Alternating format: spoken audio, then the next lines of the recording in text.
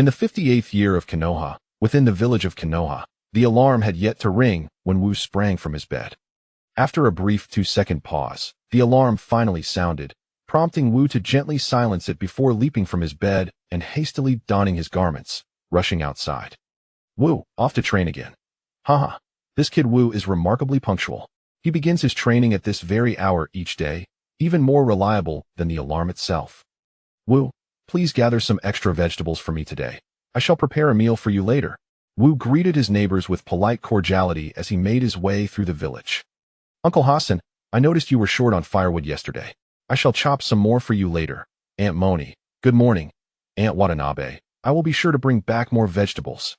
The area where Wu resided was on the outskirts of Konoha village, predominantly inhabited by farming villagers and a few lower-ranking ninjas. The community was notably amiable. Wu's parents had passed away when he was merely 4 years old, and the meager compensation from the village only sufficed for survival. It was the nurturing care of these neighbors that allowed Wu to reach the tender age of 6, free from illness and misfortune. Wu held deep gratitude for the kindness of his neighbors. While training his body, he often engaged in tasks within his capabilities, such as weeding the rice fields, catching pests, and assisting with firewood. The neighbors would take the opportunity to invite Wu over for meals, enhancing his meager diet. Today's objectives are to run a lap around the village, complete 100 push-ups, 100 squats, 100 frog jumps, chop 100 pounds of firewood on the mountain, and gather 10 pounds of vegetables for Aunt Watanabe. Wu was not originally from this world. He had traversed into it 2 years prior, in his previous life. He suffered from amyotrophic lateral sclerosis, a debilitating condition that gradually caused his muscles to atrophy until he could no longer move, resigned to watching his own demise unfold. He was unable to interact with others or partake in games, confined to his home while viewing videos. His favorite shows were Bleach, One Piece, and Naruto. The deepest regret he harbored was witnessing the conclusion of Bleach and Naruto. While he would never witness the finale of One Piece, as his life neared its end, he requested his parents to play Naruto and Bleach once more, intending to relive the experience. However, he had only just finished Naruto when his life reached its conclusion. He believed his life had come to an end, only to be unexpectedly reborn in the world of Naruto. Like many who find themselves in such circumstances, he was granted a system. However, his system was rather rudimentary, consisting solely of a status panel and training tasks. Host, Wu age, 6, a physique, 5 speed, 5 strength, 5 energy, 5 combat, 5. Note, standard adult male values are all 5. The training objectives were predetermined by the system, and each time Wu accomplished a task, the targets would gradually escalate. Upon completing each training goal, the system would reward Wu with a small amount of points, enabling him to enhance his physical attributes. Wu, uncertain of how to allocate these points, distributed them evenly across all attributes. What brought him the greatest joy was the continuous improvement of his physique, growing increasingly robust and healthy with each passing day. His experiences in a past life made him realize that nothing is more valuable than a healthy body, which in turn deepened his affection for the invigorating sensation of exercise. Sometimes, even after achieving his training goals, he would continue to engage in physical activity for a while longer. As he ran around the village, he found immense joy in the act of running. Previously, he had been confined to his room, viewing the world solely through the screens of his computer and phone. The current sensation of measuring the world with his own footsteps was utterly transformative. The air was infused with the fragrance of grass and trees, and the bustling early risers around the village, along with the vibrant flowers and plants by the roadside, filled him with boundless delight. This feeling of being alive was truly wonderful. Unlike his existence in the past life, where he had merely been a walking corpse. 2 hours later, the petite figure of Wu trudged home, bearing a hefty pile of firewood on his back, with vegetables tied around his neck with straw. Despite the difficulty, he moved forward with determination. Uncle Hassan, upon seeing Wu carrying firewood taller than himself, hastily set aside his own tasks and rushed to help lift the load. Yet, the heavy firewood proved challenging even for the not yet 40 Hassan. Wu, you're crazy. Why carry such heavy firewood? What if you get hurt? Aunt Watanabe, hearing Hassan's booming voice, quickly dashed out of the house. Seeing Wu drenched in sweat, with his neck reddened by the straw, her eyes welled up, and she hurriedly untied the straw, embracing the vegetables as she rushed back inside. After placing the vegetables down, she quickly returned with a towel. What on earth are you doing bringing back so many vegetables? Just pick enough for one meal. With the firewood unloaded and the straw removed, Wu finally found his voice. Uncle Hassan, if I chop more firewood, you can sell some in the village for a bit of money. Aunt Watanabe, you could join Uncle Hassan and sell some vegetables to supplement the household. Wu scratched his head, feeling a bit bashful. I have quite the appetite, and you both need to prepare a lot of dishes for me, which can be costly. The two exchanged helpless yet affectionate glances at Wu. You silly child, what could a few bites of food cost? It's merely a matter of adding a pair of chopsticks. Indeed, and you've already contributed to our meal expenses, so there's no need for you to do so much work and help us earn money. Please don't do this again. Wu merely smiled, not agreeing to their requests. Seeing his silence, Aunt Watanabe gently wiped the sweat from his face, saying with concern, Go wash up, dear. I'll stir-fry some dishes. Dinner will be ready shortly. Okay, Auntie, Uncle Hassan, I'll go take a shower now. As Hassan watched Wu's retreating figure, he sighed. This child truly knows how to tug at one's heartstrings. Indeed, hand over your vegetables. I'll sell the firewood in the village and help sell your vegetables as well.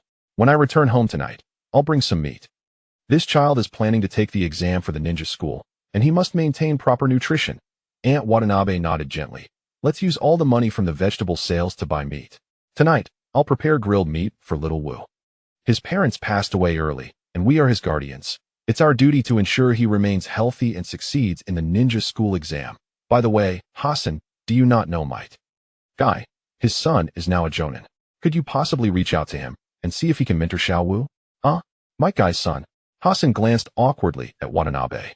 I can certainly make contact. My brother used to be a jonin alongside Might Guy, and they had a good rapport. It shouldn't be an issue for him to teach Xiao Wu, but what? It's nothing. I'll get in touch first. All right, Xiao Wu is almost like my own child, so please take this seriously. Rest assured, I regard Xiao Wu as my own. Before long, Wu had finished his grooming and sat down to breakfast with Watanabe. To an unknowing observer, this heartwarming scene might suggest that the two were mother and son. Chapter 2. I wish to take him as my disciple. After satisfying his hunger and thirst, Wu indulged in a brief afternoon slumber before resuming his training regimen. He harbored aspirations of enrolling in the Ninja Academy. The tale of Naruto begins with the school life of its protagonist, a phase that Wu, who had never experienced formal education, found deeply enviable. The mischievous Naruto, the aloof yet popular Sasuke, the laid-back Shikamaru, the snack-loving Choji, the silent yet reliable Shino, the bashful Hinata, the pet-keeping Kiba, and the infatuated Sakura and Ino, all represented a vibrant tapestry of diverse personalities within the world. How fascinating and delightful it was to discover such a multitude of characters. Their camaraderie was equally enviable, as they consistently supported one another in times of adversity, even willing to sacrifice their lives for their comrades. Wu yearned to partake in such experiences at school. Yet, having watched Naruto, Wu understood that entry into the Ninja Academy was not as simple as one might wish. The esteemed Might Guy, often referred to as the Eternal Youth, had faced numerous rejections from the academy due to his lackluster ninjutsu skills. It was only through the compelling determination that swayed the third Hokage, Hiruzen Sarutobi, that he was granted admission. Otherwise, the legacy of the Eternal Youth might never have come to fruition. Hence, to gain entry into the Ninja Academy, Wu recognized that he must not only enhance himself through points earned from training tasks, but also engage in additional rigorous training to bolster his strength, thereby increasing his chances of acceptance. Upon completing his rest, he commenced his additional training goals for the day: 1,000 punches, 1,000 kunai throws, and 1,000 sword swings. With fervor, Wu dashed to a small grove not far from his residence, where he had established a modest training ground. The training area was quite rudimentary, featuring a wooden post at its center.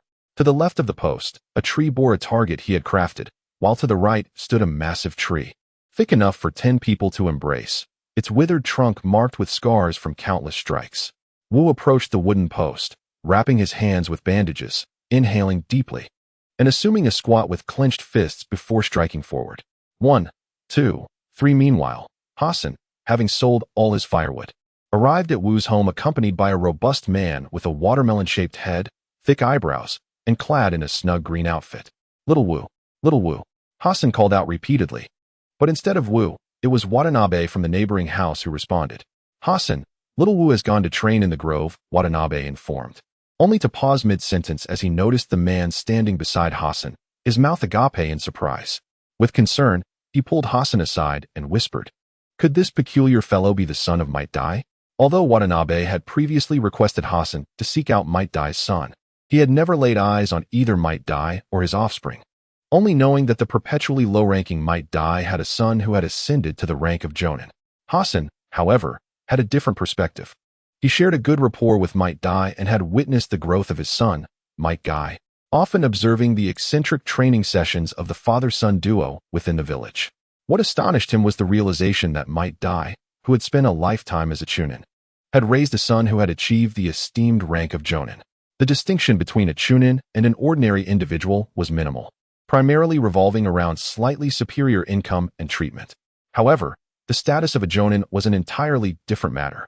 The esteemed Jonin, regardless of the nation or village they visit, invariably command an air of distinction that sets them apart from ordinary individuals. Were it not for the amicable rapport between Hasan and Might Dai, who had nurtured Might Gai since childhood, he would have hesitated to seek out Might Gai. As for the other Jonin, he would scarcely dare to engage in conversation before them. Cautious and respectful, Watanabe and Hasan recognized that Might Gai was indeed a Jonin. With trepidation, Hasan glanced at Might Gai, who, upon noticing their gaze, flashed a radiant smile, revealing his brilliant white teeth, and gave them a thumbs up. "Is he greeting us?" Watanabe queried hesitantly, while Hasan shared his uncertainty. "It must be so. By the way, you mentioned that Xiao Wu went somewhere? To the clearing?" Watanabe nodded yes. "At this hour, Xiao Wu is typically training in the nearby clearing. You'll surely find him there. I shall escort Might Gai to find Xiao Wu. The time of a Jonin is exceedingly precious, and we mustn't impose upon him."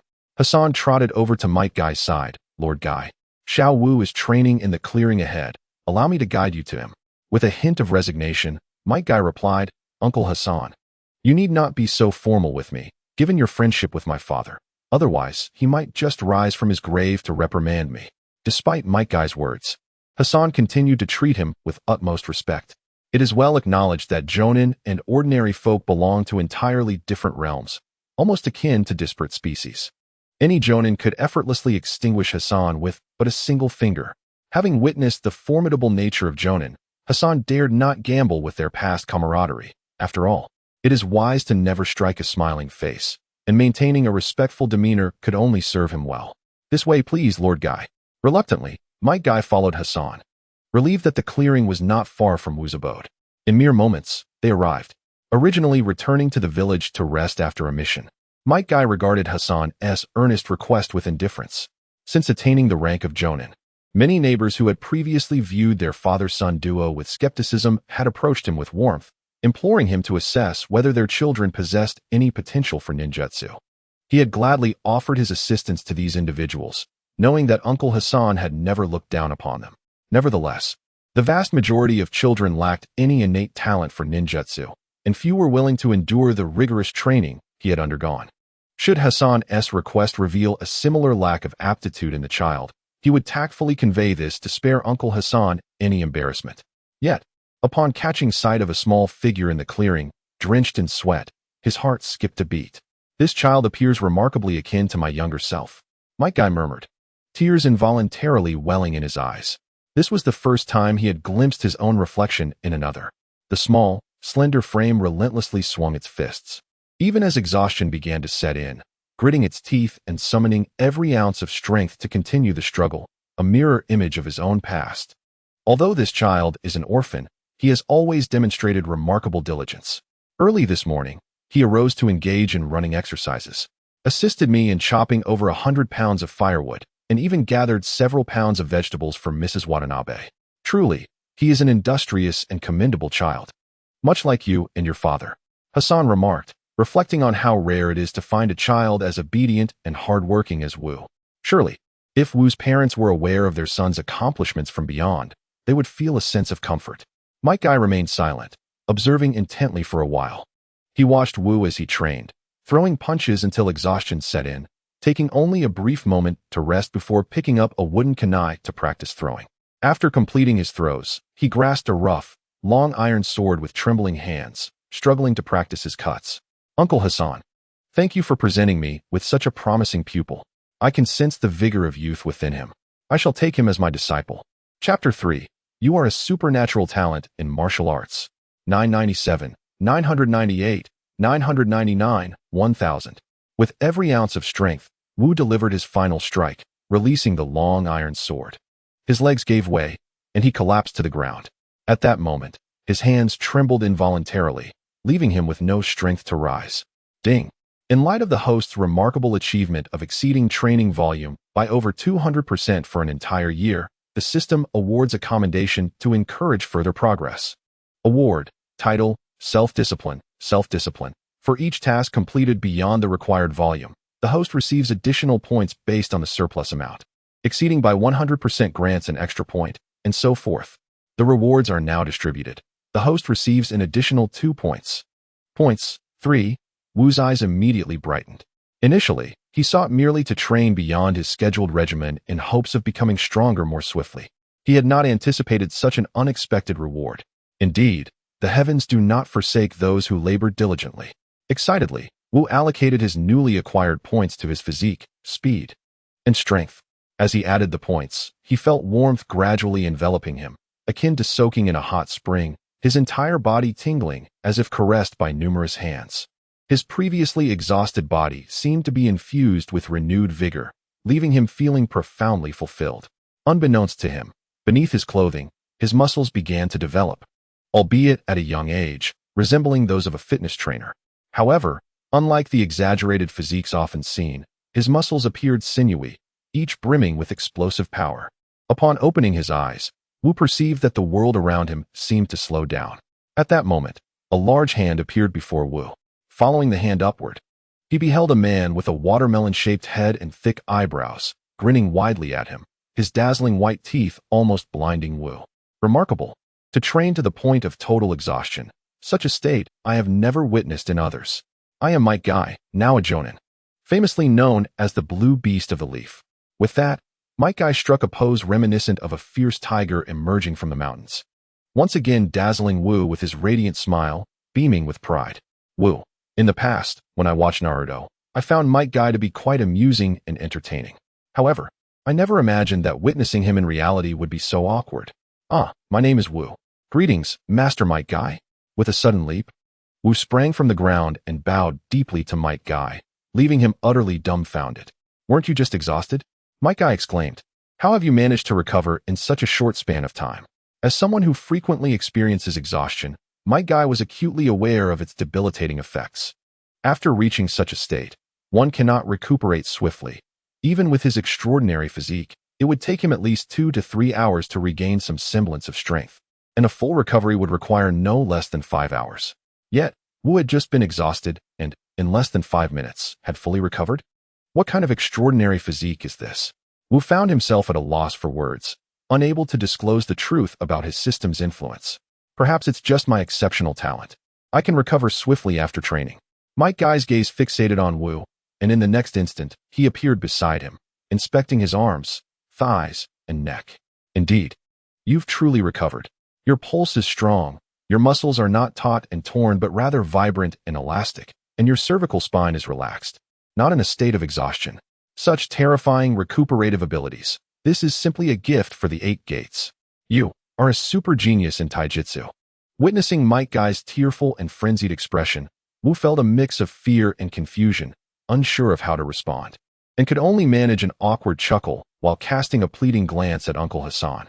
Although Hassan was aware of Might Guy's eccentricity, he had not anticipated it would reach such extremes. Concerned that Might Guy's exuberance might unintentionally harm the young Wu, Hassan hurriedly approached and grasped Might Guy's arm. However, Hassan's strength was no match for Might Guy, who with a casual motion sent Hassan flying across the room. Master Guy, you might hurt young Wu like this. In the throes of excitement, Might Guy only registered Hassan's feeble voice after a moment and swiftly appeared beside him, assessing his condition before finally exhaling in relief. Scratching his head, Might Guy expressed his apologies. Uncle Hassan, I'm so sorry. I got a bit carried away. No worries, as long as you don't hurt young Wu. Hassan replied. How could I ever harm a super genius of physical cultivation? Might Guy declared, his eyes gleaming with fervor as he gazed at Wu. Resembling Jiraiya peeking at Tsunade while she bathed, he approached Wu solemnly and asked, "Young Wu, would you be willing to take me as your master and become my disciple?" Wu understood that the world of Naruto, much like his previous life, was deeply influenced by Chinese culture, which places great significance on the bond between teacher and student, often regarding disciples as akin to their own offspring, capable of inheriting both wealth and abilities. The legacy of the Naruto lineage has always relied on the profound bond between teacher and student. The second Hokage's disciple, Sarutobi Hiruzen, succeeded him as the third Hokage, and the third's disciples, the legendary three ninjas of Konoha, were all heirs to the Hokage title. Had it not been for Orochimaru's pursuit of forbidden research, Tsunade's phobia of blood, and Jiraiya's lack of ambition, the mantle of the fourth Hokage would not have fallen upon Minato Namikaze. Following Minato's demise, the third Hokage's immediate thought was to have either Tsunade or Jiraiya return to assume the role, disregarding any consideration for Danzo Shimura. This pattern continued with the subsequent Hokages. As Minato's disciple, Kakashi, became Hokage, and Kakashi's disciple, Naruto, followed suit. This illustrates the deep connection forged through the teacher-student relationship. Might Guy, though seemingly unreliable, turned out to be the most dependable among the Hokage, with every task entrusted to him culminating in success. Moreover, Guy was nearly the one to deliver the grand finale. With such a capable and formidable figure willing to take him on as a mentor, how could he possibly refuse? Wu immediately knelt before Might Guy, bowing his head in respect. "I wish to become your disciple, master." Guy, filled with excitement, raised his fist to the sky, exclaiming, "Aha! I now have a disciple. And a super genius in taijutsu at that. This puts me a step ahead of Kakashi." Once the excitement subsided, Might Guy noticed Wu still kneeling and quickly assisted him to his feet. "From now on, you shall be my disciple. I have just examined your physique, and it appears your chakra affinity is remarkably poor. There is almost no chakra circulating within you. Typically, even a child who cannot perform chakra extraction techniques will have some degree of energy circulation, but in your case, it can be said that you are utterly inept in ninjutsu. However, fear not, for your master is also quite lacking in ninjutsu." Haha. Wu felt as if struck by a thunderbolt. Having traversed into the world of Naruto, his greatest aspiration was to wield an array of impressive jutsu. While he could forego the advanced flying thunder god technique, surely he could learn Kakashi's Chidori. He also dreamed of mastering Sasuke's Kirin. If lightning techniques proved unfeasible, surely he could manage the Rasengan. Dust techniques were equally captivating, allowing one to soar through the skies with terrifying power. Stealth techniques were also an option. If all else failed, fire, water, and ice techniques would suffice, as they too possessed their own allure. Yet, he was met with a grim diagnosis from Might Guy. "Master, you have claimed your ninjutsu is lacking. Perhaps your assessment is incorrect." Wu managed to force a smile, gazing at Guy with hope. However, Guy ruthlessly shattered Wu's last glimmer of optimism. "Such a straightforward evaluation cannot be mistaken. Your chakra levels are even lower than mine were at your age. I cannot be wrong about this. But fret not. With your superior physical talent, you will undoubtedly surpass me in the future." Upon hearing these words, instead of feeling elated, Wu's heart sank further. Might Guy, revered by fans as the king of youth, was akin to a dazzling firework, laboring for decades solely for that fleeting moment of brilliance. Yet, even with all 8 gates opened, Might Guy remained no match for the likes of Kagaya Obito. It is inconceivable that one could rival Kagaya Otsutsuki. Those who attain the 6 paths level are essentially akin to deities, only capable of being contended with by the likes of Madara and Sasuke, who possess extraordinary abilities. The pivotal aspect is that these two not only wield immense power, but are also remarkably handsome. When Susanoo manifests, none can resist its allure. With a mere glare from a sage, even the Nine Tails would be compelled to smile. Yet here he is, sighing. After traversing into the world of Naruto, he has singularly focused on gaining admission to the Ninja Academy, yearning to master ninjutsu. He even aspired to follow Aunt Snake in her research of all forms of ninjutsu. However, before he could even set foot in the academy, he was sentenced to a grim fate by Might Guy. Given Might Guy's strength and temperament, his judgment was unlikely to be erroneous. Must he now tread the path of physical enhancement? I refuse to accept this. Ding. Detection of the host's extreme despondency, revealing a portion of the system's capabilities to inspire the host to persevere. Firstly, attribute point allocation has no upper limit. Secondly, chi is the energy attribute. Thirdly, the energy for cultivation in this realm is chakra, categorized as a low-tier energy, encompassing only physical and mental energy, whereas chi encompasses all forms of energy. Classified as a supreme energy, chi can substitute chakra for cultivation. The specific methods of cultivation are left for the host to explore. Originally on the brink of tears, Wu's eyes widened in astonishment upon witnessing the system's enhancements. No upper limit on attribute points? Does this imply that as long as he accumulates sufficient points, his physical attributes can grow boundlessly? Have I become akin to Saitama? Moreover, there is chi. He had previously struggled to comprehend what chi was. Yet he had evenly distributed points to it, pondering its potential utility in the future, and now it has indeed proven beneficial.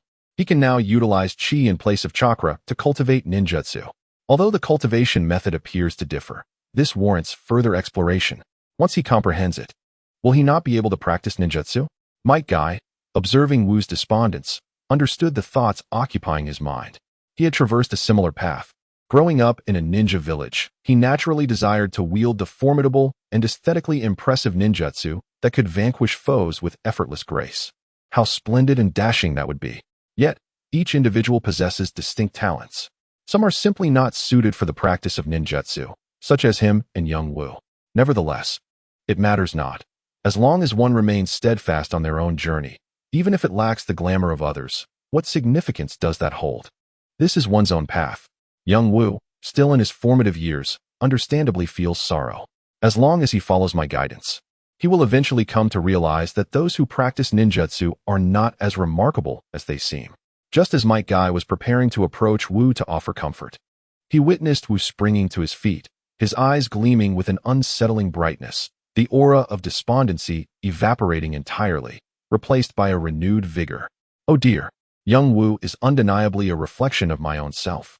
The resemblance is striking. I can feel the vibrant spirit of youth radiating towards me. This is indeed youth.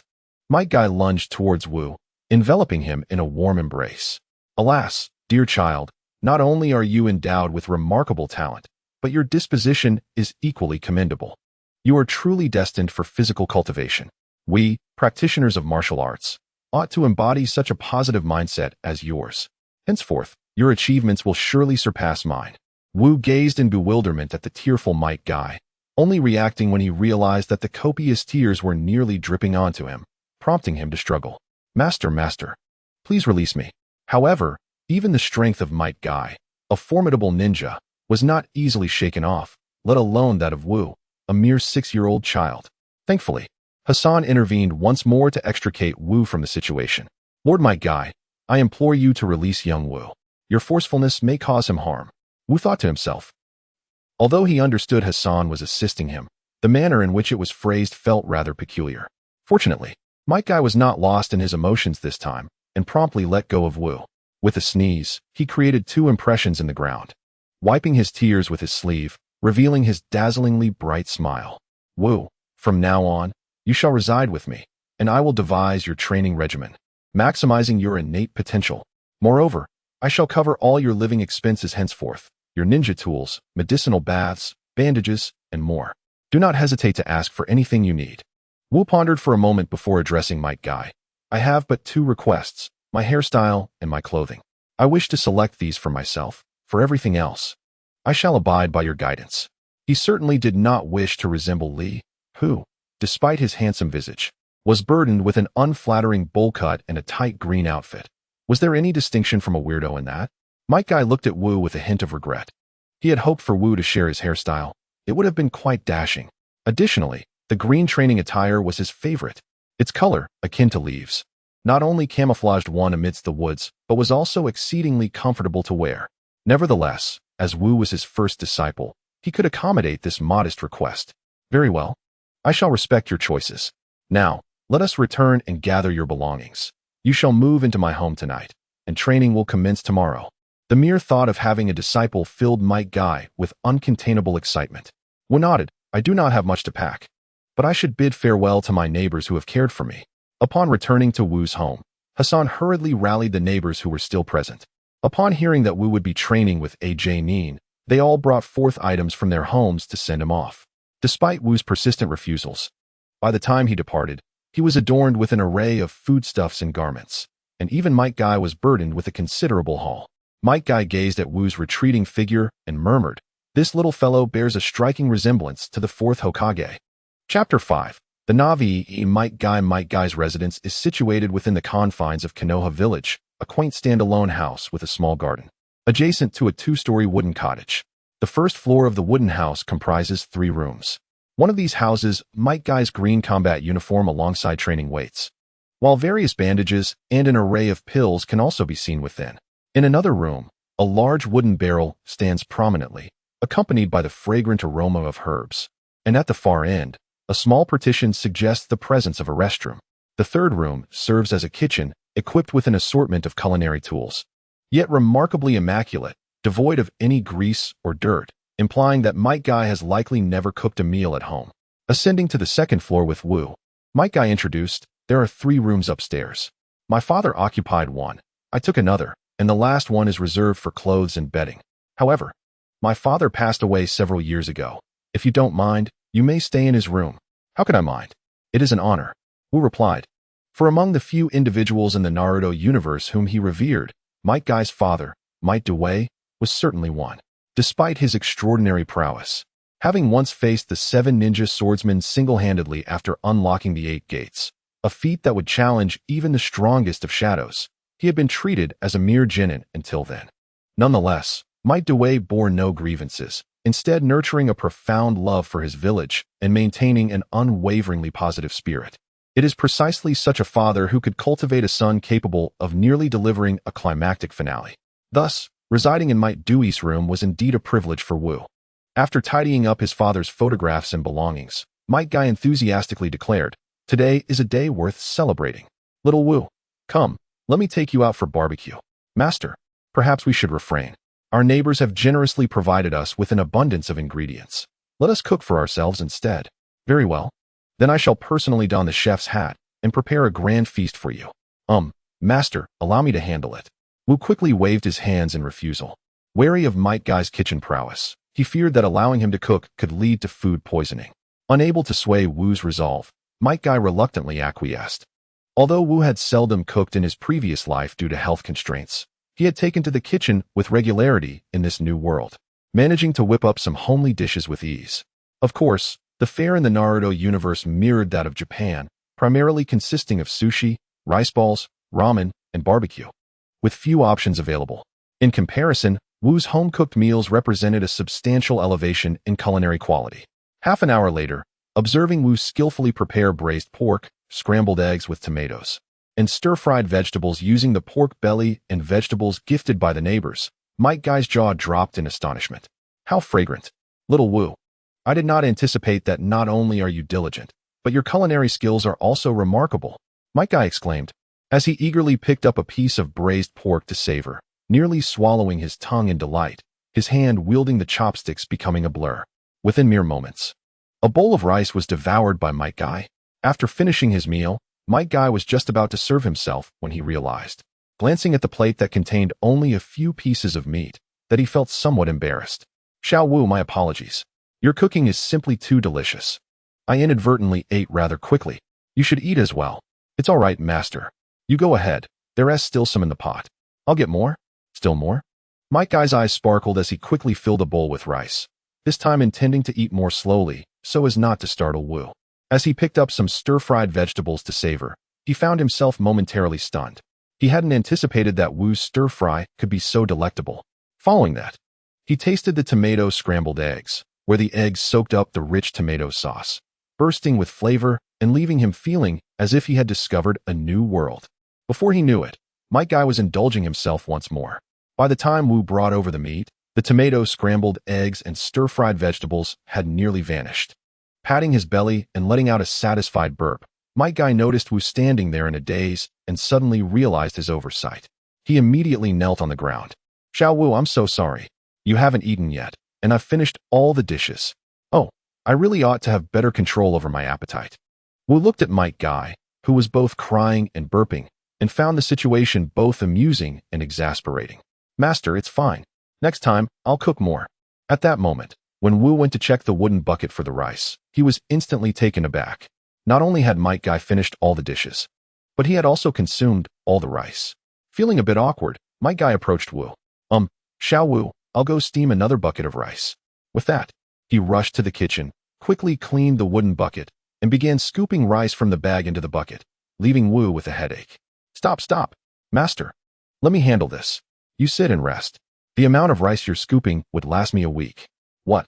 Might Guy looked at Wu in confusion. With a sigh of resignation, Wu took the bucket, poured the unsoaked rice back into the bag, and removed a large portion of the soaked rice into a bowl, leaving just a small amount for cooking. Is this enough? Upon receiving Wu's affirmative response, Might Guy's expression turned even more bewildered. How could such a small amount of rice possibly suffice? However, once the rice was steamed, Might Guy's eyes widened in astonishment, feeling it was truly magical. How did such a little rice yield so much food? Wu slapped his forehead and sighed in exasperation. It seems I can no longer allow Might Guy in the kitchen. To express his guilt, Might Guy promptly cleaned up the dishes after Wu finished eating. Subsequently, he took Wu to purchase some training attire and weights. Upon returning home, Might Guy grabbed pen and paper to draft a training plan for Wu. When Wu glanced at it, he was astonished to find that many of the training concepts were ones he had never even considered before, such as how to battle illusionary ninjas. Although these ideas might have been somewhat advanced for a 6-year-old like Wu, there was no harm in learning in advance. The following morning, Might Guy approached the newly awakened Wu, clutching a hefty tome, his excitement palpable. Little Wu, this 3-year training regimen is for you. From now on, you must diligently follow this plan each day. With this guideline in hand, even if I am away on missions, you can continue your training effectively. Wu opened the plan and discovered it was meticulously detailed, outlining daily training activities for him. The 3-year program was designed to be progressive, gradually increasing the training intensity. If Wu adhered to this regimen, he would likely achieve the prowess of a chunin after 3 years. However, Wu found this training plan somewhat lacking. Chapter 6. Exceeding Expectations, Reaping Greater Rewards. Noticing Wu's silence as he scrutinized the training plan, Might Guy assumed that Wu found it daunting. Little Wu, while this plan may present some challenges, if you commit wholeheartedly and train diligently, you will witness a remarkable transformation in yourself 3 years from now. Wu replied earnestly, Master. I will train diligently according to the plan. However, I have a humble request. I am 6 years old now, and I wish to enroll in the Ninja Academy. I wonder if you could assist me? Though it was not the enrollment period for the academy, Might Guy offered, I can recommend you to the Ninja Academy. However, let me make one thing clear. You must complete the entrance examination on your own. If you fail to pass, I cannot secure your admission. Wu understood this well and nodded affirmatively. I will strive to gain admission through my own efforts. In truth, even if Wu's abilities were insufficient, it would not be a great challenge for Might Guy, a chunin, to facilitate Wu's entry into the academy. Yet, Guy's character prevented him from resorting to such underhanded tactics. Observing Wu's response, Might Guy felt increasingly pleased with him. After many years of undertaking missions, the once naive Might Guy had glimpsed the darker side of the world. In war-torn nations, extending compassion to a child by providing food or supplies often led to a swarm of other children clamoring for the same. Such kindness could inadvertently endanger the very child one sought to help. There were ninjas who, out of sympathy for children in strife, brought them back to their villages and took them as disciples, only to find that these children were not grateful. Instead, they demanded even more. Fortunately, Wu was an exceptionally sensible child. Little Wu, for now, focus on your training plan. I will speak with Lord Hokage. All right, Wu responded. But before he could finish his reply, Might Guy had already vanished. Wu could only shake his head in resignation. Though their time together had been brief, he had come to understand Might Guy gradually. He was a man of remarkable execution, albeit somewhat inept in the kitchen. 100 push-ups, 100 squats, 10 100-meter shuttle runs. Wu glanced at the training plan presented by Might Guy and felt that the training volume was somewhat insufficient. At that moment, an idea struck him as he recalled the reward of discipline offered by the system. He returned to his room, donned the training gear that Might Guy had purchased for him the previous day, and strapped 10 kilograms of lead weights to his limbs and waist, commencing his training with a total load of 50 kilograms. Moreover, Wu's training regimen was not dictated by Might Guy's plan, but rather adhered to the system's prescribed training schedule. Training objectives: run a lap around the village, perform 150 squats, execute 150 push-ups, complete 1,500-meter shuttle runs, and conduct 150 frog jumps. Taking a deep breath, Wu commenced his run around the village. The 50-kilogram weight proved to be quite challenging for him at this stage, and even at the onset of his run, he felt an overwhelming heaviness. Every arm swing and stride demanded far more effort than usual. Nevertheless, this was precisely the outcome he sought.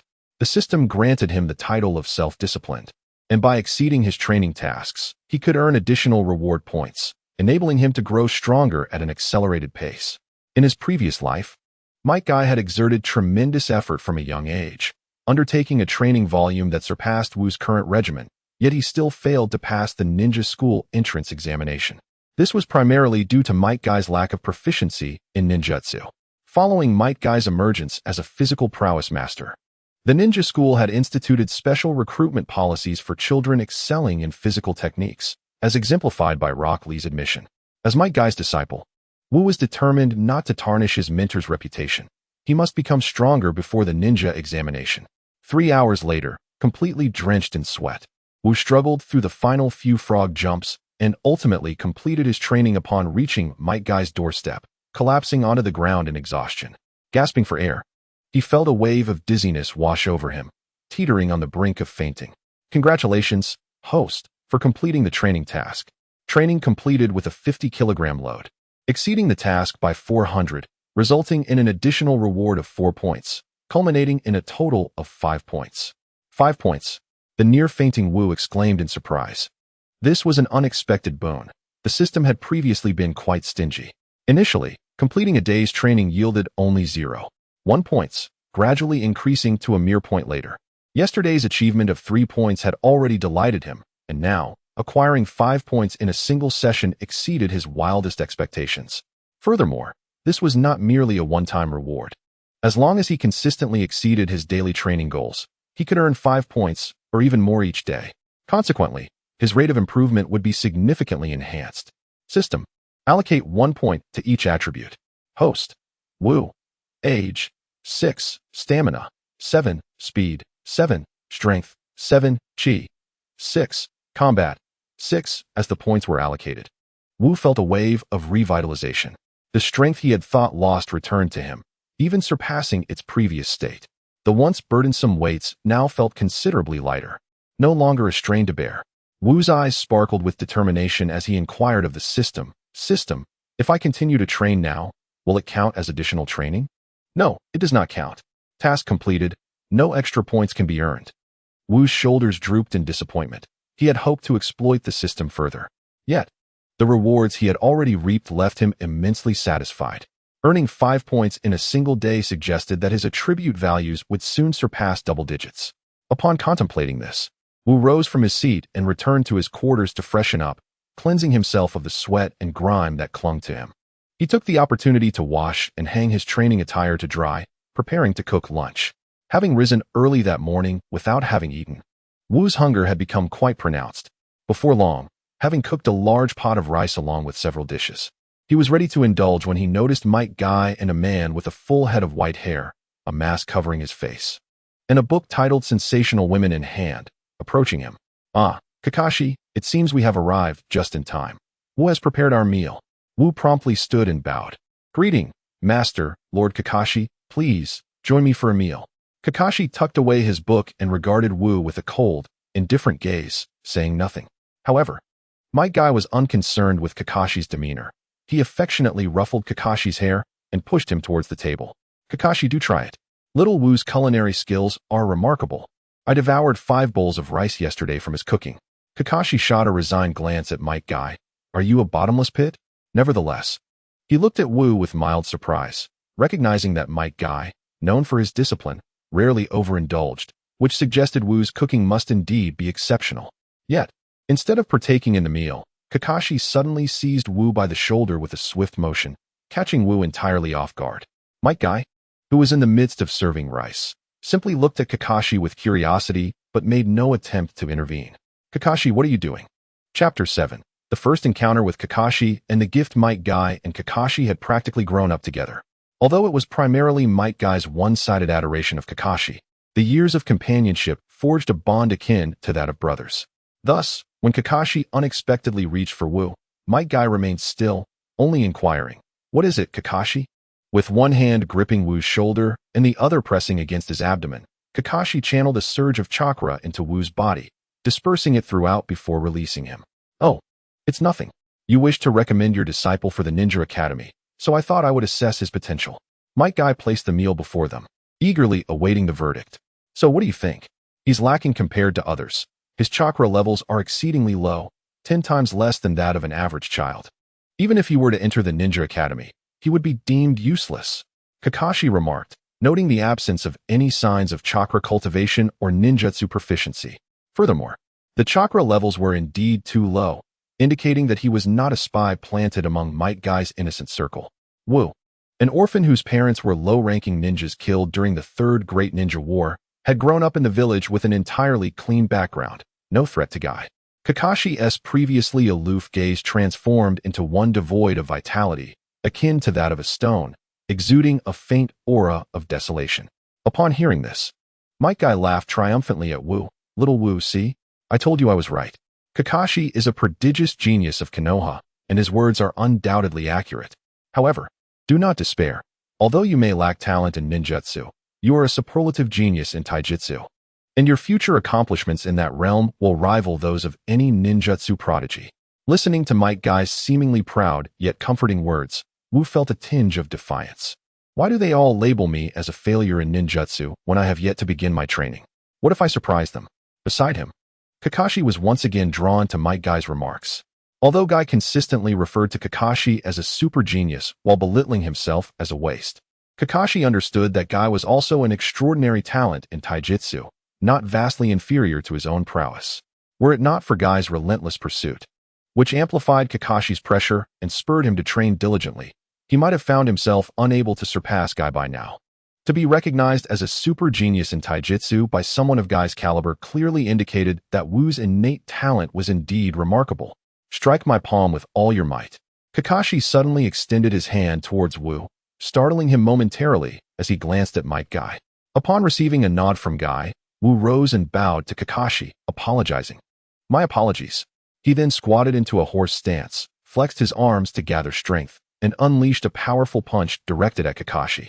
The force of the blow sent Kakashi, who was seated on the mat, sliding nearly a meter before coming to a halt. However, his posture remained unchanged, and though his eyes held a lifeless gaze, a flicker of surprise had emerged. Impressive strength, you possess a modicum of talent, Kakashi remarked lightly, yet internally he was astonished. Wu's strength was already significantly greater than that of the average adult, and he was merely 6 years old. The fact that a 6-year-old child, devoid of any training or chakra, could exhibit strength surpassing that of adults was simply astounding. It seemed Wu truly was the taijutsu prodigy that Might Guy had proclaimed. Ha! Kakashi, my disciple is quite remarkable, isn't he? You don't even have a disciple yet. This time, I have triumphed over you. Might Guy, noticing Kakashi's astonishment, laughed triumphantly. Kakashi rolled his eyes, retorting, You merely found a disciple first. Your disciple does not necessarily outshine mine. How can you claim victory over me? Then hurry up and find a disciple. In recent years, Kakashi's condition within the Umbu had not been favorable, particularly as the weight of despair grew more oppressive. Might Guy, concerned for his friend, had repeatedly approached Hiruzen Sarutobi, hoping he could alleviate Kakashi's plight. Otherwise, Might Guy feared that Kakashi might follow in the footsteps of his father. During his recent conversation with Hiruzen, Guy primarily discussed Kakashi's situation, while also mentioning Wu's enrollment. Fortunately, Hiruzen had assured him that arrangements were in place for Kakashi to leave the Umbu and mentor students graduating from the Ninja Academy, in hopes of improving Kakashi's deteriorating state.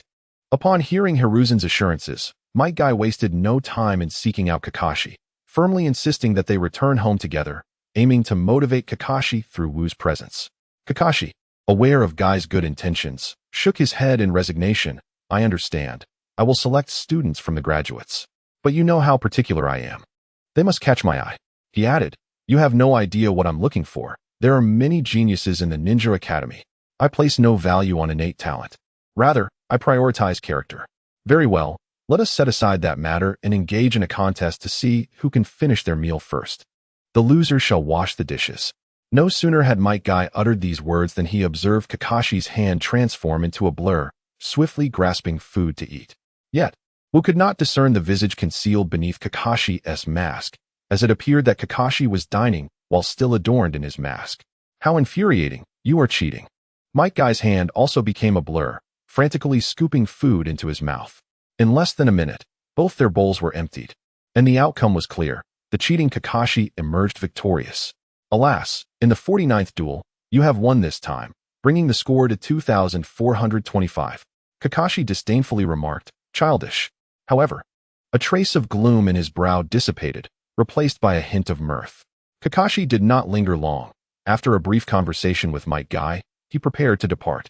Before leaving, he solemnly addressed Wu, saying, I apologize for my earlier rudeness. Please take good care of Might Guy in the future. As soon as Kakashi's words fell, Might Guy protested, Hey, if you're going to apologize, just do that. Why must you have little Wu take care of me? I am the master here. Very well, Lord Kakashi. Wu disregarded Might Guy's outcry and earnestly responded to Kakashi. By the way, this is a small gift for you. With that, Kakashi completely ignored the still yelling Might Guy, tossed the gift to Wu, and turned to leave. Upon glancing down, Wu discovered that the gift Kakashi had mentioned was a long object wrapped carelessly in cloth. Upon unwrapping it, he was astonished to find a black short blade, approximately 50 centimeters in length. As he drew it out, a gleam of cold light flashed by, and a single strand of Wu's hair was blown away by the wind, severed in two by the blade's edge. Might Guy leaned in for a closer look and exclaimed in surprise, This is the short blade Kakashi practiced with in his youth. I never expected he would gift it to you. It seems Kakashi holds you in high regard. Upon hearing this, Wu cherished the blade even more, resolving to incorporate sword training into his regimen. Wu, give it your all. The ninja school exam is the day after tomorrow. Understood. Chapter 8. Truly born for the 8 gates of death. 9979989991000. The blade of the short sword was straight, tapering slightly at the end, neither quite a sword nor a knife. Wu affixed a 10-kilogram lead weight to the end of the short blade and began to practice his strikes. Might Guy, unfamiliar with swordsmanship, could not instruct Wu. However, the most fundamental sword movements required no teaching, simply slashing, chopping, stabbing, and flicking. Wu wielded the weighted short blade, diligently practicing these essential movements. Even without a deep understanding of swordsmanship, mastering these basic actions would ingrain them into muscle memory, enabling him to utilize them in future confrontations. With a solid foundation laid, he could later seek Kakashi's guidance for advanced techniques. Kakashi, son of the renowned Konoha White Fang, was a formidable figure whose prowess with a short blade had instilled fear in rival ninja villages. It was lamentable, however, that Kakashi had been burdened with the cursed Sharingan, which relegated the prodigious talent of Kakashi to mere measurements of chakra. Otherwise, with Kakashi's innate gifts combined with the swordsmanship of Hatake Sakumo, he might have surpassed even the legendary Konoha White Fang. 2 hours later, Wu had completed all 4 fundamental movements of martial arts. Yet his arms felt so sore and numb that he could hardly lift them. The 10-kilogram lead block, combined with the weight of the short blade itself, which was nearly 5 kilograms, added up to a hefty total of 30 pounds, presenting a considerable challenge for him at this stage. Ding! Detected that the host has engaged in additional practice of a new skill, swordsmanship. Skill practice has been activated in advance. As the host practices the skill, he will gain skill experience points. Each practice session will yield a certain amount of experience points, and once the experience points are full, the skill will automatically upgrade. Swordsmanship level 1. Experience points. For 1010. Level up to 3. Wu's eyes sparkled with flowing light as an influx of information surged into his mind, as if a memory had been implanted. In this memory, he recalled training in swordsmanship from a young age, practicing basic movements such as slashes, cuts, sweeps, thrusts, and stabs daily. After 3 years, these fundamental movements had transformed into muscle memory, requiring no conscious thought. He would instinctively execute sword techniques in response to any attack. He also learned some basic sword techniques. Upon absorbing this memory, Wu instinctively flourished the short blade in his hand, sheathing it into his waist. It was then that he realized, a flicker of exhilaration crossing his eyes. This ability was nothing short of miraculous. Initially, he had intended to wait until he grew familiar with Kakashi to learn sword techniques from him, but he doubted Kakashi would be willing to teach. And even if he were, it was unlikely he would share the renowned techniques of the Hatake clan. However, with the skill practice feature, he no longer needed to seek Kakashi for instruction. As long as he continued to practice, the system would impart various sword techniques to him, and with each level gained, the techniques would become increasingly formidable. As indicated in the implanted memories, he had acquired several basic sword forms. Although they were rudimentary, he felt confident that he could defeat a lower-ranked ninja with his current skills. Incredible. He had previously deemed the system rather unhelpful, but it proved to be extraordinarily powerful. Now he wondered how skill practice would fare with learning ninjutsu. If it were as simple as swordsmanship, then mastering ninjutsu would be a breeze. With this thought, Wu brimmed with enthusiasm. The following day, due to years of conditioning, Might Guy rose early. To his surprise and delight, he found Wu had awakened even earlier. "Xiao Wu, you overexerted yourself yesterday. Your hands are fatigued. You should refrain from training today and resume once you've recovered. Master, comfort is for the dead. I am still young and ought to train diligently." Might Guy gazed at the resolute Wu, seeing a reflection of his younger self, and gently replied, "Youth is indeed filled with vigor. However, Xiao Wu, do you understand that haste makes waste? Sometimes, a proper rest can facilitate more rapid growth."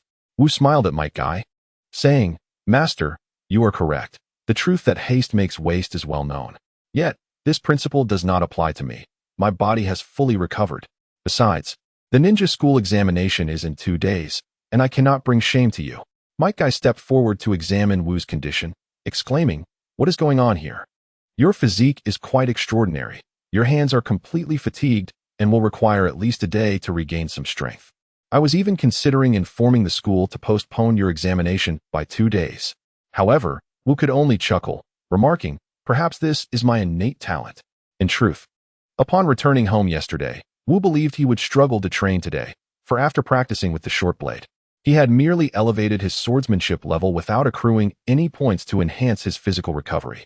Yet, upon rising this morning, not only did his hands feel entirely comfortable, but they also seemed even stronger. Regardless of whether it was due to the system or his own innate abilities, Wu was determined to seize the opportunity to train. Now that his body had recovered, the exhilarating sensation of continuous practice leading to gradual improvement captivated him, even more so than his previous gaming experiences. Might Guy observed Wu donning his training attire and hastily began securing 10-kilogram weights to his arms, legs, and waist. "Little Wu," he interjected, "I must concede your point. Your talent is indeed well suited for physical training. However, you cannot train recklessly. You are still young and cannot possibly endure 50 kilograms of weighted training." As he spoke, Might Guy's demeanor shifted to one of seriousness. "I understand your desire to avoid bringing shame to your master, which is why you wish to intensify your training regimen. But you must realize that such reckless behavior could be detrimental to your health." Wu scratched his head sheepishly. "Master, I trained in precisely this manner yesterday. I have already completed the training." "What?" Might Guy exclaimed incredulously. "You managed to complete the training with a 50-kilogram weight yesterday?" Feeling somewhat embarrassed, Wu averted his gaze. I thought the training load was a bit light, so I increased it just a tad." "And how much is just a tad?" "Not much, really. I merely added 50 repetitions to each exercise and included some frog jumps." "Is that all?" Might Guy felt as though he might lose his sanity. "What do you mean by is that all? You were training with a 50-kilogram weight, and you increased the load. Are you trying to endanger your life?" "There's no need for concern, master." Wu spun around in front of Might Guy. "As you can see, I'm perfectly fine. After training yesterday, I recovered swiftly, and later, after acquiring the short blade, I trained with it for an entire afternoon without issue." Might Guy suddenly fell silent. At the age of 6, he could not even begin to compare with Wu. This was truly extraordinary. Such remarkable physical recovery ability seemed tailor-made for the 8 gates of formation. Chapter 9. Entrance Examination. A startled Irika. 2 days later, Might Guy brought Wu to the Ninja Academy to meet with Irika, the instructor overseeing the assessments. Irika had been waiting at the school gate and approached them eagerly upon their arrival. "Lord Might Guy, this must be little Wu. He certainly appears to be a child well-versed in physical arts. His vitality is unmistakable." Turning to Wu with a warm smile, Irika introduced himself. "Little Wu, I am Irika, a teacher at the Ninja Academy. It is a pleasure to meet you." Haha, little Wu is in the prime of his youth, brimming with vitality. Might Guy flashed a thumbs up, his radiant smile causing Wu beside him to feel so embarrassed he wished he could dig a 2-bedroom apartment with his toes. "Hello, Irika-sensei." Although Wu had been strongly recommended by the esteemed Might Guy to enter the Ninja Academy, believing his abilities were sufficient for admission, Irika, as the overseer of the entrance examination, would still conduct a rigorous assessment, hoping for Wu's understanding. I understand, and I do not wish for leniency from you, sensei. Let us begin.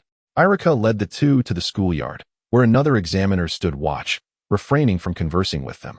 This examiner's role was to supervise Irika and record the candidate scores. Only when both Irika and the examiner passed their evaluations could a candidate succeed in the assessment and gain entry to the Ninja Academy. This procedure was also to prevent the ninja clans within the village from abusing their familial power for personal gain. Might Guy recognized the examiner's purpose and thus, with buoyant enthusiasm, merely nodded at the instructor without approaching for a greeting. Wu, with your strength, you will surely pass the examination. Give it your all. After vocally encouraging Wu, he stepped aside to watch, occasionally shouting words of support. Irika glanced at Might Guy and remarked with a smile, "You have a wonderful teacher." "Thank you." The rules for the physical examination were straightforward, divided into 3 categories: strength, speed, and attack power. For the strength assessment, the candidate needed to perform 10 squats with 100 pounds. The speed test required sprinting through 10 wooden stakes within 3 minutes, leaving distinct marks on each without the use of throwing weapons. As for the attack power evaluation, the candidate had to knock down a wooden stake within 10 minutes. Wu, do you understand the rules? If so, you may begin the exam at any time. Irika patiently explained the guidelines in his gentle voice, soothing as if one were soaking in a hot spring, providing great comfort. Wu was aware that Irika was not simply trying to appease Might Guy. In fact, Irika taught children who were all descendants of ninja clans, each backed by their respective families. However, when these children erred, regardless of the individual involved, Irika would scold and critique as necessary, showing no favoritism. His gentleness was merely a reflection of his character. Those who exhibit kindness deserve to be treated with kindness in return. I understand. Thank you, Sensei. We can begin now. All right. The assessments at the Ninja Academy proved to be far simpler than Wu had anticipated. However, it made sense, given that Might Guy had recommended him specifically for the physical education program.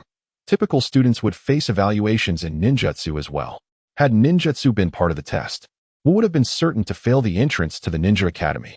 Of course, while Wu found the task straightforward, Irika did not share this sentiment. Generally, an adult without specialized training would struggle to complete 10 squats with 100 pounds. Moreover, this was a 6-year-old child. It could be said that without the use of ninjutsu, the majority of children in the Ninja Academy would find it exceedingly challenging to accomplish this assessment. Regarding speed training, 10 wooden stakes were randomly placed within a 100-meter range, and the challenge was to strike all 10 within 3 minutes.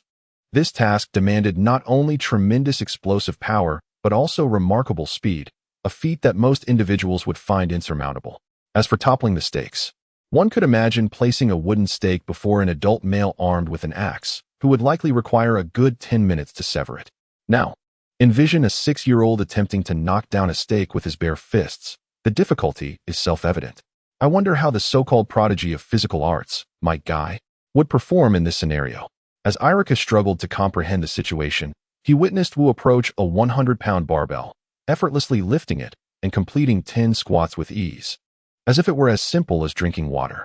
Soon after, Wu returned to the area with the 10 stakes, dusting his fists with powder. He moved like the wind, leaving a distinct mark on each stake in under 30 seconds. The stakes met an even swifter demise, with a single, well-charged punch. He shattered the firmly planted wooden stakes in half. The entire process took less than a minute. Irika looked on in bewilderment at the reviewing instructor, who mirrored his astonishment. "Teacher, I have completed the assessment." You passed." The instructor promptly put away his pen and paper, giving Wu a thumbs up before striding away.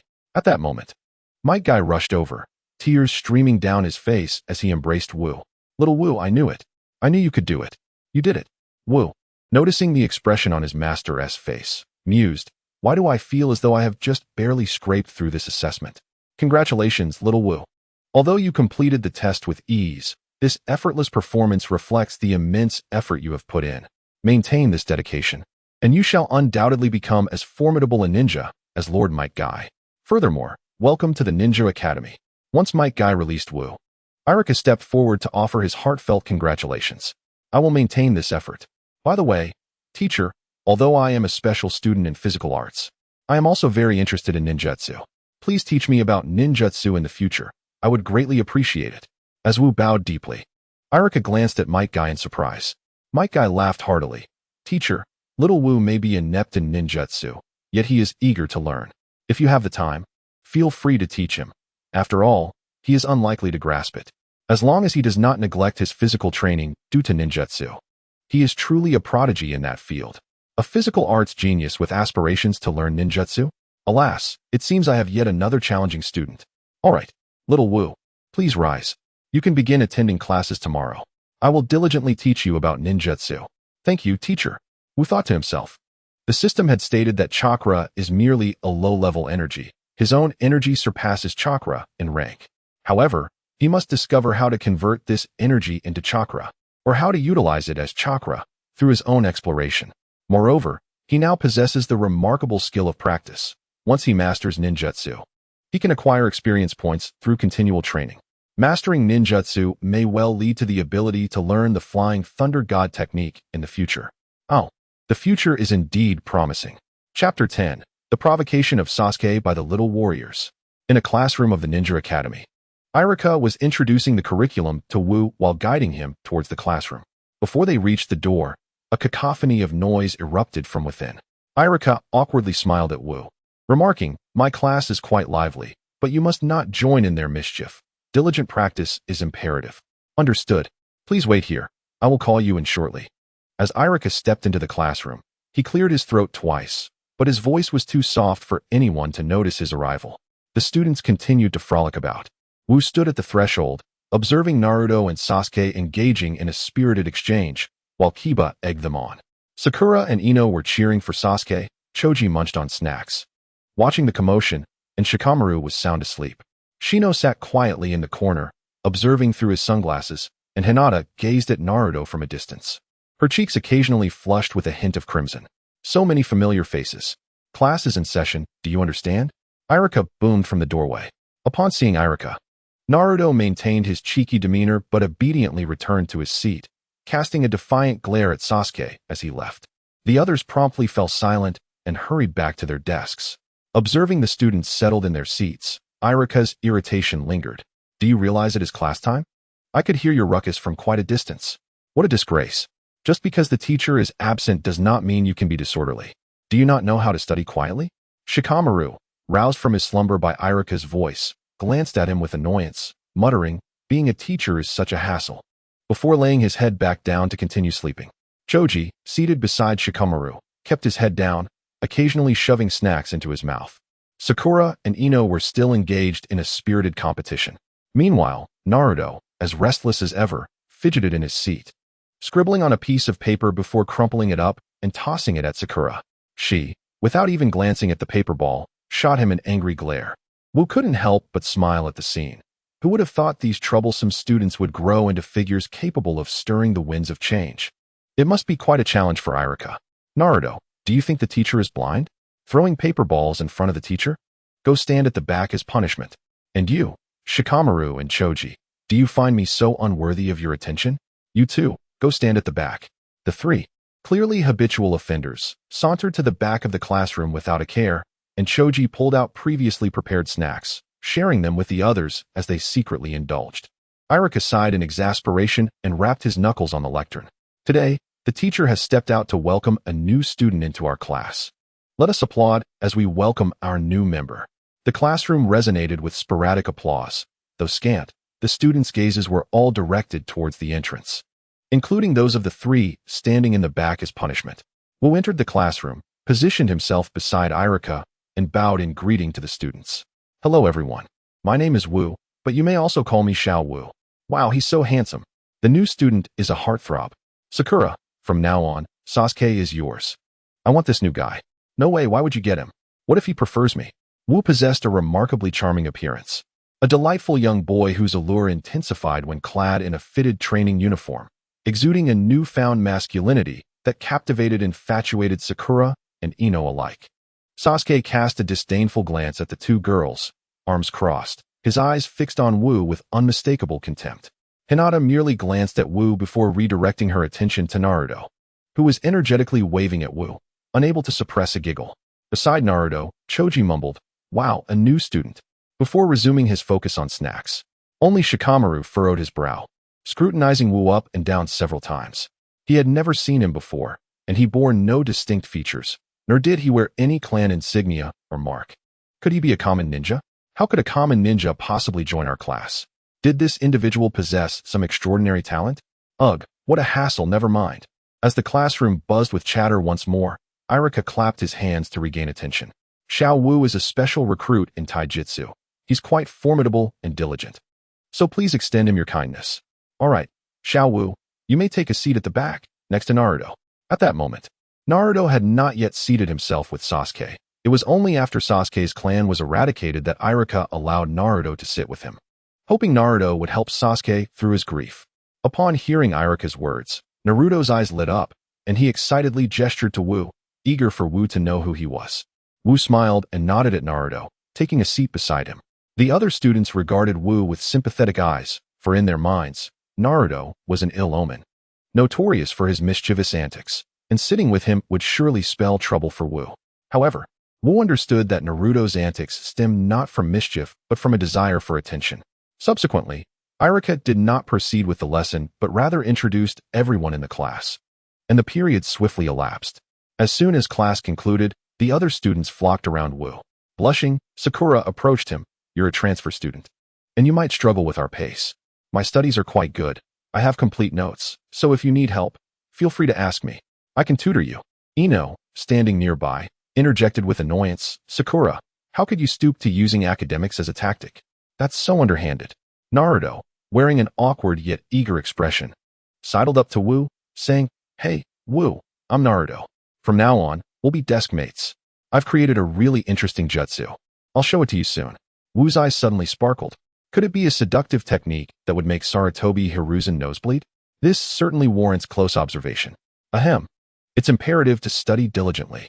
I adore ninjutsu. After all, learning to create my own techniques seems quite reasonable, doesn't it? All right, I shall endeavor to learn from now on. Upon hearing Wu's agreement, Naruto beamed, his grin wide and foolish. Sakura and Ino simultaneously delivered punches to Naruto's head. Hey, Naruto. Don't lead Wu astray. Wu quickly helped the dazed Naruto to his feet, gazing at the bump on his head with sympathy. Are you all right? Naruto stared blankly at Wu for a moment before responding with a foolish grin.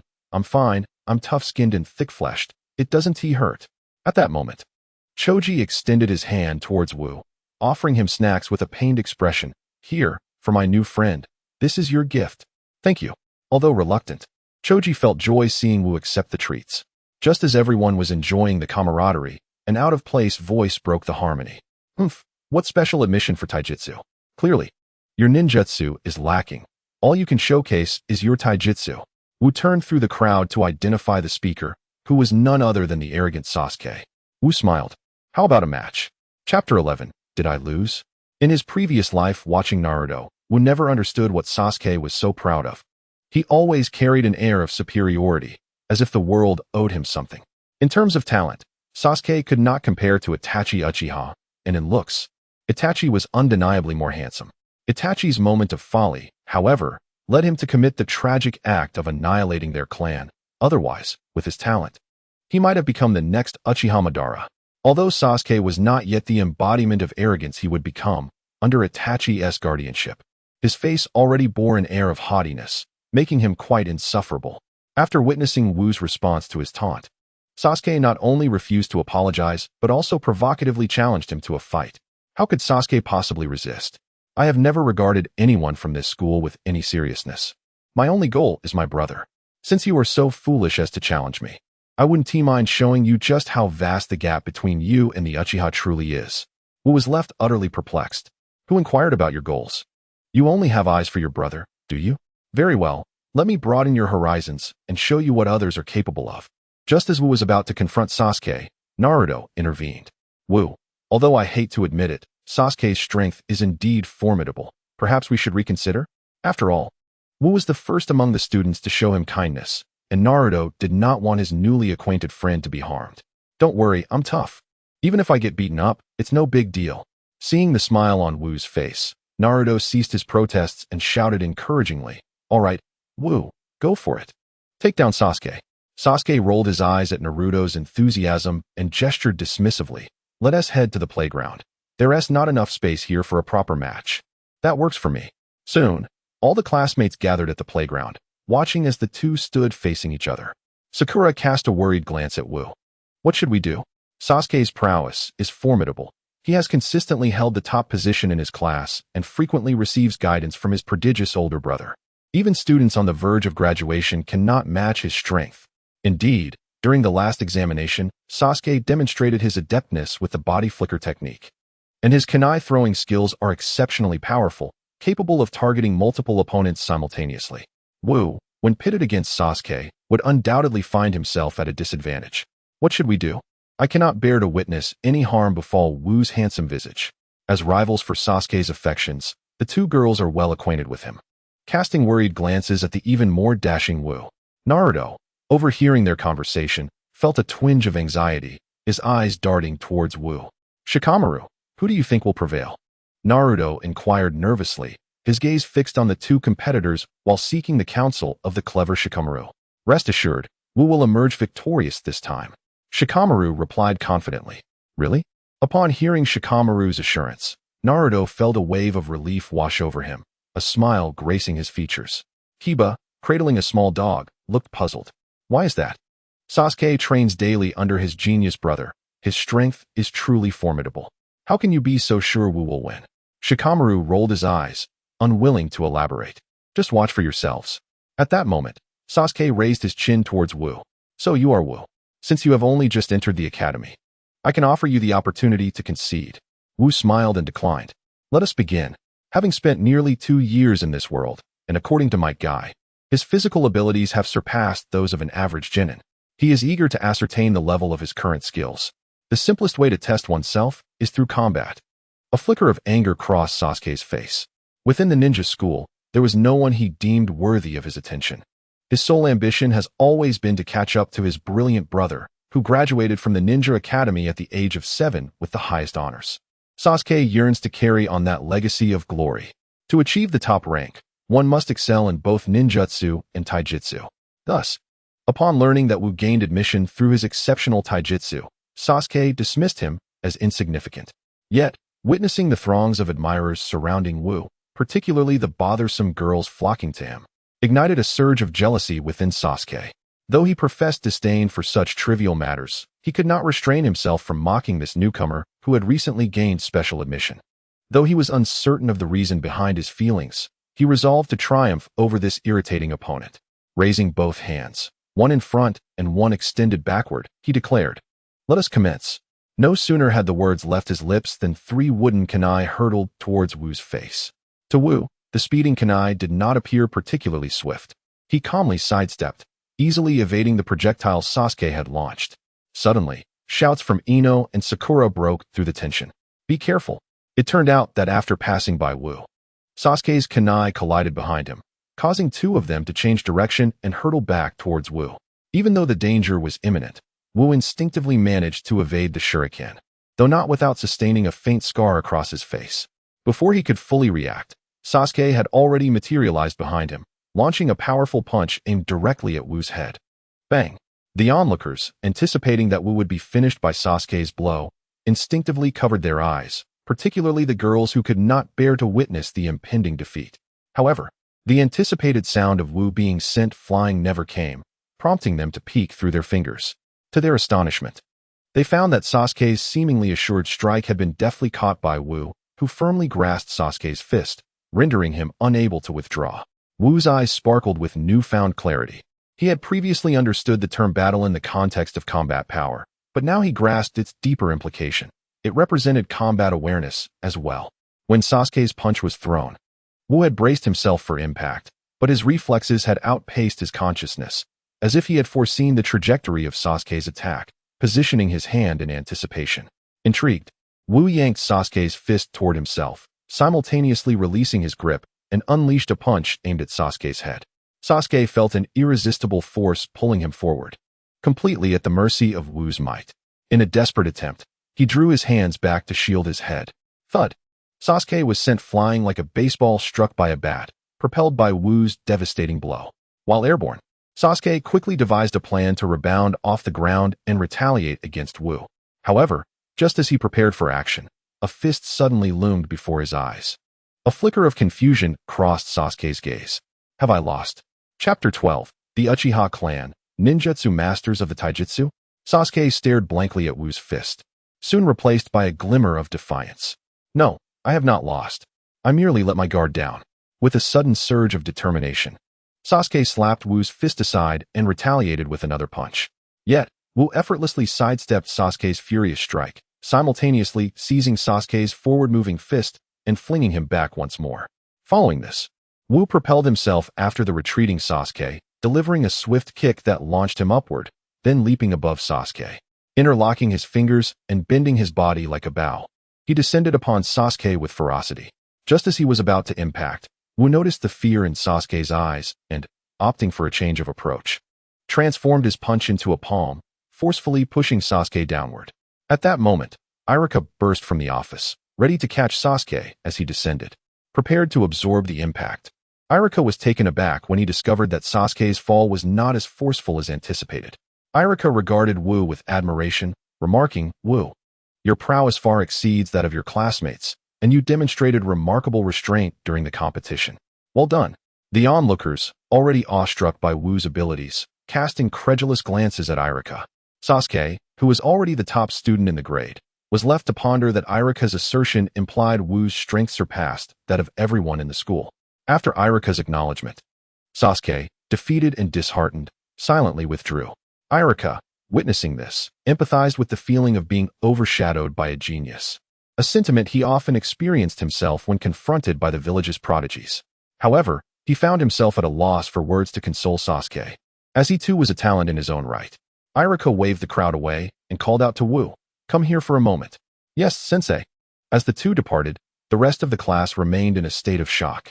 Sasuke's genius was unquestionable. He had consistently ranked first, with the second place student trailing significantly behind. Yet, this remarkable talent had been effortlessly bested by Wu. At this moment, Kiba recalled Shikamaru's earlier confident declaration that Wu would emerge victorious and hurriedly inquired, "Shikamaru, what exactly happened? Why did Sasuke lose so decisively?" Others joined in, recalling Shikamaru's assured words to Naruto, clamoring for an explanation. Shikamaru sighed in exasperation, "You all are quite bothersome. Can't you think or observe for yourselves? This isn't the time for enrollment tests." Wu's admission to the Ninja Academy can only be attributed to two avenues, either through connections or special recruitment. Given that Wu bears no distinguishing traits or clan insignia, it is clear he does not hail from a ninja clan, thus eliminating the possibility of favoritism. This leaves only special admission. Moreover, when Choji handed Wu a snack earlier, it was evident he bore calluses on his hands, a hallmark of rigorous training, further substantiating Wu's status as a special recruit for martial arts. The Academy's standards for martial arts recruits are quite stringent. If Wu has successfully passed the special admission examination, it indicates he possesses formidable strength. Kiba scratched his head, pondering, Wu may indeed be powerful, but Sasuke has always been the top student, incredibly strong himself. How could Wu so easily triumph over him? Ugh, I won't explain again, it's troublesome. Shikamaru replied impatiently. Kiba, as someone from a martial arts ninja lineage, you should familiarize yourself more with martial arts practitioners. It is common knowledge that martial arts ninjas dominate their peers in ninjutsu during the early stages. Kiba looked at Shikamaru in confusion. Huh? My family is comprised of martial arts ninjas. Why don't I possess the same overwhelming strength as Sasuke? Your family represents a hybrid combat system of martial arts ninjas and ninja beasts, making you a variant, not a true martial arts ninja. To truly harness your potential, you must wait for your ninja beast to mature. Kiba's expression shifted to understanding, realizing that both his and Choji's families were variants of martial arts ninjas. His relied on ninja beasts, while Choji's depended on size transformation, neither qualifying as true martial arts ninjas. Thus, it is not that Sasuke lacks strength, but rather that Wu is exceptionally powerful. Of course, as a practitioner of taijutsu, Wu could only temporarily suppress Sasuke during their time at the Ninja Academy. Once they graduate and become full-fledged ninjas, Sasuke's potential will far exceed that of Wu, for he hails from the illustrious Uchiha clan. The other classmates, upon hearing Shikamaru's words, offered no objections. The Uchiha clan is indeed formidable. Once they awaken their crimson eyes, they can easily overpower most ninjas. Even those who are descendants of ninja clans cannot be compared to the Uchiha, let alone Wu, who lacks proficiency in ninjutsu. Meanwhile, Wu accompanied Irika to the office, anticipating that Irika might scold him for the earlier match. Xiao Wu, you expressed a desire to learn ninjutsu. Here are the notes from the ninjutsu course that the teacher previously taught. You may take them home to study, as there will also be assessments in the cultural classes. As Irika handed over a thick volume of notes, Wu felt a surge of gratitude and inquired, Teacher, you don't blame me for competing with Sasuke earlier? Irika chuckled as he ruffled Wu's hair. What is there to blame? The Ninja Academy is a place for nurturing ninjas. It does not restrict students from engaging in friendly sparring, as it can aid their growth. However, should anyone bully the weak, I will certainly impose consequences. Rest assured, teacher. You performed admirably just now. You are truly a good child. Irika paused, his expression turning serious. Xiao Wu, while it is commendable that you can defeat Sasuke, it is essential to remain humble and not become complacent. Winning against Sasuke now does not guarantee future victories, for he is a member of the Uchiha clan, a clan renowned for producing geniuses. Irika sighed with a sense of reflection. Life is long, and the path ahead of you is still extensive.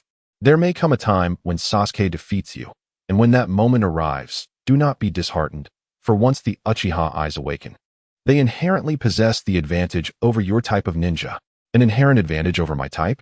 Upon hearing Wu's question, Irika elaborated on the formidable prowess of the Uchiha clan. Indeed, the Sharingan of the Uchiha clan is extraordinarily powerful. It possesses exceptional observational capabilities and is highly attuned to Jinjutsu. Even the mighty-tailed beasts must submit before the gaze of the Uchiha. Wu was acutely aware of the Sharingan's strength. Having witnessed the might of Uchiha Madara during his prime, a single individual who effortlessly subdued the 5 great ninja village's leaders. However, the question lingered, could the Uchiha Sharingan truly counter a taijutsu practitioner like himself, especially one endowed with a system? Chapter 13. Infinite Enhancement and the Unscathed Opening of the 8 Gates. Upon returning home, Wu discovered that Might Guy was on a mission and would be absent for approximately half a month, leaving him alone in the household during this period. With Guy away, Wu felt unrestrained. He promptly seized the notes Irika had provided, immersing himself in them while preparing a meal. By the time the food was ready, Wu had not taken a single bite, as his mind was wholly absorbed in the notes. After finishing the notes, he realized that the night had grown quite late, and the meal had long since cooled. It was no wonder Irika was able to lead the main class. His teaching abilities are truly remarkable. Irika's notes meticulously document the principles of chakra, the methods of cultivation, how chakra circulates through the meridians of the body, essential precautions, the progression of chakra, and even numerous techniques for training lower-tier ninjutsu. These ninjutsu are relatively rudimentary, such as the body replacement technique and various basic water and fire techniques. Although these techniques are not particularly rare, as they can be learned from the village upon becoming a genin, the key points recorded in the notes are of paramount importance. Upon merely glancing through the notes, Wu felt as though he had mastered these ninjutsu. Of course, the notes encompass not only these techniques, but also a wealth of battlefield experiences, detailing strategies for ambushing enemy ninja forces, disrupting their supply lines, setting traps, concealing oneself in times of weakness, fleeing, and surviving in the absence of resources. It can be said that this notebook embodies Irika's comprehensive insights.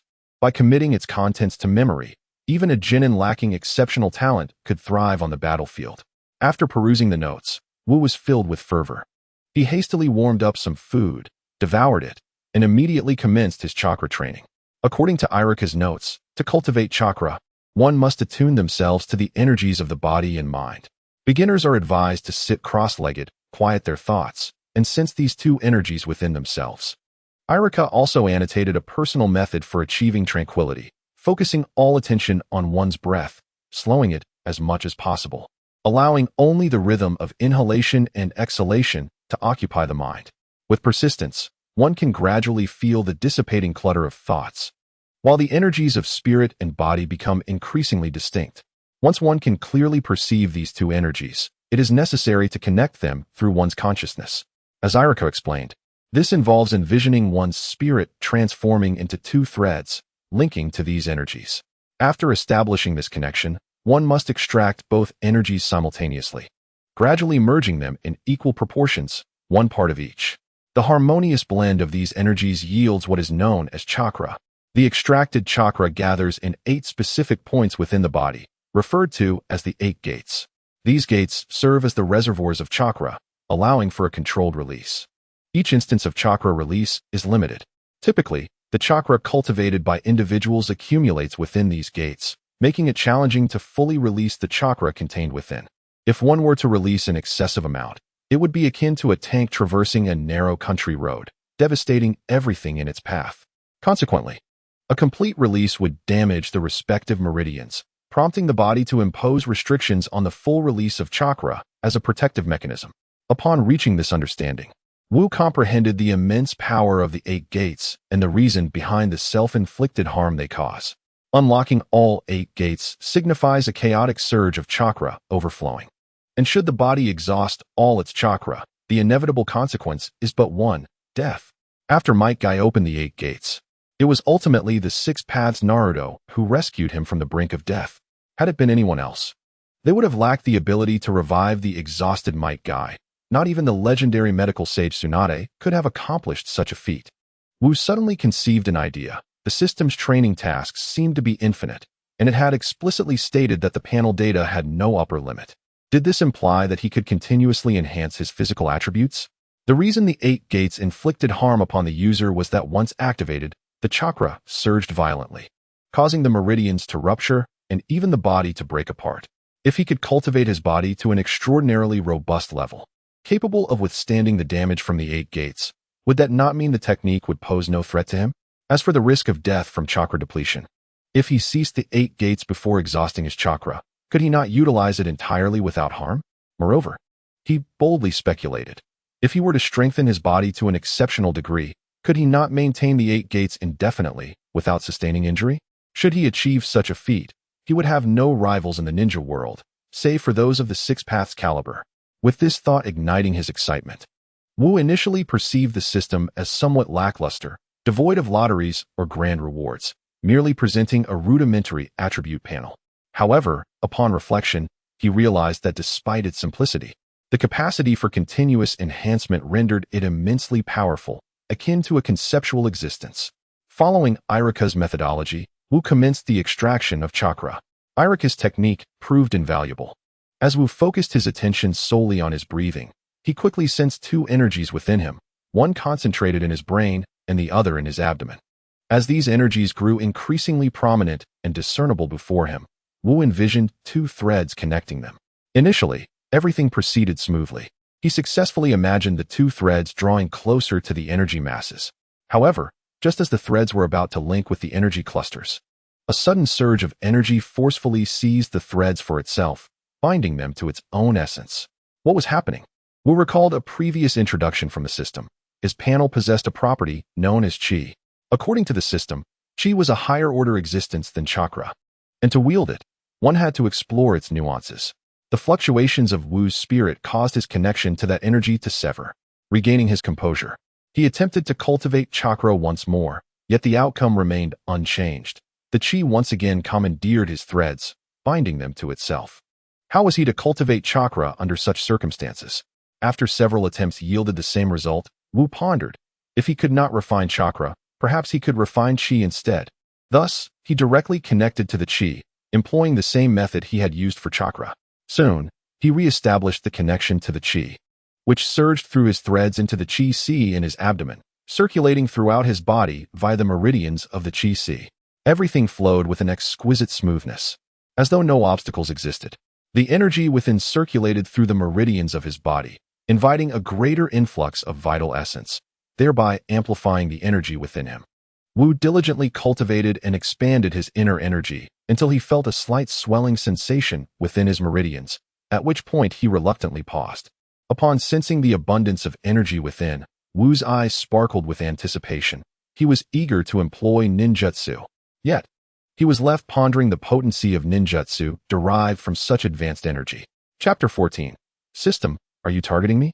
The most fundamental ninjutsu was the body replacement technique, substitution, duplication, transformation, belonging to the foundational level of ninjutsu and serving as an assessment criterion for graduates of the Ninja Academy. Wu resolved to practice the body replacement technique. starting with the duplication aspect, which posed the greatest challenge. However, Wu remained undeterred and commenced with the duplication technique. According to Irika's notes, the hand seals for the duplication technique were straightforward. The sequence was: Wu followed Irika's instructions meticulously as he formed the seals. First, he brought his palms together, tilting his left hand slightly upward, extending the index and middle fingers straight, while bending the ring and little fingers, with the bent ring finger of the left hand covering the right. Next, he interlocked his fingers, and finally, he extended the index and middle fingers upward while intertwining the ring and little fingers.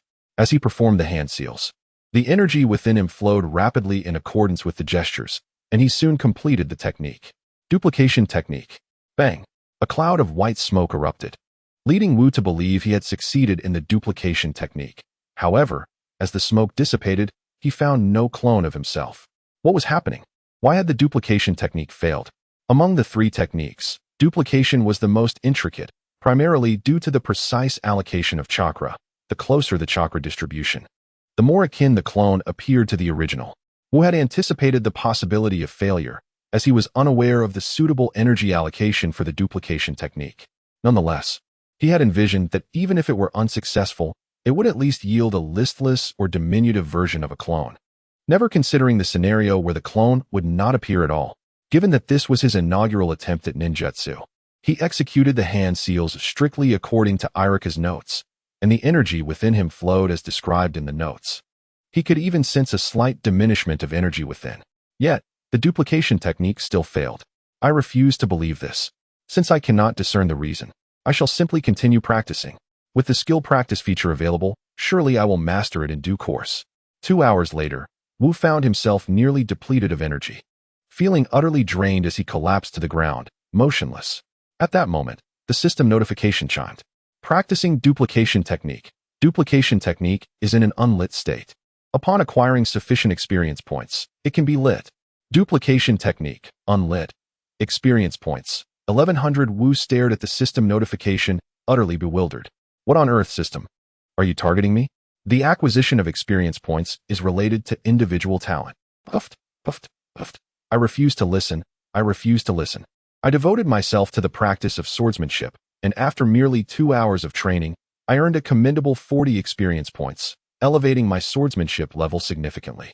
Yet, when I attempted to master the most rudimentary technique of shadow replication for 2 hours, I barely accumulated any experience, and the skill remained unilluminated. At this rate, it seems I could only practice once a day, requiring 100 days to illuminate this basic ninjutsu. This is the most elementary level of ninjutsu. Must it truly take 100 days? What are the more advanced techniques? The art of creating chakra balls. As for the flying thunder god technique, I shall forego that thought entirely, for it is a challenge even for many prodigies of ninjutsu to grasp. Despite the considerable difficulty of mastering these techniques, I, too, have no intention of surrendering. It is but practice, and with persistent effort, I shall certainly learn. With this resolve, I found myself unable to rest any longer and rose to sit in meditation, once again channeling my chakra. After filling my reserves, I exhausted them once more, and by this time, dawn was approaching. I felt utterly drained, reminiscent of Naruto's namesake, yet I did manage to gain a modicum of experience. If I could accrue 2 points each day, I would illuminate the shadow replication technique in 50 days. After freshening up and preparing a substantial meal for myself, I took a brief respite of 2 hours before venturing out to engage in physical training. While I wished for additional rest, the exhilarating sensation of earning points through daily training and growing stronger was simply irresistible, more addictive than any game from my previous life. Halting my efforts left me feeling restless. 3 hours later, I appeared at the school entrance, invigorated and greeting my fellow classmates. Upon seeing me, Naruto approached with exuberance. "Morning, Wu," he exclaimed. "Haha, it's not early anymore. We're almost late." He laughed heartily, clapping me on the shoulder. "I thought you, a martial arts student, would arrive earlier. Who knew you'd also come so late?" "Well, arriving early would serve no purpose. I certainly prefer to train at home before coming to school." Naruto looked at me in astonishment. "You've already trained? Really?" "Indeed. We should train together when the opportunity arises." "Is that true?" "Absolutely. I often train alone, which can be rather dull. Having a companion would make it much more enjoyable." "Then it's settled. We shall train together." Naruto beamed. linking his arm with mine as we entered the classroom. Upon entering, Sasuke's gaze immediately fell upon us. When he saw me smiling and greeting him, he huffed disdainfully, showing no inclination to respond. I paid him no mind and finished greeting others before taking a seat beside Naruto in the last row. Iruka knocked on the classroom door and entered to commence the lesson. Today, we will focus on the precise control and distribution of chakra. This lesson is vital, so pay close attention. I listened intently while my classmates began to doze off. Little Wu, why not take a nap? The teacher's class is the best for sleeping. Well, I find it quite interesting. Before long, aside from Sakura and myself, the classroom was filled with students either preoccupied with their own affairs or fast asleep. Iruka, accustomed to the atmosphere on the podium, felt a sense of relief upon noticing the attentive newcomer, Wu. The class swiftly passed, and Iruka rapped on the blackboard. Prepare yourselves for the next lesson in physical training. Physical training? Perhaps we should continue with the academic subjects. I enjoy listening to the teacher. Came a voice. No, it's too exhausting. Wu curiously observed his classmates. In his previous life, physical education was the favorite among students, yet it seemed different in the world of Naruto. Beside him, Naruto laughed heartily. Ha, physical training is great. Let's have physical training, teacher. In the usual academic and ninjutsu classes, Naruto found little room to shine. But physical training was his stage. Though it was tiring, he was brimming with energy, often causing mischief around the village, leaving him with ample vigor for the physical training class. Even Sasuke, the top student of the grade, felt challenged by Naruto during these sessions. Despite Naruto always losing to him, Sasuke, silent yet exuding an air of pride, also regarded physical training as his opportunity to excel, be it throwing shurikens, engaging in combat, or simply honing his physical skills. He consistently emerged victorious. However, Wu, a student specializing in physical training, wore a troubled expression. Physical training holds little significance for me. Should I request the teacher to allow me to practice the shadow clone technique in the classroom instead? Chapter 15. What are you proud of? Iruka relished witnessing the discomfort on his students' faces. Of course, he was not sadistic. Rather, he believed his students had it far too easy compared to his own cohort, who, after learning the basics of ninjutsu and physical training, were dispatched to the battlefield. If they grew too comfortable in school, they would find the battlefield far less forgiving. Attendance in physical training was mandatory, and performance grades were to be recorded. Insufficient grades would mean that even if one passed the graduation exam, they would have to repeat the year. Nobody wished to be held back, so the students reluctantly made their way to the training grounds. After a considerable period of hesitation, Wu approached Iruka and inquired, "Teacher, I've already practiced physical training this morning. May I refine my ninjutsu in the classroom during this lesson?" Practiced already? If it were anyone else, I would assume they were making excuses to skip class. However, since it's you, Wu, a special recruit for physical training, I trust your intent. Certainly, but do not disrupt the other classes. I won tea. After Iruka took the other students out of the classroom, Wu immediately commenced practicing the shadow clone technique, recalling his plan to practice twice a day for 50 days to master it. Yet, he grew increasingly disheartened. Even the simplest form of the technique required 50 days to perfect. It felt excessive. If he could manage to practice 3 times a day, he would surely learn it in a matter of weeks. Thus, Wu began to repeat the actions from the previous night, focusing intently on the shadow clone technique.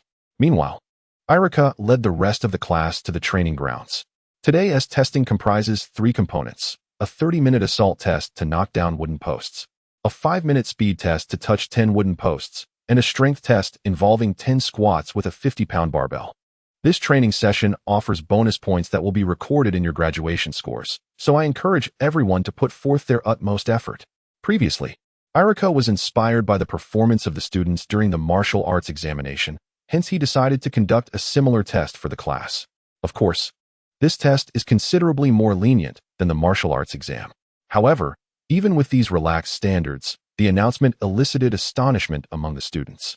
"Teacher, this test could be deadly," exclaimed one. Indeed, the regular physical training classes are already exhausting enough. Today feels almost inhumane. Another remarked, "How is this even feasible?" Even Sasuke, who typically exudes confidence, displayed a troubled expression. "Teacher, might this test be a tad too challenging?" Iruka chuckled. If it were easy, it wouldn't be called a test, and there would be no bonus points for graduation.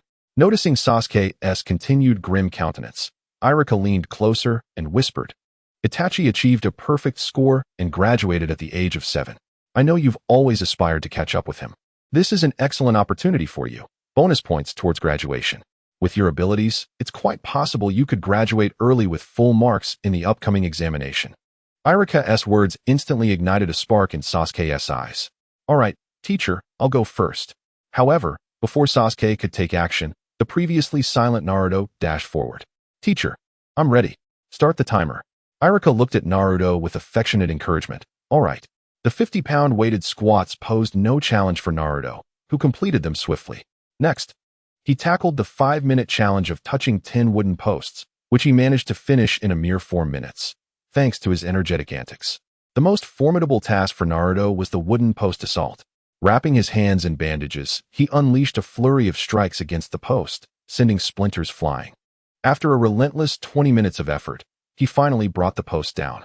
Irika gave Naruto a thumbs up, praising, Naruto, splendid job.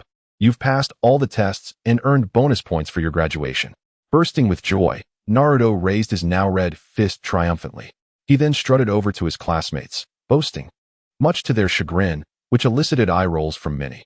Rather than being perturbed by their reactions, Naruto seemed to thrive on their acknowledgement, grinning even more proudly.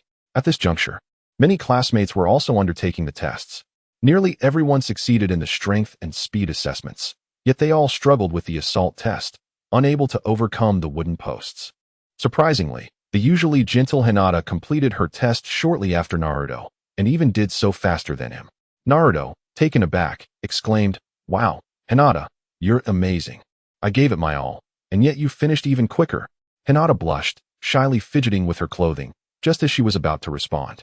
She noticed Naruto had already swaggered over to Sasuke. Sasuke, why haven't you gone yet? Are you unable to do it? Sasuke rolled his eyes and addressed Irika. Teacher, may I begin as well? Irika nodded, retrieving a stopwatch to time the events. Sasuke's speed was remarkable. He effortlessly completed the strength test, achieving the fastest speed in the class in a mere 3.5 minutes. During the final power test, he directed his fist towards a wooden post, evenly distributing his strikes in a linear fashion. His fists cleaved through the air like axes, penetrating deeper along this line until a fissure appeared in the center of the post.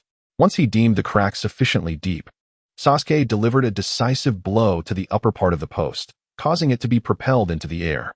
He completed the test in approximately 5 minutes. Irika gave him a thumbs up, exclaiming, Excellent job, Sasuke. You are currently first in the class. Proudly lifting his chin, Sasuke cast a disdainful glance at Naruto, as if to say, Still want to call me out? This infuriated Naruto. What are you so proud of? You're only first in the class because Wook didn't show up for the test. If Wook were here, he would undoubtedly take the top spot. Naruto's reasoning was straightforward. If he couldn't defeat Sasuke, then his good friend Wook certainly could. Despite Wook being a practitioner of taijutsu, Naruto believed he could hold his own against him. In Sasuke's eyes, Wook's taijutsu was indeed superior, but not by a significant margin. This time, Sasuke's success in toppling the wooden post stemmed from his clever technique, allowing him to accomplish it in about 5 minutes. Were Wook to rely solely on brute strength, he might not surpass Sasuke's time. You think you can't win? Then you can't win, Naruto exclaimed before dashing off to find Wook. Watching Naruto leave, Sasuke shook his head dismissively. Irika intended to intervene, but was halted by Shikamaru, who said, Teacher, we too wish to gauge the disparity in strength between us and Wook, the taijutsu specialist. Very well. Chapter 16. What kind of abnormality is this? Having just finished a round of training, Wook lay exhausted on the ground, resting. Naruto burst into the classroom, and upon seeing Wook sprawled out, disregarded his condition and grabbed Wook's hand, dragging him out of the classroom. What is going on?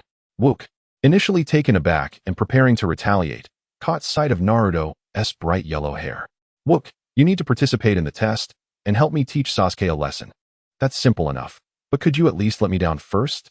Naruto was pulling Wook by his feet, dragging him towards the training ground. No problem.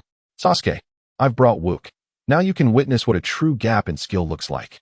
Wook, still somewhat dazed on the ground, questioned, What gap? Naruto, what do you want me to do? Sasuke, observing Wook's disheveled state, shook his head in disdain.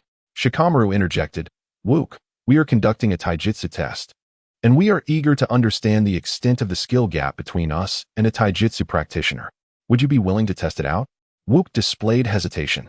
While he had no issue with the test, he had just exhausted his chakra and lacked energy at the moment. It's alright, it's just a casual test. Sasuke scoffed. I think you're just afraid of losing. Don't worry. Losing to me isn't shameful. Wub had always been annoyed by Sasuke and was initially reluctant to participate in the test. However, upon hearing Sasuke's remarks, he suddenly felt invigorated. Wub stepped forward, ready to join the assessment, only to be intercepted by Sakura and Ino. Wub, Sasuke's performance is exceptional. If you're not feeling well, perhaps you should reconsider. They urged. Indeed, Sasuke's scores far surpassed those of his peers, prompting the suggestion that Wub might be better off abstaining. Wub, initially unfazed, felt a surge of indignation upon hearing the girl's comments. I'm merely not at my best. It doesn't mean I'm incapable. Do you truly believe I am destined to fail? He retorted. Teacher, I would like to participate in the test as well. May I inquire about its nature? Irika, somewhat speechless at the performance of the other students, noted that many seemed oblivious to the significance of a physical arts student. It was worth mentioning that the last student of this discipline had been none other than the renowned Might Guy, known as the Azure Beast of Konoha. Were it not for Might Guy's disinterest in women, he would likely have been inundated with offers from noble clans eager to present their daughters as brides. Only esteemed clans like the Uchiha and Hyuga could maintain their pride in the presence of Might Guy, a privilege afforded by their profound heritage. As for the still developing Sasuke Uchiha, he was nowhere near Wub's caliber. Your assessment will consist of strength, speed, and destructive power, elements that should pose no challenge for you. Irika informed him. Wub understood perfectly. If the evaluation were limited to these criteria, he harbored no concerns. He simply felt mentally drained, though his physical prowess remained formidable. Upon arriving at the testing ground, Wub gazed at the 50-pound barbell in astonishment, turning to Irika as if to inquire, Is this all? Irika nodded affirmatively. Wub, give it your all. The other students seemed somewhat lackadaisical. Let them witness the stark contrast between mediocrity and excellence. Wub nodded and began the test. The 50-pound barbell posed no challenge for him. He completed 10 squats in under 3 seconds. Following this, his speed test was even swifter than his previous assessment, finishing all the wooden posts in a mere 20 seconds. The entire class watched in awe, jaws agape, while most of the students could complete the strength and speed tests. Their times paled in comparison to Wub's. Even the fastest among them, Sasuke, took 3.5 minutes to finish the speed test, leaving them astonished by the vast disparity in capability. Now, Wub had achieved the feat in just 20 seconds, an entirely different metric. As Wub approached the wooden post for the final destructive power test, all eyes were fixed upon him, breath held in anticipation. They were eager to find out how quickly he could take down the post. Most students had not completed this portion of the assessment. Only Naruto, Hinata, and Sasuke had succeeded. Naruto took over 20 minutes, Hinata slightly more than 10, while Sasuke completed it in 5. The question lingered. How fast could Wub manage it? Would he once again defy conventional measurement? As the conversation unfolded, Ye interjected, Let us wager. If you lose, you owe me some meatballs. I guess it will take 30 seconds. Dingtsi, standing nearby, exclaimed, You have such faith in Wu. I believe it will take at least a minute. 25 seconds. Chimed in Shino, who had been silent until now. The trio then turned to Shikamaru, who, with a thoughtful glint in his eye, declared, 10 seconds. The three stared at him in astonishment. They suspected he was merely throwing out a random guess, but Shikamaru rarely spoke without reason. His predictions were typically quite accurate. No sooner had Shikamaru finished his statement than they witnessed Wu, positioned before a wooden post, unleash a punch that sent the post flying. Even Shikamaru, who had predicted 10 seconds, was taken aback. A single punch? In less than a second? What kind of anomaly was this? Ye gaped in astonishment, murmuring, Shikamaru, You've won again. To which Shikamaru replied, I anticipated a disparity, but I did not expect it to be so vast. Initially, Sasuke, who had been rather proud, was filled with disbelief as Wu completed the first 2 tests. He was aware of the inherent differences between them, given Wu's background in physical arts. Such a disparity was to be expected. However, he never imagined the gap would be so significant. Yet, he could begrudgingly accept it. But the final feat of demolishing the wooden post? That transcended mere difference. It was an entirely different realm. Sasuke had thought he had discovered a clever method, defeating the post in just 5 minutes, far quicker than Naruto by a margin of over 10 minutes, and even outpacing Hinata by 7 or 8 minutes. He believed he had reached the pinnacle of speed within the Ninja Academy. But what was the outcome? Wu accomplished the task with a single punch. A single punch. In less than a second. At that moment, the light in Sasuke's eyes dimmed completely. Not only Sasuke, but even Sakura and Ino, who had previously advocated for Wu, were left speechless. Just moments ago, they had thought Wu might falter against Sasuke. Instead, he utterly dominated, revealing an existence on a different plane altogether. After a brief period of shock, all that remained in their gazes towards Wu was admiration. Even Iruka found himself surprised, not merely by Wu's speed, but by his remarkable progress.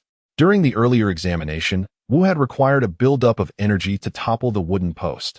Now, he effortlessly dispatched it with a casual punch. It was no wonder that Might Guy incessantly proclaimed Wu to be a prodigy of physical arts. The pace of his advancement was nothing short of astonishing. Chapter 17. The Art of Seduction. Naruto makes his entrance. Nothing much. I shall return. Iruka nodded. Yes, you may head back to the classroom. Should you have any questions regarding ninjutsu, feel free to inquire. It was only then that Naruto, finally snapping out of his stupor, called out to Iruka, Teacher, I have completed my test. I will return to the classroom with Wu.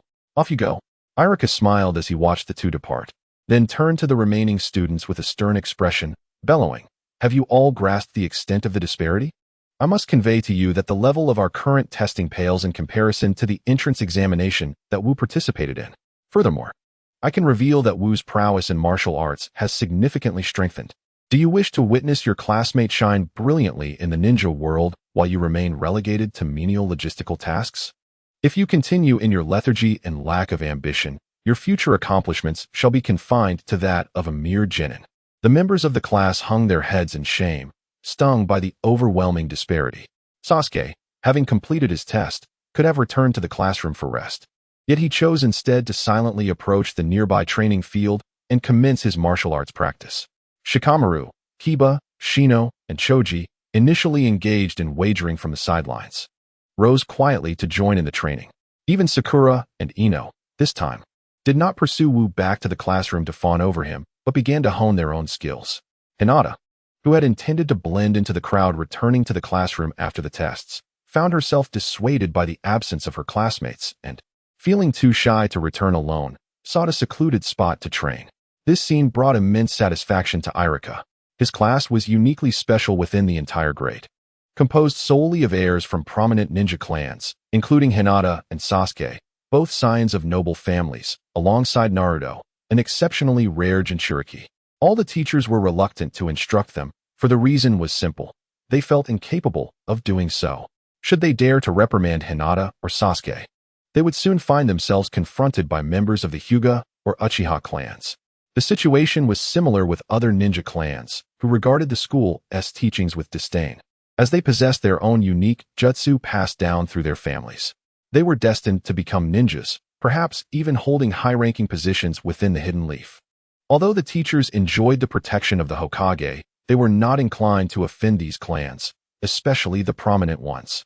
Teaching well was expected due to the inherent talents of these clans, while teaching poorly could lead to their families accusing them of tarnishing their lineage, potentially inviting retribution from the clans.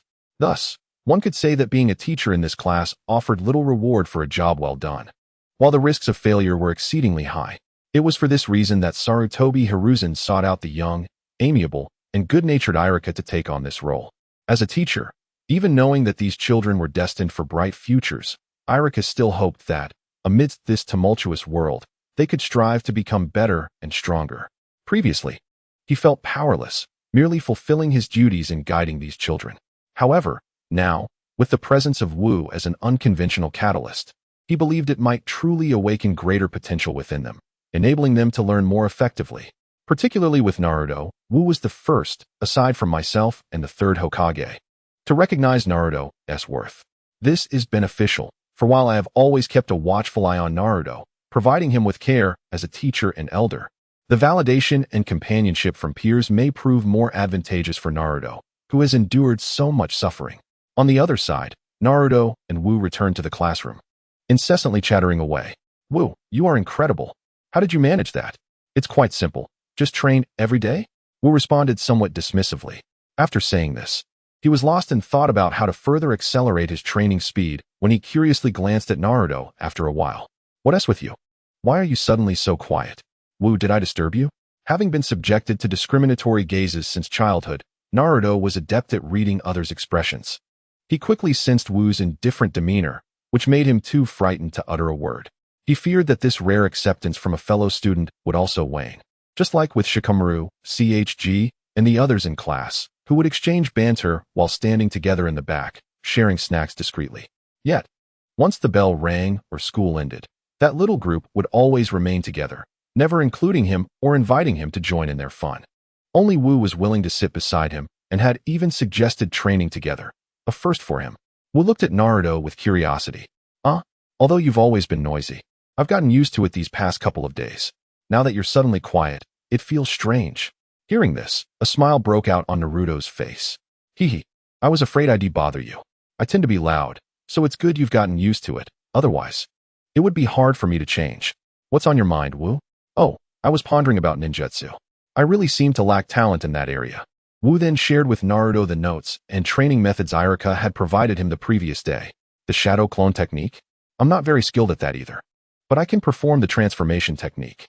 Would you like to learn it, Wu? I can teach you." The transformation technique?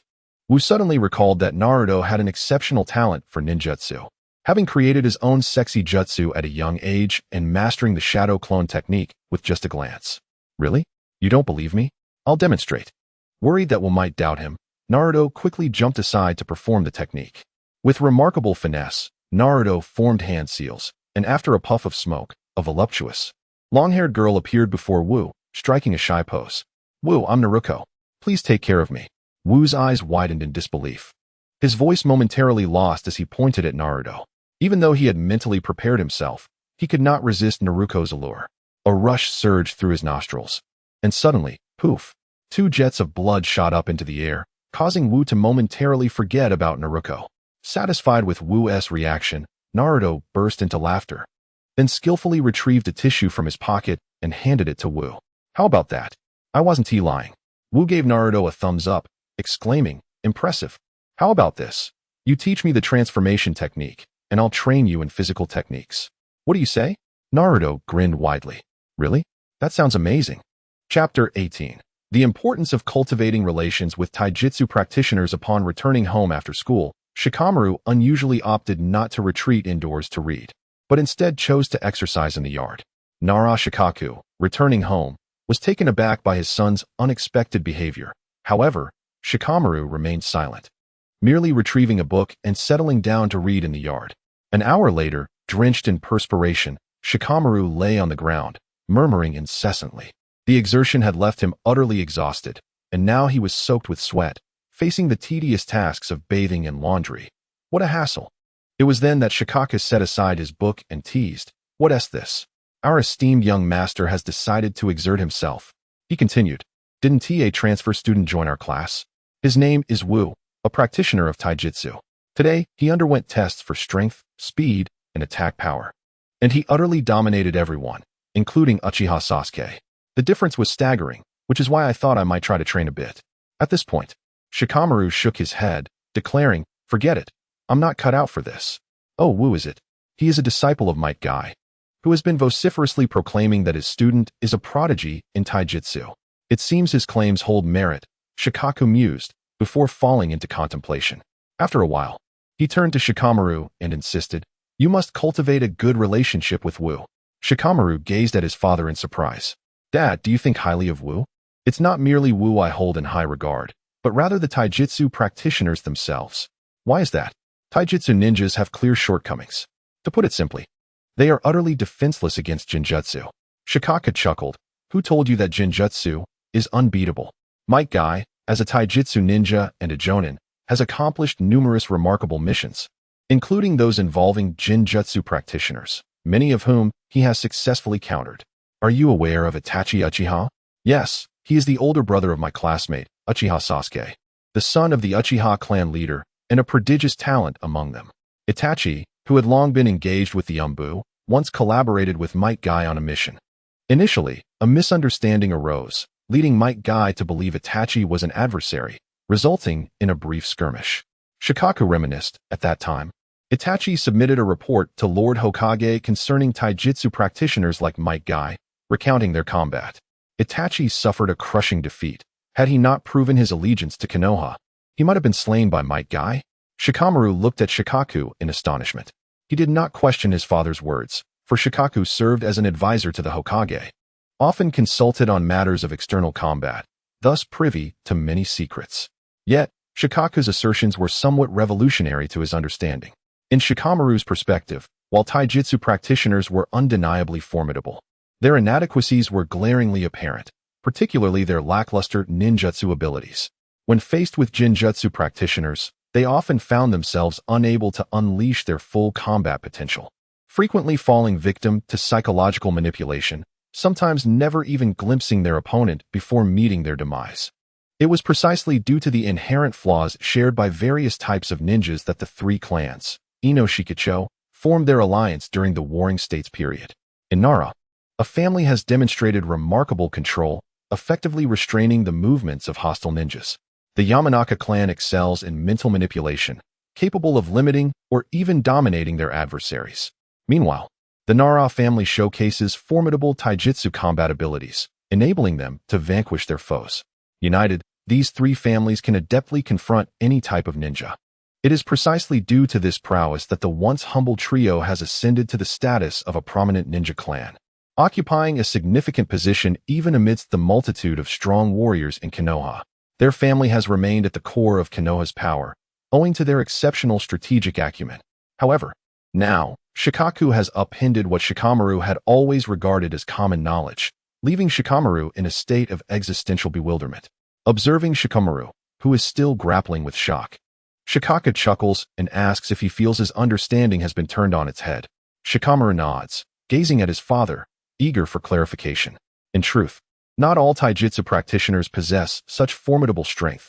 Might Guy is merely an anomaly. Following this revelation, I took it upon myself to learn more about Might Guy, discovering that his immense power stems from excruciatingly arduous and, one might say, self-destructive training, which enabled him to master Konoha's forbidden technique, the 8 Gates. The 8 Gates? What is this? It is a taijutsu forbidden technique that even ascetics find daunting. This technique has existed for countless years, and those familiar with it understand that mastering it grants terrifying power, yet no one has succeeded in doing so. Shikamaru furrows his brow and muses, terrifying power upon mastery? Why has no one been able to learn this technique? Is it due to its overwhelming difficulty? As soon as the words escape his lips, Shikamaru realizes his error. Dad, did you just mention that even ascetics are troubled by this technique? Is it because it demands exceedingly rigorous training? Indeed, Shikaku affirms. It is precisely because the training is so grueling that very few in the ninja world can endure it. It requires years, even decades, of relentless effort to achieve mastery. And the cost of employing the 8 Gates is immense. Shikaku elaborates to Shikamaru. The principle of the 8 Gates is quite simple. Every ninja has 8 primary chakra points: the opening, rest, life, injury, do, view, shock, and death. These gates inhibit our chakra, preventing us from unleashing our full potential. Once fully released, it can lead to severe injury or even death. Every ninja is warned of a fundamental truth upon first learning about chakra. Losing all chakra guarantees death. All our chakra resides within these 8 gates. Once they are opened, the chakra within surges forth, leading to inevitable demise. However, before succumbing to death, a ninja who opens the 8 gates will unleash unparalleled and terrifying strength. No one can fathom the sheer devastation wrought by a ninja who has trained for decades, releasing all their chakra in a moment of explosive power. A flicker of astonishment crosses Shikamaru's eyes, followed by a question filled with intrigue. If this forbidden technique exists, surely there must be those who have mastered it? Why, then, do we remain unaware of the true extent of its power? Recently, the individual who mastered the 8 gates was Might Due, the father of Might Guy. For decades, Might Due remained a mere chunin in the Hidden Leaf Village, and his existence went largely unnoticed until the time of the Great Ninja War. During this tumultuous period, the village hidden in the mist dispatched the notorious 7 ninja swordsmen, intent on annihilating the Leaf. Each member of the 7 was of J-nin rank, and with the enhancement of their swords, their power reached the level of a Kage. United, They possessed the capability to obliterate a small nation overnight.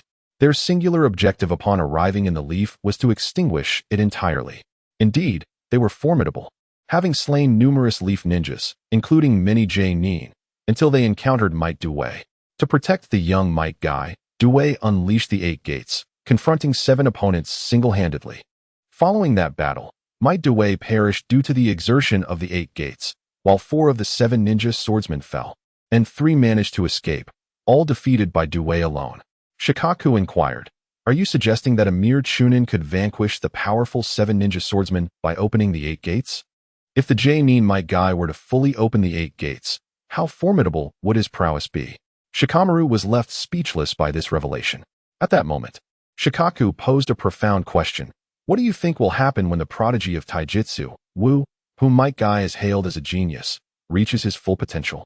Upon hearing this, Shikamaru understood why his father encouraged him to foster a good relationship with Wu. "Father, I comprehend now." Chapter 19. Wu is a stepping stone for Sasuke upon returning home. Sasuke uttered not a word, neglecting even to greet his parents, and proceeded directly to the family training grounds, where he trained in silence. Today's assessment had truly rattled him. He had always believed his talent was second only to his brother's, convinced that he merely needed to catch up, disregarding all others. Yet now, a transfer student not only defeated him effortlessly in combat, but also demonstrated overwhelming strength during the evaluation. This revelation left Sasuke's spirit somewhat shattered. It became apparent to him that not only did his brother possess superior talent, but so too did others.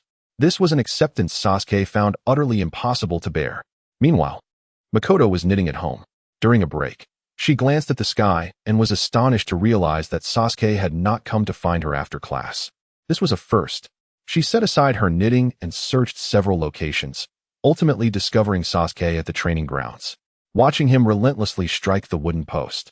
A flicker of concern crossed her eyes. Yet, Makoto refrained from interrupting his training.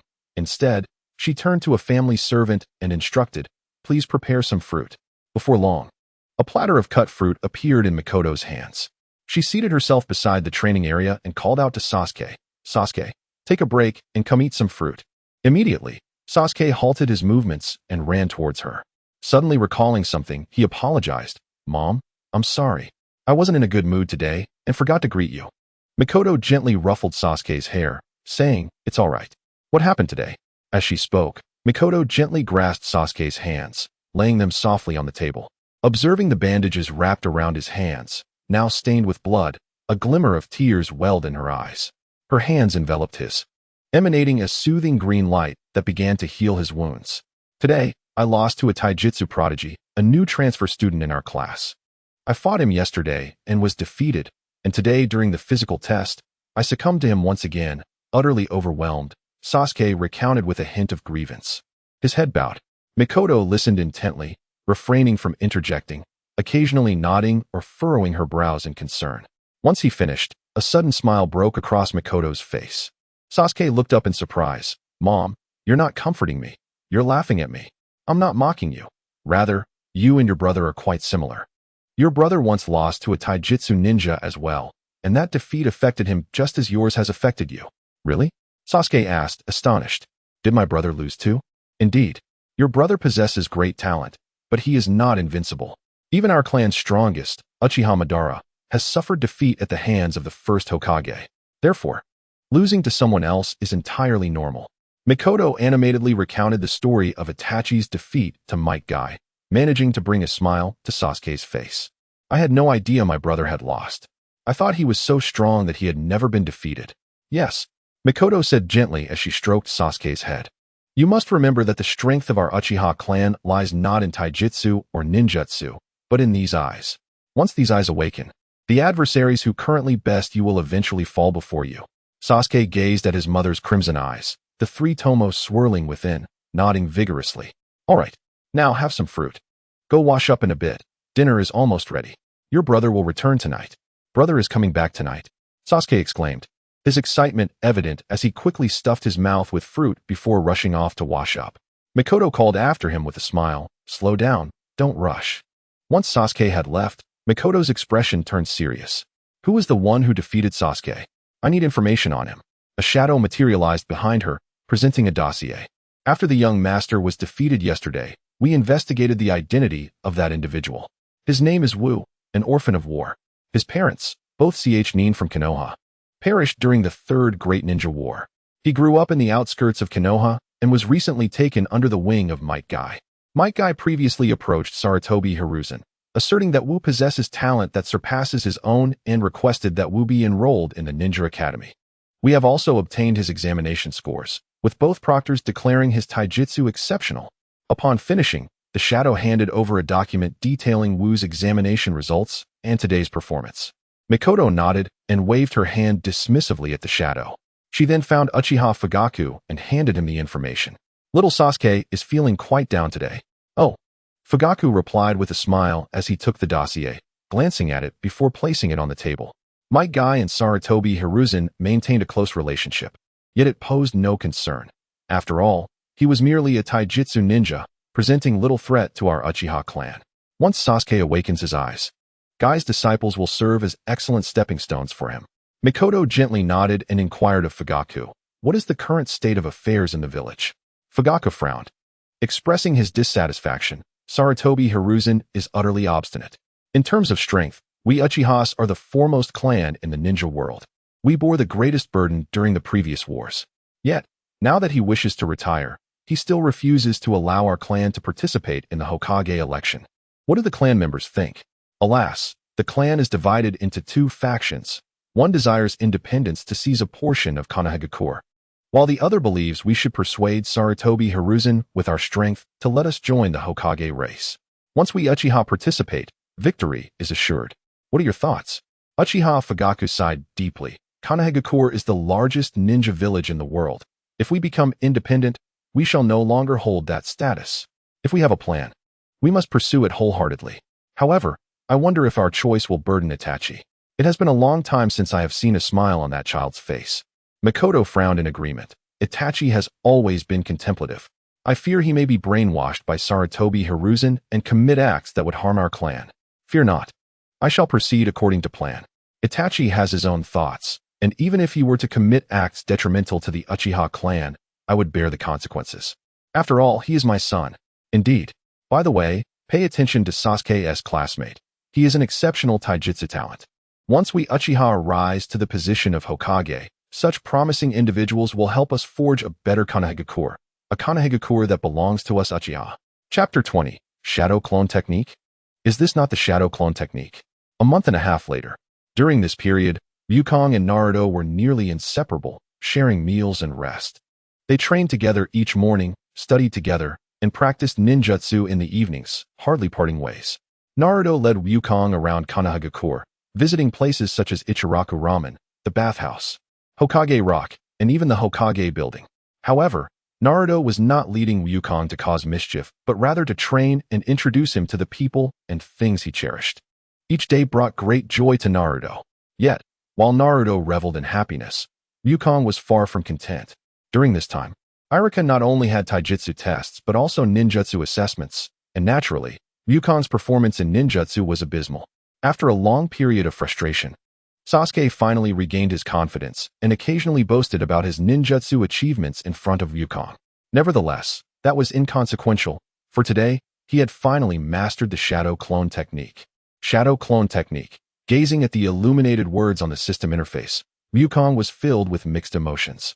It had been an arduous journey. A fundamental technique in the ninja world, one that all ninja could perform, yet it took him over a month to master. Taking a deep breath, Ryukong skillfully formed the hand seals for the Shadow Clone Technique. Bang! A plume of smoke arose, revealing a figure that bore an uncanny resemblance to Wu. The figure wore a broad smile and exclaimed, "At last, we have succeeded." In a surge of excitement, Wu momentarily forgot that the Shadow Clone Technique merely created an illusory duplicate. He rushed forward, intending to embrace the clone, only to realize too late that stopping was no longer an option. Just as Wu braced for an empty embrace, the clone unexpectedly wrapped its arms around him, lifting him off the ground and twirling him around several times. "What is happening?" Wu cried out from midair. At that moment, the clone also sensed something was amiss and, in a state of bewilderment, gently set Wu down. Indeed, what was happening? Wasn't I just an illusion? Wait, I can think, and I can hold you, my shadow clone. Wu recalled Irika's notes, which contained information about shadow clones. As a high-level ninjutsu, it was unusual for Irika to include such a technique in his notes. However, the shadow clone technique was indeed exceptional. The hand seals for the shadow clone were identical to those of the basic clone technique, differing only in the distribution of chakra. The basic clone technique required merely a small amount of chakra, resulting in minimal consumption, but its effectiveness was rather limited, often easily discerned by experienced ninjas.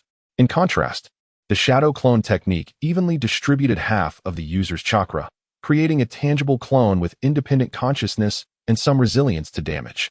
Due to its physical form, it was challenging for others to discern its true nature. Yet, Wu felt that the chakra within him had not diminished significantly. It felt akin to his previous experiences with the basic clone technique. If Wu's current chakra were quantified as 100, then the chakra expended for the basic clone technique was a mere 1. Could it be that my basic clone technique has the effect of a shadow clone? With excitement, Wu called out to his clone, "Clone, try using the substitution technique and see if you can gain any experience." The clone responded affirmatively.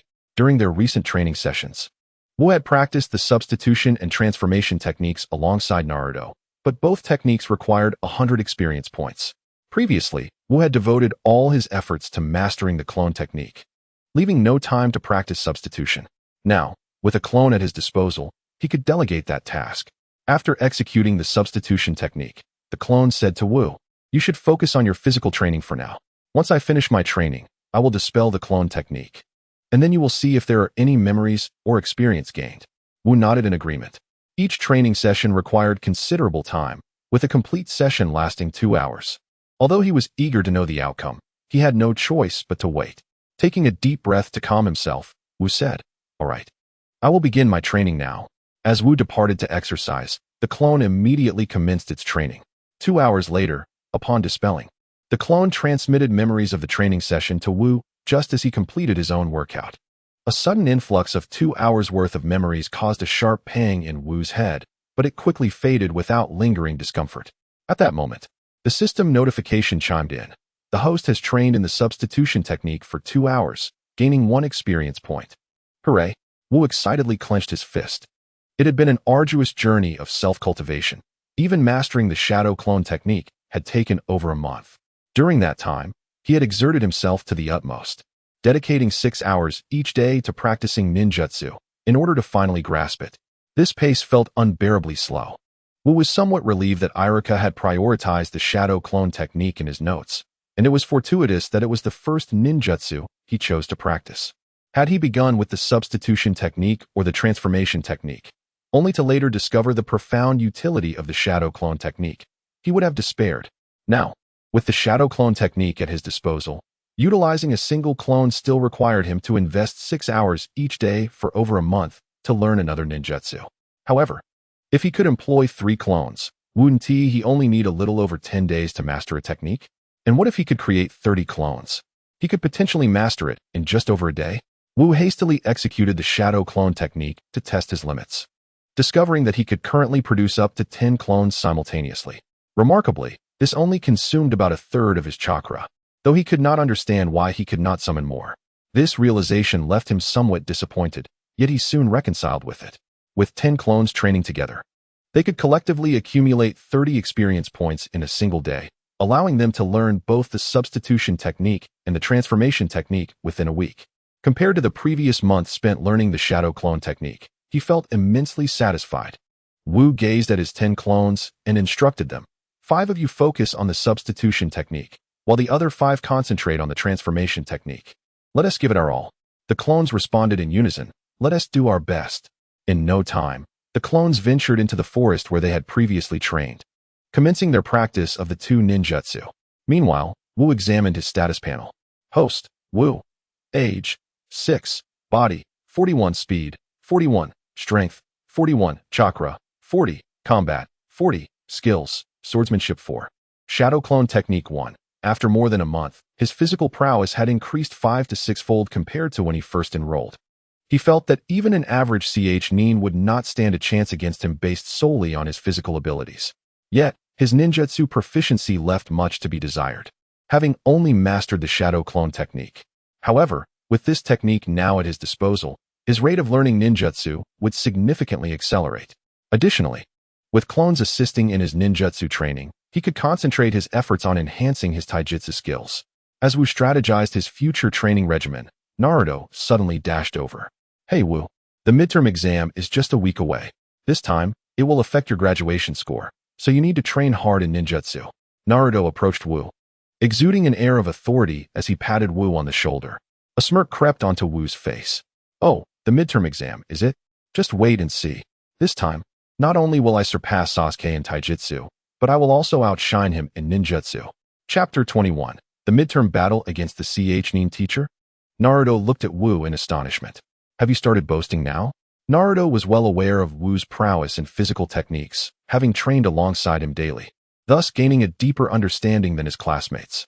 However, it was Wu's skill in ninjutsu that Naruto comprehended even more thoroughly. As the underachiever, Naruto recognized Wu as the most underwhelming among the underachievers, utterly incapable of utilizing ninjutsu. A smirk played upon Wu's lips as he donned a grin reminiscent of a Dragon King, teasing, "Just you wait and see." Naruto cast a skeptical glance at Wu, though he had witnessed Wu's ninjutsu training firsthand. Remembering the scene where Wu attempted the body flicker technique without the slightest success, any lingering doubt evaporated. "Little Wu," Naruto chided, "I'm not criticizing you, but one must remain grounded and not indulge in fantasies unrelated to oneself." As they bantered, the duo began preparing for their training session. He replaced Naruto's weighted lead blocks with those weighing 50 kilograms, as Naruto's physical prowess had rapidly improved alongside him. Wu's own load had escalated to an impressive 300 kilograms. To maximize the benefits of his self-discipline title, Wu had to continuously increase the weights after each surge in strength to maintain an overload training regimen. However, upon glancing at the weighted blocks frequently used by Might Guy, all measured in tons, he couldn't help but think, what a freak. Carrying around several tons of weight was akin to being a monstrous human. Yet, given his current rate of growth, he would soon be employing ton-weight blocks himself. After an intense training session, the two quickly freshened up and headed to school. Upon entering the classroom, the proud Sasuke confronted Wu directly. "Wu, just you wait for the upcoming exams. My brother has been giving me specialized training, and I will surely surpass you in physical techniques." Wu rolled his eyes and brushed past him, disregarding Sasuke's provocation. Your brother may be a genius, but he is not a deity. You might not even defeat me in physical techniques, let alone surpass little Wu. Dream on."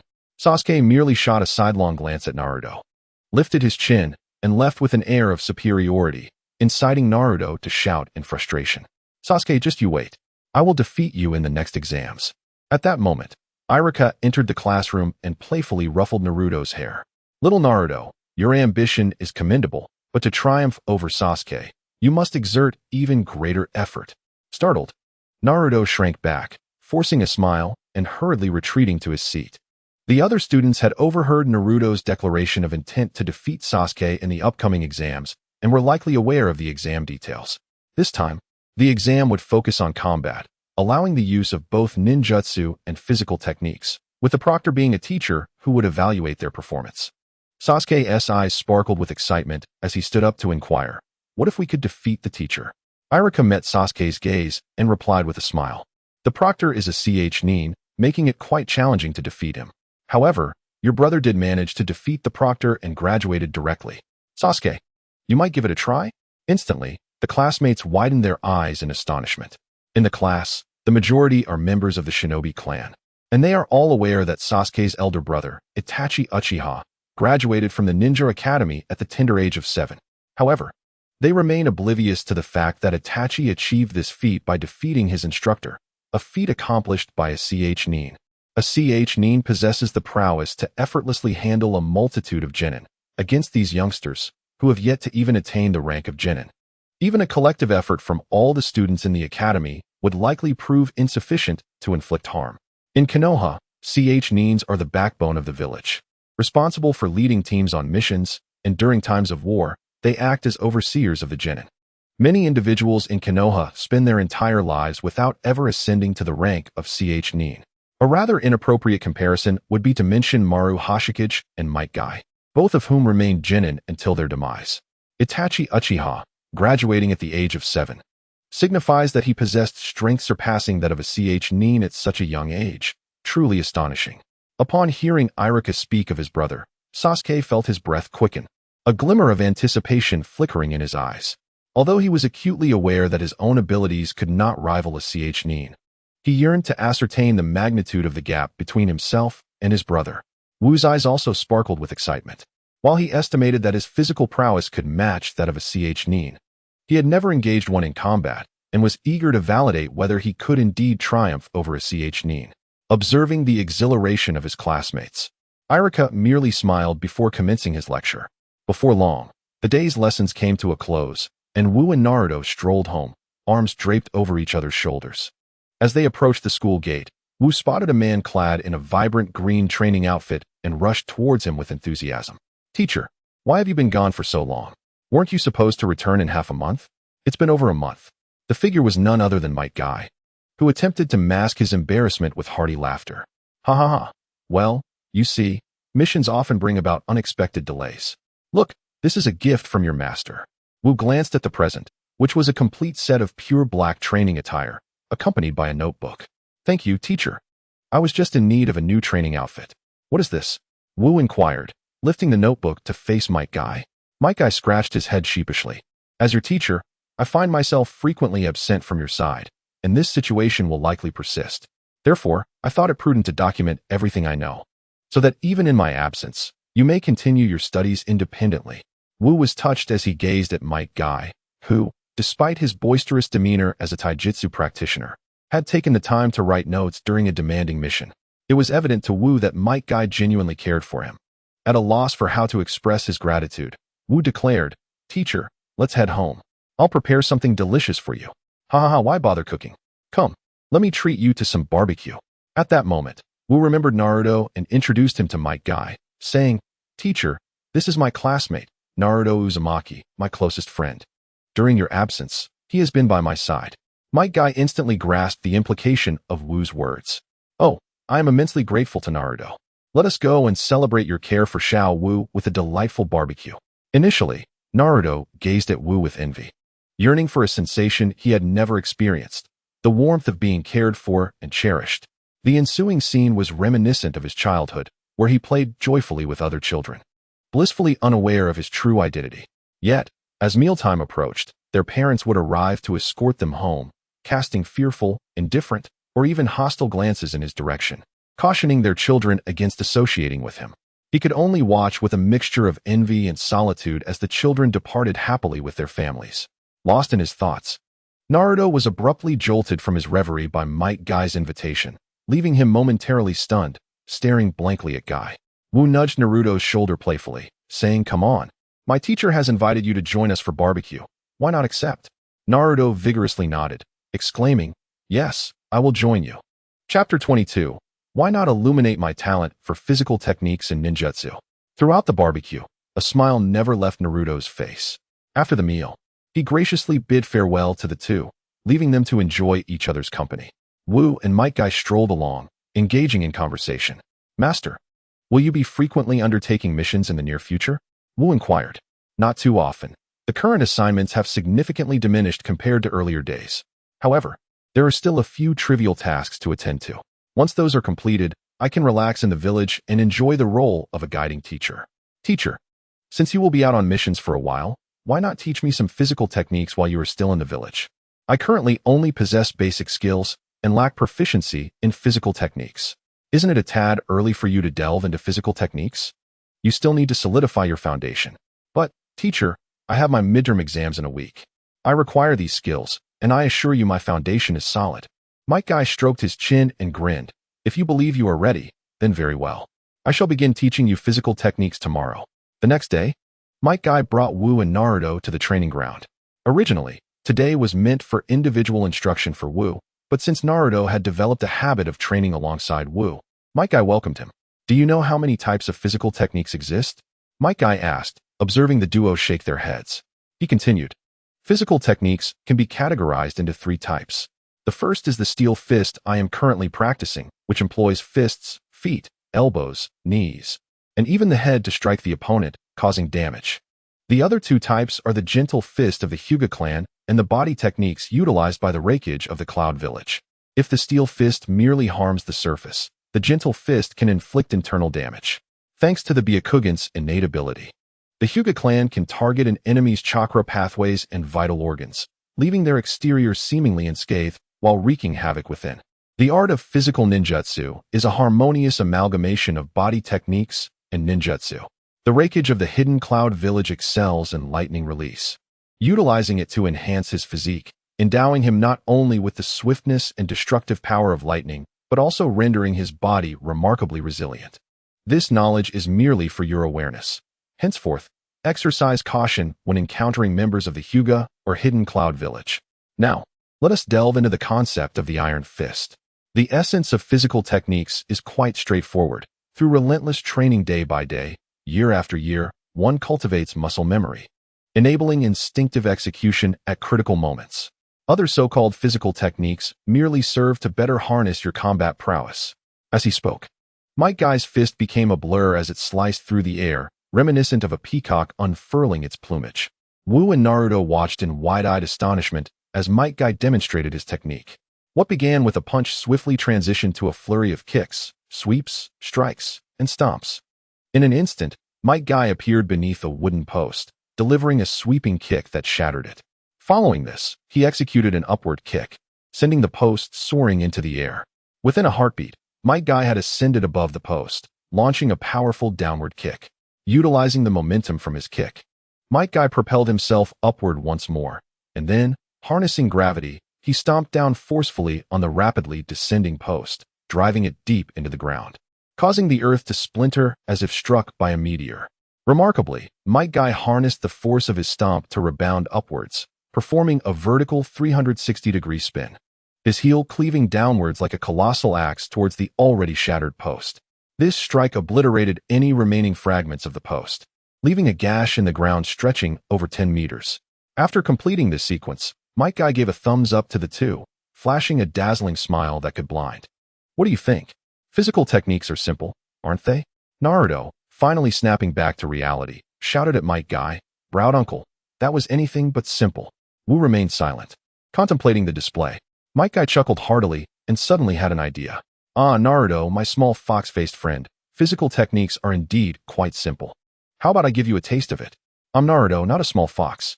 "And what do you mean by taste?"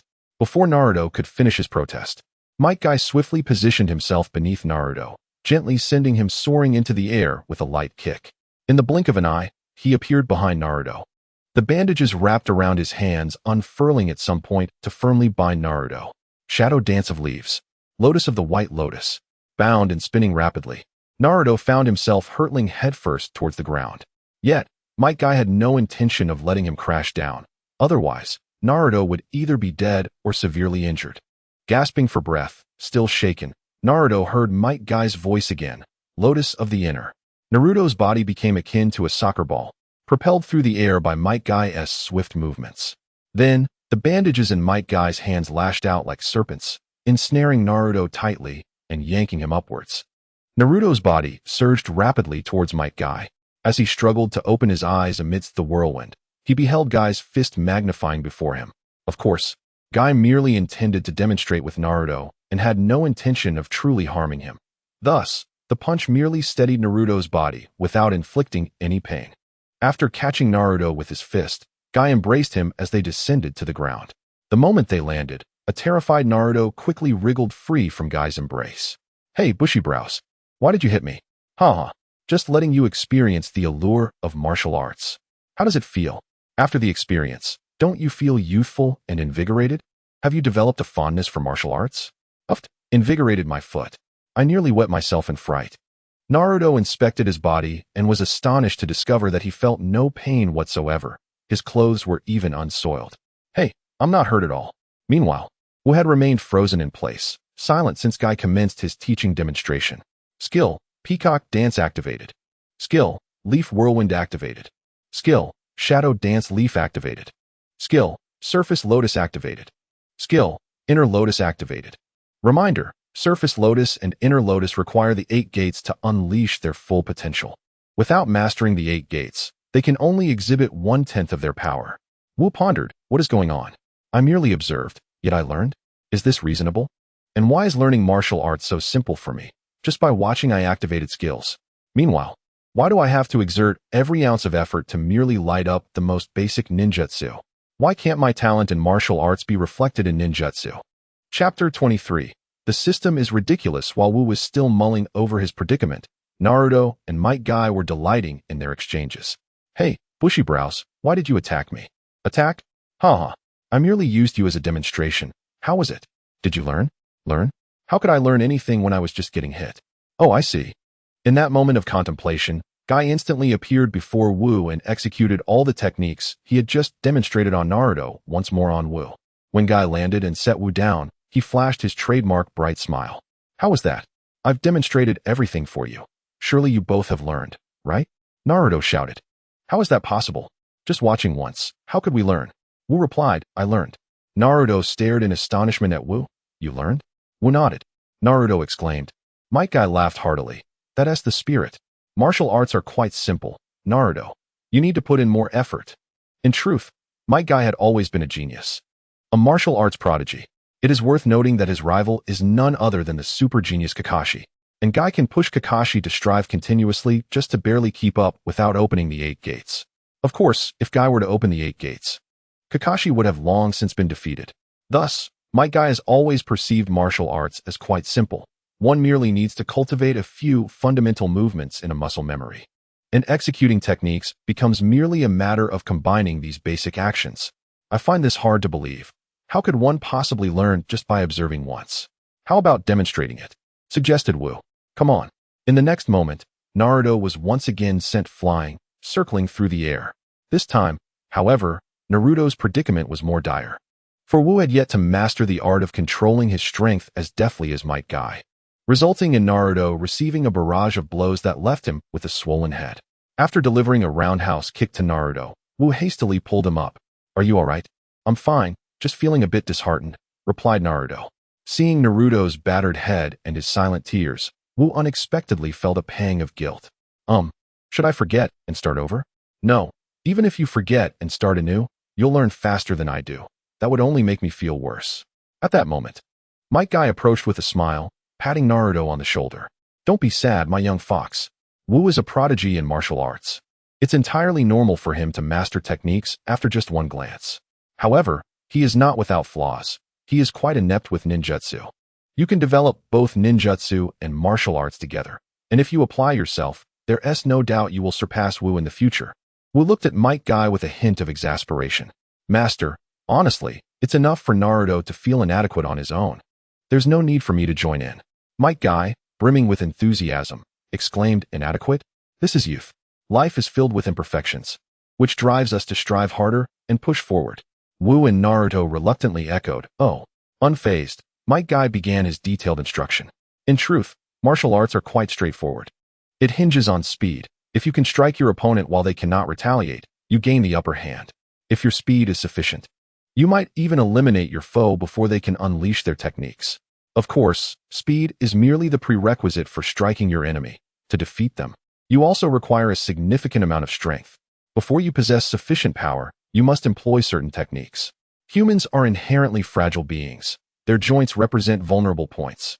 A slight application of force at the joints can easily fracture an arm or leg, greatly diminishing the enemy's combat effectiveness. The spine is a ninja's most delicate area. A mere light strike can incapacitate an opponent, while a heavier blow can lead to death.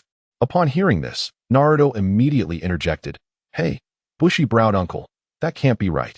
The most vulnerable part of a person is clearly the eyes. Might Guy laughed heartily. You speak of humans, but I speak of ninjas. There is a distinction. Is there really? Indeed, there is. The reason the eyes are the most vulnerable part of a human is that losing one's sight equates to losing the ability to perceive the world. However, ninjas are different. Even if a ninja loses their sight, they possess numerous methods to sense their surroundings.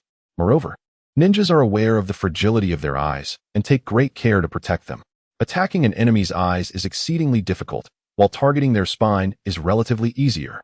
Wu and Naruto suddenly experienced a moment of clarity. Indeed, ninjas are distinctly different from ordinary individuals. The perceptual abilities of some masters of ninjutsu far surpass mere vision. Even the loss of sight merely results in a slight diminishment of a ninja's offensive prowess, rather than a fatal blow. Subsequently, Might Guy imparted numerous techniques to the two regarding joint attacks and methods to target vital areas of an adversary. These techniques were not only practical, but also exceedingly lethal. Once the instruction concluded, Might Guy addressed them earnestly. The world we inhabit is far from peaceful, and conflict is inevitable. However, I implore you to refrain from employing these techniques against non-enemies. If you decide to strike, embrace the intent to eliminate your opponent. Might Guy's rare display of seriousness prompted both individuals to nod solemnly in agreement. After the lesson, Naruto and his companion took their leave, allowing the master and disciple to remain in solitude. However, Might Guy did not escort Wu back. Instead, he turned to him and said, "Wu, I have always believed your talent and physical techniques to be exceptional, yet you have surpassed my expectations. Therefore, I wish to impart to you my most potent forbidden technique." Wu, taken aback, gazed at Might Guy. Though he had been the disciple of Might Guy for less than 2 months, the prospect of learning the 8 gates was astonishing. The forbidden technique I wish to teach you is called the 8 gates. This technique lifts the body's restrictions on chakra, allowing the chakra stored within the chakra points to be unleashed without reservation. The first 3 gates, Open Gate, Rest Gate, and Life Gate, are considered safe zones, yet they require extensive, rigorous training to unlock. To withstand the impact of these initial gates, you must be capable of bearing a weight of 1 ton. Once you progress beyond the Injury Gate, every subsequent gate, once opened, will inevitably inflict varying degrees of damage upon your body, regardless of your training. To unlock the Injury Gate, you must endure a burden of at least 10 tons. However, the stronger your body becomes, the lesser the burden required to open gates 4 through 7. As for the final gate, the Death Gate, no matter how resilient your physique, once it is opened, your demise is assured. Thus, when you contemplate unlocking the 8 gates, it must be for a cause or person worthy of such a sacrifice. Through the dedicated instruction of the master of physical techniques, the host's aptitude in physical prowess is extraordinary. The open gate has been illuminated. Through the dedicated instruction of the master of physical techniques, the host's aptitude in physical prowess is extraordinary. The Rest Gate has been illuminated. Through the dedicated instruction of the master of physical techniques, the host's aptitude in physical prowess is extraordinary. The Life Gate has been illuminated. Woo! System, how extraordinary. In Chapter 24, he could potentially wield the 8 gates as a commonplace technique. A surge of pale blue luminescence erupted from Wu, his visage flushed crimson, veins bulging upon his forehead, while the potent aura he exuded swept the surrounding sand and debris into a whirlwind. Witnessing this, Might Guy widened his eyes in astonishment, unable to comprehend the scene before him. Wu was indeed a prodigy of physical techniques. When my father taught me the 8 gates, I was able to unlock the open gate immediately, yet it took me nearly half a year to master the Rest and Life gates. Upon engaging in his studies, Wu surprisingly managed to unlock 3 gates simultaneously. Such a prodigious talent in physical techniques is indeed astonishing. After a moment of shock, Might Guy recollected himself and urgently called out to Wu, "Wu, cease immediately. Utilizing the 8 gates will inflict damage upon your body." Only then did Wu awaken from his state of confusion, realizing that he had inadvertently opened 3 gates, and promptly halted the 8 gates technique. Once Wu stopped, Might Guy quickly began to examine Wu's condition. "How are you? Is there any discomfort? Do you feel fatigued?" Wu, bewildered, shook his head. The activation of the 3 gates must have occurred coincidentally upon receiving a system prompt indicating skill activation. According to Might Guy, one's physique must endure a weight of at least 1 ton to withstand the resultant damage from such techniques. Wu, however, could only bear a mere 300 kilograms, which was significantly less than the required ton. Yet, after unlocking the 8 gates, he felt no adverse effects whatsoever, not even a hint of exhaustion. What could this mean? Might Guy, witnessing Wu's head shake, found himself in a state of bewilderment once more. His heart had raced with anxiety moments ago, for the physical toll of activating the 8 gates was exceedingly severe, and Wu was merely 6 years old. If this extraordinary talent suffered irreversible harm due to his momentary oversight, Might Guy would carry that guilt for a lifetime. However, after assessing Wu's body, Might Guy found himself engulfed in profound self-doubt. Why was this so? Logically, Wu's physique should not yet be capable of enduring the strain of 3 gates. Why then was he unharmed? When he first activated the technique, the moment he ceased, he was overwhelmed by a sensation of intense soreness. as if he had undergone training tenfold beyond his limits. The first time he unlocked 3 gates, he experienced full-body spasms, feeling as if he were on the brink of death, with even the lightest touch causing him excruciating pain. Indeed, facing genius always leaves me feeling this way. Although Wu's lack of injury brought Might Guy joy, the boy's extraordinary performance left him feeling emotionally wounded. Meanwhile, Wu also harbored confusion and secretly inquired of the system. Why am I unscathed? The host's training enhances not only the physical body, but also the internal organs and meridians, resulting in a strength of meridians that far exceeds that of others, enabling the host to withstand ordinary impacts. Wu's eyes brightened instantly. Thus, it seems that as long as I continuously fortify my physique, I will eventually be able to endure the damage inflicted by the 8 gates, perhaps even utilizing them without injury. The system offered no further reply, yet Wu understood this to be the case. The numerical values on the system panel lack an upper limit. As long as he persists in his enhancement, he shall continue to grow stronger. It appears that in the future, he may employ the 8 gates as a routine practice. However, that is a matter for the future. For now, he must strive to become stronger. Having emerged from his moment of despondency, Might Guy clapped Wu on the shoulder and remarked, "Although I have always called you a super genius, your talent surpasses my wildest imagination, evoking memories of the helplessness I felt in the presence of Kakashi. Oh, this is the essence of youth. However, do not underestimate the 8 gates of death due to your innate talent. It is a perilous, forbidden technique. I hope you will only employ it when there are people or matters you cherish to protect." Upon returning home, Wu prepared a sumptuous feast for Might Guy, who, typically disciplined, surprisingly indulged in an entire jar of wine with delight. A week later, Wu bid farewell to Might Guy at the village gate and hurried back to school to prepare for the day's entrance examination. At that moment, hundreds of students gathered in the school's training arena, where 10 small stages were set up, each occupied by a teacher, including Irika, who smiled down at the students. The cacophony of voices from the students was met with the teacher's gentle insistence for them to line up by class. Suddenly, an elderly figure appeared within the school, adorned with a conical hat emblazoned with a red flame symbol, draped in a white robe bearing the grand title of 3rd Hokage. The individual was none other than Sarutobi Hiruzen, the 3rd Hokage. Instantly, all the students fell silent, their attention captivated by the Hokage. Among them, Sasuke's gaze was not fixed on Hiruzen, but rather on the figure standing behind him. Brother has come with the Hokage." The Hokage stood upon a high platform, addressing the students with a smile. "It is splendid to see each child brimming with vitality and enthusiasm. Today marks your entrance examination, a mere assessment of your training thus far. There is no need for anxiety or fear in facing your teachers. Strive to showcase the knowledge you have acquired at school." With a sweeping gesture, Hiruzen signaled the teachers to commence the examination. The supervising teachers nodded and began organizing the students for their matches against the instructors. Hiruzen glanced at Sasuke and quietly remarked, "Is that your younger brother?" "Yes." The typically aloof Itachi Uchiha softened his demeanor slightly upon looking at Sasuke. "Alas, your family is in constant turmoil, now even proposing to infiltrate positions within the military during meetings, all while rallying for a campaign to elect a new Hokage." A flicker of anger flashed in Itachi's eyes at the mention of family matters. Their clan seems solely preoccupied with its own interests, oblivious to the village's well-being. Why can't they comprehend that without the village, there can be no family? Indeed, they cling to outdated beliefs, aspiring for their clan to surpass the world. However, the times have changed, Itachi. My intention in speaking is not to dwell on these matters, but rather to prepare you psychologically. I will be rejecting your clan's bid for the Hokage position. Given your family's current haughty disposition, I fear that once refused, they may Itachi's expression darkened, filling in the unsaid words of Hiruzen. Coup d'etat.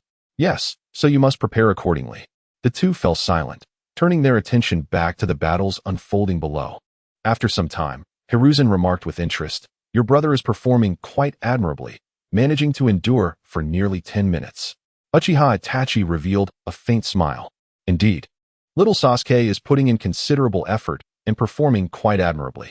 However, it seems he is destined to face another setback, as his opponent appears to be even stronger. Oh, is he the disciple of Might Guy? Chapter 25, A Direct Defeat? Sasuke rose from the training ground, breathing heavily as he glanced at his teacher. The teacher gave Sasuke a thumbs up, exclaiming, Sasuke, as expected of the top of your class, you performed exceptionally well, enduring for a total of 15 minutes. Outstanding. Sasuke slightly bowed in gratitude towards his teacher, a satisfied smile gracing his face. Today he had showcased all the ninjutsu he had learned, even executing the advanced technique. The great fireball jutsu, which garnered significant attention. He could even sense the envious gaze of Wu upon him.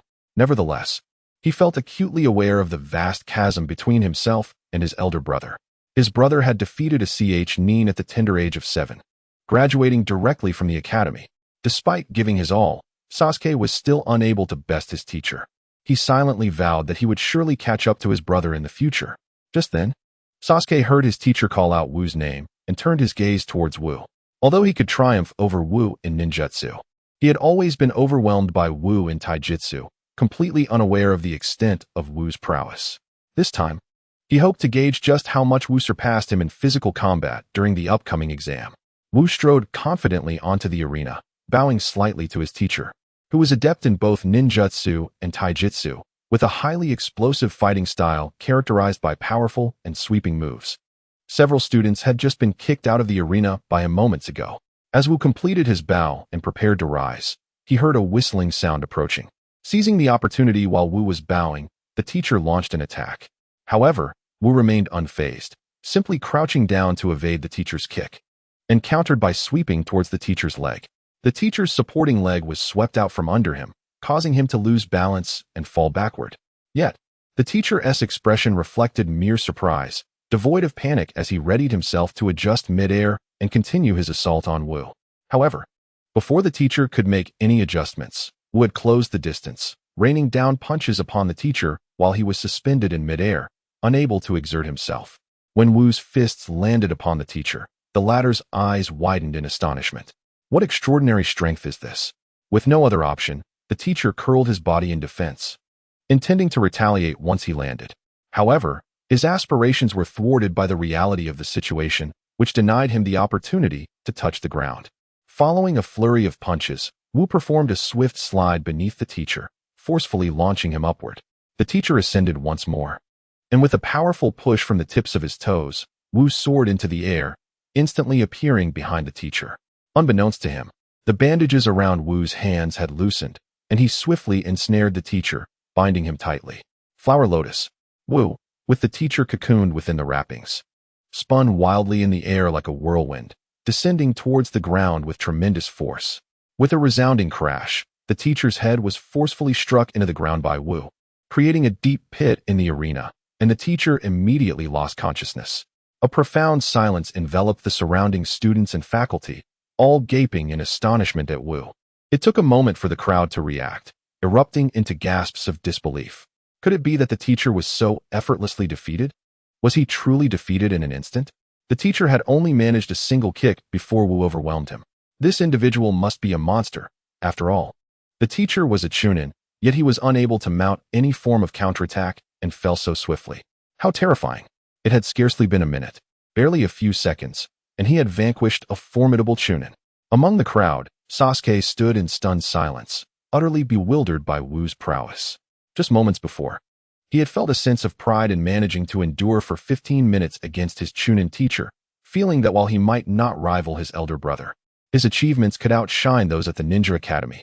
Yet here was Wu, not only defeating the chunin teacher, but doing so without allowing him to execute even a single technique, merely capitalizing on a minor mistake to secure his victory. If the chunin teacher was so easily bested, how would Sasuke fare against Wu? After a considerable period of contemplation, he resignedly shook his head, realizing he would be incapable of surviving even 10 seconds against Wu. The reason was simple. Wu's speed was astonishingly swift. Even if he could perceive Wu's movements and anticipate his attacks, his own speed could not possibly keep pace. Why was there such a vast disparity? Why? The frustration was overwhelming.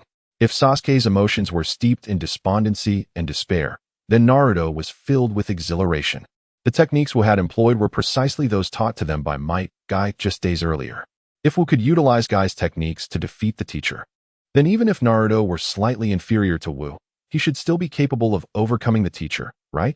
The mere thought ignited a fervent desire within Naruto to take his turn in the examination. Standing beside Naruto, Shikamaru was struck with astonishment.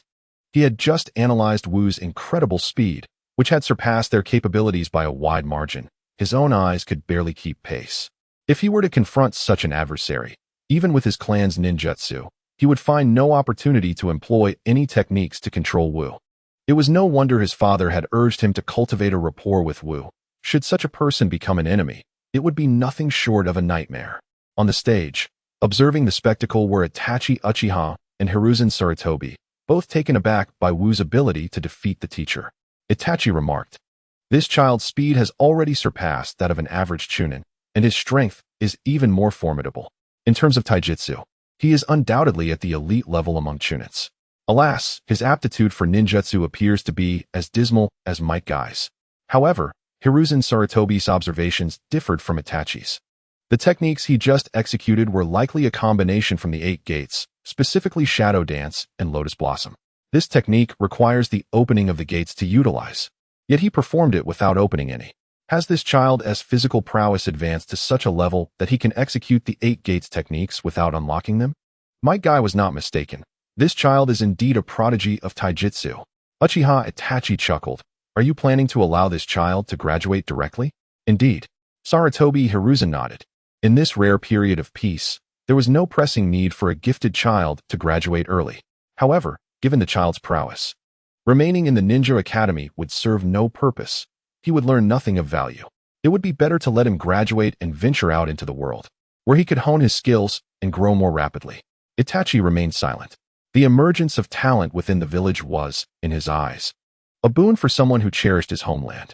Alas, this talent was not his younger brother, Sasuke. As Itachi contemplated how to console his brother upon his return, he suddenly smiled at the sight of Sasuke. "Truly worthy of being my brother. He has awakened." Sarutobi Hiruzen, somewhat astonished, turned to look at Sasuke. "He has indeed awakened.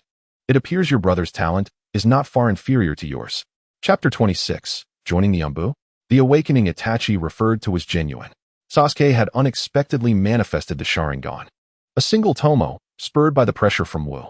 It is well known that for the Uchiha clan, awakening the Sharingan marked a profound transformation. Itachi had initially intended to facilitate Sasuke's awakening through his subsequent plans. Yet he was taken aback to discover that Sasuke had achieved it without the death of a close friend or family member. Excellent. This sensitive yet fragile disposition may indeed be conducive to awakening. Perhaps, in the future, Sasuke's accomplishments will surpass my own. Meanwhile, having awakened the Sharingan, Sasuke bellowed at Wu. "Wu, I challenge you. I will defeat you." Sasuke understood the significance of the Sharingan. With these eyes, his power would multiply exponentially. Furthermore, possessing this ocular ability granted him the confidence to confront Wu, envisioning a scenario where even Wu would succumb under its gaze. As Wu prepared to carry their teacher away on a stretcher, he heard Sasuke shout and noticed his awakening of the Sharingan, yet he remained unfazed, merely nodding in acknowledgement. The teachers glanced at the Hokage and observed that neither the Hokage nor Itachi intervened, thus permitting Sasuke and Wu to engage in battle. Sasuke dashed toward Wu, swiftly forming hand seals. Shadow clone technique. 2 clones manifested alongside him, and together they charged at Wu. The trio simultaneously hurled shuriken at Wu, creating a barrage of 9 that enclosed his figure completely. Wu stood calmly, only slightly shifting his body to evade the shuriken as they neared. At that moment, Sasuke reached Wu, unleashing a flurry of punches akin to a rainstorm. Wu extended his palm, firmly grasping Sasuke's fist and yanking him toward himself. Just as Sasuke was about to collide with Wu, the latter sidestepped, tripping Sasuke and sending him flying. Sasuke's Sharingan spun rapidly, allowing him to anticipate Wu's next move, replicating the technique he had just used against their teacher. In that instant, Sasuke exerted force, plummeting his body downward. Wu, as predicted, appeared beneath him, launching an uppercut. Prepared for this, Sasuke raised his palm to intercept Wu's punch. According to his plan, he believed he could leverage the force of Wu's punch to escape his control. However, he was utterly unprepared for the overwhelming power behind Wu's strike, which sent him soaring into the air, several meters aloft. In an instant, Wu appeared above Sasuke, his hands clasped together, descending with tremendous force. Sasuke could distinctly perceive Wu's movements, yet he was unable to react. Wu's speed was astonishingly swift, rendering his body incapable of responding in time to mount any defense. With a resounding thud, Sasuke was propelled downward like a projectile, But another figure appeared even more swiftly, precisely positioning themselves to catch Sasuke as he fell.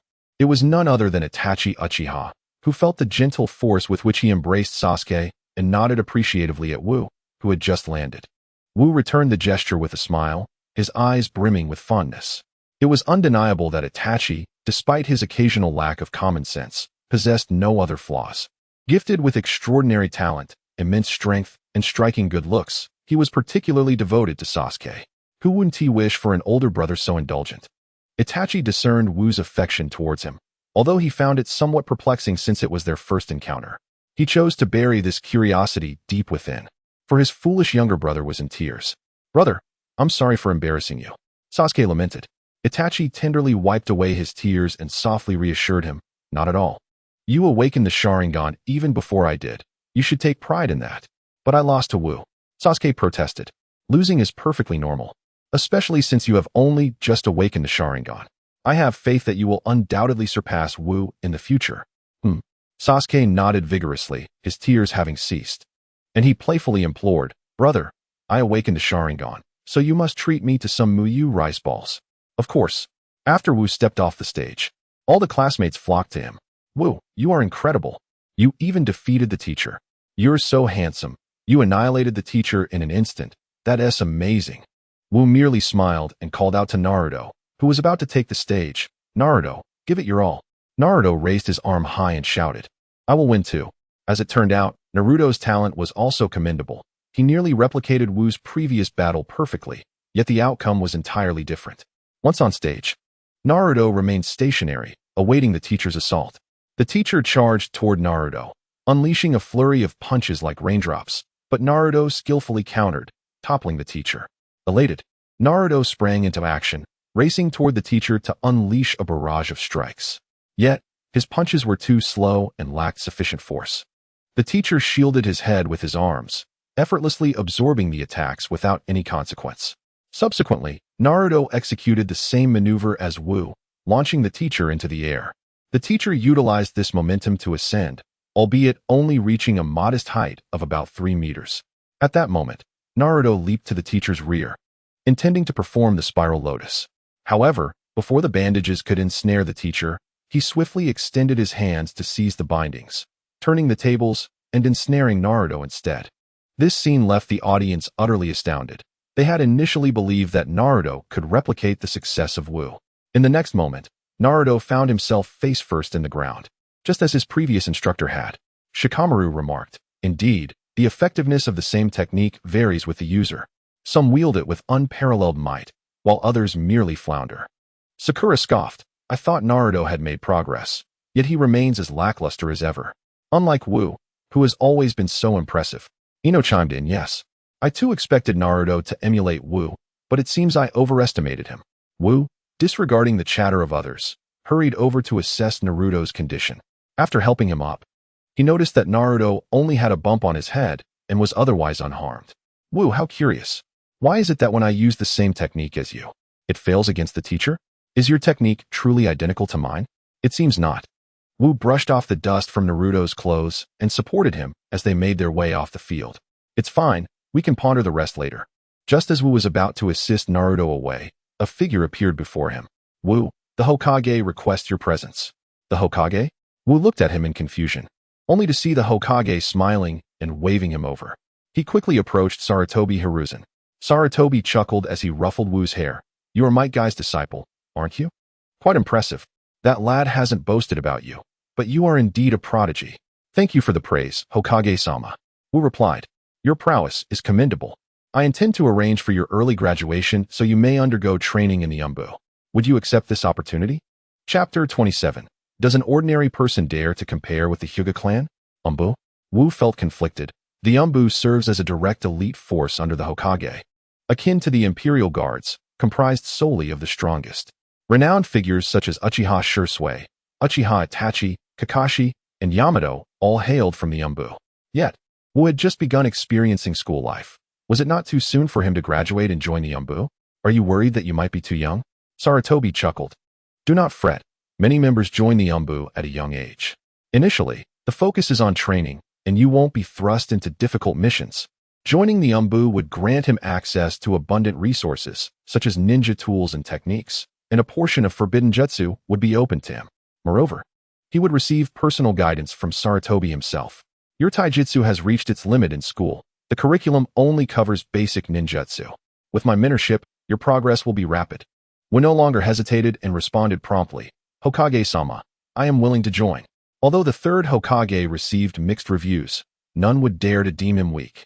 He was well-versed in all of Konoha's ninjutsu and adept at expertly combining 5 different elemental styles, earning him the illustrious title of the ninjutsu doctor within the ninja world. In terms of teaching, the legendary Sannin were among his most renowned achievements, whether it was the genius Orochimaru, the somewhat less gifted Jiraiya, or the ambitious Tsunade. All were molded into formidable leaders under his tutelage. The 3 pivotal figures are all distinct types of formidable individuals. Only through tailored instruction, specifically targeted guidance, can they possibly cultivate the legendary 3 ninjas. With such a master of teaching personally overseeing the instruction, how could Wu possibly refuse? The Hokage nodded with a smile, recalling how he had long desired to recruit a taijutsu ninja into the Umbu. Regrettably, Wu's mentor, Might Guy, was not suitable for this role. However, the current circumstances are even more fortuitous, as Wu's unique attributes fulfill a vision that had long resided in his mind. Vision? I shall discuss it with you later. For now, return home and rest. Report to the Hokage Tower tomorrow. Understood. Upon returning home, although Wu had not yet formally graduated, news of his impending graduation spread throughout the Hidden Leaf Village. The reason was quite astonishing. Apart from during wartime, virtually all children who graduated early from the Ninja Academy had to defeat a chunin instructor to do so. This implies that Wu, at the tender age of merely 6, possessed the strength of a chunin. It is important to note that Wu is an ordinary individual without any notable background, lacking any ancestral lineage or inherited strength. The Ninja Academy has produced many exceptionally talented prodigies, such as Kakashi, who graduated at 5, and Itachi Uchiha, who graduated at 7. Both are renowned throughout the ninja world as extraordinary geniuses. However, Kakashi's father was the illustrious Konoha White Fang, Tsukumo Hitaki, and Itachi was the direct heir of the Uchiha clan, the most prestigious clan in the ninja world. Their genius can be attributed to their powerful bloodlines. Yet Wu? He is merely an ordinary commoner, a person who has only been Might Guy's disciple for less than 2 months. Yet he possesses talent that rivals that of those with formidable bloodlines, far exceeding the expectations of many.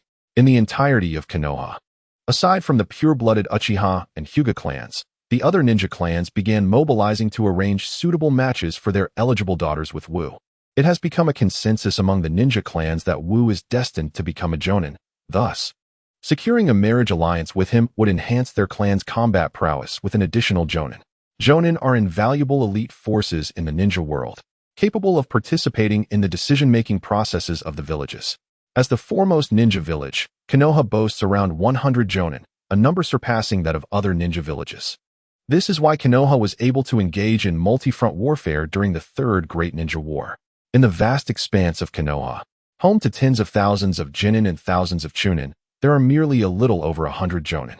This underscores the rarity of jonin. To possess an additional jonin would significantly bolster the strength of many smaller clans.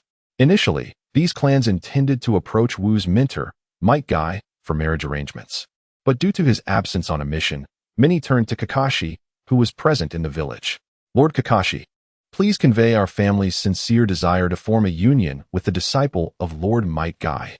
Lord Kakashi, this is a small token of our appreciation. We kindly ask you to pass along this message. Kakashi, inundated with dozens of such messages in a single day, felt utterly overwhelmed. However, he found it quite understandable, as he had experienced similar circumstances in his own past. As a member of the esteemed Hitaki clan within the shinobi community, Kakashi exhibited remarkable prowess, graduating at the tender age of 5, attaining the rank of Nin by 6, and ascending to Nin by 12, a prodigious talent that drew the attention of countless admirers. It was said that Hitaki Tsukumo once jestingly teased Kakashi, suggesting he could choose any woman in the village for marriage, regardless of her standing. This defeated a Nin, which speaks volumes of the young man's exceptional talent. Kakashi casually discarded those messages, instead choosing to immerse himself in the pages of Paradise of Affection. Now, alone yet formidable, He found himself unencumbered by the expectations of others. Even the likes of Sarutobi Hiruzen could do little to sway him, and he harbored no fear of offending any clan. Meanwhile, within the Hyuga household, Hinata had just returned home when her father, Hayashi, summoned her. "I have heard a prodigy has emerged in your class. One who has bested a CH9 teacher today?" Hinata nodded obediently. "Yes, Wook defeated the CH9 teacher in approximately 10 seconds. Hayashi frowned, his tone revealing dissatisfaction. "Your classmates can vanquish CH9 teachers. Yet as the eldest daughter of the Hyuga clan, you have made little progress. You are not even a fraction as capable as your brother Niji." After delivering this critique, he cast a glance at Niji, standing silently behind him. "Niji, ensure Hinata practices an additional hour this evening." Niji replied expressionlessly, "Yes, clan head." At this moment, "There are no outsiders present. You may address me as uncle." "Very well, clan head." Hayashi sighed heavily, glancing between Niji and Hinata before departing. Once he left, Niji coldly addressed Hinata. "You indeed require additional training. Your current abilities are far from even the rank of Genin, which is unbecoming of your status as the clan's eldest daughter." Hinata, already timid, lowered her gaze further and whispered, "I'm sorry. There is no need for apologies. You are the clan's heiress and should never apologize to someone from the branch family like me. Now let us begin." Niji assumed a fighting stance and launched a cold attack towards Hinata. Under his relentless onslaught, she was repeatedly knocked down, only to rise again, tears welling in her eyes. "What use is crying? You are the Hyuga clan's heiress, yet you cannot even compare to an ordinary person. How dare you shed tears?" Hinata felt the sting of Niji's reprimand and murmured defensively, "Wook is not an ordinary person. He is a genius, just like you." "Huh? An ordinary person dares to compare himself with the Hyuga clan? I shall defeat him and show him that one's destiny is predetermined. Ordinary people should remain ordinary, for he will never surpass me." Chapter 28, Niji and Wook. The following day, Naruto trailed behind Wook, feeling somewhat despondent as they headed to collect their graduation certificates. The previous night, the two had spent an extended time together at Ichiraku Ramen, engaging in conversation until the early hours. Observing Naruto's melancholy demeanor, Wook chuckled and said, "Naruto, I have merely graduated. I am not gone. You can still play with me, as you always have. But I will be all alone at school." Naruto lamented. "Then strive to graduate from the Ninja Academy as soon as possible." Just as he was about to respond enthusiastically, Naruto's spirits dipped again. In truth, he found passing the graduation exam to be relatively easy. His only challenge lay in the inconsistency of his ninjutsu, often struggling to perform the techniques. Even though Naruto had been earnest, he still found himself unable to unleash his abilities, which left him in a state of profound frustration. Wu understood that this was due to the nine tails residing within Naruto, which hindered his ability to utilize ninjutsu. However, Wu refrained from voicing this truth. Naruto was not yet ready to confront the nine tails, and as a friend without the strength to restrain it, Wu dared not take any reckless actions that might alter the course of Naruto's life. Irika greeted the two warmly in the office. "Ah, you've arrived." He approached Wu, brandishing a ninja badge. "Where shall I affix it?" "On my arm." Naruto gazed enviously as Irika tied the badge onto Wu. Noticing Naruto's envy, Irika chuckled, "You just put in the effort, and when you graduate, I will personally tie one on for you." Naruto's face lit up with joy. "Irika-sensei, that's a promise. You must tie it for me then." As the three engaged in cheerful conversation, a figure clad in a white robe and bearing a cool demeanor entered the office. "Niji, you are Wu. I have come to challenge you. Let us fight." Wu stared at Niji in bewilderment. "Why?" "No particular reason," Niji replied. "I simply wish to demonstrate to someone that a person's fate is predetermined and unchangeable." Irika recognized Niji as a prodigy from the Hyuga clan. "Niji Hyuga, this is a ninja school, not your Hyuga residence." Niji offered a slight nod to Irika. "Indeed, teacher. It is precisely because this is a school that I extend my challenge to Wu rather than resorting to direct confrontation." Irika, incensed, contemplated intervening, but Wu restrained him. Irika was merely a common teacher without any significant background, while the Hyuga clan was one of the two great noble families in Konoha. Offending them could lead to a difficult future for Irika. "Very well, I accept your challenge." Irika quickly grasped Wu's arm, urging him. The Hyuga clan excels in taijutsu, with a comprehensive combat system. They are formidable in both ranged and close combat, and their Byakugan allows them to see the flow of chakra within the meridians. utilizing their unique techniques to anticipate your movements, even capable of severing your chakra flow. As a taijutsu ninja, you will find it unfavorable against a member of the Hyuga clan. Wu smiled. The Hyuga clan is indeed powerful, but it depends on the individual. He is our senior. If I recall correctly, he is yet to graduate. Irika sighed. He is Niji Hyuga, a genius of the Hyuga clan. Were he not from the branch family, he would likely be groomed as the clan leader. Rest assured, teacher, I am no slouch either. Upon hearing Wu's confident declaration, Irika could only release him with a resigned expression. The group made their way to the training ground, where Niji confidently beckoned Wu. Let us begin. I must state up front that you will not defeat me, as this is a matter of destiny. Wu strolled towards Niji with an air of nonchalance, akin to a leisurely walk, completely unfazed by the impending duel, and scoffed at Niji's proclamation. Niji furrowed his brow, yet remained silent, his focus intently fixed on Wu. Suddenly, Wu, who had been strolling, unleashed a sudden burst of speed, shattering the ground beneath him as he propelled himself toward Niji like a cannonball. With a deft flick of his right hand, Niji sent the swiftly approaching Wu flying through the air. However, Niji's expression bore no trace of joy. His palm had merely cradled Wu's arm before casting him aside, yet the impact had left a stinging redness, a sharp pain that deterred Niji from launching a counterattack. Instead, he stood his ground, his face etched with seriousness as he regarded Wu. As Wu soared through the air, he executed a graceful backflip, landing nimbly on his toes before charging once more at Niji. A radiant blue aura enveloped Niji's palm as he prepared to repel Wu again.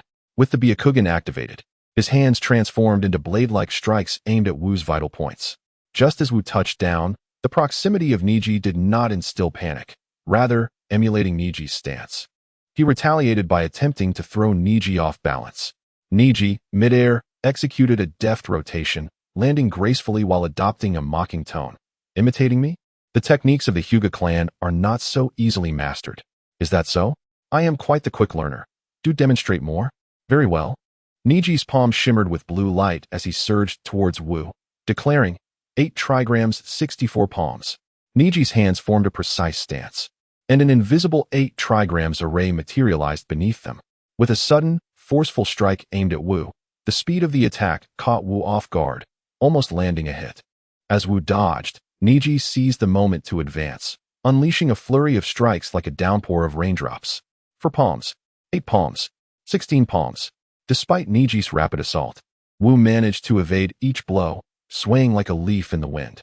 As Wu dodged Niji's attacks, he grasped that they posed no real threat, compelling him to close the distance between them. When Niji attempted to unleash the 32 palms, Wu intercepted him, securing Niji's arms and delivering a powerful knee strike to Niji's abdomen, propelling him backward. Just as Niji began to retreat, Wu seized his hands and slammed him downwards, following up with a heavy punch to the side of Niji's head. What was that you said about destiny? I believe in a singular truth. Man can conquer fate. Rules are meant to be broken. Constraints are meant to be shattered. There is no such thing as fate. It depends on whether you accept it. With that, Wu dusted off non-existent dirt from his rear and called out to the astonished Naruto. Naruto, let's go. Today, I graduate, and I shall treat you to Ichiraku ramen. Naruto, finally snapping out of his stupor, exclaimed with excitement. Wu, you defeated a genius. Truly impressive. And as for that ramen, make it a supersized bowl with extra toppings. Absolutely. The two bid farewell to Irika before departing the school. Irika, astonished, watched Wu and Naruto leave, then glanced back at Niji, still on the ground. His eyes filled with shock. These prodigies were indeed formidable. Even a single Niji would challenge him, yet Wu had effortlessly triumphed over Niji. Reflecting on this, Irika felt a pang of helplessness and shook his head as he returned to his office. After a considerable time, Niji finally rose from the ground. Though defeated, the sting of loss was overshadowed by the weight of Wu's words. Can mankind truly defy fate? Rules are meant to be broken. Constraints exist to be dismantled. Chapter 29. Oh, how I long to grow up quickly. Early the next morning, Wu arrived at the Hokage building. Upon entering and stating his purpose, a staff member escorted him to the Hokage's office. Sarutobi Hiruzen, buried beneath a mountain of paperwork, finally lifted his gaze to Wu upon hearing the report of his arrival. Wu, shortly, someone will take you to report to the Umbu. However, after you join the Umbu, you will need to complete your first mission. All right, what is the mission?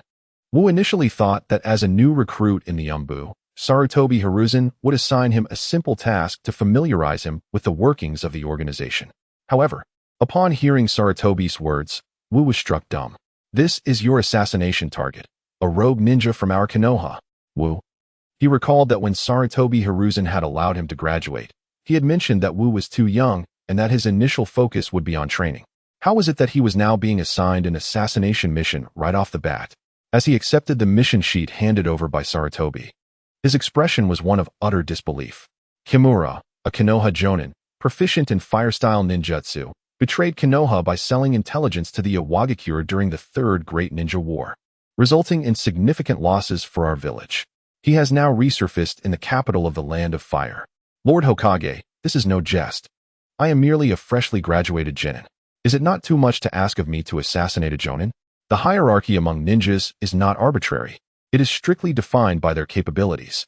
A jonin can easily overpower 10 chunin, and with advantageous terrain, could slay 100. Conversely, a chunin can dominate 10 genin. To send him to assassinate a jonin is not a task, it is a death sentence. This is your assignment, and I have faith that you can accomplish it. How is that even possible? Should you succeed in this mission, I would allow you to borrow the Forbidden Sealing Book, which contains numerous forbidden techniques for your study. The Sealing Book? The one that Naruto stole? Wu furrowed his brow, contemplating whether to accept. The Sealing Book contains many powerful forbidden techniques. Yet each bears its own drawbacks or perilous consequences, which is why they are recorded for limited access. However, some of these techniques are available for jonin, such as the Shadow Clone technique, which, if utilized excessively, can easily deplete one's chakra and lead to death. Thus, within the entire narrative of Naruto, only Naruto, the Jinchuriki of the Nine Tails, and those of the Uzumaki clan with their unique constitution can freely employ the Shadow Clone technique. Others may know it, yet seldom use it. The Sealing Book also contains formidable techniques like the Flying Thunder God and the Reaper Death Seal. The former is noted for its complexity, often causing the unskilled to waste considerable time in its pursuit. The latter, however, is a guaranteed death technique. The user must sacrifice their own life to the Shinigami to summon its aid in sealing another's soul. Even beings like Orochimaru, who are rumored to possess multiple lives, must relinquish 2 of their soul's arms to barely survive the Reaper Death Seal.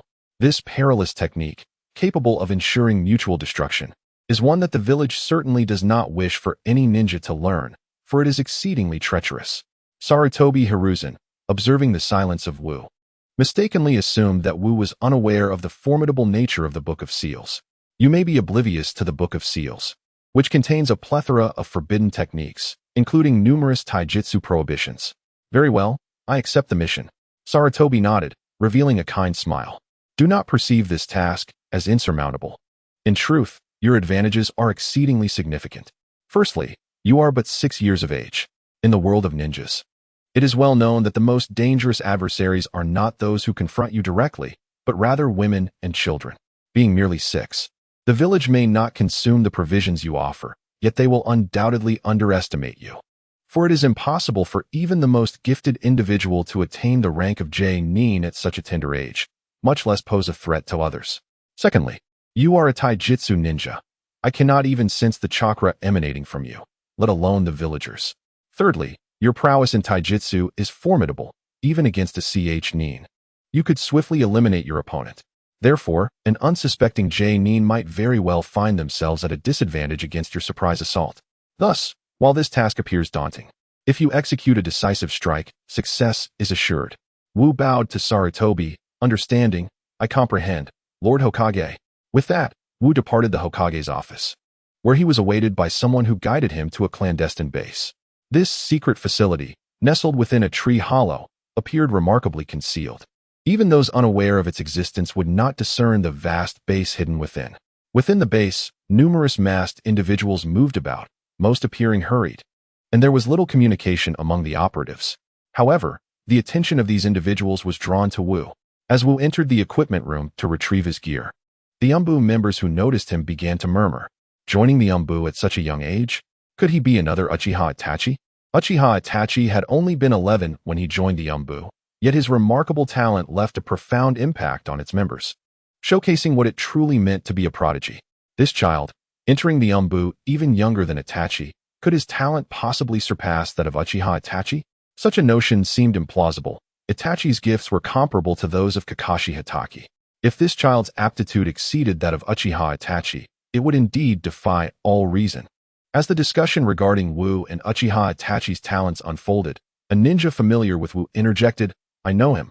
His name is Wu, a taijutsu ninja who has just graduated from the Ninja Academy."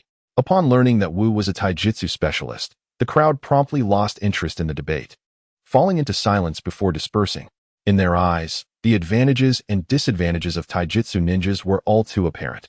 Even if Wu's talent in taijutsu was exceptional, the limitations were equally significant, as a genjutsu user could easily thwart his formidable skills.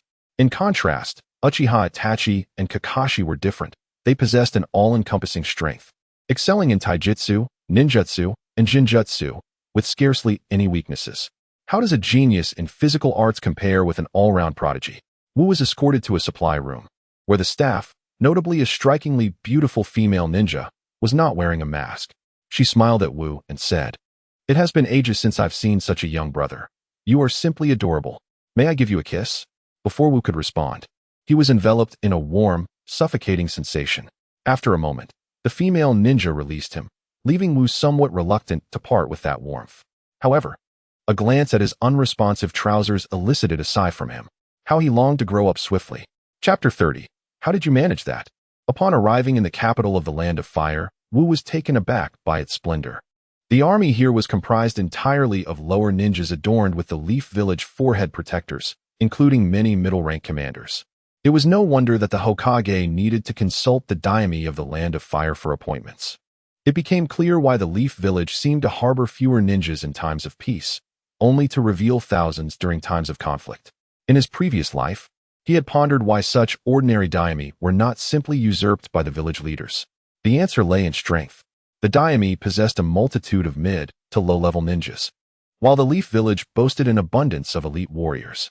The sheer number of the daimyo's ninjas could overwhelm the top-tier fighters of the Leaf. Yet the elite from the Leaf could threaten the daimyo's very life. The ninjas of the Leaf were sustained by the Land of Fire, which in turn was protected by the Leaf's foremost warriors. Both sides maintained a delicate balance, mutually reliant. Awaiting Wu in the capital was Asuma Sarutobi, son of Hiruzen Sarutobi. Asuma, with a cigarette dangling from his mouth, stared blankly at Wu. "Hey, has my old man lost his marbles? Why send you to deal with AJ Nin?" Asuma had initially intended to relinquish his duties as a guardian of the 12 ninja guardians and return to the village when he received his father's orders to assist Umbu in a task.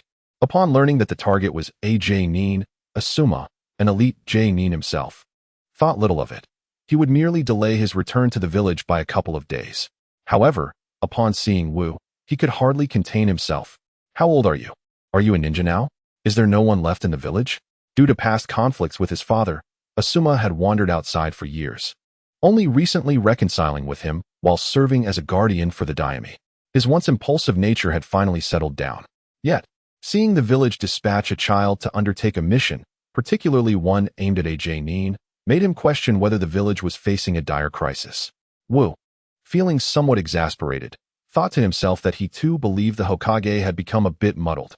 After all, he was merely 6 years old, having just become a genin, and upon the Hokage's arrangement to join the Umbu, he was promptly assigned a task. Only 6 years old. Asuma was taken aback, muttering a few expletives before addressing Wu. "How about this? I will handle this task. You need not involve yourself." "Isn't that inappropriate?" "Nothing of the sort. Don't worry, I'll take full responsibility." Asuma extended his hand to Wu, requesting the detailed information. "I will deal with this target from the Mist Village." Asuma quickly perused the intelligence report and strode purposefully towards a tavern. After tidying himself up, he discreetly concealed his forehead protector and the emblem of the Land of Fire, made a slight adjustment to his appearance, and entered the tavern alongside Wu. Inside, the tavern was abuzz with lively chatter, and the air was occasionally punctuated by flirtatious banter, suggesting that it also dabbled in more illicit activities. Asuma and Wu ascended to the 3rd floor, only to be halted by a young waiter, who greeted them with a forced smile. "Esteemed sir, the 3rd floor has been reserved. Might I suggest the private room on the 2nd floor instead? Who could afford such extravagance?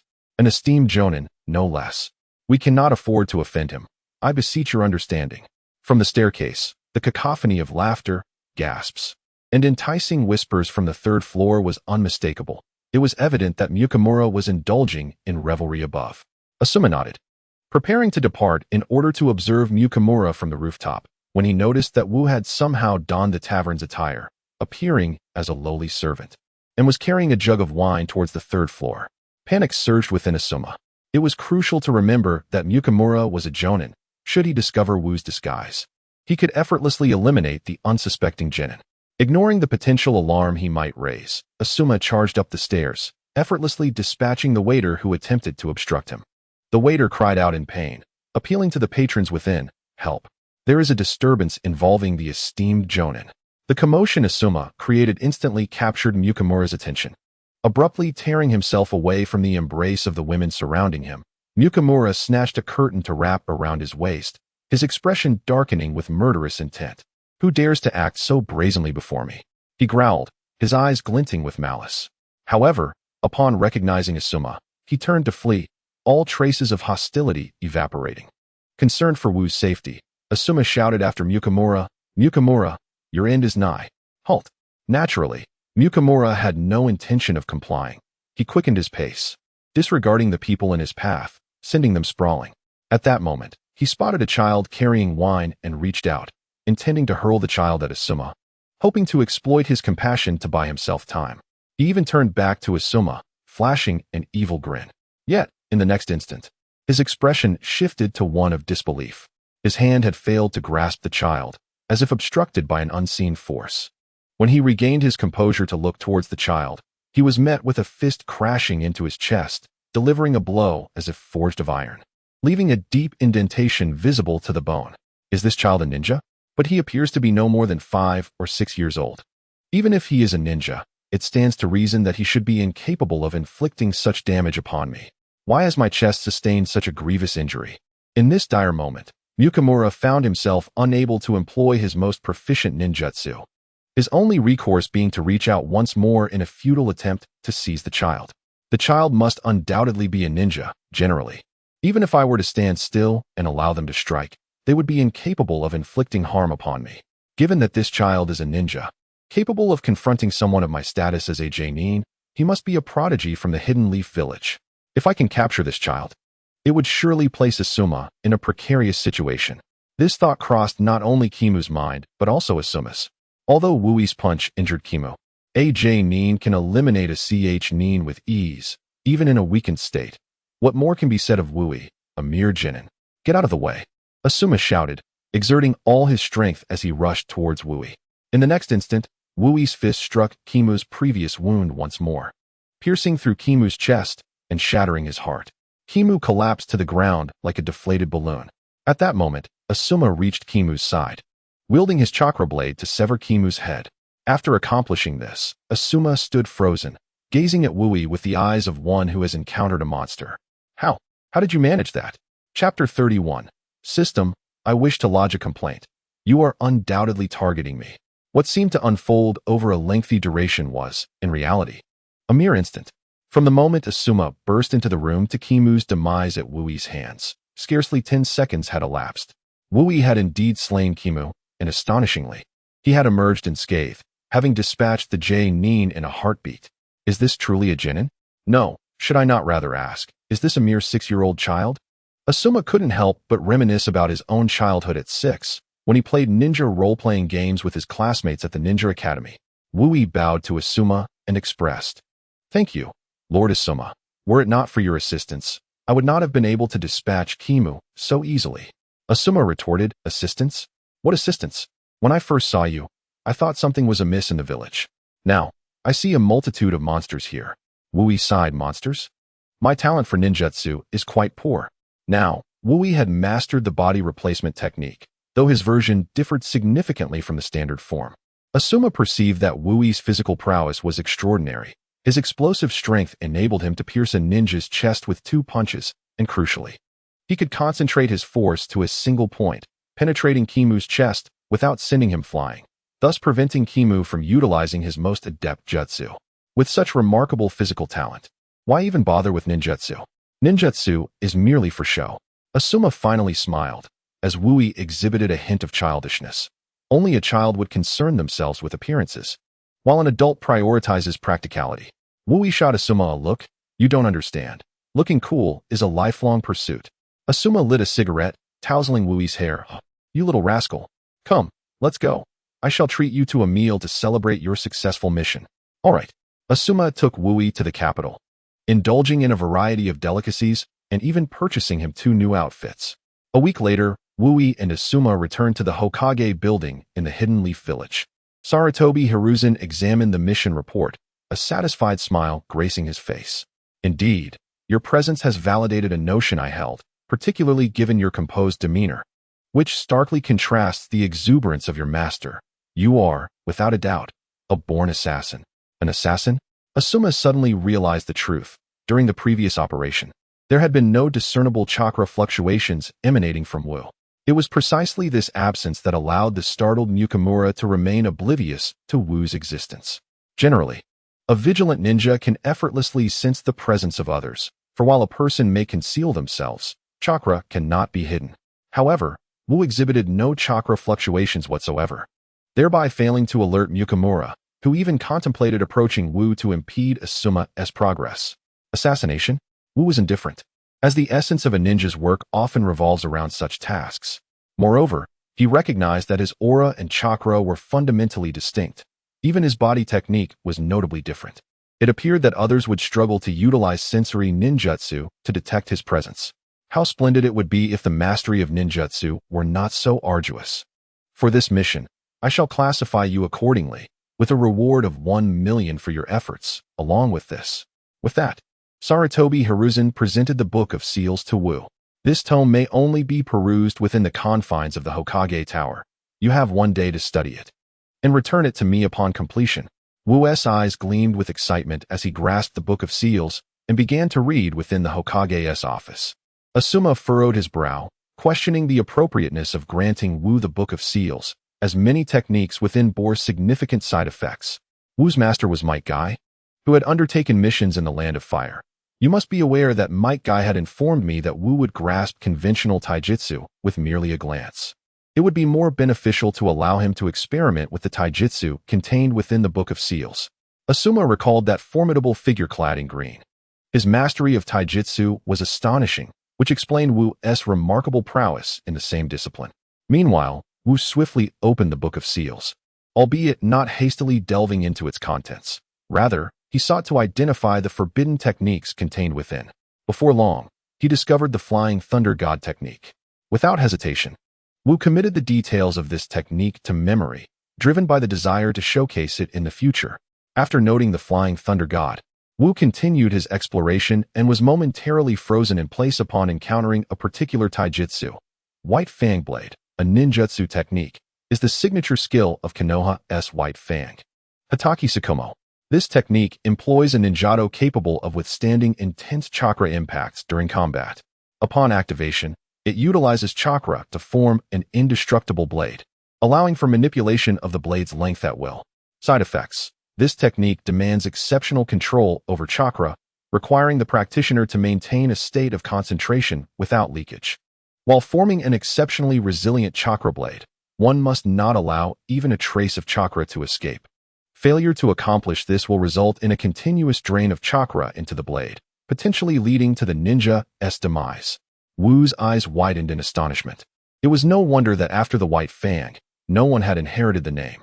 To comprehend the external perception of Hataki Sakumo, one must recognize that he is regarded as a formidable ninja, surpassing even the legendary Sannin. The Sand Ninjas once issued a decree in homage to the White Fang, declaring that any ninja, regardless of their mission, could abandon their task to flee if they encountered Hataki Sakumo. In most ninja villages, a stringent law prevails. The mission takes precedence above all. This is because missions are the lifeblood of the village's economy, serving as the means of survival for ninjas. Abandoning a mission would tarnish one's reputation, leading many employers to withdraw their trust and redirect their tasks to other villages, inflicting significant harm upon the village. This explains why a figure of Hataki Sakumo's caliber, who forsook his mission to save his comrades, faced hostility from his own village, ultimately culminating in his tragic end. The fact that the Sand Ninjas would issue such an edict in respect to Hatake Tsukumo underscores the profound psychological impact he had on them. Such a powerful ninja undoubtedly possessed signature techniques that could be emulated. However, even in the future, none succeeded in mastering them, which speaks volumes about the formidable nature of Hatake Tsukumo's skills. In truth, with Kakashi's innate talent, he could have easily learned the White Fang's ultimate technique. Unfortunately, the burden of Obito's Sharingan, which was exceedingly draining, hindered Kakashi from mastering or executing Hatake Tsukumo's renowned abilities. Such arduous ninjutsu would not be overlooked by Wu. He was determined to learn. The challenge was great, yet akin to the Flying Thunder God technique. Once mastered, it would grant him immense prowess within the ninja realm. Why not pursue it? In Wu's mind, he meticulously reviewed the method of practicing the White Fang's blade, when suddenly he heard the system's notification. Congratulations, host. You have learned the White Fang's blade. The skill has been unlocked. What? He learned it just like that? Wu's eyes widened in astonishment, filled with confusion. In fact, it wasn't only the White Fang's blade. He had also mentally rehearsed the Flying Thunder God technique several times, yet the system remained silent.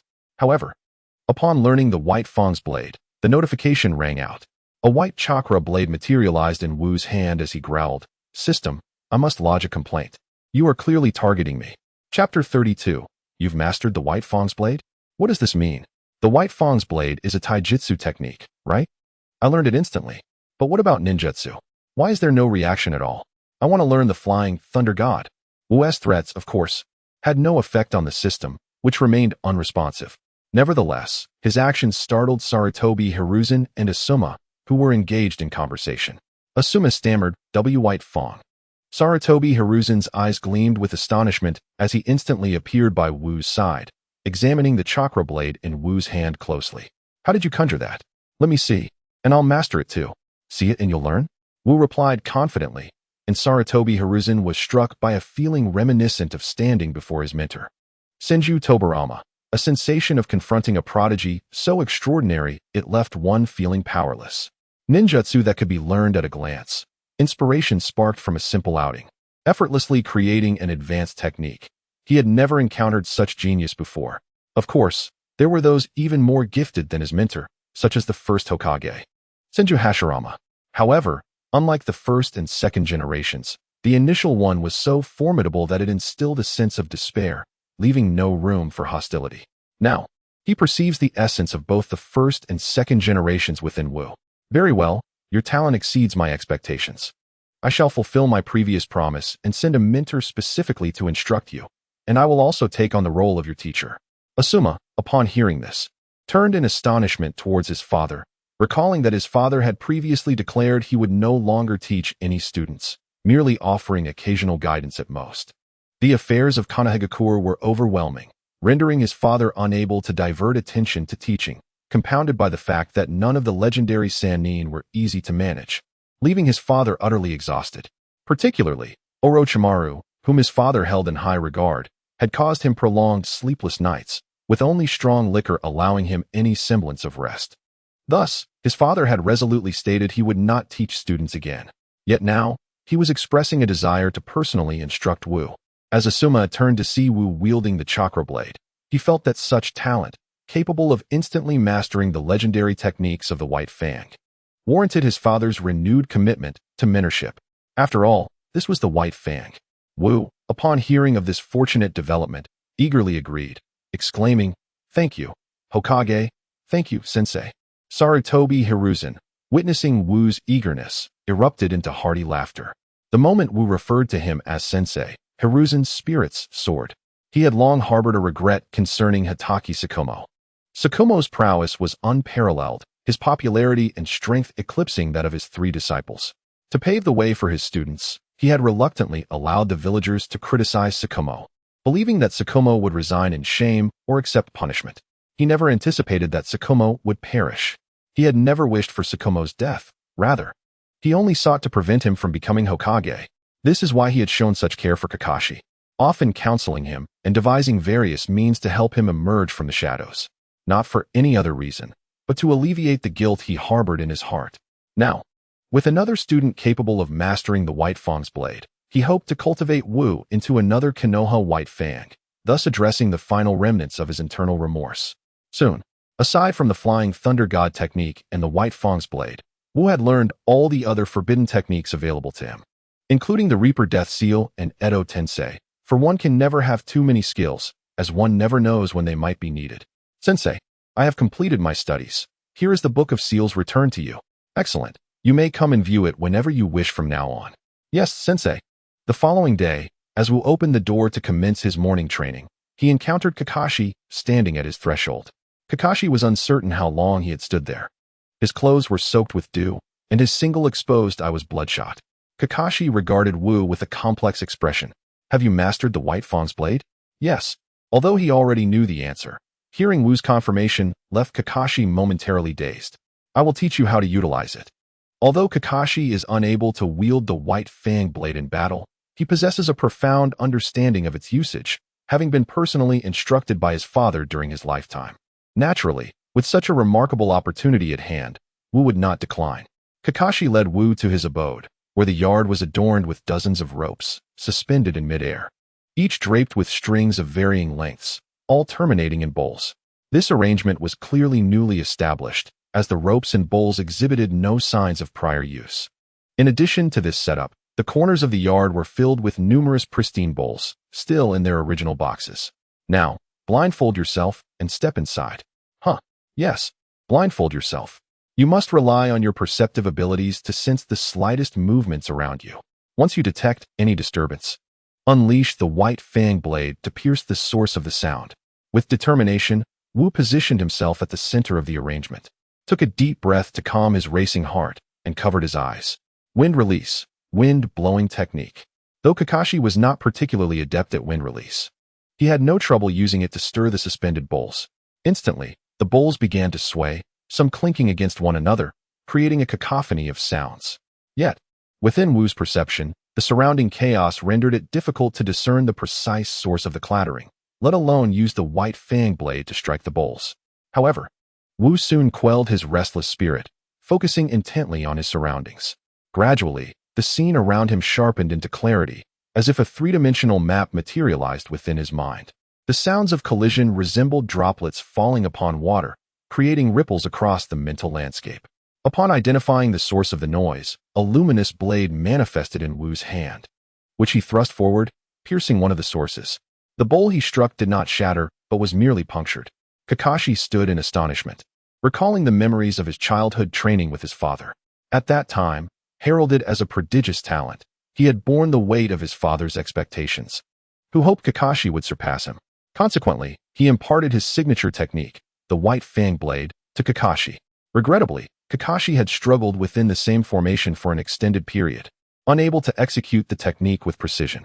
The distance and positioning of the bowls posed significant challenges, compounded by the difficulty in controlling the White Fang blade. It took him an entire month of diligent practice to achieve even a semblance of success in striking the floating bowls while blindfolded. Now, Wu accomplished this feat in less than the time it takes to burn a stick of incense. This revelation led Kakashi to grasp the despair and helplessness that Might Guy must have felt when facing him. Consider the vast disparity. A task that took Kakashi a month of effort to barely achieve, Wu had managed to accomplish effortlessly at the outset.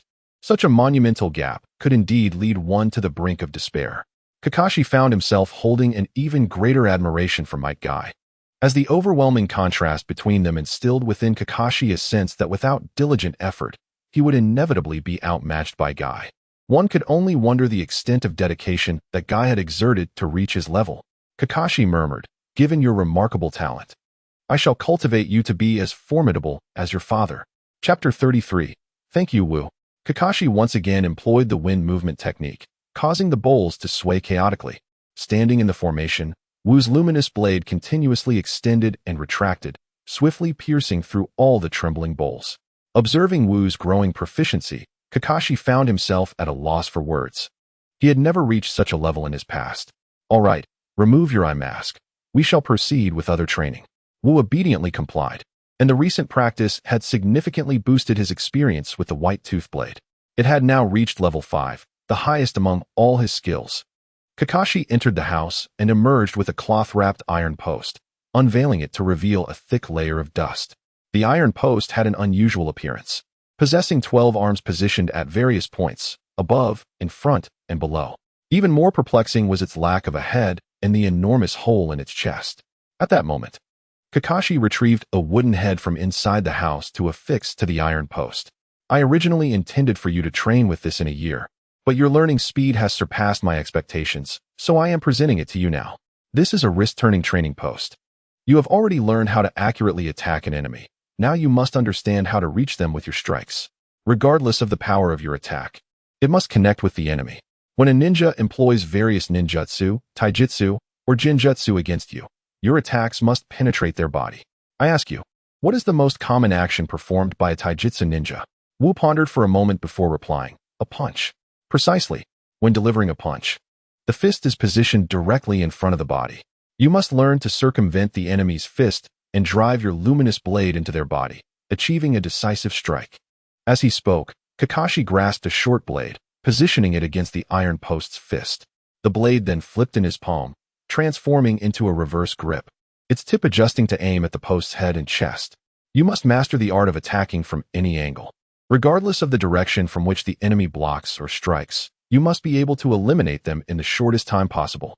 Kakashi continued to manipulate the short blade, rotating his wrist around the iron post, targeting its head and heart from various angles, executing a fluid sequence of movements, the number of repetitions unknown. Have you remembered? Yes. Good. From this moment on, you must practice daily until muscle memory is ingrained, until you can instinctively execute the white tooth blade regardless of the situation, until you can eliminate enemies from any angle. Excellent. Wu observed the system prompt. Under the dedicated guidance of the mentor, the level of white tooth blade has risen to 7. Now, Wu began to comprehend why the Sand Ninja feared Kakashi so profoundly.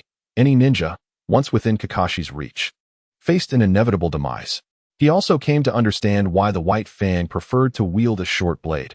Its compact design allowed for swift maneuverability, enabling him to direct the blade's tip towards his adversary with lethal precision. How formidable! Once the rank of the White Fang's blade reached level 7, the movements taught by Kakashi seemed etched into his very bones, allowing him to replicate Kakashi's actions flawlessly. Kakashi, somewhat taken aback, felt that mastering such techniques in a single attempt was rather unusual. The previous techniques were tailored for combat against taijutsu practitioners or close-range foes.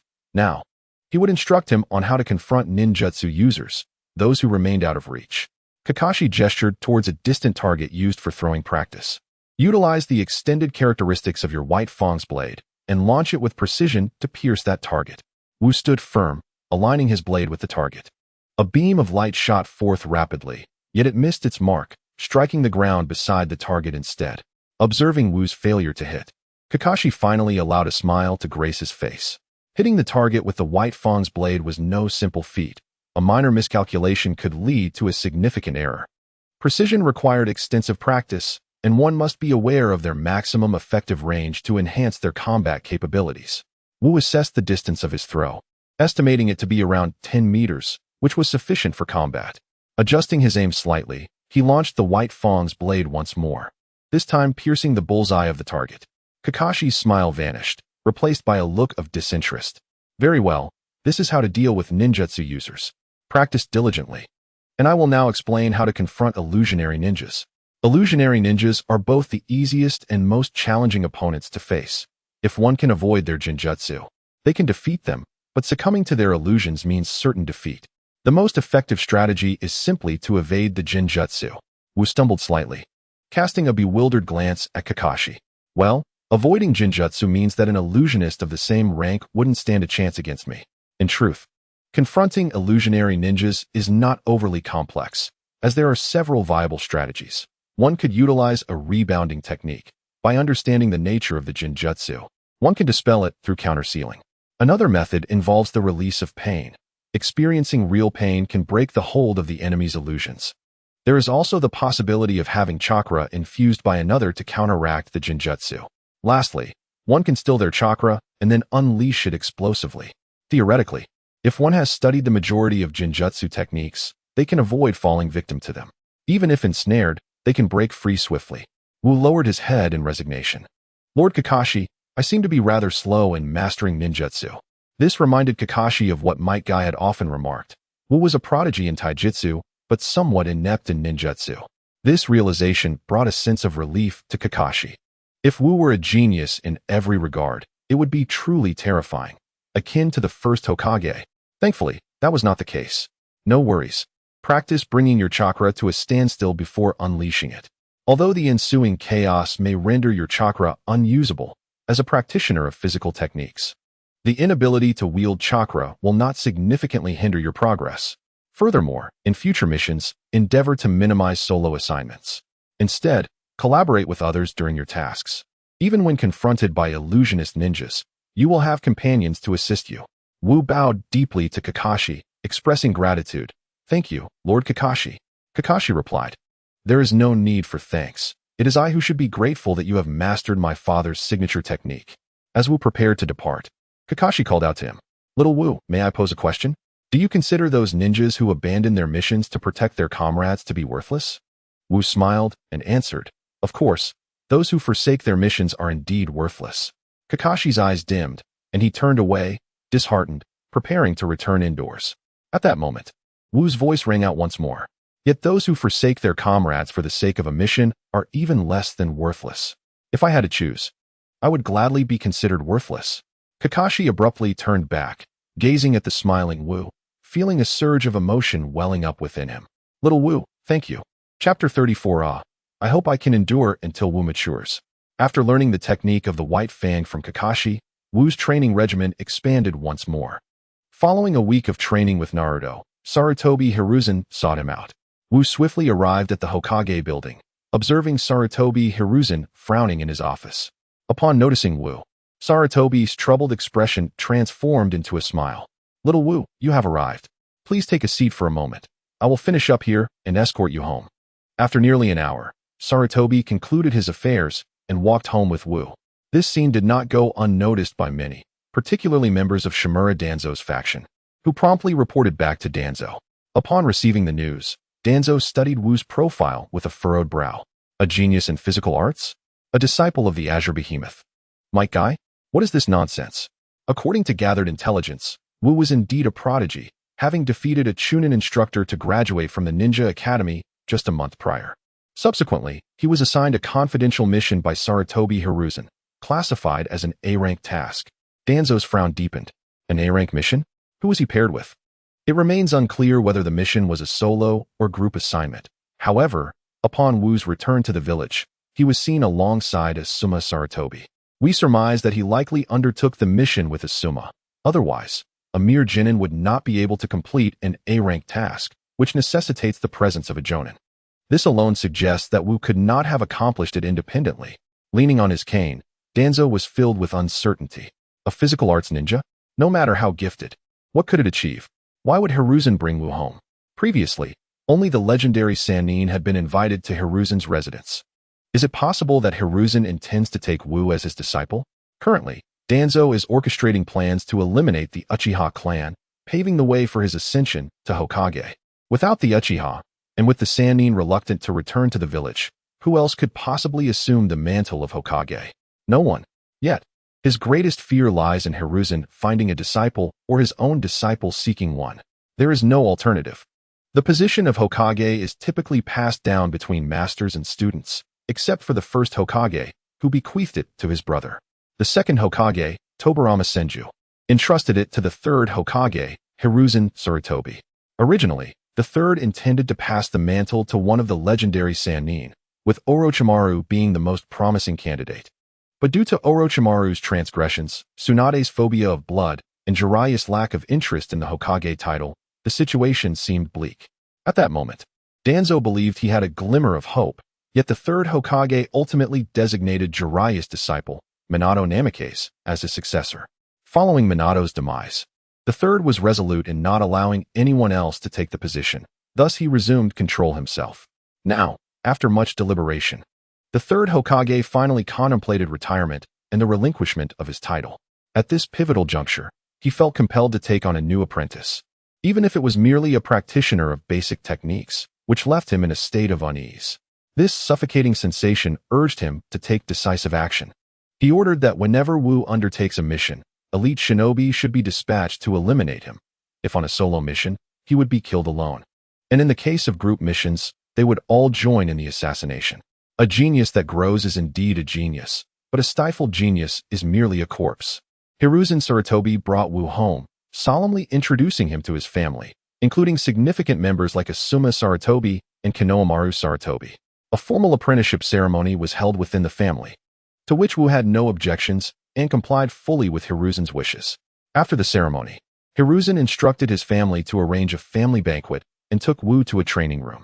In the chamber, Hiruzen cast a soundproof barrier and then addressed Wu, stating, "I need to examine your body to assess your training condition." Upon Wu nodding, Hiruzen placed his hand on Wu's arm and felt the weight he was carrying. He smiled and asked, "Do you carry this weight every day?" "Yes, I am indeed a diligent child," Hiruzen responded. "Now, please remove the weight. I must evaluate your physical condition, and it is not permissible to do so while burdened." Wu hesitated, glancing at Hiruzen. "Teacher, I am concerned that taking off the weight in this room might damage the floor." "Fear not. This training room has been specially constructed, and the floor is exceedingly sturdy." "Oh."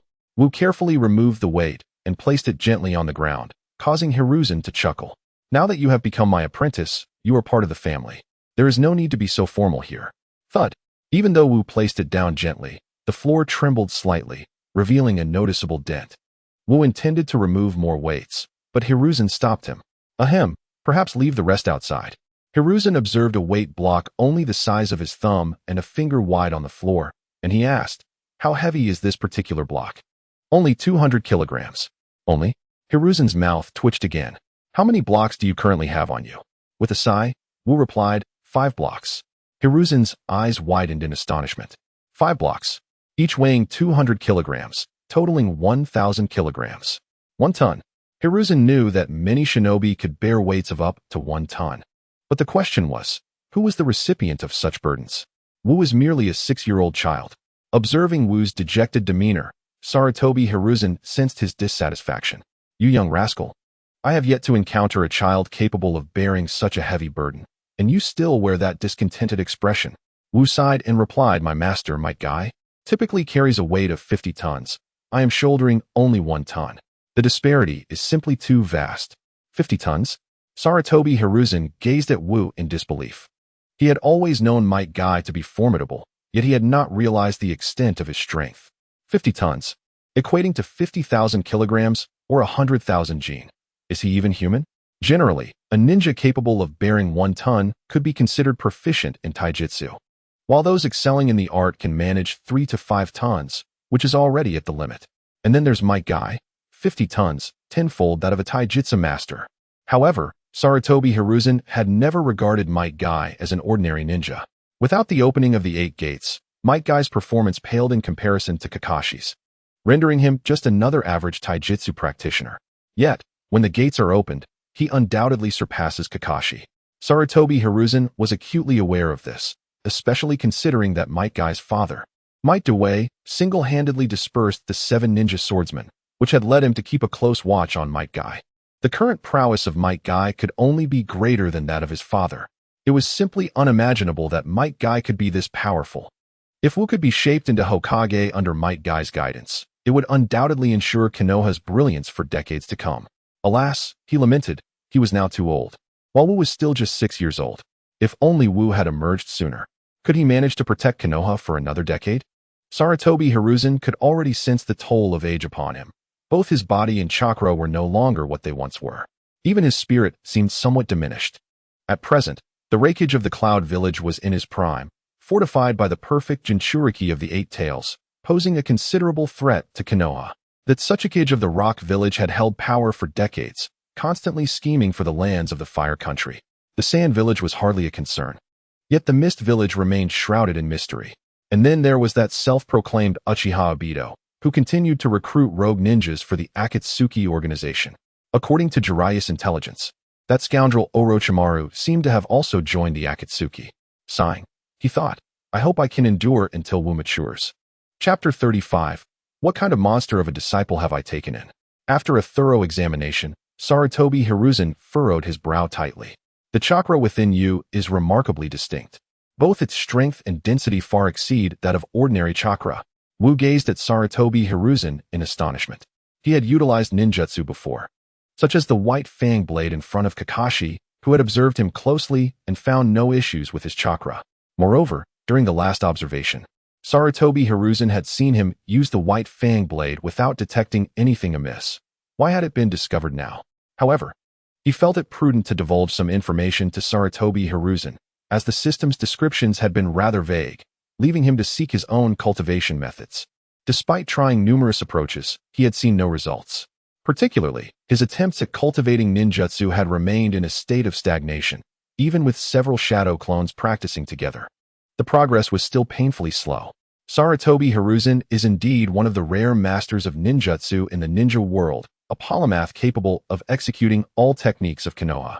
More astonishingly, he possesses mastery over all elemental transformations. It is noteworthy that in the ninja realm, a ninja proficient in even a single elemental transformation is regarded as a formidable expert. This underscores the sheer terror of Sarutobi Hiruzen's abilities. Having such a ninjutsu master assisting in research might very well illuminate the path to mastering chakra. During my training, I discerned that my chakra differs significantly from that of others. Please, share your findings, I urged. Without uttering a word, Wu immediately performed the shadow clone technique. In an instant, 10 clones appeared around him. Initially, Sarutobi Hiruzen noticed nothing amiss, but suddenly a realization struck him, and his eyes widened in astonishment as he rushed to inspect Wu's clones. What is this? A clone technique of such caliber? This is not the shadow clone, is it? Hiruzen exclaimed. No, Wu replied, and Sarutobi Hiruzen, intrigued, pinched his arm and pressed his hand against the abdomen of one clone, even delivering a punch. The clone exhibited substance, displayed a degree of resilience, and possessed chakra. Was this not the shadow clone? Moreover, it appeared to be the multi-shadow clone. A spark of excitement flashed in Sarutobi Hiruzen's eyes as he grasped Wu's shoulder, his voice trembling with curiosity. What is the chakra consumption for your clone technique? The pressure from Hiruzen's grasp was formidable, causing Wu some discomfort. 1%. Wu responded. 1%. Sarutobi Hiruzen's pitch escalated in astonishment. A clone that exhibited the effects of a shadow clone required merely 1% of chakra? It is well known that the shadow clone technique is exceptionally practical, often categorized as a forbidden technique, yet nearly every ninja achieves mastery of it upon reaching the rank of Jonin. Its utility in reconnaissance and survival is unparalleled. The sole drawback is its significant chakra consumption.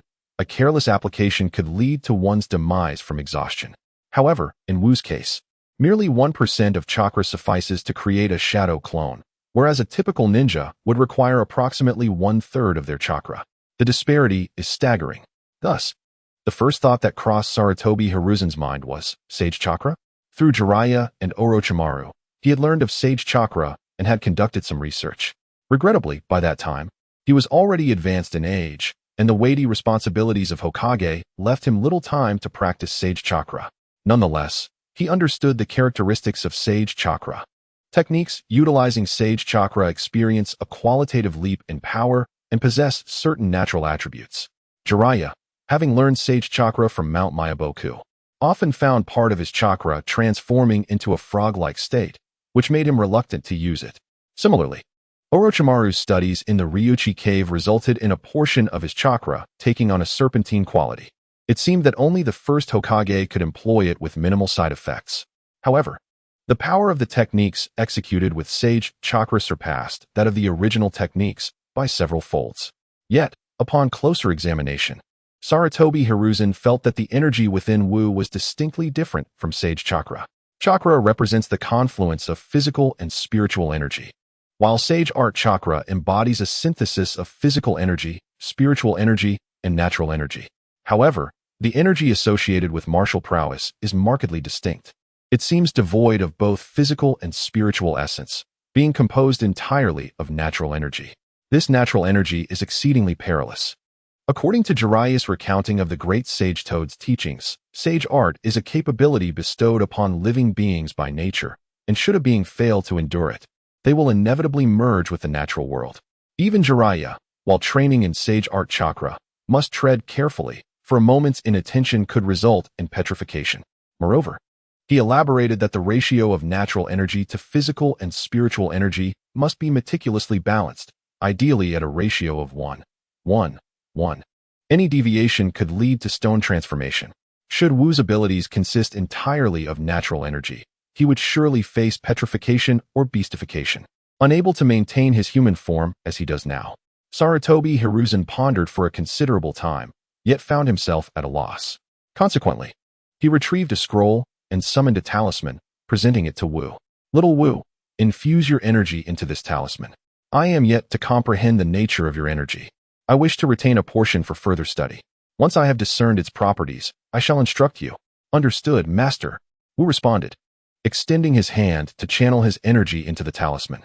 As Wu's energy flowed into the talisman, it radiated a brilliant light. Sarutobi Hiruzen exclaimed, "Stop, little Wu. That's enough." Wu, somewhat bewildered, looked at Sarutobi Hiruzen, having anticipated the need to pour in a substantial amount of energy, yet was astonished that it was completed so swiftly. Nevertheless, he complied and ceased his actions. The complexity in Sarutobi Hiruzen's gaze deepened as he regarded Wu. The talisman he provided was a rare storage talisman, capable of containing chakra. It could effortlessly hold all of Wu's chakra 10 times over. To fill it completely would require at least a month of effort. Yet, with merely a slight infusion, the talisman glowed with fullness, revealing the astonishing quality of Wu's internal energy, perhaps tenfold or even 100-fold that of chakra. What manner of monstrous disciple have I taken on? At that moment, Sarutobi Hiruzen felt a profound sense of gratitude for his decision to accept Wu as his pupil. If nurtured correctly, this prodigy could become another first Hokage. However, it was imperative to elucidate how Wu could wield his formidable energy. Otherwise, possessing such tremendous power, yet solely practicing taijutsu, would be an egregious waste. If previously Sarutobi Hiruzen regarded Wu merely as a potential taijutsu powerhouse, a candidate for Hokage, now he held Wu in greater esteem than his own life. Sarutobi Hiruzen resolved to assist Wu in mastering the use of his staggering energy. Chapter 36. I want Wu to die soon. As Wu departed from Sarutobi Hiruzen's home, the latter personally escorted him to his doorstep, an act that astonished the inhabitants of the Hiruzen household. Yet, there were others who were even more astonished, namely, Shimura Danzo. Tobarama was uneasy upon learning that Wu had arrived at the home of Hiruzen Sarutobi, prompting him to visit personally to ascertain Wu's well-being. However, upon his arrival, he was met with a scene that sent shivers down his spine. Hiruzen Sarutobi himself was escorting Wu to his doorstep. Who is Hiruzen Sarutobi? He is none other than the Hokage. In the entire ninja world, none possess a status more exalted than his. Only the feudal lords warrant such personal attention from Hiruzen. Yet here was Wu, a mere child devoid of any notable background, being personally seen off by the Hokage, illustrating just how much Hiruzen valued him. Tobarama's gaze toward Wu grew increasingly menacing. After watching Wu depart, Tobarama revealed himself and called out to Hiruzen. "Hiruzen, I hear you have taken on an apprentice?" Having been friends with Tobarama for decades, Hiruzen could discern Tobarama's intentions with ease. He smiled warmly and reflected, "Indeed, there is a child with remarkable talent in taijutsu. I have yet to mentor a taijutsu ninja, and I wish to guide him. Alas, he is quite young, and I fear I may not witness his growth." Upon hearing this, the tension in Tobarama's mind eased considerably. "Are you not hosting a ceremony for your apprentice? I thought I would join in the festivities and present a small gift to your disciple." Accepting the gift box from Tobarama without hesitation, Hiruzen remarked, "Let us speak candidly. What is it you wish to discuss?" The two retired to Hiruzen's study, where he established a protective barrier before Tobarama slowly began to speak. According to Shursue's intelligence, the Uchiha clan is now fully prepared to vie for the position of Hokage, intending to rally their entire strength behind Fugaku Uchiha's candidacy. They have already made their intentions clear to the various ninja clans. Vote for us or face opposition. Hiruzen's brow furrowed in anger. Have the Uchiha become so brazen? They are determined to have it all. Tobarama cast a sidelong glance at Hiruzen, urging him to make a decision promptly. The longer you delay, the more detrimental it will be for Konoha. Hiruzen found himself in a quandary. The Uchiha clan was the most formidable in the ninja world, boasting over 20 jonin and powerful figures like Fugaku Uchiha, not to mention the presence of prodigies such as Shursui and Itachi within their ranks. It was indeed a pinnacle era for the Uchiha clan. To eradicate such a family would be akin to Konoha severing one of its own limbs, significantly diminishing its overall strength. Had his three disciples been present, supplemented by the balance of power provided by figures like Shikamaru Nara and the fourth Hokage, Minato Namikaze. He would never have entertained the thought of moving against the Uchiha. He would have sought to suppress them instead, allowing them to nurture Konoha and contribute to its growth. But now, with all three disciples absent from the village, and both Shikamaru and Minato deceased, the foundational strength of the Hokage lineage was utterly fractured. Without any checks on the Uchiha clan's burgeoning power, they had grown increasingly arrogant. Although he seemingly conceded by handing over the police force to the Uchiha clan, granting them considerable authority, in truth, he merely assigned them the role of the scapegoat, positioning them against the other ninja clans. This situation indeed unfolded as anticipated. The Uchiha found themselves in opposition to the other ninja villages, yet they appeared unfazed, even dismissing the Hyuga clan. With the balance of power from the Hokage lineage lost, the Uchiha clan's strength now overshadowed that of all Konoha ninjas. This was the very reason Sarutobi Hiruzen contemplated annihilating the entire Uchiha clan. However, his thoughts had shifted. Previously, the Hokage lineage struggled to find a talent capable of suppressing the Uchiha clan, leading him to reluctantly entertain the idea of sacrificing a part of his own forces. Yet, the circumstances had changed. As long as Wu matured, he would undoubtedly be able to subdue the Uchiha clan, much like the first Hokage subdued the once mighty Uchiha Madara, transforming that formidable power for the benefit of Konoha and making it even stronger. Sarutobi Hiruzen furrowed his brow in contemplation for some time before stating, "Let us refrain from any actions for now. After all, I shall announce my decision to continue as Hokage in a month. Let them stir up trouble for the time being." Danzo looked at Hiruzen in surprise. Originally, under his persuasion, Hiruzen had nearly agreed, so why had he altered his stance? If he did not eliminate the Uchiha clan, how would he acquire the coveted Sharingan? He still wished to harness the Uchiha's power to enhance his own strength, thus better qualifying himself for the Hokage position. Could it be because of Wu? Apart from Wu, Danzo could not fathom any other factor that might have swayed Hiruzen's decision. With this thought, Danzo became restless, standing up to address Hiruzen. "Very well. We shall hold off for now, but our time is running short." Hiruzen merely nodded at Danzo, showing no inclination to see him off. Upon returning to the root base, Danzo brooded in silence. This state of affairs continued for an entire week, during which Danzo, growing impatient, inquired with his subordinates, "Why has there been no attempt on Wu's life? Wu has been training within Konoha for the past week and frequently seen with Kakashi. We have been unable to find an opportunity to strike. If there is no opportunity, then we must create one. Do you understand?" Danzo bellowed at his subordinates. "I want Wu dead, and I want it done swiftly."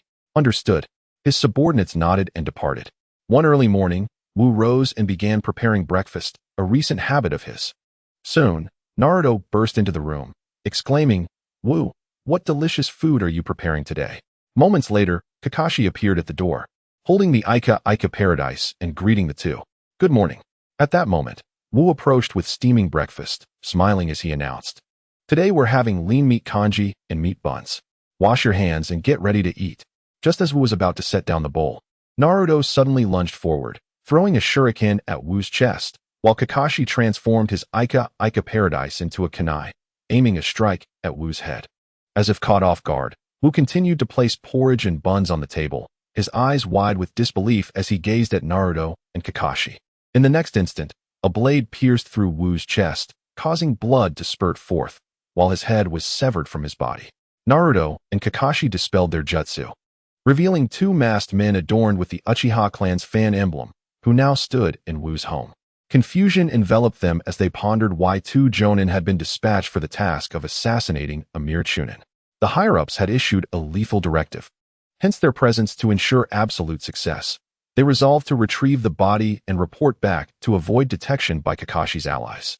Just as they prepared to seal Wu's corpse, it transformed into a cloud of smoke and vanished, while the true Wu brandished a black dagger and flashed a smile at the two. It seemed that Kakashi and Naruto were unharmed, which meant he could unleash his full power. Chapter 37. No wonder the Lord ordered your assassination, monster. Wu discarded the weight he bore, causing it to crash to the ground and stir up a cloud of dust that completely concealed his form. The two jonin furrowed their brows. Although their vision was obscured, they remained composed, alertly sensing their surroundings. White Fang Blade, fire. Wu's voice echoed from all directions, and their perceptions became muddled, as if Wu were everywhere, rendering it impossible to discern his true location. Upon hearing Wu announce his technique, they felt as though they had become prey under the gaze of a hunter, a chill coursing through their bodies. They simultaneously evaded their original positions, attempting to dodge Wu's assault. However, one of them inadvertently collided with a light blade, piercing his head clean through. The other, startled, recognized that their target was no ordinary chunin, but rather a formidable opponent whose combat prowess surpassed even that of jonin. Realizing the gravity of the situation, he swiftly formed hand seals, invoking the multi-shadow clone technique. 3 figures emerged behind him, each racing in different directions. As the dust settled, he spotted Wu standing precisely where he had initially been. White fang blade, crescent moon. Wu remained stationary, and the light blade in his hand elongated to 10 meters. He spun in place, appearing like a radiant full moon from above. The ninja gazed at Wu in disbelief as multiple shadows were cleaved in half, cascading to the ground. White fang. How could you be White fang? No wonder the Lord sought to eliminate you, monster. Bang, bang, bang. At that moment, the assassins could no longer maintain the shadow clone technique, and all duplicates vanished. Only the severed remains of the assassin lay on the ground. Faced with an adversary who had lost all combat capability, Wu refrained from rushing forward. Instead, he raised his white fang towards the assassin's head. White fang blade, fire. A beam of white light pierced through the ninja's skull, his eyes transitioning from terror to an empty gaze. Without pausing, Wu approached the first fallen assassin, delivering a finishing blow from a distance. Once he had pierced the heads of both foes, he exhaled a sigh of relief, severed their heads, and made his way towards the Hokage building. As he journeyed along, Wu pondered who might be behind the assassination attempt on him. He was merely a freshly graduated genin from the Ninja Academy, despite his reputation as a prodigy. It seemed implausible that anyone would go so far as to attempt to take his life. Could it be the Uchiha clan? His minor disputes with Sasuke hardly warranted such drastic measures from them. Moreover, the 2 assailants adorned with the Uchiha fan insignia were foolishly brazen to perpetrate an assassination within the village while donning their clan's garb. This was not merely audacity. It bordered on insanity. If not the Uchiha, then who could it be? He had no enemies in Konohagakure, nor had he forged any grudges. The only individual capable of dispatching 2 genin to assassinate him under such circumstances could only be Danzo. The mere thought of Danzo filled Wu with revulsion. Was this man deranged? He was a taijutsu specialist, after all. He was not an Uchiha. He lacked the Sharingan to manipulate him. Before long, Wu arrived at the Hokage Tower, presenting his findings to Sarutobi Hiruzen, who had returned to his office. The moment Sarutobi laid eyes on him, his expression darkened. He too had considered Danzo, but he had not anticipated Danzo's audacity to strike at his own disciple within the village. However, Sarutobi's focus soon shifted away from Danzo. Hokage-sama, upon examination, both assailants are genin, yet their brains have been utterly destroyed, rendering memory extraction impossible. We cannot ascertain their identities. Well, if we cannot, then we cannot, Sarutobi mused, momentarily taken aback as he abruptly turned to the examining ninja. Did you just say both were genin? Indeed. Leave us. Sarutobi gazed at Wu in disbelief. Although he had previously sent Wu to eliminate a genin and Wu had succeeded, the circumstances this time were entirely different. Previously, it had been an assassination executed with surprise, and Wu's youth, coupled with his lack of chakra fluctuations, had enabled him to kill a genin. But this time, Wu was the one under attack, and he had managed to counterattack without sustaining a scratch, facing 2 genin simultaneously. How could this be possible? How did you accomplish this? Wu shrugged nonchalantly. It was just a standard battle. The moment they entered the room, I sensed something was amiss. Although they feigned it well, I could still discern the differences. Once I identified them as foes, I remained vigilant, employing the substitution technique to switch places with my shadow clone. And then I utilized the dust mist technique to defeat them. Defeating a genin is no small feat. Sarutobi believed Wu's words, yet found them too succinct. Lacking the depth of information he sought, he turned to the analysis report handed to him by the examining ninja. Both ninjas' heads were pierced by an exceptionally sharp blade, suspected to be caused by a chakra-infused ninja blade. The entry and exit wounds are remarkably uniform and precise, indicating instantaneous penetration. A chakra-infused ninja blade? The White Fang's blade. That makes sense. The legendary Hitaki Sakomo was a veritable harbinger of death, capable of striking down anyone who stood in his way. instilling fear even among the sand shinobi. Yet, Wu had only just recently learned the White Fang's technique, hadn't he? How swiftly can one apply such skills in actual combat? Moreover, to strike with two jonin at once. A prodigy among prodigies. Contemplating this, Sarutobi Hiruzen felt a surge of anger towards Danzo. Had it not been for Wu's exceptional talent, he might have already perished at Danzo's hands. This cannot stand. I must fortify the guards surrounding Wu. Sarutobi promptly instructed his subordinates. Go and deliver a message to Jiraiya. Do so with utmost haste, urging him to return to Konoha at once. Yes, a ninja immediately departed, turning away from the office. After a moment's reflection, Sarutobi commanded, "Bring Itachi to me." Before long, Itachi appeared within the office. "Lord Hokage, is there something amiss?" Itachi had been training with Sasuke when he received the urgent summons and rushed over. "No need for concern. This does not pertain to your clan. From today onward, your duties have increased. Your task is to protect young Wu." "Protect him?" Uchiha Itachi looked at Sarutobi with a measure of bewilderment. "Lord Hokage, I find it rather inconvenient to undertake this assignment at present. That is of no consequence. Your focus will shift to safeguarding Wu henceforth. I require a reason. I cannot divulge further details at this moment, but I can assure you that Wu possesses the potential to alter the world." Itachi's gaze upon Wu grew complex. "Very well." Sarutobi addressed Wu, saying, "Wu, your vulnerability lies in Jinjutsu. Itachi's mastery in this realm is unparalleled. With him as your protector, you shall be secure." To be guarded by someone he admired was certainly agreeable to Wu. Excellent. Wu regarded Uchiha Itachi, a thought blossoming in his mind. Since Itachi was to be his guardian, could he not influence Itachi's mind, preventing him from making foolish decisions? Chapter 38. Wu and Kakashi at 5 in the morning. Rise and train for an hour with moderate intensity. At 6:15, completed morning rituals and prepared a meal, which tasted delightful. At 6:30, engaged in basic ninjutsu training using shadow clones. From 7 to 11, practiced swordsmanship without interruption. From 11 to 12, took a break to prepare a delicious braised pork rice. Uchiha Itachi observed the recorded information in his hands, furrowing his brow. His impression of young Wu was favorable. He possessed remarkable physical prowess and demonstrated exceptional diligence, completing in one day a training regimen that many would struggle to achieve in a month. However, despite this, he appeared merely an ordinary talent in taijutsu, perhaps even inferior to Itachi himself. It was inconceivable that he could change the world. Why would the Hokage assign him to protect Wu at such a critical juncture when the clan was spiraling out of control? After finishing his meal, Itachi watched Wu selecting weights in the equipment room with curiosity. "Don't you already have weights on? Why are you selecting more?" "I've adapted to the current weights, so I need to add more." Wu replied earnestly as he scrutinized the options. Itachi, recalling Sasuke, smiled and said, "Let me assist you in your selection." Wu, holding a pair of weights, hesitated. "Itachi, this one seems a bit heavy. I think I should choose for myself." "Are you underestimating me? I am still an elite jonin." With Itachi's insistence, Wu reluctantly handed the weights over to him. "Brother Itachi, do exercise caution. It is truly heavy." "How heavy can it be?"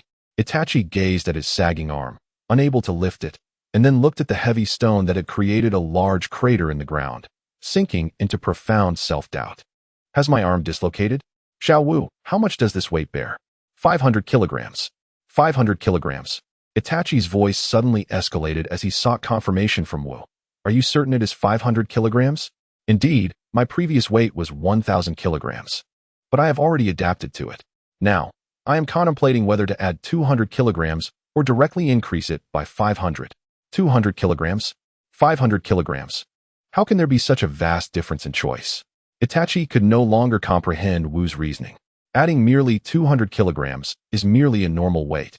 While an increase of 500 kilograms is the limit, it would expedite my growth. Itachi seized his arm and pulled it upwards, rejoining his dislocated limb with a detached demeanor. Oh, though outwardly calm, Itachi's inner thoughts were in turmoil. Whose normal weight and limit weight differ by 300 kilograms.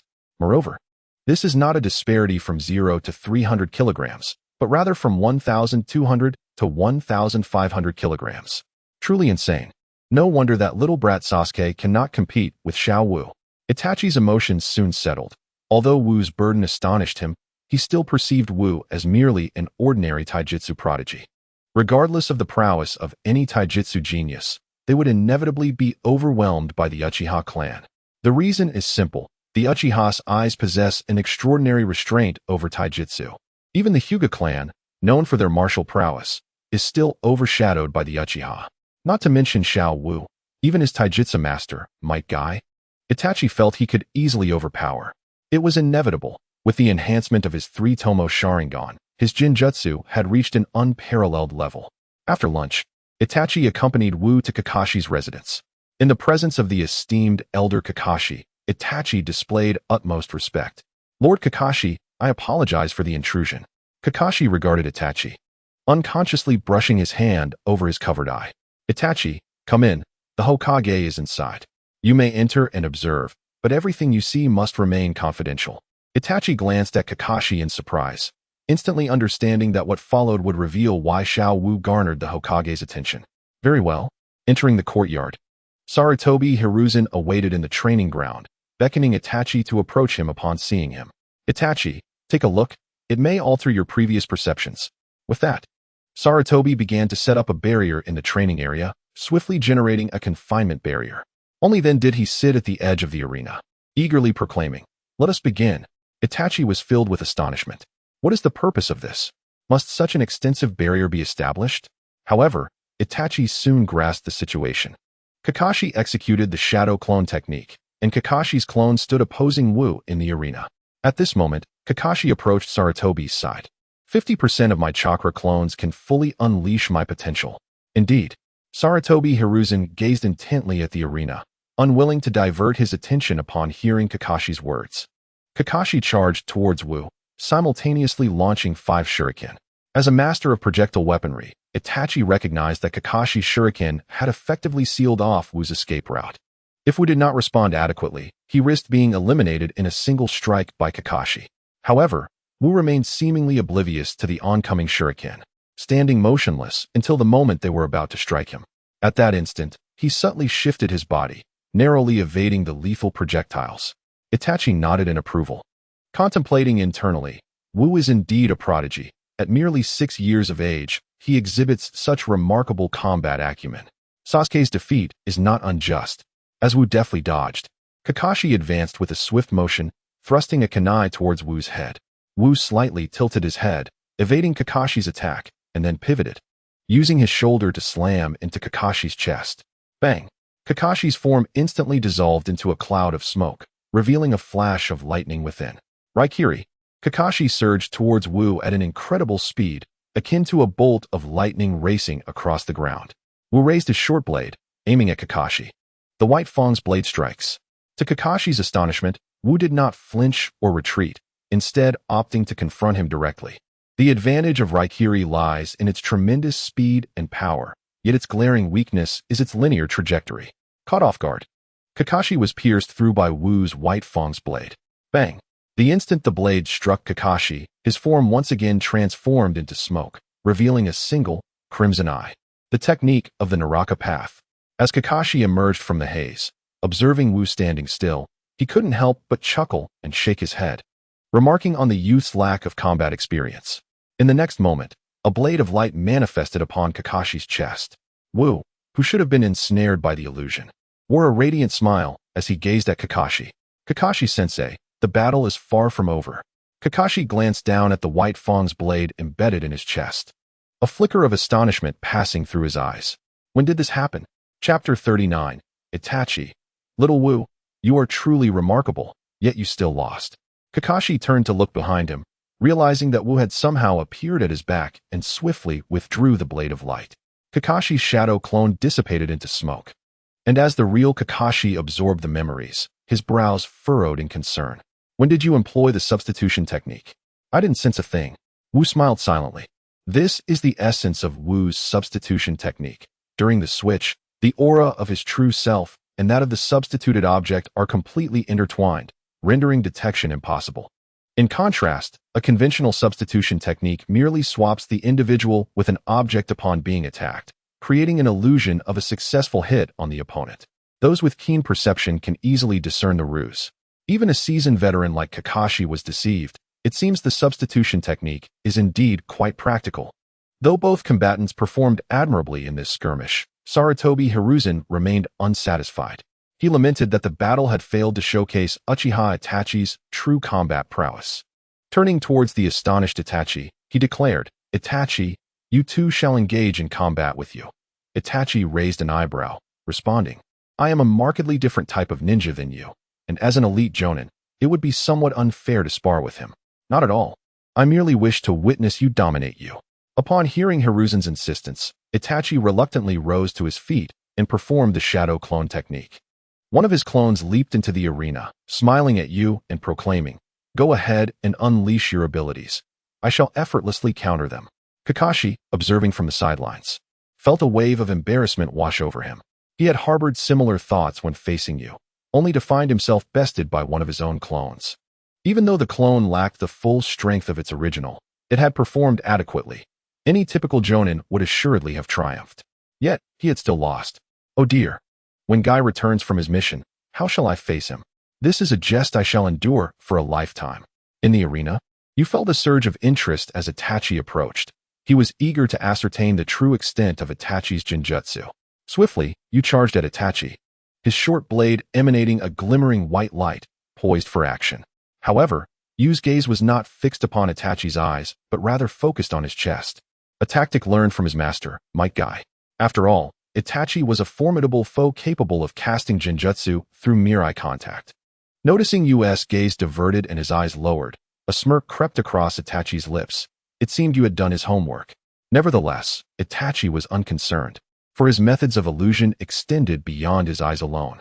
Standing still, he awaited Yu's advance with a calm demeanor. As you closed the distance to within 10 meters, his short blade unexpectedly elongated, transforming into a spear that lunged toward Itachi. The speed of the luminous blade surpassed the imaginations of the three onlookers, piercing through Itachi's form in an instant. Itachi glanced down in astonishment at the blade that had penetrated his heart, disbelief washing over him as he turned to you. "Your technique is impressive. One might indeed fall victim to it, if not cautious." The next moment, Itachi transformed into a multitude of crows that ascended into the air, then dove towards you with ferocity. While you deftly evaded the onslaught of crows, he suddenly found himself besieged by a flurry of shuriken, hidden amidst the avian swarm, launching toward him from all directions. These shuriken effectively sealed off every potential escape route. With no other choice, you seized his short blade and swiftly parried the incoming projectiles. After successfully defending against the barrage of shuriken and crows, you refrained from further action, instead surveying his surroundings with caution, intentionally neglecting to glance at Itachi directly ahead. Having previously encountered Itachi's Genjutsu capabilities, you recognized the moment he saw the crows that he had already fallen victim to an illusion. Yet, he remained unaware of the method Itachi had employed to ensnare him. Taking a deep breath, a blue light emanated from him. The gate of opening opened. In an instant, his chakra surged forth, shattering Itachi's Genjutsu. At this moment, the true Itachi did not stand directly before him, but rather at the edge of the arena. Wu's eyes widened in shock, for the position Itachi occupied was the very spot he had just entered. This indicated that Itachi had cast an illusion upon him the moment he stepped onto the field.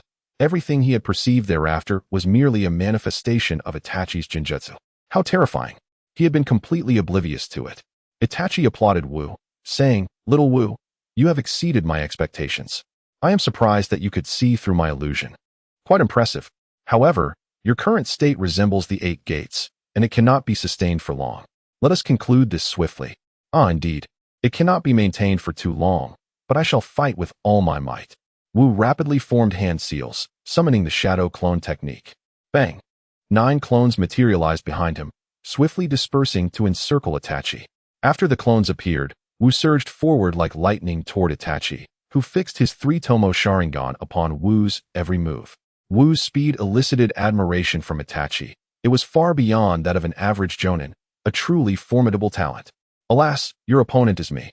Upon reaching Itachi's side, Wu unleashed a flurry of strikes with both fists and feet. Yet, under the influence of his Sharingan, Itachi effortlessly discerned Wu's movements, dodging his attacks with leisure. However, Itachi's calmness was short-lived, as a flicker of surprise crossed his eyes. The clones Wu had summoned were also capable of wielding the White Fang technique. In the intervals of Wu's assaults, These clones brandished their short blades toward Itachi, who had to evade Wu's punches and kicks while simultaneously avoiding the blades. As if trapped in a thicket of thorns, risking injury with every misstep. Impressive, Itachi mused as he evaded the onslaught. Had this been an ordinary Jonin facing Wu's maneuver, they would have been utterly helpless, and even 2 or 3 Jonin combined would struggle against him. Soon, Itachi found himself unable to avoid the onslaught of the clone's white fang technique, his form dissipating into countless crows. Wu's brow furrowed deeply. He had been exceedingly cautious. How could he have fallen prey to Itachi's Jinjutsu again? Itachi's Sharingan had not yet evolved into the Mangekyou Sharingan, and under the influence of the 8 gates, Itachi's illusions should have been ineffective against him. It is time to end this. Countless crows coalesced into Itachi's form before Wu. Kagutsuchi.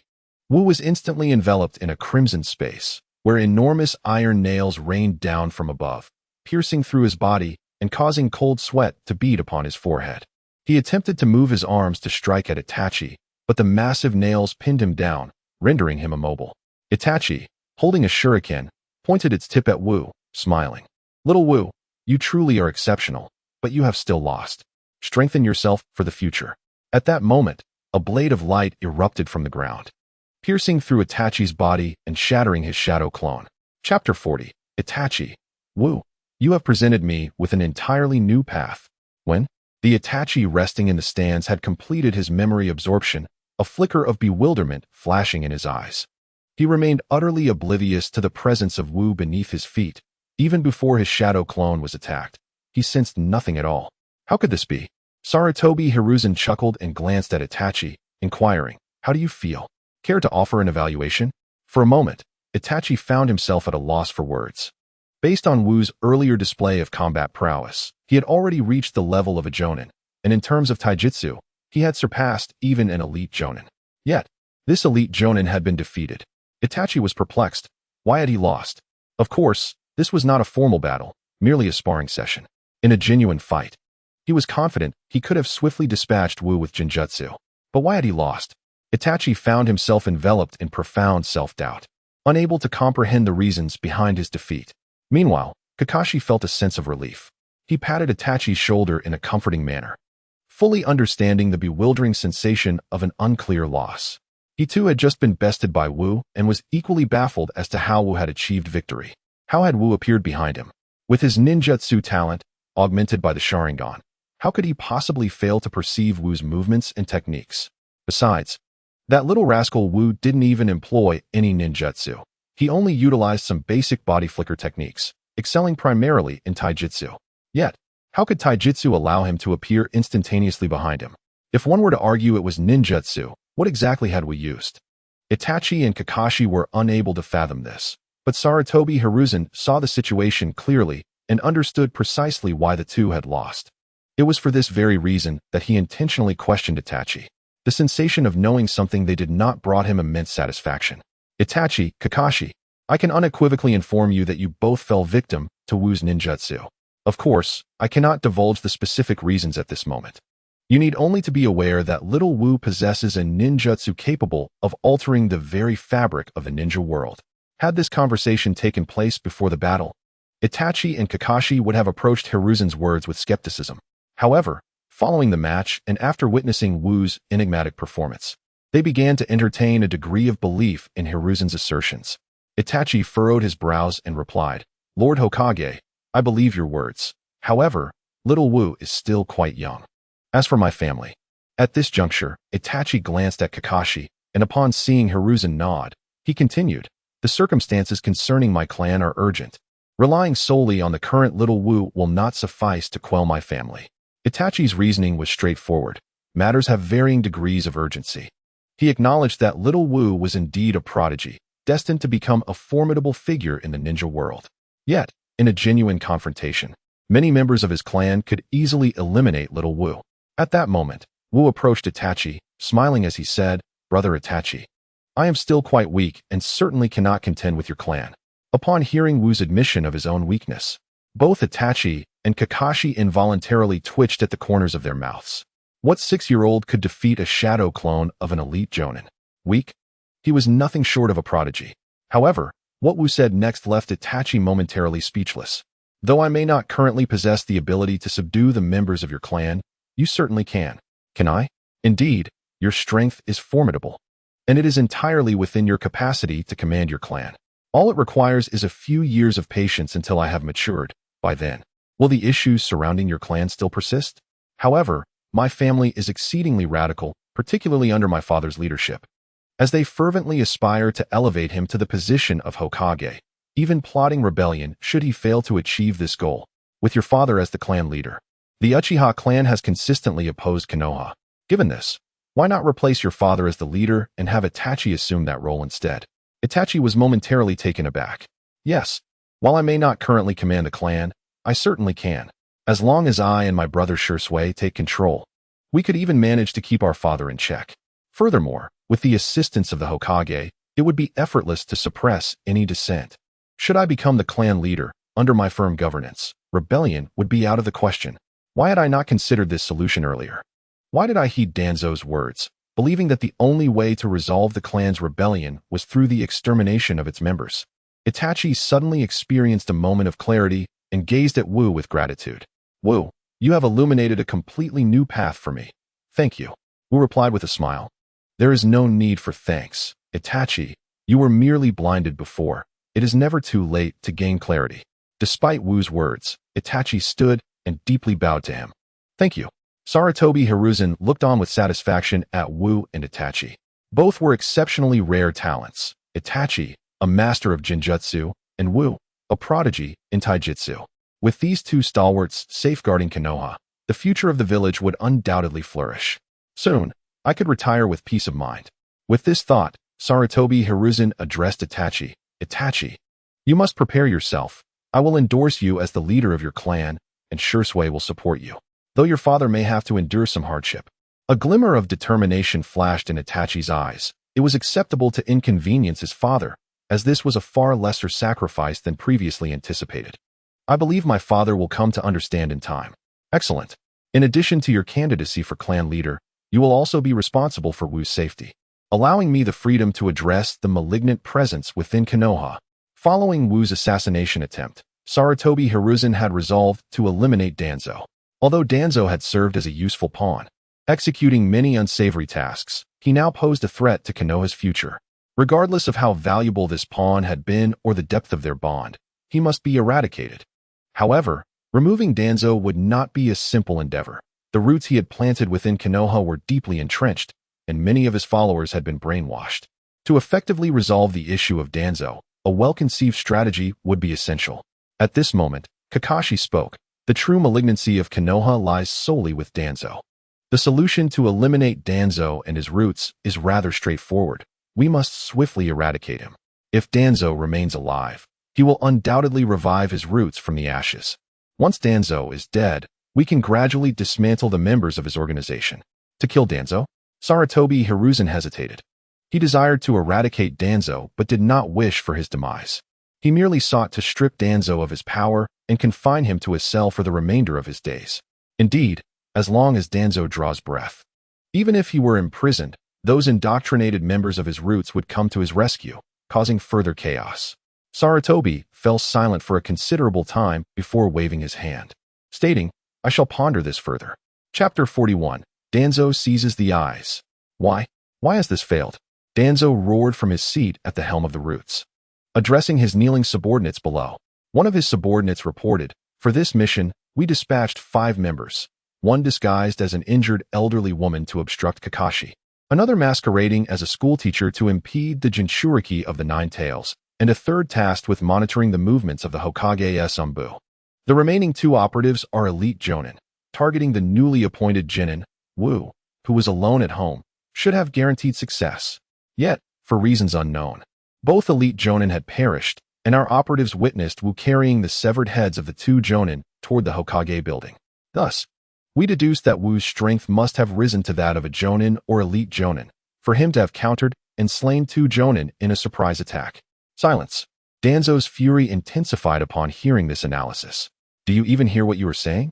A 6-year-old child, who has just graduated from the Ninja Academy and become a Genin. You claim he could kill 2 jonin? Even the first Hokage could not accomplish such a feat. There must be a powerful protector in Wu's home that you have failed to identify. Danzo's subordinates were equally perplexed prior to their operation. They had sent reconnaissance ninjas to confirm that Wu was alone in his house. However, upon reflecting on their analysis, they found it utterly ludicrous. No matter how gifted a prodigy might be, it is inconceivable for a 6-year-old to slay Jonin unless he is a Jinchuriki, relying on the power of the tailed beast within. Could it truly be that an expert resides within Wu's dwelling unbeknownst to them? Sir, our operatives observed Wu carrying the heads of the 2 Jonin to the Hokage building, and the heads bore only a slender, elongated wound, likely inflicted by a blade. There are few sword masters in the ninja world, and among those who could appear in Konoha, capable of slaying 2 Jonin while evading our surveillance. There is but one candidate, Uchiha Shursui. Upon hearing such an analysis, Danzo's ire subsided somewhat. He too pondered the situation.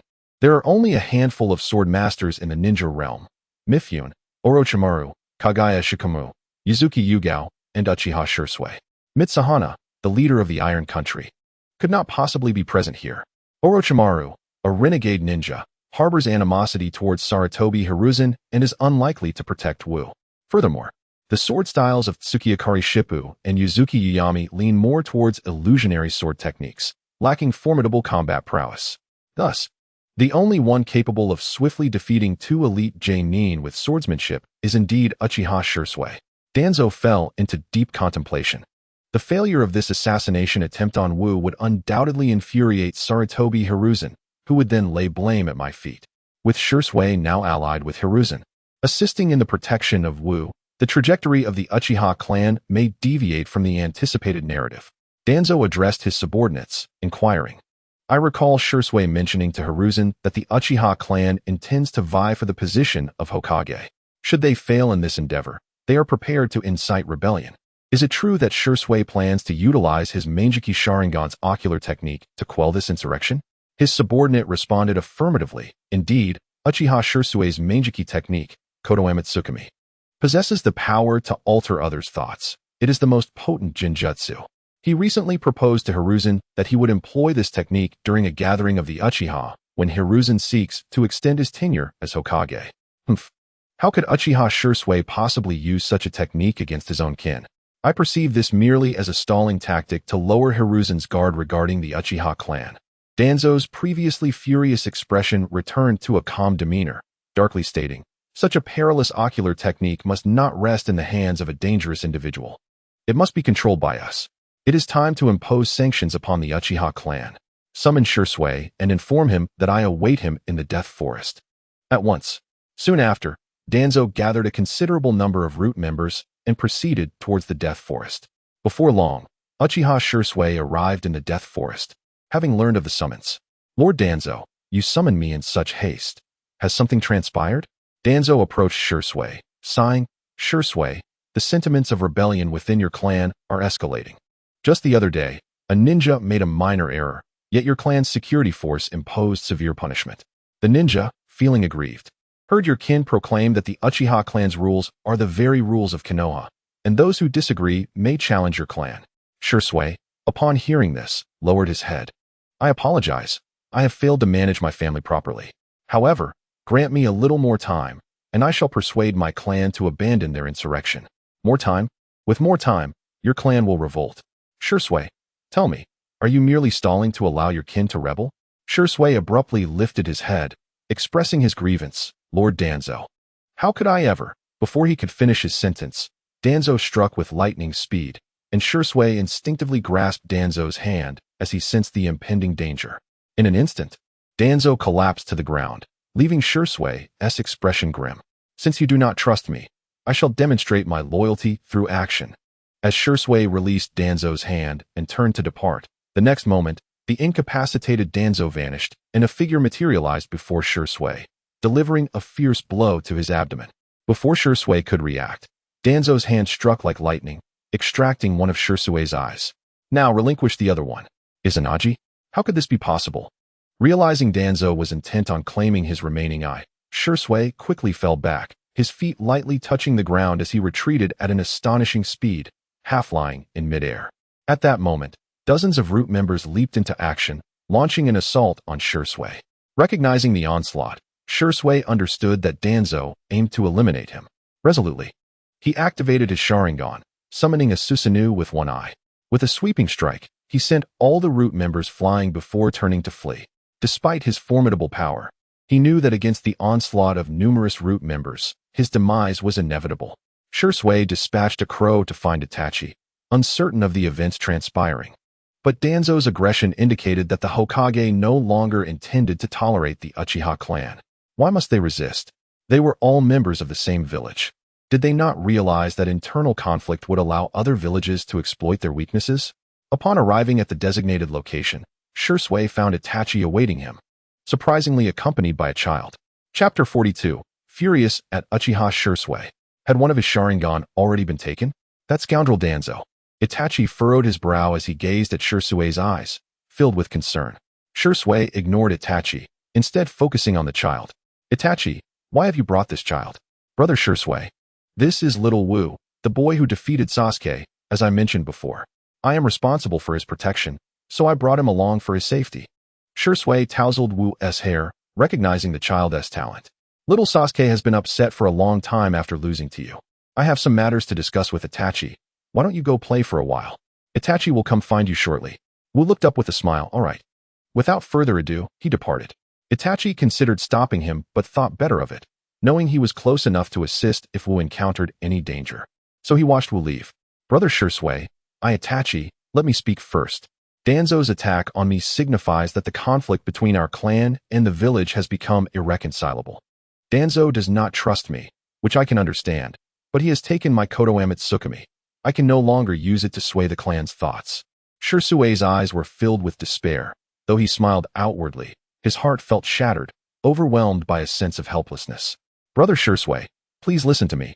No, Itachi. You must hear me out. I will bequeath my remaining eye to you. I believe with your abilities, you can quell the clan's rebellion. I have prepared a farewell letter, intending to sacrifice myself in hopes that my death will awaken the clan, leading them to abandon their treachery. Itachi gazed at Shursui in disbelief, just as Shursui suddenly fell from the cliff. As Shursui sensed Itachi's intention to save him, he implored, I hope you will not hinder me, for the sake of our friendship. Upon hearing these words, Itachi's hand faltered for a moment, only to witness Shursui plummeting into the abyss. The departure of his dear friend caused Itachi to agonizingly shut his eyes. When he opened them again, his Sharingan had transformed into the Manjiki Sharingan. Yet, as he regained his sight, he beheld Wu cradling Shursui in front of him. Itachi's face lit up with surprise as he rushed forward to check on Shursui. Brother Shursui, are you all right? Why did you save me, Itachi? Shursui questioned. Before Itachi could respond, Wu delivered a sharp slap across Shursui's face. You coward! Do you wish to martyr yourself or merely evade responsibility? Shursui turned to Wu, fury igniting within him. What do you know, you little brat? The higher-ups do not trust me, and having lost one of my eyes, I am utterly incapable of mediating the conflict between our clan and the village. As the strongest of the Uchiha, my death could serve as a wake-up call for my clan. This may be the last contribution I can make to Konoha and my family. Wu, in disbelief, clutched his head and struck Shursui again. Just because Danzo does not trust you, does that mean you are powerless? Just because you have lost an eye, does that mean you cannot reclaim it? Is your strength solely dependent on a single eye? You are the strongest of the Uchiha, so dare to take decisive action. Join forces with Itachi to eliminate Danzo. Reclaim your eye, and together, you can compel Itachi's father to step down, thus assuming control of the Uchiha clan. Do not tell me that the two of you cannot keep the clan in check. Shursui shook his head. Our combined strength can indeed suppress the clan, and I can feel Itachi awakening his Manjiki Sharingan in response to my provocation. No one in the Uchiha clan can stand against us united. However, while we may quell the rebellion, the resentment and dissatisfaction towards the village within their hearts will not simply vanish. It will only fester, leading to future eruptions. Wu perceived Shursui as a stubborn fool, entirely oblivious to the need for flexibility. It was no wonder that Itachi, who had grown close to Shursui, had also become similarly rigid. You are truly foolish. First, suppress the clan's insurrection, then address the conflict between the clan and the village. Does this not seem much easier? The Uchiha's discontent with the village primarily stemmed from the mistrust spawned by the Nine-Tails incident, leading to the marginalization of their clan and undue oppression. The prevailing sentiment within the village towards the Uchiha was far from amicable. Furthermore, many Uchiha members, proud of their lineage and their role in the police force, often regarded themselves as superior, treating ordinary ninjas, and even many from other clans, with disdain, thereby fostering resentment towards their clan. Yet, these issues are quite solvable. After subduing the clan, you should petition the village to allow ordinary members of your clan to reside amongst the villagers. Once cohabitation occurs, the barriers and misunderstandings will gradually dissipate. Subsequently, you should relinquish control of the police force, permitting members from other clans to join as well. In this manner, ordinary ninjas will no longer harbor concentrated animosity towards you, but will instead treat everyone equally. Ultimately, you may consider allowing a portion of the ordinary Uchiha clan members to wed with regular ninjas. This would enable the Uchiha lineage to flourish and genuinely integrate into the village of Konoha. In due course, the familial bonds of the Uchiha clan would become blurred, and its members would truly adopt the village as their primary allegiance. Such a strategy would prevent insurrections within Konoha, eliminating the need to eradicate the clan's combat prowess, while simultaneously enhancing the village's cohesion, an endeavor that offers manifold benefits. As Wu articulated his thoughts, Shisui and Itachi listened in astonishment, their mouths agape. They suddenly realized that Wu's proposal bore greater potential to avert familial rebellion, even facilitating the genuine integration of the Uchiha clan into the village. Once the Uchiha clan assimilated, the rigid family ideologies would gradually dissipate, allowing its members to identify as Konoha ninjas rather than merely as Uchiha. Their previous notion of extinguishing the Uchiha clan in exchange for village tranquility paled in comparison. While their approach did yield a semblance of peace for the village, it would inevitably weaken Konoha's strength, rendering it vulnerable to incursions from rival ninja villages, potentially plunging Konoha back into chaos. Conversely, Wu's method not only promises to dissolve misunderstandings and barriers, but also preserves the village's might, enhancing the overall unity of Konoha. At that moment, both Shisui and Itachi felt a twinge of shame. They wondered why they had not conceived of this solution earlier, as it would have spared them prolonged anguish. Shisui, overwhelmed with guilt, chastised himself harshly. "Thank you, Wu. Had it not been for your insight, I might have committed a grave error. Reflecting on it now, I realize I was indeed a coward. But rest assured, I shall exert every effort to integrate our clan into the village." Wu replied with a smile. "There is no need for thanks. I merely wish to prevent any regrets from transpiring." Chapter 43, Danzo Must Die. Initially, Wu had no intention of involving himself in the tumultuous affairs of the Uchiha clan, as there were far too many individuals among them lacking in sound judgment. Take, for instance, the young Uchiha Shisui, who, despite his youth, possessed the Manjiki Sharingan and had pioneered a formidable instant body technique, earning him the moniker Shunshin Shisui. Renowned for his unparalleled Ninjutsu known as Kodoemetsukami, he was capable of casting illusions upon enemies from an extraordinary distance, eliminating foes from afar. At that moment, Uchiha Shisui was not only an object of admiration for Itachi, but also regarded by many in the Uchiha clan as a potential successor to Uchiha Madara. Yet, astonishingly, such a remarkable figure met his end with disconcerting ease. Having had his eyes taken by Danzo, he harbored no thoughts of vengeance nor sought to reclaim them. Instead, he contemplated ending his own life, believing that the higher-ups of Konoha no longer trusted him and that he had lost Kodoemetsukami, rendering him powerless. Wu could only respond with a scoff at Shisui's mindset. Influenced by Shisui, Itachi, too, exhibited poor judgment, arriving at the misguided conclusion that the solution to the rebellion lay in annihilating his own clan. Without the clan, the rebellion would cease to exist. In his previous life, Wu always felt that while Itachi was indeed a good brother, he was quite troubled in his reasoning. After awakening the Manjiki Sharingan, Itachi had become the most formidable member of the Uchiha clan. It could be said that aside from his father, Fugaku Uchiha, no one else could rival him.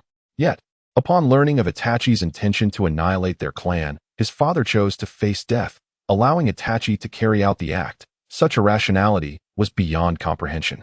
With the three Manjiki Sharingan of the Uchiha clan at their disposal, Konoha had no adversaries at that time.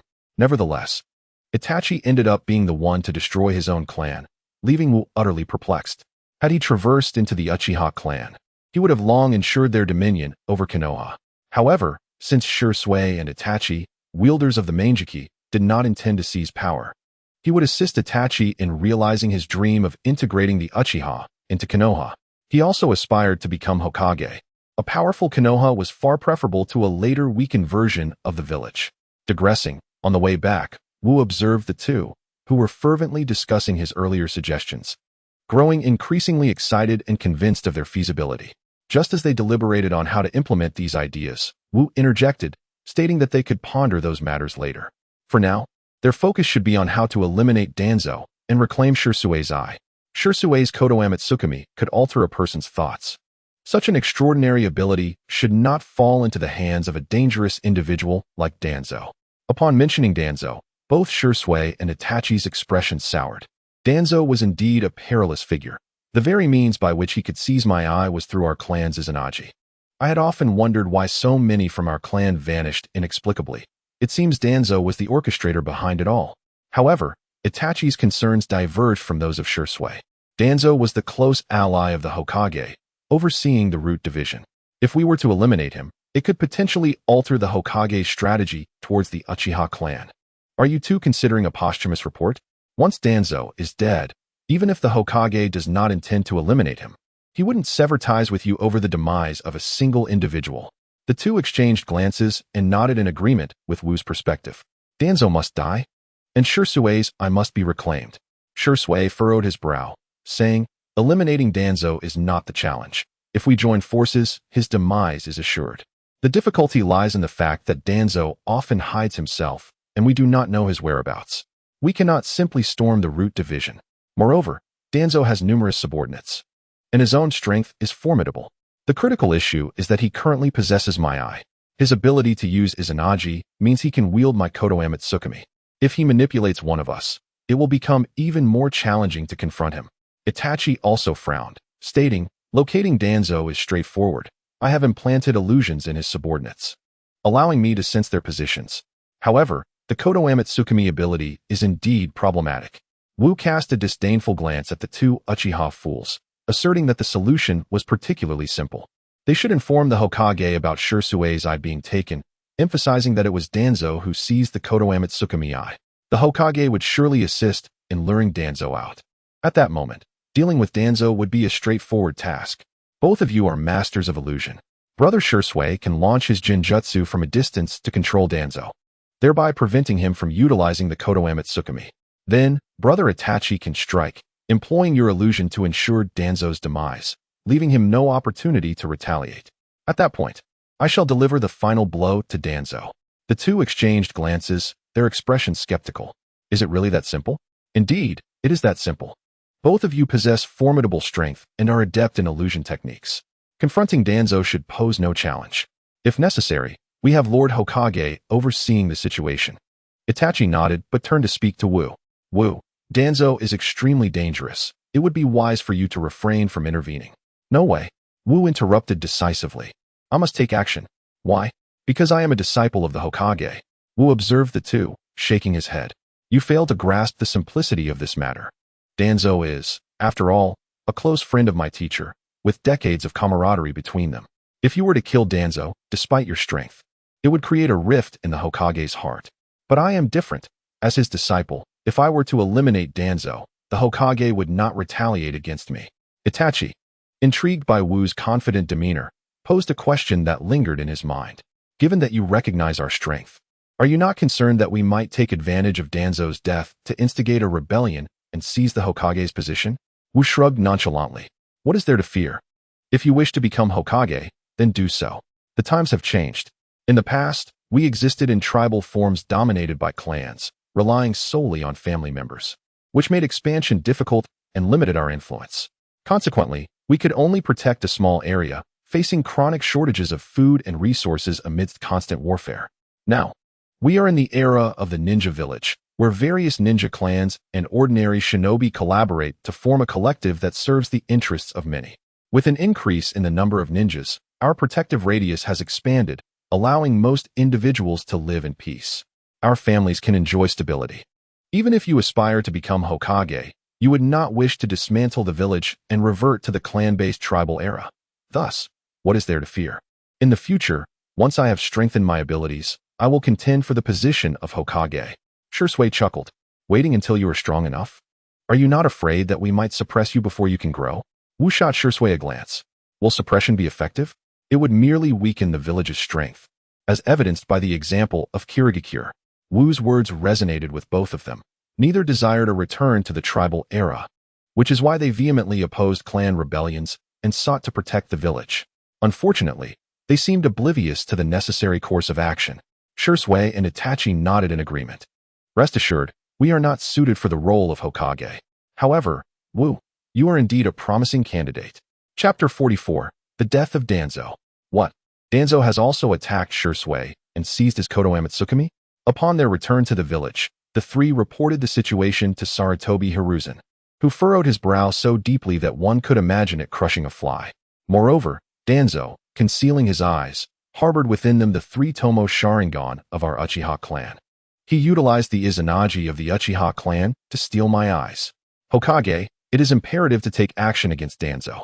Should he employ the Koto Amatsukami to exert control over you? Sarutobi Hiruzen waved his hand dismissively. Danzo will not harm you. Observing Sarutobi Hiruzen's hesitation, Wusher expressed his concerns. Master, one must always guard against treachery. The use of Koto Amatsukami leaves no trace. While Lord Danzo may not wish you ill, should he desire to manipulate you into relinquishing your position, we must be wary. Wusher's words transformed Sarutobi Hiruzen's demeanor, shifting from uncertainty to determination. As a decades-long friend, he understood Danzo all too well, recognizing his insatiable ambition for the title of Hokage. I comprehend your concerns. I shall summon Danzo and strip him of his position as the leader of Root, while also demanding the return of Shursui's eyes. Shursui and Itachi exchanged knowing glances, revealing a subtle understanding. Indeed, the Hokage did not wish for Danzo's demise. Yet, they all understood that should Danzo remain alive, he would undoubtedly continue to sow discord. However, the trio remained silent and replied in unison, understood. Soon, Danzo arrived at Sarutobi Hiruzen's residence upon receiving the summons. With a thunderous expression, Sarutobi confronted him. Danzo, I require an explanation. What prompted your actions against Shursui? In the face of Sarutobi's interrogation, Danzo maintained an unsettling calm. Shursui had been stalling. His Koto Amatsukami poses a significant threat. If he were to turn against the Uchiha clan, we would find ourselves with no opportunity for regret. Furthermore, the current strength of the Uchiha clan is formidable, tipping the balance of power within the village. The Uchiha now possess both Fugaku and Shursui with their Manjiki Sharingan, along with the exceptionally talented Itachi, who may awaken his own Manjiki in the future. At that juncture, we would face three shadow-level powerhouses from the Uchiha clan. How could we possibly suppress them? Should I not take action first? Shall I merely await their assault? Or can you facilitate the return of your three disciples? Sarutobi Hiruzen sighed at Danzo's words, recognizing their truth. The Uchiha clan's power was indeed overwhelming. Had it not been for Shursui and Itachi siding with them, he, as Hokage, might have lost much sleep. Yet, Danzo's methods were excessively radical, potentially pushing Shursui, who was initially aligned with them, to the opposing side. Moreover, with Shursui's Koto Amatsukami in Danzo's possession, Sarutobi felt equally uneasy. You have gone too far this time. Surrender your command of Root and return Shursui's eyes. It would be wise for you to take a period of rest. Danzo readily acquiesced. Very well. He then produced a glass vial containing the eyes from his pocket and tossed it to Sarutobi Hiruzen. As the eyes left his hand, Danzo's movement froze mid-air before he collapsed to the ground. Yet, in the next instant, his body vanished, leaving the original Danzo standing in place, his sensory abilities fully activated. Hiruzen, you witnessed just now, Shursui acted against me. Before Danzo could finish his statement, Uchiha Itachi suddenly appeared nearby, his crimson Manjiki Sharingan aimed directly at Danzo. Tsukuyami. Sarutobi Hiruzen gazed at Itachi, furrowing his brow. Danzo has already pledged to relinquish power in the eyes of Shursui. Why resort to violence? At that moment, Wu, who had been preparing for this confrontation, along with several shadow clones, charged towards Danzo, unleashing their white fang technique with fervor. Notably, Danzo's right arm was swiftly severed by Wu's strike. Subsequently, one of Wu's clones dashed before Danzo and tore away his eye patch, quickly seizing the eye concealed beneath. After the clone retreated, the remaining clones executed the white fang technique, reducing Danzo's body to mere fragments. This entire sequence unfolded in less than 3 seconds, catching even Sarutobi Hiruzen off guard. Hiruzen, flinging back his Hokage robe to reveal his battle attire, cast a murderous glare at the now lifeless Danzo and turned his attention to Uchiha Itachi and the recently arrived Uchiha Shisui. What is the meaning of this? Is the Uchiha clan plotting a rebellion? Wu, Shisui, and Itachi immediately knelt before him, exclaiming, "Lord Hokage, we harbor no such intentions." At this juncture, Wu interjected, "Master, both Shisui and Itachi have no desire for rebellion, not now, nor in the future. Please, allow me to present this." Wu sliced through the bandages of Danzo's severed arm, revealing a pale arm brimming with Sharingan eyes. Danzo had long been orchestrating the demise of Uchiha clan members, exploiting their deaths to incite rebellion among the clan. The eye Danzo presented to you earlier is not Shisui's. The one I possess is the true eye capable of unleashing Kotoeme Tsukumi. Danzo is prepared to use it against you at any moment, thus we must act decisively. At this moment, Shisui addressed Sarutobi Hiruzen. "Lord Hokage, neither Itachi nor I have any intentions of rebellion. On the contrary, we align with the village's objectives.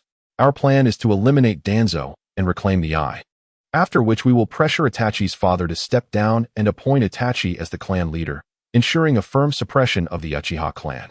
Moreover, we are willing to disband the police force, retaining only a small contingent, while entrusting the majority of its members to your command, Lord Hokage. We also wish to relinquish our privileges, dissolving the separate territories that isolate our clan, allowing our members to coexist among the villagers. Furthermore, we intend to lift the restrictions on intermarriage, permitting the majority of ordinary Uchiha ninjas to wed with the villagers, thereby integrating the Uchiha clan into Konoha entirely. Pressure Fugaku to resign, disband the police force, surrender privileges to coexist with the villagers, lift the bans on intermarriage, allowing Uchiha members to wed with the village ninjas." Sarutobi Hiruzen's eyes widened in astonishment, particularly at the last proposition regarding marriage. It is well known that clans place great importance on bloodlines, especially noble families like the Uchiha and Hyuga, whose eyes are exceedingly precious, granting immense power upon awakening. However, intermarriage with ordinary ninjas would dilute their bloodline, potentially preventing the awakening of the Sharingan or Byakugan, an outcome most clans dread above all else. Now, Shizumi and Itachi have surprisingly proposed a marriage alliance, yet it remains uncertain whether the Uchiha clan is genuinely seeking to integrate into the village or merely employing a delaying tactic. If it is indeed a ruse, my acquiescence could prove perilous. At that moment, Sarutobi Hiruzen spotted a figure in the distance, which bolstered his confidence. "Very well, I consent." Chapter 45. Has Danzo escaped? What is happening here? Such a lively scene. A figure with long white hair, bearing a massive scroll on his back and a lewd grin upon his face, approached the crowd. It was none other than Jiraiya, the disciple of Sarutobi Hiruzen. Jiraiya approached Danzo's lifeless body, his surprise evident as he exclaimed, "Isn't this Danzo? What transpired? Has he betrayed us?" Sarutobi Hiruzen, listening to Jiraiya's seemingly astonished yet secretly gleeful tone, felt a surge of irritation. "Jiraiya, you scoundrel! Didn't I instruct you to return to the village promptly? Why did it take you so long?" Ignoring Sarutobi Hiruzen's reprimand, Jiraiya squatted down, his expression turning grave. "Tell me what happened with Danzo." Shizumi stepped forward to succinctly relay the events to Jiraiya. Furrowing his brow, Jiraiya remarked, "Danzo remains as insidious as ever. However, we must exercise caution. It appears this fellow has managed to escape." "Escaped?" the others exclaimed in astonishment. It was known that both Shizumi and Itachi, two exceptionally powerful individuals, had acted in concert, executing a flawless operation to subdue Danzo to the point of death. How could he have possibly eluded capture? Not only were Shizumi and Itachi astonished, but even Sarutobi Hiruzen felt a wave of disbelief, as he had been oblivious to Danzo's escape. "Do not blame yourselves. I too was unaware until I saw it with my own eyes. Look here." Jiraiya cleared away Danzo's corpse to reveal a tree root deeply embedded in the ground, obscured from their view by the body. "Is this a Hashirama cell?" Sarutobi Hiruzen's brow furrowed deeply. When Danzo had initially proposed researching the first Hokage's cells, he had consented, only to later realize that Danzo and Orochimaru were conducting experiments on live subjects, resulting in the demise of many children. Thus, he had terminated the research. Little did he know that Danzo had continued his experiments and seemingly achieved results. Danzo, what other secrets have you concealed from me? Sarutobi Hiruzen felt a sudden weight of age upon him. He turned to Jiraiya with urgency. Jiraiya, issue a high-level bounty for Danzo, declaring him a rogue ninja. I am not the Hokage. Jiraiya initially protested, but, upon witnessing Hiruzen's distress, acquiesced. Sarutobi Hiruzen continued, Shizumi, Itachi, proceed to the Uchiha compound. I hope to receive good news from you. Should you choose betrayal, I will ensure that the entire Uchiha clan pays the price alongside me. Shizumi and Itachi immediately knelt, their expressions solemn as they vowed, Lord Hokage, rest assured, we shall never betray you, nor do we wish to witness a civil war within Konoha. Sarutobi Hiruzen nodded and turned to Wu, instructing, young Wu, summon Kakashi and inform him that I await him at the Hokage building. Understood. As a few departed, Sarutobi Hiruzen let out a sigh, tossing aside the bandages to bind Danzo's lifeless body. Old friend, I shall consider you deceased. Soon, Asuma arrived at the Hokage building with Kakashi, where thousands of ninjas had already gathered, marching forth towards the root base in an imposing procession. Clad in his battle attire, Sarutobi Hiruzen addressed the approaching Kakashi with urgency. Kakashi, you shall lead. The mission is to apprehend all members of Root alive, should anyone dare to resist. They are to be eliminated without mercy. Kakashi, having already been briefed by Asuma on the events during the journey, said nothing and began directing the ninjas to set out. In no time, the group surrounded the Root base, and under Sarutobi Hiruzen's command, nearly all members of Root surrendered, with only a few vanishing without a trace. During the search within the base, Sarutobi Hiruzen was once again left in shock. Numerous experiments were still underway, with thousands of canisters containing preserved organs, and hundreds of children imprisoned, deemed as experimental subjects by the Root members. Furthermore, in some concealed corners of the Umbu, there were experiments involving the cells of Hashirama and the Uchiha clan, particularly in the Uchiha laboratory, where hundreds of Uchiha clan members lay frozen, many of whom were mere children. Sarutobi Hiruzen felt a surge of anger and bloodlust, his fleeting sentiments towards Danzo entirely vanishing, replaced by an insatiable desire for vengeance. At the Uchiha compound, Shursui and Itachi stood before their clan. Shursui stepped forward to recount the incident of Danzo's treachery in stealing his eyes, igniting a furious uproar among the Uchiha. That despicable Danzo dared to ambush Shursui. He clearly holds our clan in contempt. What does Sarutobi intend? Does he plan to strike against the Uchiha? Chief, let us initiate a coup. If they dare attack Shursui today, tomorrow they will annihilate our Uchiha clan. Faced with the fury of his clansmen, Fugaku remained silent but turned to Shursui, asking, Shursui, you have always sided with the Hokage. Now that Danzo has ambushed you, do you wish to align with us? Shursui shook his head, asserting loudly, do you know how I regained my eyes? It was Lord Hokage who helped me reclaim them and declared Danzo a rogue ninja. This incident has revealed that many of Danzo's actions were conducted in secrecy, not under the Hokage's orders. What do you mean? Fugaku frowned, gazing intently at Shursui. Are you implying that you still wish to side with the Hokage? Indeed, I not only stand with the Hokage, but I have also forged an agreement with him. Fugaku remained silent, his frown deepening. Shursui continued. I believe that Lord Fugaku is no longer suitable to lead our clan. I nominate Itachi to take on the role of our clan leader. The once fervent Uchiha members fell silent, gazing at Shursui in disbelief. At this moment, Uchiha Fugaku erupted into laughter, a hearty and boisterous one at that. How cunning of that old man Sarutobi Hiruzen to attempt to sow discord within our Uchiha clan. Come, continue your discourse. I am eager to see what other schemes Sarutobi Hiruzen has up his sleeve. As Shursui articulated his demands, a murderous intent glimmered in Fugaku's eyes. To abandon the police force, relinquish our stronghold, and promote intermarriage. Excellent. This is but a ploy to reduce our esteemed clan, the foremost in the shinobi world, to mere mediocrity. As he spoke, crimson chakra enveloped Fugaku, manifesting into a Susanoo that reached out toward Shursui. However, Shursui was already prepared. Emerald chakra surged around him, forming his own Susanoo to counter Fugaku's advance. Simultaneously, Itachi's orange-red chakra erupted forth, giving shape to his Susanoo as well, brandishing a Tensigen sword aimed at Fugaku. In that instant, 3 Susanoos stood in a stalemate within the Uchiha compound. Chapter 46. No wonder Sarutobi Hiruzen would accept disciples from Wudong-a. How lively the Uchiha clan is. With 3 such formidable entities, will the village children not be frightened? Jiraiya jested lightly, yet his eyes betrayed a deep apprehension. The sheer power of these 3 Susanus was overwhelming. Even a single one would warrant his utmost caution, let alone the trio. He stood no chance against them. Standing beside Jiraiya, Wu gazed enviously at the 3 Susanus, lamenting his inability to master such jutsu. How magnificent it would be. However, he spoke up, esteemed Uchiha clan leader, Lord Fugaku. Might I inquire if you wish for father and son to turn against each other? Uchiha Fugaku paid Wu no heed, instead casting a proud glance at Itachi. Truly, my son, you two have awakened the Manjiki Sharingan. Excellent, splendid. After praising Itachi, Fugaku turned his attention to Jiraiya and Wu. Oh, it seems the 2 disciples of Sarutobi Hiruzen have arrived. I apologize, but I must attend to some family matters. Please excuse us. Fugaku's intent to dismiss them was unmistakable. Jiraiya, fixing a gaze upon Fugaku, remarked, since you have family matters to attend to, I shall defer my visit for another day.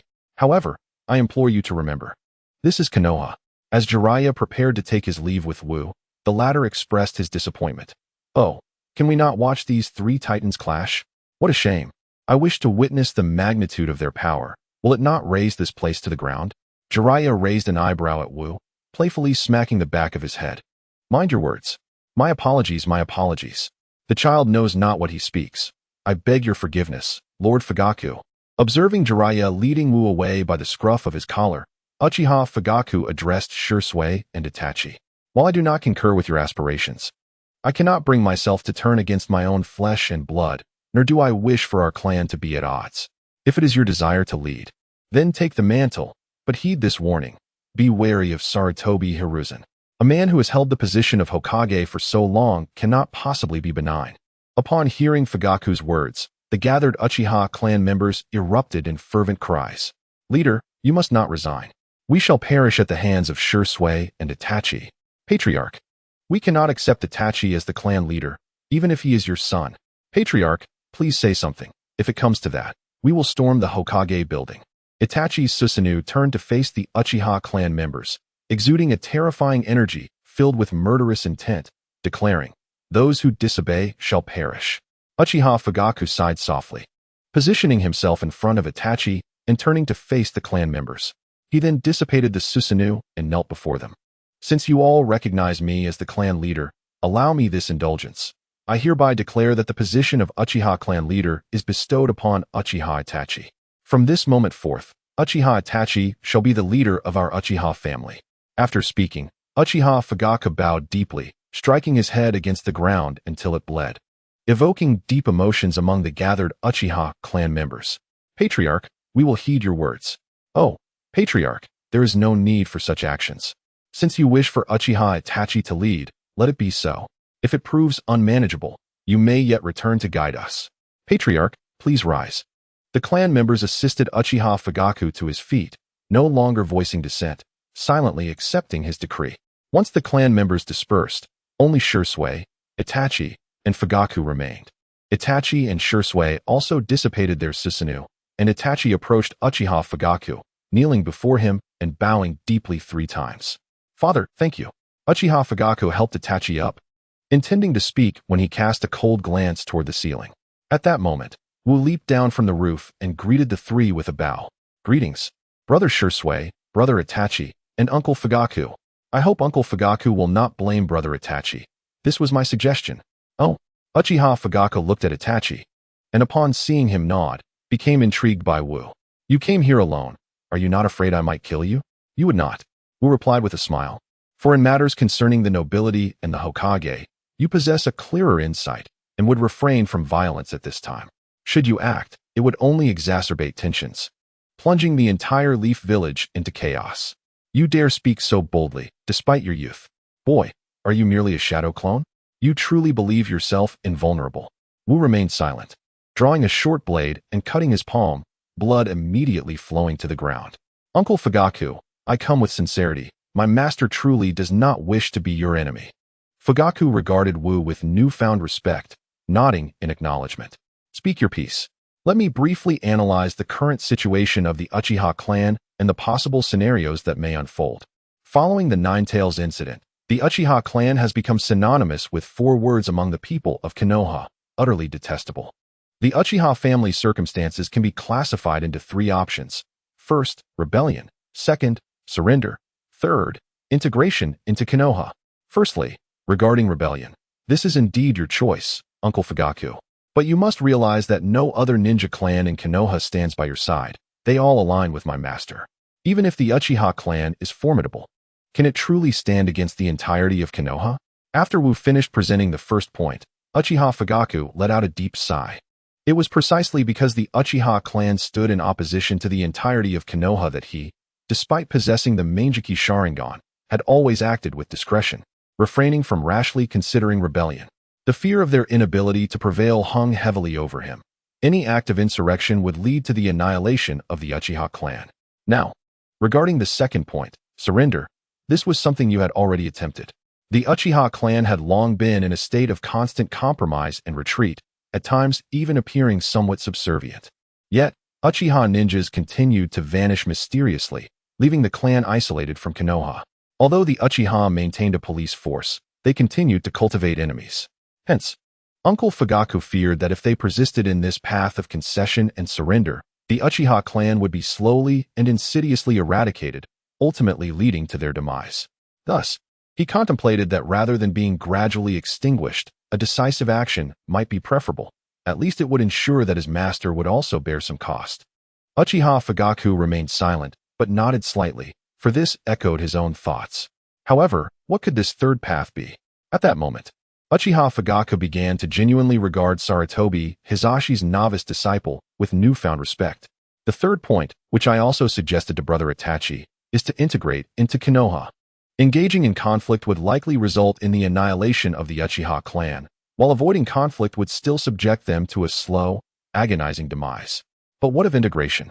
By intermarrying with ordinary ninjas, it may seem as though the Uchiha clan would dilute their bloodline, yet they would fully merge with the common ninjas, creating a bond where each is intertwined with the other. In this way, ordinary ninjas would cease to harbor animosity towards the Uchiha clan. Furthermore, should the Hokage ever wish to act against them, such actions would inevitably encroach upon the interests of those ninjas who have intermarried, compelling them to ally with the Uchiha for their own benefit. Thus, the existential crisis facing the Uchiha clan would dissipate into thin air. At this juncture, Uchiha Fugaku's eyes sparkled with newfound clarity. He murmured to himself, "You are within me, and I am within you.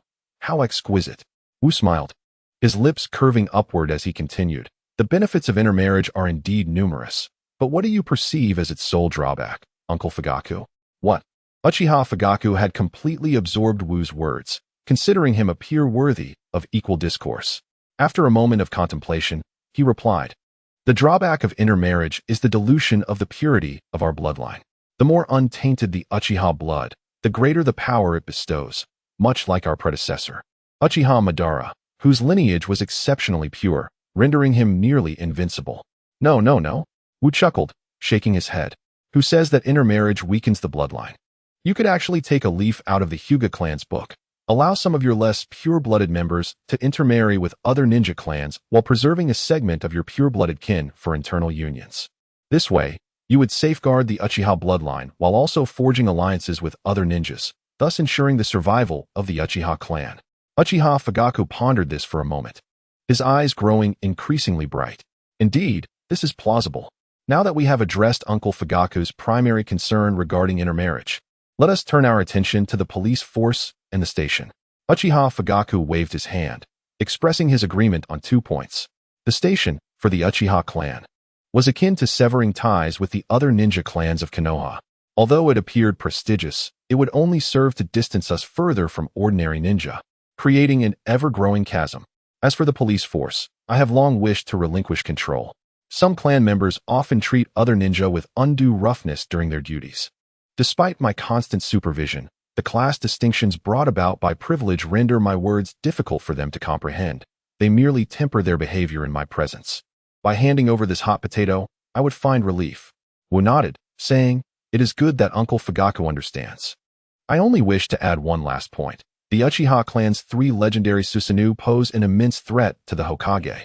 Regardless of who occupies the Hokage position, the power of the Uchiha cannot be overlooked. Uchiha Fugaku nodded in agreement. Indeed, if I were the Hokage and possessed such formidable strength within Konoha, I too would feel uneasy. I know how to address this. Wu bowed slightly to Uchiha Fugaku, expressing his admiration. Uncle Fugaku is truly wise. I have spoken too much. I shall take my leave. As Wu departed, Uchiha Fugaku reflected, alas, it seems we must indeed consider open intermarriage. Among ordinary people, there exists remarkable talent like Wu. No wonder Sarutobi Hiruzen would accept him as a disciple. I find myself inclined to take him on as well. Itachi furrowed his brow and said, Father, you need not dwell on Wu's final words. Uchiha Fugaku raised his hand to interrupt Itachi, addressing both of them. The power of Susanoo is too great. It is not beneficial for our Uchiha clan. Tomorrow, I shall go to the Hokage Tower to seek forgiveness. Shursui, you will accompany me. Understood. Chapter 47. Has Uchiha Fugaku gone mad? Uchiha Fugaku transformed into Susanoo, driving all Uchiha clan members from their homes. He then unsheathed his sword and swept it across, reducing most of the Uchiha residences to rubble.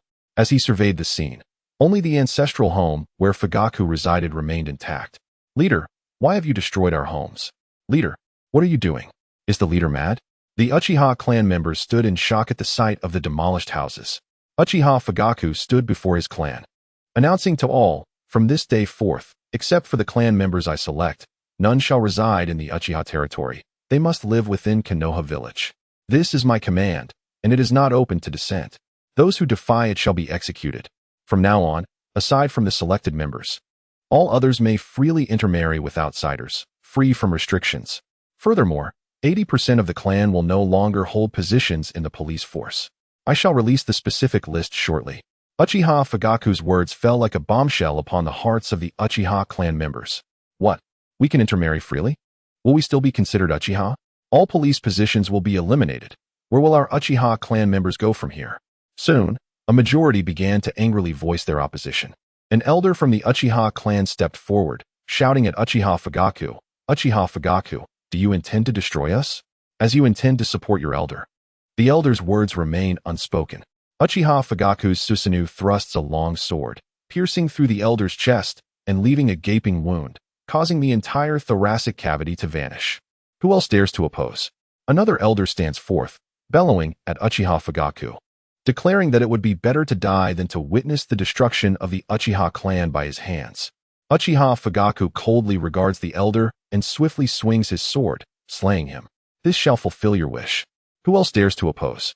The remaining elders, witnessing the two fallen comrades, may harbor intentions to dissent, yet they dare not speak up, for Uchiha Fugaku is indeed a killer. Uchiha Fugaku surveys the assembly and declares indifferently, since there are no objections, let it be decided. All clan members shall accompany me to the Hokage building. Under normal circumstances, the Uchiha clan would feel a surge of fervor at these words, but now they trudge along, heads bowed, resembling zombies as they follow Uchiha Fugaku to the Hokage building. Within the Hokage building, Sarutobi Hiruzen is issuing commands. He instructs the dispersal of all elite members of the root, integrating them into various Umbu divisions. Ordinary members are relieved from their root duties and reinstated as regular ninjas. All clan members from the various ninja families within the root, except for those joining the Umbu, are permitted to return home. Should any root members commit transgressions, their clans shall also face repercussions. As commands are disseminated, ninjas around continuously receive their orders. And soon the Hokage office is left with only Sarutobi Hiruzen, Jiraiya, and Wu. Sarutobi Hiruzen turns to Jiraiya and proposes, Jiraiya, why not take up the mantle of Hokage? I refuse. Jiraiya decisively declines, stating, I still need to venture out to gather material for my writing. Where would I find inspiration while remaining in Konoha? Sarutobi Hiruzen shakes his head in resignation, asking, any news on Orochimaru? Upon mentioning Orochimaru, Jiraiya's demeanor becomes serious. Orochimaru has joined an organization known as Akatsuki, comprised of high-level rogue ninjas from various hidden villages, all of formidable strength. Thus far, my investigations suggest they may be located in the Land of Rain, though details remain unclear. Sarutobi Hiruzen sighs, since you are unwilling to become Hokage, Then please assist me in bringing Tsunade back. Tsunade, you say? Jiraiya grimaces, clutching his mildly aching ribs, and responds, very well. I shall make the journey, though I cannot guarantee her return. Yes, just go. Oh, and take Wu with you. What? Jiraiya glances at Wu, frowning. Is it really convenient for this little brat to accompany me? Wu rolls his eyes at Jiraiya, retorting, convenient for you to visit the bathhouse. Perhaps? Teacher, this is where you erred. Your little disciple is still quite young, and you would teach him to spy on bathhouses? Sarutobi Hiruzen nearly sputters in disbelief. Do you think I'm like you? How could I possibly spy on a bathhouse? Wu shoots a glance at the two, thinking they are quite similar, both old perverts. Cough cough. Sarutobi Hiruzen clears his throat, assuming a serious tone. Jiraiya, Wu's talent in ninjutsu is exceptionally unique. Please assist me in researching it during your journey. If we can enhance Wu's ninjutsu, Konoha shall witness the emergence of another first Hokage. Another first? Jiraiya gazed at Wu with a hint of surprise, extending his palm to rest against Wu's abdomen, sensing something profound. However, as time passed, Jiraiya's furrowed brow deepened, his expression clouded with perplexity.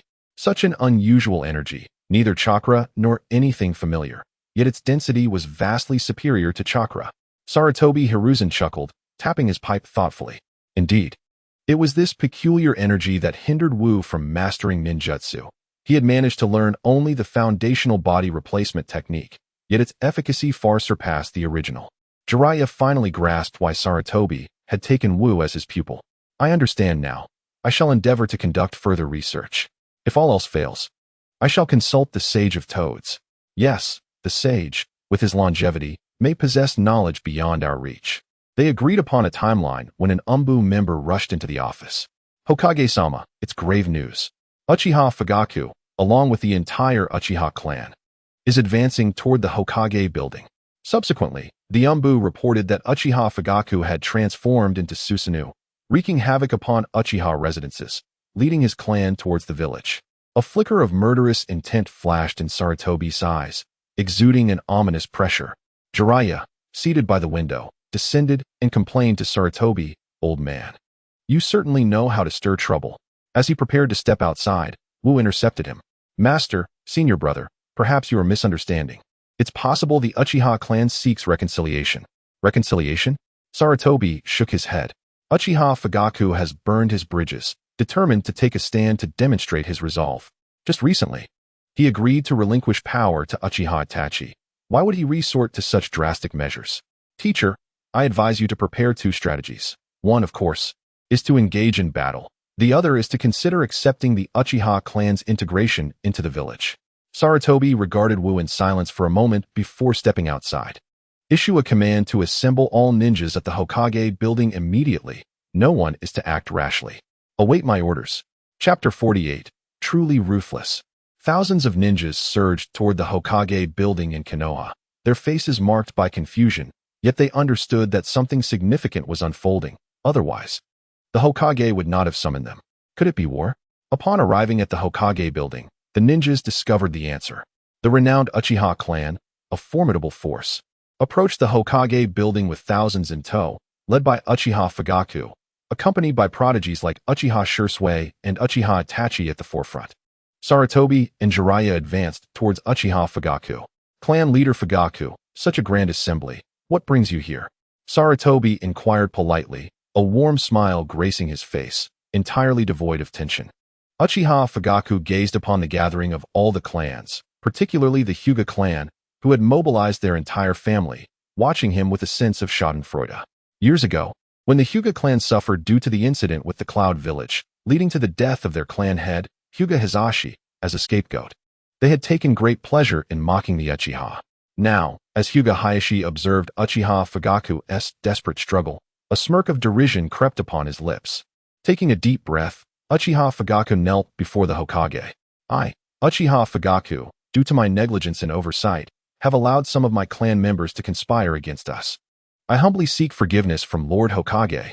As atonement, he declared, from this day forth, the Uchiha clan will no longer maintain a separate residence. All members shall return to Konoha, and I ask for your guidance in assigning our accommodations. Furthermore, we have failed to uphold the trust placed in us by the Hokage and are unable to manage the police force. Thus we will withdraw from it entirely. Should the Hokage require any of us, we will be ready to serve again. My clansman, Uchiha Shursui, a member of the Umbu, was aware of the treasonous intentions within our clan, yet failed to report them, committing the sin of concealment. As punishment, I shall remove one of his eyes as a demonstration of accountability. Upon uttering these words, Uchiha Fugaku publicly extracted Uchiha Shursui's eye and presented it to Sarutobi Hiruzen, leaving all present in utter shock. The entire village of Konoha recognized Uchiha Shursui as formidable prowess, especially after he had vanquished the attacking ninjas from the Mist Village with a Genjutsu from miles away, earning a reputation that rivaled that of the fourth Hokage. The true strength of the Uchiha lay in those very eyes, and now, for a mere act of concealment, Uchiha Fugaku was willing to impose such a grievous punishment? Was he not effectively crippling Uchiha Shursui's power? Even Sarutobi Hiruzen, who had received the eye, looked astonished at Uchiha Fugaku's drastic measure. As the crowd remained in a state of disbelief, Uchiha Fugaku's voice resonated once more. In the end, I, Uchiha Fugaku, blind to the treacherous deeds within my clan, deem these eyes unnecessary. With that, he proceeded to gouge out his own eyes and offered them to Sarutobi Hiruzen. Hiruzen hurriedly approached, cradling the hand of Uchiha Fugaku that held the eyes. Fugaku, must it come to this? Uchiha Fugaku whispered, audible only to the two of them, please accept them. Your peace of mind will grant me peace as well. He then took a step back and knelt before Sarutobi Hiruzen once more. I implore you, Lord Hokage, to accept this. The Uchiha clan will henceforth conduct a thorough self-examination to prevent such occurrences from happening again. Ah, please rise. I will accept. I shall safeguard them for you, Fugaku. Should you wish to reclaim your eyes in the future, you may do so at any time. Sarutobi Hiruzen carefully placed the eyes into a container and quickly helped Uchiha Fugaku to his feet. Gazing into the hollow sockets of Uchiha Fugaku, Hiruzen whispered in his ear, rest assured, having witnessed your sacrifice, I too shall demonstrate my sincerity. Very well. The onlookers were left in stunned silence, their gazes fixed upon Uchiha Fugaku. None more so than Hyuga Hayashi, who could hardly fathom the extent of Uchiha Fugaku's resolve. He recalled his younger brother, Hinata Hizashi, who sacrificed himself for the village, and cast a glance at Uchiha Fugaku's hollow eye sockets, unable to suppress a sigh. Initially, he had anticipated mocking Uchiha Fugaku, yet upon witnessing this scene, any trace of derision vanished from his face, replaced instead by profound respect. As for the other shinobi clans, they were well aware of the Uchiha clan's formidable strength, arguably surpassing even that of the weakest among the four great shinobi villages, Sunagakure. Should Uchiha Fugaku engage in battle against the Hokage, although the Uchiha clan would face annihilation, Konoha village would undoubtedly suffer as well, losing its title as the strongest shinobi village. It could even incite other shinobi villages to join forces against Konoha, potentially leading to the village's complete destruction. Yet, Uchiha Fugaku chose a different path. He opted to forfeit his own power in exchange for peace. No one present deemed Uchiha Fugaku cowardly. Rather, the decision to relinquish his abilities to protect the village was far more challenging than impulsively engaging in a war that could result in the extermination of his entire clan. The majority of clan leaders present acknowledged their inability to make such a choice. What a resolute man. Uchiha Itachi gazed at his father with a complex expression, as if seeing him for the first time. He had not anticipated the depth of his father's sacrifice, bearing the burden of infamy while publicly relinquishing his power, sacrificing himself for the preservation of the Uchiha clan. Reflecting upon this, Itachi felt a flicker of gratitude for heeding the advice of Wook, choosing a new path. Perhaps, after this sacrifice, the Uchiha clan would thrive, free from the Hokage's suspicions and isolation. With the strength of the Uchiha consolidated, Konoha would flourish, no longer plagued by the specter of internal strife. Simultaneously, Uchiha Itachi felt the weight of immense pressure. His father had paved the way for him. He must strive to do better, aiding the Uchiha clan's complete integration into Konoha to honor his father's sacrifices. Once the matters were settled, Sarutobi Hiruzen arranged for the Uchiha clan members to be settled throughout Konoha, dispersing them entirely. He also organized assistants to construct homes for the Uchiha clan at no charge. Regarding the police force, Sarutobi Hiruzen publicly announced Uchiha Shursui as the captain, retaining several members of the Uchiha clan. After completing these tasks, Sarutobi Hiruzen declared a 10-day celebration to welcome the Uchiha clan members into Konoha, ensuring they felt the warmth of home. Once all was attended to, a weary yet exhilarated Sarutobi Hiruzen finally returned to the Hokage office to rest. He glanced at Wook, who was training within the office, admiration nearly overflowing from his eyes. Wook, how did you conceive this plan? You managed to revitalize the seemingly insurmountable predicament of the Uchiha. Chapter 49. You and Kagaya are alike. Both are outsiders. Sarutobi Hiruzen was immensely appreciative of Wook.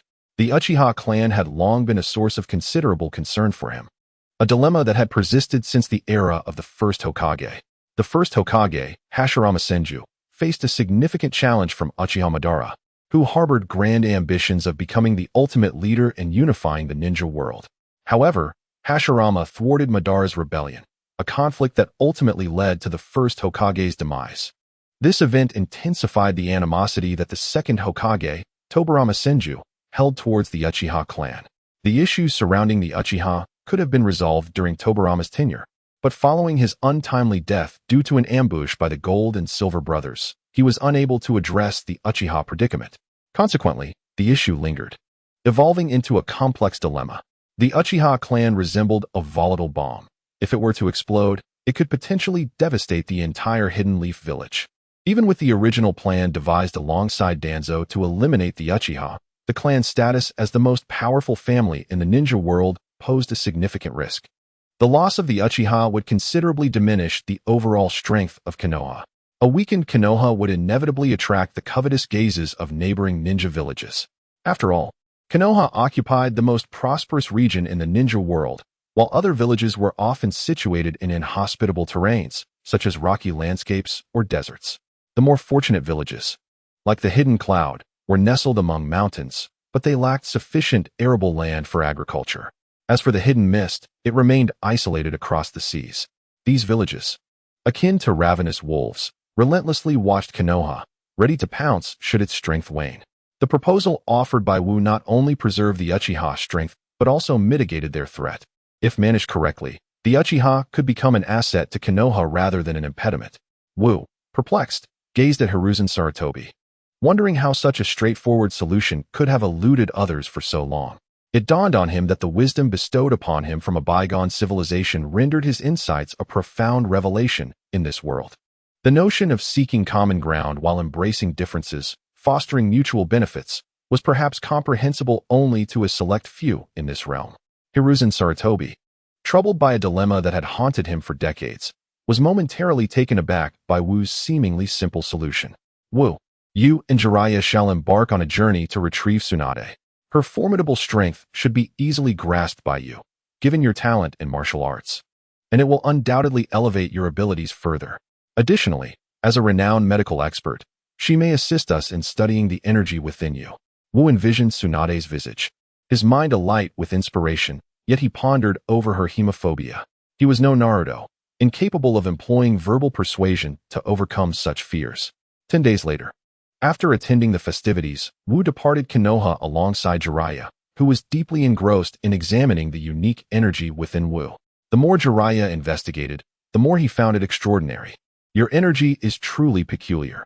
It neither conforms to chakra nor natural energy, yet it possesses characteristics reminiscent of natural energy, seemingly more potent than sage chakra. How do you typically cultivate this energy? Wu contemplated the question, uncertain of how to articulate his response. Ultimately, his energy is not derived from cultivation, but rather acquired through the completion of system tasks and the allocation of points. I am not certain. Having never practiced energy cultivation myself, yet I engage in physical training, and as my strength grows, this energy seems to increase correspondingly. Is cultivation even necessary? Jiraiya felt as though his head might explode. However, he also recognized the immense value of this energy, for it was entirely new and transcended chakra energy.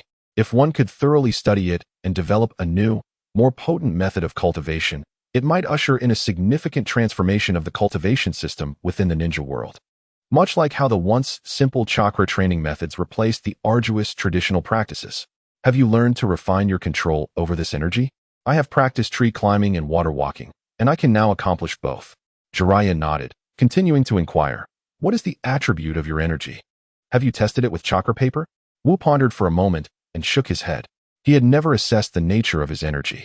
The system did not display such information, and he had not conducted any examinations himself. Jiraiya produced chakra paper and handed it to Wu, instructing him to infuse it with a small amount of energy. Wu directed his energy into the chakra paper, but it exhibited no reaction whatsoever, leaving him somewhat disheartened. If it were of the wind attribute, he could learn to create Rasengan like Naruto, which is both simple and powerful. If it were lightning, he might learn techniques like Chidori or Kirin, which are both stylish and potent, and perhaps even acquire the Raikage body techniques to enhance his physical prowess. Now, with the chakra paper showing no response, did that imply he possessed no attribute? Would he then be unable to learn those impressive jutsu? What about my Flying Thunder God technique? Contemplating the Flying Thunder God, Wu resolved to practice on the way, imagining how splendid it would be to master it. Jiraiya furrowed his brow and reached for the paper in Wu's hand, but as soon as he touched it, the paper disintegrated into a cloud of dust. He stared wide-eyed at the now-vanished paper, utterly stunned. Wind attributes would cut it in half, lightning attributes would crinkle it, fire attributes would ignite it, water attributes would dampen it, and earth attributes would chip it. Yet your energy obliterated the paper altogether. What attribute does that signify? Jiraiya, already with disheveled hair, raked his fingers through it, even more confused about Wu's energy type. He sighed, gazing at Wu as if he were staring at a treasure mountain without a way to access it. This was truly vexing. Come, I will take you to a certain place, but remember, do not speak of what you see and hear to outsiders. With that, Jiraiya utilized reverse summoning to bring Wu to Mount Mayaboku. The mountain was teeming with toads, but fortunately, Wu was not overly afraid of them. Otherwise, he might have been frightened to death. The toads greeted Jiraiya warmly as he reciprocated their greetings. Upon arriving at the main camp of Mount Mayaboku, they encountered two elder toads, Shimizu and Jiken, who were waiting for them. Little Jiraiya, the toad sage instructed us to wait here, saying that you would bring someone who could change the entire ninja world, and that we should take you to meet him at once. Jiraiya, taken aback, cast a serious glance at Wu. Very well. Soon, Wu was brought before a toad sage of immense proportions. The sage squinted his eyes, slowly widening them to scrutinize Wu, before waving his hand to establish a barrier, enclosing only himself and Wu. You, like Kagaya, are an outsider. Chapter 50. The one who will change the world has appeared. Wu, astonished, looked at the toad sage, surprised that he could discern his status as a traveler at a glance. Initially, Wu had intended to conceal this fact, but upon considering the barrier set by the sage, he decided to reveal it. Yes, I am not of this world. A smile crept across the toad sage's aged face. Good lad. Wu, filled with curiosity, inquired, how did you deduce that I was an outsider? The toad sage wore a cunning smile, replying, in truth, I could not perceive you as an outsider. Your aura bears no distinction from that of others. Upon hearing this, Wu felt no surprise, for unlike Kagaya, who had descended bodily into this world, he had entered as a soul while his body belonged to this realm. He continued to listen as the toad sage spoke. However, I possess a glimpse into certain futures. After your arrival, the future of this world has become entirely altered, erasing all the visions I previously witnessed. What did you see? I beheld you battling Kagaya. Wu furrowed his brow. How could he possibly engage in combat with Kagaya? The current narrative had already been thrown into disarray by his interventions. The Uchiha clan, which was supposed to face annihilation, had now integrated into Konoha, augmenting its strength. In his previous life, Konoha, devoid of Uchiha Shursui and Itachi, had successfully safeguarded Naruto, preventing him from falling into the hands of the Akatsuki. In this life, the Akatsuki would certainly not succeed. Could it be that, like in the past, the Akatsuki still relied on a fragmented version of the nine-tailed beasts to summon the 10 tails? Wu contemplated this possibility, realizing it could indeed be feasible. Should the Akatsuki capture the other tailed beasts, they could utilize the outer path golem to summon the 10 tails. The resurrection of Uchiha Madara and the betrayal of Kagaya by Black Zetsu seemed plausible as well. It appeared that despite Konoha's enhanced overall strength, the fate of the Fourth Shinobi World War remained unchanged. Ultimately, it was one's own strength that mattered. Wu turned to the Toad Sage and asked, Toad Sage, I wish to understand how I might harness my energy to utilize the ninjutsu of this world. Do you know how to do so? I do not know. What? How can you not know? The Toad Sage chuckled. How could I possibly know? I merely possess prophetic abilities. This is not a formidable power. Your energy belongs to another realm, and to cultivate it, you must employ the training methods of that world. Your struggle with ninjutsu stems from the fact that chakra does not suit your potent energy. How then can I rapidly grow stronger? The Toad Sage looked at Wu with some confusion. You are already in the process of swiftly becoming stronger, are you not? At merely 6 years of age, your prowess has already reached heights that many strive for throughout their entire lives. How much faster can one progress? Wu scratched his head, uncertain of how to articulate his thoughts. Indeed, his strength was rapidly escalating. Yet he yearned for more than just physical prowess. He desired mastery over ninjutsu as well. Comprehensive development is the undeniable truth. Relying solely on taijutsu will not suffice against the formidable Tsutsuki Kagaya. The Sage of the Frogs observed Wu with a smile, saying, sometimes, slow is fast, and fast is slow. Take your time, and you will discover your own path to cultivation. Wu sighed. Very well, I shall take it slow. However, he quickly regained his composure. After all, it was merely a matter of diligence. In his previous life, he was a paragon of hard work. Since the Sage of the Frogs had no immediate solution, he resolved to gradually advance his progress, confident that he would eventually succeed. After concluding his conversation with the sage, Wu waited patiently at the side while Jiraiya entered to converse with the sage. The Sage of the Frogs looked at Jiraiya and remarked, Little Jiraiya, I once foretold that you would cultivate a disciple capable of changing the world. Yet, due to the emergence of a certain individual, the future has been irrevocably altered. Fortunately, this person is not of ill intent. Jiraiya's eyes widened in surprise. He had dedicated years to nurturing his disciples, inspired by the sage's words. Figures like Minato and Yahiko, Konan, and Nagato were indeed exceptional, yet none seemed destined to alter the course of the world, even Nagato with his Rinnegan. For this reason, he had refrained from taking on new disciples, waiting for someone who could truly make a difference. Little did he anticipate that the sage would now claim the future had been fundamentally altered. Surely, the one who transformed the future must be young Wu. Jiraiya gazed at Wu outside the barrier, his expression growing complex. Could he truly change the world? The answer was yes, and he had already begun to do so. In the vision of the future that I have seen, the Uchiha clan would face annihilation, leaving only a few individuals to stir the world.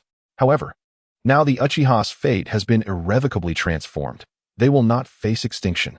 Jiraiya recalled Hiruzen's intentions of uniting with Danzo and Itachi to completely eradicate the Uchiha clan, a plan that would have inflicted great damage upon Konoha.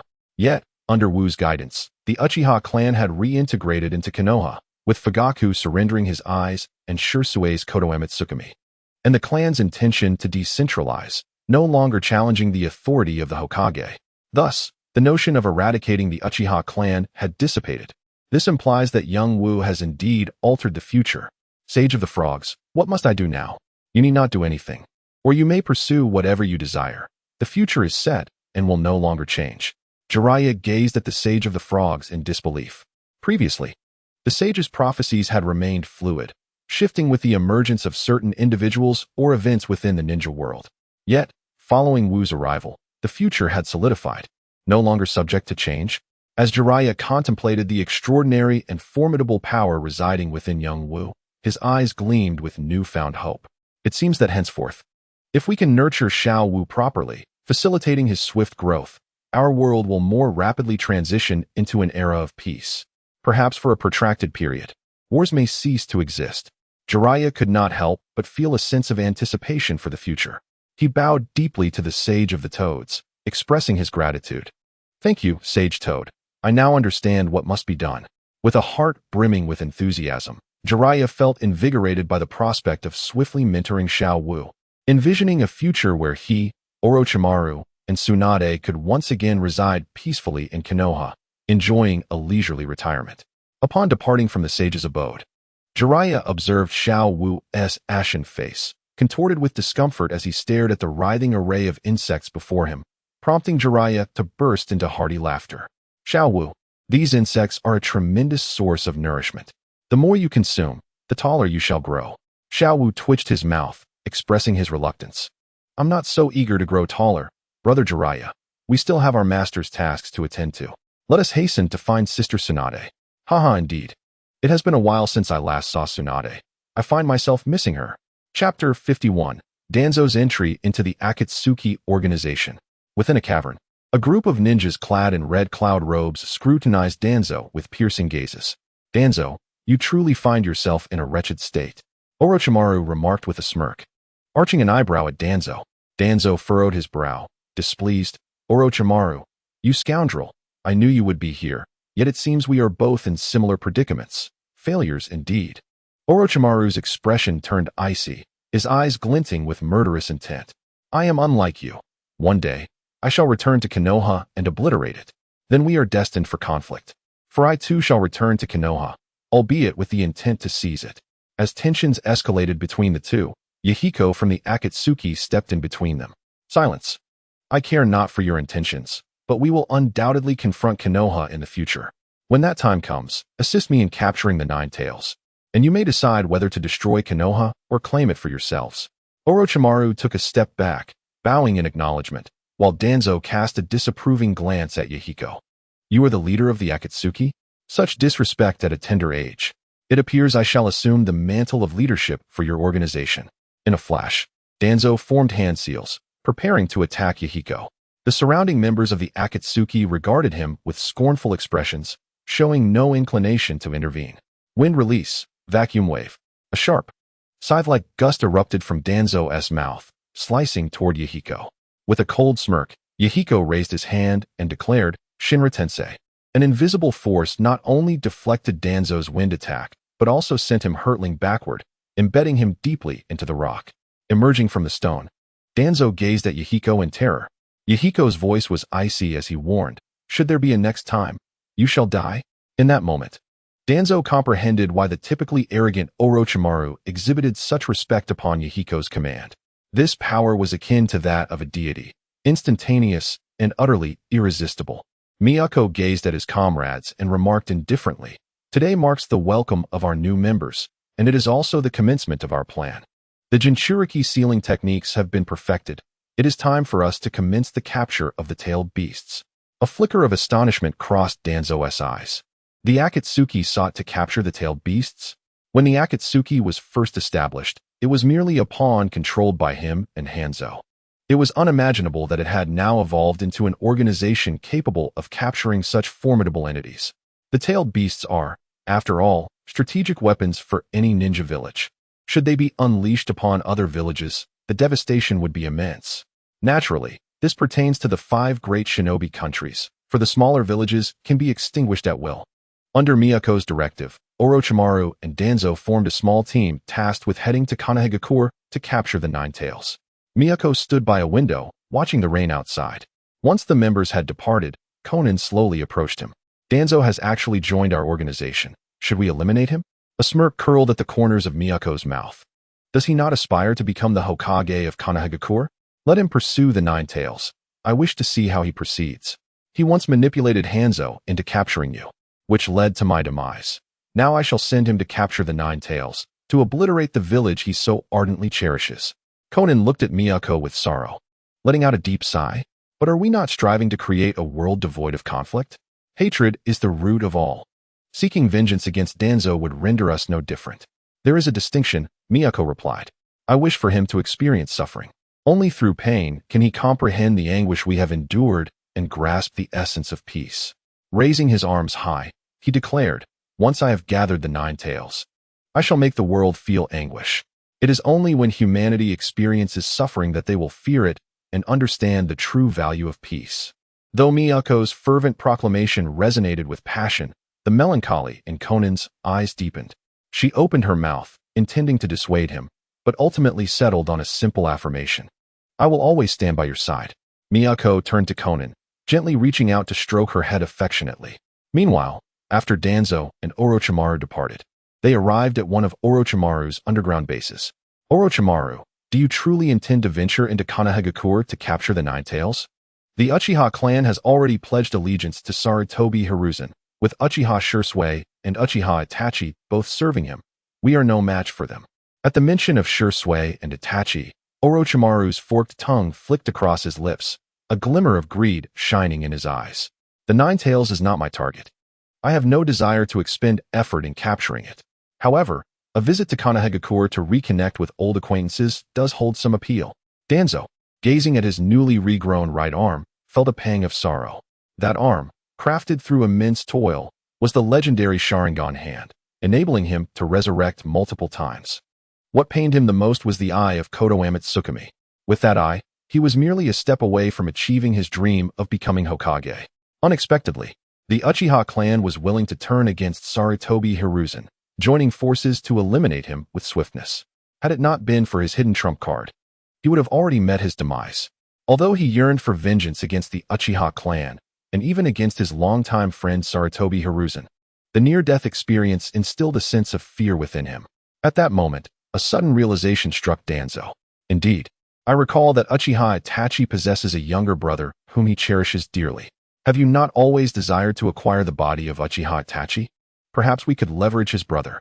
This would not only serve as a means to coerce Uchiha Itachi into submission, but also create discord between the Uchiha clan and Sarutobi Hiruzen. Uchiha Itachi's brother? Orochimaru pondered for a moment before responding with a sinister grin.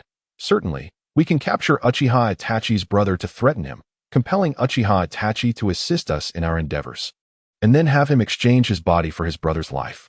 Do you truly wish to complete the task?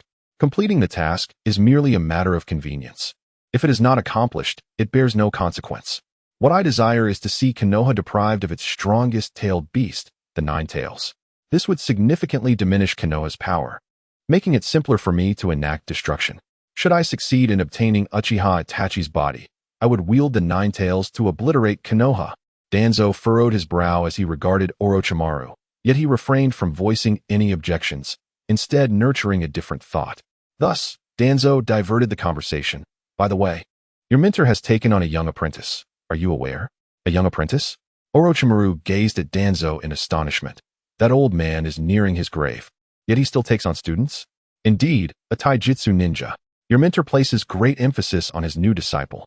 According to the information I have gathered, he has instructed Jiraiya to take the new apprentice to seek out Tsunade, intending to persuade her to return to the village as Hokage, so that he can personally train the new disciple. Orochimaru disdainfully shook his head. A taijutsu ninja? That old coot is truly regressing with age. Let us proceed to Konoha. Chapter 52. The Wealthy and Generous Tsunade. Jiraiya, accompanied by Wu, traversed the land of fire in search of Tsunade. During this time, he imparted numerous combat techniques and training methods to Wu, greatly benefiting him. In the remaining hours, Wu diligently continued his training, and of course, he also commenced his studies in the Flying Thunder God technique. However, the progress of his training in this technique left him feeling somewhat despondent. Flying Thunder God, skill not yet activated. Experience points, 0100000. He possessed 10 shadow clones, each capable of earning a point of experience daily through practice. Thus, 10 clones would yield 10 points, implying that he would require 100 days to master it. Wu's eyes suddenly brightened. 100 days to learn the Flying Thunder God? That seems quite manageable. It amounts to just over 3 months. In an instant, Wu was filled with motivation, sending all his shadow clones to practice the Flying Thunder God technique. However, after a single day of training, he checked his progress bar and nearly collapsed in despair. Practice of Flying Thunder God completed. Gain 0-1 experience point. Practice of Flying Thunder God completed. Gain 0-1 experience point. Practice of Flying Thunder God completed. Gain 0-1 experience point.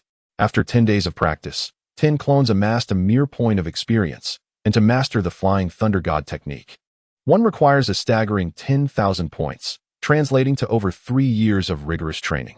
This predicament left Wu in a profound quandary. While the mastery of the Flying Thunder God technique is undeniably impressive and immensely powerful, the confinement of all 10 clones for such a prolonged period would preclude any opportunity to refine other ninjutsu. At that moment, Wu's mind was akin to a battleground, with two inner voices clashing. One urged, rather than devoting over 3 years solely to the Flying Thunder God, it would be more prudent to explore other ninjutsu, as they demand far less time to learn. You could acquire other techniques first and gradually refine the Flying Thunder God afterward. The other voice countered. The optimal time to plant a towering tree was a decade ago. The second best time is now. This is the Flying Thunder God, a space-time ninjutsu, a divine skill possessed only by the likes of Senju Tobarama and Namikaze Minato, vastly superior to any other inferior ninjutsu. After considerable reflection, Wu ultimately resolved to pursue the mastery of the Flying Thunder God. Many adept practitioners excel with a singular technique, honing it to such perfection that even when opponents are aware of it, they find themselves unable to counter. Take Naruto's Rasengan, Namake's Minato's Flying Thunder God, Raikage's Body Flicker technique, or Might Guy's 8 Gates. These techniques are well known yet exceedingly difficult to defend against. A spatial technique like the Flying Thunder God, once mastered, is vastly more formidable than the knowledge of 100 other ninjutsu. Thus, Wu embarked on the arduous journey of mastering the Flying Thunder God, while Jiraiya, in search of Tsunade, leisurely accompanied Wu, taking the time to expose him to various sights and experiences. The customs of this world, particularly its entertainment industry, were remarkably advanced, as even while bathing, Jiraiya had the company of 2 charming maidens. Regrettably, Wu was still too young to partake, merely watching Jiraiya indulge. Emerging from the bathing chamber with a look of contentment, Jiraiya called out to Wu, who awaited him in the hall. "Little Wu, let us go. I'm treating you to barbecue." Without waiting for Wu's response, he seized him and exited the bathhouse. Wu, feeling somewhat exasperated, remarked, "While others are driven by basic needs to indulge, you seem to prioritize indulgence over sustenance." Jiraiya playfully tapped Wu on the head, retorting, "What nonsense. I'm merely gathering inspiration. My fans are eager for my next novel." Wu shot him an incredulous glance. "It's been a month since I've accompanied you. Have you penned even a single word? As a writer, one must contemplate the plot thoroughly before writing. It's not as simple as it seems." Wu, weary of Jiraiya's excuses, chose to dismiss the conversation. Nonetheless, it must be said that although Jiraiya's book is titled The Paradise of Affection, it contains minimal frivolities and is rich in profound content, offering accessible yet meaningful insights on war and peace. It is no wonder that Jiraiya has achieved bestseller status.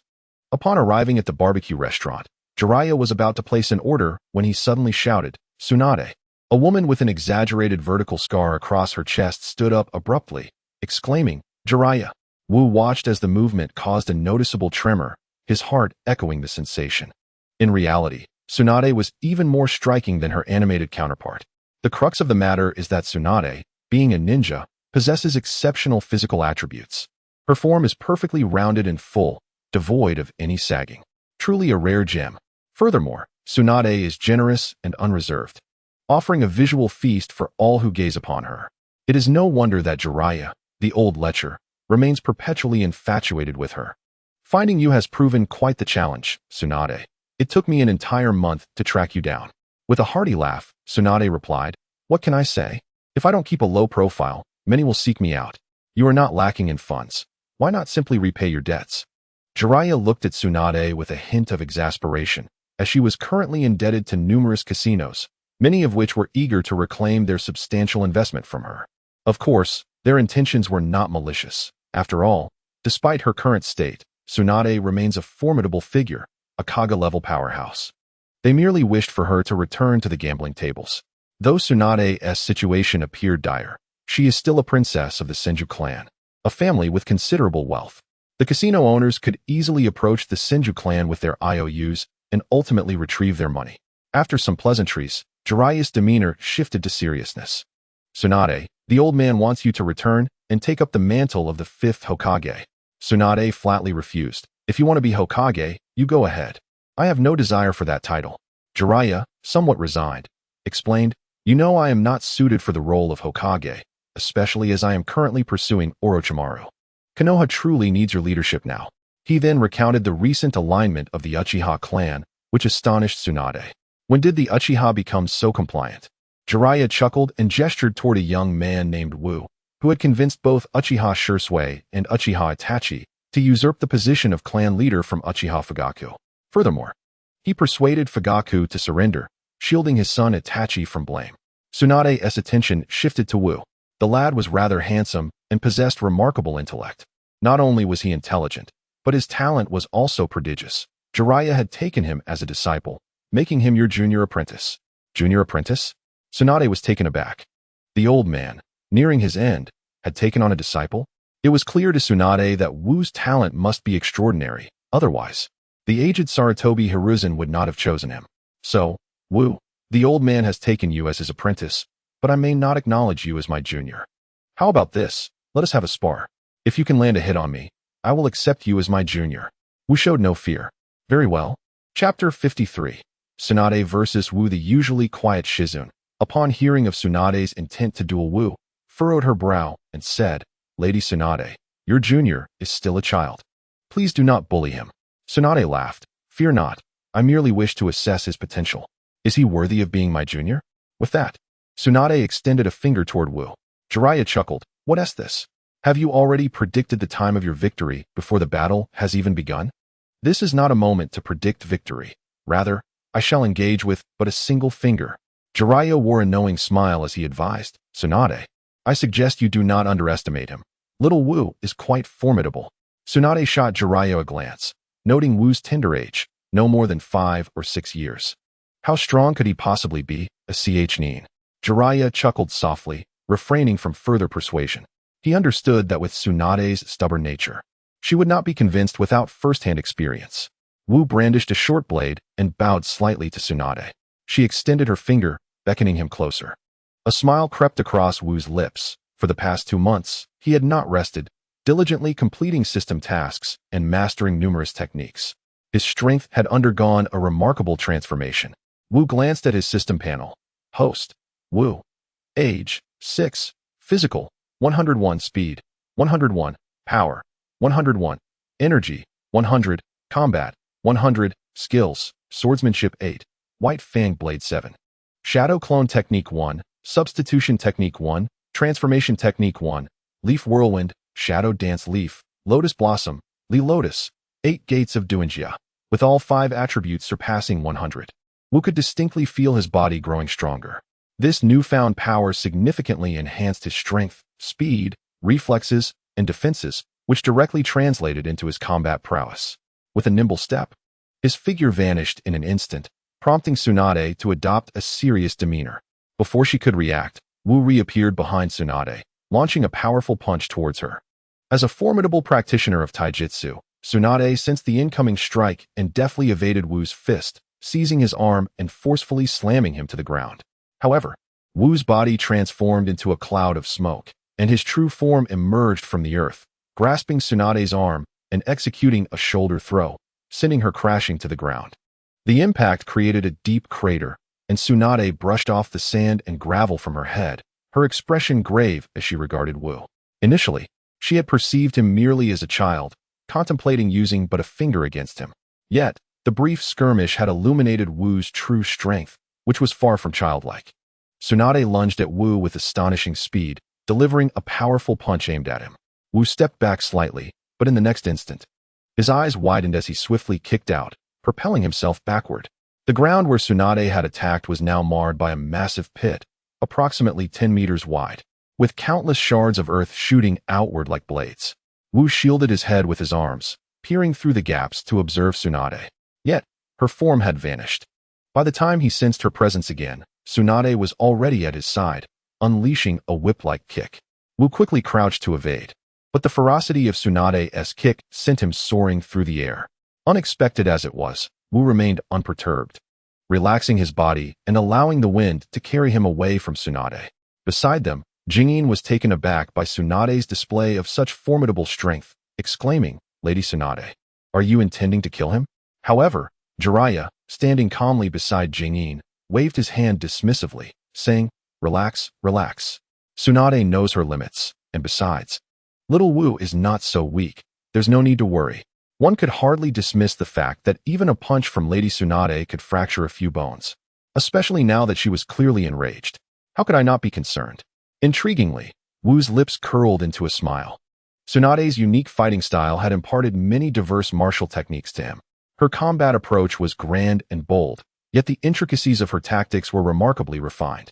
She skillfully utilized her tremendous strength to create area damage, compelling her opponents to close in for another strike while they attempted to evade or were affected by the shockwave. A moment of inattention could lead to being obliterated by Tsunade's punch. Why did I grasp the essence of martial arts combat so effortlessly? Just then, a system notification chimed, but Wu merely cast a fleeting glance before resuming his battle with Tsunade. She advanced once more, and they clashed again. Before long, the ground around them was pockmarked with craters, and Tsunade, panting from exertion, called out, "Kid, what is the point of just dodging? I need you to fight me. Are you a coward, afraid to face me?" Tsunade's intent was merely to provoke Wu into action, but to her surprise, he nodded in agreement. "Sister Tsunade is right. I should indeed confront you head-on," Wu declared, and in an instant, he surged toward her like a cannonball. A glimmer of astonishment flickered in Tsunade's eyes as she mused. Indeed, youth is so easily incited. It appears it's time to conclude this. With a coiling arm, Tsunade charged towards Wu.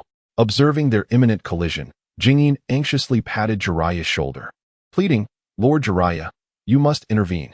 If this continues, someone could get seriously hurt."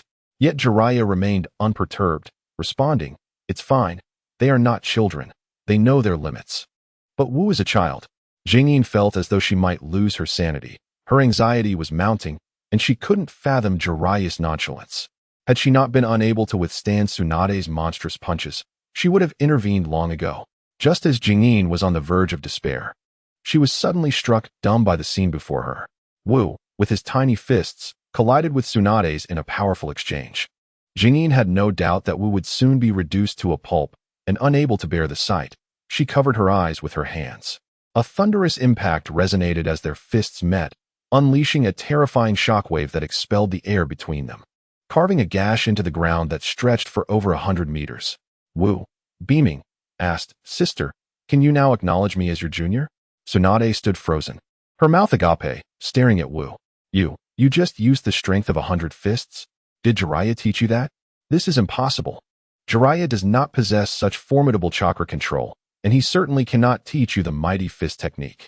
In fact, there is no one left in the entire Hidden Leaf Village, or rather, the entire ninja world, who can teach it.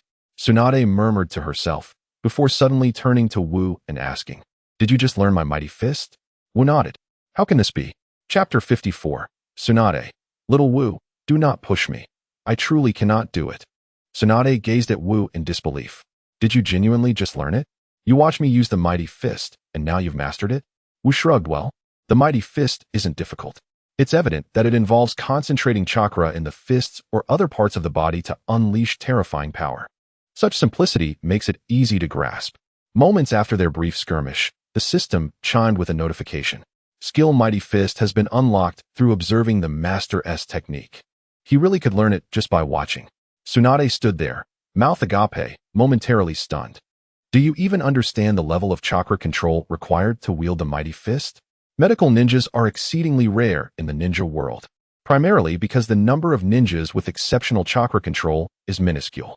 For instance, Shizun's talent is already commendable, yet despite her years of training under my guidance, she never mastered the Mighty Fist. But you learned it just by looking at it.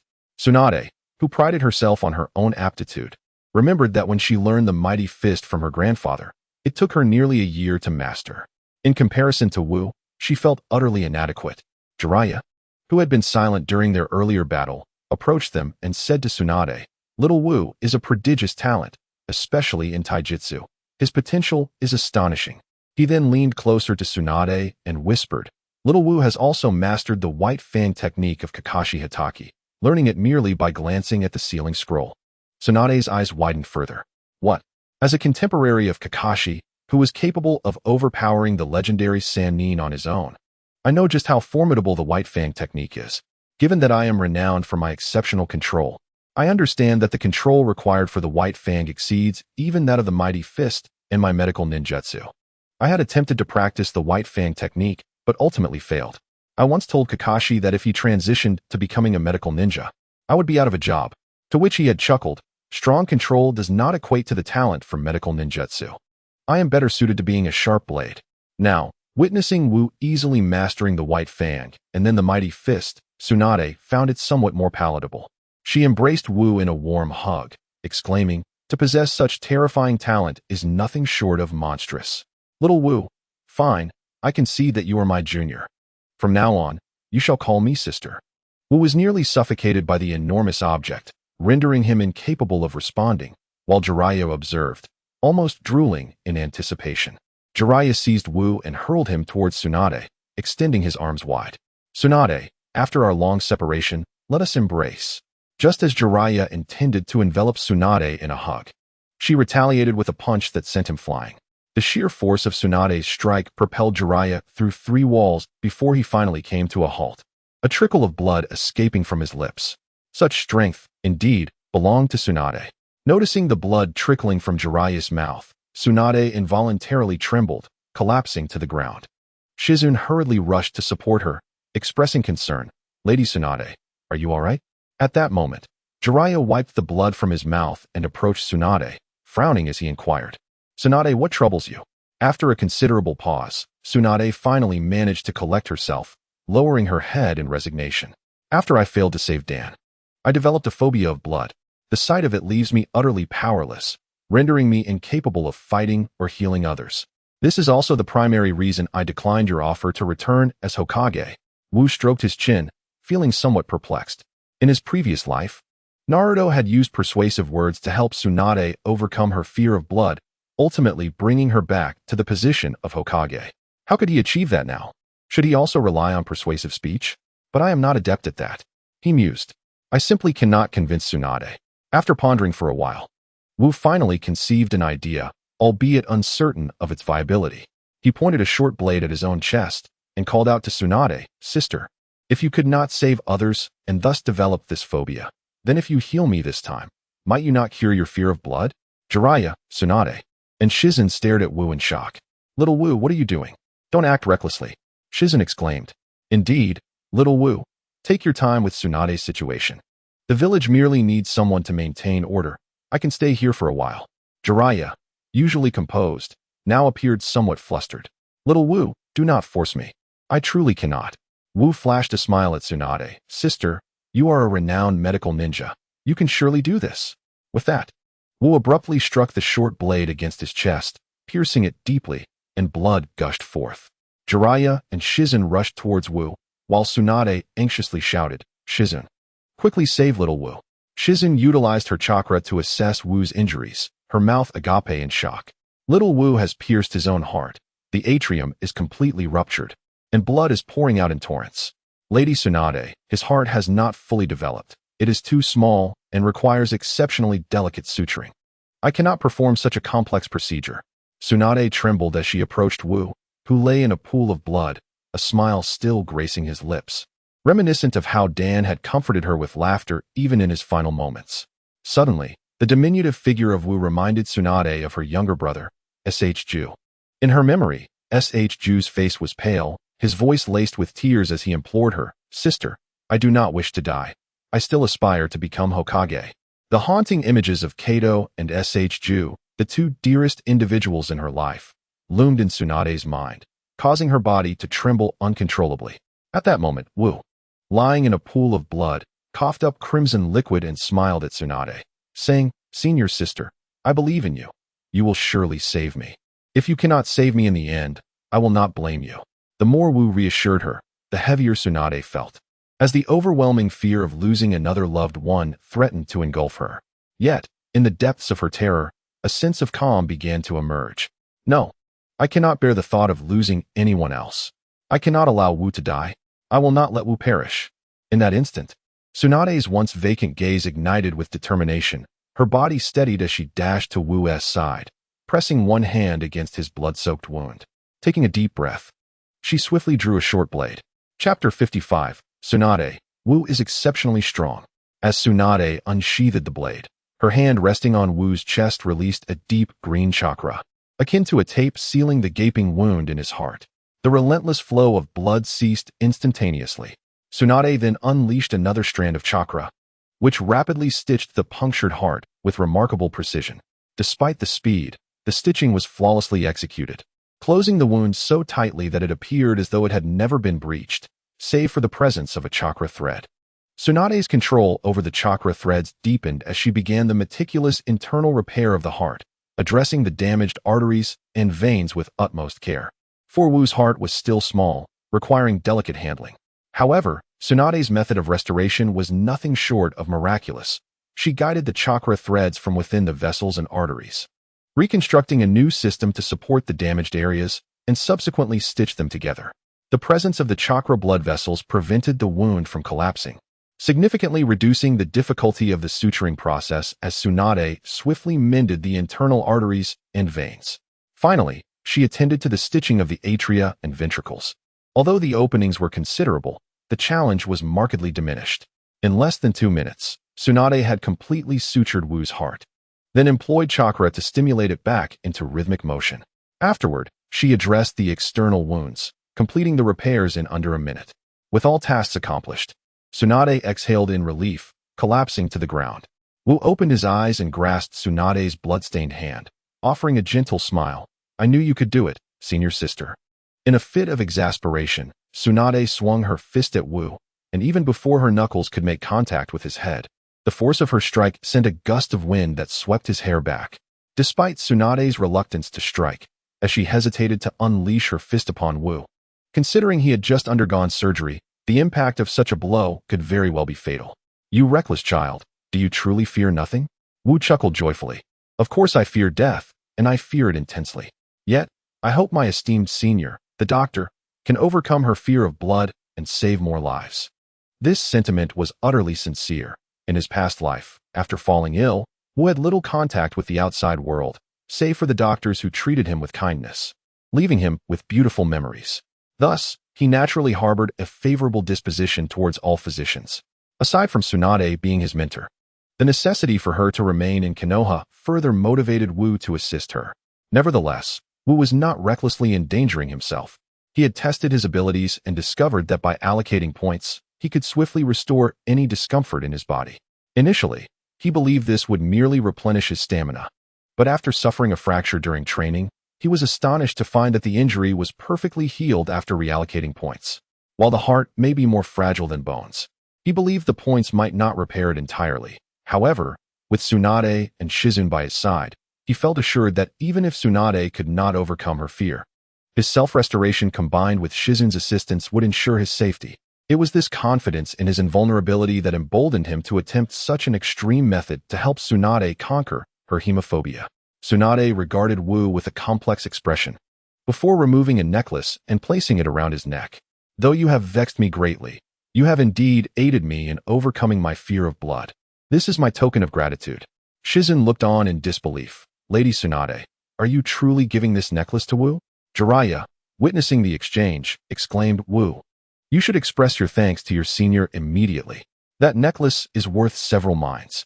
Wu was acutely aware of the necklace's value, though for him, its worth transcended mere materialism. It was steeped in significance. Tsunade had previously gifted the necklace to her brother, Senju Rope Tree, and after his demise, it was passed to Kato Dan, who also met an untimely end. While some in his previous life referred to it as the necklace of death, Wu held a different perspective. The precious necklace was bestowed upon those closest to her, and now that Tsunade had given it to him, it symbolized her genuine acceptance of him. "Thank you, senior. I will cherish this necklace." Tsunade smirked. "The necklace itself is of little consequence. I merely hope it serves as a reminder for you to no longer act so foolishly, as it could lead to dire consequences." "Indeed." Wu nodded emphatically. Jiraiya, with a smile, added, "Tsunade, now that your fear of blood has subsided, you should return to the village and assume the role of Hokage. The village needs your leadership. Once you become Hokage, the old man will have ample time to train and nurture Wu, for he is more than just a prodigy in taijutsu." Tsunade regarded Jiraiya with surprise. Despite his whimsical nature, she respected the seriousness with which he approached important matters. "During the recent surgical procedure, my nerves were so frayed that I failed to notice any abnormalities. Only now, upon your observation, do I realize that Wu's condition is indeed peculiar." Jiraiya furrowed his brow and glanced at Tsunade, inquiring what was unusual. "Remarkably robust," Tsunade affirmed, continuing, "the heart is the strongest muscle in the human body, beating relentlessly. However, when a ninja's heart suffers a penetrating injury, it typically results in some degree of muscle tearing. This is quite normal. The sudden penetration causes the heart to burst like a balloon, leading to lacerations. Yet, Wu's heart displayed no such damage.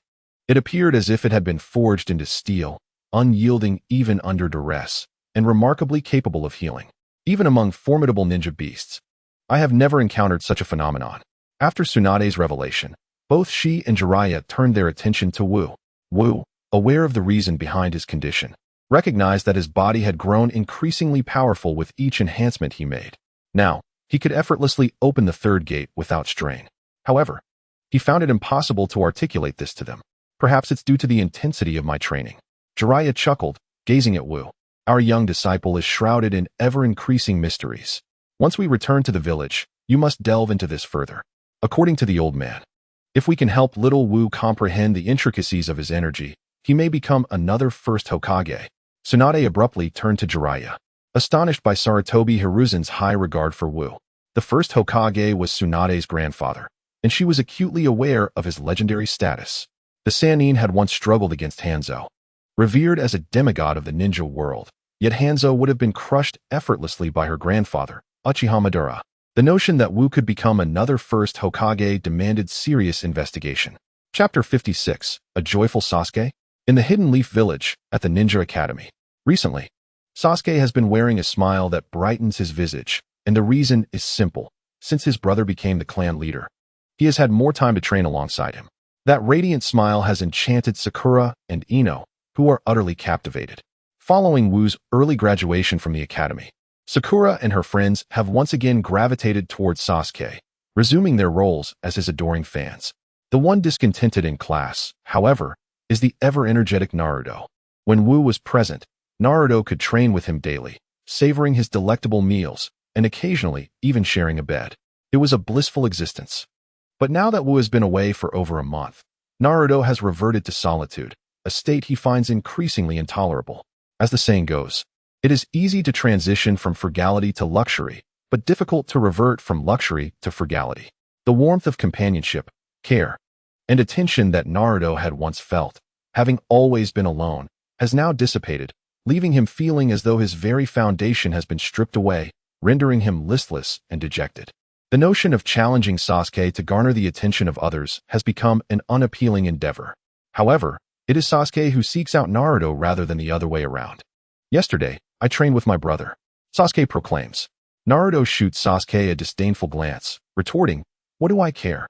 The day before yesterday, I also trained with my brother." Sasuke continues, only to be met with Naruto's furious glare. "Is it amusing to constantly trail behind your brother like a shadow?" Naruto scoffs. Surprisingly, the jab does not faze Sasuke in the slightest. With a provocative smirk, he declares, "Currently, my brother has ample time, so I can train with him every day?" Naruto, overwhelmed with frustration, leaps forward, eager to confront Sasuke. Yet, Sasuke, having anticipated this, swiftly sidesteps to the classroom door and gestures toward Iruka outside. Undeterred, Naruto charges at Sasuke. As he leaps in front of Sasuke, Iruka catches sight of him and seizes Naruto, exclaiming, "What are you doing? Class is about to start. Return to your seat." Reluctantly, Naruto retreats to his desk. Iruka turns to Sasuke and advises, "Naruto has been in a foul mood lately, so do refrain from provoking him." Sasuke shrugs, conceding, "All right then." Indeed, Sasuke has been quite content lately. However, out of respect for their teacher, he refrains from further teasing Naruto until school dismisses. Upon returning home, Sasuke assists his mother in caring for his father during mealtime, although he is uncertain why his father has suddenly lost his eyesight. Life has undeniably become much happier than before. The atmosphere within the family is no longer somber, and his brother has ample time to spend with him. After dinner, Sasuke eagerly rushes to find Itachi, exclaiming, "Brother, let us train together." Itachi, preoccupied with family matters, apologizes, "Sasuke, you go ahead to the training ground. I still have tasks to attend to, but I will join you later." Sasuke, smiling, responds with an affirmative and dashes off to the training ground. For Sasuke, the mere opportunity to train with his brother is sufficient. Whether it happens sooner or later is inconsequential. Naturally, sooner is preferable, as it allows for more time spent together. Soon, Sasuke arrives at the training ground, though it is no longer the familiar family training area. Instead, he finds himself at the village's training field. The family estate, once devastated by Uchiha Fugaku, has been cleared, leaving behind the absence of residences and training facilities. As Sasuke trains alone, he remains oblivious to the two pairs of eyes watching him from the shadows. Is this Sasuke, the brother of Uchiha Itachi? A raspy voice inquires. It belongs to Orochimaru, accompanied by Danzo, who nods in acknowledgement. Indeed, I have heard that Sasuke possesses remarkable talent, and he is said to have awakened his eyes. Awakened his eyes? Orochimaru exclaims with delight, astonished by Sasuke's prowess.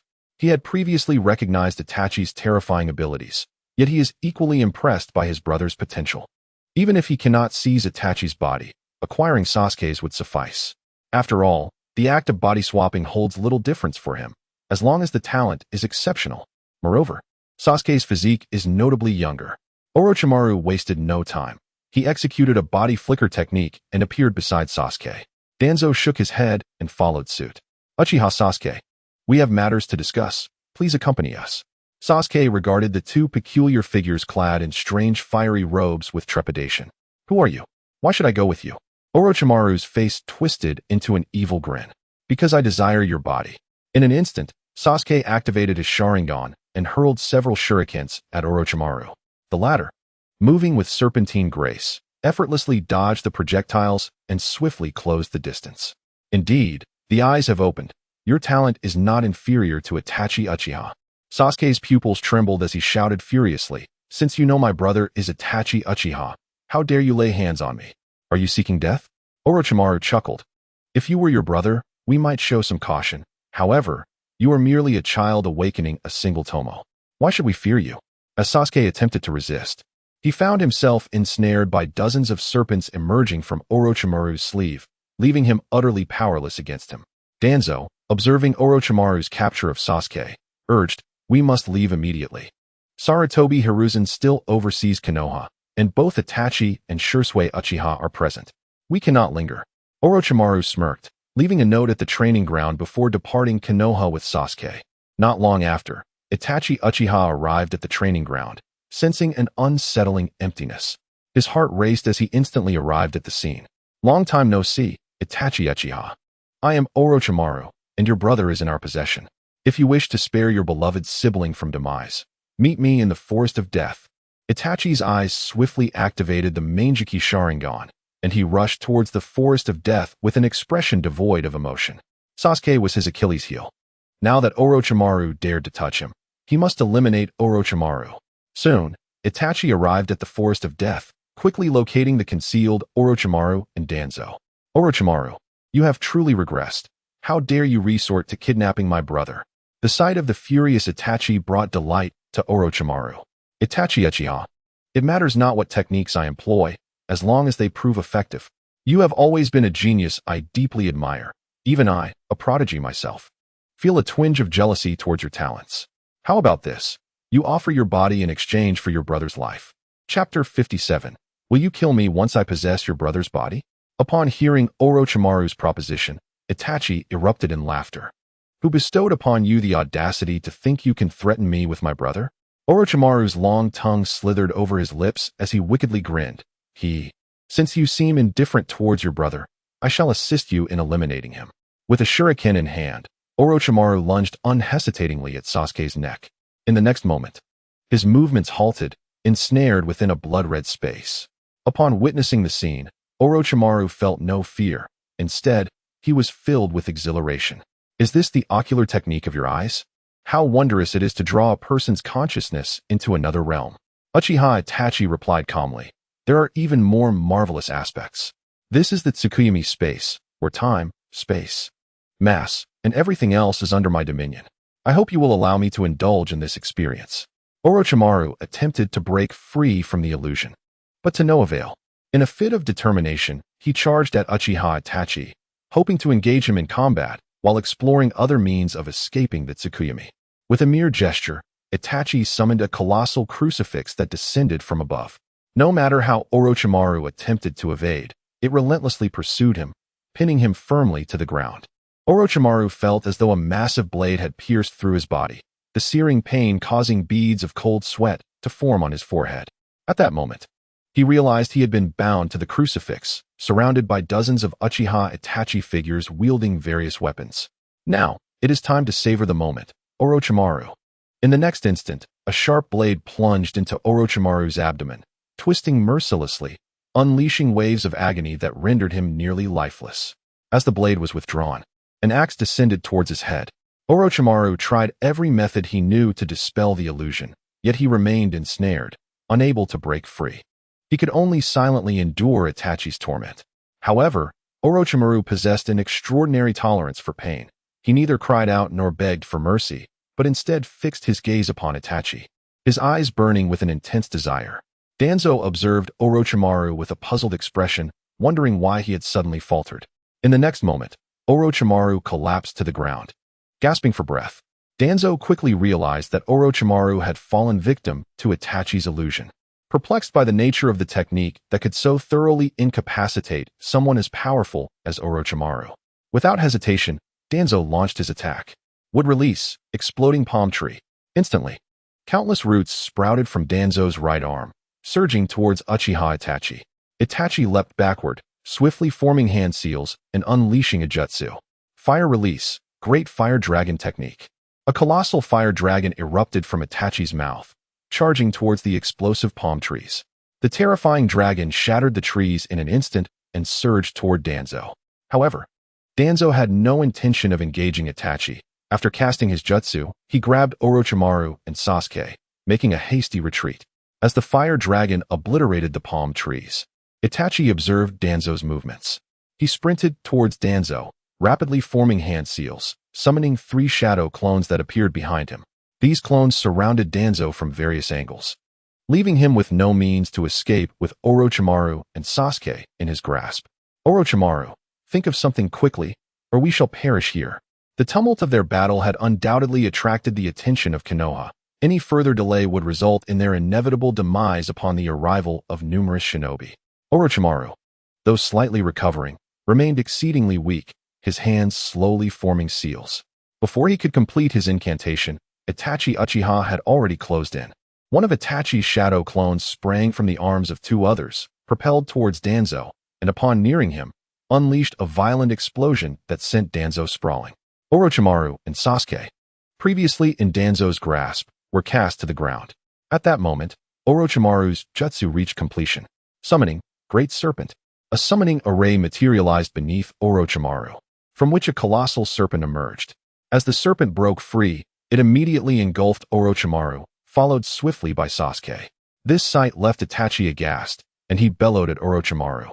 You seek death, Amaterasu. The serpent's body ignited with ominous black flames, writhing in agony upon the ground, yet in the blink of an eye, it dissipated into smoke.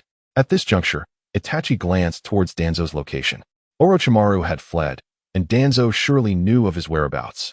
He hastened to the spot where Danzo had fallen, only to find a wooden figure identical to Danzo standing in place. Danzo had escaped during the brief moment Itachi had attacked Orochimaru. Blood streamed from Itachi's eyes, rendering him a visage of a vengeful deity emerging from the depths of hell. Orochimaru, Danzo, should you dare to harm my brother, I shall ensure your demise. At that moment, a small serpent emerged from the ground. Speaking in human tongue, it addressed Itachi. Kikik, Itachi Uchiha, you have truly surprised me, igniting my desire for you even further.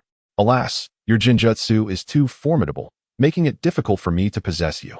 However, your brother's talent seems promising. Kikik. Perhaps when we meet again, we shall become brothers. By then, if I inhabit your brother's body, will you slay me? Ha ha ha. Itachi let out a furious roar, and Amaterasu ignited upon the small serpent, which, despite its desperate thrashing, could not escape the black flames until it was reduced to ash. Yet, Itachi paid no mind to the serpent, instead racing towards the village. No sooner had Itachi dashed forward than he encountered Uchiha Shursui, Kakashi, and Hinata Hisashi, who had come to provide assistance. Not far behind was a large contingent of shinobi led by Sarutobi Hiruzen. Orochimaru had abducted Sasuke, but they would not get far. Having fallen victim to my Tsukuyami, Orochimaru would require at least a week to recover. We must locate Orochimaru within this time frame, or Sasuke's fate will be perilous. In fact, upon receiving news of Orochimaru's threat, Itachi had alerted the village of his impending assault. Regrettably, they had arrived a moment too late, or else both Orochimaru and Danzo might have been captured. Uchiha Itachi continued, stating that Orochimaru had employed a reverse summoning technique and was likely hiding in a concealed base nearby. He implored everyone for assistance. Chapter 58. The Akatsuki Organization Strikes. What a commotion! What has transpired? Just as Uchiha Itachi prepared to pursue Orochimaru, the group consisting of Naruto, Tsunade, Jiraiya, and Shizune returned to Konoha. Sarutobi Hiruzen, having grasped the situation, sighed in relief upon seeing Tsunade and Jiraiya back. That scoundrel Orochimaru, along with Danzo, had returned and even abducted Itachi's younger brother, Sasuke. Upon hearing this news, Naruto was taken aback. Orochimaru should currently be with the Akatsuki. If Danzo accompanied him, did this imply that Danzo had also joined the organization? Danzo was Nagato's nemesis, so how had Nagato refrained from eliminating him? What was their intention in abducting Sasuke? If the Akatsuki aimed to capture the tailed beasts, then surely Orochimaru and Danzo's presence in Konoha was to seize Naruto, not to kidnap Sasuke. A myriad of questions surged in Naruto's mind. Yet he had no time to ponder them as he listened to Uchiha Itachi's account. After hearing the explanation, Naruto realized the situation. It was likely that Nagato had dispatched the two to Konoha to capture a Jinchuriki, but their focus had inexplicably shifted to Uchiha Itachi instead of Naruto. Regrettably, they had underestimated Itachi's formidable strength. Although Orochimaru was momentarily incapacitated, the two managed to escape. Truly, one could not underestimate Orochimaru. After briefly explaining the circumstances, Sarutobi Hiruzen instructed that both Orochimaru and Danzo possessed immense power, and with Sasuke as a hostage, defeating them to ensure Sasuke's safe return necessitated a robust rescue team. Tsunade, you shall lead one team. Jiraiya, you shall lead another. And Shursui and Itachi, each of you will command a team as well. We must embark on the mission to rescue Sasuke. The Uchiha clan had only recently pledged allegiance to Sarutobi Hiruzen, and it was imperative to save Sasuke, lest it precipitate a rift between the Hokage lineage and the Uchiha once more. Hiruzen understood the depth of Itachi's affection for Sasuke. During discussions of the clan's extermination plan, Itachi had stipulated one condition: no harm must come to Sasuke, or he would not hesitate to obliterate Konoha. If anything were to happen to Sasuke now, Itachi might indeed lose his sanity. Therefore, Sasuke must be rescued. Tsunade and Jiraiya voiced no objections and promptly set out to find Sasuke. After all, Orochimaru had once been their comrade, and now his actions posed a potential threat to Konoha, requiring immediate intervention. At that moment, Konoha's sensory team detected Orochimaru's general whereabouts based on his lingering chakra. The group swiftly departed to commence their search and rescue operation. Naruto wished to join the endeavor, but just as he took a couple of steps forward, Sarutobi Hiruzen pulled him back. Where do you think you are going? I must go? Sasuke is my classmate, Naruto asserted, sounding as though his motivation stemmed solely from concern for Sasuke. In truth, he was eager not to miss such a historic event, one that had never occurred in his previous life. The spectacle of the elite of Konoha uniting to capture Orochimaru and Danzo would undoubtedly be thrilling. No, you cannot go. Orochimaru and Danzo are exceedingly dangerous, the teacher insisted. But sensei, I possess considerable fighting prowess. I won't be easily defeated. Besides, the leaders of our village are formidable. Would Orochimaru and Danzo dare to resist? I said no, and I mean it. You must stay in the village. With a resigned sigh, Wu turned to walk back into the village. Where are you going? To rest at home. Sarutobi Hiruzen grasped Wu firmly, declaring, no need to return home. You will rest at my place tonight. Sarutobi scrutinized Wu, fully aware of his intentions. Most likely, he intended to feign returning home before using the shadow clone technique to sneak away. Wu, shoulders slumped in defeat, pleaded with his teacher, Sensei, please let me go. I want to witness such a grand spectacle. Sarutobi lightly tapped Wu on the head with his pipe. What grand spectacle? You are still young. There will be plenty of opportunities for you to see such things in the future. With that, he led Wu back toward his house. Meanwhile, not far from the forest of death, for figures clad in crimson cloud cloaks observed from a distance. The leader had anticipated correctly. Upon Orochimaru and Danzo's arrival in Konoha, chaos would undoubtedly ensue. To his surprise, Konoha had dispatched so many elite shinobi. What a delightful turn of events. With Konoha's strongest deployed, once they had moved away, we could exploit the village's vulnerability to capture the Nine-Tails Jinchuriki.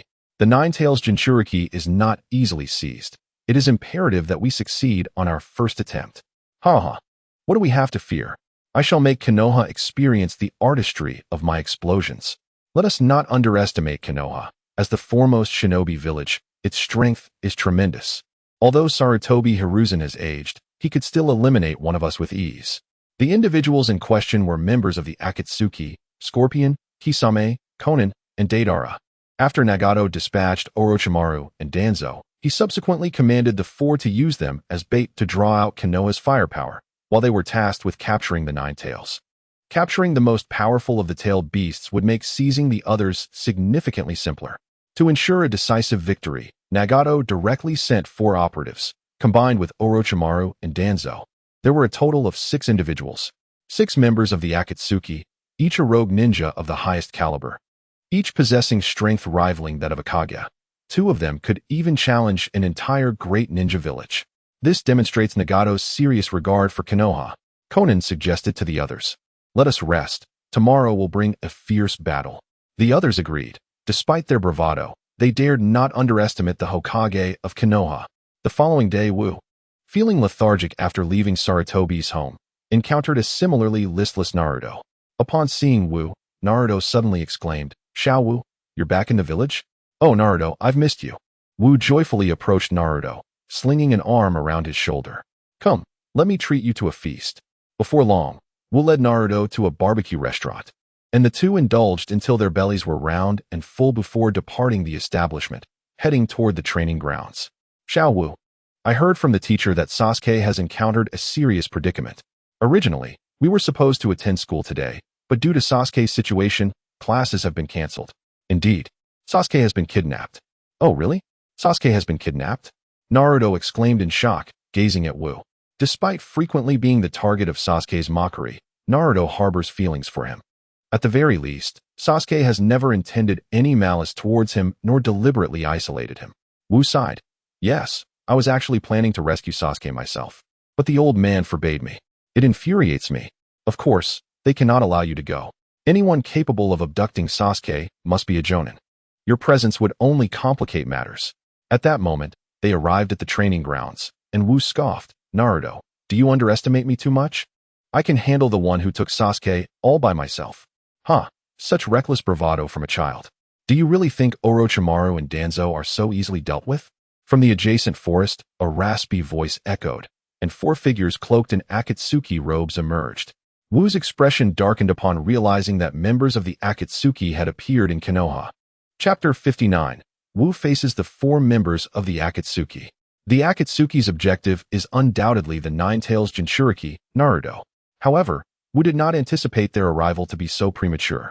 According to his memories from a past life, the Akatsuki typically sought out the tailed beasts from other ninja villages first and only pursued the Nine-Tails after Naruto and the others had graduated, which was still several years away.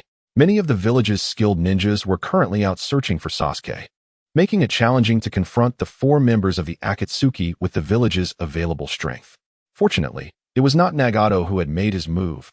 At present, no one in Konoha could contend with him. Wu's demeanor grew serious while Naruto appeared visibly displeased and shouted at the quartet, "Hey, who are you? You mentioned something about Sasuke being taken by some snake. Do you know anything?" Conan coldly replied, "Enough, they are merely 2 children. Hurry and take the Nine-Tails Jinchuriki." Scorpion flicked his tail, sending a sharp, scorpion-like appendage directly at Wu's face. As Scorpion launched his attack, he disregarded Wu and gestured for the others to seize Naruto. However, Wu grasped the scorpion tail tightly, yanking it fiercely and slamming Scorpion into the ground. "Naruto, go find the old man. Tell him the Akatsuki is attacking and he must come quickly. I can't hold them off for long." Naruto, momentarily stunned by the sudden turn of events, was taken aback. "Ah, Xiao Wu, what is happening? Hurry, or we're done for." At that moment, Naruto finally regained his composure, recognizing the seriousness etched on Wu's face. "All right, Xiao Wu, you must hold on." With that, Naruto turned and dashed towards the Hokage building. Deidara soared through the sky on a clay bird, diving toward Naruto. Wu had been keeping a close watch on the 4 and immediately drew his short blade, launching an attack on Deidara. White Fang's blade. A beam of light shot forth like a laser, piercing through Deidara's clay bird before he could gain altitude, and with a powerful swing, he cleaved the bird in 2. Deidara plummeted to the ground, summoning a smaller clay bird beneath him, and looked at Wu with a hint of surprise. "Ah, I must admit, your technique is rather impressive. You nearly struck me. Since you have dared to attack, allow me to showcase my artistry." Countless clay spiders were launched from Deidara's sleeves, descending rapidly towards Wu. At that moment, Conan and Kisame both charged at Naruto. Conan soared through the air, while Kisame pursued on the ground. Scorpion also rose from the earth, glaring at Wu with displeasure. Faced with such a predicament, Wu frowned, swiftly shedding the weights he bore, using the smoke billowing from the weights as they struck the ground. His figure vanished in an instant, evading Deidara's spiders. He then aimed another lethal strike at the airborne Conan. Sensing the attack, Conan deftly shifted her form, narrowly avoiding Wu's onslaught. However, Wu's follow-up sweep severed one of her wings. This assault took even Conan by surprise. The speed at which Wu wielded his lightsaber was astonishing. Had she not evaded, she might have lost an arm. Yet, Wu had no time to concern himself with Conan. He sped towards Kisame with remarkable swiftness, closing the distance in an instant and cleaving at him with his sword. Kisame, recognizing the chakra-infused lightsaber, smirked as he swung his sword, Samahata, at Wu. Upon the collision of Wu's extending lightsaber and Samahata, the bandages entwined around it fluttered momentarily. Just as it attempted to absorb the chakra, it found itself utterly incapable of doing so, even sustaining a cut from Wu's blade. Kisame, feeling the feedback from Samahata, gazed at Wu in astonishment. "Kid, there's something peculiar about your chakra. My Samahata cannot absorb it." However, before Wu could respond, Scorpion had already maneuvered the third Kazekage towards him. "White Fang, you are the disciple of Kakashi Hatake, aren't you?" Scorpion, while not entirely shocked by Wu's might, as he had always been formidable, merely appreciated Wu's strength. Yet, the fact that Wu utilized White Fang's techniques was a different matter altogether. White Fang, Kakashi Hatake, was the one responsible for the death of Scorpion's parents, condemning him to a life of solitude. Had it not been for White Fang, he would not have had to transform his parents into puppets for solace. At this moment, Scorpion's focus shifted entirely. The mission was irrelevant. His singular desire was to eliminate Wu and transform him into a puppet. Without hesitation, he summoned the Kazekage puppet. Wu boldly declared, "I am not a disciple of the esteemed Shumo, but I have indeed learned from White Fang." The murderous intent in Scorpion's eyes brimmed over as he rasped to the others. "You go capture the Nine-Tails Jinchuriki. This one is mine to kill." Conan, observing Scorpion's loss of composure, could only sigh. Scorpion had been an incredibly useful asset to the organization, and this was his first bout of madness, one she could not halt. "Be cautious. Remember, this is Konoha. Do not let your rage cloud your judgment." But Scorpion offered no reply, controlling the Kazekage puppet to launch an attack on Wu. The Kazekage puppet swiftly formed hand seals, unleashing a magnetic storm of iron sand. Countless grains of iron rose from the ground, gathering behind the wind shadow puppet to form long spears, the magnetic escape iron needles. Upon witnessing this, Conan and her companions understood that Sasori was serious, prompting them to dash towards Naruto's direction. However, in the blink of an eye, they were once again obstructed by Wu, who had summoned 10 shadow clones. Conan and Kisame found themselves encircled by 3 clones each, while Deidara faced 4. The sudden appearance of these 10 clones unleashed a barrage of White Fang blades aimed at the trio, their speed and sheer numbers rendering escape nearly impossible. Meanwhile, as the wind shadow puppet advanced, Wu clapped his hands and declared, "Fourth gate, open." A vibrant green chakra enveloped his form, the fearsome energy sending the surrounding sand and stones spiraling into the air. In the next instant, Wu vanished, reappearing above the scarlet flow puppet, plunging his blade into its back. Yet, the sturdy construct only bore a minor dent, leaving it unscathed. At that moment, a radiant light erupted from the blade, a luminous edge striking fiercely against the puppet's back. Sasori sensed the potency of Wu's attack and maneuvered the puppet's tail to sweep towards him. With a powerful push, Wu propelled the scarlet flow deep into the ground, evading the tail's strike. Just then, the wind shadow puppet launched its assault, sending dozens of iron spears hurtling towards Wu. He deftly swung the White Fang blade, cleaving through the projectiles. However, the scarlet flow unleashed a torrent of poisonous needles, closing in on Wu. With no means of evasion, he unleashed a powerful punch, using his formidable strength to send the needles flying back. Wu exhaled deeply. Had it not been for the chakra armor formed by the 8 gates, he feared he would have been incapacitated by Sasori's onslaught. Where are they? I cannot fend off 4 Akatsuki members alone. Chapter 60. Conan, our coordination is simply flawless. The long-range attacks from the wind shadow puppet were incredibly vexing, with its magnetic escape posing significant challenges. Its rapid assault and extensive range made direct confrontation nearly impossible. In close quarters, the Scarlet Flow's defense was akin to that of a turtle, terrifyingly resilient and nearly impenetrable, armed with various traps and toxic elements that could spell doom with a mere misstep. Crucially, Wu, aware of the events from his previous life, recognized that this exterior was merely a puppet, not Sasuke's true form. After dismantling the Scarlet Flow, the real Sasori would be even more formidable, capable of controlling thousands of puppets simultaneously. It was no wonder he was said to have the power to annihilate a nation single-handedly. He was a monster. As Wu pondered Sasuke's might, the latter regarded Wu with equal incredulity. At Wu's age, Sasori had barely reached the level of a Nin, far from that of a Nin. Yet before him stood Wu, seemingly only 6 or 7 years old, possessing the combat prowess of a Nin, if not an elite Nin. Had he not reacted swiftly, the nearly indestructible Scarlet Flow would have surely succumbed to the earlier Light Blade. Such power at this tender age was unprecedented. Such a terrifying genius. Should he mature, none would stand as his equal. What is your name? Wu glanced at Scorpion in surprise. I am Wu. Wu, a splendid name. Scorpion replied. Though you wield the white fang, which I detest, I must concede your brilliance, and I admire you greatly. Rest assured, once you meet your demise, I shall transform you into my puppet, naming it after you, allowing you to wield a sword on my behalf. Wu looked at Scorpion, somewhat speechless. Although Scorpion had endured injury in his youth, his penchant for crafting puppets was rather inhumane. Was it too early to utter such words? This is Konoha. I need not be powerful enough to defeat you, merely capable of stalling you. Scorpion scoffed. Stalling? Do you think we are so easily hindered? While he held disdain for many members of the Akatsuki, he could not deny their formidable strength. He found them quite challenging to contend with. With this in mind, Scorpion decided not to waste words with Wu, commanding his wind shadow puppet to launch an attack. However, Wu had already anticipated this, leaping aside to avoid confrontation. Wu's clones swiftly followed suit, forming a circle that ensnared the 4 members of the Akatsuki. White Fawn's blade, light prison. The short blades in the hands of the clones unleashed beams of light towards the encircled quartet of the Akatsuki. The beams of light did not remain stationary. They slashed and struck, making it seem as though the 4 members were assailed by countless blades. These beams were exceedingly sharp.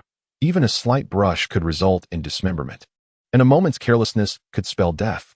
Scorpion, maneuvering the wind shadow puppet, hastily formed seals, utilizing iron sand to erect a black cylindrical wall outside the 4, providing them protection. Yet, despite the iron sand's formidable hardness, it paled in comparison to Wu's light blades. Within mere seconds, the iron wall was shredded, and the beams continued their relentless assault, forcing the quartet to evade while hastily forming seals. At this moment, Deidara unleashed a clay giant bird, calling for everyone to ascend. Konan transformed into a battle angel, her massive wings unfurling behind her as she soared into the sky. Wu's technique, light prison, left only one escape route, the sky. However, since childhood, he had learned a vital lesson. Surround 3 to catch the 4th. In an instant, Wu appeared in the air, shouting, the 5th gate, open. The 6th gate, open. A green chakra cloak enveloped him, his skin turning crimson as he rushed towards the quartet, his fists igniting with flames from the friction with the air, sending fiery tendrils racing towards them. To the peacock. Seeing this, Kisame swiftly formed seals, exclaiming, water style, great exploding water colliding wave. A torrent of water, sufficient to form a lake, erupted from Kisame's mouth, appearing from above like a colossal, elliptical droplet suspended above the ground. Without pausing, Kisame pressed his hands into the water, shouting, 1,000-feeding shark. A multitude of sharks, numbering in the thousands, coalesced in the water, colliding with the fiery plume emitted by Wu. Meanwhile, the scorpion, undeterred, manipulated the wind shadow puppet to launch an assault on Wu. Magnet release, triangular prism. A colossal triangular prism, forged from sand and iron, hurtled toward Wu. Wu's fiery peacock first encountered the formidable 1,000-feeding shark of Kisame Hashigaki. Despite Kisame's acute awareness of Wu's prowess and his formidable Suidan techniques, he still underestimated Wu's strength. Wu ignited the air, unleashing a fiery punch that evaporated the water with the swiftness of countless red-hot iron blocks. Even before the water-formed sharks could close in on him, they were reduced to vapor by Wu's blazing peacock. In a mere 2 or 3 seconds, the massive droplets resembling a lake that Kisame had conjured were completely evaporated by Wu's fiery peacock. Yet, Wu's fists did not relent. They pressed onward toward the 4 adversaries. The triangular prism of the wind shadow puppet approached Wu, but under the searing force of his punches, the sand and iron melted. transforming into molten lava that Wu propelled back toward his foes. In the face of Wu's terrifying onslaught, Deidara was filled with excitement, his mouth continuously chewing clay. What an intriguing opponent. Such challenging adversaries always invigorate me. Witness my artistry. Suddenly, Deidara had planted bombs on all of Wu's clones, obliterating them in an instant. At that moment, two silent birds materialized behind Wu, unleashing a violent explosion that abruptly interrupted his onslaught. However, Deidara's assault was far from over. A colossal white dragon descended from above, roaring as it dove toward Wu. Not only was Deidara attacking, but Konan was also engaged, albeit reluctantly. Though she hesitated to slay Wu, she felt compelled to sacrifice a portion for Nagato's plan. At some point, Konan had meticulously arranged countless explosive tags disguised as the ground, rendering them nearly indistinguishable. As Deidara's dragon swooped down upon Wu, the hidden explosive tags surged upward, forming a torrent of destruction aimed straight at him. Konan, splendid. Our coordination is simply flawless. Watching Konan execute this maneuver in tandem with him, Deidara felt exhilarated, his eyes wide with anticipation to witness their collaborative artistry. Boom. Chapter 61. The Wrath of Might Guy and Sarutobi Hiruzen. Wu gazed at the impending onslaught from above and below, letting out a resigned sigh. Although his strength had grown remarkably fast, he found himself outmatched by the Akatsuki Quartet, especially given that they had yet to unleash their full potential. Boom. In the split second before the explosion, we utilized the body substitute technique, swapping places with a nearby tree, narrowly evading the attack from Konan and Deidara. Thankfully, his mastery of the technique allowed for instantaneous replacement with any object within a 100-meter radius, though the cooldown period was lengthy, requiring an hour before it could be employed again. If the second use is forced, a cooldown period of 1 day is required before it can be employed again. However, compared to ordinary substitution techniques, it is remarkably powerful. Regular substitution techniques can only replace objects within a 10-meter radius and come with limitations. The enemy's attacks must not be excessively swift, allowing only evasion from projectiles like shurikens or slower ninjutsu. In contrast, Wu's substitution technique imposes no such restrictions, enabling instantaneous replacement that resembles teleportation. Were it not for the cooldown period, this technique could effortlessly serve as a means of teleportation. After the substitution, Wu appeared in a nearby thicket and immediately employed a transformation technique, morphing into a blade of grass, nestled in the underbrush, observing intently. Ha ha ha. Art is an explosion. It is simply exquisite. Deidara gazed at the spectacle of the giant dragon and Konan's thousands of explosive tags detonating, feeling as though he beheld the most beautiful sight in the world, enraptured as he embraced himself. Konan, however, wore a less favorable expression. She harbored a deep aversion to slaughter, particularly when it involved a prodigious talent like Wu, who held the potential to alter the course of the ninja world, dying because of her actions. Time is of the essence. The commotion we have caused has likely alerted the entire Hidden Leaf village. We must complete the capture swiftly. At that moment, the apprehensive Kisame could not help but voice his thoughts. Truly, the foremost ninja village lives up to its reputation. A mere child can evaporate my ninjutsu. How utterly preposterous. If all the ninjas of the Hidden Leaf possessed such prowess, we would be utterly incapable of fulfilling our mission. Scorpion sneered. It is impossible for all the ninjas of the Hidden Leaf to be on that level. The Wu we encountered earlier must be a prodigy that the village is nurturing with utmost dedication. The entire ninja village would be hard-pressed to find another genius of his caliber. It is a pity he was destroyed. Otherwise, I could have crafted him into a puppet.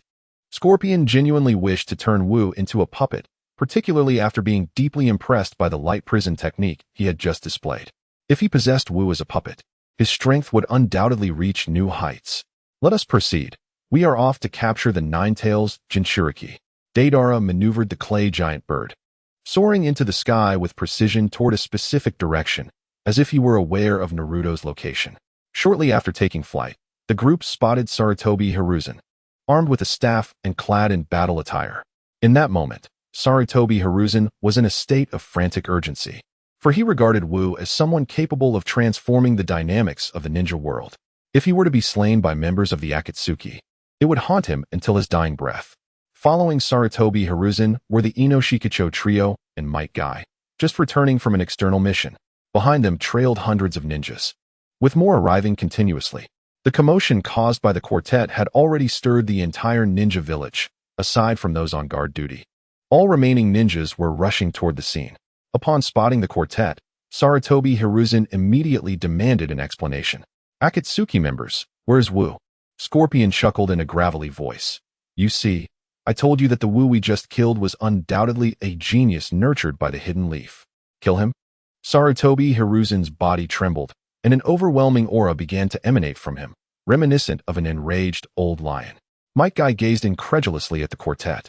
He had only just returned to the village and learned from the Hokage about the remarkable transformation of Xiao Wu, eagerly anticipating their reunion, only to be struck by the devastating news of Xiao Wu's misfortune. With a thunderous roar, Might Guy proclaimed, "The seventh gate, open," instantly unleashing the seventh gate. A fiery aura of crimson chakra enveloped his body, resembling a phoenix, as he charged fiercely towards the four. His velocity was so astounding that the group could scarcely comprehend the unfolding events. By the time they prepared to counter, Guy had already appeared above Scorpion, delivering a formidable punch that sent the scarlet flowing jade crashing down. The sheer force of the blow propelled the jade to the ground like a cannonball, creating a small mushroom cloud upon impact.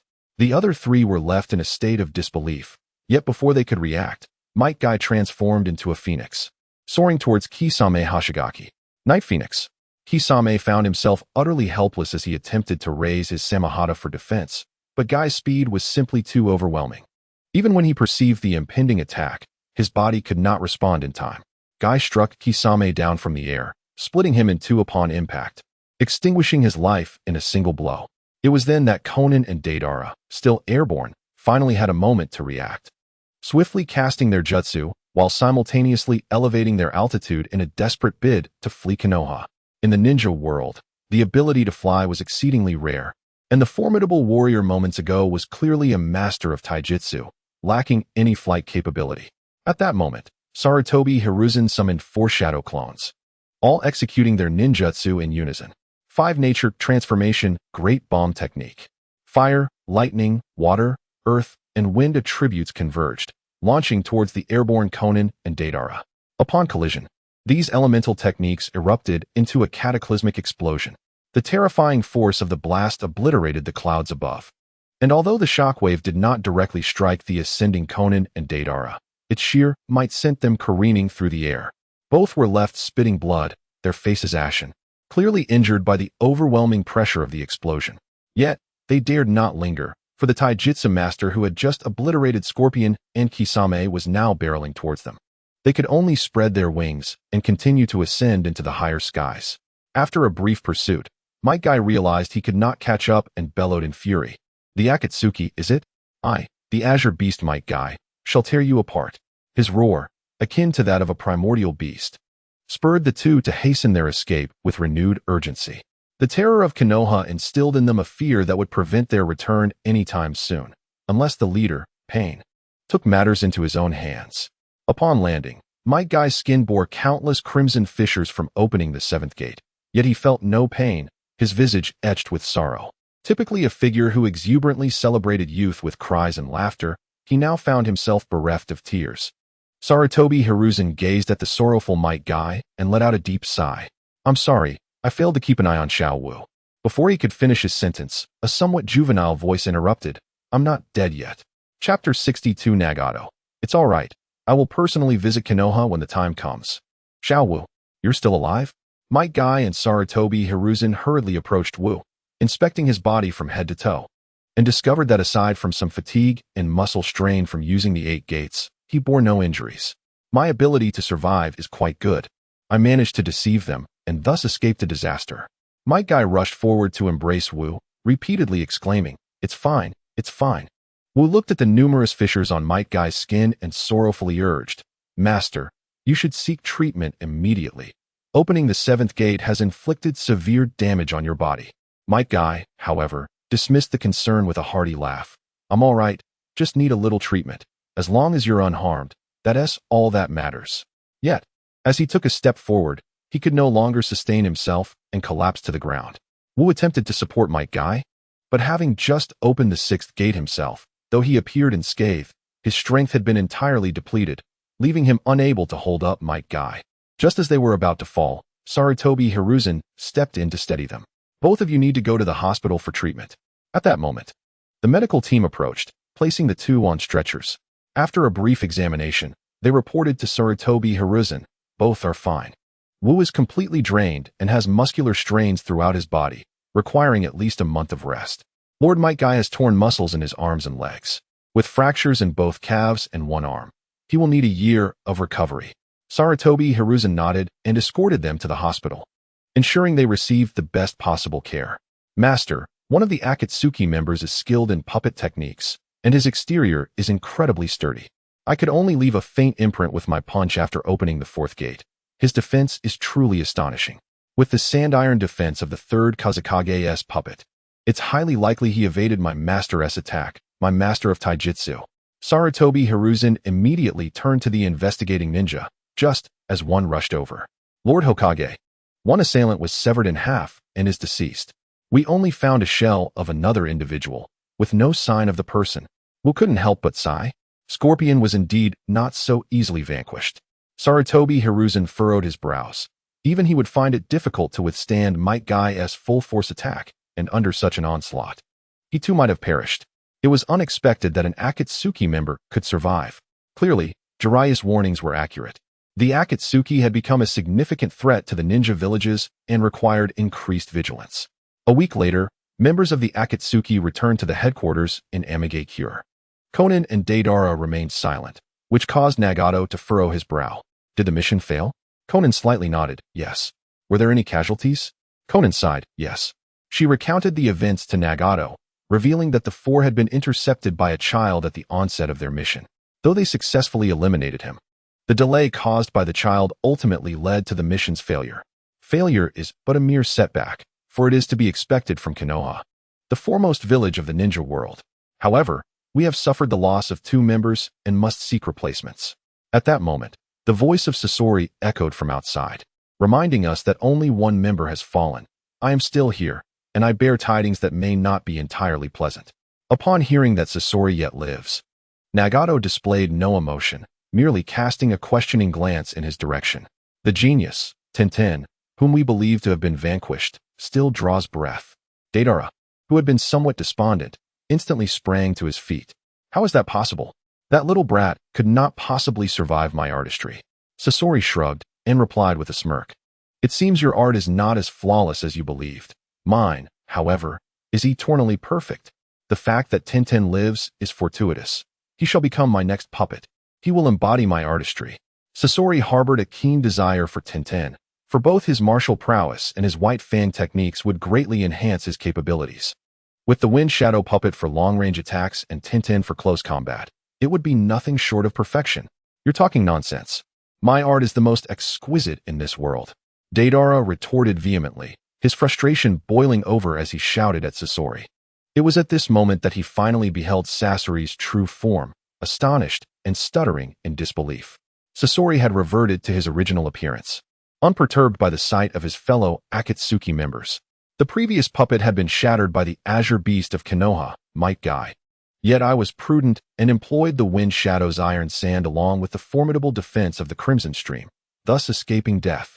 Speaking of Might Guy, Deidara fell silent, the memory of him casting a significant psychological shadow. His speed was unfathomable to the naked eye, and his terrifying power was unparalleled. Had it not been for his ability to fly, he might have met his end in Konoha. Nagato, uninterested in Sasori's true form, furrowed his brow and inquired of Konan. The Azure Beast? A master of taijutsu? Konan, your paper jutsu should be impervious to physical assaults. Why did you falter so? Konan shook her head. It is different.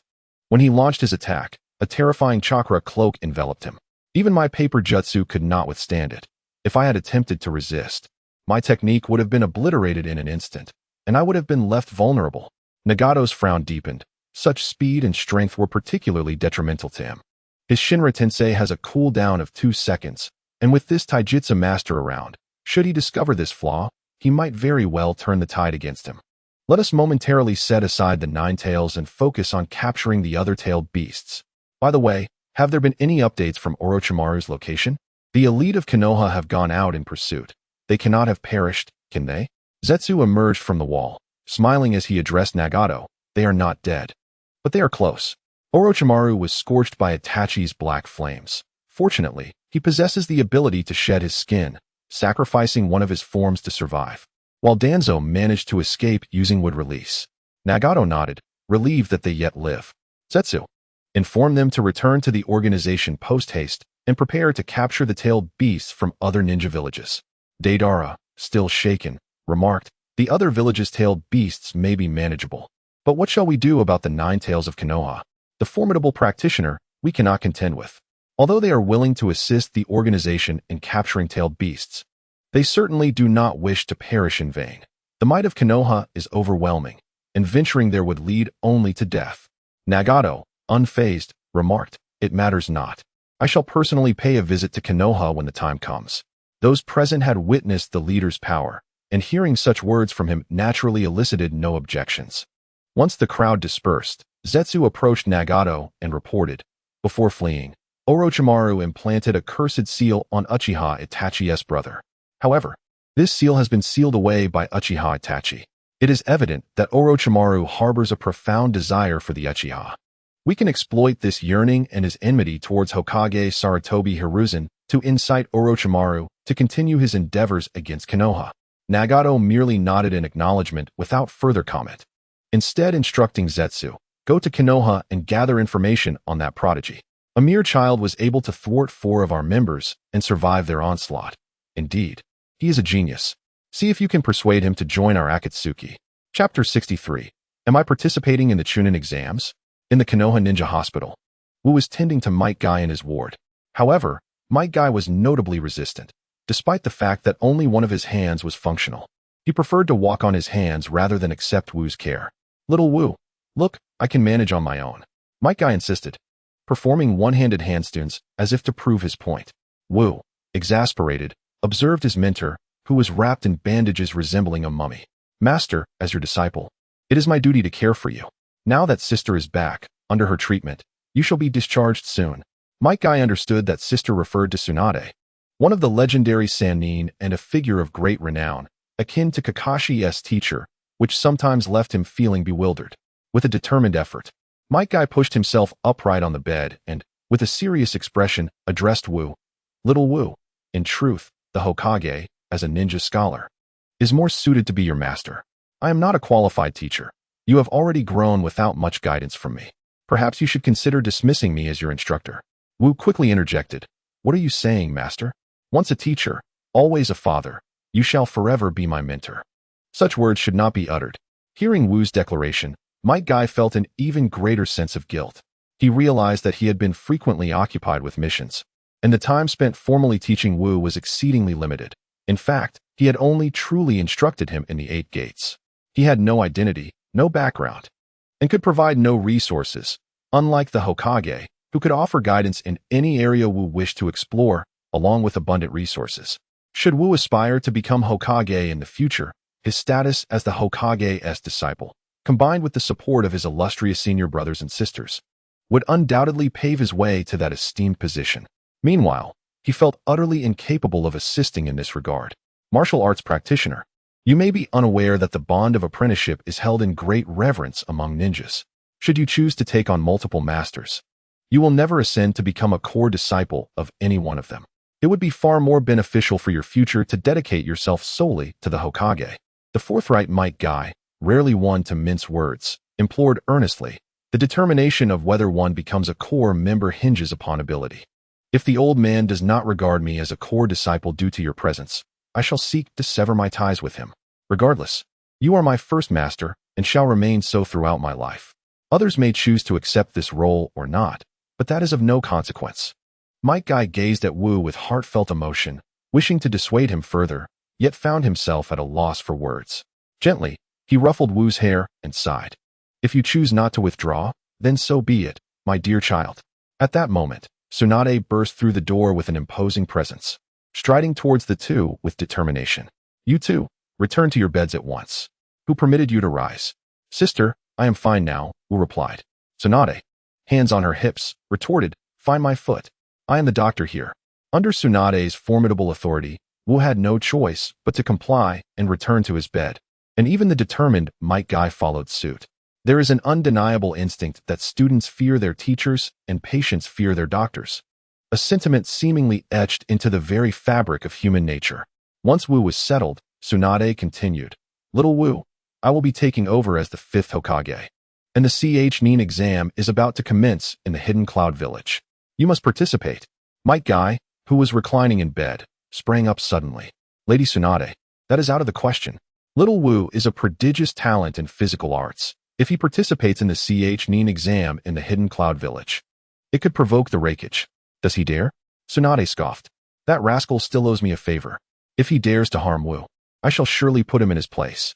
Concerned for Wu's safety, Might Guy confronted Tsunade directly. "When it comes to eliminating other villages' super talents and favors, I believe the raikage would make a swift decision." Tsunade replied nonchalantly, "This chunin exam will be led by Itachi Uchiha." Upon hearing Itachi's name, Might Guy returned to his bed as if nothing had transpired. If Might Guy epitomized the pinnacle of physical prowess, then Itachi represented the zenith of Jinjutsu. Even for him, facing Itachi would prove to be a formidable challenge. Without absolute certainty of victory, he felt reassured by Itachi's presence. "Isn't Itachi the head of the Uchiha clan now? Is that appropriate?" "Not entirely," Tsunade admitted. "I had originally intended to send Shursui Uchiha, but upon learning that Wu would be participating in the chunin exam, Itachi volunteered to lead the team and ensure Wu's safety." Might Guy's lips twitched as he processed this information. Though he had been away on missions for merely a few months, it felt as if several years had passed within the village. How was it that every notable figure seemed to be entwined with Wu? Wu looked quizzically at Tsunade. "Why the sudden desire for me to participate in the chunin exam? I have conferred with the old man. Your talent in physical arts is unparalleled. Even the notoriously challenging blade of White Fang, you mastered in a single attempt. It just so happens that the raikage specializes in lightning-based ninjutsu, which is particularly suited for you, who has yet to learn ninjutsu." "What do you mean, yet to learn ninjutsu? Is my 3-body technique not a form of ninjutsu?" It appears that, to others, this technique is merely a fundamental skill, not worthy of being classified as ninjutsu. Moreover, all of his clones are currently engrossed in the arduous study of the Flying Thunder God technique, with progress so painfully slow that he feels as if no advancement is being made at all. To master any other ninjutsu would take him several more years. Tsunade continued, "This chunin exam is of little consequence. You may approach it casually. The primary goal is to learn the body technique. The raikage's body technique is unparalleled, and if you could master it and bring it back to the village, it would be the greatest contribution you could make. Furthermore, Jiraiya, the teacher, and I have all studied your chakra, yet we find ourselves at a loss, unsure of how to proceed." Ultimately, it was the old man who proposed a notion. "While your ninjutsu is exceedingly challenging to master, your physical techniques are remarkably easy to learn. You could even effortlessly grasp the notoriously difficult White Fang blade within the body technique. Why not begin with the body technique? Perhaps it will yield different results." Wu nodded in agreement, for he had indeed experimented with many diverse training methods, including meditation and circulating chakra throughout his body, all to no avail. The progress in learning ninjutsu was excruciatingly slow, yet he found himself mastering physical techniques in mere moments. Even the body technique felt similar. If only he could discover a way to integrate ninjutsu with physical techniques, perhaps he could expedite his learning of ninjutsu. Upon his discharge from the hospital, many came to welcome Wu, including Jiraiya, Itachi Uchiha, and Kakashi. However, Wu keenly noticed the absence of one individual, Naruto. During his entire time in the hospital, Naruto had not visited even once. This was most unusual. Considering their friendship, it was reasonable for him to expect Naruto to check on him. Not only had Naruto failed to care for him during his hospitalization, but he also did not come to greet him upon his release. This seemed rather excessive. After bidding farewell to those who had come to escort him home, Wu immediately set out to find Naruto. He searched his home, the Ninja Academy, and even Ichiraku Ramen. But to his bewilderment, Naruto was nowhere to be found. Ultimately, Wu located Naruto atop Hokage Rock. However, Naruto's demeanor was clearly unsettling. The Naruto he knew, even when alone, radiated sunshine and optimism, often unable to suppress a smile even when plotting mischief. Yet now, Naruto sat dejectedly, his head hung low, shrouded in darkness.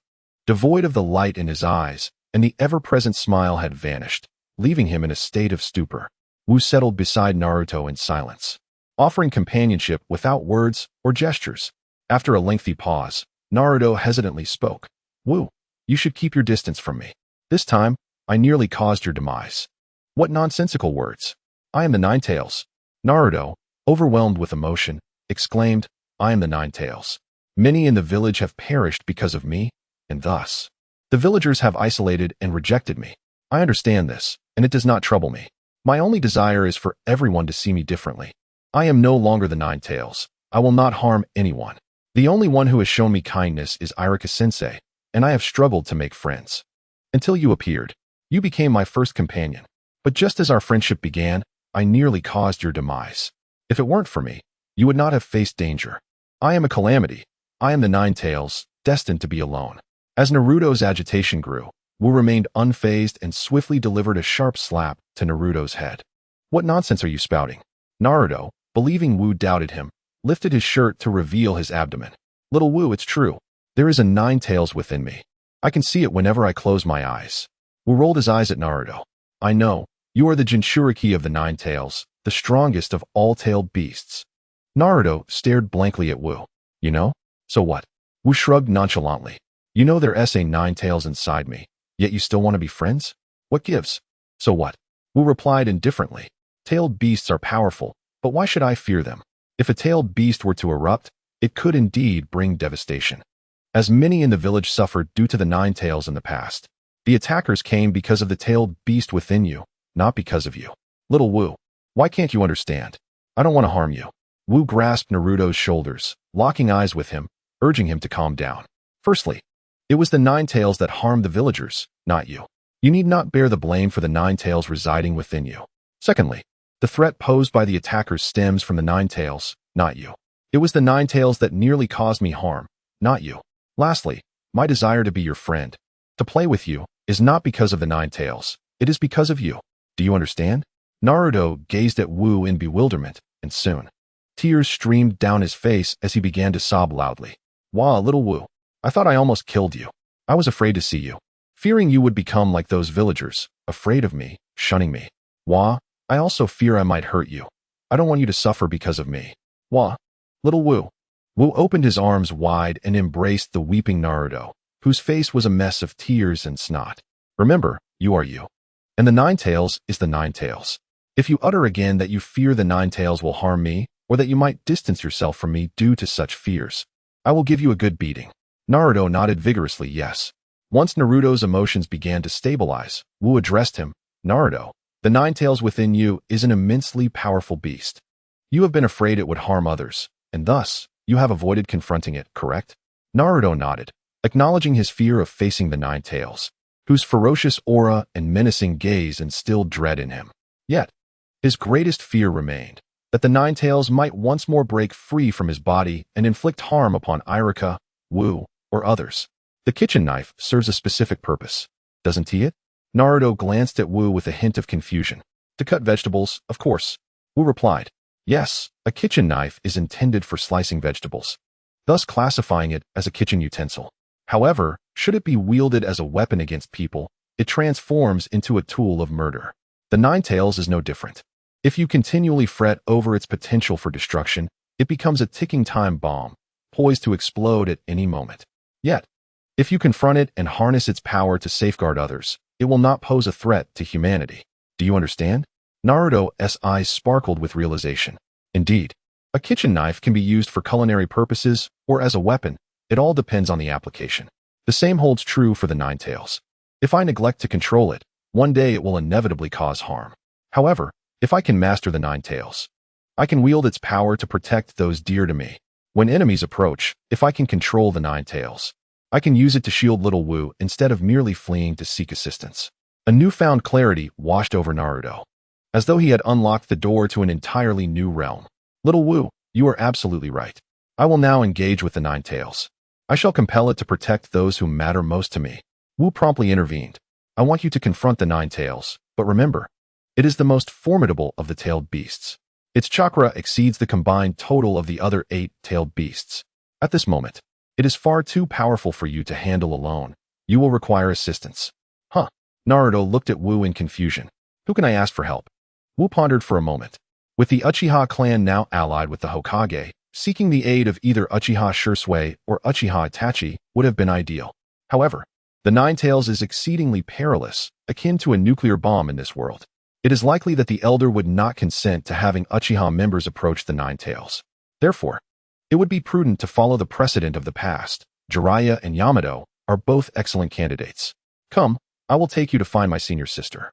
If we lack suitable candidates, she will surely have someone in mind. All right. Before long, the two arrived at the Hokage office, where they sought out Sarutobi Hiruzen. Senior sister, I wish to find a mentor for Naruto. He desires to connect with the Nine Tails and would benefit from someone capable of subduing it. Tsunade did not even lift her head, exclaiming, Jiraiya, go and be the mentor for the Nine Tails host. Chapter 65 Huh? Isn't that a scam? Jiraiya sighed with a hint of resignation. I was already planning to investigate Orochimaru and the Akatsuki organization upon returning you to the village. Now I'm being asked to train someone. Of course, Jiraiya was not wholly devoted to the investigation. He had simply grown accustomed to his freedom. Will you go or not? Tsunade shot back, glaring at him. Fine, I'll go. Must you persist with the complaints? If it were Hiruzen asking, he might have hesitated, but with Tsunade, he found it impossible to refuse. Wu observed the two with a smirk playing at the corners of his mouth. They truly made a delightful pair. Regardless of the circumstances, he was determined never to let Jiraiya perish. Although he found Tsunade captivating, he yearned even more to witness their union. Once Jiraiya agreed, Wu turned to Naruto and presented him with a scroll. Naruto, for the time being, you shall train with my senior brother. I must head to the village hidden in the clouds to participate in the chunin exams. Here, take this. Are you all set to participate in the chunin exam? How swiftly time has passed. It feels both rapid, yet not so. Just 2 months have elapsed since Wu became a genin, and now he is to compete at the chunin level, a truly astonishing pace. However, recalling Wu's formidable prowess displayed while confronting 4 members of the Akatsuki, it seems entirely justified. Wu's abilities must surely have reached the level of Jonin, one would think. Naruto silently vowed that by training alongside this lecherous elder, he must strive to become stronger, so as to keep pace with Wu. What is this? A ninjutsu scroll, titled the Multi-Shadow Clone Technique. It is perfectly suited for you. As soon as Wu uttered these words, he was sent flying by a punch from Tsunade, embedding him into the wall. Little Wu, have you forgotten that I am still present? The Multi-Shadow Clone Technique is a forbidden jutsu. Is it something one can freely bestow upon others? Wu, unfazed, cheerfully descended from the wall. Sister, the reason the Multi-Shadow Clone is deemed forbidden is that many ninjas lack sufficient chakra, leading to potential mishaps due to chakra depletion. Just look at any Jinchuriki. They do not suffer from chakra shortages. Indeed, a Jinchuriki need not worry about chakra depletion, but that is not the issue at hand. Shouldn't you consult me? The Hokage, before granting others a forbidden technique? Tsunade pinched Wu's ear, and despite having been struck just moments prior, he now cried out in anguish. Sister, it hurts. Upon witnessing this, Naruto quickly extended his hands, offering the scroll. Sister Tsunade, I no longer want it. Please, do not torment little Wu any further. Hearing Naruto's words, Tsunade's face brightened. Your words are quite sweet. I shall gift you this scroll. However, young Jinchuriki, I am already 52 years old. Naruto paused for a moment, scrutinizing Tsunade's form, before his gaze lingered on her most prominent features. He then exclaimed, isn't this a scam? I should not address you as sister, but rather as Granny Tsunade. Tsunade chuckled, this is no scam. It is a form of ninjutsu. Such a remarkable technique exists. Just then, Itachi Uchiha entered the office. Little Wu, I have been looking for you. Are you prepared? We are about to depart. I need no preparation. I am ready to set off at any moment. Itachi nodded, presenting a document to Tsunade with utmost respect. Hokage-sama, we have assembled 20 candidates for the exam in the Hidden Cloud Village. Please confirm. Tsunade perused the document and nodded at Itachi. Let us proceed. I shall speak a few words, and then it will be your responsibility on this journey. Of course. Tsunade led the group to the foot of the Hokage building, where 20 ninjas bound for the Hidden Cloud Village stood in formation, awaiting her arrival. Tsunade surveyed the assembled ninjas, a satisfied nod escaping her lips. You are all talented individuals selected through rigorous screening. This journey to participate in the chunin exam is a test for you. But you also represent the honor of our Leaf Village. As Hokage, I have but one demand. No one is to perish. As for striving for better results, that must only be pursued under the assurance of your own safety. Do you understand? The 20 ninjas replied in unison, understood. With a grand gesture, Tsunade commanded, let us depart. 2 guiding instructors led the ninjas on their journey, while Itachi and Wu trailed behind. Observing the ninjas, Wu couldn't help but feel a sense of nostalgia. The ninjas participating in the chunin exams had undergone rigorous selection processes, particularly those traveling to other hidden villages, where the scrutiny was even more intense. In times of peace, the chunin exams serve as the sole platform for hidden villages to compete in terms of strength. A formidable hidden village naturally dispatches equally powerful ninjas, whereas a weaker village sends forth less capable ones. The feudal lords of several great nations base their funding allocations for hidden villages on this principle. The notion that one can graduate from a ninja academy and immediately partake in the chunin exams is merely an illusion. Among the 12 exceptional candidates for the chunin exams, only Sakura and Rock Lee hail from commoner backgrounds. The rest are descendants of ninja clans. Rock Lee exemplifies relentless determination, while he may not be a genius. Achieving the rank of Jonin is well within his grasp. As for Sakura, Wu's perception of her diverges from that of many others. While numerous individuals regard her as inept, Wu has always believed her to be a prodigy. During the chunin exams, while others resorted to various deceitful tactics, Sakura demonstrated her abilities independently, achieving a perfect score. She also possesses remarkable chakra control, making her an ideal candidate to inherit Tsunade's legacy. In terms of combat prowess and medical skills, she eventually surpassed Tsunade herself. Save for her physical attributes, coming from a humble background, devoid of resources or connections, Sakura's ascent to a level rivaling that of a Hokage through sheer talent speaks volumes about her genius. The ninjas accompanying Wu to the chunin exams were meticulously selected from thousands of lower-ranked ninjas, ultimately narrowing down to a final group of 20, all of whom are among the elite of chunin. Each one is a precious asset to their village. It is no wonder that Tsunade has but one request of them: to survive. After reflecting on this, Wu's attention was captured by one of the guiding instructors. Yamato, wasn't he a member of the Umbu? How did he end up here as an instructor? Itachi, walking alongside Wu, noticed Wu's gaze fixed on Yamato and assumed he was concerned about the instructor's strength. The instructor was indeed Yamato, while the other was Yamanaka Shino, both elite jonin with formidable abilities. Yamanaka Shino? Isn't he the father of Yamanaka Ino, the head of the Yamanaka clan, personally overseeing this? Wu was taken aback to discover that his participation in the chunin exams warranted the protection of 3 elite jonin. Furthermore, these elite jonin were remarkably versatile, excelling in reconnaissance, control, offense, and defense. With such formidable guardians, he was determined to master the Raikage ninjutsu techniques. Chapter 66. If the people of this world do not understand how to create peace, then let me take on that mantle. The group marched swiftly, reaching the land of iron in just 3 days. After another 2 days of sailing, they would arrive at the village hidden in the clouds. With Yamato's presence, these 3 days were exceptionally pleasant. They constructed shelters to rest in, shielded from the elements, allowing for restful slumber. Wainaka Shirui is indeed formidable. During the construction of the grand house, he commanded insects to capture wild beasts, forage for vegetables, and prepare sumptuous meals, leaving everyone with grease-laden lips. After a 3-day journey, rather than losing weight, the group found themselves gaining a few extra pounds. Following a discussion between Uchiha Itachi and the general of the Iron Country, Mitsu, arrangements were made for the group to embark on a vessel to the Land of Lightning. In just a day's time, they arrived in the Land of Lightning. The topography of the Land of Lightning starkly contrasts with that of the Fire Country, where the landscape is predominantly characterized by plains and forests, with few mountains. In contrast, the Land of Lightning is largely mountainous, featuring peaks that stand like swords piercing the earth, soaring high into the clouds, making human habitation nearly impossible. Yet, the village of Kumogakure is nestled atop these formidable peaks. Moreover, the climate in the Land of Lightning is exceedingly harsh. Upon their arrival, the group was immediately met with torrential rain, which was soon followed by oppressive sunlight, creating a stifling atmosphere reminiscent of a steaming pot. Although no one voiced complaints, the expressions of the accompanying ninjas were far from pleasant.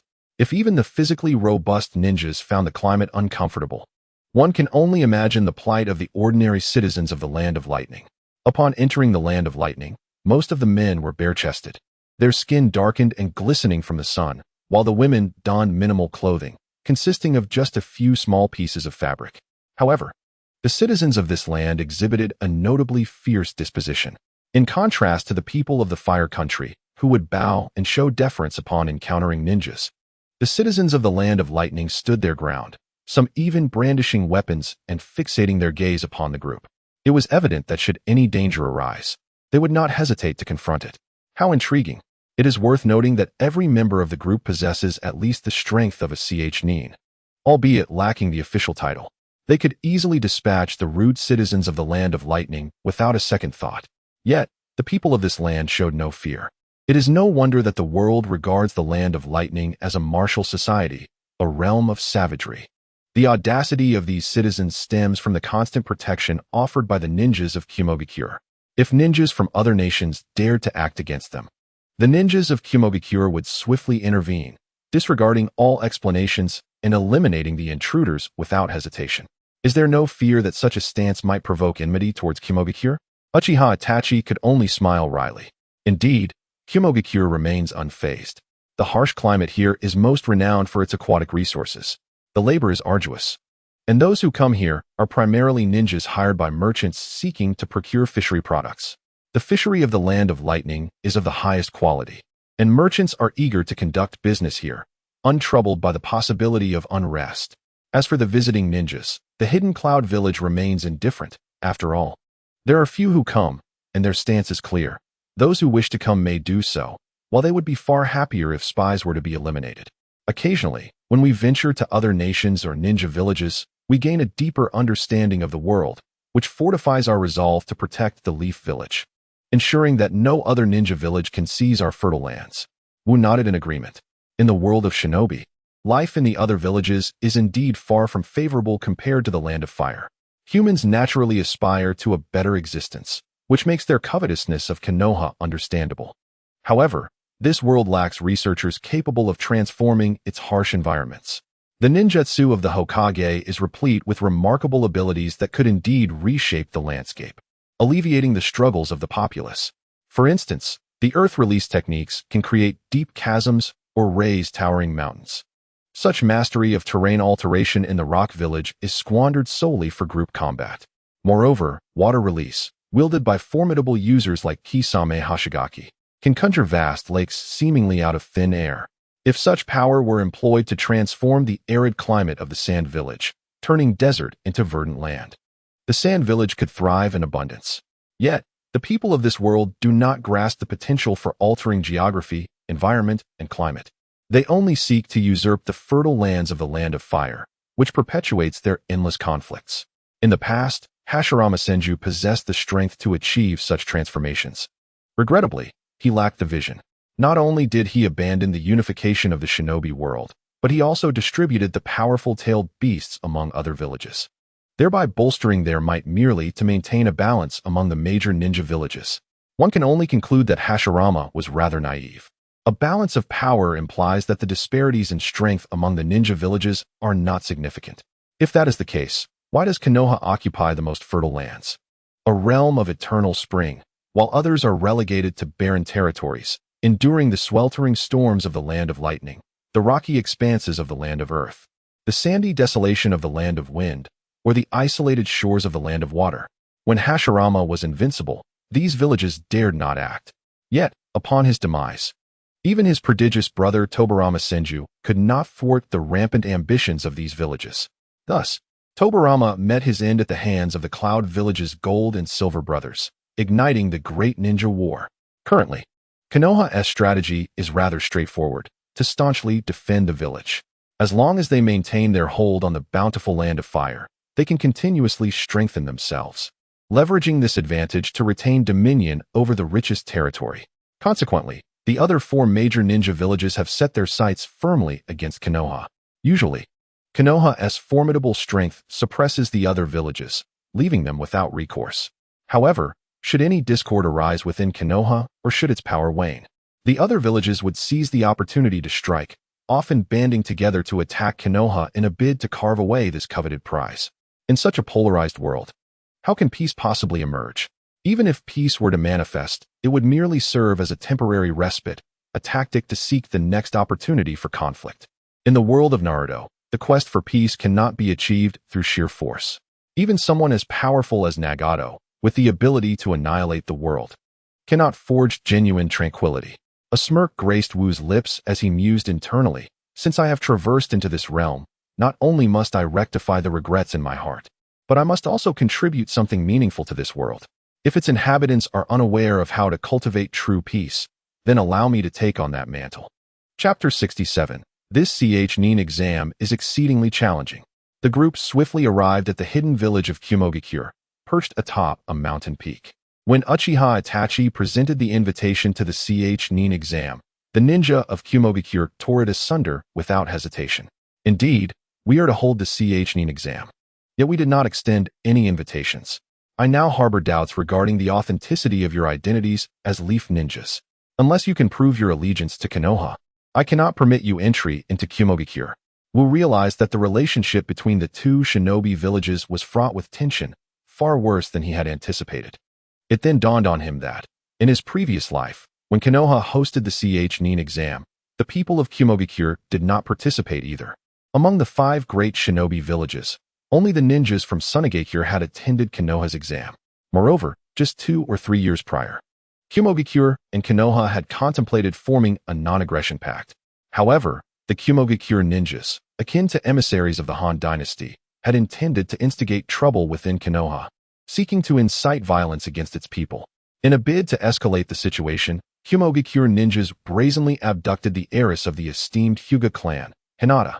After Konoha's ninjas rescued Hinata, the Kumogakure ninjas displayed utter indifference, boldly asserting before Sarutobi Hiruzen that Konoha had violated the treaty by killing their shinobi. They proclaimed that, should Konoha fail to provide an explanation, hostilities would resume between the two villages. Although Kumogakure suffered the loss of the 3rd Raikage during the 3rd Great Ninja War, their other shinobi sustained minimal casualties. The 4th Raikage, A, was in his prime, a formidable warrior capable of snapping the horns of the 8 tails with one hand. And alongside the perfect Jinchuriki, Killer Bee, he was a force comparable to Namikaze Minato. At that time, Konoha was weakened due to the 9 Tails incident, resulting in the death of the 4th Hokage, Minato, and significant sacrifices among their upper echelon of shinobi, leaving them unable to confront Kumogakure. They were compelled to endure, even humbling themselves to propose that the leader of the Hyuga clan apologize, using Hinata's twin brother, Hinata Hisashi, as a scapegoat. In the end, Hisashi perished, and the Kumogakure ninjas were taken aback by Konoha's willingness to stoop to such depths, ultimately leading to a treaty between the two villages. Although a pact was established, Kumogakure continued to harbor intentions of aggression against Konoha, lingering on their past superiority and dismissing the leaf ninjas. However, Konoha, having regained its strength, was no longer the same village it once was, and Kumogakure had indeed provoked the wrong adversary. Before them stood one of Konoha's mightiest, Uchiha Itachi, who stood with arms crossed, head held high, his eyes transformed into the mesmerizing pattern of the Manjiki Sharingan. The Kumogakure ninja trembled and fell to their knees, as if haunted by a terrifying specter. Now, I grant you the opportunity to reorganize your words anew. Surrounded by the ninjas of the Cloud Village, Uchiha Itachi exhibited no fear, not even casting a glance in their direction. You are from the Leaf Village, please proceed, he remarked with a cold scoff, striding forward as an overwhelming aura of a shadow-level ninja radiated from him, causing the surrounding Cloud Village ninjas to break into a cold sweat. None dared to obstruct his path. They promptly dispersed, allowing him a clear passage. Meanwhile, the Cloud Village ninjas hastily reported the situation to Raikage. Upon hearing the news, A shattered the wall of his office, moving with lightning speed. In less than 5 minutes, A descended from the sky, crashing onto the ground, his body crackling with blue lightning chakra, positioning himself in front of Uchiha Itachi. Haha, is that not the son of Uchiha Fugaku? You've grown quite a bit, A exclaimed, extending his hand towards Uchiha Itachi, as if to shake hands. Though the Uchiha clan was renowned for their martial arts, they paled in comparison to a master like A, who specialized in physical techniques. A handshake would undoubtedly place them at a disadvantage. However, Uchiha Itachi showed no sign of retreating and stepped forward to engage. At that moment, a small hand intercepted Itachi's advance, and a voice called out excitedly to A, "You must be the Raikage. I also specialize in physical techniques back in the Leaf Village. And you are my idol." This was none other than Wu, who, faster than Uchiha Itachi, clasped A's hand first. I glanced at Wu, recognizing the boy's emotional intelligence in using his youthful identity to diffuse the tension for Itachi, understanding that as the Raikage, he could not possibly intimidate a child. Yet, he was determined to uphold his authority. Thus, he merely gave Wu a light handshake before attempting to reach for Uchiha Itachi again. However, as his hand extended, it was once more grasped by Wu, pulling A.'s gaze from Itachi to the boy he had previously overlooked. His expression shifted from indifference to astonishment. As their grip intensified, A.'s surprise morphed into shock. Initially, he refrained from exerting full force, intending merely to dissuade Wu from intervening. Yet, as the pressure mounted, he realized Wu's strength was equally escalating. When A pushed his force to a level that even seasoned jonin could scarcely withstand, Wu's grip continued to fortify. At this point, A began to regard Wu with newfound respect and unleashed all his strength. The terrifying force expelled the minuscule air gap between their palms, creating a shockwave. Yet, despite A's full exertion, Wu maintained a steady grip, showing no signs of yielding or of his hand being crushed. After a prolonged stalemate, A voluntarily released Wu's hand. "No wonder you are participating in the chunin exams at such a young age. It appears you have mastered Tsunade's superhuman strength. The Leaf Village truly produces remarkable talent," A remarked, casting a meaningful glance at Wu, adding, "I hope your other abilities are as exceptional as your strength. Otherwise, the chunin exams can be quite merciless." Confronted with the glaring threat posed by AI, Wu responded with a smile, "Rest assured, Lord Raikage. Since I take you as my model, I shall not yield so easily." AI seemed amused by Wu's words, letting out a hearty laugh before turning to leave. Once AI departed, Wu glanced down at his hand, which bore distinct red imprints from fingers, even revealing the contours of his fingerprints. Several bones in his palm had fractured. The sheer force of AI was indeed terrifying. He had merely managed to hold his ground momentarily, still far from matching AI's strength. Wu had dedicated himself to the practice of physical techniques, endowing him with considerable power, but even with his extraordinary strength, he could barely withstand AI's might. Had it been anyone else, their hand would have long been reduced to pulp. "Xiao Wu, are you all right?" Itachi inquired. Wu replied with a wry smile, "Brother Itachi, how could I possibly be fine? Let us hasten to our quarters and have a medical ninja tend to my injuries." The group swiftly made their way to their lodgings, where Itachi promptly arranged for Wu's treatment. Once Wu was attended to, he noticed that everyone's expressions were rather grim. Arriving at such a hostile ninja village for the chunin exams, they were bound to encounter danger during the tests. This chunin exam was proving to be exceedingly challenging. Chapter 68. Well, at least I'm better than you. Observing the ninjas about to participate in the exam displaying such low spirits, Uchiha Itachi felt a pang of urgency. After all, how could they achieve commendable results under such dismal morale? He yearned to uplift the ninjas, but was at a loss for words. In his desperation, he sought the counsel of Oil Girl Shihui and Yamato, hoping they might inspire the ninjas. However, both were equally perplexed. Oil Girl Shihui was naturally taciturn, preferring to communicate through insects rather than words. As for Yamato, though articulate, he struggled to find the right way to motivate the group.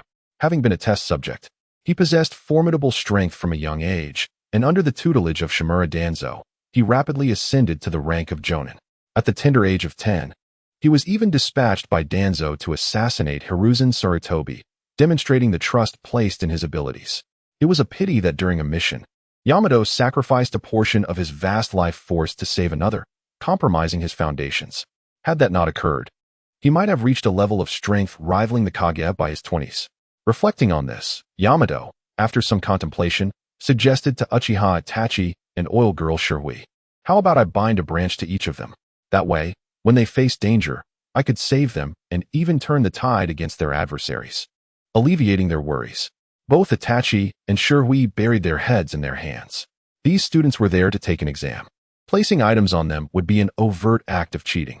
While many candidates resorted to dishonesty in other ninja villages, this was Kimogakure, and if they were caught cheating, their qualifications for the exam would surely be revoked. The three were left in a state of exasperation. They would charge into battle without hesitation. But rallying others through speeches was clearly not their forte. Upon observing the three individuals huddled together with furtive expressions, Wu approached to listen. As he heard Day's rather dubious suggestion and noted the trio's pained expressions, he couldn't help but chuckle. Why not let me take a shot at it? The three exchanged skeptical glances, regarding Wu with doubt. Can you manage it? One queried. I can certainly do better than you lot. With that declaration, Wu stepped forward, clapped his hands vigorously, and drew everyone's attention to himself. Dear friends, do you know which is the world's foremost shinobi village? The previously anxious crowd turned their curious gazes toward Wu, who was met with a chorus of responses. Little Wu, of course, the greatest shinobi village is our Konoha. A proud smile spread across Wu's face. Indeed, Konoha is the world's largest shinobi village. Not merely in terms of the number of ninjas, but also in the strength of their abilities. You have all witnessed the state of the land of lightning and the village hidden in the clouds, haven't you? They reside in harsh terrains, their customs are rugged, and they revere brute force, exhibiting an almost ravenous desire to consume us. But do you know why? Wu paused for effect. It is envy of our abundant resources, envy of our position in the bountiful land of fire. They yearn to annihilate us, to seize our Konoha and engulf our prosperous land. So they might live as we do. Yet, that is merely a figment of their imagination. They lack the strength to accomplish such a feat. They can only covet us, but they cannot touch us. And what about you? You are the elite, handpicked from the strongest shinobi village in the world. Are you afraid of a bunch of brutes from desolate lands? Wu's words ignited a fervor among the ninjas, who began to rally with enthusiasm. We are not afraid. Wu smiled at the crowd, saying, Once, the Hokage spoke a profound truth regarding the will of fire, and I wish to share it with you all. Where the leaves dance, there the fire burns. The light of the fire will illuminate the entire village. When the flames extinguish, new leaves will sprout once more. We are the new leaves of Konoha, and I believe our future brilliance will likewise illuminate the entire village. The Konoha ninjas raised their fists and shouted in unison, Konoha! Konoha! Konoha! Seeing their spirits lifted, Wu nodded in satisfaction. I don't know your personal thoughts, but my sole purpose in attending the chunin exams in the village hidden in the clouds is to secure first place. Our ninjas from Konoha must emerge triumphant. Their eyes gleamed with determination as they echoed Wu's fervor. First. Now, my friends, I understand that you all wish to bring honor to Konoha and attain first place. However, you have also witnessed the attitude of the village hidden in the clouds. They will undoubtedly try to thwart us. What we need to do is remain vigilant. Not fearful. We are not cowards. We are all elite warriors. Whatever tricks the village hidden in the clouds may employ, we shall meet them head-on.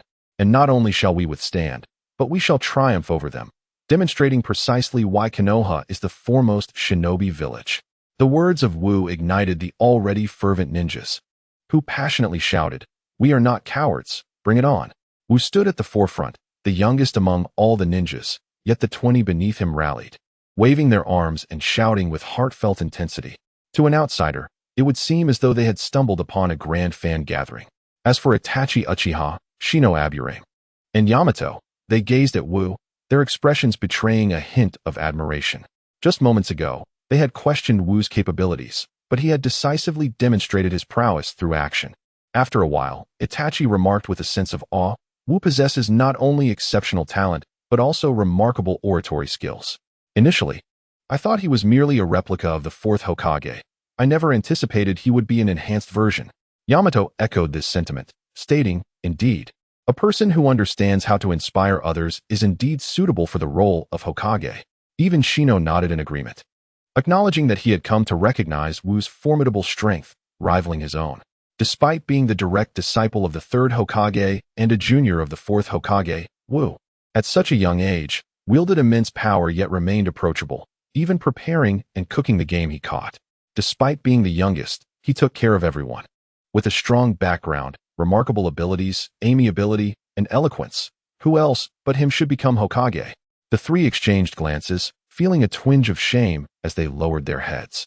Nearby, a child with dual blades on his back observed the scene in Konoha with envy. Truly, the foremost hidden village was bustling with energy. The following morning, Itachi led the group to the chunin exam site in the Land of Lightning. Many ninjas from other villages awaited their turn, and upon seeing the Konoha ninjas approach, they made way. However, one individual stood at the forefront, carrying dual blades and showing no intention of yielding. Itachi was taken aback upon recognizing him. It was surprising that the Mist Village had sent someone to participate in the chunin exam this year. Wu leaned forward to examine the figure, noting the blue short hair, black-framed glasses, and a gray-blue turtleneck sweater. Was that not CHJR? If it was indeed CHJR, then what he bore on his back was one of the 7 ninja swords, the dual swords known as the Hiramakiri. The swords of the Mist Village were legendary. Historically, when the 7 ninja swordsmen of the Mist aimed to annihilate Konoha, they were thwarted by Might Guy, leaving them with only a semblance of their former strength. However, this did not imply that the swords of the Mist were lacking. On the contrary, they were exceedingly powerful. The dual swords Hiramakiri, for instance, possessed the unique trait of accumulating chakra with each kill, enabling the wielder to release this chakra in a concentrated form to strike at their foes. This chakra aggregate can transform its form according to the user's thoughts. For instance, during the 5 Kage Summit, CHJR utilized the chakra of the sword Hiramakiri to create a colossal chakra hammer, which he used to strike Sasuke's Susanoo, sending it flying with immense power. Wu, who wields a blade as well, gazed enviously at the formidable Hiramakiri. Alas, such a powerful sword was ill-suited for him, leaving him to merely covet its might. The Mist Village is one of the 5 great ninja villages, so it is quite normal for them to participate in the chunin exams, remarked a nearby ninja. Itachi Uchiha explained. The Mist Village has remained closed off for many years, seldom interacting with the outside world, let alone sending ninjas to partake in the chunin exams. Furthermore, the village previously adhered to a policy of elitism, marked by the infamous Blood Mist policy. Ninjas wishing to graduate from their academy had to engage in lethal combat, with only the survivors permitted to advance, an exceedingly brutal process. Nonetheless, this policy has led to the individual strength of Mist ninjas being remarkably high, often achieving commendable results in the chunin exams. It seems this time, you must be wary not only of the ninjas from the Cloud Village, but also those from the Mist Village. Just as Itachi was elucidating the nuances of the Mist Village, Wu approached CHJR and extended his hand. Greetings. Are you a ninja from the Mist Village? It is an honor to meet you. I am Wu, a genin from the Leaf Village, but you may call me Little Wu. Itachi, witnessing Wu's approach, contemplated intervening. As the reputation of Mist ninjas was notoriously grim, often associated with bloodshed and death.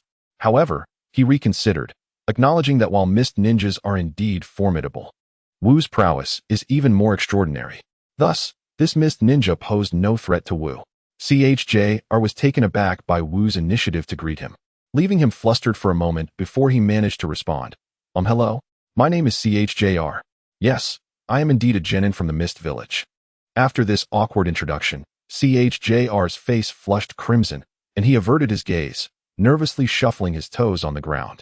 At that moment, he noticed a hand extended toward him. You must be CHJR. It is a pleasure to meet you. Upon lifting his gaze, CHJR was met with Wu's sincere smile, devoid of mockery, as Wu reached out for a handshake. After a brief moment of astonishment, CHJR hurriedly grasped Wu's hand. Hello, I am equally pleased to meet you. After their introduction, Wu politely stepped back, giving CHJR some space. CHJR stood there, staring at Wu's departing figure, murmuring to himself. Indeed, the ninjas from outside are quite different. In the Mist Village, such cordial exchanges would never occur. Reflecting on the selection of the 7 ninja swordsmen of the Mist, where hundreds participated but only he emerged alive, he recalled the grim fate of his fellow ninjas, all of whom perished. In the Village of Mist, assessments signify combat, a struggle for survival where mutual recognition and greetings are non-existent. Only the intent to eliminate others prevails. Nagatu recalled the camaraderie and encouragement shared among the villagers of Konoha the previous night. Indeed, Lady Tsunade's words rang true. The paradigm of the Mist Village must shift. For in its current state of fragmentation and mutual suspicion, how can it compete with the other ninja villages? This participation in the chunin exams, which has only just begun, has already yielded significant insights, affirming that this choice was indeed correct.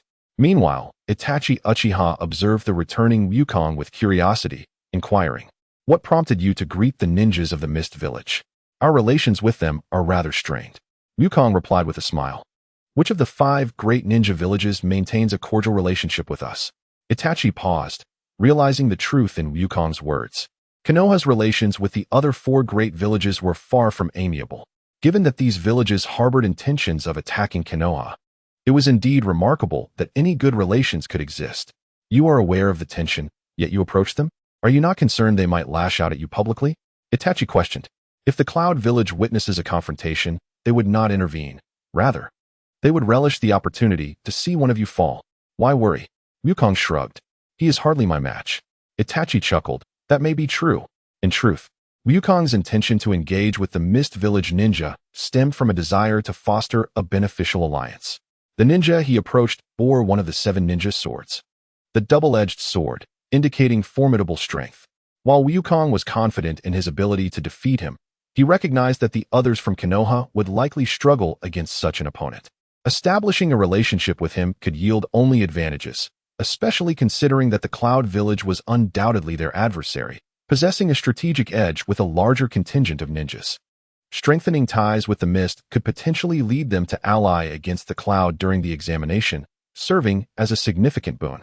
Itachi gazed at Wukong in astonishment. In such a brief span, you have formulated all of this? What is the secret to your remarkable reasoning? Is your mind simply that adept? Itachi was genuinely impressed by Wukong. Previously, it was Wukong's strategies that had resolved the conflicts between the Uchiha clan and the Hokage. Now, in a matter of moments upon encountering the Mist Ninja, Wukong had devised a plan to unite with them against the Cloud Ninja. Such ingenuity was indeed formidable. Wukong gazed at Itachi, somewhat exasperated. Isn't this obvious? It's the fundamental tactic. Chapter 70. The First Examination, the Flying Waterfall Piranha. At times, Wukong found himself at a loss regarding the thought processes of the individuals in this world. Their methods of reasoning appeared excessively simplistic and blunt. Naruto was a ninja from a rival village, just as the ninjas from the Cloud Village were adversaries. Thus, both Naruto and the Cloud Ninjas were enemies requiring vigilance.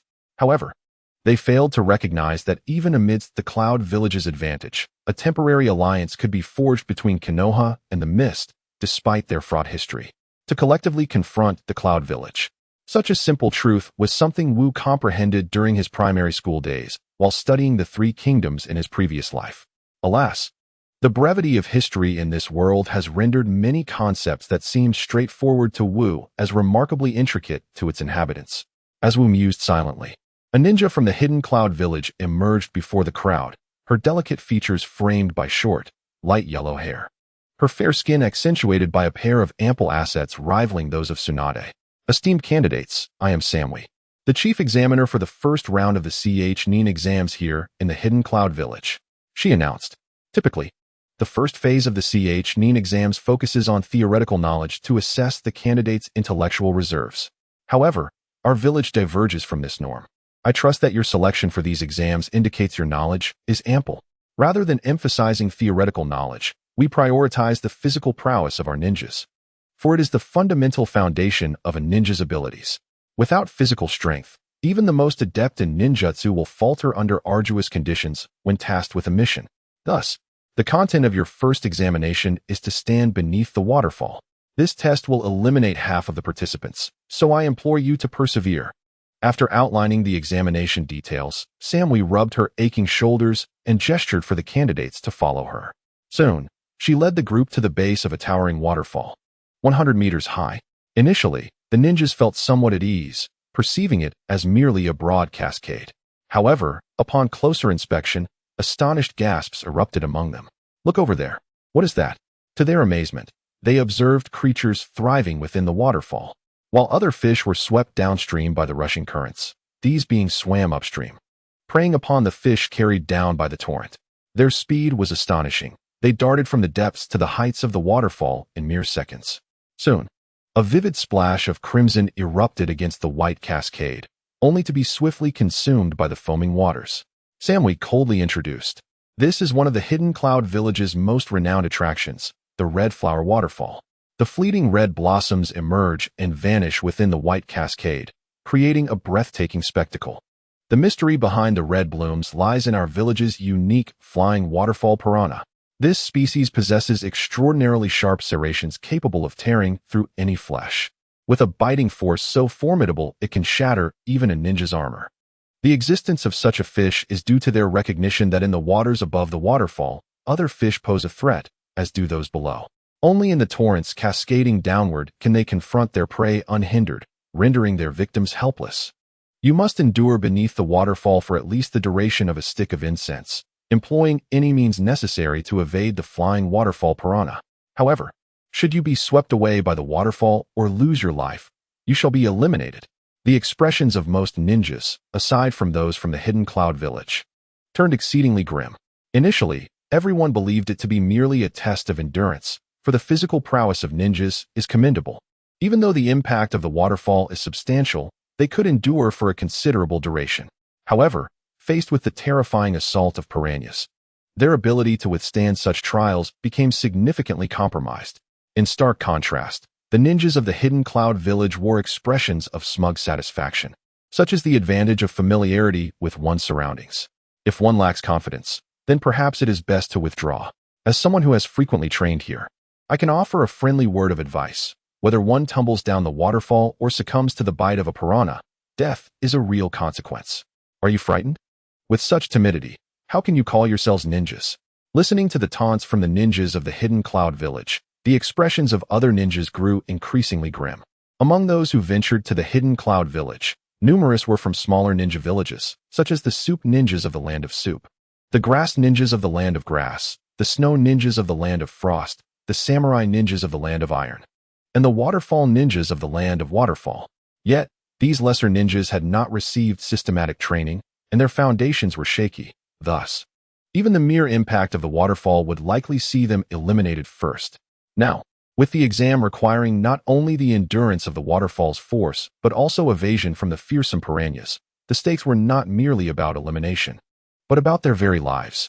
Even in the face of mockery from the cloud ninjas, several from the smaller villages opted to withdraw from the exam.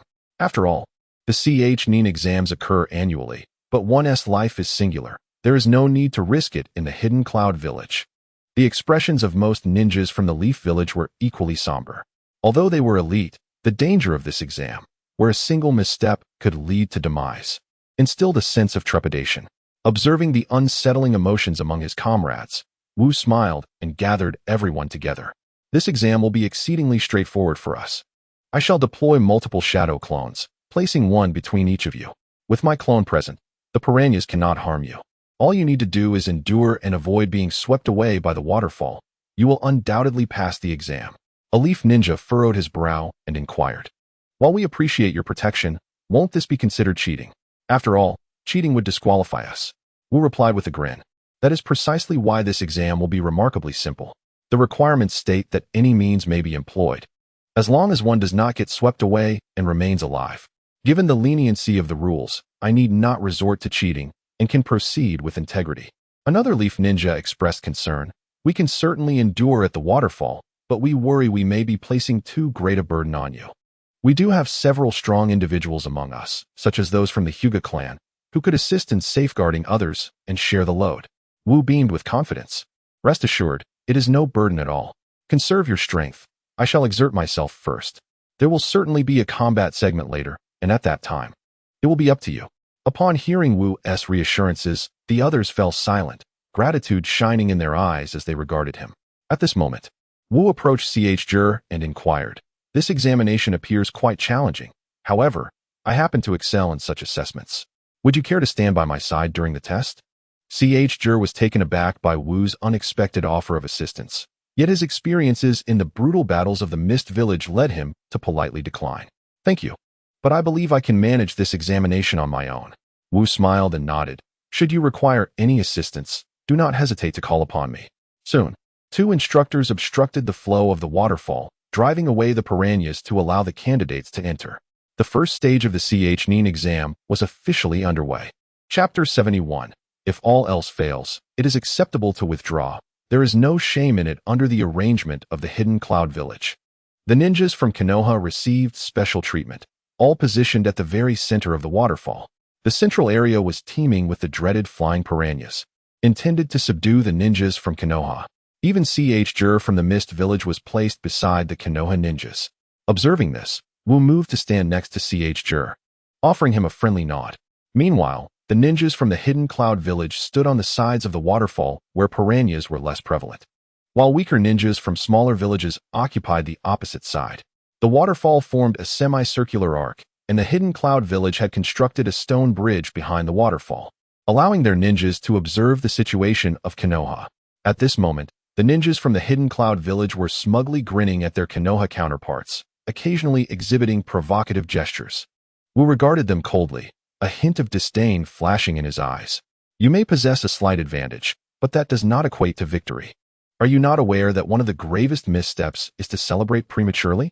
Curiously, Jur asked Wu, what do you mean by celebrating prematurely? With a smile, Wu explained, it refers to the folly of assuming victory is assured during a competition and beginning to celebrate, only to find themselves defeated while still in the throes of their festivities. Would that not be quite embarrassing for them? Upon grasping the concept, Jur burst into hearty laughter. The ninjas from the Rain Village indeed exhibited a similar demeanor. They were merely enjoying a fleeting advantage, not guaranteed victory. It was, in fact, a classic case of celebrating prematurely. Wu looked at Jur with a hint of mystery, stating, I can discern your strength. I am no weakling myself. In this Nin exam, let us join forces to bring the hidden cloud village down to the ground.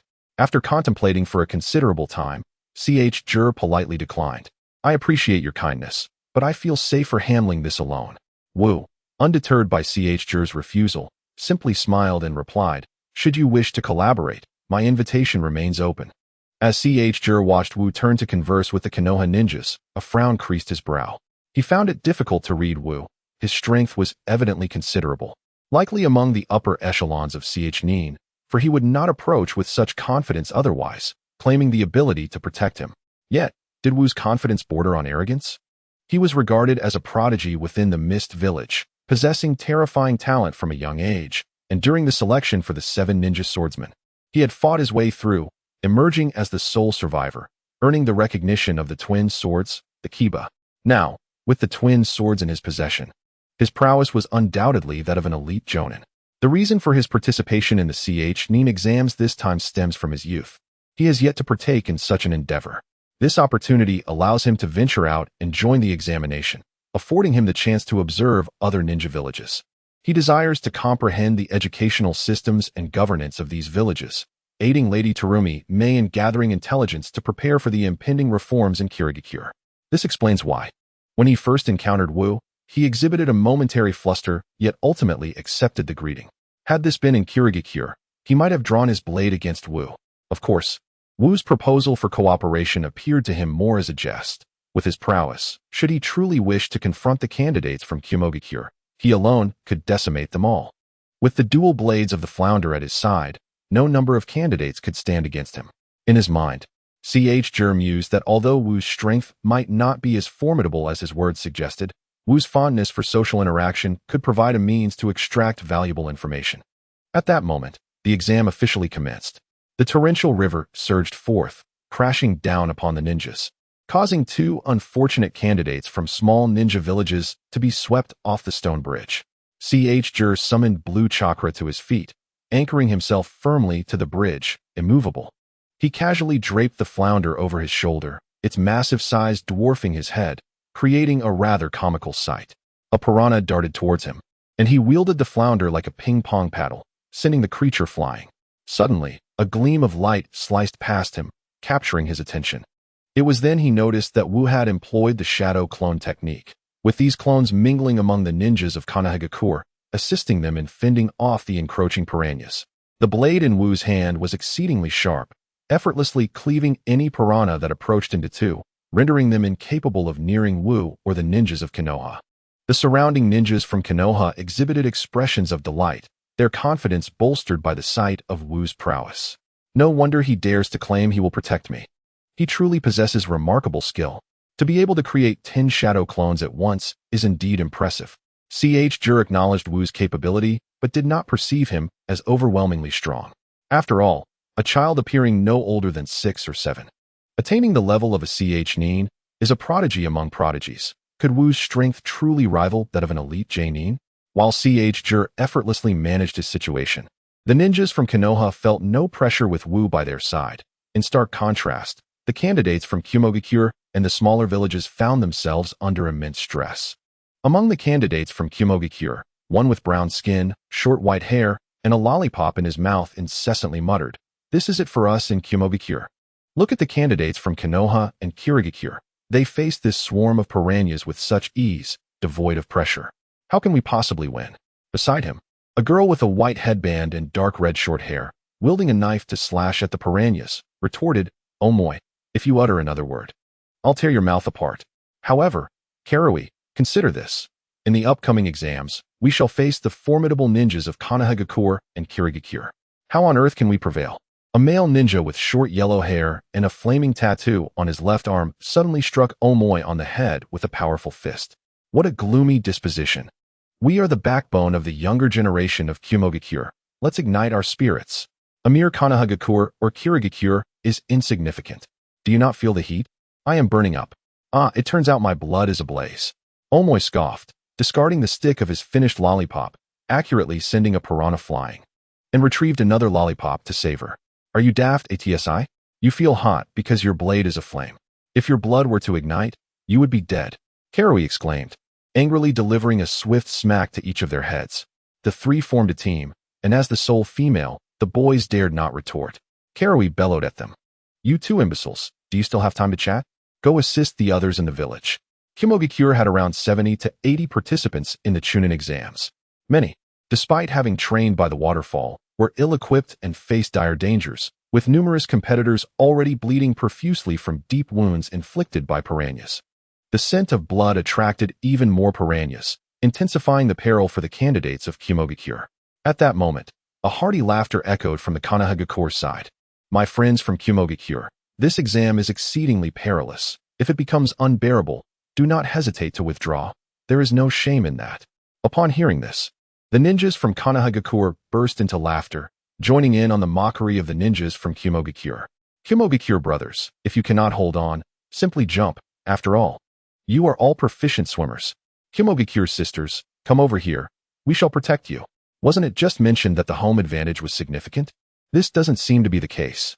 Wu quickly intervened, urging the ninjas from Konohagakure, we must refrain from uttering words that might jeopardize the camaraderie between our villages.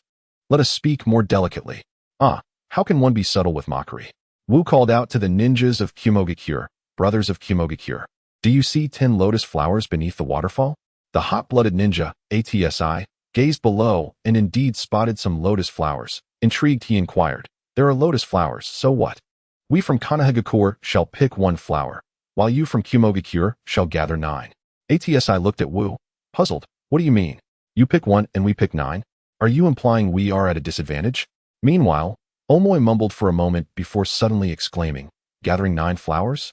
Practicing with so many vegetables? Wait. This guy is insulting our skills. ATSI, fueled by passion, roared, what nonsense is this? How dare he say we are weak? Flames erupted from ATSI's blade, nearly singeing Karui beside him, only to be met with a furious retaliation from Karui. Rather than wasting your time pondering how others might insult you, why not focus on defeating the formidable flying waterfall piranha? Let me first pass the initial examination, and then we shall have ample opportunity to retaliate.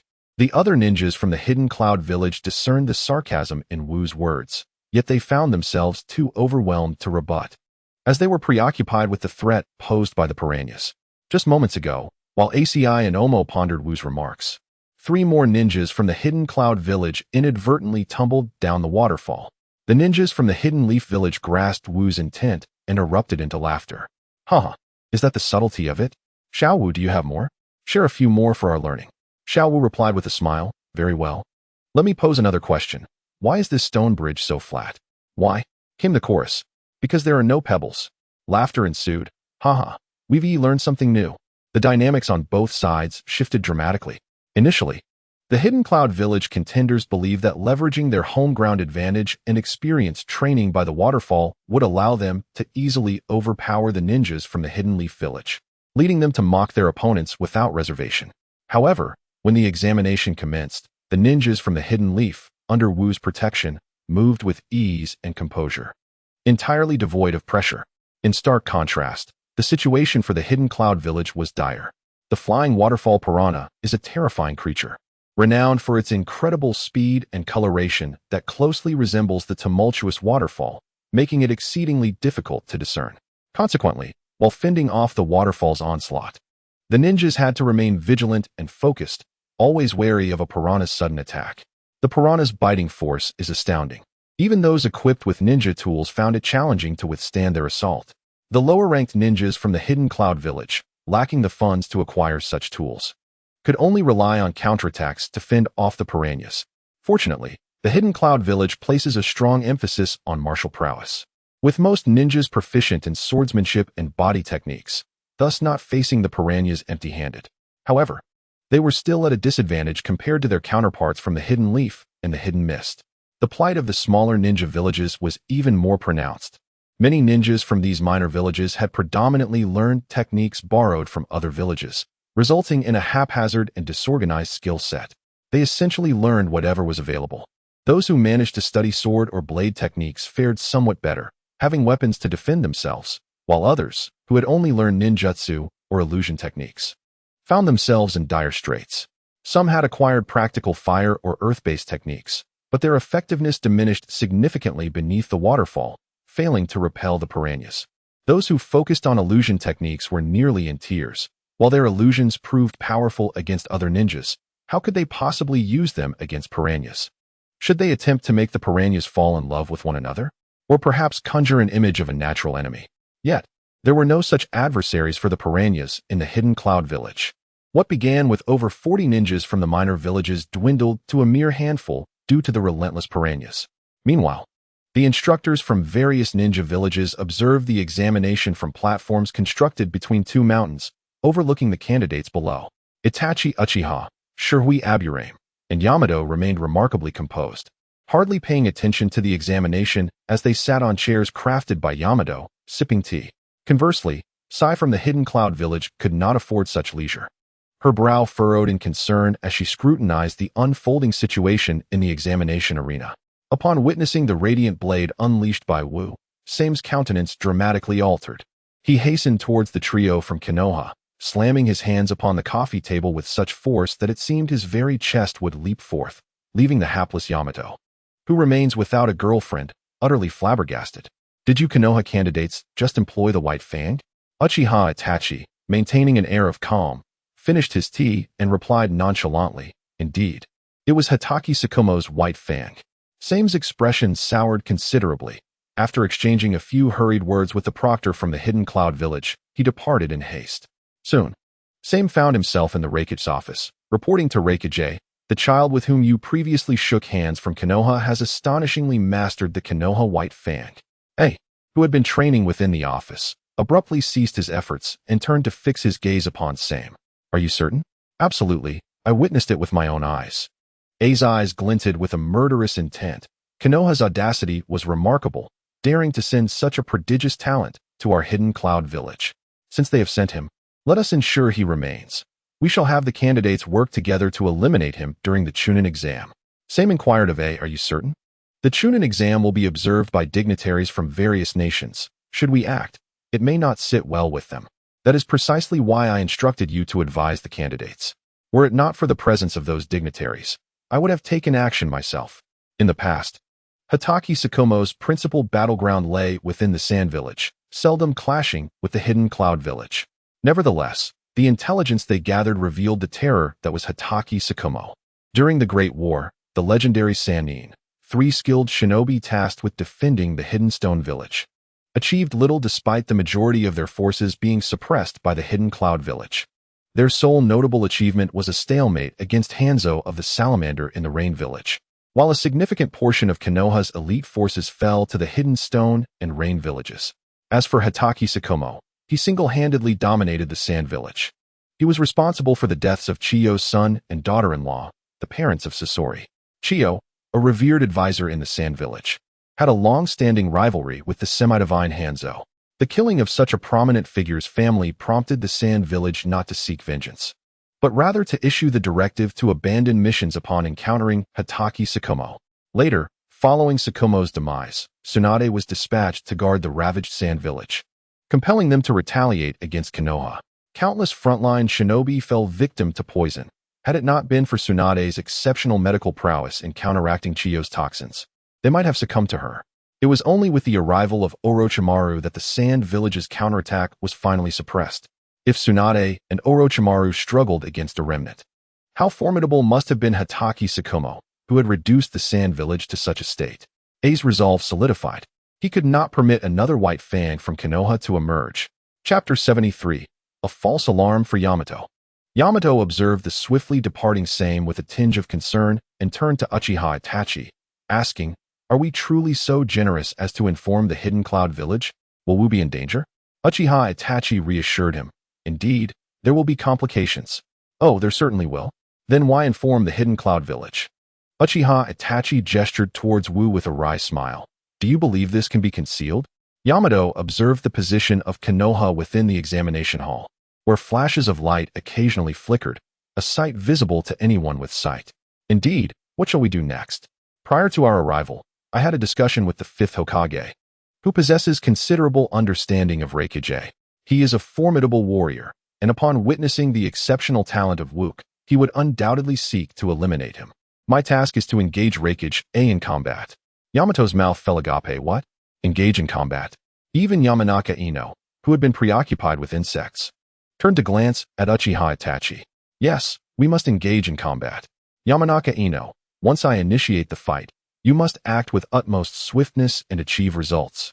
Yamanaka Ino responded with a smile. "I have already commenced my actions." Itachi nodded in satisfaction. "Good. Our purpose for coming here is not merely to participate in the chunin exams. That would be naive. The Hidden Cloud Village harbors ill intentions towards us and continuously schemes to seize Konoha. Therefore, we shall strip them of their foundation and allow Wook, this prodigious martial artist, to rise. I am eager to see how the Cloud Village will flaunt their might before us once Wook surpasses them in martial prowess." A glimmer of aspiration flickered in Yamanaka Ino's eyes. Indeed, the years Konoha had spent under the thumb of the Cloud Village had been exceedingly stifling. The incident involving Hinata Hayashi had rendered Konoha's ninjas unable to hold their heads high in the presence of their cloud counterparts. If Wook were to flourish, it would finally be Konoha's time to take pride and assert dominance over the Cloud Village. Yamato, standing nearby, wore a perplexed expression, his eyes widening with each revelation. "Wait, did you discuss all of this prior to arriving in the Cloud Village? Why was I not informed? Does the Yamanaka clan have a covert mission? What am I supposed to do on this outing?" Uchiha Itachi placed a reassuring hand on Yamato's shoulder. "Yamato-sensei, you need not worry about anything. All you must do is assist me in controlling the two-tailed beasts of the Cloud Village during our confrontation." Yamato was about to nod in agreement when he suddenly turned to Itachi in disbelief.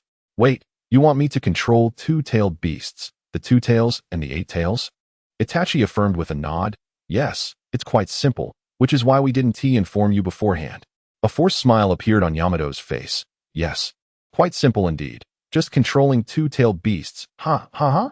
With that, Yamato quietly rose and made his way back to Konoha's quarters. Itachi, curious, inquired, "Yamato-sensei, aren't you going to continue watching the exam?" Yamato, resembling a lifeless shell, hung his head low and replied weakly, "No, I'm going back to write a will." Itachi exchanged a knowing glance with Yamanaka Ino, then quickly stepped in front of Yamato, chuckling. "I was merely jesting. We were discussing the worst-case scenario. The chunin exams are being observed by the daimyos of the 5 great nations. Reikage will not act recklessly if he wishes to avoid being blacklisted by the other 4 nations or risk having the Land of Lightning's daimyo cut funding for the Cloud Village. Although the Reikage may be brash, he is by no means foolish." Upon hearing Itachi's words, Yamato's spirits lifted, and he exclaimed in delight, "Really?" Observing the two nodding in agreement, Yamato finally exhaled in relief. Although his wood release was well suited to combat tailed beasts, he was not the first Hokage. The Jinchuriki of the 8 tails from the Cloud Village was a perfect host, capable of harnessing the full might of the beast. If he struggled against the 8 tails, how could he possibly contend with two-tailed beasts? In the event of the worst-case scenario, should Reikage intervene personally, it would fall upon me to confront both Reikage and the 8 tails Jinchuriki, while you occupy the 2 tails Jinchuriki and the other ninjas from the Cloud Village. Hey, what do you mean by just occupying them? Even if you faced the 2 strongest, the rest would still be beyond my capabilities." Uchiha Itachi remarked, casting a curious glance at Yamato. "Your wood release should suffice against the ninjas of the Cloud Village. After all, we are not here to annihilate them, merely to escape." "Escape, you say? Please, do not simplify it so. Just the three of us elite jonin, along with 20 students, fleeing from the pursuit of a major ninja village? What a farce. Yamato felt on the verge of madness. He could not fathom Uchiha Itachi's calm demeanor in such a perilous situation. Uchiha Itachi enigmatically replied, "Who said it was just the three of us?" Yamato's eyes widened in realization, his expression transforming to one of understanding. "Oh, I see. Now I can be at ease. Right?" "Indeed." Yamato nodded vigorously, his worries dissipating. The mission they were undertaking had escalated to a significant task. Surely the village would dispatch reinforcements. With the village's support, what threat could the Cloud Village pose? If they cannot defeat us, they certainly cannot prevent our escape. With that thought, Yamato relaxed, suddenly perceiving the two Jinchuriki from the Cloud Village as less formidable than before. Phew, what a false alarm. Uchiha clan leader, you really must refrain from speaking so breathlessly. It can be quite frightening. I've been startled and now feel a bit hungry. What would you like to eat? I can fetch something for you. Uchiha Itachi smiled and replied, "Please bring me some dango or natto. Thank you." "Certainly. And what about you, Oil Woman clan leader?" "I'm indifferent." "Then I shall get you some seafood noodles. The seafood here is exceptional." After Yamato left with a beaming smile, Oil Woman Shui turned to Uchiha Itachi with a puzzled expression. "Aren't we lacking reinforcements?" Uchiha Itachi nodded. "Indeed, we are." Then how? A benevolent lie could empower Yamato to unleash his full combat potential and face the Jinchuriki head-on. Oil Woman Shui nodded, continuing to play with the insects in her hands, seemingly extracting some information from them. At that moment, the first round of the exam concluded. All the candidates from Konoha passed the initial test, and CHJ are from the Mist Village also had an easy time. However, the Cloud Village fared poorly. Out of nearly 80 participants, only about 40 remained after the first round. Nearly half had been eliminated.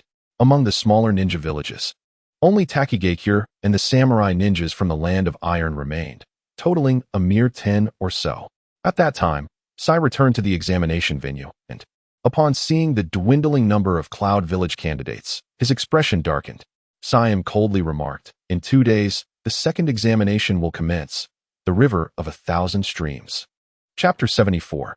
Surely, you do not fear even a 6-year-old child like me? The second stage of the chunin exam, the River of 1,000 Streams, takes place in the Land of Clouds, where nearly 1,000 mountains rise majestically. The waters flowing beneath these mountains form intricate bodies of water that ultimately merge into the sea. Beneath these waters, countless fish thrive, including ferocious piranhas. Each year, our citizens from the Land of Thunder encounter tragedies in these waters, with the death toll reaching into the thousands. The task for the second examination is straightforward. Locate the concealed scroll within the waters and, within 3 days, reach the mouth of the sea to submit it in order to pass. Candidates are earnestly warned that the aquatic beasts of the River of 1,000 Streams are exceedingly perilous. Even our esteemed ninjas from the Land of Clouds have suffered fatalities in these waters, with a mortality rate for those below chunin rank soaring to an alarming 64%. I hope each of you will contemplate this deeply over the next 2 days. After Siam departed, the ninjas from Konoha wore grave expressions. The mortality rate for chunin was shockingly high, indicating that this examination segment was indeed formidable. Upon returning to their quarters, Uchiha Itachi furrowed his brow in contemplation and called for Wu to come closer. The second examination in the Land of Clouds is likely tailored for you. The River of 1,000 Streams is extremely treacherous. Even our Konoha ninjas have perished here before. You must exercise utmost caution, for the candidates from the Land of Clouds are exceptionally skilled swimmers and will undoubtedly ambush you in the waters. Wu inquired curiously, "Will the Raikage or the 8 Tails and 2 Tails intervene?" "That is unlikely," Itachi replied. "After all, the feudal lords of the 5 great nations are present in the Land of Clouds. If it were to be revealed that the Raikage or the tailed beasts attacked candidates, they would surely face joint retribution from the 5 lords, a consequence the Raikage cannot afford. What about the elite ninjas of the Land of Clouds? Will they intervene?" Similarly, the actions of elite ninjas and the Kage are indistinguishable. They too would face punishment. Wu shrugged. "Then what is there to fear? My strength can easily overpower those candidates from the Land of Clouds. Only CHJ from the Land of Mist can pose a challenge." Itachi chuckled. "I am aware of your formidable power, yet do not let your guard down. The River of 1,000 Streams harbors several formidable fish, whose attacks can rival those of elite ninjas. Moreover, Many of these fish do not appear alone but in schools, should you find yourself besieged, even with your current capabilities. You could encounter peril. Wu nodded in understanding. After pondering for a moment, he decided to venture out to investigate the conditions of the river of 1,000 streams. The circumstances in the land of clouds differ markedly from those in Konoha. The forest of death in the Konoha exam is rife with wild beasts, and the mortality rate for chunin entering is undoubtedly surpassing that of the river of 1,000 streams. However, most villagers in Konoha engage in agriculture within the village, as vast plains have been cultivated to construct Konoha, providing ample arable land for the populace. Food is readily available, and villagers need not risk their lives in the forest of death to procure sustenance. If villagers desire to obtain game, the simplest method is to issue a request in the village, and ninjas will hunt and deliver the prey to their homes. Of course, such arrangements are typically reserved for affluent families, as hiring a ninja is a costly endeavor. The circumstances of the Hidden Cloud Village starkly contrast with those of the Hidden Leaf Village. Nestled amidst mountains, the village itself is constructed upon platforms between these formidable peaks.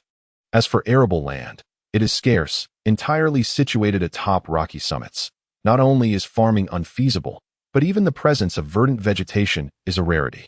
To witness greenery, the villagers have ingeniously resorted to cultivating plants and vegetables on their rooftops. Thus, the conditions for agriculture are utterly lacking. Consequently, the inhabitants of the Hidden Cloud Village have only two means to procure food. One is to become a ninja, embarking on missions to earn rewards, subsequently purchasing ingredients upon their return to the village. The other is fishing. Surrounded by two vast oceans, the land of lightning is abundant in water, which results in frequent rainfall in the Hidden Cloud Village, giving rise to the waters of the Qianchuan region. Although aware of the perilous fish lurking in these waters, the villagers must venture out to fish in order to survive. It is precisely this constant gamble with their lives for sustenance that has forged their robust physiques and indomitable spirits. Before long, Wu arrived at a gathering of villagers. "Gentlemen, I wish to inquire about the Qianchuan waters," he began, but before he could finish, the previously jovial villagers' expressions darkened. Coldly, they replied, "Outsider ninja, you seek to pry into the secrets of our Hidden Cloud Village. Know this, it is impossible." Wu was taken aback by the villagers' heightened vigilance. Even asking a question seemed out of the question. Nevertheless, he remained undeterred, smiling as he explained, "I am a participant in the chunin exams, and our second examination entails searching for items within the Qianchuan waters, not investigating the secrets of your village. If anyone is knowledgeable, I would greatly appreciate your guidance." One elder scoffed, "Since you are participating in the chunin exams, that only means we cannot share anything with you. If you were to learn of our situation, our ninjas would lose their advantage." Wu's eyes gleamed with mischief as a disdainful expression adorned his face. "I once thought the ninjas of the Hidden Cloud Village were formidable. It appears, however, that they are rather cowardly. To hold an exam on your own turf, and fear that we might learn some information. If you are that fearful of losing to us, perhaps you should reconsider hosting the chunin exams altogether." All the villagers' gazes converged upon Wu. "You dare utter such words, boy? Do not presume that we fear you simply because you are a ninja. Someone, apprehend this outsider who dares claim we lack courage. Kill him." "Ah, we lack courage? Come, allow me to show you what true bravery looks like." In a swift motion, dozens of villagers gathered, wielding fish knives, poised to attack Wu. He raised his hands, chuckling. "You Hidden Cloud villagers are indeed formidable. Dozens of you brandishing knives against a mere 6-year-old outsider. How truly brave." Despite being considerably taller than his peers, Wu's youthful visage revealed his tender age. As the villagers observed his nonchalant demeanor, hesitation crept into their hearts. After all, he was merely a 6-year-old child. Attacking him with knives seemed excessively harsh. Perhaps a good thrashing would suffice. Indeed, to take the life of a mere child would tarnish the reputation of our Yunin village. How about this? We shall hand the child over to the esteemed ninjas, allowing them to decide his fate. What a ridiculous notion. He is but a child. Do you not feel embarrassed? Noticing that the surrounding villagers regarded him as just a child, Wu's lips curled into a smirk. With a smile, he addressed the villagers. "Ladies and gentlemen, I am genuinely interested in acquiring information about the Chikawa waters. Your village is known for its martial prowess. Thus, let us engage in an arm wrestling contest. Should I emerge victorious, you shall provide me with a piece of information regarding the Chikawa waters. If I lose, I will reward you with 10,000 ryo." What do you say? Surely, you are not afraid of a mere 6-year-old child, are you? Rest assured, I shall not employ any ninjutsu. Chapter 75. This child must be cheating. The villagers were immediately intrigued. Arm wrestling with you? Winning would yield 1,000 ryo. Losing would grant you information about the Chikawa waters? You won't even use ninjutsu? Goodness, this is akin to giving away money for nothing. Just as many villagers were eager to step forward and challenge Wu. One villager suddenly had a thought and shouted, "Wait. Outsiders are often cunning. This child likely intends to secretly use ninjutsu to secure victory and gain information. I shall fetch a ninja to oversee this." That villager rushed out and soon returned, accompanied by a man with dark skin, light yellow hair, clad in black sunglasses, and wielding 7 blades. A symbol of the iron armor seal was emblazoned on his right shoulder, and his left cheek bore the mark of horns. "What are you dragging me for, you fool?" The man spoke in an odd tone, reminiscent of a rap, yet still peculiar. Wu recognized him instantly and chuckled. "Isn't that the 8-Tails Jinchuriki, Killer Bee?" Killer Bee was known for his restless spirit. He would undoubtedly join in the festivities. After hearing the villagers' excited chatter, Killer Bee quickly grasped the situation and looked at Wu with curiosity. A Konoha ninja child arm wrestling with the villagers, no ninjutsu allowed. Just pure strength to compete. Got it. You fools. Though Killer Bee's strange manner of speaking took some getting used to, Wu understood his intent. "Uncle, rest assured, I shall not employ ninjutsu. However, you must also keep an eye on your villagers. If they lose to me, they must not resort to trickery or provide me with false information." Killer Bee made a gesture with his fingers, assuring him, "Don't worry, with me around, you can be at ease. I shall remain impartial." "Very well, let us commence," Killer Bee declared. A tentacle emerged from behind him, lifting a flat stone to serve as the arm wrestling table. He leaped onto the stone, adopting a serious demeanor. As the match began, he exclaimed, "You fools must not lose to this Konoha brat." Wu positioned himself beside the platform and laid a stack of bills, all of 10,000 ryo, upon the table. "I have prepared the funds. Who wishes to challenge me first?" Initially hesitant about the honor of defeating a child, the villagers, upon seeing the money, surged forward. Who cares about honor? Such opportunities to earn easy money are rare. Best to seize the chance. Soon, a villager with a physique akin to that of a bodybuilder stood opposite Wu, his eyes gleaming as he gazed at the banknotes on the table, reaching out to seize them. However, his hand was abruptly struck by the tentacle of Karabi's octopus. The match had yet to commence. Yet he had already embarrassed himself, foolish and dim-witted. After being struck, the villager chuckled awkwardly, quickly adopting a stance and declaring, "Little brat, don't say I'm bullying you. Even if I win this time, I shall still share a piece of information with you." Wu smiled and replied, "No need for that. Only if I win will you tell me. If I lose, I shall immediately part with 10,000. Since you insist, I shall not hold back." Wu's petite hand was dwarfed by the villager's coarse and massive palm. Wu's hand could hardly encompass even a fraction of the villager's, while the latter's palm completely enveloped Wu's delicate grasp, a stark contrast in size. The surrounding villagers felt a twinge of regret, lamenting that they should have rushed in faster. Perhaps they could have claimed the prize by now. With the tentacle of Karabi resting atop their hands, he gravely announced, 3, 2, 1, begin. At Karabi's command, the muscular villager wore an excited grin and forcefully pressed down, intent on winning before Wu had a chance to reconsider. Yet, in the next moment, the villager's smile froze in disbelief as he beheld Wu's palm, which remained utterly unmoved, firmly anchored in place. Doubting his own strength, the villager exerted even more effort, ultimately straining with all his might, his face reddening. Yet Wu's arm remained steadfast and unyielding.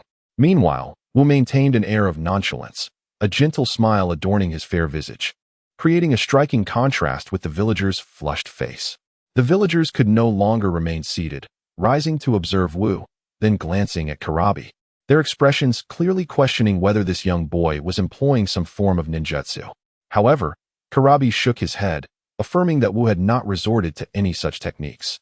Being the Jinchuriki of the 8-Tails and a brother to the Raikage, he would never deceive the villagers. Nevertheless, they remained incredulous. How could this be? Little E may not possess immense strength, but he has lifted fish weighing over 100 pounds with his bare hands. How is it that now he cannot budge a mere child's hand? Indeed, that small hand, that slender arm. I had just seen little E bend the hand of another with ease. Ignoring the villager's murmurs, Wu smiled and asked the muscular villager, Is this truly all your strength? Since you've exhausted your might, I shall begin. With a gentle twist of his arm. Despite the villager exerting every ounce of his strength, veins bulging on his forehead and arms, Wu effortlessly overpowered him. The muscular villager, begrudgingly, shouted at Karabi, "That kid must be cheating." Before he could finish, Karabi's octopus tentacle sent him flying. "I do not cheat, foolish one." Left with no choice, the muscular villager approached Wu, complying to share intelligence regarding the Chinchuan waters. On the southwestern side of the Chinchuan waterway lies a trio of contiguous peaks, notorious for harboring a ferocious school of piranhas that could devour even a vessel whole. Heed this warning. Upon uttering these words, the muscular villager retreated into the crowd, a look of trepidation on his face. Wu possessed an intimidating strength, rendering any attempts to overpower him futile. However, some villagers remained skeptical, pondering how someone with arms no thicker than 1/3 of theirs could possibly possess such might. Soon, a handful of daring villagers approached Wu to engage in an arm wrestling contest.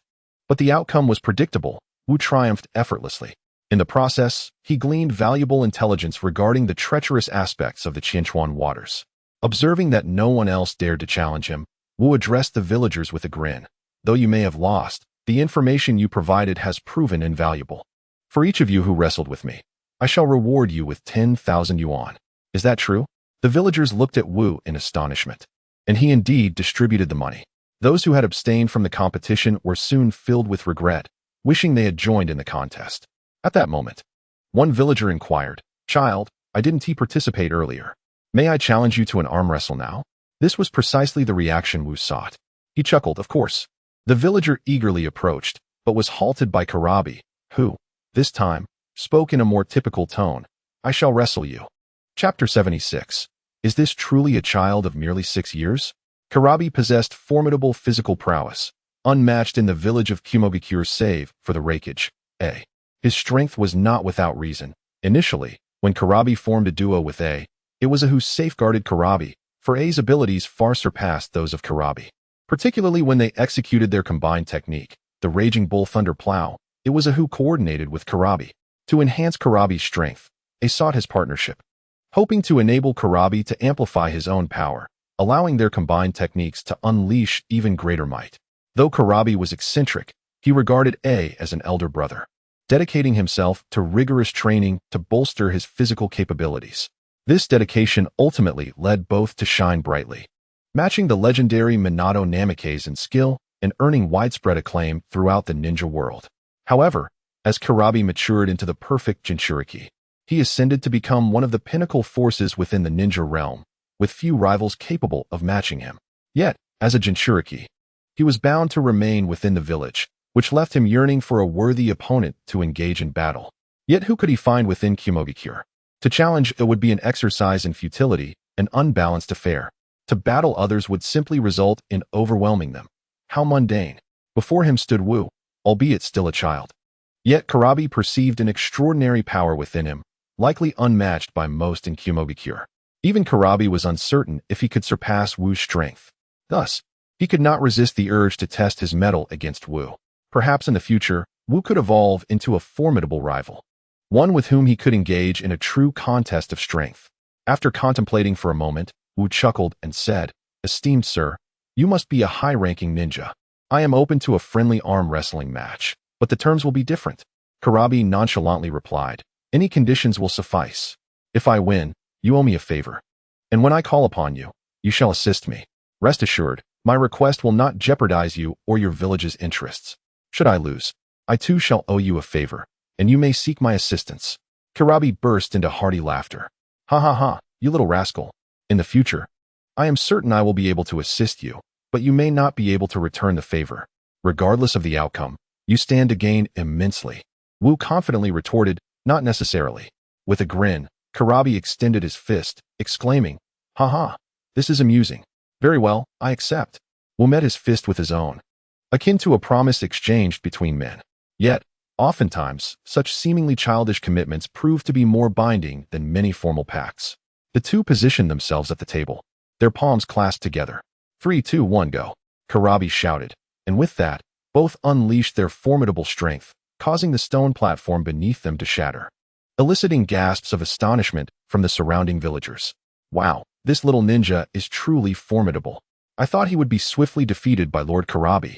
The fact that he could hold his ground against Karabi, even if just for a fleeting moment, was remarkable. Now, witnessing him stalemate with the esteemed Karabi, I cannot begrudge my loss. Karabi is second only to the Raikage. This little ninja is impressive. Ignoring the astonished villagers, Wu concentrated on the arm wrestling contest with Karabi. Even as the stone platform crumbled, they remained locked in combat, their strength causing the ground to crack beneath them. Yet, neither could gain the upper hand. At that moment, Wu surged with renewed vigor, unleashing a terrifying force that began to bend Karabi's wrist.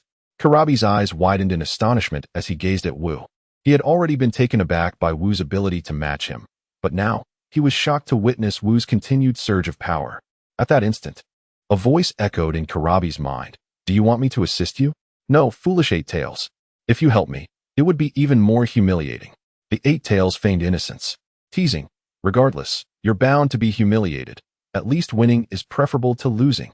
No, I still feel it would be more embarrassing to win against a child using your strength. Ha ha ha. Then I shall leave you to it. The Eight Tails watched the spectacle, eager to see Karabi bested by a child, which might lead to his own cancellation. Karabi's forehead and arms bulged with veins as he grit his teeth and let out a low growl, exerting every ounce of strength in a desperate attempt to reclaim dominance. Yet it proved futile, as Wu gradually pressed him downward. Finally, when Karabi's arm was bent at a right angle, Wu released his grip. Karabi stared at his palm, where a distinct small red handprint had formed, momentarily at a loss for words.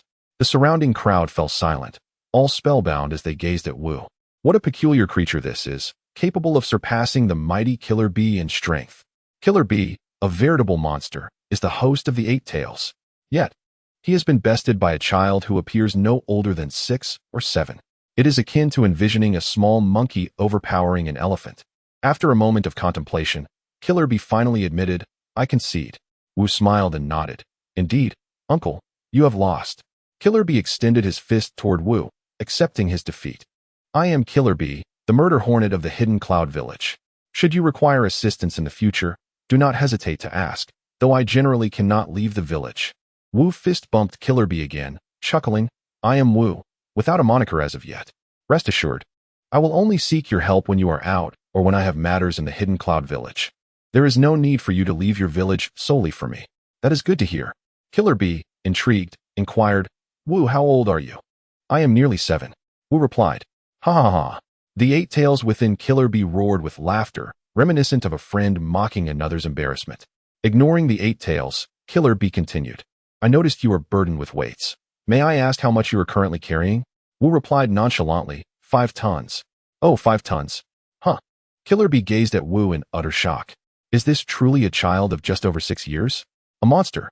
Like all Jinchuriki, Killer Bee was once viewed as a monster himself, and now he was experiencing what it felt like to be on the receiving end of such a gaze. Upon hearing Wu's answer, even the Eight Tails ceased to mock Killer Bee, staring at Wu in astonishment.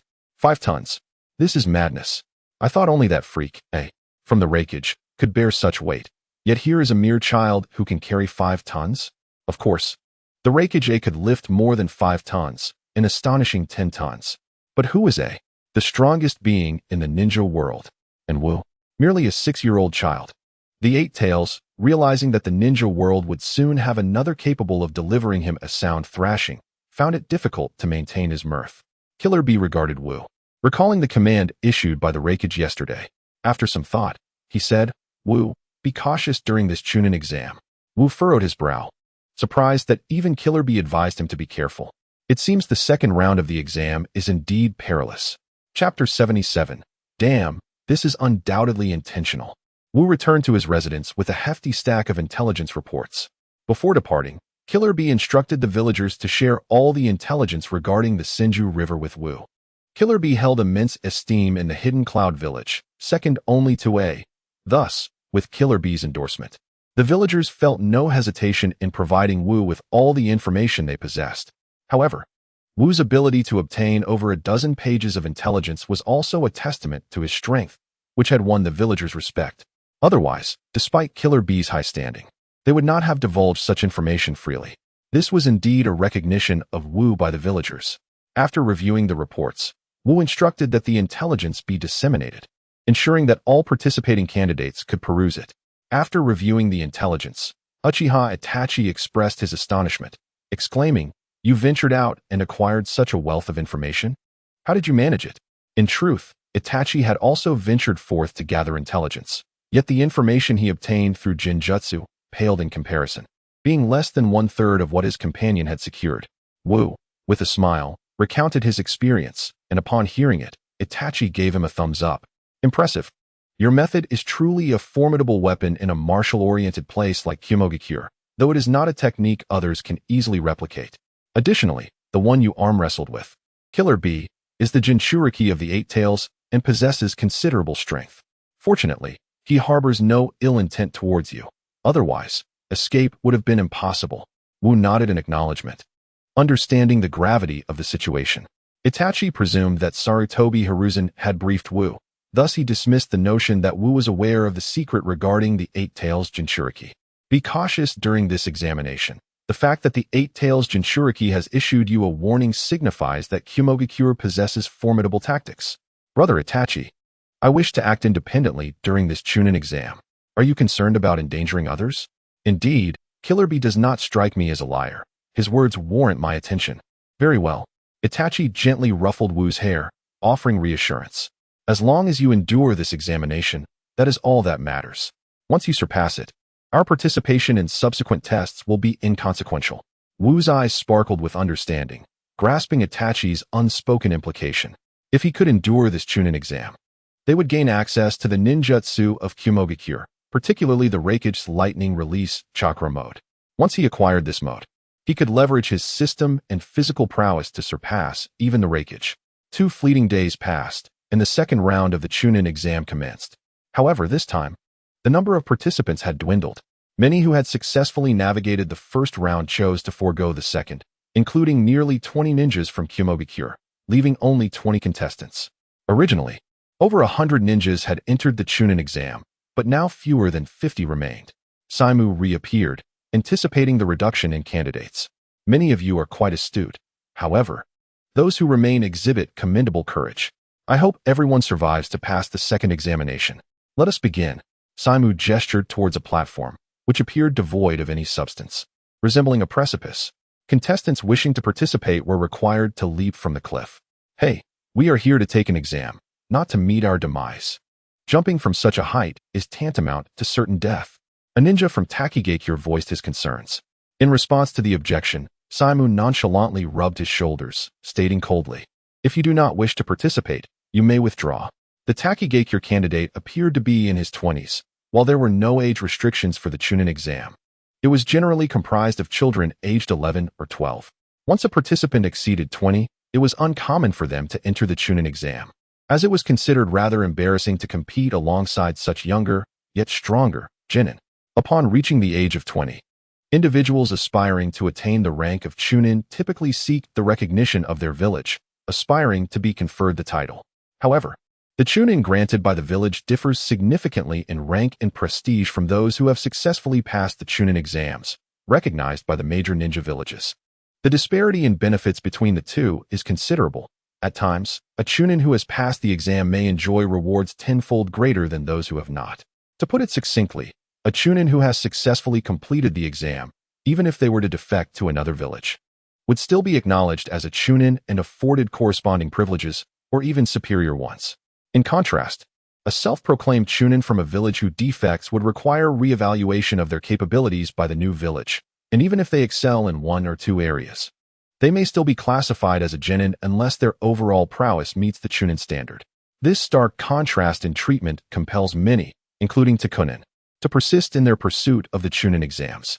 Despite being fully aware of the inherent dangers, the prospect of this potentially being their final opportunity drives them to participate.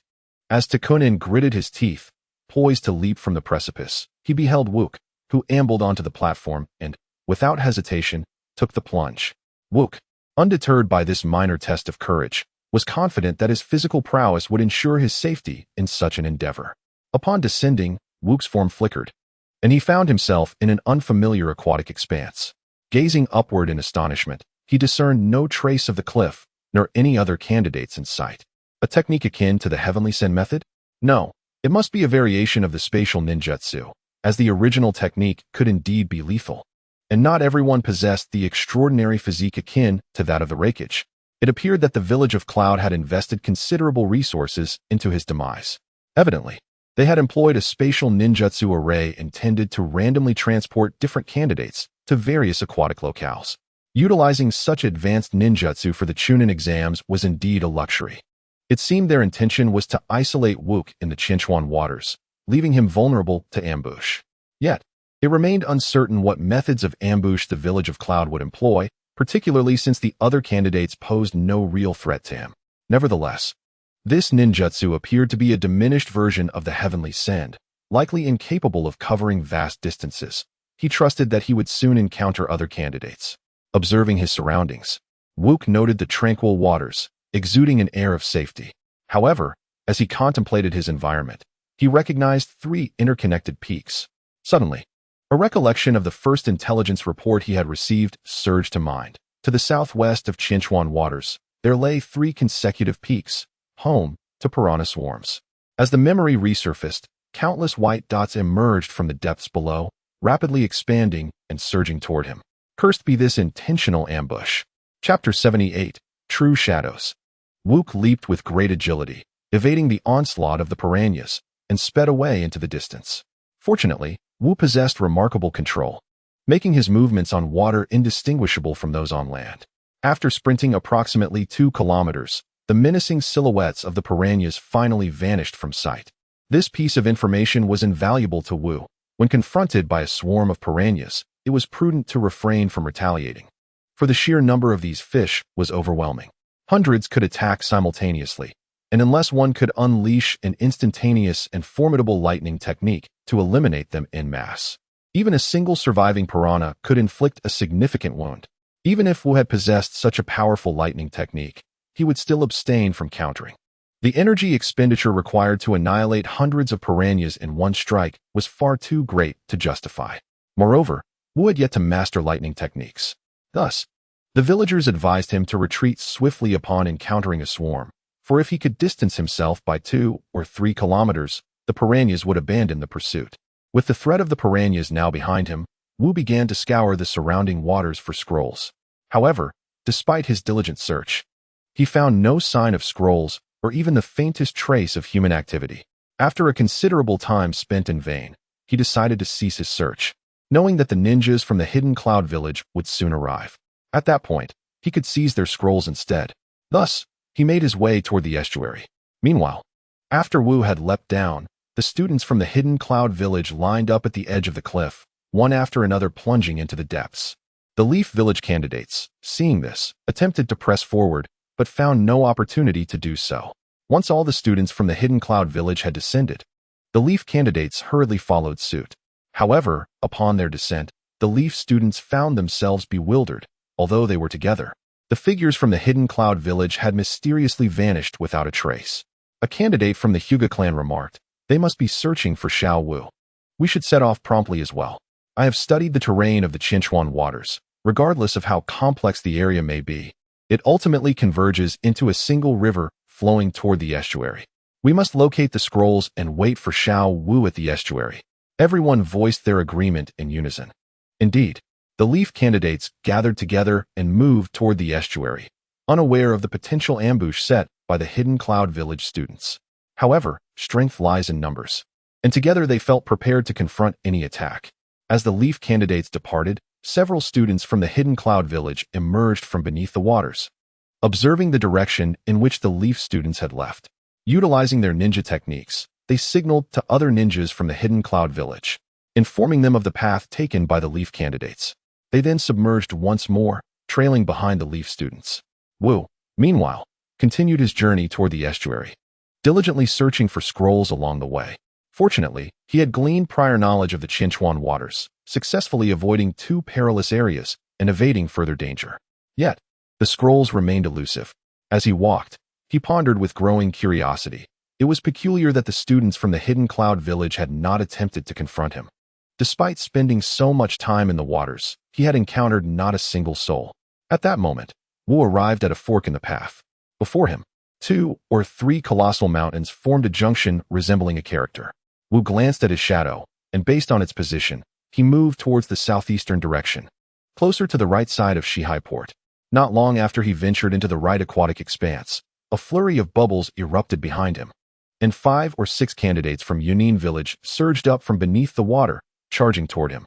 Observing this, a disdainful smile curled upon Wu's lips as he advanced toward the candidates from Chunin village. When they were still about 100 meters apart, all the candidates unleashed their lightning-release ninjutsu, but instead of targeting Wu, they directed it into the water. Wu, remaining vigilant, halted and attuned himself to his surroundings. At that moment, a dark line shot forth from the depths, and Wu swiftly swung his light blade, cleaving the line in two. However, the severed dark line retaliated by firing a water arrow at him. The arrow's power was minimal, yet its speed was astonishing. Although Wu perceived it as a minor threat, he prudently sidestepped. The water arrow grazed his clothing, and in an instant, it began to corrode and dissolve. Quick to react, Wu brandished his light blade, severing the affected garment. Soon, the portion struck by the arrow was entirely eroded, transforming into a few drops of black liquid that plummeted into the water. The formerly tranquil surface erupted, as if boiling. The once clear and transparent water instantly morphed into a murky black, spreading outward at an alarming rate. Without hesitation, Wu lightly tapped the surface, swiftly retreating to evade the noxious area. The dark line he had cleaved now lay on the surface, revealing a serpent of a yellow-gray hue, its tail resembling a multi-headed soul extractor. When Wu turned to regard the candidates from Chunin village, they had already vanished from sight. Who says the ninjas of Chunin village are merely brash? How cunning! Had he been the slightest bit careless, he might have succumbed to a lethal toxin. Merely brushing against the poison on his clothing was enough to turn the surrounding water into a toxic brew. Such a terrifying venom would incapacitate even one with a robust physique like his. This revelation compelled Wu to reassess his previous underestimation of the candidates from Chunin village. Although their strength paled in comparison to his own, their intimate knowledge of the terrain and aquatic creatures allowed them to harness the dangers of the Qianchuan waters to inflict harm upon him, perhaps even to take his life. Complacency was not an option. He must delay the candidates from Chunin village to ensure that the Konoha candidates could successfully navigate the second phase. With this thought in mind, Wu remained watchful, reducing his pace significantly as he continued toward the direction of Guihai Port. Just a few steps into his movement, candidates from Chunin village reappeared on both sides of the water, 5 on each flank, simultaneously unleashing their lightning-release ninjutsu. Again, Wu disregarded the underwater threat and charged toward one side of the ninjas. However, he had barely taken 2 steps before retreating. Initially, he had anticipated encountering 2 serpents in response to the dual assaults from the candidates on either side, but instead, 7 or 8 emerged, forcing Wu to concentrate solely on dealing with the serpents. In a perilous encounter, Wu deftly evaded the venomous strikes of all the serpents, ultimately vanquishing each one. However, when he sought to pursue the candidates from the Hidden Cloud village, he found them once again vanished from sight. Although Wu felt a tinge of frustration, he comprehended that this was merely a strategy of attrition employed by the Hidden Cloud candidates, who, leveraging their intimate knowledge of the terrain and aquatic creatures, incessantly orchestrated crises for him, compelling him to tread cautiously.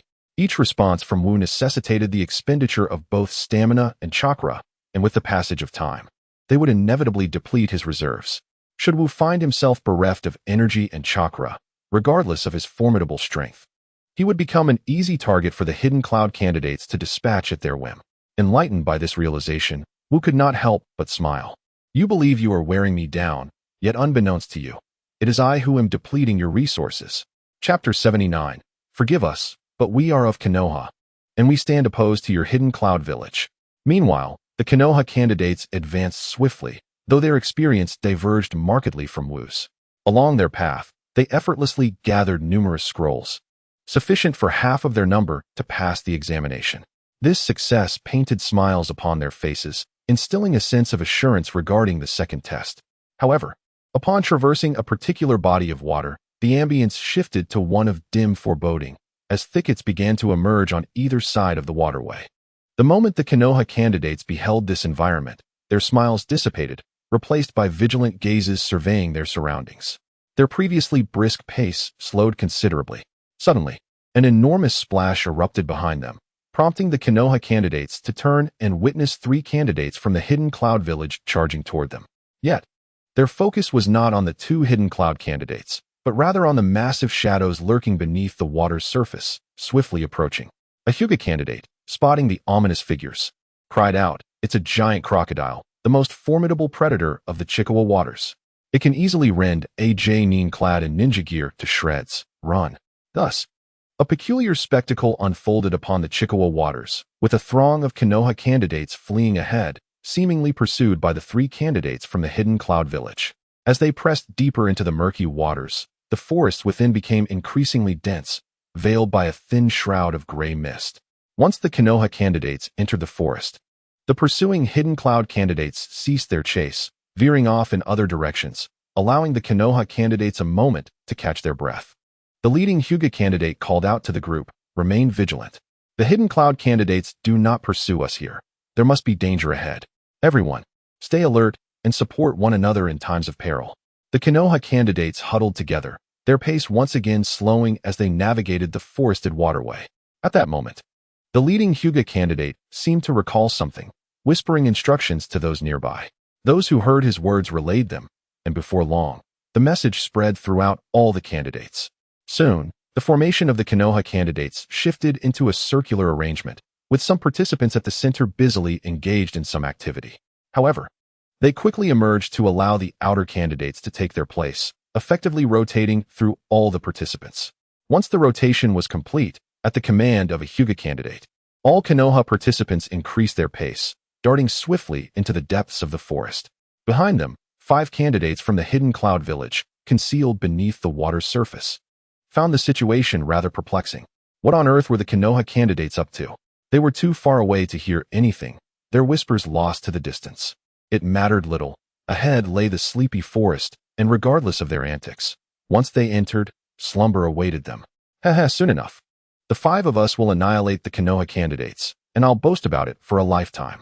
Look at your bravado. We have yet to even breach the land of fire and overthrow Konoha. You can save your boasting for later. Ha ha ha. Your vision is truly grand. The 5 followed closely behind the Konoha candidates, entering the forest together. As they ventured deeper, the trees had grown so densely that they encroached upon the riverbed, which had narrowed to a mere meter in width, while a thick gray mist enveloped the area. At that moment, a Konoha candidate exclaimed, "Look! Isn't that gray mist moving?" Another dismissed it, saying, "Isn't it normal for mist to move? It just needs a breeze." But there was no wind. Indeed, without wind, how could the mist be stirring? The gray mist, which had been drifting among the trees, suddenly surged towards the Konoha candidates as if swept by a mighty gust. As it approached, the candidates were horrified to discover that what they thought was mist was, in fact, a swarm of tiny insects. These insects resembled flies, albeit smaller, with sharp, pointed mouths. The densely packed gray insects formed a cloud that advanced upon the Konoha participants. Desperate to evade, it was already too late. They were enveloped by the swarm, and soon all the Konoha candidates collapsed, floating in the water, appearing not to have been attacked, but rather succumbed to an inexplicable slumber. Some even emitted soft snores. Witnessing this scene, the hidden cloud ninjas, who had been lurking beneath the water, quickly surfaced and rushed towards the Konoha candidates. It seemed as though they bore some kind of protective barrier. As they approached, the surrounding gray mist retreated, returning to the trees, unwilling to come near the cloud candidates. Ha ha ha, what fools the Konoha lot are. We warned them that the Chinchuan waters were perilous, yet they remained so careless. It seems they have grown complacent in their comfortable lives, losing their vigilance. This is hilarious. They thought that by clustering together, we would be powerless against them. Now, they are ours to capture. Let us bind them. Our mission will be accomplished and even exceeded. I believe our scores will be high, and securing the chunin title is certainly within our grasp. Why the haste? After being attacked by the sleep-inducing flies, it takes at least 10 hours to regain consciousness. We have plenty of time, so let us proceed leisurely. By the way, are we the only 5 tasked with completing the mission at Guihai Port? Aren't the others joining us? Are you foolish? This mission solely involves us 5 ambushing the main forces of Konoha, while the other dozen or so will deal with that child. At this moment, a candidate from Yunin village suddenly realized and shouted, "Who is it? Regardless of which ninja village you hail from, we only engage with the shinobi of Konoha and have no intention of clashing with other villages. The candidate from Yunin village believed these were candidates from another village, and as they were on the brink of harvesting their victory, they certainly did not wish for complications to arise at this juncture. Just then, numerous figures emerged from the surrounding waters of Yunin village. Leading them was a candidate from the Hyuga clan, who smiled and addressed the Yunin ninja. "Apologies, but we are from Konoha and are here to confront your village." The 5 candidates from Yunin village were left utterly speechless, staring incredulously at the Hyuga candidate. You weren't attacked by the sleep-inducing flies? "We owe our gratitude to your enthusiastic villagers. Thanks to them, we acquired intelligence about the sleep-inducing flies. Since we are aware of the information, we certainly would not foolishly charge in." The Hyuga candidate inquired with a smile. "Did you think we were merely playing around when we shifted formations? We were alternating the use of shadow clones to conceal our true selves beneath the water." The Yunin shinobi finally grasped the situation, albeit a bit too late. After stripping and binding the 5 Yunin candidates to a tree, the Hyuga candidate smirked. "I wonder how things are faring on the other side. I truly anticipate it." Chapter 80. If we must apologize, why not do it now? Under the assault of the Yunin candidates, Wu gradually retreated to a new body of water. This area was unlike any other, surrounded by rocks with not a blade of grass in sight, and the river was exceptionally clear, allowing one to see the stones at the bottom. However, upon arriving in this new domain, Wu noticed that the Yunin candidates seemed to vanish, with not a sound to be heard, completely different from before when they frequently emerged to attack him. At this moment, Wu stared at the stones at the riverbed, his brow furrowed in contemplation, yet he soon set off again towards the direction of Guihai Port. Just then, a dozen or so Yunin candidates appeared simultaneously, forming a large encirclement around Wu. Wu smiled. "So, you do not intend to sneak attack, but rather to engage in a group assault?" The leader of the Yunin ninja let out a cold laugh, offering no reply to Wu, but instead called out to the Yunin candidates, "Attack!" The Yunin candidates began hurling shuriken at Wu, and in an instant, countless shuriken flew towards him. Faced with the barrage of shuriken from Yunin village, Wu remained unfazed, deftly wielding his short blade to deflect the incoming projectiles. However, he soon realized that only a small portion of the shuriken were aimed at him. The majority were not targeting him at all, but rather the surface of the water upon which he stood. The shuriken soared high before crashing down heavily onto the water's surface. Originally, Wu believed that they intended to obstruct his movements. However, if that were the case, it seemed unnecessary to employ such an abundance of shurikens. As the shurikens pierced the water and ultimately sank to the riverbed, they appeared to awaken some terrifying creature, causing the very stones at the bottom of the river to tremble.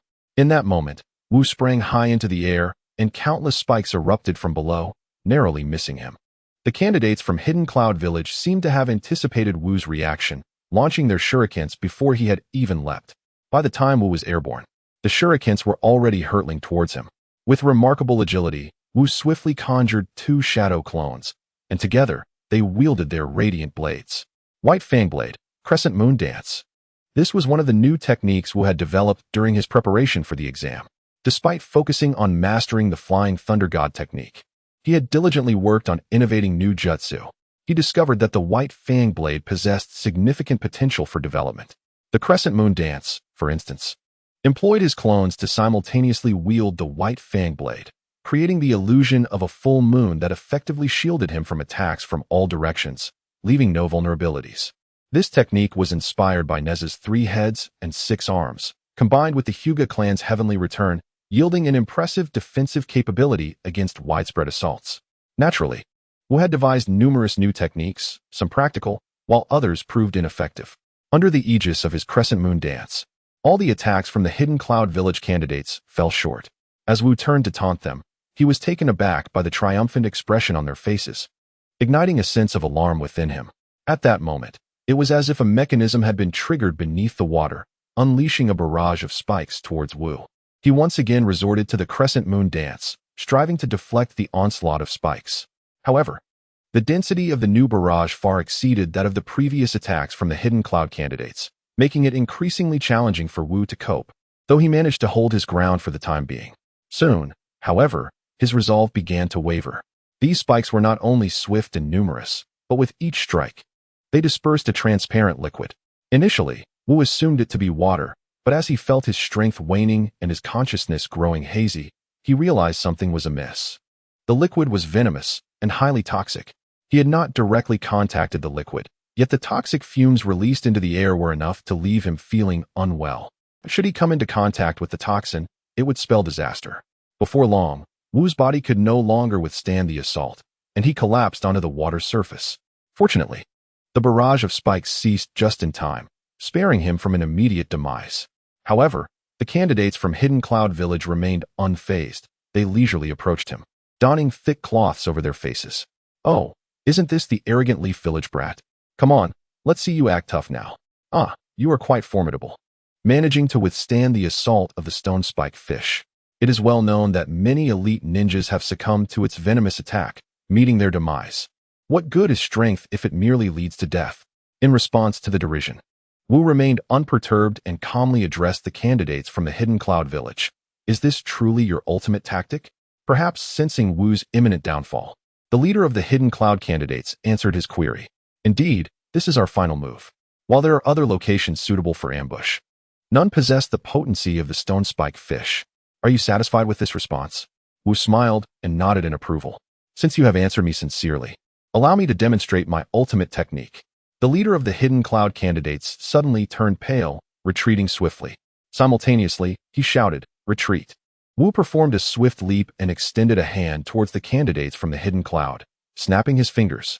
The candidates fled in panic, unleashing various ninjutsu attacks upon Wu. With the sound of his snap echoing, before the candidates' attacks could reach him, Wu's figure transformed into a cloud of smoke, vanishing from sight. "This is bad. Have we been contending with mere shadow clones all along?" The Hidden Cloud ninjas returned to investigate, only to find that Wu had indeed disappeared. The initial joy of completing their mission was swiftly replaced by the humiliation of being toyed with and the despair of failure, leaving the candidates at a loss. "What should we do? That little leaf brat has escaped, and upon our return, we shall surely face Lord Saimu's wrath." The leader of the Hidden Cloud candidates expressed his agitation. Being scolded is trivial, but this mission was a direct order from Lord Raikage. How shall we hold our heads high before him now that we have failed? All the Hidden Cloud candidates fell silent. In their minds, the Raikage loomed like a deity. After finally receiving a direct command from him, they had hoped to excel in his presence, only to botch it. "Let us proceed with the examination, and then seek Lord Raikage to offer our apologies." At that moment, Wu's voice resonated once more. "Since you wish to apologize, why not do so now?"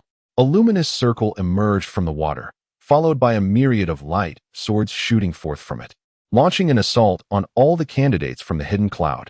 The speed of the light swords was astonishing, reaching the Hidden Cloud candidates in an instant, covering a vast area of over 100 meters. The candidates had no time to react. In the blink of an eye, they were enveloped by countless light swords. Just as the candidates from the Hidden Cloud believed their fate was sealed, the array of light swords vanished, leaving them with wounds but avoiding fatality. It appears that had the array lingered for just a moment longer, they would have all perished.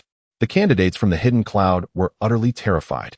The sensation of teetering on the brink of death and then miraculously surviving left them all gasping for breath, utterly disheveled. What had just transpired? How had that sword formation vanished? Did that little brat from Konoha run out of chakra, causing his ninjutsu to fail? One disgruntled contestant from the village hidden in the clouds exclaimed, "Damn it! I was tricked by a shadow clone once, and now again. That little brat from Konoha truly deserves a reckoning." The leader of the contestants, upon hearing this, swiftly delivered a slap to the speaker. "Tricked? How do you think we got these injuries? Are you devoid of common sense? And you dare claim his ninjutsu has failed? Whose ninjutsu could be controlled so meticulously, halting just shy of annihilating us? He chose not to kill us. He was merely exercising restraint during our examination in the village hidden in the clouds. Do you genuinely believe he could not have obliterated us? He simply chose not to, and you still have the audacity to call him a brat? In his presence, we are the real children." After receiving a stern reprimand from the leader, the surrounding contestants from the village hidden in the clouds began to reflect more deeply and found merit in the leader's words. After all, the prowess displayed by that little brat from Konoha had already eclipsed them all. Initially, they had incited the Arrow Viper to attack Wu, knowing that even AJ Nin would have to tread carefully against such a swift adversary, evading both its rapid strikes and the deadly poisoned arrows that would spell certain doom if struck. Following that, the assault from the stone-spiked fish posed an even greater threat. It was a terrifying creature capable of endangering the lives of Nin. Under the full-force assault of the stone-spiked fish, even the slightest chance of survival for Nin was slim. Wu had managed to withstand the attacks unscathed, only appearing to be incapacitated by the creature's toxic fumes, which already surpassed the capabilities of most Nin. Moreover, his feigned incapacitation was just that, an act, since they were attacking his shadow clone, which could not be poisoned. In hindsight, Wu seemed all the more formidable. He had merely employed a single shadow clone, which typically possesses only 1/3 of the original strength. If the original had been present, how much worse would their fate have been? A solitary shadow clone had nearly decimated their group of over a dozen individuals. And all this occurred within a terrain they were intimately familiar with, where they had laid numerous traps. The crux of the matter was that their near annihilation was not due to their ability to withstand his attacks, but rather because he had chosen to forego their demise. Otherwise, they would have already become corpses. Boss, what should we do now? Should we even continue with the exam? The leader understood the implication behind this question. Faced with an opponent of Wu's monstrous caliber, the contestants from the village hidden in the clouds saw no necessity to persist in the examination. It was important to note that the upcoming rounds would involve pairwise battles. Even if they drew Wu, how could they possibly contend with him? Would that not be tantamount to courting death? Even if they were fortunate enough to avoid Wu, drawing a contestant from the village hidden in the mist, notorious for its blood mist, would also spell certain doom. Even with the utmost fortune, the other candidates from Konoha sustained no injuries during the 2 examinations, their strength remaining entirely intact. Yet, for them, their bodies bore numerous sword wounds. Though not severe, they were not injuries that would heal swiftly. The others stood unscathed, their spirits high, while they faced the remnants of their own battered physiques and diminished morale. How could they possibly contend with such a disparity? The leader among the candidates pondered for a moment. Given their injuries, seeking aid from their instructors for the sake of survival seemed entirely reasonable, did it not? However, such a plea for assistance would result in the forfeiture of their examination eligibility, rendering them incapable of completing the second round, which also appeared quite logical. The others exchanged glances, nodding in agreement. Indeed. Meanwhile, the candidates from Konoha had arrived at the return point, ignoring the astonished expressions of their teachers. Each of them dutifully submitted their scrolls, successfully completing the task. When Hinata presented his scroll to the instructor, the teacher inquired, "Name?" "Wu." "Very well, Wu." Just as the teacher was about to record this, he abruptly looked up at Wu, furrowing his brow. "I have a recollection of a Wu from Konoha. He is not from the Hyuga clan." Wu snapped his fingers, dispelling his transformation technique. The teacher scrutinized Wu for a moment, seemingly verifying something. But as he lowered his gaze to continue writing, his expression darkened significantly. Once everyone had finished registering, the instructor coldly announced, "All candidates from Konoha have completed the examination. Congratulations on passing." Hearing the teacher's tone, reminiscent of delivering mournful news, Wu couldn't help but chuckle, leading the group back. Upon reaching their lodgings, Wu received the memories from his shadow clone and exclaimed in frustration, "Damn it, we nearly succeeded. How could we fail so coincidentally?" In truth, Wu's light sword array had indeed failed. It was a large-scale attack technique he was testing with the blade of White Fang. However, the technique was still immature, requiring extensive preparation time. During this time, his shadow clone nearly allowed the candidates from Kumogakure to escape. Furthermore, it was unstable. Just as his light sword was about to pierce through the Kumogakure candidates, it collapsed, allowing them to evade capture. Nevertheless, this was an unavoidable circumstance. The experiment was still in its infancy. The primary goal was to enable the blade of White Fang to function without relying solely on a short blade. Utilizing a unique material for crafting ninja tools, he connected these materials using chakra threads, releasing a substantial amount of chakra to invoke the blade of White Fang. Yet, this method proved exceedingly unstable. Even the slightest fluctuation caused the entire formation to collapse. As for the notion of exercising restraint during the examination in Kumogakure, fearing to harm their candidates, Wu could only scoff at such a thought. His intention was to eliminate the Kumogakure candidates. Now that Konoha had resolved its internal strife and elevated its strength, it was time to address external threats. He aimed to utilize this examination to retaliate against Kumogakure for their previous actions against Konoha, to extinguish the lives of their candidates, inciting the Raikage wrath against them. Once the Raikage took action, he would face retribution from the 5 great nations, further diminishing Kumogakure's power. If the Raikage dares to strike against Konohagakure despite the sanctions imposed by the 5 great shinobi nations, then Konohagakure would have justifiable grounds to declare war on the Hidden Cloud Village. At that juncture, he could commence the gradual realization of his vision to unify the ninja world. Chapter 82. Why must my ninjutsu take so long to learn? Wu's conception of peace is quite straightforward. To achieve a peaceful world, one must first establish a unified nation. Only by unifying the ninja realm can one mobilize the various elemental ninja legions to transform the environmental landscape of the world. With a conducive environment, survival becomes significantly more feasible. Imagine, if you will, the transformation of the deserts of the land of wind into lush oases, the rocky terrains of the land of earth into verdant hills, the 1,000 rivers of the land of lightning into level plains, and the isolated land of water connected to the continent. Such changes would fundamentally alter the entire structure of the ninja world.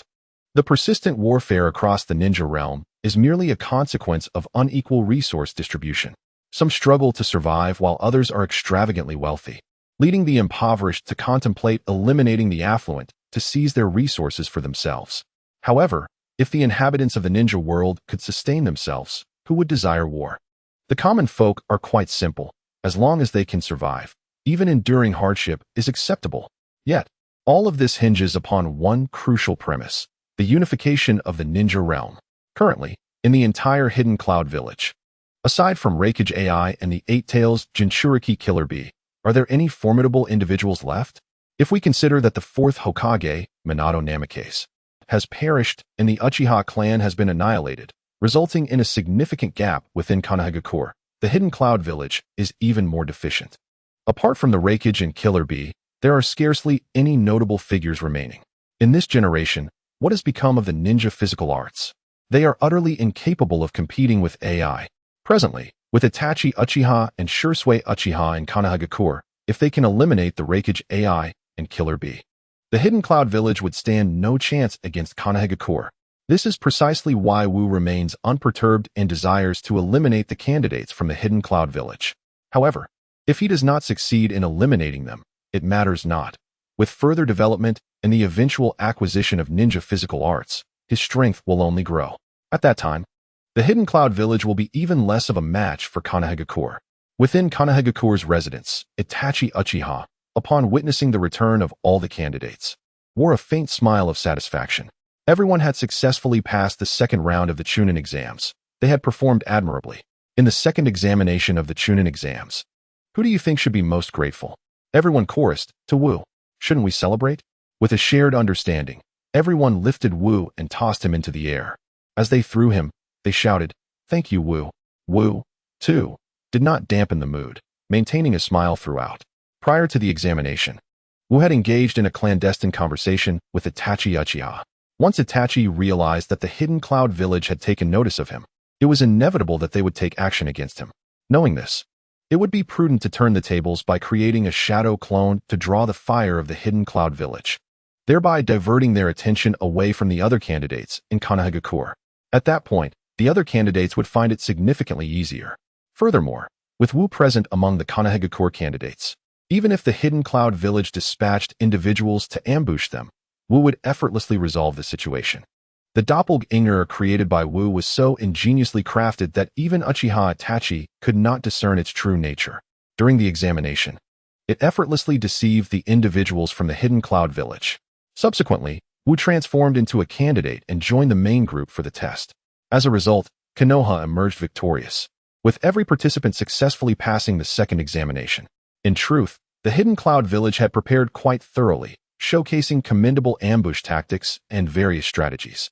Particularly noteworthy was the stone spike fish. Had Wu's true self ventured there, he would have faced considerable peril. Fortunately, it was merely a clone that ventured forth. That location harbored a high mortality rate even for elite jonin. Had it been anyone else, they would have undoubtedly met their demise. This fortunate circumstance was largely attributed to the warning from Killer Bee. With such foresight, Wu recognized the impending dangers of this examination, solidifying his resolve to employ a doppelganger to divert attention. Utilizing a doppelganger to draw fire posed no significant drawbacks. Even if he failed to attract the main force of the hidden Cloud Village candidates, luring a portion of them would still yield substantial advantages for Wu. However, he was taken aback to discover that half of the candidates from the hidden Cloud Village chose not to participate, particularly the 3 disciples of Killer Bee, whose abilities surpassed those of typical chunin. Their absence meant Wu might have needed to exert more effort had they been present. The distribution of candidates from the hidden Cloud Village during the second examination further illustrated their intent to eliminate Wu. They dispatched a mere 5 individuals to confront the main group, and these were not particularly astute, allowing Wu to easily capture them with minimal effort. Conversely, a formidable contingent of 15 was assigned to deal with Wu. Considering there were only 20 candidates from the hidden Cloud Village participating in the second examination, it was akin to sending 3/4 of their forces to eliminate him. They diligently pursued Wu, exhausting his physical stamina and chakra, employing venomous snakes against him, and ultimately resorting to the lethal stone spike fish. Wu initially contemplated wearing down these candidates from the hidden Cloud Village. However, upon witnessing their deployment of the stone spike fish, he could not restrain himself from unleashing a yet-to-be fully developed large-scale technique.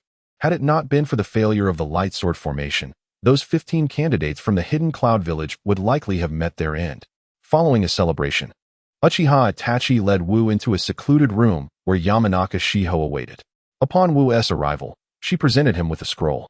Wu's eyes brightened, recognizing it as the Raikage's lightning release chakra mode. He hastily unfurled the scroll, which indeed contained the details of the lightning release chakra mode. Furthermore, it astonishingly documented some of the Raikage's martial arts as well.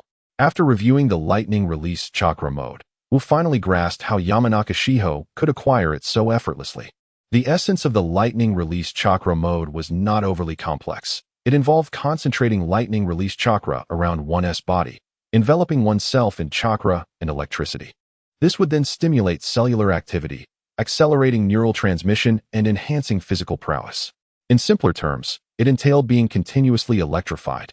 By maintaining this electrical stimulation, one could grow stronger through the very act of being charged, like the third Raikage, whose body, stimulated by lightning, became so formidable that he could confront tailed beasts head-on, ultimately overpowering the 8 tails and even breaking one of its horns. Notably, the third Raikage remained unscathed amidst the assault of 10,000 shinobi from Iwagakure, only to be worn down to death. Of course, there are risks associated with electricity. A moment's lapse could prove fatal. Mastering the lightning release chakra mode is not an endeavor that can be accomplished in a day. It demands years of enduring the torment of electric shocks to attain greater strength. Thus, practitioners must withstand the prolonged agony of being electrified. Upon completing his reading, a prompt from the system resonated in an instant. Congratulations, host, you have acquired a new skill, lightning release chakra mode. The lightning release chakra mode is a body refinement technique. As the host has engaged in long-term body training, the level of lightning release chakra mode has ascended to 6. Congratulations, host, you have mastered the lightning release armor. Congratulations, host, you have learned the lightning body flicker technique. Congratulations, host, you have acquired the hell stab technique. Although accustomed to the speed of learning physical techniques, Wu still felt compelled to voice a complaint. Why do my ninjutsu skills take so long to master? Chapter 83. I feel unwell. Wu glanced at the painfully slow progress bar for the Flying Thunder God technique and let out a deep sigh. Uchiha Itachi, observing Wu's sigh, furrowed his brow. Little Wu, is the lightning release chakra mode particularly challenging to learn? Uchiha Itachi picked up the scroll for examination. This lightning release chakra mode appears rather simple. It merely requires extensive practice, albeit a rather torturous process. Attempting the training method outlined in the scroll, Uchiha Itachi swiftly manifested the technique. Countless bolts of lightning erupted around him, dancing vigorously. Soon, a look of anguish crossed his face, prompting him to cease the execution. So this is the lightning release chakra mode. The process is excruciating, yet the benefits are evident. I can feel my body's cells becoming extraordinarily invigorated, and my thought processes have accelerated significantly. In such a brief span, I can already perceive these advantages. No wonder the Raikage possesses such exceptional physical prowess. With this realization, Uchiha Itachi turned to comfort Wu. Little Wu, I understand your disappointment with the lightning release chakra mode, feeling it cannot be mastered quickly, hence your sigh, right? Do not worry.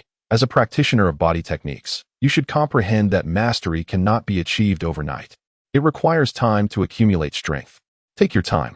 You are still young, and when you mature, your power will undoubtedly surpass that of the Reikage. Even Yamanaka Shikaku patted Wu on the shoulder, signaling him not to rush. Wu looked at the two, puzzled. Why are you comforting me? I have already learned the lightning release chakra mode. Uchiha Itachi nodded. I am aware of your talent and physical techniques. I could grasp it at a glance, and you certainly can as well. We merely hope you do not become impatient. Itachi, my understanding of learning may not align with your expectations. What do you mean it's different? At that moment, Wu demonstrated the lightning release chakra mode. Wu's hair suddenly rose as if he had entered a scion mode, surrounded by countless bolts of lightning that coalesced into a silvery armor, shimmering with flickering arcs of electricity. Exuding an imposing aura, due to his years of rigorous training and physical techniques, the system elevated his lightning release chakra level to 6, allowing him to manifest an armor of lightning release chakra, radiating a terrifying might. Uchiha Itachi instinctively closed his mouth, the corners of his lips twitching involuntarily. The understanding of the lightning release chakra mode that he grasped was fundamentally different from Wu's comprehension. While he too had quickly learned the lightning release chakra mode, it merely resulted in erratic arcs of electricity dancing across his body, causing excruciating pain akin to enduring electric torture.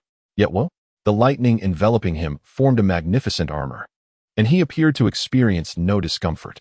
In fact, the terrifying vision granted by his Sharingan revealed that he felt utterly invigorated. Indeed, for a novice in the lightning release chakra mode, it was akin to experiencing electrocution, but for Wu, whose body had already been enhanced, it felt like a soothing electric massage, a delightful sensation throughout his entire being. Shiki glanced at the rapidly learning Itachi and then at Wu, who not only mastered the technique, but had also seamlessly utilized the lightning release chakra armor. He silently clasped his chest. I feel a bit unwell. I shall take my leave. Shiki had acquired the lightning release chakra, yet he was unable to master the lightning release chakra mode, primarily due to his physique lacking the lightning attribute and the fact that his body was infested with insects, rendering him incapable of learning it. It was akin to witnessing a transcendent martial art that promised strength upon mastery, yet he could only watch helplessly. At that moment, two prodigies stood before him, each more formidable than the last. Not only did they learn the technique, but they also showcased immediate results, leaving him with nothing but envy and jealousy. A feeling that was far from pleasant. Wu gazed at a porcelain vase in the room, extending 4 fingers into a handblade. Hellspike, 4 books through the hand. With a flash, Wu appeared before the vase as if teleporting, his hand blade thrusting forward with such force that it pierced straight through the porcelain vase. The most astonishing part was that the vase remained intact, as if punctured by the sharpest of daggers.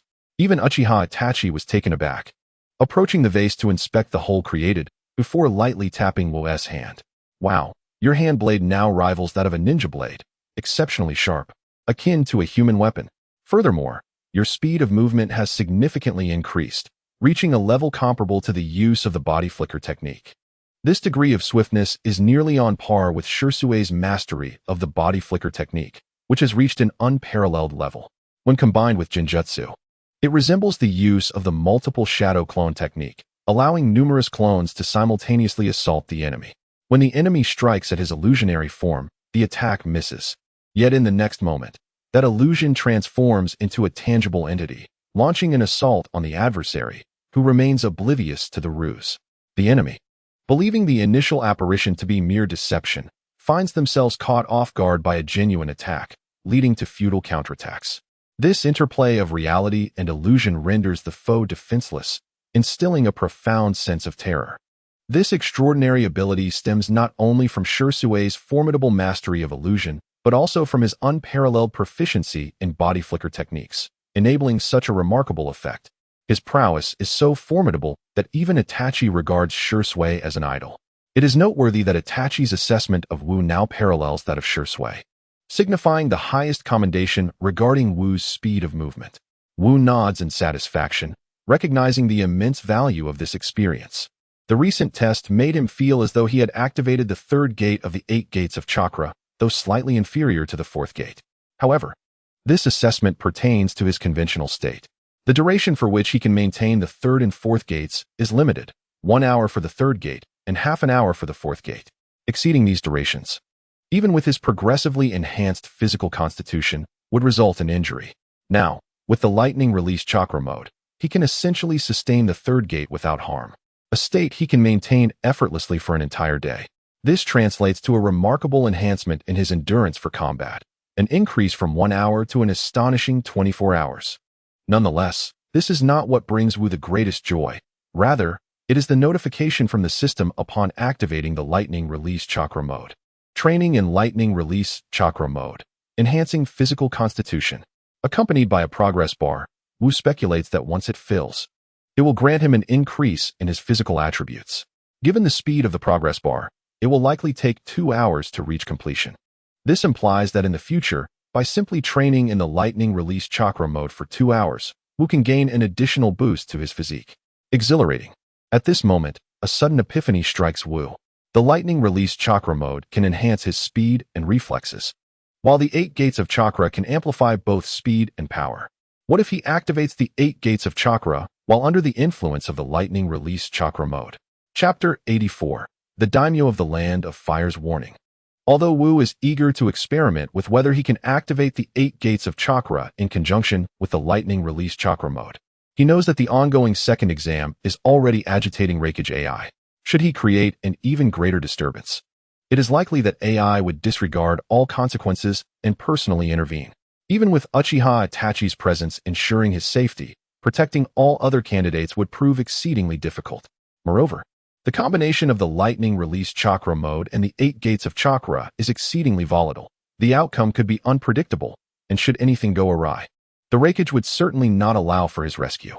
With these thoughts in mind, Wu curbs his impulsive desire, deciding to wait until he returns to Konoha to undertake such an experiment. Tsunade is in Konoha, and should any unforeseen circumstances arise, she will surely be able to rescue him. Observing that Wu had ceased his testing, Itachi Uchiha signaled to Yamato to lower the barrier. As Yamato entered, he greeted Wu and then turned to Itachi with a smile, saying, "Captain Itachi, look at this news." Itachi took the message, which revealed that the Hidden Cloud Village had sent word regarding the third round of exams. During the second round, the Hidden Cloud Village had suffered a complete defeat, with all 20 participating candidates opting to forfeit, which infuriated Reikage A to no end. Reikage A, realizing that these candidates had developed psychological barriers and were reluctant to face Wu, resorted to unscrupulous tactics, summoning those who had previously chosen not to participate in the second round and compelling them to compete. Consequently, with the candidates from the Hidden Cloud Village and Konoha combined, there were a total of 40 participants. While only 2 candidates remained from other ninja villages, CHJ are from the Hidden Mist Village and a timid candidate from the Hidden Waterfall Village who had hesitated to leap from the cliff during the second round. This was the highest number of candidates remaining since the inception of the CHNIN exams. Thus, Reikage decided to expedite the proceedings. The format for the third round would consist of a series of battles. 42 candidates would be whittled down to 21, then to 11, 6, and finally 3 for the climactic showdown. In 2 days, 4 elimination matches would take place, with the final 3-person battle occurring a week later. Itachi was not particularly invested in the exam schedule, as the primary objective of their visit had already been accomplished. The exam was merely a formality. Wu glanced at the exam schedule and found it intriguing. He was confident that he would be among the final 3, and CHJR's strength suggested he would also secure a place among the top contenders. As for the last individual, he remained uncertain. Yamato, eager to speculate, chimed in. "I believe a member of the Hyuga clan will emerge. Hinata's cousin, Hinata 10, possesses considerable strength and has a solid foundation, making it difficult for ordinary CHNIN to match him." Wu recalled Hinata 10, a member of the main branch of the Hyuga clan, and while he had a somewhat arrogant demeanor, he was generally amiable. Of course, this was Wu's personal assessment of Hinata 10, and compared to other Konoha ninjas, his prowess was indeed formidable. He was merely the standout among a group of average talents. At that moment, Wu's curiosity was piqued as he regarded the only ninja from the Hidden Waterfall Village. Who might this individual be? He remembered that this person was rather unremarkable. How had he managed to pass the second round? Yamato chuckled. That would be a case of leniency. He is from the Hidden Waterfall Village and is known as SH Mu, the current leader of the village. Leader? Wu gazed at Yamato in disbelief. Yamato couldn't help but burst into laughter, having always observed others looking at Wu with astonishment. This was the first time he had witnessed Wu's own shock. Who would have thought that the leader of a ninja village would be so ineffectual as to participate in the chunin exams? Inescapably, this is the nature of Konohagakure. Yet one must not underestimate Takigakure, for they too possess formidable individuals, such as their Jinchuriki of the Seven Tails, who is quite impressive. Wu shrugged, indicating his unfamiliarity with them. In his recollection, the only true powerhouse from Takigakure was the immortal Kaguya, who has survived since the era of the first Hokage, Hashirama Senju. Alas, he met his demise at the hands of Naruto and Kakashi. Otherwise, Kaguya would have harbored grievances that would have allowed him to endure at least until the events of Boruto. As for Kumogakure, the only notable figures are the three disciples of Killer Bee, Izai, Omoi, and Karui. However, their strength is merely superior to that of other examinees and does not warrant Wu's attention. If Darui, adept in storm release, were to participate, that would indeed be intriguing. Yet, these pieces of information are of little consequence. Let the inexperienced candidates squabble amongst themselves. Yamato grimaced slightly. Despite being the youngest, he referred to others as novices, which felt utterly dissonant. Even he, a genius, felt somewhat overshadowed by Wu. Presently, Wu's sole anticipation lay in engaging in combat with CHJ or to ascertain his prowess. Soon, 2 days elapsed, and the atmosphere in Kumogakure remained tranquil, without any interference towards the Konoha examinees. The venue for this examination was vast, situated within an expansive plaza nestled among 5 towering peaks. It was a marvel how the people of Kumogakure managed to transport such materials to construct within those heights. The 5 Kage sat upon a grand platform, conversing amiably as they observed the candidates below. Meanwhile, Reikage Ei sat nearby, his expression darkened. Yet he occasionally forced a smile to engage with the other Kage.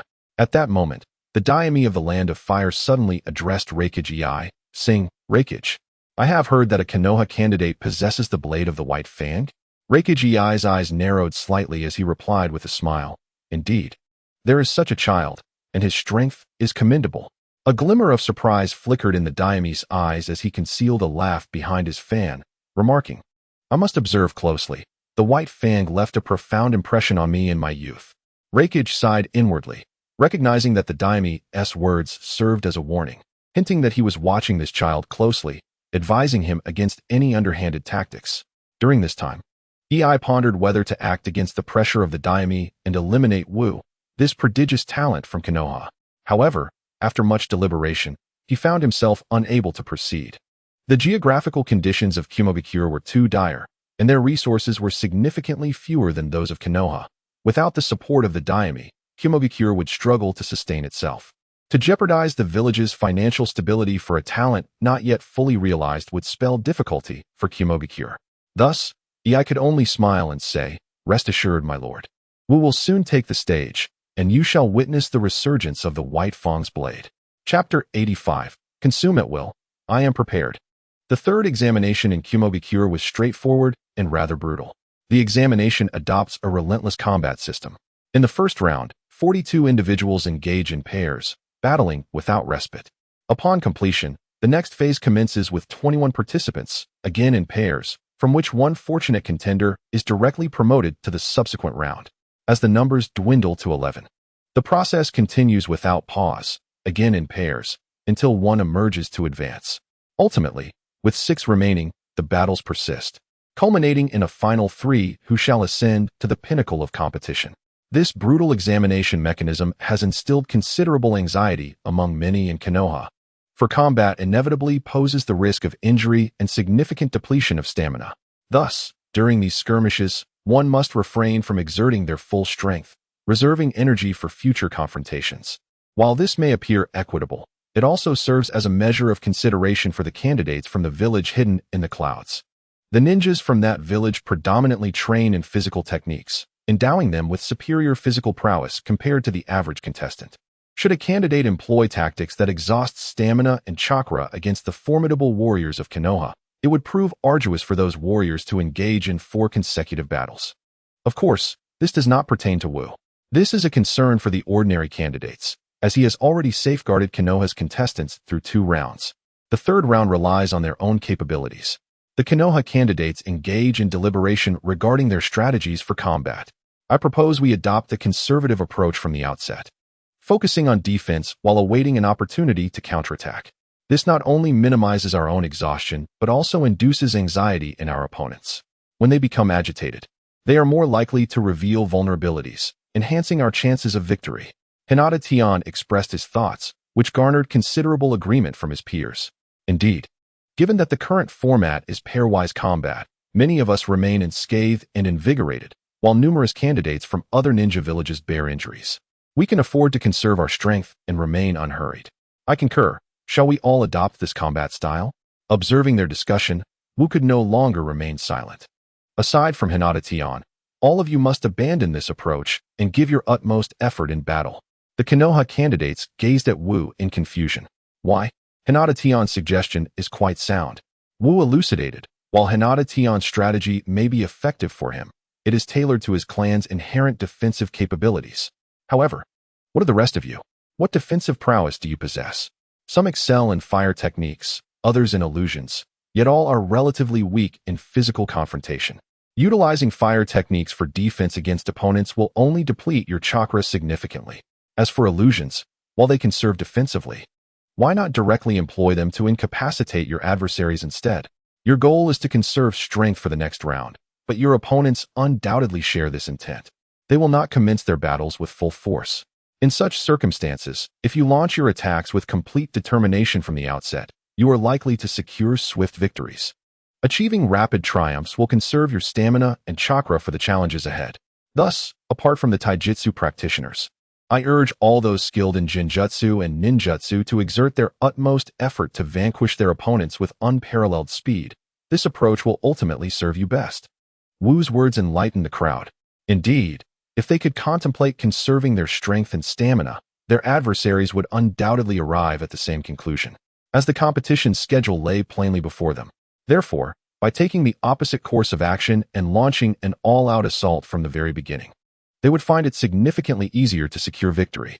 Once triumph is achieved, the time awaiting the next examination can be utilized for rest and recuperation, allowing for a more effective response in the subsequent round. At that moment, a timid candidate inquired, "What if, despite our full effort from the outset, we still cannot defeat our opponent?" Wu shrugged his shoulders, stating, "If you cannot prevail against your opponent while in peak condition, how can you expect to win by holding back?" The candidate scratched his head and sheepishly replied, "That's true. If giving it my all leads to defeat, then holding back guarantees failure. Precisely. I want each of you to give your all and display your skills brilliantly. Remember, we are here for an examination, not a life and death battle. As long as you perform admirably, the instructors will take notice. Your assessment will be based on your performance, not merely on whether you advance to the final three. If you excel, regardless of the outcome, your evaluation from the instructors will be favorable." Under Wu's guidance, the participants regained their focus. Indeed, they were here for an examination, not a deadly duel. They simply needed to showcase their tactical acumen. As for reaching the top three, that was a matter best left to a genius like Wu. Hinata Ten cast a complex glance toward Wu. He realized that he was somewhat inferior to Wu, and his participation in the chunin exam relied largely on Wu's prowess. Yet, he yearned to be the center of attention, having always been regarded as a prodigy by others. However, with Wu's unexpected entry, all his brilliance had been overshadowed. Contemplating this, Hinata Ten felt a pang of resentment. Initially, he had intended to adopt a defensive counterattack strategy, but now he resolved to change his approach. He would also give his all and defeat all his opponents, aspiring to secure a place among the top three. With the drawing of lots for the Kyumo ninjas concluded, a massive screen appeared on stage, displaying the matchups of the contenders. Hinata Ten's opponent was a Kyumo candidate, while Wu faced a Konoha participant, and CH's opponent was also from Konoha. Similarly, the opponents of Omoi, Atsui, and Karui were all Konoha candidates. The draw appeared predetermined, ensuring that all the top seeds were matched against lesser contenders first. The Konoha candidate drawn against Wu stood there with his mouth agape, remaining silent for a considerable time before slowly extending his hand. Wu discerned that this Konoha candidate was contemplating forfeiting, and he quickly intervened. "Have you forgotten my earlier words?" "What words?" "To give your all from the very beginning." The candidate's face fell. "But my opponent is you. How could I possibly compete? Moreover, I have no desire to engage in combat with you, as it would only serve to deplete your energy. I forfeit. Wu bore a gentle smile on his face, soothing the perturbed examinee. There is no need for you to defeat me. Simply unleash all the techniques at your disposal. If executed brilliantly, you shall earn points from the instructor. Should you choose to forfeit, you will secure no points whatsoever. The candidate looked at Wu in astonishment, exclaiming, "But I will exhaust your chakra and stamina." With unwavering confidence, Wu replied, "Deplete me as you wish. I can withstand it." The examinee gazed at Wu with gratitude, nodding earnestly. Indeed. Chapter 86. Regardless of what transpires, I vow to follow Wu to the ends of the earth. Rakage AI stood upon the elevated platform, addressing the assembly. Let the competition commence. As AI's words resonated, the candidates on the arena embarked upon their individual battles. The candidate from the Hyuga clan surged forth toward the opposing Cloud Village examinees, who remained unfazed, adopting a defensive stance. 8 trigrams, 64 palms. 2 palms. The Hyuga candidate struck the chakra points on the Cloud Village contestants' arms, severing their chakra flow. 4 palms. Stepping forward, the Hyuga swiftly sealed the opponent's limbs' chakra pathways. 8 palms. These 8 strikes landed squarely on the Cloud Village candidate, propelling them away with considerable force. The examiner sighed in resignation, declaring aloud, "The victory belongs to Konoha's Hyuga." The Hyuga candidate glanced down at his palm, feeling a tinge of surprise. Initially, he intended to employ a defensive counter-strategy, but having heard Wu suggest that he was suited for such tactics, he abandoned his original plan. While others sought swift victories through complete exertion from the outset, he chose to go all out, only to find the endeavor surprisingly effortless. Despite the immense energy cost of the 8 trigrams 64 palms, he had only executed 8 of the strikes, having yet to engage in the more taxing 32 or 64 palms. The preceding expenditure was negligible, and he merely found himself slightly breathless, with both stamina and chakra reserves largely intact. Were he to have adopted a defensive counter-strategy, he would not have enjoyed such ease nor minimal depletion. Turning his gaze toward the other examinees, he observed that although most of the Konoha candidates continued to battle, their initial full exertion had granted them an advantage, and many were on the verge of defeating their Cloud Village opponents. The Hyuga candidate cast a complex look toward Wu. In the eyes of others, he was seen as a prodigy, yet at this moment, he comprehended the sentiments of the ordinary ninjas who had previously regarded him with envy. Exceptional talent was one thing, but possessing such intellect was another. These geniuses were indeed enviable. He watched as a civilian candidate from Konoha unleashed a fierce fire technique against Wu, who simply evaded the assault with a deft shift, showing no intent to retaliate. Instead, encouraging the civilian to continue their offensive. The Hyuga candidate could not help but sigh. Were it him, he would find it difficult to extend such kindness to a civilian candidate. Here was a splendid opportunity to showcase his prowess, yet Wu refrained from attacking, allowing his opponent to strike in hopes of enabling them to achieve a higher performance score. No wonder everyone adores Wu. With someone so selflessly considerate, how could one not be fond of him? Wu observed the Konoha examinees cease their assault, a frown creasing his brow. Why have they stopped? Huff, I lack strength. Very well, since you are fatigued, allow me to take over. In a swift motion, Wu appeared beside the examinee, delivering a rapid punch. The examinee, taken aback, realized Wu's attack speed and felt that with a slight evasion, he could easily avoid it. Tilting his head aside, he narrowly escaped Wu's fierce blow and countered with a shove, sending Wu staggering back. As he was pushed away, Wu murmured, "Continue. Your previous performance was insufficient." The examinee paused momentarily, then gazed at Wu with gratitude, softly responding, "All right." They resumed their duel on the stage. Wu gradually accelerated his speed and intensity, while the examinee adapted to Wu's rhythm, surprisingly showcasing commendable combat prowess. His performance was particularly impressive as he executed a combination of ninjutsu and taijutsu, successfully forcing Wu to retreat, earning a nod of approval from Itachi. After pushing Wu back, the examinee quickly formed hand seals and unleashed a fire technique. Fire release, great fireball technique. Caught off guard, Wu gazed in horror at the approaching massive fireball, engulfed by the flames. Initially elated, the examinee soon sensed something was amiss. Urgently calling out, Xiao Wu, are you alright?" Just as he intended to check on Wu, he found him inexplicably behind him, delivering a powerful shoulder attack that sent the examinee flying. The proctor, observing the examinee land safely outside the ring, shouted, "The Konoha examinee Wu is victorious." Upon stepping down from the stage, Wu gave the examinee a thumbs up. "Well done." The examinee, bewildered, replied, I got too carried away, I'm sorry. I'm glad you're unharmed." Wu chuckled, that was close. You fought splendidly. Continue in this manner, and perhaps we shall fight side by side in the future." The examinee nodded vigorously yes. Previously, he had been indifferent to the notion of genius, questioning why others idolized those prodigies, who often looked down on them with disdain. Now, he comprehended the feeling of admiration. Wu had gradually nurtured his skills, compelling him to unleash greater potential and perform exceptionally. Despite all this, Wu sought no benefit for himself, merely wishing to enhance the examinee's chances of becoming a nin. This realization moved him to the brink of tears. "Why are you so kind to me? Your talent surpasses that of other geniuses, and it would be entirely understandable for you to be proud. Yet, you are so generous, so approachable, treating an ordinary person like me with respect." Wiping away his tears, the examinee silently vowed to follow Wu devotedly, no matter what obstacles lay ahead. Unbeknownst to Wu, he had gained a devoted admirer. After the battle concluded, he began the selection for the next round of combat. Soon, Wu spotted a familiar name, Asawu. He felt no surprise. It was essentially the battle of the Cloud-Hidden Village against the Leaf Village. Asawu's strength was average, yet he was among the more distinguished fighters from Cloud, so it was reasonable for him to defeat a Leaf candidate. He promptly located the corresponding arena, ascending to await Asawu's arrival. Upon seeing his opponent was Wu, Asawu remained silent at first, while his companion, Omoy, was so startled that his lollipop fell from his mouth. Once he regained his composure, he hurriedly retrieved another from his pocket and popped it into his mouth. "It's over, Asawu. How could you end up facing that Wu from the Leaf?"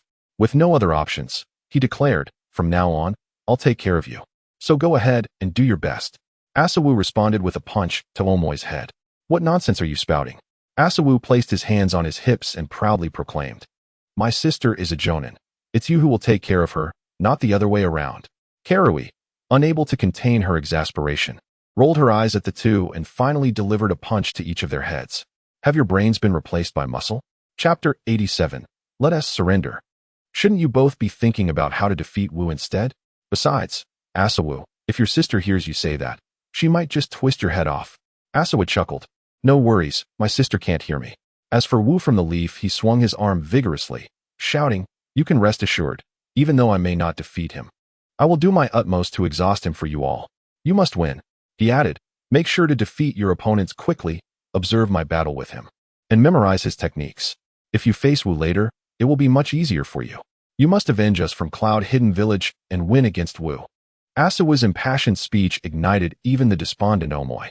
"All right, Asawu, I will defeat my opponent with utmost speed and come to watch your fight." Karui sighed. "I too will hurry over. I hope you can hold on until then." Asawu continued, with fervor, "Don't worry, Karui. I will definitely hold on until you arrive." After bidding farewell to the two, Asawu walked onto the arena with his head held high. Wu, observing Asawu's confidence, couldn't help but smile. "In consideration of your master, I shall grant you the opportunity to strike first. Come." Asawu looked disdainfully at Wu. "An opportunity to strike? So you're Wu, huh? I know you're strong. But if you think you can..." Before Asawu could finish his sentence, Wu had already appeared before him, the blade in his hand pressed against Asawu's forehead. Asawu swallowed hard. "I accept your offer." Quick reflexes. Wu's figure seemed to teleport back to his original position, beckoning Asawu to attack him. "This guy is incredibly fast. How am I supposed to fight him? How can I hold out until Omoy and Karui arrive?" Asawu took a deep breath, steadying his trembling hands. As he let out a fierce roar, "Cloud Flow Flame Slash." A torrent of flames erupted from Azi's long blade, surging towards Wu with tremendous force. The scope of Azi's flame slash was expansive and the heat was intense, rivaling that of standard fire-release ninjutsu. Under normal circumstances, this would pose a significant challenge for an average contender. However, facing Wu, Azi's Cloud Flow Flame Slash appeared to move in slow motion, its speed sluggish and riddled with openings. Unlike his approach to the Konoha participants, Wu was far less lenient with Azi. In a swift motion, he materialized behind Azi, too disinterested to draw his short blade, and delivered a decisive chop to Azi's nape, causing him to stagger in surprise. "If this is all you're capable of, I shall bring this battle to a close." Wu gestured once more for Azzy to attack, granting him one final opportunity. Azzy stared at Wu in disbelief. The speed at which Wu moved was indistinguishable from that of the Raikage, nearly beyond the capacity of the human eye to perceive. His speed was utterly unmatched. How could he possibly prevail? Azzy turned his gaze to the arena below, wishing fervently that Omoy and Karui were already present, ready to capitalize on the last chance Wu had afforded him. Unfortunately, he had only been on the stage for a mere 10 seconds, leaving his companions no time to dispatch their adversaries. Taking a deep breath, Azzy resolved to unleash his most powerful technique, Cloud Flow Flame Continuous Slash. He unleashed a relentless barrage of flames, an enhanced version of the Cloud Flow Flame Slash, boasting greater range, swifter execution, and heightened power. Yet, even with this acceleration, he could not keep pace with Wu. At an unknown moment, Wu positioned himself behind Azzy, mirroring his movements. The safest point of Azzy's flame continuous slash was his own back. Despite the extensive reach of the flames, he could not incinerate his own rear, rendering Wu unharmed. Wu merely shook his head in disapproval. Once Azzy completed his technique, Wu delivered another chop to the back of his neck, this time with increased force, knocking Azzy unconscious. The proctor observed the fallen Azzy and sighed, covering his face. Konoha contestant Wu is the victor. The eliminated contestants watched Wu's battle, realizing just how lenient Wu had been with them. No, it was more accurate to say he had been merciful beyond measure. Had Wu unleashed his full strength against them, they would have been sent flying within a mere second of stepping onto the stage. Yet, they had fought with Wu for nearly 20 minutes. Their hearts swelled with gratitude. Despite Wu's formidable prowess, he exhibited such kindness. Surely, in the future, Wu would ascend to the position of Hokage. Wu, however, did not fixate on the Konoha candidates. His attention was drawn to C.H. Jur's side. C.H. Jur's opponent was Hinata 10, and he transformed his dual blades into a colossal chakra hammer, sending Hinata 10 flying with an impressive use of the Byakugan technique. This spectacle left Wu somewhat astonished, not by C.H. Jur's victory over Hinata 10, but by Hinata 10's ability to wield the Byakugan at all. Despite Hinata 10's previous diligent practice, he was unable to unleash the technique of reversal until the adrenaline of battle ignited his latent potential. Regrettably, even this surge of power proved insufficient to rival C.H. Jur. After acknowledging Wu with a nod, C.H. Jur gracefully descended from the arena to recuperate, awaiting his next match. Wu discerned that C.H. Jur was intent on facing him in peak condition, which heightened Wu's anticipation.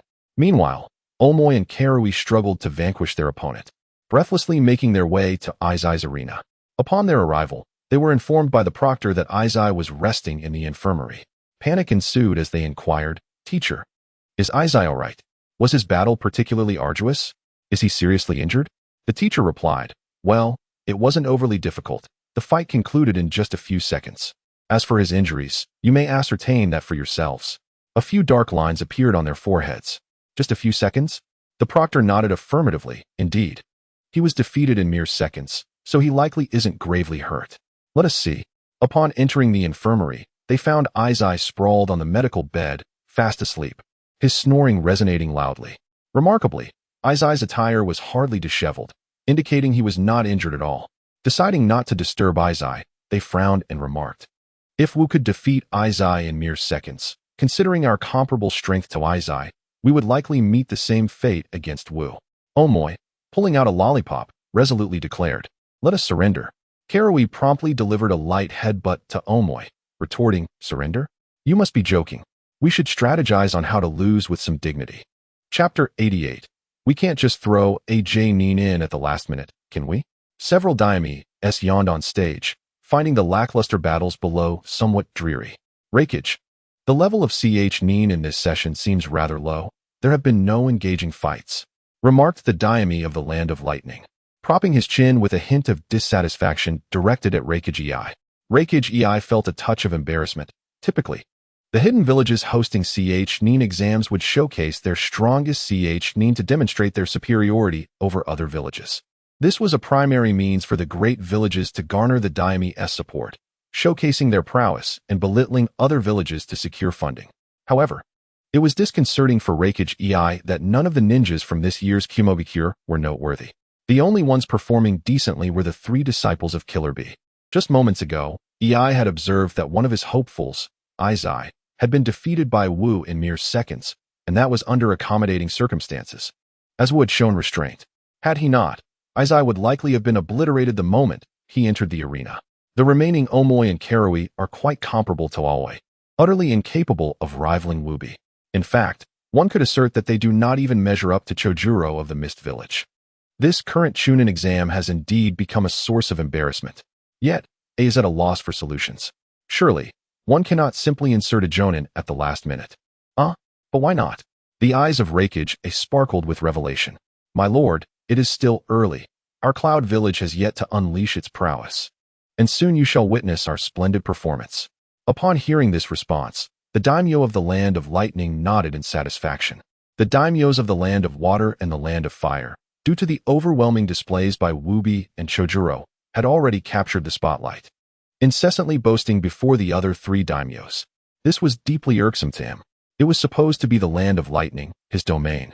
Yet he could only watch as the daimyos of the Land of Fire and the Land of Water flaunted their triumphs.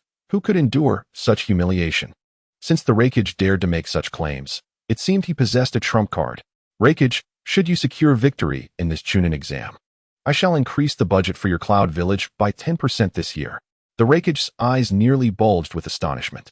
It is noteworthy that the annual budget of their Cloud Village is substantial. An increase of 10% might seem modest, but it translates into a considerable sum.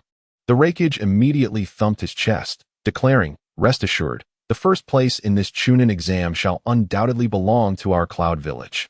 With that, he rose to seek out his secretary, Mabui, and whispered urgently, go find Darui and have him replace Omoi in the competition. The typically composed Mabui looked at the Reikage in shock. Reikage, you are being exceedingly reckless. If news of cheating in the chunin exam were to leak, our Cloud Village's reputation would be tarnished. The Reikage retorted, the daimyo just stated that if we secure first place in this chunin exam, he will increase our budget by 10%. Mabui's eyes widened in disbelief. 10%? Are you certain? The Reikage grinned widely. I am absolutely certain. Otherwise, I would not have made this decision. Unbeknownst to Mabui, the Reikage had made this decision prior to the daimyo's promise of an increased budget. However, this detail was inconsequential. The current challenge lies in having Darui disguise himself to participate in the chunin exam and secure first place. If they achieve first place, they stand to gain immensely. As Mabui nodded and turned to find Darui, the Reikage suddenly intercepted her. After a moment of contemplation, he whispered in her ear, since we are already sending Darui to compete, why not go all the way? Let Darui eliminate that Wubi from the leaf. Mabui furrowed her brow. Reikage, I feel it is wiser to avoid unnecessary complications. Simply allow Darui to secure first place. If you truly wish to eliminate Wubi, you may do so after the chunin exam. The Reikage pondered, ultimately agreeing, very well, informed Darui to fight with the objective of achieving first place. Although the Reikage expressed this, he secretly harbored intentions of eliminating Wubi. A figure who once dominated an entire great ninja village must not be allowed to remain with the Leaf. Otherwise, given the Leaf's animosity towards the Cloud Village, they would undoubtedly seek revenge. In due time, their already challenging circumstances will become even more arduous. In the medical room, Omoi, with a lollipop in his mouth, was engulfed in worry. Karui, what do you propose we do? If that Wu does not hold back during the match, shall we meet our demise on the stage? Just as Karui was about to respond, they noticed Mabui approaching them. Omoi, please step into the adjacent room. Omoi stared in astonishment at Mabui. Miss Mabui, are you intending to take action against me? While I may be quite handsome, our age difference.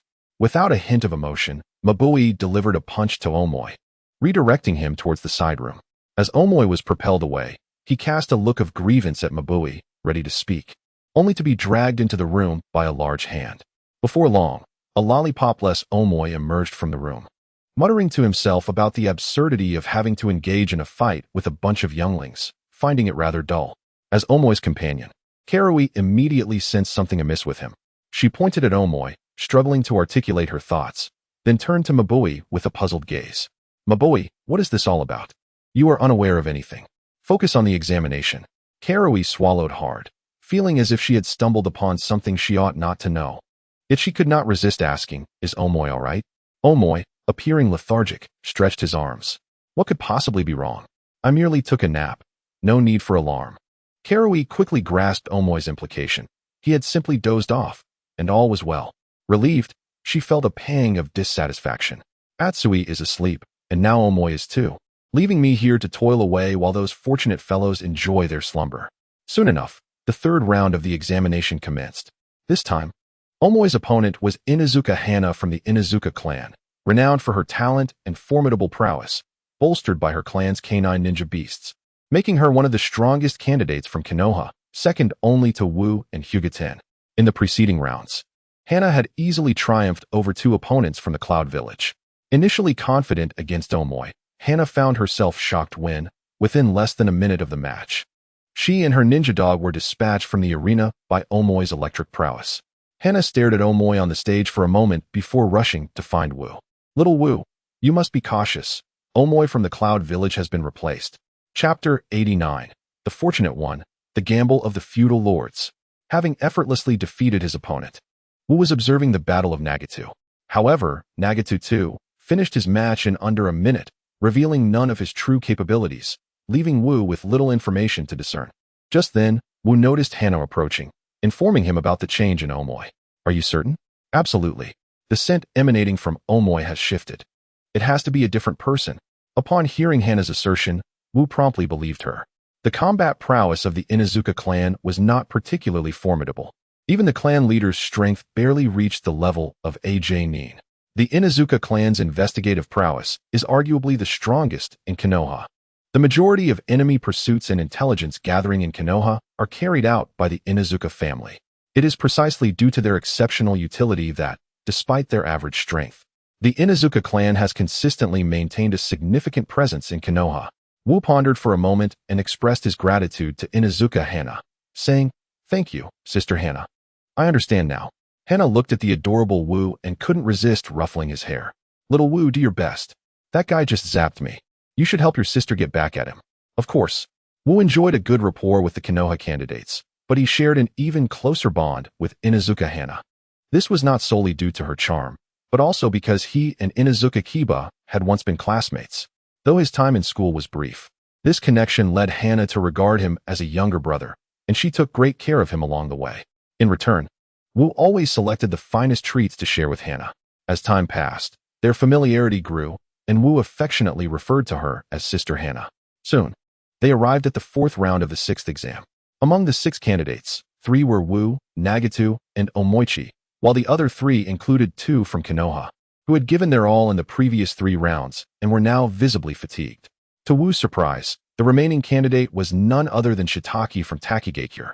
Not only was Wu taken aback, but so were Omoichi and Nagatu. Moreover, Shiitake appeared remarkably relaxed, starkly contrasting the exhaustion of the 2 Konoha candidates. Was he mistaken? At that moment, one of the Konoha candidates remarked, "Little Wu, you haven't misjudged him. This guy is merely fortunate. Didn't the previous 3 rounds always feature a direct advancement spot? He secured it twice. But merely securing it twice shouldn't lead to this stage. He must have fought at least once, right? He did fight once, and his opponent was a candidate from Kumogakure, who narrowly won his previous match." Shiitake seized the opportunity and triumphed effortlessly. "Damn it, I can't stand such a lucky character. If only I had his luck, and a lottery system to boot. Then I wouldn't have to toil away learning the Flying Thunder God technique. I'd just draw something delightful instead." Wu cast a glance at the progress bar for the Flying Thunder God technique, his gaze towards Shiitake tinged with envy. "Later, if any of you draw Shiitake, face him. If you draw someone else, forfeit. In your current state, you won't be able to defeat Nagatu or Omoichi." Both nodded, aware that Wu was merely being considerate of their feelings. Not only were they currently unfit to compete, but even in optimal condition. Taking on Nagatu or Omoichi would be a formidable challenge. Shiitake represented their last opportunity to advance further. Unfortunately, neither of them drew Shiitake. As it seemed, Kumogakure had already orchestrated the matches, with Wu, Nagatu, and Omoichi facing the other 3 candidates. This was likely a strategy to keep their 3 seed candidates for the final showdown. The 4th examination did not commence either, as Shimu and the 2 Konoha candidates all forfeited, allowing the remaining trio to advance directly to the finals. At that moment, the Raikage stood upon the elevated platform. Addressing the 3 below, "You are all esteemed contenders in this examination, possessing commendable strength. Observing your current states, I propose we forego waiting for the final match in 2 days. Let the 3 of you engage in battle now." The last one standing shall be designated as the first, second, and third place winners of this chunin exam, evaluated by myself and the esteemed daimyo based on your performance. The daimyo, previously drowsy, perked up upon hearing the Raikage's call for continued combat, eagerly gazing down at the arena. The daimyo of the Land of Fire, covering his mouth with a fan, chuckled softly. Our Konoha candidates have learned the legendary White Fang's techniques. Surely, he will triumph in this exam. The daimyo of the Land of Water shot a disdainful glance at his counterpart from the Land of Fire, retorting, a genius who has mastered a single technique? How does that compare to our elite 7 ninja swordsmen from the Hidden Mist? Jur is bound to win. As for the daimyo of the Land of Lightning, unfamiliar with Omoi, he remained silent, directing his gaze towards the Raikage. The Raikage nodded reassuringly at the daimyo of the Land of Lightning, who then relaxed. This is the Hidden Cloud Village, our home turf. I fear you may be disappointed, he declared. Oh, but I wonder if your half-dead contestants can manage to defeat our Konoha's warriors. You, who have been nurtured in a greenhouse, stand no chance against our battle-hardened warriors. Defeat is certain. The daimyo of the Land of Lightning chuckled. You all possess great confidence. How about we place a wager? Intrigued, the two daimyo inquired. What kind of wager? The victor shall receive 5% of the loser's ninja village budget, he proposed. The two daimyo gasped in surprise at the enormity of the bet. It is known that their financial support for the ninja villages amounts to billions. Even 5% represents a substantial sum. After consulting with their advisors, both expressed confidence in their respective candidates. The Land of Fire accepts. If we lose, we shall pay 5%. If we win, we shall receive 10%. This is quite appealing and could save us considerable expenses. We of the Land of Water also accept. The additional budget will be just enough for some renovations to my residence. Upon receiving their agreement, the daimyo of the Land of Lightning grinned. Since we are all in accord, let it be established that the loser shall pay 5% of their ninja village budget, which cannot be less than 5% of the previous year's budget. The daimyo of the Land of Fire disdainfully glanced at the daimyo of the Land of Lightning, assuring him, do not worry, we of the Land of Fire are not so petty. This sum is easily manageable for us in the Land of Water. Ha ha ha. Then it is settled. The daimyo of the Land of Lightning exchanged a knowing glance with Raikage AI, and upon receiving a nod, he promptly produced a scroll to draft the wager agreement with the two daimyo. Observing such high-stakes dealings among the daimyo, Raikage AI could not help but summon his aide. Mabui, go and inform Darui that victory is the only acceptable outcome this time. Should he fail, I shall have his skin. Chapter 90. Is it not a bit unfair for you two to participate in the chunin exam? In the lounge, Mabui sought out Omoi. If you lose this battle, our Lord of the Land of Lightning will suffer a loss of at least 500 million to other ninja villages. If you win, the Lord will allocate an additional 1 billion to our village this year. Omoi, who had been lounging languidly in his seat, sat up straight. What? Lose 500 million? Win 1 billion? Is it really worth such stakes for a mere chunin exam? Mabui also found the situation somewhat absurd. It was utterly insane to place such a hefty wager on a single exam. The Raikage has declared that if you lose, he will flay you alive. Omoi's expression grew serious. I understand now. I must ensure victory in this exam. Mabui looked at Darui, who was disguised as Omoi, and let out a sigh. Mabui believed that Darui would undoubtedly win, yet she feared that his disguise might be uncovered during the battle. She was at a loss as to how events had escalated to this point. Should Darui be exposed, the reputation of the Cloud Village would be tarnished, and they would lose the Lord's budgetary support. If other ninja villages perceived Cloud Village as weak, it could even spark a great ninja war. I hope everything proceeds smoothly. Darui, unleash your full potential and secure victory swiftly. Do not prolong the fight. Understood. Although Darui had always been rather laid back, he was indeed a person of considerable ability. With his affirmative response, Mabui felt somewhat reassured. Soon, their rest period concluded, and the trio gathered once more before the elevated platform, where even the lords took their seats in prominent positions to better observe the impending clash. Wu, Darui, and Jur formed a triangle, facing each other in a tense standoff.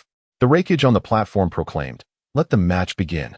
No sooner had the words left his mouth than Jur burst backward with a flash, swiftly forming hand seals. Water release, water formation wall. Jur's water release was formidable. Upon executing the jutsu, the humid environment of the Cloud Village conjured countless streams of water.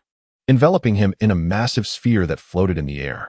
Within the watery sphere, Jur smirked and said to Wu and Darui, "You two should determine your victor first. The winner shall then face me." Darui shook his head with a chuckle. "The water release is impressive, but the arrogance is astounding. Thank you for your water release. It has saved me considerable effort." Darui swiftly formed hand seals. Lightning release, electromagnetic wave. Countless terrifying currents surged towards Jur through the water-soaked ground beneath Darui's hands. Jur frowned. He had not anticipated that the comparatively weaker Omo would strike at him. However, he remained unperturbed, wielding his dual blades, and swung towards the oncoming lightning. The fearsome currents were absorbed by his blades, posing no threat to Jur. Darui looked at Jur with a hint of surprise. Indeed, it is no surprise that one of the 7 ninja swordsmen possesses the ability to absorb chakra, as demonstrated by the dual-bladed fish, the Shizuku. While the Shizuku bears a resemblance to the great sword Samahata, their functions diverge significantly. Samahata exhibits a far superior capacity for chakra absorption, effortlessly drawing in even the chakra of tailed beasts, whereas the Shizuku cannot assimilate such ferocious chakra. Furthermore, the primary function of Samahata is to bestow the absorbed chakra upon its wielder, granting them an abundance of chakra for utilization, while also stimulating cellular regeneration.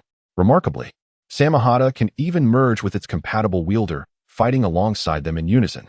In contrast, the chakra absorbed by the Shizuku cannot be transferred to its wielder. Instead, it can only be utilized to execute techniques such as forming a colossal chakra hammer or manifesting sharp projectiles to strike adversaries.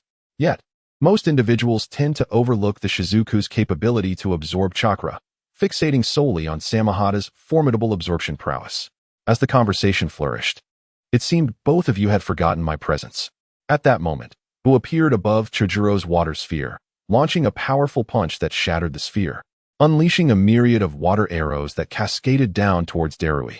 Chojuro, employing the massive blade of the Shizuku for defense, was still knocked to the ground, rolling over a dozen times before coming to a halt.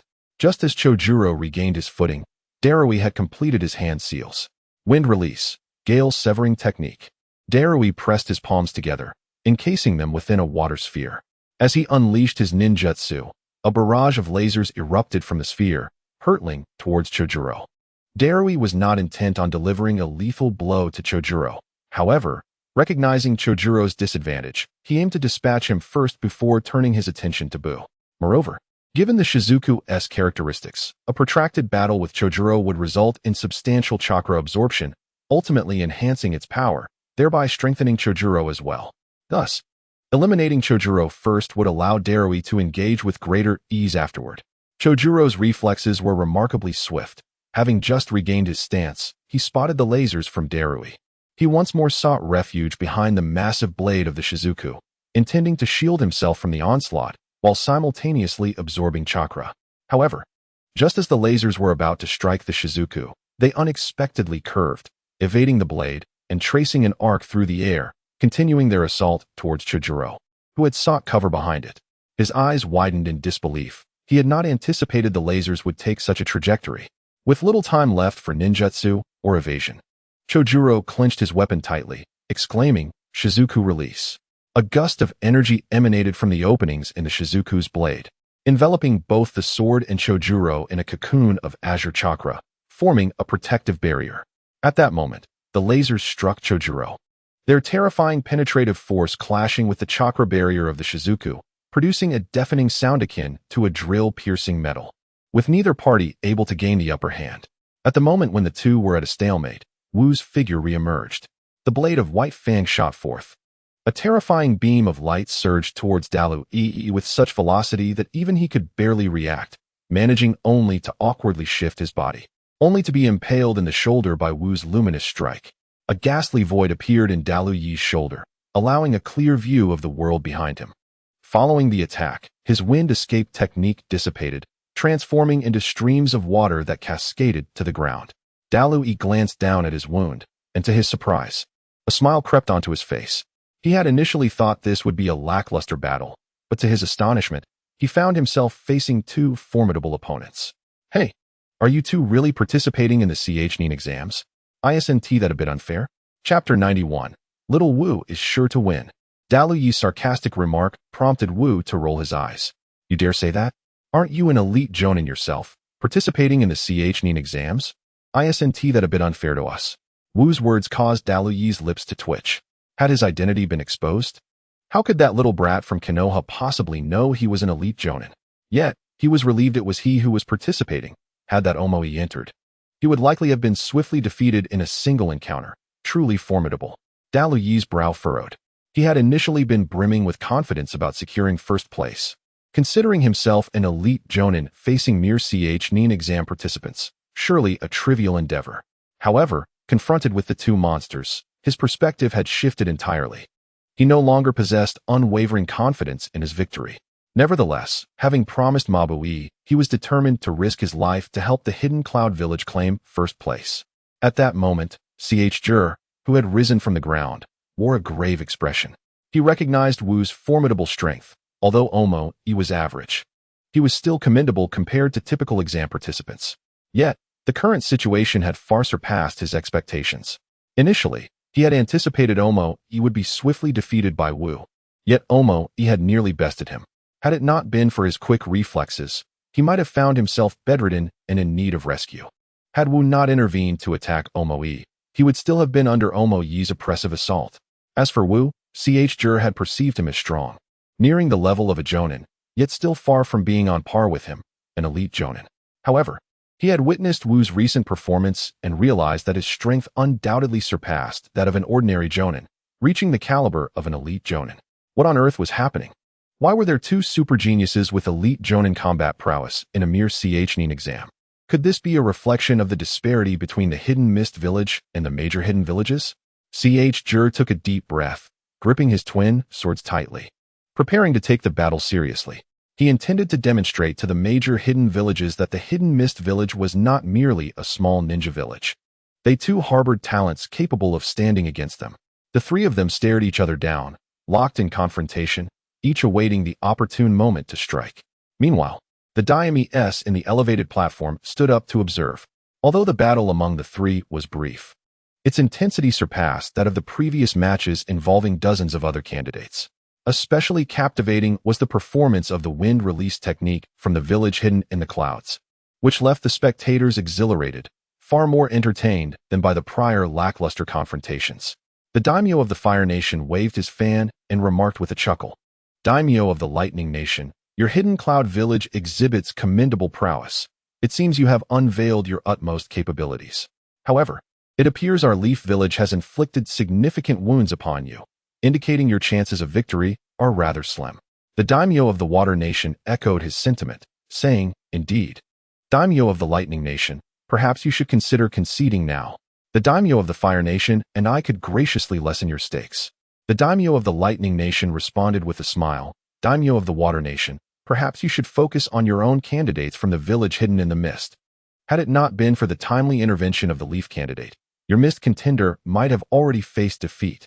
He then turned to the daimyo of the Fire Nation, stating, "It is evident that your Leaf candidates are experts in physical combat. Our Hidden Cloud members merely aim to eliminate the mist candidates, which left us vulnerable to your ambush, a rather despicable tactic." The daimyo of the Fire Nation, somewhat displeased, retorted, "Humph, in warfare, deceit is the essence. In a three-way battle, your Hidden Cloud's failure to guard against the third opponent merely reflects a lack of tactical acumen." The daimyo of the Water Nation, incensed, replied, "Our 7 shinobi swordsmen from the village hidden in the mist are renowned throughout the ninja world. Your candidate merely underestimated the situation. Do not overestimate the capabilities of your Hidden Cloud contender." After exchanging barbs, the three daimyos fell into silence, resuming their observation of the match. The daimyo of the Lightning Nation harbored some uncertainty. After all, the candidate from the Hidden Cloud was the only injured participant, placing them at a disadvantage compared to the other two. He shifted his gaze towards the Raikage, who acknowledged him with a nod, signaling that all was well. However, the Raikage himself was taken aback. The fighter who had just been injured was none other than Darui, his trusted right-hand man, a ninja of elite jonin caliber. It was unexpected that Darui would be the first to sustain injuries in this match. What kind of formidable candidates were present this time? Upon witnessing Darui's injury, the Raikage began to comprehend why their hidden cloud candidates had faltered against those from the Leaf in the second examination. It was not a matter of inadequacy on their part, but rather the overwhelming strength of their opponents. How could a group of mere chunin hope to contend with elite jonin? The Raikage felt a sense of relief for having dispatched Darui, had Omoi taken the stage instead. Their hidden cloud's reputation would have been dragged through the mud by both the Leaf and Mist. As for whether Darui would lose, that thought never crossed the Raikage's mind. After all, how could two inexperienced youngsters possibly stand against the seasoned and formidable Darui? Within the entire Hidden Cloud village, aside from himself and Killer Bee, Darui was undoubtedly the strongest ninja. If he were to falter, it would be utterly disgraceful. Meanwhile, on the adjacent elevated platform, the three instructors from the Leaf Village were closely watching the battle unfold from a lower tier of seats. Daiwa, with a hint of curiosity, inquired of Uchiha Itachi. Captain Itachi, do you believe that Xiao Wu will emerge victorious? Uchiha Itachi cast a peculiar glance at Daiwa. Xiao Wu will undoubtedly triumph. Daiwa, filled with concern, pressed on. Why do you say that? The candidate from the Cloud Hidden Village, who wields the Blood Mist technique, is clearly extraordinary. The previous contender lacked such prowess and was vastly inferior in strength. Moreover, the shinobi from the Mist Hidden Village, part of the 7 ninja swordsmen, possesses a formidable weapon that significantly enhances his capabilities. It would be quite challenging for Wu to secure a victory.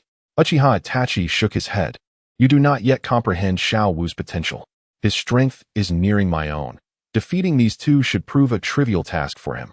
It merely depends on when he chooses to conclude the battle. Daiwa found himself at a loss for words. Was Uchiha Itachi being arrogant? Yet, he certainly possessed the merit to make such claims, as his prowess was likely on par with that of the Raikage. If one were to argue that Uchiha Itachi spoke the truth, it would be quite disheartening. Uchiha Itachi's strength matched that of the Kage, while the young Wu was already approaching such heights. Truly a staggering notion. In his youth, Daiwa had also possessed strength comparable to that of the Kage. Yet following an incident where he saved a life, his growth had stagnated.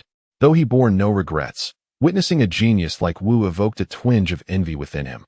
Were he to reclaim the vitality he had lost, he too could nonchalantly assert, Xiao Wu's strength is nearing my own. As Daiwa pondered these sentiments, the three contenders below the stage sprang into action. Chapter 92, Wu Shangjuro Darui, Part 1. The three on the stage remained still. Wu understood the intentions of the other two. It was a stalemate, and regardless of who moved first, they risked being besieged by the others, thus plunging themselves into peril. Consequently, neither dared to strike, both waiting for the other two to take the initiative. A smile played at the corners of Wu's mouth. While both opponents were formidable, he harbored no fear. With a swift motion, Wu formed hand seals, summoning a shadow clone. Since neither of you wishes to engage, how about I take on both of you alone? Both opponents gazed at Wu in astonishment, taken aback by his audacity in proposing to confront them single-handedly.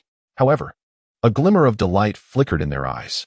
This arrangement would simplify matters for them. They could concentrate their firepower on Wu, defeat him, and then proceed to face each other. Exchanging a glance, they charged towards Wu and his clone in unison. As Darui propelled himself towards Wu, he hastily formed hand seals. Water release, great waterfall technique. A torrent of water surged forth from Darui, hurtling toward Wu. With a nimble leap, Wu evaded Darui's water technique and surged forward at great speed. Observing Wu's advance, Darui felt a surge of excitement instead of fear. His hands had already completed the seals, and a sphere of black lightning coalesced in his grasp. Lightning release, Black Panther. The lightning transformed into a sleek Black Panther, racing towards Wu with incredible velocity. As Wu surged forward with great speed, his form abruptly halted. He lightly tapped his foot, intending to sidestep, but it was too late. The black lightning leopard pounced upon him, tearing at his flesh, unleashing a multitude of black lightning that erupted across his body. These bolts struck like needles, piercing to the very marrow, contorting Wu's face in agony while rendering him immobile, rooted in place. At that moment, Dalui appeared before him, wielding a blade, and struck down upon Wu with ferocity. In an instant, Wu's figure was cleaved in two. The next moment, the bisected Wu dissipated into smoke with a resounding thud. Dalui then shifted his gaze to another side, where Nagasawa was also engaged in combat with Wu. Much like Dalui, Nagasawa initiated their encounter with the Great Waterfall technique. Although this ninjutsu lacked immense power, it generated a substantial amount of water, creating an environment more favorable for ninjas adept in water techniques. Water release, water fong bullet. Nagasawa twirled his twin blades, channeling the swirling water, from which dozens of condensed spikes shot forth. Accelerated by the spinning currents, these spikes surged forth with incredible speed. Wu flickered, evading all of Nagasawa's water spikes in an instant, pressing closer towards him. At this juncture, Nagasawa placed both hands upon the water's surface and bellowed. Water release, great waterfall technique. A terrifying column of water, several meters in diameter, erupted skyward, propelling Wu into the air, enveloped entirely by the torrent. Nagasawa did not relent. With remarkable speed, he hurled his twin blades, which split apart, hurtling towards Wu from above and below. Caught in the tumult of the water, Wu struggled to maintain his balance. Upon seeing the twin blades approach, he unleashed a powerful roar. The 8 gates, the opening of the 4th gate. In an instant, a terrifying chakra erupted from Wu's body, violently dispersing the surrounding water. As he swung his fists toward the blades, the force of his strikes generated air cannons that hurtled towards them. However, as Wu initiated his attack, Nagasawa manipulated his blades. Blood mist blade technique. Bone extraction. The twin blades each unleashed piercing chakra light, shooting towards Wu, who was still in the midst of his punch. Caught in a moment of exertion where old strength had yet to fade and new strength had not yet emerged, he was utterly unprepared for the sudden onslaught of light. As Wu focused on the light, he shouted, forcibly halting his momentum, twisting in the air in a desperate attempt to evade Nagasawa's assault. Yet, to his dismay, the rapidly approaching light adjusted its trajectory in tandem with his movements, relentlessly pursuing him. In the blink of an eye, the light pierced his neck, elbows, tailbone, and knees, skewering the vital joints of his body and rendering even the slightest movement a Herculean task. Just as Wu struggled to free himself, Nagasawa materialized before him. Futile, Nagasawa declared. The bone extraction technique binds your joints, immobilizing you completely. There is no escape unless you shatter every joint in your body. He raised his twin blades, poised to deliver the final blow. Just then, Dalu-E unleashed the lightning release technique once more. Lightning release, rigid restraint. A multitude of lasers surged once more towards Jur, who promptly transformed his weapon into a defensive stance, using his twin blades to deflect the onslaught. However, the force of the lasers sent him hurtling away from his position. Observing the ineffectiveness of his lightning technique, Daru swiftly formed hand seals, summoning 3 shadowy figures to his side. These were manifestations of his shadow clone technique. 2 of them charged at Jur, relentlessly unleashing water-based attacks. Jur either evaded their strikes or countered by swatting the water jutsu aside with his blades. Yet the majority of his focus remained on Daru's true form. With the 2 clones drawing Jur's attention, Daru seized the opportunity to execute one of his signature techniques. Lightning release, double black lightning pounce. 2 black lightning leopards surged forth towards Jur, who furrowed his brow, sensing the formidable power of the jutsu and contemplating how to evade its lethal trajectory. He split his twin blades once more and dashed backward in a flash.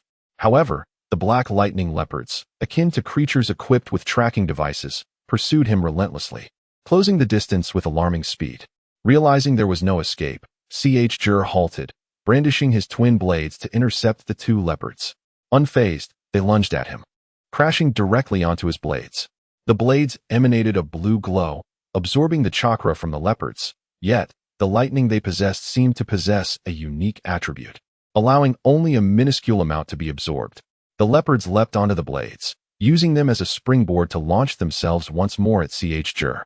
Just as he intended to harness the chakra from his blades to form a protective chakra cloak, a sudden tingling sensation coursed through him, followed by an excruciating pain.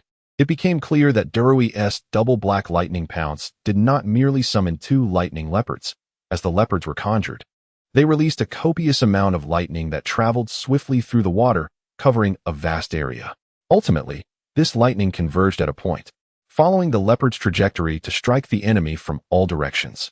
At that moment, Jur was struck by the gathered lightning from the water's surface, which delayed him for a crucial second, allowing the 2 black lightning leopards to pounce upon him. The terrifying black lightning exploded upon contact with Jur, inflicting extreme agony that even his resolute spirit could not withstand, forcing a cry from his lips. In an instant, Darui flickered and appeared behind Jur. It was over. Chapter 93, Jur and Darui, Part 2. At that moment, a voice echoed in Darui's ear. It is time to end this. His eyes widened in shock as he retreated swiftly, only to behold Wu standing unscathed before them. Yet, Darui's speed was exceptional, though Wu's was even greater. In the blink of an eye, he had reached Darui's rear, delivering a powerful punch that sent Darui flying. The agile figure of Wu flickered once more, appearing before Darui, who was sent flying, and delivered another powerful kick, propelling Darui like a mere ball. It was only after enduring this for a while that Darui managed to brace himself with his arms to withstand Wu's relentless assault and stabilize his position. Meanwhile, Nagato, having absorbed the black lightning with his twin blades, finally freed himself from the torment of the dark energy. However, instead of directing his weapon towards Darui, who had inflicted harm upon him, he aimed it at Wu, who had once again come to his rescue. Nagato understood that Wu had likely employed some strategy to evade detection and observe their battle. In truth, he felt a sense of gratitude towards Wu, for Wu could have easily waited until Darui defeated him before making an appearance. Instead, he had chosen to intervene at this moment to save him. Nevertheless, he set aside his gratitude and his anger towards Darui, now pointing his blade at Wu. Since Wu dared to save him, it indicated that he possessed the confidence to confront both of them simultaneously. If Nagato were to misjudge this and target Darui first, he would likely face a more disastrous defeat. Now, if he and Darui joined forces, there might still be a chance to triumph over Wu. Observing Nagato's actions, Wu couldn't help but chuckle. Nagato, how disheartening it is to see you turn against your savior. Since you repay kindness with malice and direct your blade at me, then let us engage in earnest. Both of you, come at me together. With his twin blades in hand, Nagato charged at Wu, followed closely by Darui, who unleashed a burst of lightning chakra, racing toward Wu at breakneck speed. Wu stood calmly, surveying the two assailants approaching him, as Nagato brought his blades together. Intending to trap Wu, his movements were swift, yet Wu's reflexes were swifter. Just as Nagato was about to ensnare him, Wu flickered away, evading the attack. In one fluid motion, he seized Nagato's twin blades, swinging him around to hurl him toward the oncoming Darui. Darui, moving like a bolt of lightning, dodged Nagato and swung his sword at Wu. Wu effortlessly lifted his blades to block Daluyi's strike, simultaneously yanking Nagato back by the blade's hilt, sending him flying with a powerful kick. At that moment, Darui unleashed the terrifying black leopard technique, a fearsome creature charging at Wu. Yet, with astonishing speed, Wu evaded the black leopard, appearing right before Darui, wielding his blades like a club as he swung down upon him. Darui attempted to parry the blow, but the sheer force of Wu's strike was overwhelming, making him feel as though his sword might shatter, his hand trembling uncontrollably. This overwhelming power was something Darui had only witnessed from the wreckage, yet now it was wielded by a mere child. Gritting his teeth, Darui looked up to see Wu grinning broadly, momentarily taken aback. In an instant, Wu flickered again, and a black leopard lunged at Darui, electrifying him with a horrifying shriek. Just as Wu was about to press the attack, the blades in his grasp suddenly unleashed chakra spikes, launching towards him. With a furrowed brow, Wu exerted his strength, gripping the flounder tightly, using it to deflect the sharp spikes it shot forth. The flounder, resembling a living creature, struggled against Wu's immense power, but could not resist and was forced to serve as a shield against its own attacks. Meanwhile, Jur prepared his ninjutsu. Water release, great waterfall technique. A terrifying column of water, over 100 meters in diameter, surged from beneath Wu's feet, propelling him into the sky. However, this technique had been employed before, and despite its increased potency, it posed no threat to Wu. With a powerful stomp, Wu ascended into the air. Yet, in the midst of his movement, he inadvertently allowed the flounder to slip from his grasp. Jur rushed forward to catch it. But before he could revel in his success, he noticed that Wu had already freed himself from the torrent of the waterfall and emerged alongside the flounder, delivering a kick that sent both him and the flounder hurtling away. White Fang Blade, fire. Wu raised his index finger towards Jur, unleashing a beam of light from his fingertip. This beam was unlike any he had previously conjured. The light blades Wu had shot from his short blade could only extend 10 meters, necessitating close combat against foes. After extensive research, he had discovered a way to project light blades without the use of his ninja blade, achieving a true ranged attack that could extend over 100 meters. A tenfold increase in distance, albeit at the cost of some power.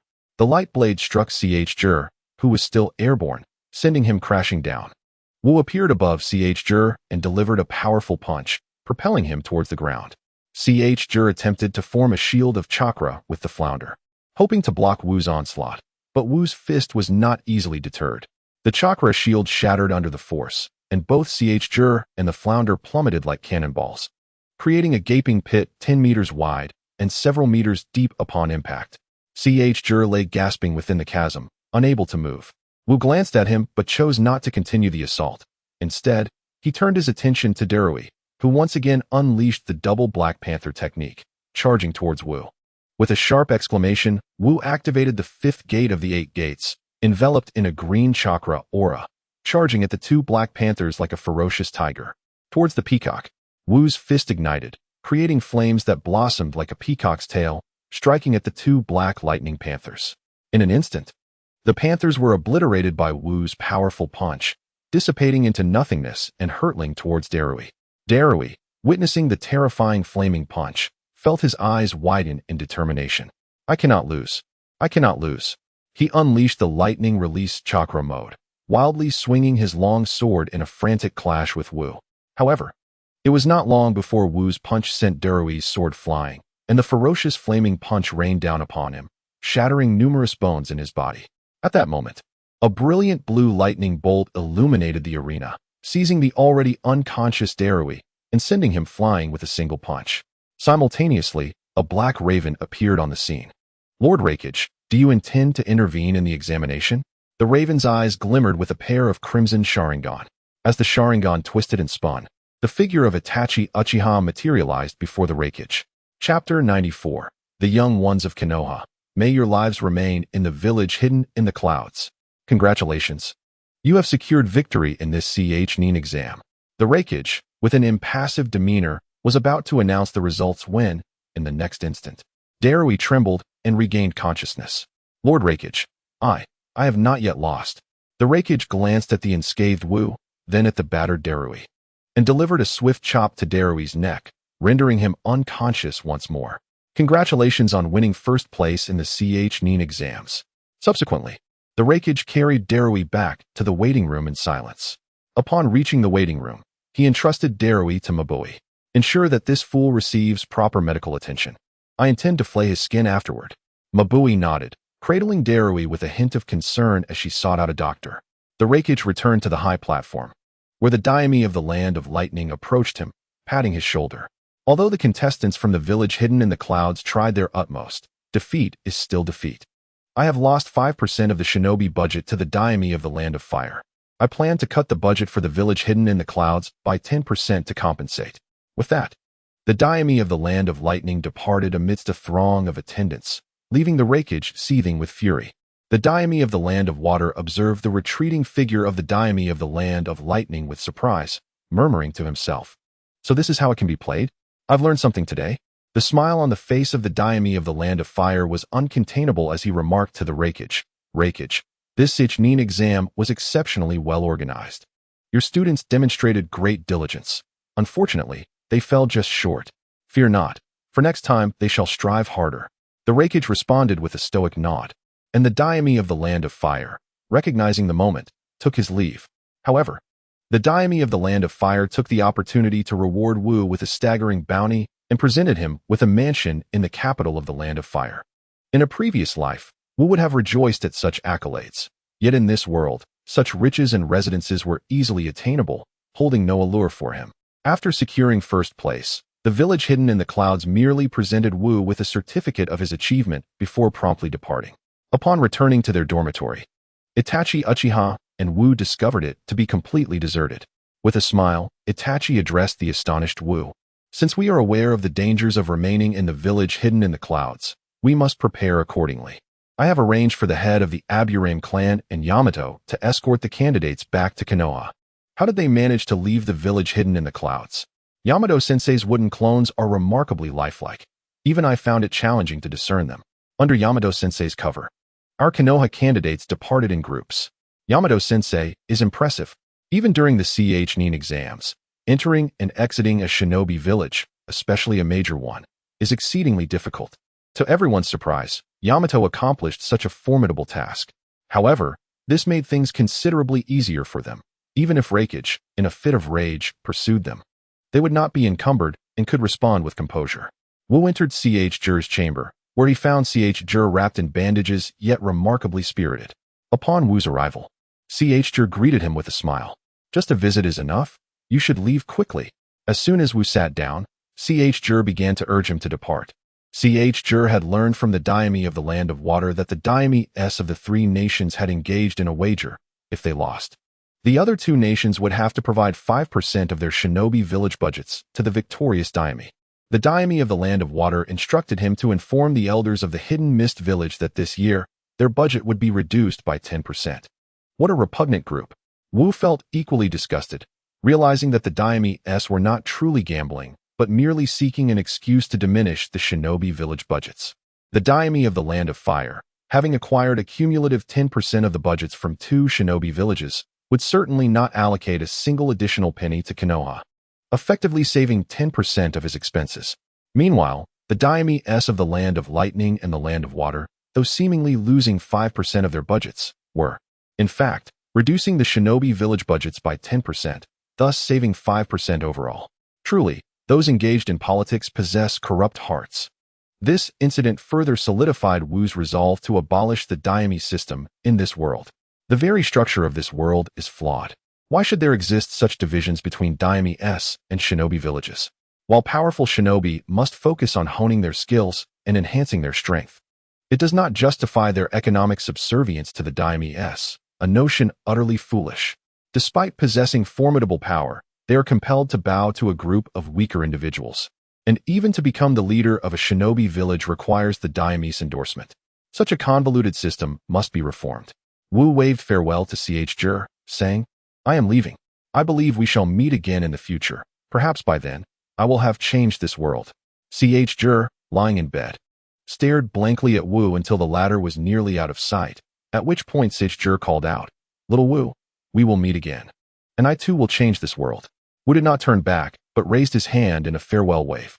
Although he did not believe Chur could truly change the world, it was commendable that he possessed such ambition. Wu and Itachi Uchiha boldly exited the gates of the Hidden Cloud Village, where the guarding shinobi merely glared at them in frustration, resigned to their fate.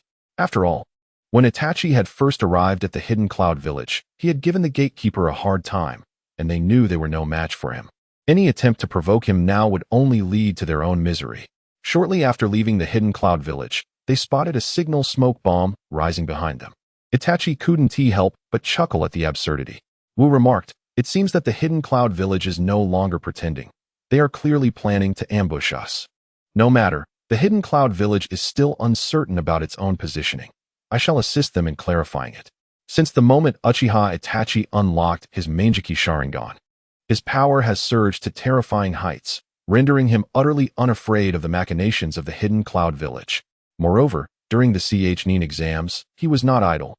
Rather, he was meticulously orchestrating certain arrangements in advance, which is why Uchiha Itachi appears so composed. Their journey will not retrace the route by boat to the Land of Iron. Instead, they shall traverse overland through the Land of Lightning, passing through the Land of the Moon and the Land of Hot Water, before finally reaching the Land of Fire and returning to Konoha. The decision to travel by land is twofold. First, to evade the large forces of Noki and divert their attention. Second, because the Hidden Cloud Village excels in water and lightning techniques. Engaging in combat at sea would greatly enhance the capabilities of their ninjas. Even one as formidable as Uchiha Itachi would hesitate to take such a risk. Thus, the overland route is the most prudent choice. At that moment, a furious roar erupted from behind them. Raikage's voice rang out. "You leaf brats. Prepare to meet your end in the Hidden Cloud Village." Chapter 95. The strategist approaches the supernatural. Raikage transformed into a bolt of blue lightning, instantaneously appearing behind the two, his arms slicing towards the necks of Uchiha Itachi and Wu like twin curved blades. The heads of Uchiha Itachi and Wu soared high before. In the blink of an eye, their bodies, along with their severed heads, dissipated into a cloud of smoke. At that moment, a ninja rushed over. Reporting to Raikage, "Lord Raikage, 10 kilometers to the left of the hidden village, we have spotted Uchiha Itachi and Wu from Konoha. The ninja looked up, only to find nothing but the remnants of dissipating lightning in the air. When Raikage reappeared, he had already arrived at the location indicated by his subordinate, where several ninjas were engaged in battle with Uchiha Itachi and Wu. Without a moment's hesitation, Raikage charged forward, launching another assault on the two. This time, it took him less than a minute to eliminate the duo once more, only to realize afterward that they were merely shadow clones. This revelation left Raikage feeling somewhat disarmed. Where are they? They just completed the chunin exams. They cannot have fled far. And I instructed you to keep a watch on them. Where are they now? The furious Raikage bellowed at the ninjas, who wore sheepish smiles, their faces betraying their embarrassment. Lord Raikage, we have been monitoring them closely. It's just that these Konoha ninjas are exceedingly cunning. Silence. I require no explanations. I only wish to know their whereabouts. At that moment, one of Raikage's subordinates, Kira, approached him, reporting, the intelligence unit has just received word that Uchiha Itachi and Wu from Konoha have reached the port at the border of the Land of Lightning and are currently departing by boat. They have already outpaced you, my lord. How dare they leave the ninja village at their leisure? Raikage spat, vanishing once more like a flash of lightning. An hour later, Raikage's figure appeared over the sea, observing as Killer Bee sat at the bow of the ship, singing. Bee, where are they? Upon seeing Raikage, Killer Bee immediately fell silent. Both of them were mere illusions. I took them down with a few strikes. Raikage seized Killer Bee by the collar, lifting him up. Since humans are mere illusions, why do you still remain aboard the vessel? Have I granted you permission to depart from the village? Karabi appeared utterly dispirited, obediently being dragged away by Raikage AI. After traversing a considerable distance, Raikage AI suddenly regained his wits. It was peculiar, logically. Uchiha Itachi and Wu could not have taken the waterways. Even if intelligence had been received, Sure would have verified it.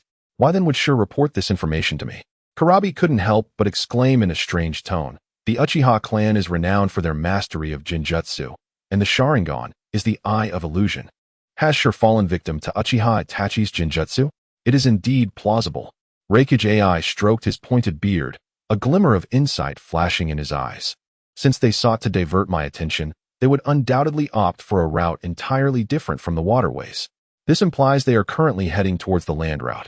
If I hasten my pace, I can still catch up to them.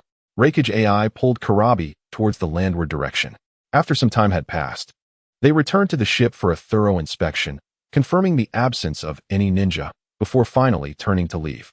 Nearly half an hour later, Raikage AI reappeared aboard the vessel, still finding nothing amiss, thus dispelling the ninjutsu and conjuring a cloud of smoke. Once he witnessed the dispersal of his shadow clone, two figures emerged from the cabin. It was none other than Uchiha Itachi and Wu, the very targets of Raikage AI's pursuit. Wu chuckled, remarking, I never anticipated the reckless Raikage would exhibit such meticulousness, dispatching shadow clones twice to scrutinize the ship. Were it not for our caution, we might have indeed been discovered. Uchiha Itachi regarded Wu with a gaze akin to that reserved for a peculiar creature. Initially, Uchiha Itachi had intended to confront Raikage AI upon their departure from Kumogakure. However, Wu had outright dismissed Itachi's notion. Although Uchiha Itachi possessed formidable strength, they were but two individuals, and on Kumogakure's territory, even the mightiest Uchiha could not rival Madara's prowess. He could not single-handedly challenge an entire hidden village. The outcome of a confrontation with Raikage would likely lead to their exhaustion, overwhelmed by the relentless influx of Kumogakure ninjas. Thus, it was prudent to avoid confrontation and opt for a more clandestine escape. Given their choice to evade battle, Uchiha Itachi naturally favored the safest land route. Yet, this notion was still rebuffed by Wu. According to Wu, if they deemed the land route the most secure option, the people of Kumogakure would likely arrive at the same conclusion. It would be wiser to act contrary to expectation and take to the waterways. The most perilous path often proves to be the safest, as Kumogakure's ninjas would never suspect their choice of the waterway. However, to instill a sense of belief in their adversaries, they needed to set a few traps, leading the enemy to believe they would take the land route. Once the enemy was convinced, their escape would be assured. Wu then orchestrated the first trap outside the ninja village, leisurely directing two shadow clones to stroll about, awaiting Raikage's attack. Subsequently, he established a second trap at a slightly greater distance, ensuring the enemy recognized their use of shadow clones as a diversion, muddling the enemy's sense of direction. Wu further instructed the setup of a third trap, utilizing Jinjutsu to momentarily control Sure, compelling him to relay a message to Reikage AI, informing him of their current location. The purpose of this strategy, akin to the previous maneuvers, was to lead the enemy to believe they were still facing mere shadows. Yet, this was not the end. Wu devised a final tactic, which involved sending 2 shadow clones stealthily toward the land of the moon by land, concealing their forms. They departed cautiously, of course, revealing subtle flaws for the ninjas of the hidden cloud village to discern. Subsequently, these minor inconsistencies would instill a firm belief in Reikage that the individuals he pursued were indeed the true bodies, enticing him to chase further afield. After these 4 maneuvers, they would be able to completely rid themselves of the threat posed by the hidden cloud village. Moreover, after Reikage departed with Killer Bee, Itachi Uchiha intended to dispel his disguise but was halted by Wu, who insisted he remain concealed in place. When Reikage returned for a second time, Itachi assumed the threat had been eliminated and attempted to emerge once more, only to be thwarted again by Wu. Wu urged him to continue hiding for an additional 2 hours, which Itachi initially deemed an overreaction. However, upon witnessing Reikage AI's shadow clone reappear, he was momentarily stunned.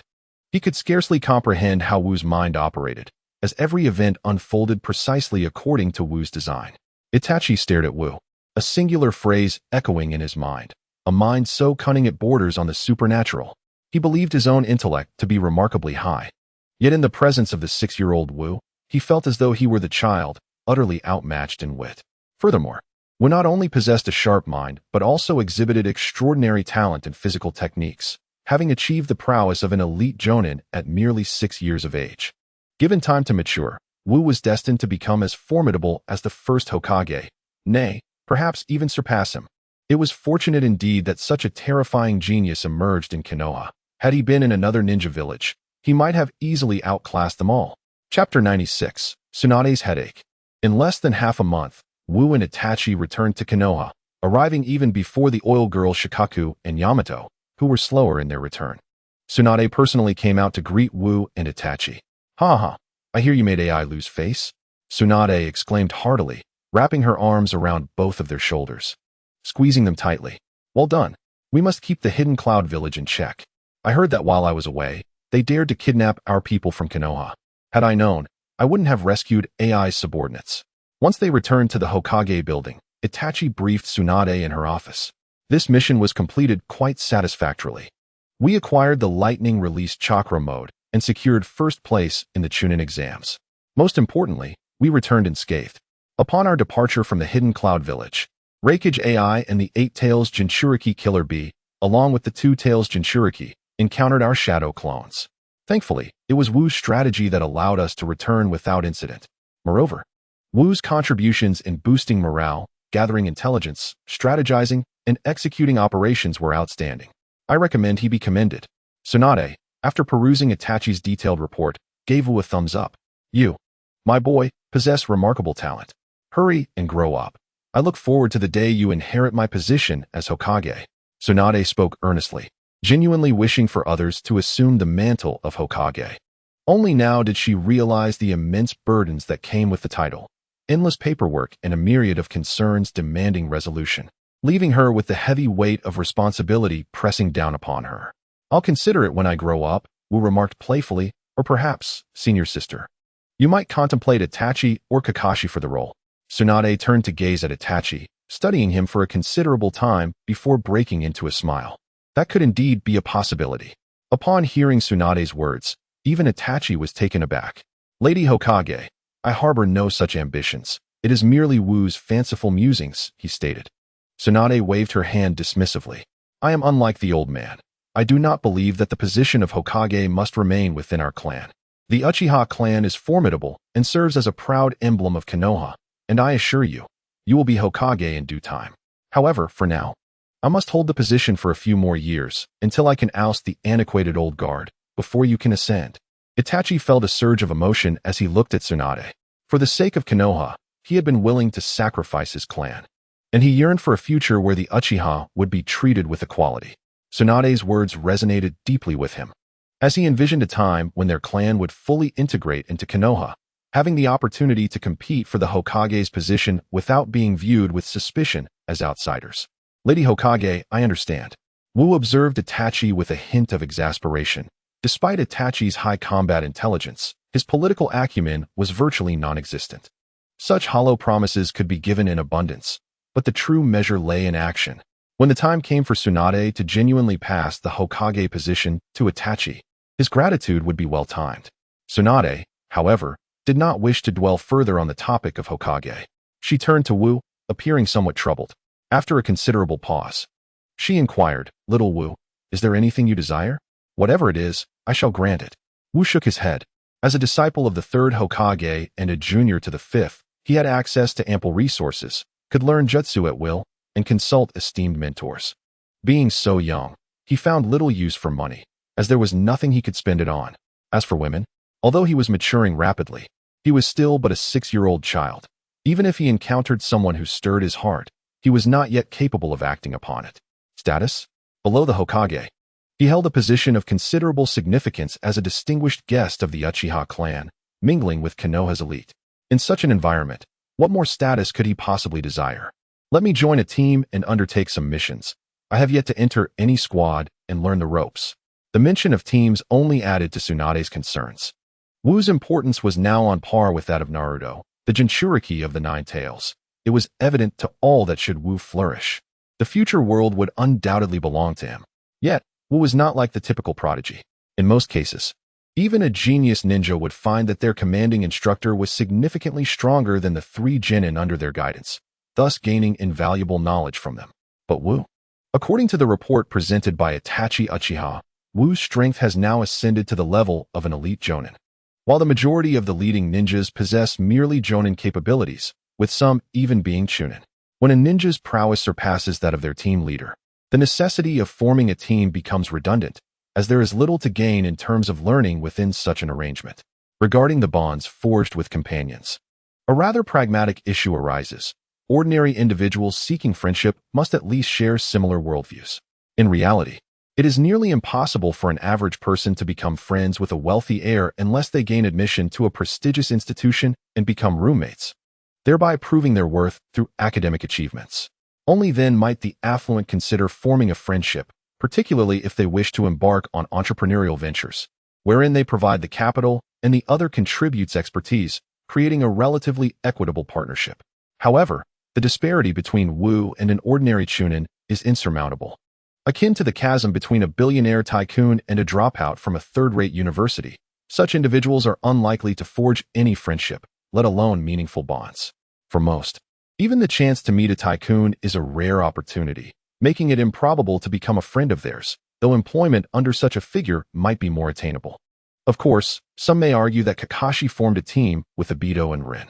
Indeed, Kakashi serves as a quintessential example. His team leader was Minato Namikaze, the 4th Hokage, while his teammate Obito hailed from the most distinguished clan in the shinobi world. Even as an underperformer, Obito's starting point was considerably higher than that of the average individual. As for Rin, she, like Sakura, was a prodigious commoner.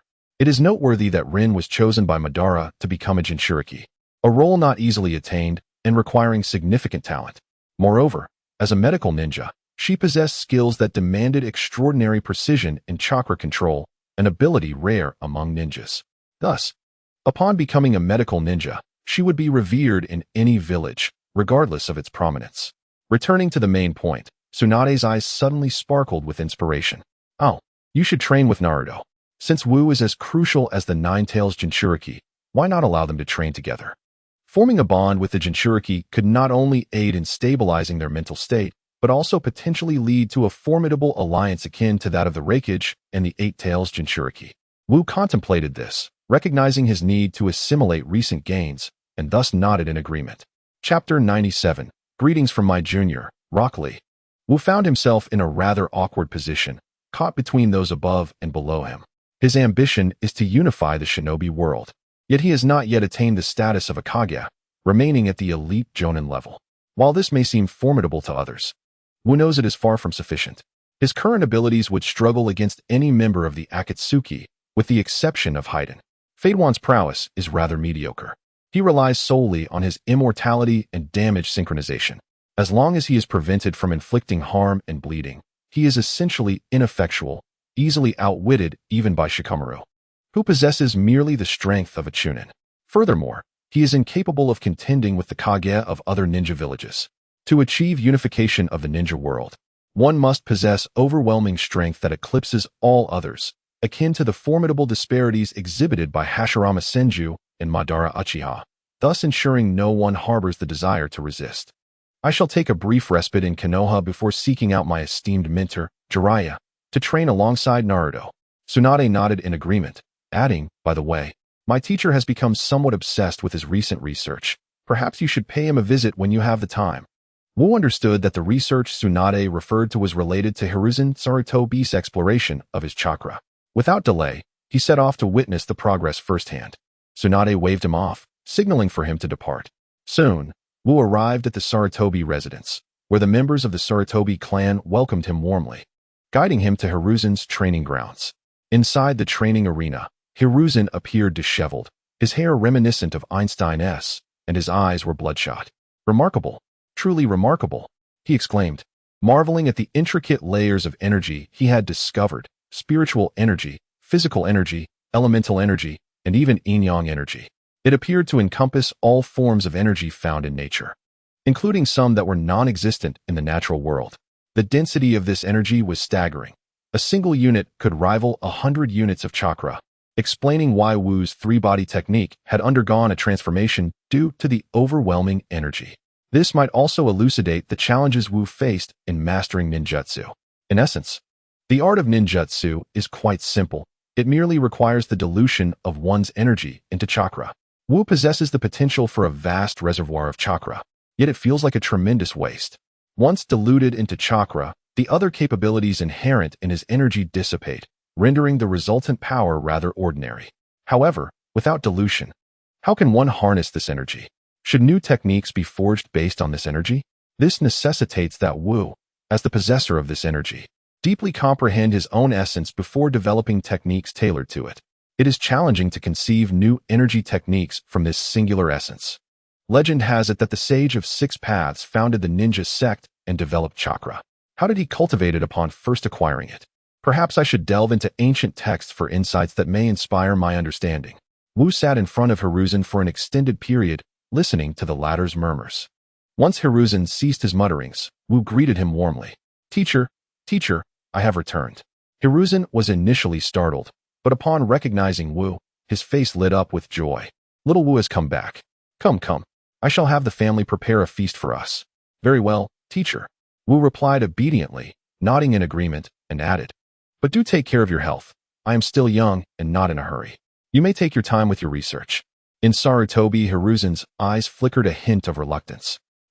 You may not feel the urgency, being still so young, yet I, your teacher, am growing old. I must hasten to unravel my research. I wish to see you protect our Konoha and suppress the entire ninja world. Teacher, what are you saying? You are still in good health, and besides, you have expressed your desire to witness me dominate the ninja realm. Therefore, you should take care of your health. If your body succumbs to exhaustion, you will miss everything. Sarutobi Hiruzen chuckled heartily. All right, let us eat, and afterward, I shall take a good rest. With that, Sarutobi Hiruzen took Wu's hand, making their way towards the family hall, resembling a grandfather and grandson duo. Upon Wu's arrival, the Sarutobi clan had already prepared a sumptuous feast. As they dined, Wu recounted his recent experiences in the Cloud Village, which only served to elevate Sarutobi Hiruzen's spirits. Not long after the meal, he joyfully retreated to his chamber for some rest. Asuma Sarutobi sighed. Now, our esteemed elder only listens to you. Previously, no one from our clan could persuade him. Not even I received any respect. Thank you. There's no need for thanks among family, and the elder's disposition has changed because of me. After bidding farewell to the Sarutobi clan, Wu did not linger, heading straight to Might Guy's residence. It had been a while since he last saw Might Guy, and he truly missed him. However, upon arriving at Might Guy's home, he encountered two figures, not a man and a woman, but two men. Accompanying Might Guy was a young boy clad in a green jumpsuit, sporting a distinctive watermelon hairstyle. Rock Lee. As soon as Wu appeared, Might Guy sensed his presence and, upon realizing it was Wu, his eyes glimmered with delight. With tears streaming down his face, he dashed towards Wu in a ninja-like run. Wu, undeterred by Might Guy's exuberance, opened his arms wide, embracing him warmly. Wu, little Wu, I've missed you so much. Why have you been away for so long? Wu proudly produced his certificate for achieving first place in the chunin exams, exclaiming, I topped the chunin exams. So what reward do I get? Might Guy received the certificate with astonishment, examining it thoroughly, his expression akin to that of a father whose son has been accepted into a prestigious university, brimming with pride. Ha! Truly, you are my disciple to have achieved first place in the chunin exams. Little Wu, hand me that certificate. I shall boast about it to Kakashi tomorrow. At that moment, the somewhat awkward Rock Lee bowed deeply to Wu, respectfully declaring, Greetings, senior brother. I am Lee, the second disciple of Master Might Guy. Observing Lee's formal demeanor, Wu raised an eyebrow towards Might Guy, who appeared as if he had been caught in a youthful romance, both embarrassed and anxious. Fearful that Wu might be displeased, he stammered, Little Wu, this child is just like you were back in the day, practicing physical techniques alone in the woods. His talent may not match yours, yet he possesses an unparalleled diligence, which is why I have taken him as my disciple. After Meikai finished speaking, he discreetly glanced at Wu and cautiously inquired, Little Wu, you're not unhappy, are you? Observing Madakai's anxious demeanor, Lilok also began to feel apprehensive. Wu burst into hearty laughter, exclaiming, Master, how could I possibly be unhappy? I am absolutely thrilled. At last, I am no longer the youngest. I now have a junior disciple. Wu wrapped his arm around Lilok's shoulder, beaming with a radiant smile. Come, junior brother. Allow me to prepare a grand feast for you. In Chapter 97, the anticipation for the future of the ever-resilient Kai was palpable.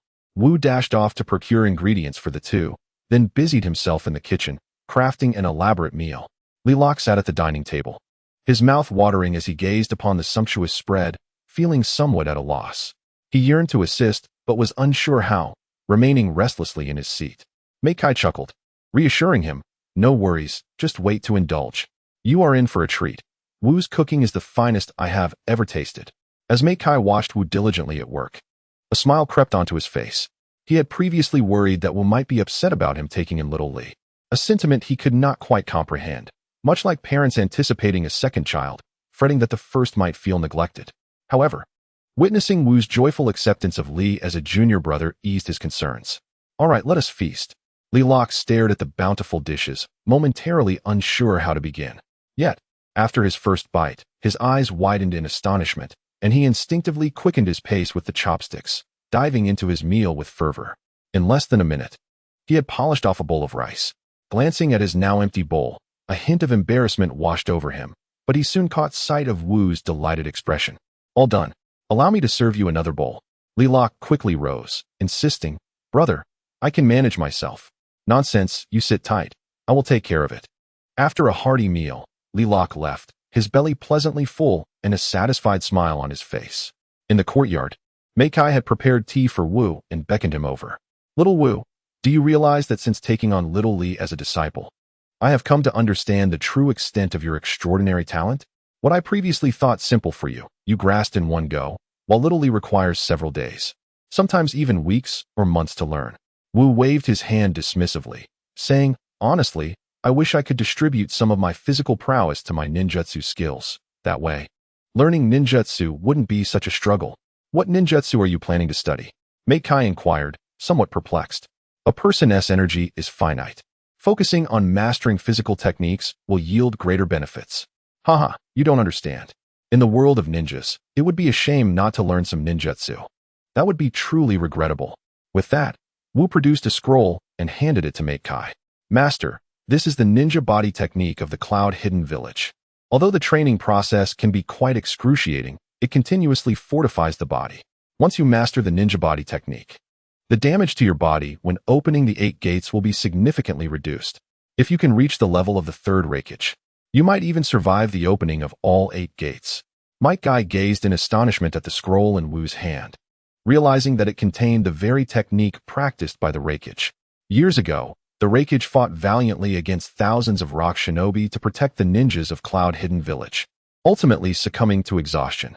When Might Guy first learned of the 3rd Reikage's legendary deeds, he admired him greatly, believing that his own destiny might be to sacrifice himself in defense of the Hidden Leaf Village. It was astonishing to think that he could now learn the Reikage's renowned signature technique, the ninja body technique. upon perusing the ninja body technique. It was as if a new world had been unveiled to him, his eyes sparkling with excitement. The lightning release chakra mode could continuously enhance his physicality, improving both his reaction and movement speed, truly a tailor-made skill for him. The ninja body technique fortifies the body, while the 8 gates, when opened beyond the 4th, inflicts damage. These two techniques complement each other perfectly. Although even the ultimate mastery of the ninja body technique cannot completely negate the injuries inflicted by the 8 gates, as we mentioned, utilizing the ninja body technique to strengthen his body would certainly diminish the damage suffered from opening the 8 gates, possibly even averting certain death. Might Guy lamented, "It is a pity that I did not acquire the ninja body technique sooner. Perhaps I would have already perfected it by now." Wu chuckled, "It is not too late.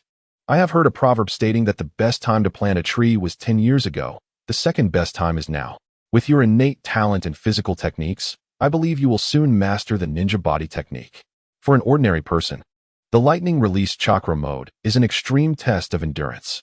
However, for Might Guy, who has endured the trials of the 8 gates year after year, the suffering brought by the lightning release chakra mode seemed trivial. The best time to plant a tree was 10 years ago. The second best time is now? A tear glimmered in Might Guy's eyes. Such wisdom. Wu, you are absolutely right. I shall commence my training at once. With unwavering determination, Might Guy immediately began practicing the lightning release chakra mode in the courtyard. The method of training in this mode is not complicated.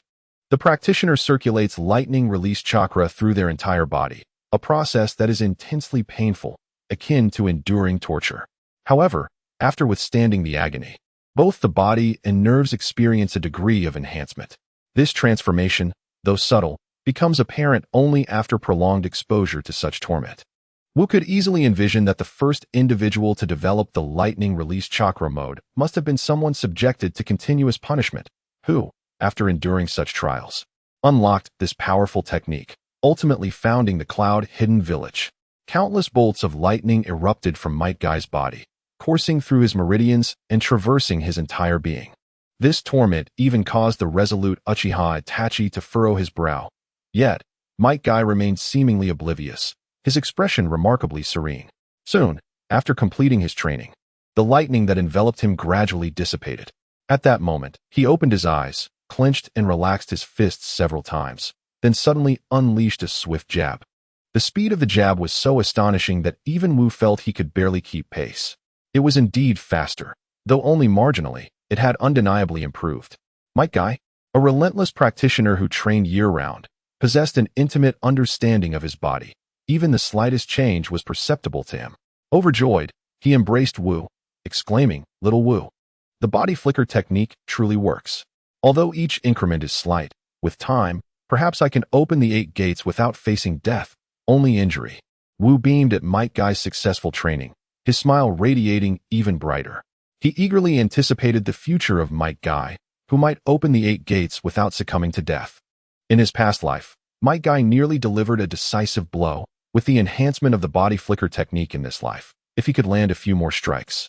Who could say if the Sage of 6 Paths Abido could withstand it? No, I must swiftly teach this method to Li. I have already squandered too much time. I cannot allow Li to waste his as well. Might Guy exclaimed enthusiastically, and after a brief moment, he suddenly turned to Wu.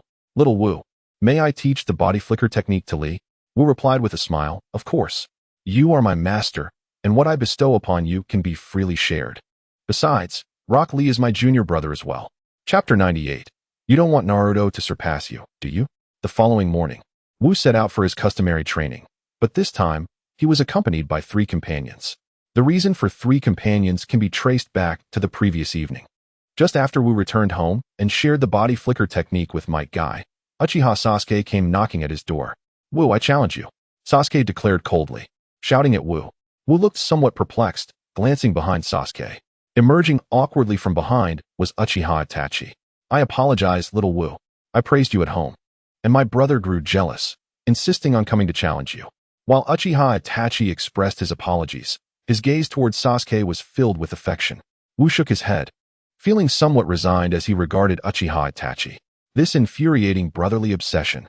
Well, since he has come all this way, I cannot refuse. Very well, let us consider this a post-meal exercise. Upon hearing this, Sasuke's face flushed with indignation. Damn it, Do not underestimate me. Sasuke swiftly unleashed a flurry of shurikens, but Wu, with one hand in his pocket, effortlessly deflected all of Sasuke's projectiles. Following the shuriken assault, Sasuke proceeded to execute the Great Fireball technique, conjuring a colossal fireball. Wu glanced at his house behind him, then stepped forward. With a formidable punch, he unleashed a shockwave that extinguished the fireball, showcasing his incredible strength. Sasuke stood transfixed, utterly astonished by the scene before him, gazing at Wu with incredulity. The Great Fireball technique, a formidable ninjutsu of the fire release, had taken him an arduous period to master, during which he endured prolonged disdain from his father, Fugaku, who believed Sasuke fell woefully short of Itachi's prowess. Yet, the jutsu he had labored so diligently to perfect, which he considered immensely powerful, was effortlessly obliterated by a mere punch from Wu. This revelation shattered his understanding entirely. At that moment, Wu approached Sasuke, exclaiming with a hint of exasperation, "Challenging me is one thing, but do refrain from directing your fire techniques towards my master's home. If it were to catch fire, I would have no choice but to unleash my wrath upon you." Sasuke, perplexed, inquired, "But how could your punch extinguish my fire technique?" "It's quite simple," Wu replied. "Provided that the speed and force of the punch reach a certain threshold, striking the air generates an air cannon, which can then extinguish your fire technique." Sasuke gaped in bewilderment, clearly struggling to comprehend Wu's explanation. "Are you speaking in human language? Just exercising one's body suffices. If your physique achieves a certain strength, you too could manage it." "I can," Sasuke stammered. Wu chuckled, "Of course you can." He envisioned Sasuke returning home to diligently practice physical techniques, a fitting lesson for the young Uchiha. "Then I shall train with you," Sasuke declared. Wu's expression shifted to one of seriousness. It's settled then, no backing out." Without another word, Sasuke turned and dashed away, fearful of Wu's reconsideration. Once Sasuke departed, a smirk crept across Wu's lips. "Just wait, I will guide you through your training." Before dawn broke, Wu arrived at the Uchiha compound, which posed no defenses against him, allowing him to enter the inner sanctum and rouse the still sleeping Sasuke. "Come, we shall train." With a bewildered and groggy Sasuke in tow, their training commenced. After running for a while, Sasuke finally began to awaken. "Little Wu, what shall we train today?" "You will find out shortly," Wu replied, leading Sasuke to where Might Guy and Rock Lee were already engaged in their training. Upon seeing the duo, Sasuke halted, panting for breath. "Surely, we've completed enough running for now. What comes next?" Wu and Might Guy exchanged amused glances, while Rock Lee looked at Sasuke with astonishment. "Running training? We have yet to begin our training." Sasuke, taken aback, turned to Wu. "From my home to here, I have traversed the entirety of Konoha, and we have not even started training yet." Wu grinned. "That was merely a warm-up.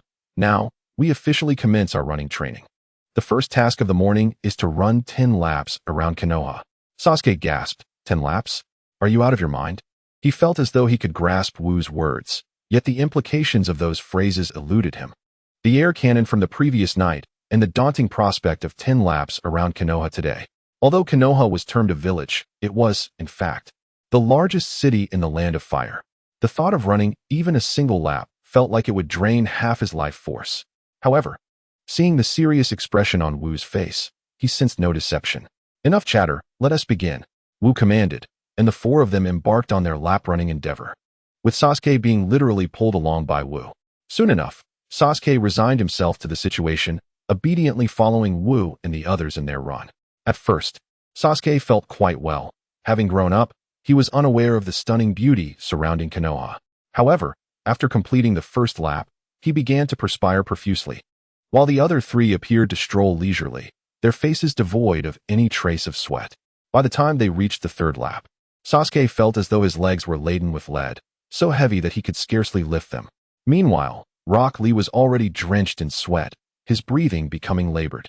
Yet, both Wu and Might Guy maintained an air of ease, seemingly unfazed by the exertion, as if they were merely passengers on a leisurely ride. During the fourth lap, exhaustion overtook Sasuke, and he collapsed onto the ground. Rock Lee, too, began to feel the weight in his legs, his pace slowing considerably.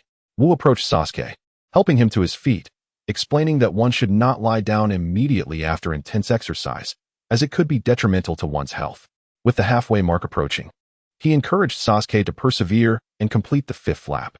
Gasping for breath and noticing that the others showed no signs of stopping, Sasuke gritted his teeth and replied, "All right." By the fifth lap, Sasuke was virtually crawling, using all fours to reach the designated spot.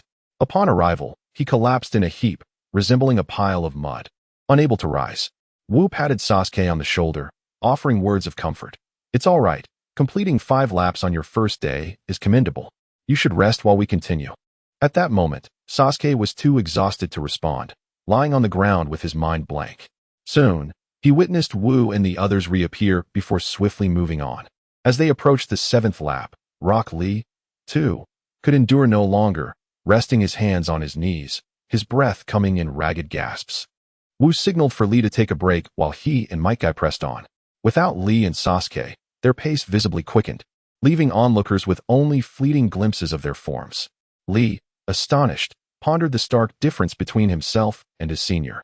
Meanwhile, Sasuke, sprawled on the ground, lamented, "Wu is a monster. Don't even think of comparing yourself to him." Before long, Wu and Might Guy completed 10 laps and returned to the 2. Wu, pulling Sasuke up, cheerfully announced, "You should have rested enough by now. Come, we're going to train our punches today, aiming for 10,000 strikes." 10,000. Sasuke hastily waved his hands, calculating in his mind. "Perhaps I'm not cut out for this physical training. I think I'll sit this one out." Wu leaned closer to Sasuke and whispered, "Are you sure? Naruto is training under the legendary Sannin Jiraiya and is reportedly improving at an astonishing rate. You wouldn't want him to surpass you, would you?" The next chapter unfolds as Itachi Uchiha returns home with Sasuke, now utterly exhausted. He remarked with mild irritation, "That Wu is too relentless. It was brutal for a first session." Wu looked at Itachi with bemusement, saying, "Please, don't phrase it that way. Others might misconstrue our relationship." Itachi, gazing at Wu with curiosity, inquired, "What do you mean by misconstrue? Besides, we are alone here. Who would misunderstand?" To the readers. One might wonder, readers? What is that? It is a world beyond the dimensional barrier. Wu shook his head, gazing blankly at the equally perplexed Uchiha Itachi. "Very well. I shall express myself more clearly next time." Itachi, uncertain of Wu's state, resolved to follow his instructions nonetheless. Upon returning home, Itachi aided Sasuke in a body massage, all the while pondering over something. Suddenly, Sasuke exclaimed, "Brother, ease up, it's uncomfortable. How can you feel at ease without exerting some pressure? Be good, lie down." Itachi firmly held the writhing Sasuke in place, continuing the massage while inquiring, "Brother, shall we go again tomorrow? I wish to, for I do not want to be surpassed by that laggard Naruto. However, little Wu is set to train with Naruto tomorrow." Sasuke looked at Itachi with pleading eyes. "Brother, I too wish to seek intense training. Could you allow me to join? Even after such exhaustion, you still desire to go?" Exhausted indeed, utterly spent, yet after that fatigue, a new vigor emerges, allowing me to feel my strength augmenting. This sensation captivates me. "Very well. I shall speak with Lord Hokage to permit you to train alongside little Wu." Sasuke's eyes lit up with joy. "May I truly go?" Itachi chuckled. "I still possess some influence." Once Sasuke had succumbed to slumber, Itachi promptly rose to seek out Tsunade. Upon hearing Itachi's intent, Tsunade inquired with a hint of amusement, "Are you certain? Naruto is the Jinchuriki of the 9 tails, and little Wu is a prodigious talent. Are you not concerned about Sasuke's potential withdrawal?" Itachi replied with a smile. "Though my brother's aptitude may be slightly lacking, he is still capable. Allowing him to undergo trials early on will benefit his future." "Very well, if you are certain. Let little Wu take Sasuke along tomorrow." Tsunade penned a letter for Jiraiya, instructing Sasuke to deliver it. At the break of dawn the following day, Itachi escorted Sasuke to Might Guy's residence to clarify their purpose. Itachi, with a courteous smile, said, "Little Wu, I trust you will take good care of Sasuke henceforth." Wu sighed in resignation, pondering if this was the bond between Ashura and Indra. In this lifetime, influenced by Wu, Naruto had begun training under Jiraiya much earlier, progressing at an astonishing rate compared to his previous life. Not yet having participated in the chunin exams or joined Kakashi's team, Sasuke still found himself alongside Naruto. Nevertheless, if he must lead Sasuke, so be it. It would not affect him, but the one who would truly be troubled was Jiraiya. Through communication with Jiraiya, Wu had discerned his whereabouts and promptly set off with Sasuke, departing from Konoha towards the northwestern region of the Land of Fire, near the borders of the rain and grass countries. However, throughout the journey, Wu did not relent in his training regimen for Sasuke. "Sasuke, We must reach the border of the land of fire, rain country, and grass country from Konoha within 10 days. I have devised a training plan. We shall run all the way there. If you complete the task, I shall bestow upon you a level ninjutsu. If you fail, it shall be forfeited. Sasuke's eyes widened in astonishment. Level ninjutsu? Are you certain? Absolutely certain. And it is a jutsu perfectly suited to your lightning affinity. Although Wu's progress in mastering ninjutsu is rather sluggish, his ambition is undeniably grand. He has endeavored to learn all renowned techniques, such as the Rasengan and Chidori, even though he has yet to successfully master any of them. Nevertheless, this does not deter Wu from comforting himself with the thought that he may yet acquire these skills in the future. For now, he simply resolves to remember them. All right, it's settled. A glimmer of determination flickered in Sasuke's eyes. To his surprise, shortly after departing from the Hidden Leaf Village, Wu presented him with such a delightful surprise. Having just learned the Great Fireball technique, Sasuke was already capable of unleashing its formidable power, sufficient to ensure the defeat of any chunin caught in its path. If he could master higher-level techniques, wouldn't his prowess ascend to new heights? Perhaps then, he might stand a chance to rival Wu. Unbeknownst to Wu, Sasuke was already envisioning scenarios where he would triumph over him after mastering advanced ninjutsu. However, even if he were aware, he would remain unperturbed. Unless Sasuke activated his Manjiki Sharingan, there was little chance of him besting Wu. Observing the resolute glimmer in Sasuke's eyes, Wu's lips curled into a faint smile. Then, let us commence. Sasuke glanced at the map and, with determination, set off at a brisk pace. Wu, at ease, followed closely behind. And whenever Sasuke grew weary and paused for a rest, Wu would prepare a meal from the game he had already hunted. As for their lodging, Wu would always anticipate where Sasuke would stop, setting up a tent for him to rest comfortably. Thanks to Wu's attentive care, Sasuke successfully reached the designated town within 10 days, where he discovered Jiraiya and Naruto soaking in a hot spring. Unaware of their arrival, Naruto, upon spotting them, leapt from the water, utterly naked, and rushed towards them. Ha ha ha, Wu. Sasuke, what a delightful surprise. I've missed you both. Naruto dashed towards an unsuspecting Sasuke, enveloping him in a hug. In response, Wu delivered a swift kick, sending the unclothed Naruto, along with the startled Sasuke, plummeting back into the hot spring. Emerging from the water, Naruto looked at Wu with a hint of indignation. Why did you kick me? Wu retorted, if you come rushing at me again without clothes, I shall do it once more. Naruto glanced down, seemingly unfazed by his state of undress, and boldly stood up. Oh, what's the big deal? We're all guys here. No need to be shy. Sasuke, just out of the water, inadvertently cast his gaze downward. Upon seeing the sight, he submerged himself in the water. Feeling a wave of embarrassment wash over him, Wu shot a disapproving glance at Naruto, rolling his eyes. It's not shyness. It's simply repulsive. What's the point of two grown men embracing in the nude? However, Wu couldn't help but reflect on Naruto's growth. He had long pondered why Hinata would blush every time she saw Naruto. Now, it seemed a plausible answer had emerged. As the heiress of the High-GA clan, Hinata possessed the Byakugan, which granted her the ability to see through objects. Thus, it was reasonable to consider why she would blush in Naruto's presence. While lost in these musings, Jiraiya approached, draped in a bathrobe, flanked by two voluptuous women who appeared to be clad in little more than sheer garments. Oh, Xiao Wu has arrived. Would you like me to arrange for 2 individuals to provide you with a massage? Chapter 100. Let us use the members of the Akatsuki as stepping stones. Wu waved his hand weakly, indicating for his senior brother to amuse himself while he opted for a relaxing soak in the bath. Jiraiya glanced at Sasuke, who had just emerged from the bath, respectfully handing Jiraiya the letter from Tsunade. After perusing it for a moment, Jiraiya chuckled. Ah, so it's the lad from the Uchiha clan. Very well. Whether it be 1 or 2, let us remain together for training. With that, Jiraiya gestured for the 2 to enjoy themselves, placing all expenses on his account before escorting the 2 lovely ladies into a private room, where soon enough, sounds of merriment filled the air.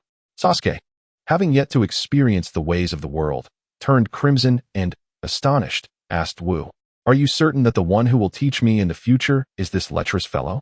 This is utterly unreliable. No way, I refuse to learn from him."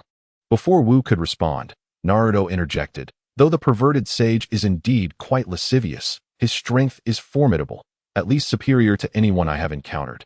Sasuke shot Naruto a disdainful glance. "You unworldly fool. Of course, anyone would seem strong to you. My brother is one of the mightiest in Konoha. I cannot believe this lecherous man could ever surpass him. Wu stroked his chin thoughtfully. While I cannot definitively say whether Jiraiya or your brother is stronger, they are undoubtedly of comparable caliber. Moreover, this is only after your brother awakened his Manjiki Sharingan. Prior to that, he would have been no match for Jiraiya. Sasuke's mouth fell agape in disbelief. To him, the strongest individuals in the world were from the Uchiha clan. One was Uchiha Shursui, and the other was his elder brother, Uchiha Itachi. Hearing Wu claim that Jiraiya and his brother were of equal standing, and that it was only recently that his brother reached such a level, was a profound shock to his understanding. Noticing Sasuke's incredulous expression, Wu smiled. Let me put it this way. You are aware of the fourth Hokage, Namake's Minato, correct? Of course. Jiraiya-sensei is Minato's mentor. Wu regarded Sasuke with a knowing look. Now, do you still wish to learn from Jiraiya-sensei? Upon realizing that Jiraiya was indeed the teacher of the fourth Hokage, Sasuke felt a surge of excitement.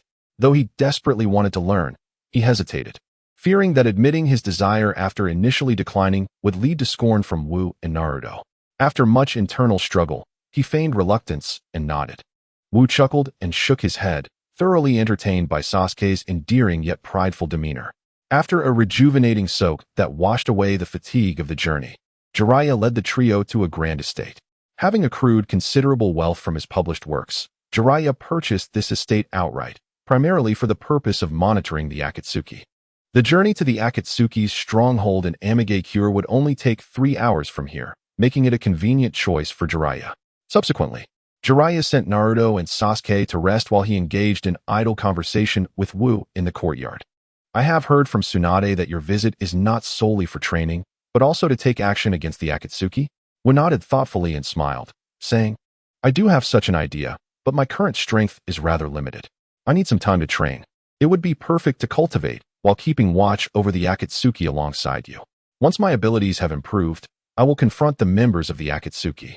Jiraiya nodded in agreement, acknowledging, your plan is commendable.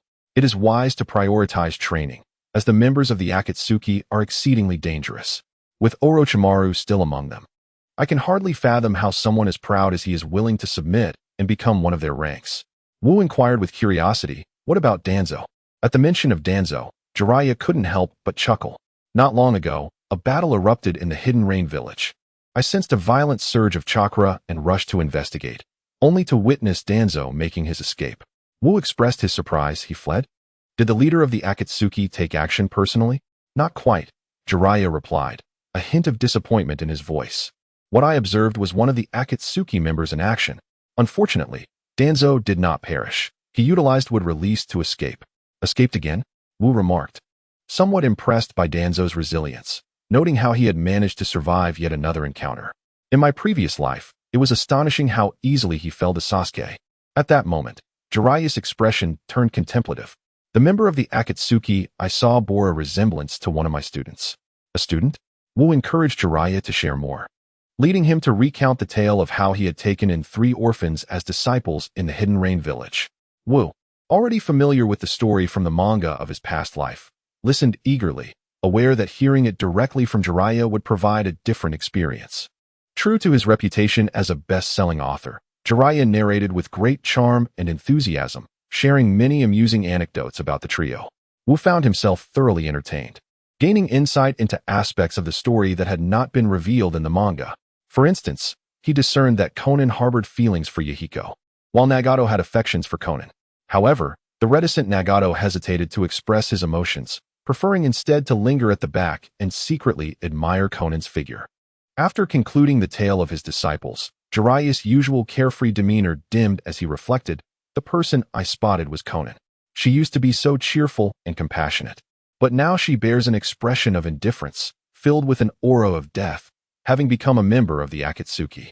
The only constant in this world is change.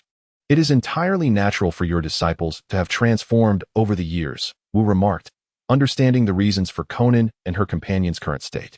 Though he refrained from sharing this knowledge with Jiraiya, his visit to Jiraiya was not solely for training. It was also to address the matter of the Akatsuki. He recalled that, at this stage, the Akatsuki had begun to collect tailed beasts, initially targeting those from smaller hidden villages and the 3 tails of the Hidden Mist.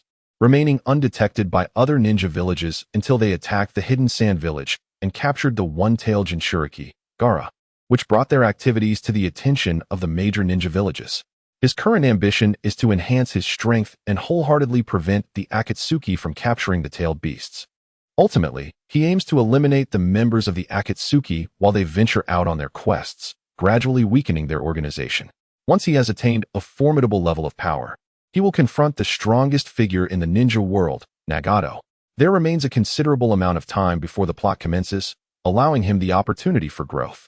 However, he must hasten his ascension in strength, for the Sage of the Frogs has prophesied that he will battle Kagaya Tsutsuki. If he does not expedite his development, how will he stand against such an extraordinary being? Unlike Sasuke and Naruto, who possess advantages bestowed by the world and the Sage of Six Paths to forcibly elevate their abilities, he must rely solely on his own efforts. He shall use the members of the Akatsuki as stepping stones, honing his skills and becoming more powerful. Chapter 101. The thrill of teasing Sasuke is quite amusing. After a night of rest, the following day, the four of them were all in high spirits.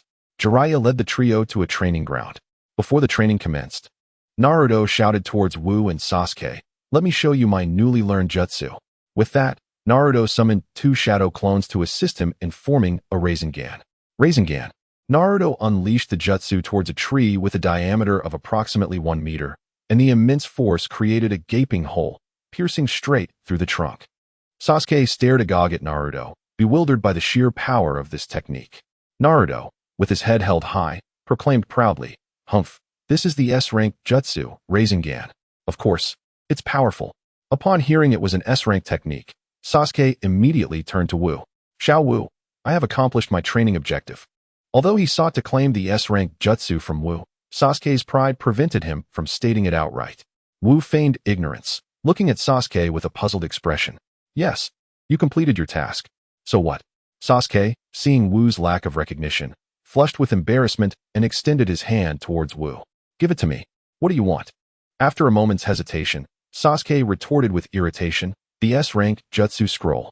Wu, pretending to finally understand, produced a scroll and handed it to Sasuke.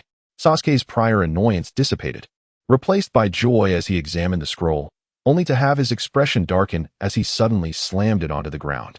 "This isn't what I asked for. Didn't you say you would give me an S-rank lightning attribute jutsu? What is this?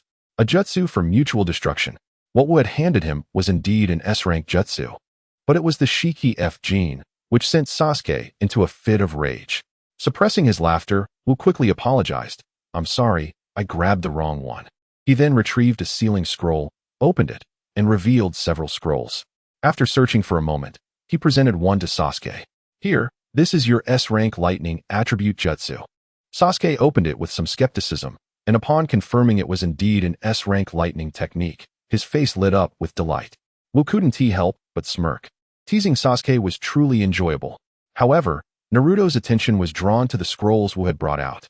"Xiao Wu, how did you manage to hide the S-rank jutsu among so many scrolls? It would be a great pity if the scroll containing advanced ninjutsu were to be damaged. However, all of these techniques are of the same caliber. What is there to lament?" "Oh," Naruto exclaimed, his eyes widening in astonishment. "How do you possess so many advanced ninjutsu?" "I acquired a whole stack from the old man for my research on ninjutsu." Naruto gazed at Wu, enviously remarking how fortunate it was to have a Hokage as a mentor, seemingly able to obtain advanced techniques with ease. Jiraiya approached Naruto, ruffling his hair with a smile. "Having more advanced ninjutsu isn't necessarily better. In fact, the difficulty of mastering them is significant. If you have the chance to learn even one, consider yourself fortunate. Remember, the best ninjutsu is the one that suits you." Naruto nodded vigorously, agreeing that the most suitable techniques are indeed the best. He had witnessed the challenges of advanced ninjutsu firsthand. He had trained extensively using shadow clones to cultivate his skills, and for an ordinary person, it would likely take years to master even one advanced technique. Jiraiya clapped his hands and declared, "Let's begin training. Sasuke, you should step back and study ninjutsu on your own. Feel free to come to me with any questions. You can entertain yourself, and Naruto, continue with your Nine Tails training." Sasuke looked up at Jiraiya and Naruto, who were now a kilometer away, and expressed his discontent. "Humph, if he is unwilling to teach, he doesn't need to keep his distance." Wu chuckled, My senior brother teaches without reservation. He never agrees to teach, but then refuses. It's just that their training is far too perilous, hence the distance. Sasuke, puzzled, turned to Wuz and asked, perilous? Wuz looked back at Sasuke with surprise. Didn't your brother tell you? Naruto is the host of the Nine Tails. The Nine Tails? The Nine-Tailed Fox? Sasuke's eyes widened. Previously, he had only heard whispers in the village about Naruto being a fox demon. He had thought it was merely due to the whisker marks on Naruto's face. He never imagined that Naruto was truly the fox demon. He recalled his brother mentioning that the Nine Tails had nearly destroyed the entire Hidden Leaf village in the past. Had it not been for the fourth Hokage diverting the beast elsewhere, the village might have ceased to exist. Indeed, tailed beasts are formidable conglomerates of chakra, each possessing terrifying levels of chakra. The Nine Tails within Naruto is the strongest among them. If Naruto were ever to be overtaken by its influence, unleashing its full power, we would likely perish here. Surely not. Isn't Lord Jiraiya still here? He is the legendary Sannin. Wuz shook his head. My senior brother would not be able to withstand the full might of the Nine Tails, especially in its complete form. At that moment, Wuz felt a surge of curiosity. He wondered how he would fare against Naruto's multiple tails now. When Naruto had unleashed 4 tails in the past, even Jiraiya had sustained injuries. However, it was not that Jiraiya was incapable of countering the beastly Naruto in that state. He simply did not wish to harm Naruto. In a full confrontation, dealing with Naruto's 6 tails should pose no issue. Wuz patted Sasuke on the shoulder. Practice on your own for now. I will go take a look. As he stepped inside, Wuz caught Jiraiya's voice resonating in the air. Take your time, Naruto. Attempt to gradually release the chakra of the Nine Tails, stopping just before you feel it slipping from your control. Once you sense that you can harness the power of the Nine Tails, then slowly increase your output. Remember, never be greedy. Release only a little at a time. Naruto shouted, okay, as he began to unleash the chakra of the Nine Tails. Streams of crimson chakra bubbles emanated from his body, slowly enveloping him and forming a chakra cloak. Too long, red tails sprouted from behind him. Wu, somewhat astonished, remarked, that was quick. You can already access the 2 tails. At that moment, Jiraiya called out, good. Now control the power of the tailed beast and launch an attack at me. Remember to steady your heart and not let the ferocious chakra of the Nine Tails cloud your mind. Jiraiya assumed a fighting stance, ready to engage with Naruto. At this juncture, Wu intervened. Senior brother, let me give it a try. You watch from the sidelines. Jiraiya regarded Wu for a moment before nodding. All right, go ahead. But remember to keep it moderate. Do not provoke Naruto. Otherwise, I won't be able to control him either. Although Jiraiya was aware of Wu's considerable strength, he had yet to witness the full extent of Wu's power and was eager to observe the battle between Wu and Naruto. Naruto, I shall be your opponent.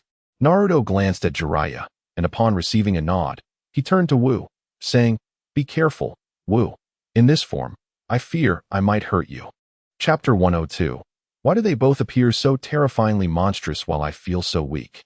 At this moment, Naruto's appearance had slightly transformed.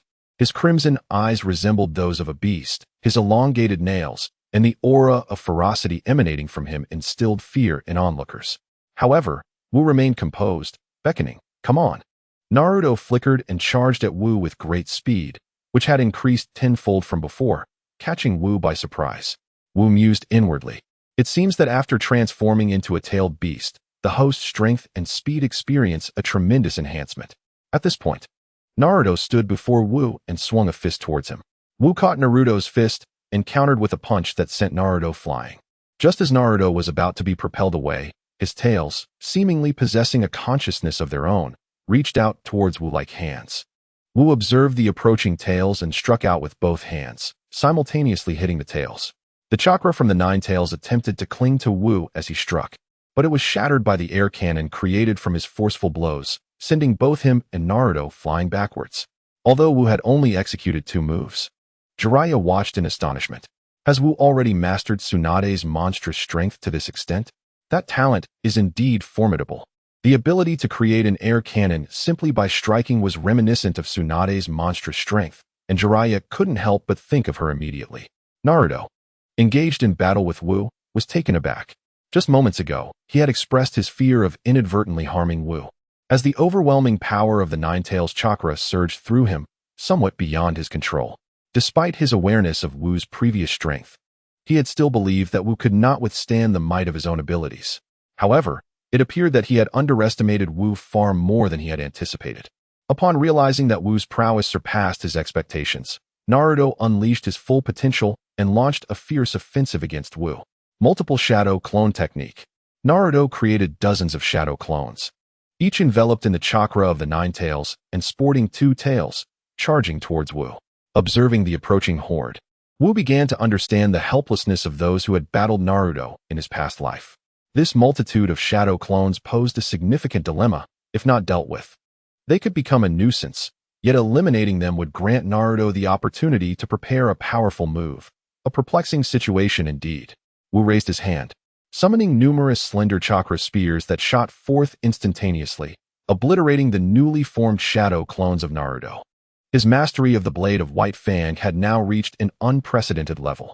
This newly developed technique, though not immensely powerful, was low in consumption and possessed remarkable penetrating strength, making it particularly effective against weaker foes or opponents like Naruto, who relied on the multiple shadow clone technique. Naruto, momentarily astonished by the swift demise of his clones, did not falter. Instead, he continued to manipulate the chakra in his hands, forming a Rasengan. With the enhanced speed afforded by his two-tailed mode, he charged toward Wu, intent on pressing the energy sphere against him. Yet, despite Naruto's considerable acceleration, he was still outpaced by Wu. In a flash, Wu dodged Naruto's Rasengan and seized his hand, executing a shoulder throw that sent Naruto crashing to the ground. The tremendous force of the impact created a massive crater over a meter wide where Naruto landed. Dazed from the blow, an unquenchable fury ignited within him. More Nine Tails chakra erupted from Naruto's body, lifting stones and fallen leaves into the air with an invisible force. Unbeknownst to him, a third tail emerged behind him, and the terrifying chakra generated a shockwave that swept outward, sending debris flying as if caught in a tempest. Wu, intrigued by this sudden escalation, observed that although Naruto had only manifested three tails, the volume of chakra emanating from him had increased exponentially. If Naruto's chakra had been rated a mere 10 moments ago, it had now surged to a staggering 100, truly astonishing. While Wu remarked on the alarming display, a glimmer of excitement flashed in his eyes as he charged towards Naruto. In that moment, Naruto crouched low to the ground, hands pressed down like a wild beast. His teeth sharpened as he let out a fierce roar directed at the advancing Wu. "Don't underestimate me, Wu." With a powerful thrust of his legs, Naruto propelled himself forward like a cannonball, hurtling toward Wu with relentless determination. At this moment, a white lightning chakra cloak enveloped Wu, his hair standing on end as he lunged fiercely towards Naruto. In response, Naruto also hurled a punch at Wu, and the two engaged in a rapid exchange of blows mid-air. However, Naruto's strikes were noticeably slower than Wu's. Yet, where speed faltered, quantity compensated. The three tails behind Naruto allowed him to wield an additional three arms, relentlessly pummeling Wu. Beside Jiraiya stood Sasuke, who had just been engrossed in studying the high-level ninjutsu Wu had provided. Yet, halfway through, he was distracted by the overwhelming chakra wave emanating from Naruto. He rushed over, eyes wide with astonishment. What manner of monsters were these two? He felt that if he were to intervene, even a casual punch from either could obliterate him. No wonder his brother had said nothing significant during their farewell, only urging him to be strong and not to be disheartened. But how could he not feel disheartened? Despite being of the same age, why did they appear as terrifying monsters while he felt so feeble? Jiraiya glanced at Sasuke and instantly comprehended the bitterness reflected in Sasuke's eyes. Did he feel insignificant while his comrades displayed such immense strength? Sasuke nodded silently. It is perfectly normal to feel this way. Even I find them to be monstrous. To be honest, the turmoil within Jiraiya's heart was no less than Sasuke's. The reason he had agreed to fight alongside Naruto in his tailed beast transformation was to gauge Wu's combat prowess. Yet he was astounded to discover that Wu far exceeded his expectations. In his three-tailed mode, Naruto's strength surpassed that of many elite Jonin. Yet Wu was not only holding his own, but seemingly overpowering Naruto. The critical aspect was that Wu appeared to be holding back. Should he unleash his full power, Naruto's three-tailed form would surely be inadequate and could be swiftly defeated. The notion that a 6-year-old child could potentially defeat the nine-tailed Jinchuriki in his three-tailed mode was utterly mind-boggling. After a moment of contemplation, Jiraiya suddenly sensed the urgency of the situation and shouted to Wu, "Quickly retreat." Wu, Naruto is about to unleash his four-tailed form. If Naruto transitioned to four tails, even I would find it challenging to suppress him. In his four-tailed mode, Naruto had become little more than a vague humanoid shape, engulfed by a crimson chakra that rendered him wholly devoid of reason. The rampant chakra surged forth, dispersing the clouds in the sky. Wu, observing the perilous aura surrounding four-tailed Naruto, felt an exhilarating rush. He swiftly unbound the weights he had been carrying, and as they struck the ground, a cloud of dust erupted, causing Sasuke to stumble and fall. The terrifying chakra erupted explosively from Wu's being. Lightning released chakra mode. The chakra coalesced upon Wu's body, forming a magnificent armor of chakra. His hair, reminiscent of a seance, stood on end as a flash of lightning illuminated the scene. In an instant, Wu vanished, reappearing beside Naruto, unleashing a powerful punch aimed at him. Before the four-tailed Naruto could react, he was sent flying by Wu's strike. Yet, he did not travel far. Two of his tails plunged deep into the earth, carving out immense furrows in the ground, halting his backward trajectory. With a mighty roar, the four-tailed Naruto prepared to retaliate. But Wu had already positioned himself above Naruto. Righteous Thunder Axe. Wu descended with a single foot, gathering countless lightning chakra at his foot, transforming it into a brilliant white glow. Empowered by the lightning chakra, it resembled a colossal axe as it cleaved toward the four-tailed Naruto. The impact was akin to a cannonball crashing into the ground, creating a tremendous explosion and a massive mushroom cloud. However, the very next moment, the rising cloud was shattered by a resounding roar, dissipating into the air. The four-tailed Naruto, with two tails embedded in the earth, hurled numerous boulders toward Wu. These massive stones descended upon him like meteors, yet Wu charged forward instead of retreating. Lightning release. 4 strikes. Wu extended 4 fingers, transforming them into a blade, and surged directly toward the four-tailed Naruto. Like a bolt of lightning, he sliced through all the stones in his path, rendering them harmless and not even slowing his momentum as he continued to advance toward Naruto. At that juncture, Naruto was gathering chakra in his mouth, preparing to unleash a tailed beast bomb to strike at Wu. However, upon reaching Naruto, Wu retracted his blade into a fist and delivered a fierce blow to the tailed beast bomb, driving it into Naruto's mouth. Without pausing, Wu executed another swift strike, forcing Naruto's mouth shut just as he attempted to unleash the attack. Subsequently, Wu retreated rapidly, and the four-tailed Naruto erupted with a tremendous sound, obliterating half of his own head. Yet, in the next moment, an influx of chakra enveloped Naruto's head, restoring the damage done. Not only that, but Naruto's aura intensified, with even more chakra surging forth from him. At an unexpected moment, Jiraiya leapt down from above, placing a hand upon the four-tailed Naruto's head. The chakra surrounding Naruto began to dissipate, revealing his original form. At this point, Naruto had succumbed to unconsciousness. As he was about to collapse, Wu appeared at his side and caught him. Jiraiya wiped the cold sweat from his brow and sharply tapped Wu's head. "You fool! Do you realize the chaos you nearly unleashed? If the Nine Tails had transformed into its complete form, I would have been unable to seal it. We wouldn't just perish here. Entire Fire Country would suffer the consequences." Wu repeatedly apologized. "Senior brother, I am truly sorry. I got carried away and lost focus." Indeed, Wu had become overly exhilarated, having rarely fought with such fervor in previous battles. During the earlier battle in Cloud Hidden Village, he had to restrain his strength. Should he unleash his true power, it was likely that Raikage would stop at nothing to eliminate him, possibly even descending personally to deliver the fatal blow. Although with Uchiha Itachi present, Raikage might not succeed, he did not wish to cause Itachi undue trouble. Previously, in skirmishes with the villagers, he faced his seniors, all elite Jonin or even Kage-level fighters, rendering him unable to engage directly. He could only devise clever strategies to contend with them. However, in this confrontation with Naruto, he was free to unleash his full potential. With Jiraiya observing, he felt no fear of Naruto's potential rampage.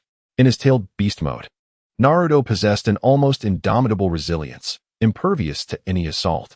Furthermore, the might of the tailed beast mode exponentially amplified Naruto's power, transforming his previously feeble capabilities into something formidable enough to rival his own. He was indeed curious to explore the strength of Naruto's 5 tails or even 6 tails mode, as he had yet to fully harness his own abilities. However, by that time, a rampaging Naruto could not be contained. He smacked his lips, feeling somewhat unfulfilled. Once he grew even stronger, there would come a day when he could engage Naruto in his full Nine-Tails form without restraint.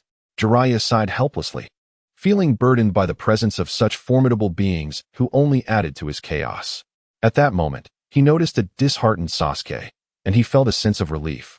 This gifted child, with his striking features, was far less likely to create grave troubles for him. Little Sasuke, come hold on to Naruto. We need to change our position. The commotion we just caused makes it unsafe to linger here.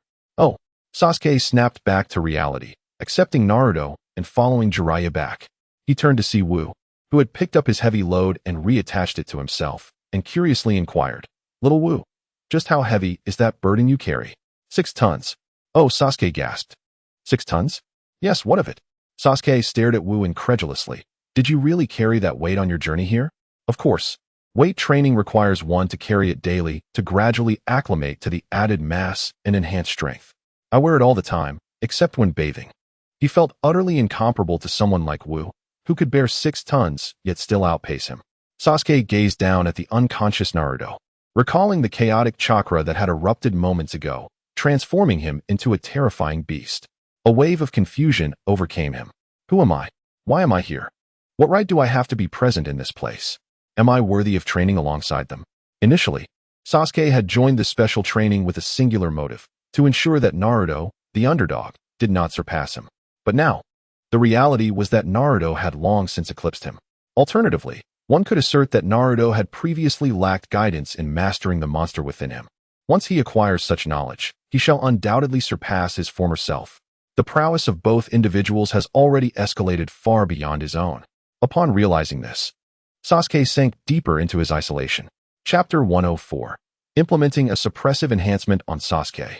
Wu observed Sasuke's somber expression and found himself lost in contemplation. Wu aspired to unify the entire ninja world, a feat unattainable by mere solitary effort. He required capable allies. Both Naruto and Sasuke, as pivotal figures, had ascended to the apex of strength within the ninja realm, and such talents were ones he was determined to recruit. However, this incarnation of Sasuke's fate diverged significantly from that of his previous life, leaving uncertainty as to whether he would still evolve into the Sasuke capable of awakening the Rinnegan in the future. In his past life, Sasuke's rapid ascent in power was largely facilitated by Itachi's protective presence. For instance, the awakening of his Sharingan in the previous timeline was orchestrated by Itachi's annihilation of their clan, deliberately showcased before Sasuke, to provoke extreme emotions that would trigger his awakening. Yet, typically, the activation of the Sharingan does not necessitate such intense emotional stimuli. It suffices for a member of the Uchiha clan to experience profound emotional fluctuations. War serves as the most conducive environment for awakening the Sharingan within the Uchiha family, where the stark dichotomy of life and death incites many Uchiha to awaken their eyes on the battlefield. Even if it is merely the death of strangers that catalyzes the event, it is precisely this powerful emotional stimulus that leads to such awakenings. In this current life, Sasuke's awakening stemmed from the intense resentment he felt after his defeat. In his previous life, Sasuke's 2-Tomo Sharingan was awakened during his battle with Haku, while his 3-Tomo Sharingan emerged in a confrontation with Naruto. The Mangekyou Sharingan was unlocked only after he uncovered the truth behind Itachi's death. Notably, the activation of the 2-Tomo and 3-Tomo forms did not involve any fatalities. Rather, they were simply the result of intense emotional turmoil. It was only the Mangekyou that arose from the death of Itachi. Thus, it seems rather straightforward to expedite Sasuke's awakening of the 3-Tomo Sharingan. It merely requires the continuous stimulation of his emotions. As for the Mangekyou, that presents a greater challenge. Perhaps he could explore it further with Itachi later. Wu recognized that Sasuke's current emotional state was amiss, clearly trapped in a cycle of self-isolation. Nevertheless, since Wu had resolved to provoke Sasuke, he refrained from offering comfort. On the contrary, he intended to amplify Sasuke's emotional fluctuations further. Jiraiya, having tidied his belongings, immediately discerned the source of Sasuke's distress upon observing his demeanor. He was poised to offer consolation when Wu interjected, pulling Jiraiya aside to disclose his plan to stimulate Sasuke. Jiraiya gazed at Wu in astonishment, exclaiming, "Are you a devil?" Little Sasuke is still a child. Although the Uchiha clan's trait is that greater emotional turmoil leads to enhanced strength, he is still so young. Wu looked at Jiraiya with exasperation, as if to say, as if I am not a child myself. It dawned on Jiraiya that not only was Sasuke a child, but young Wu was even younger than Sasuke, despite Wu's consistent demeanor making it difficult for him to perceive him as merely a child. Jiraiya hesitated for a considerable time before finally speaking. You are different. What makes me different? I am just a child. This matter is settled. Jiraiya sighed in resignation. Take it easy. Otherwise, it will be difficult to explain to Itachi Uchiha upon our return. Previously, Jiraiya had encountered Itachi Uchiha, both being elite shinobi of the highest caliber. Jiraiya was acutely aware that Itachi's prowess was certainly on par with his own. Moreover, Itachi had only just reached adulthood, at the peak of his abilities, while Jiraiya was in his 50s, already on the decline. He had no confidence in his ability to defeat Itachi. Offending Itachi could jeopardize the fragile peace in Konoha, which he was most eager to avoid. Wu chuckled, rest assured, when the time comes, not only will brother Itachi not blame me, but he will also express his gratitude. In the following period, Jiraiya led the three to a city closer to the village of Grass, which was somewhat distant from the village hidden in the rain. However, such a distance was trivial for shinobi. The three resumed their training, but unlike before, Wu began to focus specifically on Sasuke. Sasuke, I am also your teacher. Naruto's mastery of the tailed beast is crucial, and I have my own training regimen. Henceforth, we will entrust all logistical matters to you. Sasuke replied, Logistics? Me? Wu nodded. Yes, you will be responsible for all our needs going forward. For instance, you will wash our dirty clothes after training, prepare our baths, cook our meals, and arrange our outings. Sasuke, feeling disgruntled, retorted, Why should I? Simply because you are the weakest here. Both I and Jiraiya-sensei will impart invaluable ninjutsu and taijutsu experiences to you, opportunities that others would covet, allowing you to grow stronger rapidly. Originally poised to retaliate, Sasuke fell silent at the prospect of becoming stronger quickly. Wu, observing Sasuke's silence, pressed, So, will you do it or not? If you refuse, you are free to leave right now. Sasuke was engulfed in a tumultuous internal struggle. I am the heir of the Uchiha clan. In this world, aside from my family, no one is worthy of my service. But Wu possesses the ability to teach me a myriad of high-level ninjutsu. If I can learn from him, I can bridge the gap between us. This world is not solely occupied by them as the strong. I am a formidable individual in my own right, and I wish to earn my brother's respect and pride. I can't rely solely on my brother. I could also seek out Brother Shursui, who is also a powerful figure in our clan and would never demean me. Training under him would also expedite my growth. But Shursui, while indeed strong, may not teach me. Here, we have the great Jiraiya, the master who trained the fourth Hokage, Minato Namikaze. After a fierce internal battle, Sasuke gritted his teeth and declared, I will do it. The corners of Wu's mouth curled upward as his oppressive enhancement strategy was officially implemented on Sasuke. Meanwhile, at the site where Wu had previously battled Naruto, two men clad in fiery red cloud-patterned robes appeared. Oh dear, the signs of battle here are rather exaggerated. According to the leader, the chakra fluctuations sensed in this area are immensely powerful. It seems that formidable warriors have indeed clashed here. There is a potent aura of lightning chakra, accompanied by an exceedingly violent chakra presence.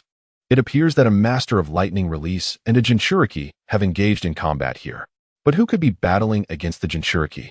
The intensity of the lightning chakra is strikingly reminiscent of the Reikage from the hidden cloud village. As for the tailed beast chakra, its identity remains uncertain. However, the notion of the Reikage appearing in the land of fire to contend with a tailed beast is utterly absurd. Regardless, it is best to report this to the leader. I am eager to capture some individuals on the battlefield to offer as sacrifices to our Dark Lord. Chapter 105. The Enhancement Plan for Sasuke. Sasuke awakens the double Tomo. Sasuke, why is your outfit not properly cleaned today? Sasuke, can you actually eat the food you've cooked? Sasuke, why is the bathwater so cold? How can one wash like this? If you are going to do it properly. If not, then get lost. Wu's stern demeanor and relentless reprimands only served to heighten Sasuke's sense of oppression. Yet, Sasuke remained silent, enduring it all in quietude. Wu mused inwardly. I did not expect Sasuke to possess such resilience. Since he can endure, let him accept even greater pressure. On the following day during physical training, Wu presented Sasuke with a weight of 500 kilograms. Sasuke, your physical abilities are utterly lacking. From today onward, except when bathing, You shall carry this weight at all times until you adapt. Sasuke gazed at Wu in disbelief. His previous burden had only been 300 kilograms. A remarkable achievement for someone of his age. Now, Wu had increased his load by 200 kilograms. This felt akin to a death sentence.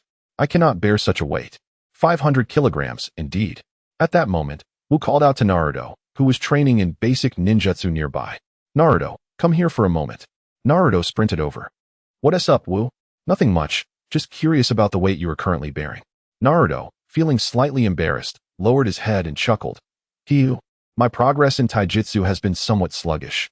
I can only manage a weight of 1 ton now. That is indeed a bit slow.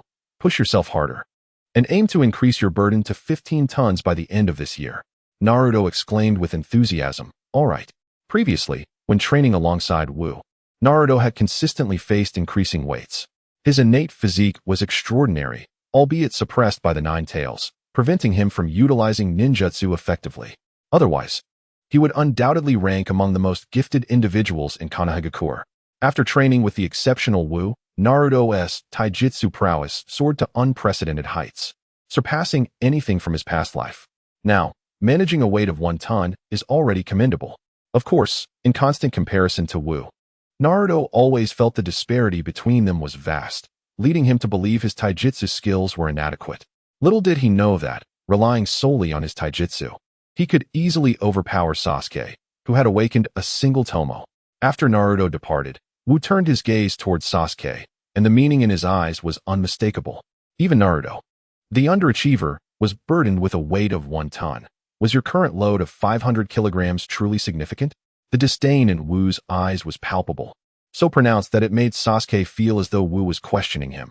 Is my expectation too high, or are you simply inadequate?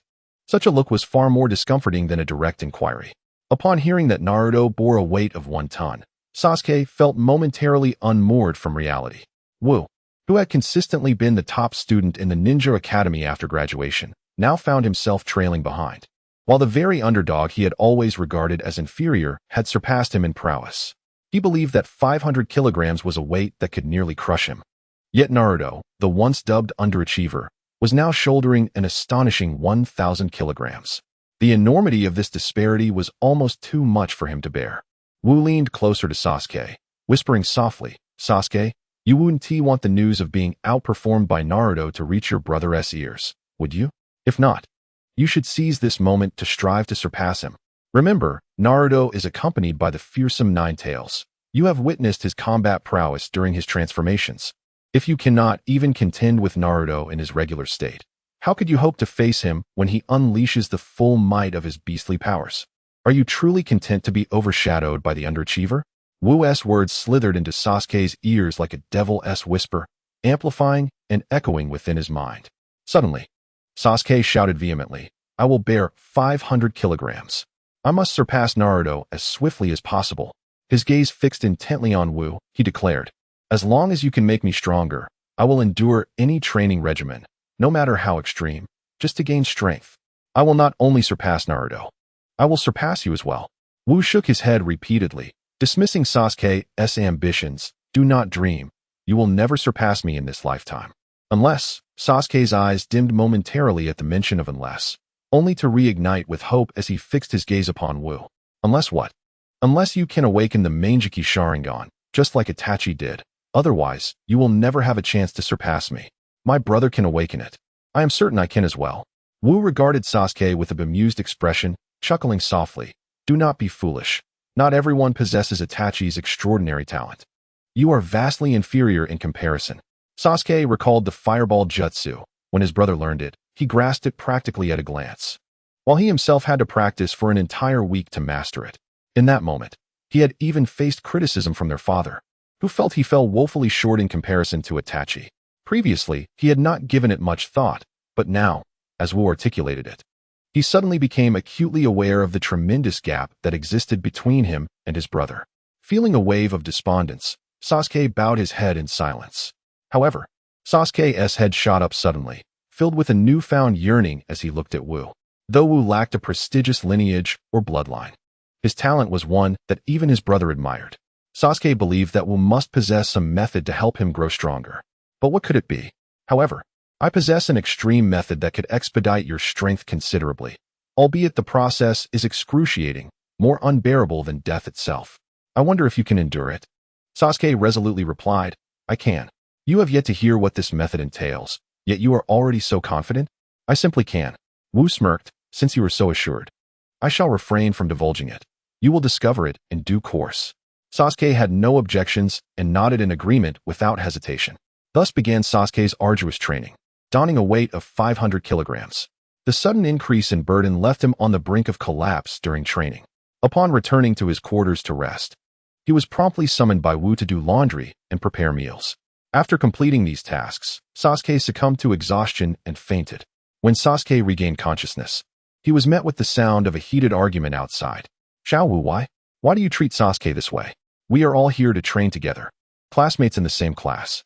How could you leave him to handle the laundry and cooking alone, causing him to faint? Someone must undertake these chores. Why can't it be you? But he is already so fatigued. How can you be so callous?" Hearing Naruto's voice amidst the quarrel, a warm current flowed through Sasuke's heart. Although Naruto was often unreliable and frequently annoyed him, he had previously boasted of challenging Sasuke despite lacking strength.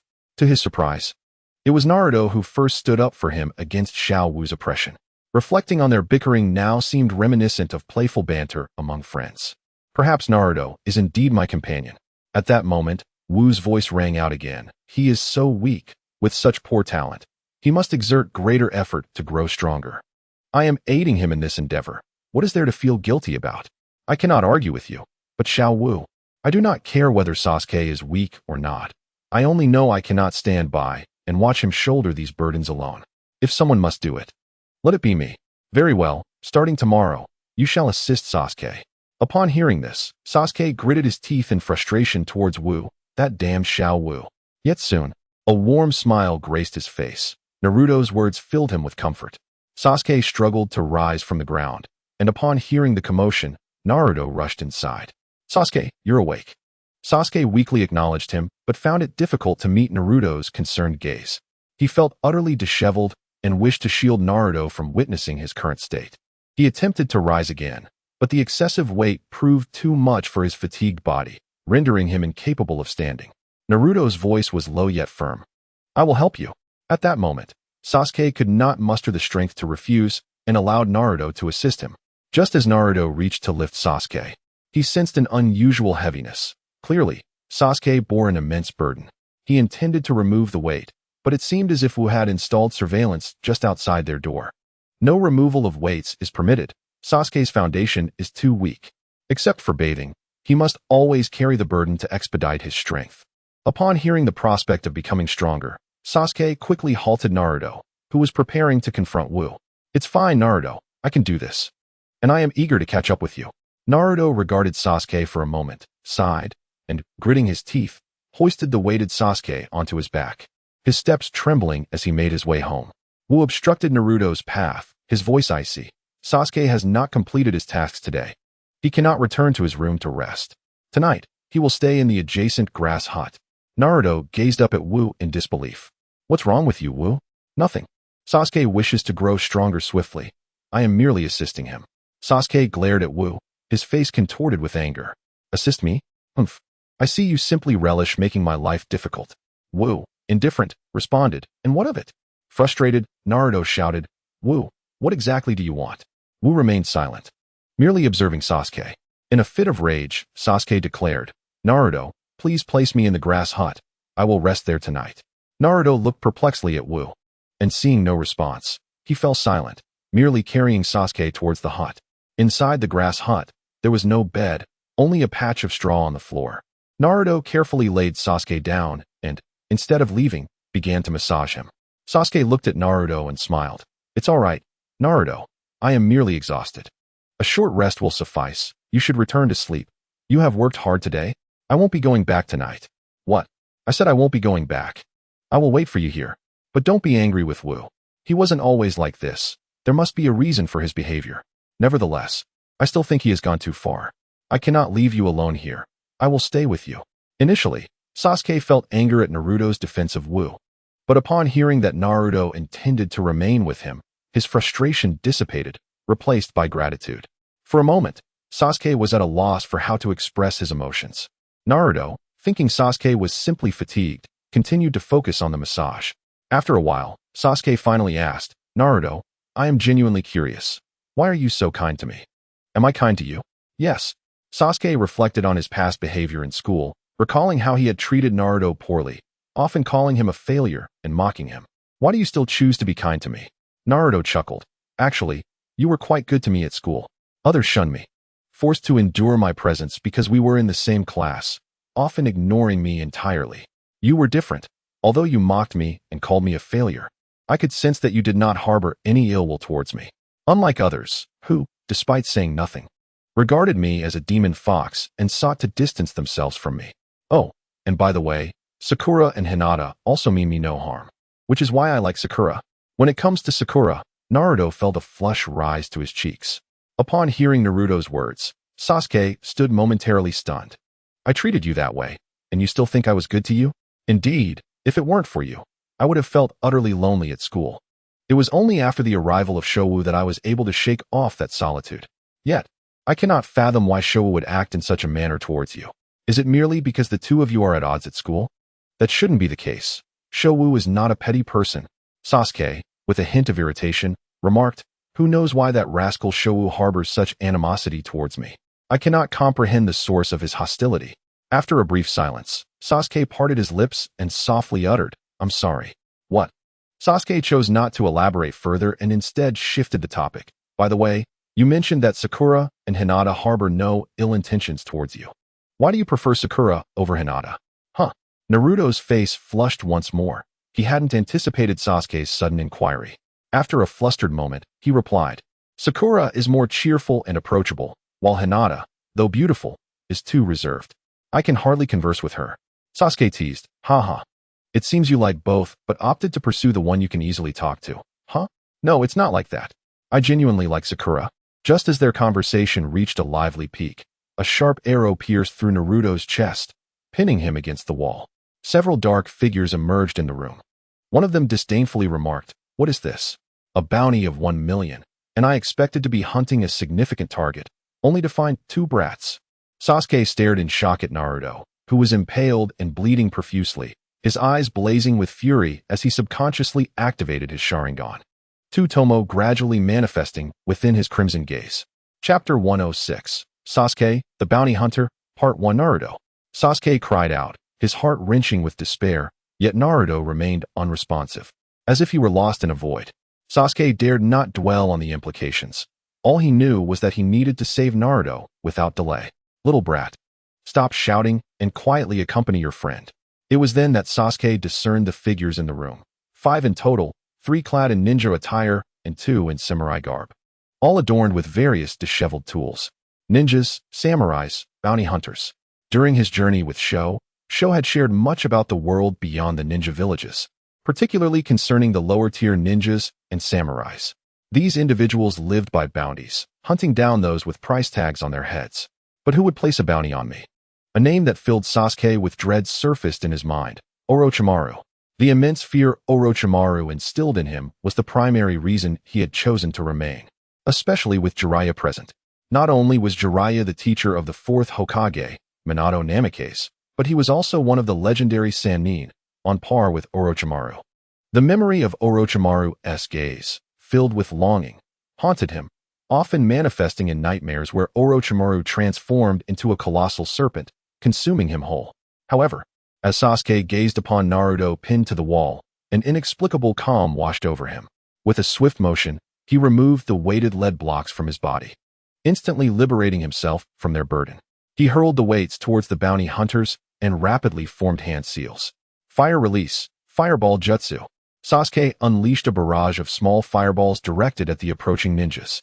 In a flash, he deftly snapped the bow and arrows off Naruto and leaped through the window, cradling him in his arms. He dashed into the thicket, gently placing Naruto behind some foliage before swiftly retreating, only to encounter the bounty hunters emerging from the grass hut. Interesting. I hadn't anticipated that this young lad would possess strength equivalent to a genin. One hunter remarked, Hey look, that boy's eyes. Could they possibly be the Sharingan of the Uchiha clan? Ah, no wonder the bounty is as high as 1 million. It turns out he is a child of the Uchiha family. But who cares? If we kill him, does it matter that he belongs to the Uchiha? Can they trace us? Ha ha ha, have you lost your minds? Those eyes are the Sharingan, which could fetch tens of millions on the black market. Who cares about a measly million bounty? Kill him. Greed glimmered in the eyes of the 5 bounty hunters as they charged towards Sasuke. Sasuke's keen eyes quickly assessed the 5 adversaries, formulating a strategy in his mind. One opponent appeared weak, merely a genin, yet oddly equipped with a bow and sword, and carrying a scroll on his back, likely a weapon, indicating strong physical prowess but weak ninjutsu, suitable for ranged attacks. 2 others were also genin, armed only with shuriken at their waists, suggesting they were ninjutsu specialists, likely inclined towards close combat. The last 2 were clad in traditional samurai attire adorned with the emblem of the Land of Iron, albeit worn and faded, indicating their status as mercenary warriors. They were likely physically strong, their fingers too thick to possess the nimbleness required for prolonged hand-seal formations, suggesting they were deficient in ninjutsu, but could employ genjutsu alongside their martial skills. In but a glance, Sasuke had discerned the strengths and weaknesses of his foes and had already devised a tactical plan in his mind. While he scrutinized the hunters, 2 figures concealed in the shadows were also observing him. Indeed, he has awakened the double Tomo. This boy's talent rivals that of Itachi Uchiha. Ah, you overestimate him. He is indeed inferior to Itachi, and by a considerable margin. However, the method of emotional stimulation appears effective. He's just 7 or 8 years old. At such an age to awaken the double Tomo is a rarity among the Uchiha clan. Do you still believe he is lacking? Senior brother, do you think Sasuke can eliminate these 5 bounty hunters? Unlikely. He exhausted himself during the day, though he has tapped into his potential. That power is limited and insufficient to defeat 5 genin. Shall we place a wager? Oh, I am not Tsunade. The odds are heavily against you. Not necessarily. Here's the deal. If Sasuke kills these 5 genin, you will heed my command for 1 task in the future. If I lose, I will follow your command for 1 task. What say you? Agreed. On the other side, Sasuke feigned a state of panic, leading the 5 individuals away from Naruto's concealed location while his keen eyes rapidly scanned the surroundings for an optimal battleground. Soon, he slipped into a modest thicket, his presence vanishing entirely. Remarkable, this Uchiha boy possesses quite the speed. Ah, how I relish witnessing the struggles of my prey. Let us not be careless. If this boy escapes, we shall be in dire straits. Fear not, he cannot flee. The 5 pursued him into the woods, yet they could not discern Sasuke's whereabouts, causing a palpable sense of urgency among them. That boy is likely at the level of a low-ranking ninja. Let us split up to search for him. Upon discovery, we will engage immediately, and the rest of us shall hasten to the sound of conflict. Agreed. The 5 scattered to locate Sasuke, while he, hidden in the shadows, focused intently on one of them. One of the hunters, a warrior, cautiously wielded his blades as he searched for Sasuke's figure within the trees. He was highly vigilant. At the slightest hint of movement, he would swiftly swing his weapon to cleave through the source of the sound. Suddenly, Sasuke emerged from within 10 meters of the warrior, employing his ninjutsu, illusionary restraint technique. The warrior, upon spotting Sasuke, readied his blade to strike, but from the heavens, an array of massive nails descended, pinning his limbs and rendering him utterly immobile. After casting the illusion, Sasuke charged toward the warrior, a shuriken seemingly materializing in his hand, swiftly slicing across the warrior's throat. Confirming the warrior's demise, Sasuke covered his eyes, visibly pained. The restraint technique is a unique illusion of the Sharingan. Although immensely powerful, it demands significant ocular strength. In his quest for a decisive blow, Sasuke had forcibly utilized the technique, leaving him feeling a sense of emptiness in his ocular power. Moreover, it was not just his vision that felt drained, his physical stamina was also waning. After the earlier burst of energy, Sasuke realized that his body was somewhat sluggish. If he could rest for a night, he could effortlessly eliminate the 5, but now, should he be discovered, he lacked the capability for a direct confrontation. Sasuke quickly rummaged through the warrior's pockets, and when he uncovered a particular cloth pouch, his eyes lit up. To his astonishment, he found military rations. Perhaps fortune had not abandoned him. Just as he contemplated hunting down the remaining bounty hunters, he decided to take the warrior's sword instead. Chapter 107.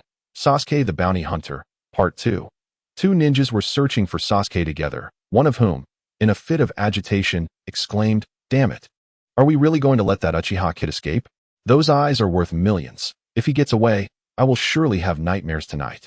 Indeed, those eyes seem to be crafted specifically for ninjas. They can replicate techniques and possess an exceptional observational ability.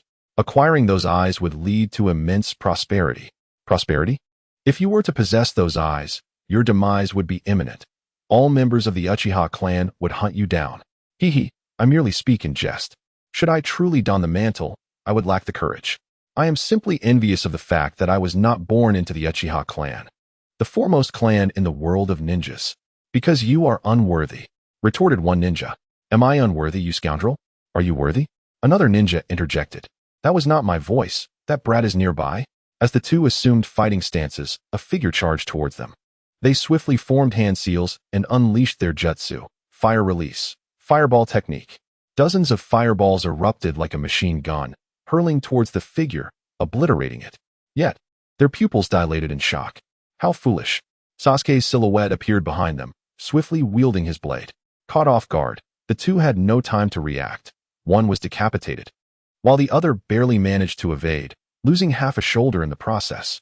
The injured ninja fell to his knees, tears streaming down his face as he pleaded. Lord Uchiha, spare my life. We merely seek to make a living. I have an elderly parent and young ones to support. Please, consider my plight, and let me go. Sasuke's demeanor had always been one of coldness on the surface, yet warmth within. This was why he could forge a bond with Naruto. Seeing the ninja's pitiful supplication softened his heart. Just as he was about to release the ninja, the latter seized the dirt from the ground and hurled it at Sasuke. Sasuke swiftly raised his hand to shield against the dust, preparing to retaliate when he noticed a scroll beneath his feet. He leapt back, but the scroll unfurled instantly, releasing a colossal fireball that exploded, sending Sasuke hurtling through the air. Spitting blood, Sasuke glared at the ninja, who was rapidly forming hand seals to unleash another jutsu, fire release, dragon fire technique. A fire dragon surged towards Sasuke, rampaging through trees in its path, bearing down upon him. Sasuke watched in horror as the dragon engulfed him. The ninja gasped for breath. This level of fire dragon jutsu was his most potent technique, and having executed it, he felt nearly drained of chakra. If he failed to eliminate Sasuke, his fate would be sealed. A flash of steel illuminated the air, and the ninja's head tumbled to the ground, disbelief etched in his eyes, as if to question how this could be. At that moment, a bright light surged towards Sasuke. He narrowly evaded the projectile by rolling aside, realizing it was an arrow. The small grove was not expansive, and the arrival of others surpassed Sasuke's expectations. He darted into the shade of a tree, quickly forming hand seals. Soon, a ninja armed with a bow emerged, and a massive fireball materialized before him. The ninja's pupils widened. He had not anticipated Sasuke's jutsu to be unleashed so swiftly. As he attempted to retreat, the fireball detonated, sending him flying. Sasuke stepped out from the shadows, poised to finish off the wounded ninja, when a blade sliced through the air, transforming his form into smoke. It was merely a shadow clone technique, remarkably effective in the dim surroundings. As Sasuke's true form stealthily approached the wounded ninja, he refrained from recklessly drawing near, mindful of the earlier lesson. Instead, he unleashed a ninjutsu from a safe distance. Fireball technique. Dozens of fireballs erupted rapidly from Sasuke's mouth, mercilessly striking the archer ninja, leaving him grievously injured and lifeless. At that moment, the last remaining warrior swung his sword towards Sasuke. Swiftly, Sasuke retreated while continuously hurling shurikens. The warrior's swordsmanship was formidable, deftly deflecting the shurikens with speed. Yet, in the following instant, those shurikens collided mid-air, with several redirecting towards the warrior once more. Unaccustomed to such exquisite shuriken manipulation, the warrior was struck by a few, blood gushing forth from his wounds. Sasuke's Sharingan fixated on the warrior once again. Jinjutsu, Sharingan. The warrior was ensnared in a hallucination, perceiving his own demise at Sasuke's hands, causing him to frantically slash his sword in all directions. When the warrior finally ceased his wild hacking, a colossal fireball appeared before him, engulfing him entirely. Once assured of the warrior's demise, Sasuke collapsed to the ground, his body spent.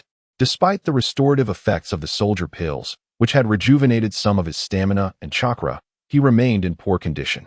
Even with the aid of the pills, he had not fully recovered. The brutal combat had left him utterly exhausted. Now, he could barely move a finger, and if another enemy were to appear, he feared he might perish there. Just as this thought crossed Sasuke's mind, a round of applause startled him. Upon seeing the newcomer, Sasuke's irritation flared. Xiao Wu, where have you been? Why didn't you intervene to save me earlier? Those people were sent by me to assassinate you. Why would I save you? You arranged for my assassination? Sasuke gazed incredulously at Xiao Wu, and then a realization struck him. He urgently urged, I want to hold it against you. Hurry and save Naruto. Rest assured, that is not Naruto. It is merely a shadow clone. A shadow clone? Yes. During the day, I conferred with Naruto's shadow clone, instructing him not to engage with the shadow clone technique until nightfall, deliberately allowing Naruto's clone to become aware of your situation, leading to the subsequent events. But that doesn't add up. Why didn't Naruto's shadow clone dispel when it came under attack? Just as Sasuke finished speaking, Naruto charged towards them. Sasuke, are you alright? After receiving the memories from my clone, I rushed over immediately. Naruto, why don't you elaborate? Naruto scratched his head and explained. The arrow never actually hit me. It struck a blood pack on my chest, causing it to burst.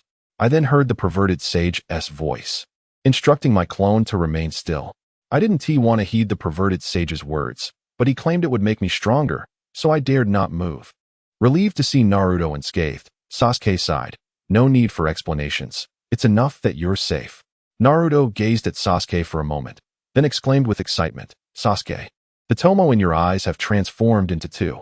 At this, Sasuke was momentarily taken aback, abruptly lifting his gaze towards Xiao Wu. With a smirk at the corner of his mouth, Wu said, no need to thank me. Sasuke, observing Wu's infuriatingly smug demeanor, felt an uncontrollable anger rising within him. Thank you? What a ridiculous notion. Chapter 108. 5 years later. 5 years later, Wu arrived at the desolate Rain Shadow building in the Hidden Rain Village. Sighing at its emptiness, he had spent 3 years learning alongside Jiraiya and others at the borders of the Land of Fire. Throughout this period, the Akatsuki organization had remained eerily quiet, showing no inclination to capture tailed beasts. Instead, they engaged in espionage activities, assisting small ninja villages or minor nations with various tasks, making it difficult to trace their whereabouts. After 3 years, Wu finally mastered the Flying Thunder God technique, albeit with a peculiar twist. He no longer required any markings. Wherever his gaze fell, he could instantly teleport. Of course, he could still mark objects, which would carry an everlasting imprint, allowing him to travel to their locations at will. Moreover, after 3 years, his strength had significantly increased. Armed with formidable power, Wu set out alone for the Hidden Rain Village, intending to confront the Akatsuki organization, which had become a major force in the Naruto world. He clashed with Pain in a grand battle, where the 6 paths emerged to confront him. Yet Wu vanquished them all. Upon his next arrival at the Hidden Rain Village, he found that Konan and Nagato had vanished, leaving him with a sense of regret. He should have sought out Konan first, marking her before engaging with Pain and the 6 paths. However, regret was futile. Wu could only search for Nagato and Konan, enlisting Jiraiya's assistance to gather information. Subsequently, Wu contemplated a visit to the Land of Sound to seek out Orochimaru, who would eventually become a nuisance with his Edo Tensei technique. However, upon reaching the Land of Sound, Wu found no trace of any sound ninja village. It dawned on him that Nagato and his associates possessed a long-distance communication system, capable of video transmission. In this timeline, Orochimaru had not yet severed ties with the Akatsuki, likely having received forewarning from Nagato and gone into hiding. This realization deepened Wu's regret. Yet, there was little he could do, while the world of Naruto appeared small. It was, in fact, a vast and intricate realm. Locating a few concealed individuals, especially those of significant power, was a formidable challenge. Thus, Wu devised a rather simplistic plan to traverse the world. With the Flying Thunder God technique, any place he had marked would be etched in his mind, allowing him to teleport there at will. Therefore, he resolved to explore the entire world, not only to witness the diverse landscapes, but also to mark locations across the globe. This way, whenever he received intelligence, he could promptly teleport to the site. In this manner, Wu roamed the ninja world for 2 years, completing a circuit of the entire realm before returning to the Rain Shadow building in the Hidden Rain Village.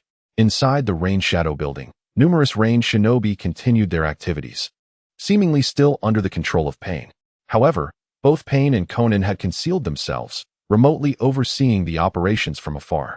During the 2 years of his absence, the changes in the Rain Village were remarkable.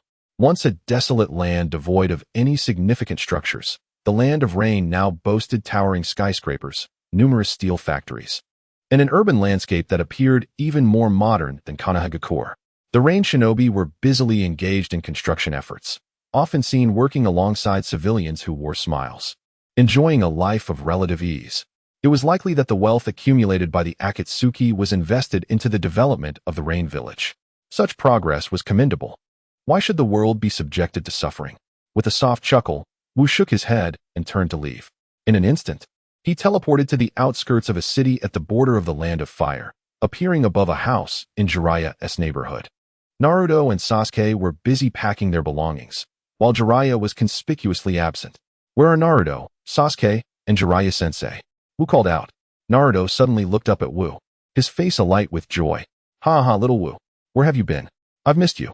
Sasuke, however, furrowed his brow, silently contemplating. This guy seems to have grown stronger again. He appeared without me noticing at all. As he observed Wu embracing Naruto, he merely offered a polite nod, but was unexpectedly pulled into a warm hug by Wu, leaving him somewhat flustered. Ha ha ha, it's been so long, Sasuke. You're not still holding a grudge, are you? Sasuke turned his head aside, his pride evident as he retorted, I am not. That is good to hear. By the way, as you pack your things, where are you planning to train? Before Sasuke could respond, Naruto excitedly shouted, we're going back to the village. This year, Konoha is hosting the chunin exams, and we need to return to participate. The chunin exams? Wu mused, stroking his chin, reflecting on how swiftly time had flown. Unbeknownst to him, he had been in this world for quite some time, now entering the narrative arc of the chunin exams. A smirk graced his lips as he contemplated the events of his previous life, where Orochimaru had launched an attack during the exams. He wondered if this time, Orochimaru would make a similar move. Nonetheless, Wu suspected that Orochimaru would indeed strike, as he was currently brimming with confidence. Having gained the ability to summon the first and second Hokage through the reanimation jutsu. According to the information from his past life, Orochimaru had even assassinated the fourth Kazekage, using Gaara, the Jinchuriki, to incite conflict between the two great ninja villages, triggering the rampage of the One Tail and the destruction of Konoha. Suddenly, Wu slapped his forehead. Realizing that too much time had elapsed, he had forgotten about Orochimaru's assassination of the fourth Kazekage. Had he known, he would have dealt with Orochimaru sooner. However, it mattered little. If Orochimaru dared to execute his plan to bring Konoha to ruin, Wu would ensure his downfall. At that point, he could gather intelligence and perhaps uncover information about Pain. As Wu pondered these matters, three unexpected figures emerged from the room. Sakura, Kakashi, and Yamato. Wu gazed at the three figures before him with a sense of bewilderment. Kakashi, Dato, and Sakura. How did you all end up here? Kakashi, visibly pleased to see Wu, replied with a smile, I am the team leader for Sakura, Naruto, and Sasuke. Dato is here to assist Naruto in mastering the Nine Tails. Wu's confusion deepened. After a brief exchange, he learned that during his 3-year training absence, Jiraiya had taken Naruto and Sasuke away, returning to Konoha. Both Sasuke and Naruto had successfully obtained their ninja village graduation certificates, becoming official genin, and Sakura had joined their team, with Kakashi remaining as their instructor. Wu could only marvel at the remarkable mechanism of the world-esque correction. Despite his alterations to the storyline, the trio had still managed to form a cohesive team. After Jiraiya returned to the village with the two, he had vanished on his own. Recently, Tsunade had intended to find Jiraiya and Wu to bring them back, assigning this task to Kakashi's team. They had been in this location for some time without seeing either of them, and just as they were about to leave, they fortuitously encountered Wu returning. Let us go. I'll return to the village with you. Chapter 109. Wu, you are just like the sage of 6 paths. Are we already at the village? Naruto exclaimed in astonishment as he beheld the gates of Konoha. The others, too, were taken aback, particularly Kakashi. Wu, is this the Flying Thunder God technique? As a disciple of Minato Namikaze, Kakashi was well acquainted with this technique. He could hardly believe that Wu, who had never grasped ninjutsu before, had mastered such a challenging skill. Wu nodded affirmatively. Yes, I just used the Flying Thunder God. Kakashi's gaze toward Wu became somewhat intricate. His father's White Fang techniques were now mastered by Wu, and his own mentor's Flying Thunder God had also been learned by him. Could it be that Wu aspired to be my elder? Kakashi quickly dismissed the thought, as Wu was indeed his elder now. Kakashi, being a disciple of Minato, who was a student of Jiraiya, found that Wu, as Jiraiya's junior, was in fact his granduncle. Sasuke, oblivious to Kakashi's wandering thoughts, was primarily astonished by Wu's prowess. The ability to instantaneously return to Konoha from the borders of the Land of Fire was beyond his wildest imagination. Sasuke mused internally. I have made significant progress over the years, believing I could close the gap between us. Yet, the distance has not only remained, but has widened. I can no longer comprehend just how powerful Wu truly is. As for Sakura, she was utterly flabbergasted. Initially overjoyed to team up with the dashing Sasuke, she soon realized the vast gulf between her abilities and those of Sasuke and Naruto. Their combat strength far surpassed hers, and during missions, she often found herself merely a bystander, watching as they effortlessly accomplished their tasks. Even when facing opponents she deemed formidable, they dispatched them with ease. And now, another individual, seemingly even stronger than Sasuke and Naruto, had emerged, an individual who was, notably, their peer in age. Why is it that, despite being human, the disparity between individuals can be so vast? Wu gazed at the silent and downcast Sakura, internally lamenting his oversight of her. Sakura's potential for the future could rival, if not surpass, that of Tsunade, a genuine powerhouse. If he had nurtured her earlier, Konoha would have undoubtedly grown even more formidable. With this thought, Wu affectionately ruffled Sakura's hair and smiled. Sakura, how do you feel about teaming up with Sasuke and Naruto? Startled by his playful gesture, Sakura felt a blush creeping onto her cheeks, yet Wu's inquiry left her flustered. To be able to join them would indeed be an honor. Wu leaned closer to her ear, asking, do you wish to become stronger? Do you desire to fight alongside Sasuke and Naruto? Sakura nodded vigorously, her heart aflame with ambition. But she hesitated. However, the gap between us is quite significant. Fear not. The disparity is not insurmountable. It merely depends on your resolve, he reassured her. I want to. Nearby, Naruto was animatedly nudging Sasuke, pointing at Wu and Sakura, his mouth agape, yet no words escaped him. Sasuke turned to observe the closeness between Wu and Sakura, a hint of surprise flickering in his eyes. However, he quickly deduced, don't jump to conclusions. Wu likely has something to discuss with Sakura. They haven't seen each other in years. It's only natural they would reconnect. Hearing Sasuke's reasoning eased Naruto's concern somewhat, and he scratched his head, muttering, that's true. It's been years since Sakura and Wu last met. There's no way they would be together. At that moment, Kakashi, clutching a card from Intimate Paradise, leaned toward Naruto and whispered, did you not mention that Sakura used to be Wu's admirer? Now that he has grown even more dashing and powerful. Kakashi glanced at Wu and Sakura, excitement lighting his eyes. Look, Sakura is blushing. Indeed, Sakura had quite the fondness for Wu back in school, Naruto exclaimed, his mood dampening further as he noticed Sakura's flushed cheeks, making his heart ache as he walked unsteadily. Sasuke shot Kakashi a disdainful glance, muttering, how tiresome. Before long, the group arrived at the Hokage building. Inside the Hokage's office, Tsunade was buried in a mountain of paperwork.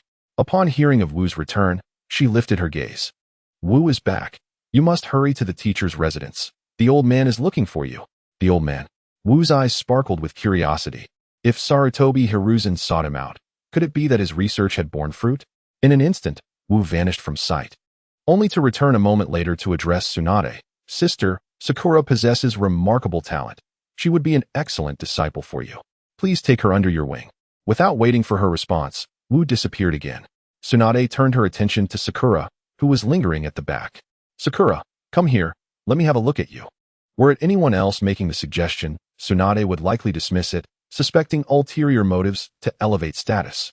Yet, Wu was different. His strength was unfathomable to her, perhaps even surpassing her own. There was no need for him to push anyone into her tutelage, as he was more than capable of guiding others himself. Thus, Tsunade immediately believed in Wu's words and summoned Sakura for an examination. After a brief evaluation, Tsunade looked at Sakura with a hint of surprise. Wu was indeed correct. You are truly a promising candidate in the medical field. From now on, you shall be my disciple. Sakura gasped, huh? You don't want me to? Of course I do. Thank you, Lord Hokage. From now on, do not call me Hokage. Refer to me as Master. Oh, Sakura instinctively responded, still in disbelief. After a moment, it dawned on her. Wu's single remark had made her a disciple of the Hokage? The others were equally astonished. realizing that Wu's words had genuinely led Tsunade to accept Sakura as her apprentice. As they came to terms with it, they congratulated Sakura warmly. Meanwhile, Wu arrived at Sarutobi Hiruzen's residence. Upon seeing Wu, the family promptly guided him to Hiruzen's room. Hiruzen appeared older, yet his spirit was remarkably vibrant, even exhibiting signs of fervor. Upon spotting Wu, he rushed towards him excitedly. "Xiao Wu, ha! I have figured it out. I finally understand why your chakra is so difficult to harness. Even when forcibly using ninjutsu, the techniques manifest differently, with amplified effects." Wu supported Hiruzen, eager to learn about his research findings, as this issue had troubled him for quite some time. Despite having traversed over 5 years in this realm, he had not mastered many ninjutsu. However, Hiruzen's demeanor seemed somewhat off, exhibiting an unusual exuberance akin to a momentary resurgence of vitality. "Teacher, take your time. No need to rush. Let us sit and converse." Once seated, Hiruzen was unable to contain his excitement. "Xiao Wu, you are just like the Sage of Six Paths." Chapter 110. You are akin to the Sage of Six Paths. You possess the ability to manifest your will into reality. Wu, huh? Although Wu was aware of his extraordinary abilities, being compared to the Sage of Six Paths, who was almost godlike from birth, still felt like a stretch. At present, Wu believed his strength merely reached the super shadow level, far from the existence of the Sage of Six Paths.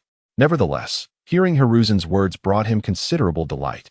Hiruzen continued excitedly. "It is true. You are similar to the Sage of Six Paths. No, more precisely, your chakra resembles that of the Sage.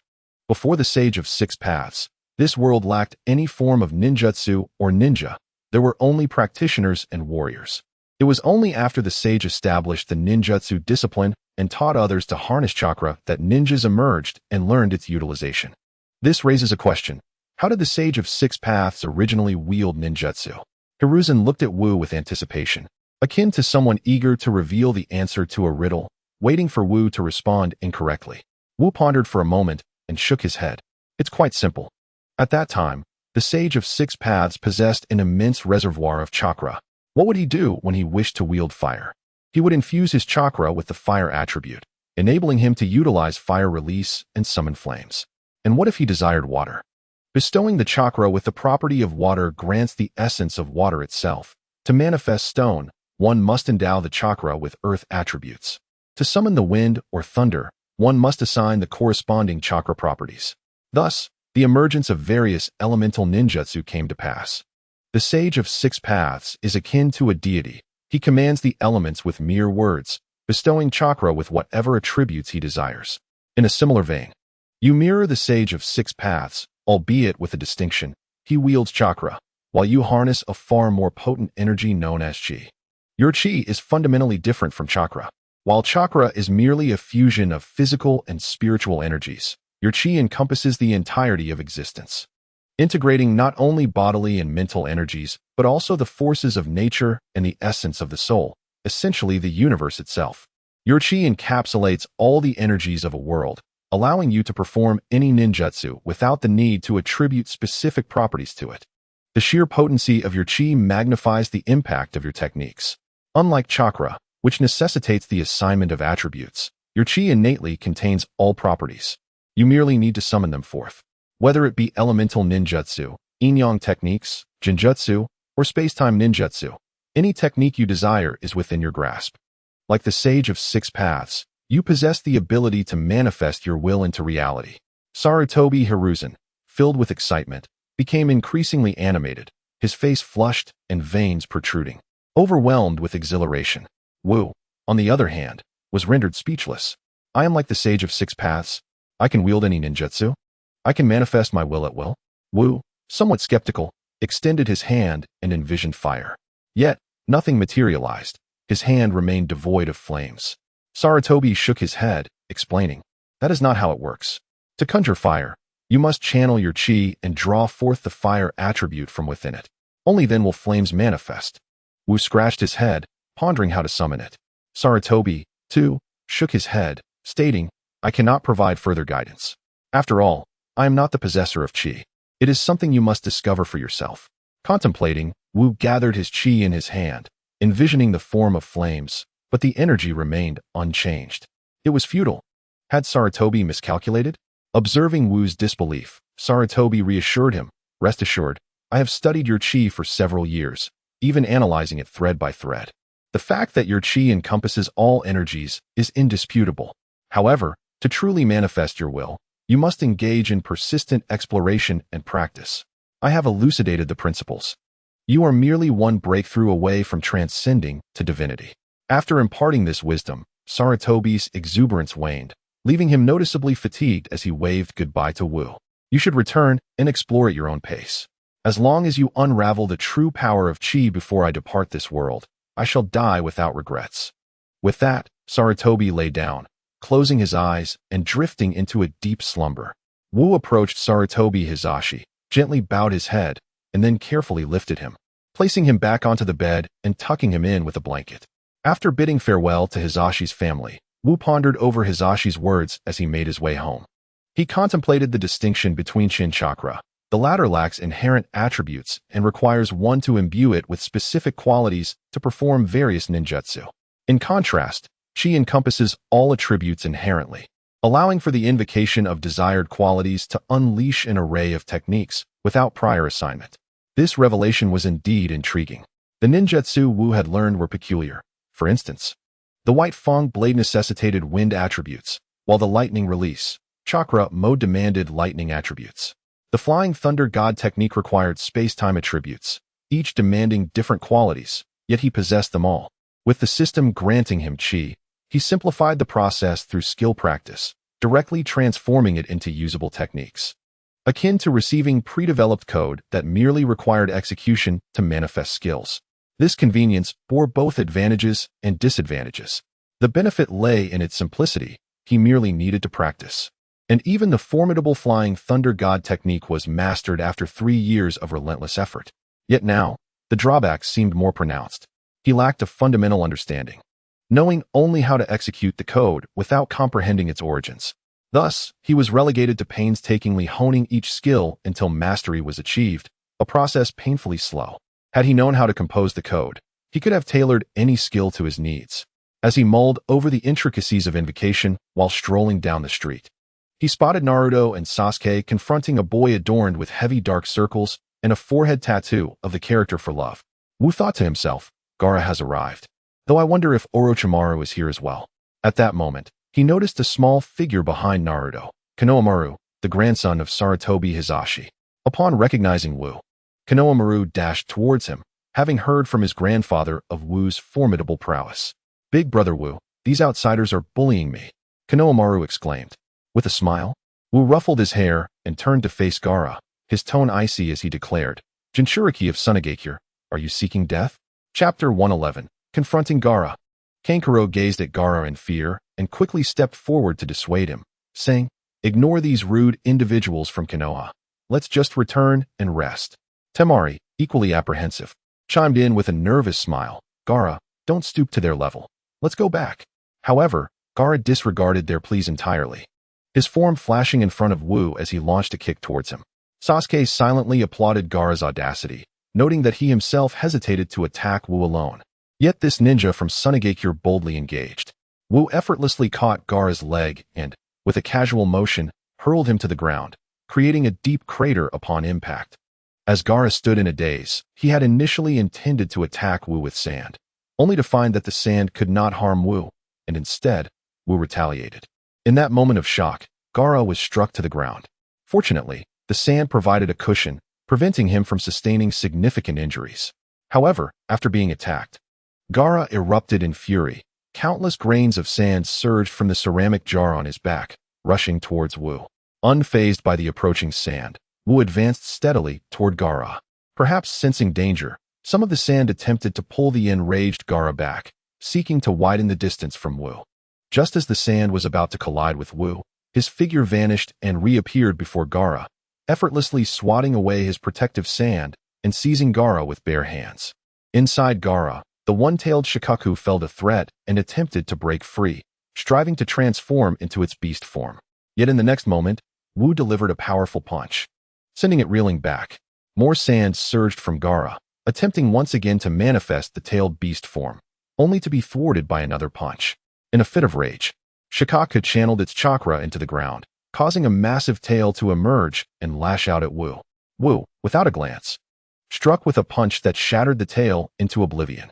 After enduring dozens of blows from Wu, Shikaku finally subdued, retreating back into Gaara's body. The once enraged Gaara's eyes cleared, filled with terror as he gazed at Wu. "I'm sorry," Gaara exclaimed. Wu nodded, addressing Shikaku within Gaara, warning that if it dared to emerge again, he would strike it.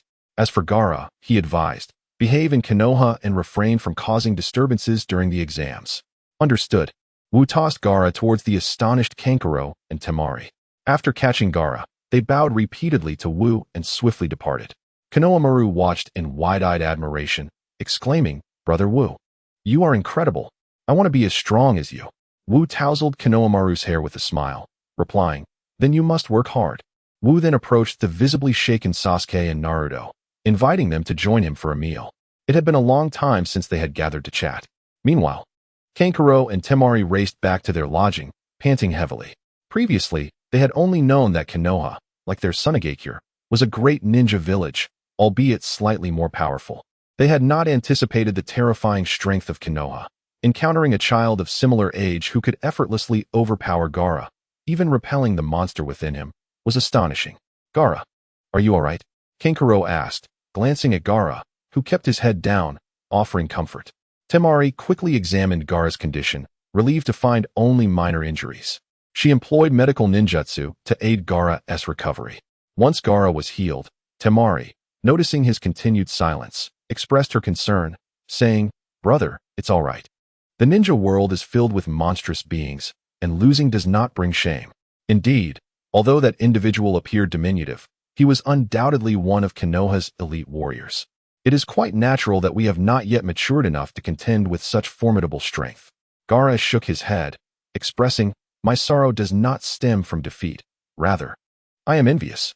Why is it that the people of our village cannot subdue the tailed beast like that Konoha warrior did? They only wish to kill me instead of aiding me in restraining the beast. If only my father had not sought to end my life, but could have, like that man, subdued the beast and warned it that should it cause further disturbance, I would retaliate. Perhaps my existence would not be so arduous." Kankuro and Temari exchanged glances, both sighing quietly. As Gaara's elder siblings, they were acutely aware of the hardships he faced. Kankuro replied with a bittersweet smile, "Gaara, it is not that our father does not wish to help you subdue the tailed beast. Rather, he is incapable of doing so, though it is difficult to admit. His strength pales in comparison to that of the Konoha warrior we just witnessed. It is in his helplessness that he sought to eliminate you." Gaara, filled with rage, retorted, "Helpless? Is that justification for wanting to kill me? Should I then embrace death? Brother, that was not my intention." Silence. Faced with Gaara's fury, Kankuro bowed his head, refraining from further words. Temari sat beside Gaara, gently stroking his back to soothe his tumultuous emotions. Deep down, Gaara understood that if his father could indeed restrain the tailed beast, he would have certainly done so. It was only due to his inability that he resorted to contemplating Gaara's demise. Yet, the crux of his anguish lay in the belief that he had committed no wrongdoing. Why then must he perish? Why was his very existence deemed a mistake? Everyone loathed him, including his own father. How he wished he had been born in Konoha, where such a powerful ally could assist in subduing the beast, allowing him to lead a life unburdened by hardship and loneliness. If only he could walk alongside that Konoha warrior, he would no longer have to fear the beast's eruption. With this thought, Gaara rose and walked towards the exit. Temari, taken aback, questioned, "Brother, where are you going?" "I seek out that Konoha warrior." "You cannot go. You will perish." Temari reached out to halt Gaara, her fear of the tailed beast overshadowed by an even greater fear of losing her brother. "I do not intend to battle that warrior. I merely wish to converse with him, to discover if he possesses any means to help me control the monster within. I yearn for a life akin to that of a normal person." Both Temari and Kankuro stared at Gaara in disbelief, astonished by his unexpected aspirations. Yet, upon reflection, they found it entirely reasonable. Gaara's heart was steeped in profound solitude. The presence of the tailed beast isolated him from companionship and familial bonds, leaving him with only fear and disdain. More than anyone, Gaara longed for the normalcy of human existence. However, it was inconceivable that the Konoha warrior would lend aid to a Jinchuriki from another village in controlling a tailed beast. Chapter 112. Thoughts on the Rebirth Eye? This gathering brought together all the students from the martial arts class for a feast at the barbecue restaurant. During this period, Neji, the disciple of Might Guy, along with Rock Lee, joined the lively gathering. Witnessing all 12 of his companions present, Wu felt a sense of nostalgia wash over him. In his previous life, he had envied the scene from behind a computer screen, and now he found himself at the heart of the celebration. Wu raised his drink and called out to everyone, "Let us extend our heartfelt congratulations to Sakura for becoming Tsunade's disciple. Everyone, raise your glasses." The crowd cheered for Sakura, and as Lee gazed at the beautiful Sakura, he seized the moment to confess his feelings. "Sakura, I am a disciple of Might Guy, and also a junior to Wu. My name is Rock Lee. Will you go out with me?" Sakura, caught off guard, sprayed her drink in surprise and stammered, "It's a pleasure to meet you, but I'll have to decline. I'm not fond of watermelon heads." Lee, maintaining his earnest demeanor, replied, "No worries, I can change my hairstyle. And don't underestimate me. I am indeed the strongest chunin of this cohort." Sakura glanced at Sasuke and Naruto, then back at Wu, puzzled. "Huh." Lee shyly lowered his head. "Well, aside from my senior Wu, I assure you I am the strongest chunin candidate." Sakura chuckled awkwardly. "If you believe that, then so be it. However, even if you are the strongest chunin candidate, I still want to date you." Lee appeared defeated, his head drooping in disappointment. Might Guy threw an arm around Lee's shoulder, exuberantly proclaiming, "Lee, being rejected is part of life, especially by girls. This is youth." The two of them looked so sorrowful that one might mistake them for being intoxicated. Meanwhile, Neji approached Wu, saying, "Little Wu, it has been many years since we last met. I was rather reckless back then, and I wish to apologize." With that, Neji poured himself a drink and downed it in one gulp. "It's quite all right. One must fight to truly know one another." Neji responded solemnly, "You once told me to be the master of my own destiny, yet I feel shackled here, unable to take control. How can I truly be the master of my fate?" He gestured to his forehead. Wu smiled and replied, "It's simple, just 2 words. Become stronger." "Become stronger?" Neji echoed. "Indeed. When your power surpasses that of the Hyuga clan leader, they will no longer treat you with disdain. When your strength exceeds that of the entire Hidden Leaf village, they will recognize you as the clan leader. And when you become the most formidable in the ninja world, they will revere you as a god of the Hyuga clan." Neji gaped at Wu, then sighed. "While your words ring true, the path is arduous. The strength of the clan leader is formidable, and surpassing him is no small feat, let alone the entirety of the Leaf Village's ninja. Such aspirations seem impossible." Wu regarded Neji with a smile. "Trust me, the potential of your eyes far exceeds your current understanding. You have yet to unlock it. Should you fully develop and even evolve your eyes, your strength will ascend to the pinnacle of the ninja world." Neji had never heard of the evolution of the Byakugan. Thus he found it somewhat incredulous. "Xiao Wu, I appreciate your attempt to comfort me, but the Byakugan cannot evolve, especially since mine is shackled like a caged bird." Wu responded enigmatically, "Are you familiar with the Rinnegan?" "The Rinnegan?" Neji echoed. "Yes, the Rinnegan is the ultimate evolution of the Byakugan. Once awakened, it grants unparalleled power. I know the method to unlock it. Will you place your trust in me? If you do, I shall assist you in awakening the Rinnegan." Neji gazed at Wu, who spoke with such conviction, momentarily lost in thought. After a long pause, he replied, "I am willing to believe you. What must I do?" "Your task is quite simple. Grow stronger." "Understood." Neji nodded solemnly. "I will strive to enhance my strength and await your aid in realizing my dream of becoming the master of fate." Wu smiled and nodded in approval. At present, his relationships with Sasuke and Naruto were quite amicable, and with Neji now allied, they could potentially form an extraordinarily powerful team. Sasuke with the Rinnegan, Naruto in Sage Chakra mode, and Neji with the Rinnegan. With these 3 formidable allies, even if members of the Otsutsuki clan were to appear, Wu need not lift a finger. His 3 companions could vanquish them. However, to surpass these 3 peak forces of the ninja world, Wu understood he must grow even stronger. To ascend above their powers, he needed to comprehend the essence of chakra itself. In his heart, Wu mused, "System, how am I to harness the attributes of chakra? Please explore on your own." Sigh.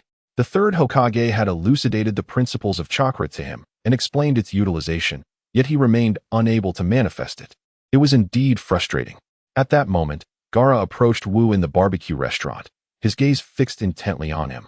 The 12 young ninjas noticed Gaara's arrival, and Sasuke, glancing at him, remarked in astonishment, Is this guy not afraid of death? After witnessing the Shikaku's emergence within Gaara earlier in the day, Naruto realized that Gaara, like himself, was a Jinchuriki. This shared experience led Naruto to empathize with Gaara's madness and brutality. Had it not been for Iruka-sensei's guidance and Xiao Wu's support, he might have turned out similarly to Gaara. This sense of kinship made Naruto reluctant to watch Gaara court disaster. After all, if he provoked Xiao Wu, the merciless young warrior might indeed end his life. Gaara, return. Do not act recklessly. Gaara merely shot a cold glance at Naruto and retorted, get lost. Xiao Wu truly might kill you. Do not stir up trouble. Their exchange interrupted Wu, who had been lost in thought. Rising, he approached Gaara. The initially hesitant Kankuro and Temari, witnessing Wu's advance towards Gaara, hurriedly stepped forward, smiling nervously. Apologies, everyone. My brother harbors no ill intent. He merely wishes to inquire something from this powerful leaf ninja. We are sincerely sorry for any abruptness. Wu cast a glance at Kanjiro and Temari before turning his attention to Gaara. What is it? He inquired. I yearn to exert control over the monstrous entity within me, and, should that prove impossible, I feared I might succumb to the urge to obliterate the world. Why do the denizens of this realm so readily contemplate annihilation? Wu rubbed his temples with a hint of exasperation, chuckling, Fear not. For the beast within you is the weakest of its kind. You shall not bring about the world's end. Moreover, once the tailed beast is implanted within you, the only way to expel it is through death. There exists no alternative. Gaara, unfazed by Wu's disparaging remarks, lowered his head in disappointment. I understand. Yet there exists a method to control the tailed beast. Chapter 113. Truly a professional spy. The perfect Jinchuriki can communicate with the tailed beast as equals, akin to the closest of friends. You can masterfully control the beast without fearing its rampage. The perfect Jinchuriki? How do I achieve that? It's quite simple. You must defeat the tailed beast within you and then reconcile with it, transforming it into your ally. Only then can you become the perfect Jinchuriki. Defeat the beast within me? How am I to accomplish that? Wu pointed to Gaara's head, saying, through the strength of your spirit. However, you are currently too weak to defeat the beast. Train diligently and refrain from succumbing to emotional breakdowns. When your spirit is strong enough to conquer the beast, it will acknowledge you, and then it shall become your greatest companion. Defeat it, earn its recognition, and make it my ally. I understand, thank you. Gaara bowed deeply to Wu at a 90-degree angle before turning to leave. Nearby, Naruto, intrigued, asked Wu, Hey, Wu, does your method truly work? Why don't you teach me? Indeed, my method can lead to becoming a perfect Jinchuriki, but it depends on the strength of your spirit.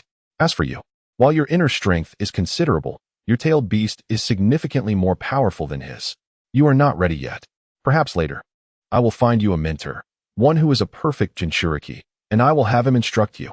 Great, Naruto exclaimed, then turned back to continue enjoying refreshments with his companions. Wu observed Gaara's departing figure, pondering silently. Although Gaara eventually ascended to become the Kazekage of Sunagakure, he was undoubtedly the weakest among the Kage. Nevertheless, he was still a Kage. Perhaps in the future, I should consider bringing Gaara into the fold. After a lively gathering, the attendees bid farewell and returned to their homes for rest. Wu walked home alongside Might Guy. Master, how have you been lately? Ha ha ha. I have been splendid as ever. But you, returning only once in so many years, I was beginning to worry you might have forgotten your master. How could I? By the way, how is your training in the lightning release chakra mode going? Upon mentioning the lightning release chakra mode, Might Guy grew animated. Wu, let me tell you. This mode is perfectly suited for us. You wouldn't believe it. After training in the lightning release chakra mode, Lee's strength has surged tremendously, and the damage from opening the 8 gates has decreased significantly. In the future, Lee will undoubtedly become an exceptional jonin. Observing Might Guy's exuberant demeanor, Wu couldn't help but let out a sigh. Although Might Guy appeared eccentric, his character was genuinely admirable. Wu inquired about Might Guy's lightning chakra mode, motivated by concern for his well-being. He worried that in a bid to protect others, Might Guy might sacrifice himself by opening the 8 gates. Thus, Wu was keenly interested in the progress of Might Guy's lightning chakra mode. However, Might Guy's gaze was solely fixed on Rock Lee, displaying a paternal concern for Lee's future. He truly regarded Lee as his own child. Wu feigned jealousy, saying, Master, you speak of Lee incessantly, only caring for him while neglecting me. It seems I have not forgotten you. Rather, you have forgotten me. Wu's words left Might Guy momentarily flustered. And no, that's not true. I care about you as well. Might Guy stammered. However, your situation is vastly different from Lee's. Your talent is exceptional, so I have no worries regarding you. But Lee, his talent is lacking. He must exert extraordinary effort to succeed, which is why I am particularly concerned for him. Ha ha ha. Master, I was only jesting. You needn't explain, I understand. As Might Guy scrutinized Wu under the moonlight and confirmed he was indeed joking, he finally relaxed. Oh, you startled me. I thought you were genuinely feeling neglected. Yet sometimes, I do ponder whether I express enough concern for you, considering how worry-free you are. You excel at everything, requiring no oversight from me, unlike Lee, who keeps me on my toes. Master, I comprehend your intentions, rest assured. Might Guy sensed the awkwardness of their mutual expressions of affection and decided to shift the topic. Little Wu, you need not worry about me. My practice of the lightning chakra is progressing well. I have even developed a lightning chakra cloak. During missions and battles, I hardly need to resort to the 8 gates, as I can simply utilize the lightning chakra mode to defeat my opponents, significantly alleviating the strain on my body. Notably, this mode has been nurturing my body, allowing many of my hidden injuries to heal. I'm feeling far better than before. Upon hearing Might Guy's reassurances, Wu felt a wave of relief wash over him. The fact that Might Guy could manifest a lightning chakra cloak indicated the strength of his lightning chakra mode. The next step would involve continuously enhancing his physical prowess. The longer he trained, the stronger he would become. If Might Guy could eventually achieve the physical intensity of the third Reikage, it was likely that even opening the 8 gates would not prove fatal for him. Just as Wu was about to speak, he noticed a figure darting through a narrow alleyway. That's great, Master. From now on, make sure to practice daily. It's beneficial for your health. I have a matter to attend to, so perhaps you should head home. Might Guy observed Wu's sudden departure with curiosity, but chose not to comment. Recognizing that Wu had grown and had his own secrets that were perhaps not meant for him to know. After bidding farewell to Might Guy, Wu's figure swiftly vanished, reappearing behind the previously departing silhouette. Halt! The figure, a student with short white hair tied up and wearing glasses, exuded an air of fragility. Excuse me. Might I inquire what business you have? Yao Shido. This individual is a spy for Orochimaru. His presence here suggests that Orochimaru may indeed have arrived. However, it is prudent not to alarm him. I had assumed you were from an outside village, as I had not encountered you before. During this period of the chunin exams, numerous ninjas from other villages are present in Konoha, and it is rather unsafe at night. It would be wise to refrain from venturing out unnecessarily to avoid any unforeseen incidents. You should return home and rest early. Wu nodded at Yakushi Kabuto and turned to leave. Yet, Wu's arrival caused Kabuto to furrow his brow. Has Sarutobi Hizashi's disciple returned as well? It seems that Orochimaru's objectives this time will be quite challenging to achieve. After a moment's contemplation, Kabuto returned to his home, washed up, and went to bed, exhibiting no sign of concern. 3 hours later, lying in bed, Kabuto finally opened his eyes and utilized a shadow clone to relay information. Wu, who had been waiting outside, immediately followed the departing clone of Kabuto. However, the clone exhibited peculiar behavior, heading straight toward the shops on the street, as if searching for something. Wu sensed something was amiss, and after creating his own clone, he swiftly employed the Flying Thunder God technique to return to Kabuto's original form. Yet, Kabuto remained asleep in bed. Observing until dawn, Wu found nothing of significance. The clone merely appeared to be engaged in the sale of trivial items. Truly, a professional spy. Indeed impressive. Nevertheless, Wu was certain that Orochimaru had arrived. Otherwise, Kabuto would not have reacted in such a manner. Chapter 114. Orochimaru makes an appearance. The chunin exams proceeded as scheduled, and the first examination bore little difference from that of the past. Under Naruto's verbal prowess, all participants passed. During this time, Wu had been actively searching for Orochimaru, even consulting the Kazekage of the Wind Country, but found no issues. The narrative had diverged from its previous course. Yet, Wu remained unconcerned. Currently, Orochimaru's power posed no significant threat, the only worry being that he might cause destruction. Orochimaru's absence was itself a threat, but once he manifested, he would be rendered incapable of action. Soon, the second examination in the Forest of Death commenced, and Wu entered the forest, meticulously observing the candidates, particularly Sasuke and his companions. Orochimaru had previously attempted to abduct Sasuke, only to be thwarted by Itachi and Shursui. It was likely that Orochimaru would try again. However, as the examination progressed, Sasuke and his group soon secured the scrolls and were nearing completion, yet Orochimaru still had not appeared, nor had he dispatched any subordinates, which struck Wu as rather unusual. Logically, if Orochimaru were indeed in Konoha, he would not remain inactive. What purpose would his presence serve if not to act? Surely, it could not merely be for nostalgic reminiscing. In the second examination, Gaara claimed first place, while Sasuke and Naruto secured second. The individual who took third place surprised Wu. It was, astonishingly, Yakushi Kabuto. This time, Kabuto had not opted out of the exam but had chosen to participate, showcasing strength at the chunin level. However, this situation is exceedingly peculiar. Given the prowess of Yakushi Kabuto as a shinobi, there is no necessity for him to participate in the examination. His current involvement must surely serve some ulterior motive. What schemes is Orochimaru concocting? With furrowed brows, Wu dispatched shadow clones to seek out Kakashi, Itachi Uchiha, and Tsunade, each delivering a warning. Previously, he had contemplated capturing Orochimaru before he launched any offensive, but the elusive figure has consistently evaded confrontation, undoubtedly biding his time for some stratagem. Perplexed by Yakushi Kabuto's actions, Wu ultimately vacated the Death Forest. Yet, scarcely had he departed when the trees within exhibited an uncanny movement.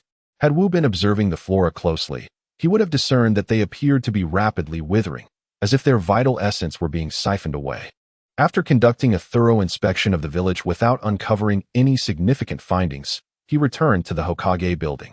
As he approached the entrance, a striking woman intercepted his path.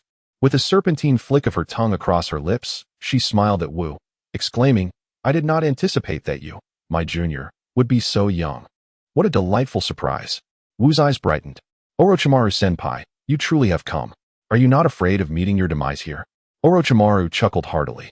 "Fear not, I shall not perish. My immortality jutsu is nearly perfected, though a few details remain to be refined. Junior, your strength is commendable, and your future holds even greater potential. Yet, no matter how formidable you become, there will always be an adversary capable of besting you. Time, would you entertain the notion of joining me?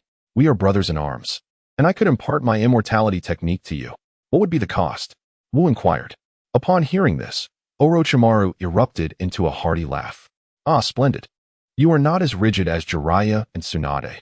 You understand that to gain something, one must be willing to sacrifice." Wu regarded Orochimaru with growing impatience. "Enough with the banter. What is the price?" "The price is simple. I desire the death of Sarutobi Hiruzen. That old fool wounded my pride. I had anticipated he would bestow upon me the title of Hokage, yet he chose to grant it to Minato. Despite my unwavering loyalty and relentless battles during the Third Great Ninja War, it was I who vanquished the Rock and Sand Shinobi and thwarted the Cloud Ninja. Minato merely achieved a draw with his team, yet he unjustly claimed the accolades that were rightfully mine. Brother, no matter how much you offer to such a teacher, it will yield naught. Instead, why not ally with me to eliminate that old man? I shall grant you the immortality technique, enabling you to stand alongside me at the pinnacle of the ninja world."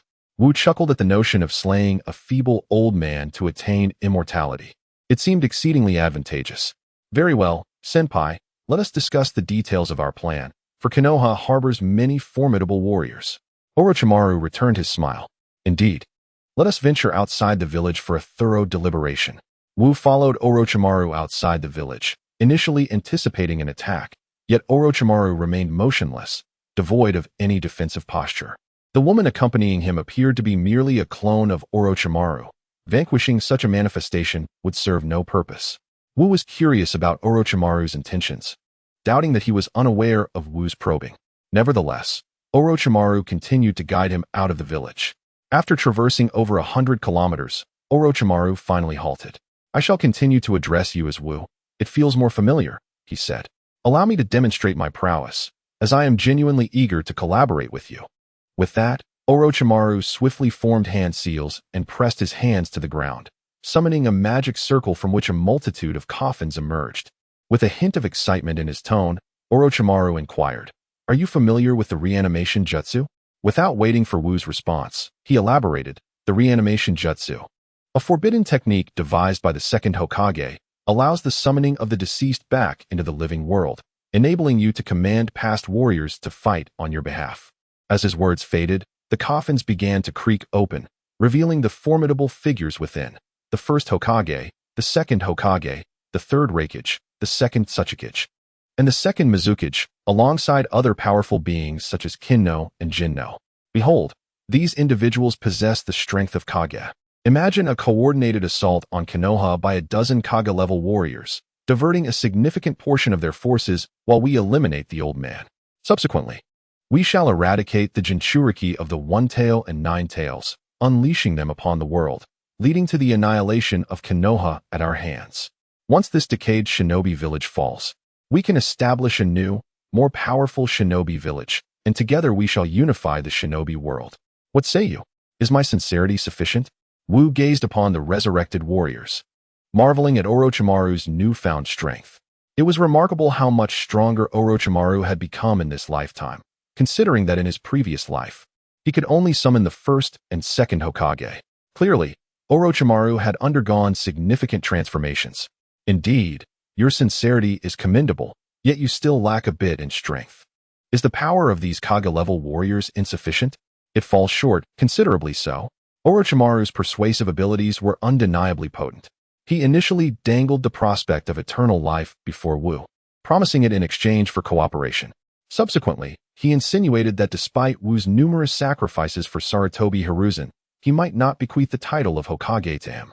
While the seemingly unworthy Minato Namikaze ascended to become the fourth Hokage, this implied that Sarutobi might exploit Wu's contributions without granting him the recognition he deserved. Throughout their journey, Orochimaru displayed an air of openness, even neglecting to guard himself against Wu, thereby attempting to convey a sense of trust. In the end, Orochimaru directly showcased his formidable power, possessing the reanimation technique, and now commanding several dozen shadow-level reanimated bodies. His strength is so immense that he is willing to collaborate with you, which is indeed a privilege. However, this also serves as a warning. Orochimaru has such terrifying power that your cooperation is not merely desirable. Should you refuse, your own strength becomes inconsequential, as those shadow-level entities may turn into your adversaries. If it were someone else, they might indeed be swayed by Orochimaru, choosing to ally with him. Unfortunately for Orochimaru, he is attempting to ensnare Wu, who has already reached a level beyond the shadows. Wu remains indifferent to the prowess of the reanimated bodies. Even if they could wield their pre-mortem capabilities, they would be incapable of vanquishing someone as elusive as Wu. Moreover, these reanimated entities cannot unleash their full potential, rendering them even less of a match for Wu. Orochimaru's expression turned cold. Wu, what do you mean by that? Do you disdain my reanimated bodies? Wu shook his head. It's not that my disdain, but you. Upon hearing this, Orochimaru merely laughed. Heh, Wu, I have refrained from demonstrating my strength in the ninja world for quite some time, leaving many unaware of my true capabilities. However, you ought to be familiar with Tsunade and Jiraiya. My strength far surpasses theirs. Brother, you may have misunderstood me. I am well aware of your power, yet in my eyes, it still falls short. If you were the leader of the Akatsuki, perhaps I would regard you more favorably. Orochimaru maintained a smile, although his gaze turned sinister. Is that so? It seems my younger brother is quite confident. Indeed, much more than you, brother. Unlike you, who still dares not reveal your true self. This is my true form. I have merely transferred my soul into this body through the eternal life technique. Wu chose to disregard Orochimaru's words, knowing them to be falsehoods. With Orochimaru's main body absent, Wu had no intention of engaging in trivial banter with a mere clone. Since my brother is unwilling to meet me in his true form, let us converse another time. Orochimaru revealed a chilling smile. You would do well to agree with me. Brother, should you acquiesce, we would be allies, and I would have no need to turn against you. Oh, are you planning to take action against me, brother? Of course. Otherwise, why would I have brought you so far from the village? I offer you another chance. Cooperate or perish. Wu grinned. I choose or, to live? Your choice is indeed intriguing. I hope you can still muster a smile shortly. With a wave of his hand, Orochimaru commanded all the reanimated bodies to emerge from their coffins. However, they appeared dazed, indicating that Orochimaru had yet to regain control over their consciousness and could only erase their awareness to command them in battle. In the next moment, a blade of light sliced through the air, cleaving all the reanimated bodies in twain. Instantly, Wu materialized beside Orochimaru, grasping his neck and lifting him up. Brother, I told you, this is far from sufficient. Subsequently, Wu directly crushed the neck of Orochimaru's clone and casually discarded it, vanishing in an instant. From the corpse that Wu had cast aside, a slick, viscous silhouette emerged from the mouth, revealing Orochimaru's true form. Orochimaru, having dispelled the reanimation jutsu, furrowed his brow as he gazed towards the direction of Konoha. Just as the leader had mentioned, my junior disciple is indeed terrifyingly powerful. Fortunately, he is not my target. Otherwise, achieving my goals would be exceedingly difficult. At that moment, Kabuto appeared beside Orochimaru, kneeling respectfully on the ground. My lord, shall we proceed according to plan? Orochimaru nodded. Yes, let us adhere to the plan. Kabuto acknowledged with a nod and vanished in a flash. Orochimaru turned the ring on his finger, connecting with Nagato. I require assistance. Divert Wu's attention so that I may execute my plan. Understood, but we must also capture the One Tail and the Nine Tails this time. If we miss this opportunity, it will be challenging to capture the Nine Tails again.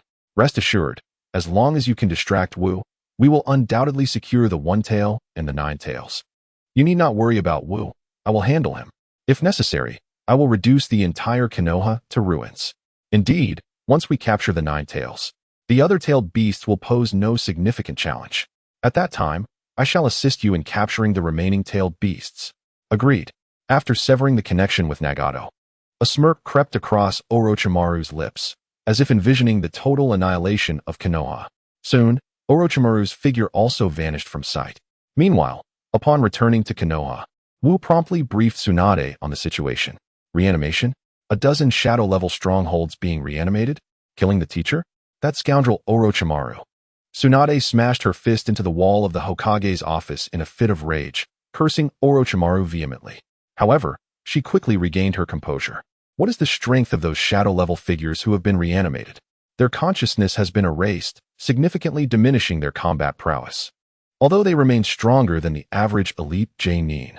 Tsunade furrowed her brow. It appears that Orochimaru has learned my grandfather's reanimation technique. This complicates matters. To eliminate those reanimated corpses, we must locate Orochimaru's whereabouts. It is precisely because I cannot find Orochimaru's true form that I returned. Otherwise, I would have captured him long ago. Tsunade paced back and forth in her office for a while before speaking. That scoundrel will undoubtedly launch his attack when the feudal lords arrive, compelling us to allocate a portion of our forces to ensure their safety. Moreover, the enemy is in the shadows while we are in the light. We cannot predict when Orochimaru will strike. We must mobilize all available forces back to Konoha. With that, Tsunade retrieved a scroll and swiftly inscribed something upon it, subsequently performing a technique. A toad materialized beside the scroll. Upon seeing it, the toad seized the scroll and swallowed it whole. After the toad vanished, Tsunade inquired, Wu, do you have any thoughts? Since Orochimaru has openly displayed his power before me, it indicates that he is unafraid of exposure. He must have other allies supporting him. We not only need to guard against Orochimaru, but also against this unknown force. Chapter 116, The Collapse Plan of the New Konoha. The chunin exams continue to unfold with fervor as candidates engage in lively discussions about the circumstances within the arena. Oblivious to the undercurrents swirling within Konoha, Wu stands elevated above the arena, observing the fierce battle between Rock Lee and Gaara below. The narrative mirrors that of his previous life, yet the outcome diverges significantly. Lee unleashes the power of the fourth gate against Gaara. And just as Gaara is on the brink of a counterattack, Lee suddenly erupts, unlocking the fifth gate, ultimately sending the bewildered Gaara flying off the platform to claim victory. This unexpected result stirs a sense of surprise within Wu, though he soon comprehends Lee's prowess, bolstered by years of training in the lightning release chakra mode. This cultivation has significantly enhanced Lee's physique, enabling him to access the fifth gate and unleash a formidable combat strength that overwhelms the unsuspecting Gaara. As for the other matches, they unfold predictably, particularly the clash between Neji and Naruto. In his previous life, Neji fell to Naruto, and in this iteration, Naruto has grown even stronger, rendering Neji incapable of mounting a defense, resulting in a thorough beating. The anticipated battle between Gaara and Sasuke transforms into a confrontation between Sasuke and Lee, with Sasuke showcasing newfound strength, having awakened the three-tomo Sharingan. He not only replicates Lee's movements within the arena but also defeats Lee using the very taijutsu that Lee excels in, leaving Lee with an overwhelming sense of regret at his defeat. The climax culminates in the battle between Sasuke and Naruto, two individuals who have trained together for years, fully aware of each other's techniques, leading to an intense confrontation. Ultimately, Naruto, donning the tailed beast cloak, triumphs over Sasuke. Although Sasuke is vanquished, his substantial progress over the years is evident.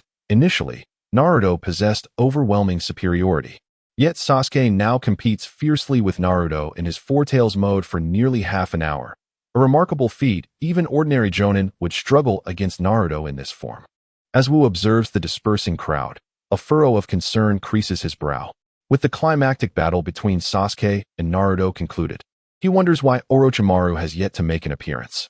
It is said that while thieves may traverse great distances, the defenses against them remain sparse. Wu harbors no fear of Orochimaru's potential attack. Rather, he dreads the notion that Orochimaru and his cohorts may be lurking stealthily, poised to strike unexpectedly. Just then, the departing spectators suddenly erupt into screams, as if confronted by something truly terrifying. Wu's eyes widen as he swiftly manifests outside the arena. Upon witnessing the scene, he is taken aback. A colossal python, measuring over 100 meters in length, has emerged, flicking its tongue and surveying the panicked townsfolk with a glint of excitement in its eyes. The serpent lunges toward the crowd, and Wu instantly positions himself before the beast, delivering a devastating punch to its massive head. The force of this formidable blow shatters the serpent's skull. However, in the following moment, the serpent's body dissipates into a cloud of smoke. Shadow clone technique. Can beasts of the ninja realm also wield such a technique? As Wu pondered the mysterious disappearance of the colossal serpent, a towering wooden figure, reaching a height of 100 meters, emerged ominously from the depths of the forest of death. The wooden giant let out a ferocious roar directed at Konoha. In an instant, a massive wooden spike materialized in the giant's hand and was hurled violently towards the village. What manner of creature is this? Wu executed a swift teleportation, positioning himself before the gigantic spike, shattering it with a single punch. He then teleported again, confronting the wooden giant directly, preparing to launch an assault. Upon noticing Wu, the enormous wooden figure reacted as if it had encountered a bitter enemy. A multitude of arms sprouted from its back, transforming into wooden spikes that surged towards Wu with menacing force. Undeterred, Wu charged bravely toward the onslaught of spikes, his fists moving with extraordinary speed. Suddenly, a colossal fire peacock unfurled its magnificent plumage, unleashing flames upon the spikes. The wooden projectiles ignited instantly, the flames spreading to the wooden giant. Yet, the creature remained unfazed, slapping its flaming body with a mighty hand, extinguishing the fire in a heartbeat. Nevertheless, all the spikes it had launched were obliterated by Wu's relentless strikes. Just as Wu prepared to continue his offensive, two formidable summoning beasts appeared once more within Konoha. A sense of foreboding washed over Wu upon seeing them. Could it be that Nagato had also arrived? During their initial encounter, the beasts summoned from the animal path had caused Wu immense discomfort, particularly the three-headed dog, which multiplied with every strike, becoming increasingly troublesome. Fortunately, Wu had ultimately located the animal path and vanquished it, causing the three-headed dogs to vanish. There was also a bird, not particularly strong, yet perilous for someone of Wu's caliber. It would drop explosive eggs from the sky, rendering ordinary individuals utterly defenseless against its onslaught, akin to civilians facing a bombardment. Additionally, a cunning chameleon that could become invisible would often strike when least expected, ensnaring or tripping its targets in a most vexing manner. With the arrival of the animal path, it was clear that the other 6 paths would surely follow. Were Orochimaru and Nagato intent on razing Konoha to the ground? At that moment, Wu grasped the reason behind Orochimaru and Nagato's hesitation to attack during Naruto and Sasuke's climactic battle. The power they now commanded was sufficient to obliterate nearly every shinobi village on this planet. Though Konoha would not fall, for Wu stood resolutely within its walls. No longer holding back, Wu bellowed with fervor, 6 gates, open. A terrifying surge of chakra erupted from his being, enveloping him in a radiant chakra cloak. In an instant, Wu materialized before the wooden giant, unleashing a devastating punch with blinding speed, leaving the creature no chance to defend itself. The force of the blow shattered much of the wooden giant into splinters. With the giant demolished, Wu finally discerned the figure concealed within its wooden frame, Danzo. However, Danzo appeared markedly different from Wu's previous encounters, several black chakra rods protruded from his forehead. It seemed that Nagato had not spared Danzo, seeking vengeance by transforming him into one of the 6 paths. At this moment, Tuanzong suddenly reached out his hand, lunging towards Wu in an attempt to seize him. However, he was swiftly obliterated by a single punch from Wu. After dispatching Tuanzong, Wu turned his gaze towards the monstrous creatures wreaking havoc within the village. At that juncture, Jiraiya had returned, summoning Winta and one of the summoned beasts to engage in battle. Meanwhile, Tsunade had also called forth a slug and another summoned beast to fight. The remaining creature was locked in combat with Uchiha Itachi. This adversary, a chameleon, possessed formidable stealth capabilities. Yet, in the instant it made its move, it was incinerated by Itachi's Amaterasu. Subsequently, Itachi dashed towards another area, where a colossal python continued to rampage through the village. Wu glanced in the opposite direction, where Nagato's remaining 6 paths were besieging Naruto and Gaara alongside their comrades. Sasuke and the other 12 elite were also present, lending their support in battle. However, having just endured the chunin exams, they were already significantly fatigued. And given the vast disparity in strength, they were utterly unable to contend with the 6 paths. On another front, Sarutobi Hiruzen was besieged by Orochimaru, who was leading a contingent of several reincarnated bodies against him and the Leaf Village ninjas. Wu felt a shiver run down his spine. The scale of Orochimaru and Nagato's operation was indeed formidable. Without further hesitation, Wu utilized the shadow clone technique, dispatching his clones to various battlefields. His original self and one clone were the first to arrive at the side of the summoned beasts. If these colossal creatures were not dealt with swiftly, they would surely ravage the village beyond recognition. However, rather than eliminating them immediately, Wu opted to relocate the summoned beasts outside the village. He then swiftly crushed one of the massive birds with a punch, proceeding to engage with a 3-headed dog. While his original self disregarded the 3-headed dog, he teleported towards Naruto's location. The Hellhound, though repulsive, did not require Wu's direct intervention. He merely needed to hold it off while he dealt with the animal path, thus neutralizing the threat of the Hellhound. At that moment, Naruto had become incensed, unleashing the power of 5 tails as he battled against the 6 paths. However, he was tasked with protecting the 12 elite and Gaara, all of whom were in a precarious state, which only fueled Naruto's fury, hinting at an imminent transformation into the 6-tailed state. Though Naruto had grown stronger, he could barely maintain his composure in the 5-tailed form. Should he transition into the 6-tailed state, he would completely lose his reason, launching indiscriminate attacks against friend and foe alike. Wu, not wishing to contend with such chaotic circumstances alongside a rampaging Naruto, appeared before him without delay, exclaiming, "Naruto, take them away from here. I will handle this scoundrel." On the brink of losing control, Naruto felt a wave of relief wash over him upon Wu's arrival, allowing him to regain his composure. "All right, Wu. I leave this to you. Be careful. This guy is exceptionally strong." "Huh, no need to worry. He's merely a defeated foe."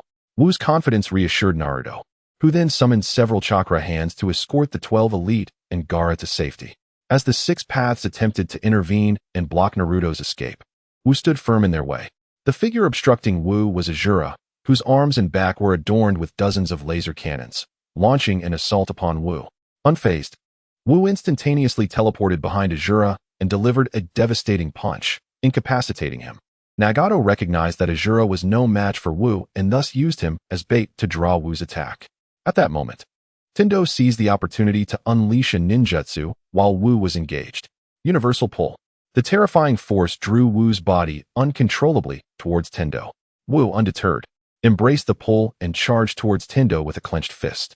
Just as Wu was about to strike Tendo, both the realm of humans and the realm of Hell positioned themselves before him, with Hell wielding a massive shield as a barrier, while Human prepared to counterattack. Wu couldn't help but chuckle at the sight. Surely, Nagato had devised strategies to counter him upon returning. Yet, such tricks were futile against him. Wu's fist collided with the shield of Hell, sending him flying. Despite the formidable shield, Wu's immense strength was beyond its capacity to withstand. Hell's hands shattered instantly, and the massive shield crashed into him, reducing him to a mere pulp. As Human's hand was about to reach Wu, he vanished in an instant, appearing behind Human and shattering him with a single punch. Just as Wu intended to continue his onslaught, Tendo bellowed, "Shinra Tensei." A tremendous repulsive force struck Wu, propelling him backward. Without pausing after executing Shinra Tensei, Tendo continued his ninjutsu.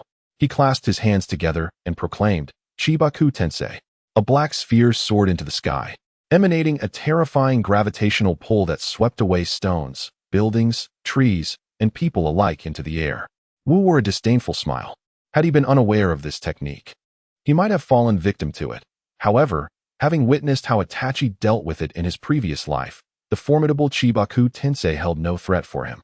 Seizing the moment before the debris ascended, Wu teleported beside the black sphere, wielding a radiant blade that had materialized in his hand, and struck fiercely at the sphere. The force of his strike caused the airborne debris to freeze momentarily, and in the next instant, the black sphere shattered into countless fragments. Tendo gazed at Wu effortlessly dismantling his ultimate technique, disbelief flickering in his eyes. He had once believed his power transcended that of a deity. How could Wu possibly surpass him? After neutralizing Chibaku Tensei, Wu appeared beside Tendo in an instant. If you wish to engage in battle, that is acceptable, but do refrain from recklessly fighting in another's village. Tendo stared at Wu for a moment and replied nonchalantly, Next time, I will defeat you. In this lifetime, you shall never overcome me. Wu unleashed his light blade, cleaving Tendo into fragments. After dispatching Tendo, Wu teleported to the home of Sarutobi Hiruzen. At this moment, Wu's other clones had arrived, swiftly vanquishing the once insurmountable reanimated corpses. The only one left ensnared in Orochimaru's technique was Hiruzen Sarutobi. Orochimaru continued to command the formation of the four purple flames, while outside, the ninjas relentlessly assaulted the barrier. However, its formidable defenses had yet to be breached. Upon Wu's arrival, without uttering a word, he raised his hand, summoning countless blades of light before him. 1,000 swords returned to the ancestral home. These luminous swords coalesced into a colossal blade of light. With a decisive sweep of his hand, the massive sword plunged fiercely into the four purple flames formation, which, despite being under siege by over 100 ninjas, had merely rippled gently until now. In an instant, it shattered under the might of Wu's enormous sword.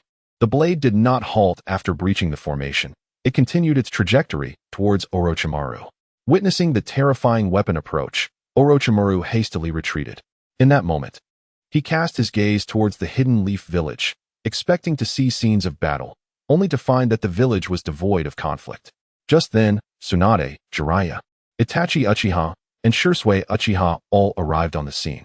Orochimaru, incredulous, surveyed his surroundings. How could this be? Where is the leader? What happened to my reanimated corpses? His attention then focused sharply on Wu. It was you? Wu nodded.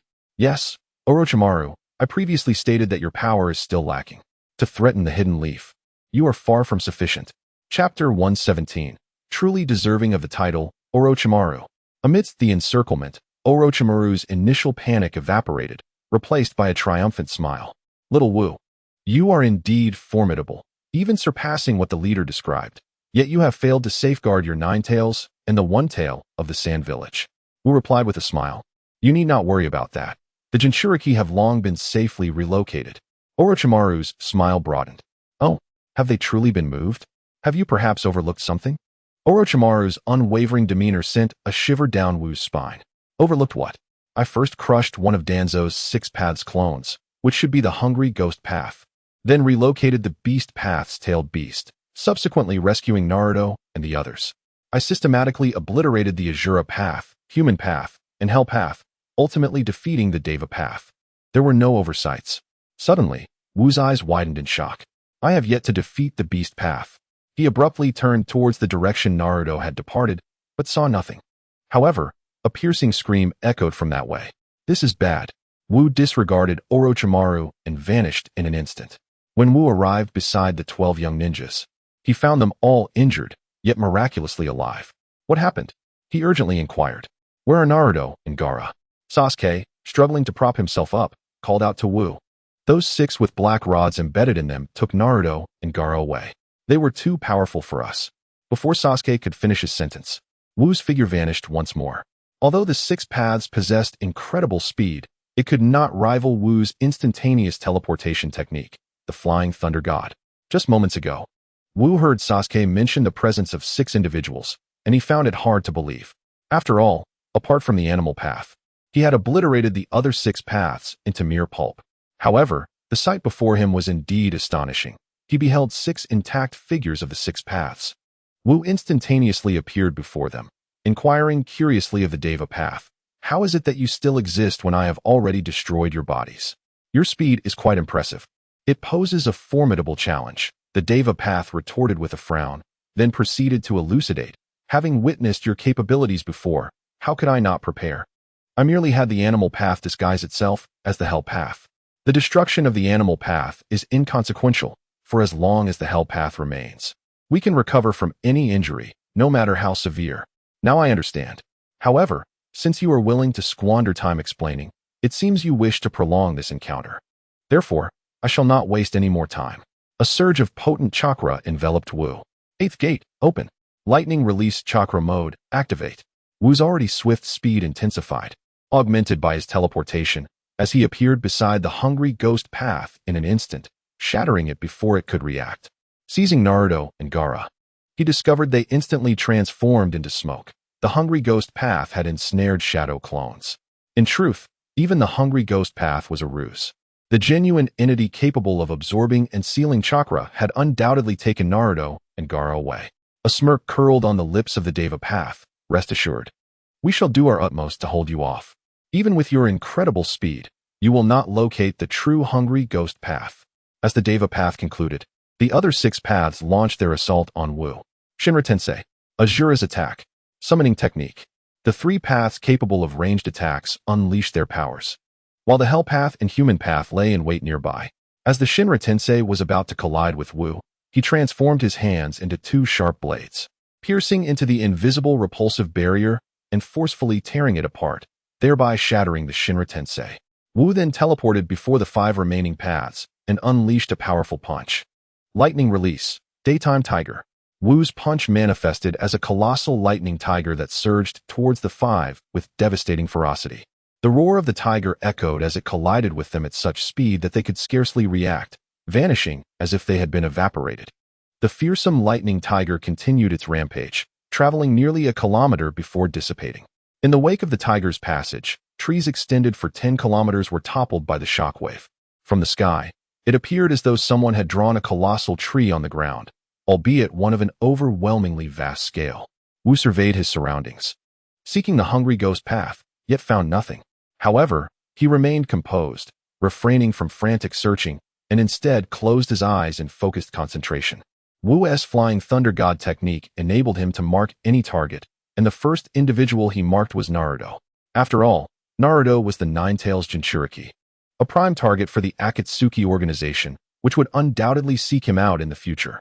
Naturally, it was not solely Naruto. Anyone Wu deemed significant was marked accordingly. In moments of peril, it is crucial for significant individuals to have someone who can promptly arrive at their aid. Soon, Wu detected the mark on Naruto from over 100 kilometers away. He truly was swift. With a mere instant of teleportation, Wu appeared hundreds of kilometers away, gazing at the hungry ghost path, where behind him, the unconscious Naruto and Gaara were being carried, bound tightly by vines that shimmered with a faint red light, evidently siphoning their chakra. Without a moment's hesitation, Wu manifested beside the hungry ghost path and delivered a devastating blow, obliterating it. The hungry ghost path, which shared the perspective of the other 6 paths, was already aware of their destruction by Wu. Sensing the impending attack, it immediately summoned a chakra shield to thwart Wu's strike.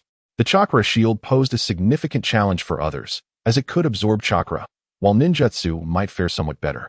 Physical techniques would suffer greatly, with a single punch potentially draining all of one's chakra. However, the hungry ghost path was up against Wu. Just as Wu's fist was about to make contact with the shield, he vanished and reappeared instantaneously on the opposite side, landing a decisive blow where there was no shield, reducing the hungry ghost path to mere pulp. After tearing away the constricting vines from Naruto and Gaara and examining their bodies, Wu finally breathed a sigh of relief. Both were unharmed, merely in a state of unconsciousness. Wu felt fortunate. Had he not mastered the Flying Thunder God technique, even with knowledge of Nagato's scheme, he would have been unable to rescue Naruto and Gaara. The thought of Nagato capturing them and delivering the news of Naruto's demise was something he could not bear. Thankfully, Wu seized the 2 and teleported back to Konohagakure. Upon his return to the village, Tsunade, Jiraiya, and Itachi Uchiha exhaled in relief. especially upon seeing Naruto and Gaara in Wu's grasp. Yet, a hint of awkwardness lingered among the trio. Jiraiya stepped forward, slightly embarrassed, and said, "Little Wu, I apologize, but Orochimaru has escaped." Wu glanced around, noting that the formidable figures of Itachi, Tsunade, Jiraiya, and Sarutobi Hiruzen had surrounded Orochimaru, along with other strong fighters like Might Guy and Kakashi, and yet he had still managed to flee. Truly, Orochimaru was worthy of his reputation. Chapter 118. Presenting a dilemma to the other ninja villages. Following the failure of Orochimaru and Nagato's new plan for the destruction of Konoha, Tsunade convened all the high-ranking officials of the village to discuss countermeasures. Esteemed colleagues, the Akatsuki organization is composed of rogue ninjas from various villages. Previously, they lacked significant notoriety in the shinobi world, yet they have grown increasingly audacious. They have even breached the gates of our beloved Konoha, nearly seizing our Nine-Tails Jinchuriki. Had it not been for Little Wu, they might well have succeeded this time. To prevent Konoha from facing another assault from the Akatsuki, we must devise a strategy to eradicate them. Jiraiya, you possess the most knowledge regarding the Akatsuki. Please share your insights. Jiraiya gazed down from the Hokage building, observing the swift restoration of Konoha, and let out a deep sigh. The Akatsuki organization poses a formidable threat, as you have all witnessed the eyes of their leader, which are none other than the legendary Rinnegan. His prowess surpasses that of Hanzo the Salamander, a figure revered as a demigod. Presently, in our village, aside from Naruto, no one stands a chance against the leader of the Akatsuki. Furthermore, the members of this organization are all rogue ninjas of the highest caliber from various hidden villages. Orochimaru from Konoha is one of them. Currently, we remain in the dark regarding the true motives behind the formation of the Akatsuki. Though I have managed to uncover one detail, they intend to capture all the tailed beasts. Previously, the Akatsuki made their base in Amigakure, but ever since Naruto defeated their leader, they have gone into hiding, and I am uncertain of their whereabouts now. Without knowledge of their location, it is futile to think of eliminating them. Being unaware of where they are leaves us with no option but to endure their assaults, which is my greatest source of frustration. Others began to brainstorm strategies, yet the suggestions offered were less than satisfactory. Tsunade turned her gaze towards the strategist Kakazu and inquired, "Kakazu, do you have any recommendations?" Kakazu, having pondered for quite some time, finally spoke. Though we lack clarity on the Akatsuki's ultimate goal, their focus is evidently on the tailed beasts. Each of the 5 great shinobi villages possesses one, and the Jinchuriki are their top-tier fighters. It is unlikely that any village would willingly allow the Akatsuki to seize their tailed beasts. We could use this as a basis to convene a Kage summit, uniting with the other villages to combat the Akatsuki. Given that the members of the Akatsuki are elite rogue ninjas known to all villages, and with the presence of their leader possessing the Rinnegan, capable of decimating entire villages, I believe the other villages would be inclined to collaborate with us in hunting down the Akatsuki. If we manage to persuade the other villages, we could gradually narrow down the hiding spots of the Akatsuki. Although this approach may be slow, it would yield the most effective results. Ideally, if we could corner the Akatsuki in one location, we could concentrate our forces to eradicate them. Even if we cannot gather them all in one place, we can still relay information about the locations of Akatsuki members or their leader, utilizing Naruto's Flying Thunder God technique and formidable strength to eliminate them one by one. Kakazu's proposal prompted a nod of approval from Tsunade. Despite the immense resources and manpower required, it was indeed a viable plan. However, uniting the other 4 great shinobi villages would not be an easy feat. The 5 great shinobi villages have clashed for years, and even in times of peace, there are constant minor conflicts among them. Even with the knowledge of the Akatsuki's overwhelming power, as long as the other villages have not suffered losses of their Jinchuriki, they would never agree to ally with Konoha against the Akatsuki. This dilemma weighed heavily on Tsunade's mind. Noticing the lack of further suggestions from those around her, she turned her attention to Naruto. "Naruto, you have encountered the Akatsuki before. Do you have any insights?" Naruto paused for a moment, then shook his head. "If it pertains to apprehending the Akatsuki, I have no substantial recommendations. Uncle Jukyu's suggestion is quite commendable. However, since the other ninja villages have not been attacked by the Akatsuki, they would undoubtedly refuse to ally with us. Thus, at this juncture, I harbor little confidence in Uncle Jukyu's proposal." Tsunade sighed, for while she yearned for revenge against the Akatsuki, she found herself devoid of effective strategies at present. Just as she was preparing to adjourn the meeting, Wu spoke again. I indeed lack a solid plan for capturing the Akatsuki, but I do have an alternate notion. Tsunade looked at Wu with unexpected curiosity, urging him to elaborate. The Akatsuki's objective is the tailed beasts. Given this, why not gather all other tailed beasts in Konohagakure? In doing so, should the Akatsuki seek to capture the tailed beasts, they would inevitably come to our village. We merely need to safeguard the tailed beasts and wait for them to present themselves. Tsunade initially anticipated a brilliant strategy from Wu, only to find his idea rather flawed. Oh, do enlighten me on how we would persuade the other ninja villages to send their prized Jinchuriki to our Konohagakure? Wu replied with a grin, quite simply. I shall annex the other ninja villages, causing them to vanish, leaving only our Konohagakure. Tsunade stared at Wu in disbelief. Quite simple. You deem the annexation of other ninja villages as easy? This idea is far inferior to Uncle Jukyu's proposal. At least Jukyu's suggestion possesses a modicum of feasibility. Once the other villages are attacked by the Akatsuki and their Jinchuriki are seized, I believe they would gradually soften their stance. At that point, Konohagakure could step in to facilitate an alliance with greater likelihood of success. In contrast, Wu's plan to conquer the other villages holds no viability whatsoever. It is entirely plausible that while engaging in conflict with one village, they could be besieged by the larger ninja villages. Should the Akatsuki then attack Konohagakure, our village could very well face destruction. Tsunade regarded Wu, who had matured significantly, yet his youthful visage still betrayed a certain naivety. It dawned on her that Wu was merely a teenager, and coupled with his formidable prowess, it was understandable he might exhibit a sense of invincibility. This was entirely normal. Were it others, they might be even more arrogant. Thus, Tsunade patiently replied, Wu, your idea is commendable but highly impractical. Although our Konohagakure is presently strong, engaging in war with other villages would only unite them against us. We, as a singular village, do not yet possess the strength to challenge the entirety of the ninja world. Perhaps you should consider this notion again once you have matured and strengthened your abilities. Though Wu was indeed a mere teenager, he sighed at Tsunade's patronizing demeanor. Sister, I am not suggesting that our entire Konohagakure engage in conflict with the ninja world, but rather that I alone would defeat all the other villages, presenting them with a choice, to be absorbed by our Konohagakure or to face annihilation. Chapter 119. One person assaulting the great ninja villages. Huh. Tsunade gasped, her mouth agape in disbelief as she gazed at Wu. You intend to single-handedly assault the other ninja villages, and then compel them to surrender and merge into our Konohagakure? As Tsunade spoke, a sudden realization struck her. Perhaps it was not entirely implausible. The prowess of Wu was formidable, reminiscent of the Akatsuki leader who previously emerged in Konoha, possessing strength akin to that of a deity. Each of his clones operated at the level of a shadow, and regardless of which one surfaced, they would require utmost vigilance to confront, particularly the one known as Pain. Tsunade herself harbored doubts about her ability to contend with that leader. Yet, Wu had managed to vanquish the Akatsuki leader in remarkably brief order. If the leader could single-handedly battle an entire great ninja village, then Wu, who had defeated him, surely possessed the qualifications to do so as well.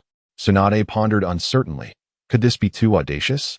Only 3 individuals in the entire ninja world had the capability to engage a great ninja village alone.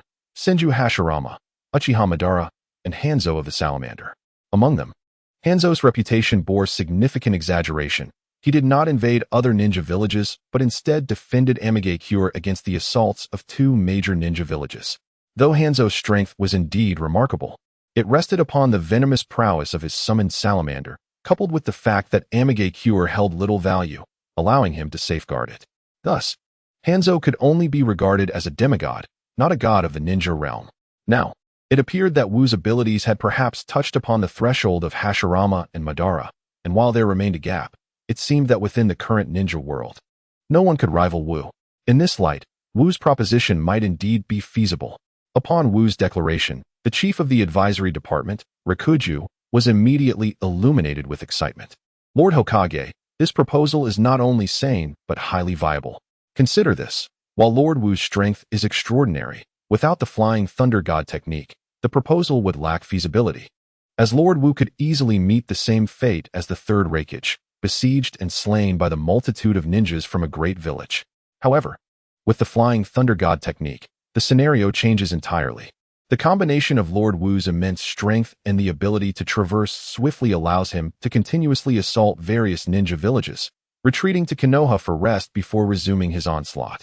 Lord Wu could even unleash vast, potent attacks upon the other villages, then utilize the Flying Thunder God to return to Konoha, recuperate his chakra, and continue the assault. No ninja village could withstand such relentless onslaught. Their only recourse would be to surrender. Lord Hokage, Lord Wu's proposal is remarkably sound, with great potential for success. I believe it should be implemented. The others, initially taken aback, soon grasped the gravity of the situation. Realizing that Wu's solo campaign against other ninja villages was indeed highly plausible. Even if he ultimately failed to integrate the other villages into Konoha, he could still inflict considerable torment upon them, significantly diminishing their strength. They collectively urged, Lord Hokage, let Wu make the attempt. If successful, we shall forge an entirely new chapter in history. Tsunade deliberated carefully on the pros and cons, concluding that allowing Wu to undertake this endeavor posed no risk to Konoha. After all, Konoha would merely be dispatching Wu alone, without diminishing the overall strength of the village. Should the other ninja villages launch an attack on Konoha, the village would be capable of responding effectively. However, the other ninja villages are different. Their villages have come under attack. If they were to split their forces to assault Konoha at this moment, they would only incur greater losses. Very well, Xiao, you shall attempt it. If anything goes awry, I shall bear the responsibility. Wu nodded in agreement. Since everyone consents, I shall depart now. At this moment, Might Guy, who had remained silent until now, quickly stepped forward to intervene. Wait, Xiao, you have just endured a fierce battle and opened the 7th gate. Do not rush. You should rest for a few days to recuperate before proceeding. Being well-versed in the 8 gates of death, Might Guy understood all too well the toll that opening the 7th gate takes on the body. Though Wu possesses extraordinary physical resilience, damage is damage. It may not be immediately visible, but internally, Wu's condition remains uncertain. Feeling the genuine concern from Might Guy, Wu experienced a warmth in his heart.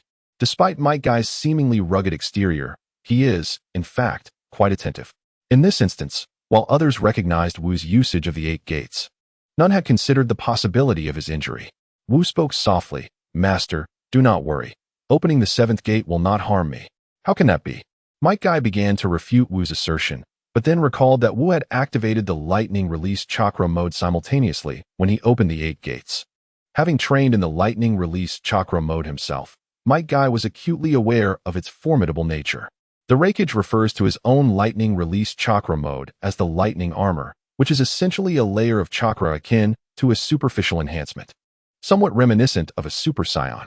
In contrast, Wu's lightning release chakra mode manifests as a genuine armor of lightning, a brilliant white that dazzles and blinds the eye. Clad in such an imposing armor, it is conceivable that Wu may indeed remain unscathed. Rest assured, Master, I am truly fine. After years of training, Wu has elevated his lightning release chakra mode to level 11, while others, such as the Reikage, likely hover around level 9, and the 3rd Reikage has presumably reached level 10. Theoretically, individuals in this world should only be able to attain a maximum level of 10, thus making the 3rd Reikage the pinnacle of lightning release chakra mode in this realm. Upon reaching level 11, Wu's lightning release chakra mode materialized as an armor that not only boasts unparalleled resilience, but also autonomously retaliates against foes. When Wu dons this lightning armor, lower-ranked ninjas find it impossible to approach him. Should they venture within 10 meters, they would be swiftly struck down by the armor's automatic defense. Of course, even without the lightning armor, Wu's physique has become akin to that of a human weapon, standing still and allowing lower-ranked ninjas to attack. They would likely struggle to breach Wu's defenses. As his training progresses, Wu has realized that even without the lightning release chakra mode, his current physical strength would render him impervious to death, even when opening the 8 gates, resulting only in severe injury. As he continues to grow, it is conceivable that he may eventually open the 8 gates without suffering any harm. Upon entering the realm of lightning release chakra mode, he now finds that opening the 8 gates results only in minor injuries, and with a week's rest, he can fully recuperate. The ability to survive while opening the 8 gates instills in him the confidence to boldly declare his intent to conquer other ninja villages and achieve unification within the ninja world. After bidding farewell, he swiftly approaches the Wind Shadow, now situated over 100 kilometers away. Greetings, Wind Shadow. I wish to discuss a matter with you. Chapter 120. Are you Konoha planning to declare war on our Sunagakure? The Wind Shadow, present to participate in the chunin exams, owes a debt of gratitude to him. Had it not been for his timely intervention, the Wind Shadow would have fallen victim to Orochimaru. Yet, the role of Wind Shadow is indeed perilous. The third was slain by Scorpion and transformed into a puppet, while the fourth met his demise at the hands of Orochimaru, who even went so far as to skin him and don his face as a disguise. The fifth, Gaara, has also faced death, having his tailed beast stolen by the Akatsuki. Were it not for Chiyo's ultimate sacrifice to resurrect him, Sunagakure would likely be in search of a sixth Wind Shadow. As he beheld the sudden appearance of the young man, the Wind Shadow was momentarily taken aback, nearly choking on his own saliva. You are a disciple of Sarutobi Hiruzen, are you not? Sarutobi has indeed chosen a remarkable pupil. What brings you here? The Wind Shadow, Raza, could not help but feel a tinge of envy towards Sarutobi. While he, as a shadow, struggles in the arid deserts to sustain his village, Sarutobi governs the prosperous land of fire, free from such financial burdens. Moreover, the brilliance of Sarutobi's disciples is noteworthy. Even the newly accepted one shines brightly, while his own ambitious endeavor to cultivate the ultimate Jinchuriki, his son, Gaara, has repeatedly spiraled out of control, a source of profound lament. Wind Shadow, I am aware that Sunagakure has endured considerable hardships of late, compounded by the frequent rampages of the Jinchuriki, which have caused you immense distress. I have come to assist you in alleviating that suffering. Raza's expression darkened at the mention of alleviating suffering. You from Konoha are indeed presumptuous. You do not seek to relieve my suffering, but rather to eliminate me. Shaking his head, he replied, Wind Shadow, you jest. Your abilities are of great value to me. In the future, I would like to enlist your help in mining endeavors. Raza, growing impatient, demanded, speak plainly. What is it that you desire? I wish for you and Konoha to jointly issue a declaration. A declaration? What kind of declaration? Raza's eyes glinted with a flicker of hope, momentarily imagining a potential alliance against Iwagakure. A declaration of Sunagakure's voluntary merger with Konoha. Without further ado, Raza unleashed his ninjutsu. Magnet release, sand gold technique. Countless golden grains of sand erupted from the ground, transforming into sharp spikes that lunged ferociously towards him. Yet, he had already vanished from sight. Futile, you are no match for me. His voice resonated from behind Raza, a light blade poised at his throat. Startled, Raza realized that he had sensed neither the disappearance nor the reappearance of his adversary, indicating the use of space-time ninjutsu. Is that the Flying Thunder God of the fourth Hokage? Humph. Do you think that mastering the Flying Thunder God technique will compel me to submit? How Navi? As Rasha spoke, he discreetly gathered chakra. Once he finished speaking, his chakra was nearly fully amassed, and he immediately launched an assault on Wu. Magnet release, sand gold. Countless grains of sand and gold surged from the ground, forming a tidal wave reminiscent of an ocean. The sand and gold nearest to Rasha enveloped him, creating a golden spherical shield that protected him entirely. The remaining grains cascaded toward Wu like an overwhelming wave. Wu shook his head in resignation. It was futile. His figure vanished once more, reappearing within Rasha's spherical shield, where he once again positioned his light blade against Rasha's throat. You have a choice, surrender or perish. Rasha, confronted by Wu's reappearance, was drenched in cold sweat. There was simply no defense against this. Exhaling heavily, he slumped in defeat. I surrender. I will go to your Konoha and sign the merger declaration. As Wu lowered the light blade, myriad needle-like grains of sand shot toward him. Simultaneously, Rasha commanded the sand to propel him backward, enshrouding himself in a cocoon of sand that formed a towering 3-meter-tall golden figure. Anticipating Rasha's counterattack, Wu was prepared. None of these shadows would yield easily. He activated the lightning release armor to fend off the sand's assault, reappearing beside Rasha and unleashing a flurry of devastating punches. The sand enveloping Rasha attempted to retaliate, transforming into sharp spikes and conical drill heads, incessantly assaulting Wu. Yet, Rasha's attacks could not penetrate Wu's lightning release armor. Instead, Wu's onslaught inflicted excruciating pain upon Rasha. Each of Wu's powerful strikes felt like a massive iron hammer pounding down upon him, compounded by the continuous jolts of electricity from Wu's armor that left him nearly convulsing. Before long, Rasha lost all capacity for resistance and slipped into unconsciousness. The multitude of sand and gold fell to the ground, now devoid of Rasha's control. Wu seized Rasha and instantly teleported to the entrance of Sunagakure.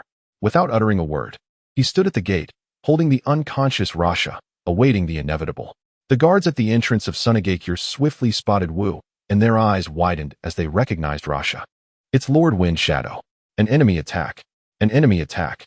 The guards immediately raised the alarm, causing the village to erupt in commotion as countless ninjas converged at the gate. Chiyo, stationed in the Kazekage building, furrowed her brow upon receiving the report from her subordinates. The Wind Shadow has been captured and is at the gate? How is that possible?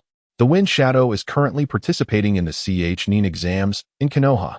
Though she found it hard to believe, Chiyo resolved to investigate. Soon, she arrived at the entrance of Sunagakure, her eyes widening in astonishment as she beheld the truth. The figure being held was indeed Wind Shadow Rasha, his aura unmistakable. Who are you? Release our Wind Shadow at once. Chiyo commanded her subordinates, declaring that Sunagakure was to enter a state of highest alert. Wu gazed at the sand-hidden ninjas, who were steadily gathering, and beckoned to Chiyo. I am Wu from the Leaf Village.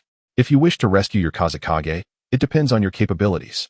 Chiyo's eyes brimmed with murderous intent. Are you from the Leaf Village declaring war against us? You may interpret it that way.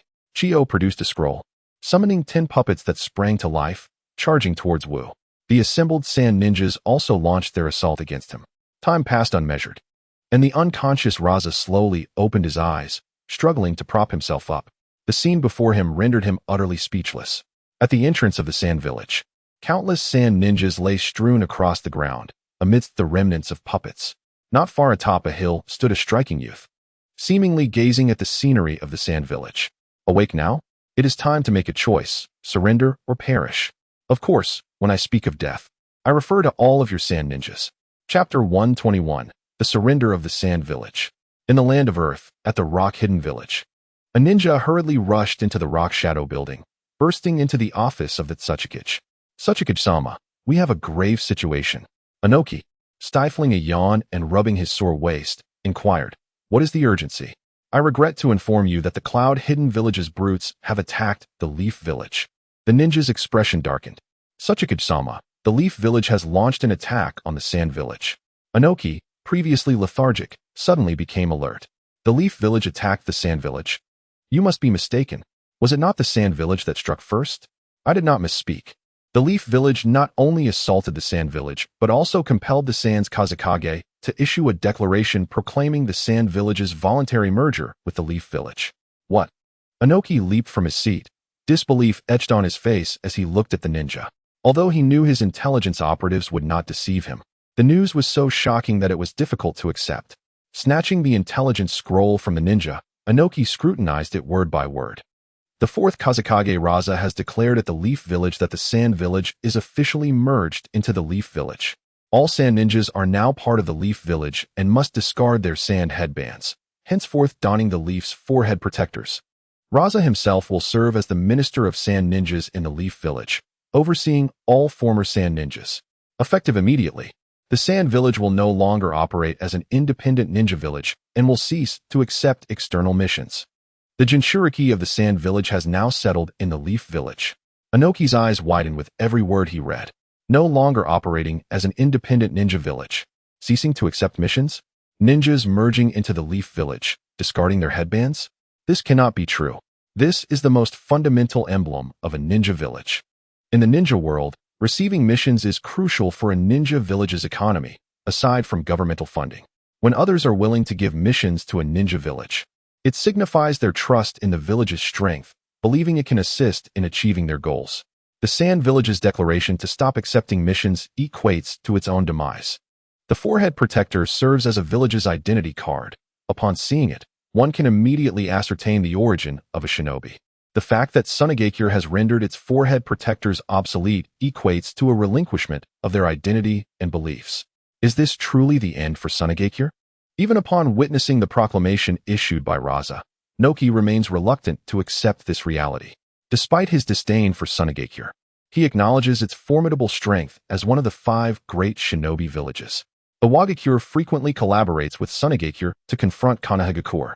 There had been no prior intelligence indicating that the 2 villages were engaged in conflict, and even if a battle were to erupt between Konoha and Sunagakure, it would be implausible for Konoha to swiftly overpower and annex Sunagakure, regardless of its weakened state.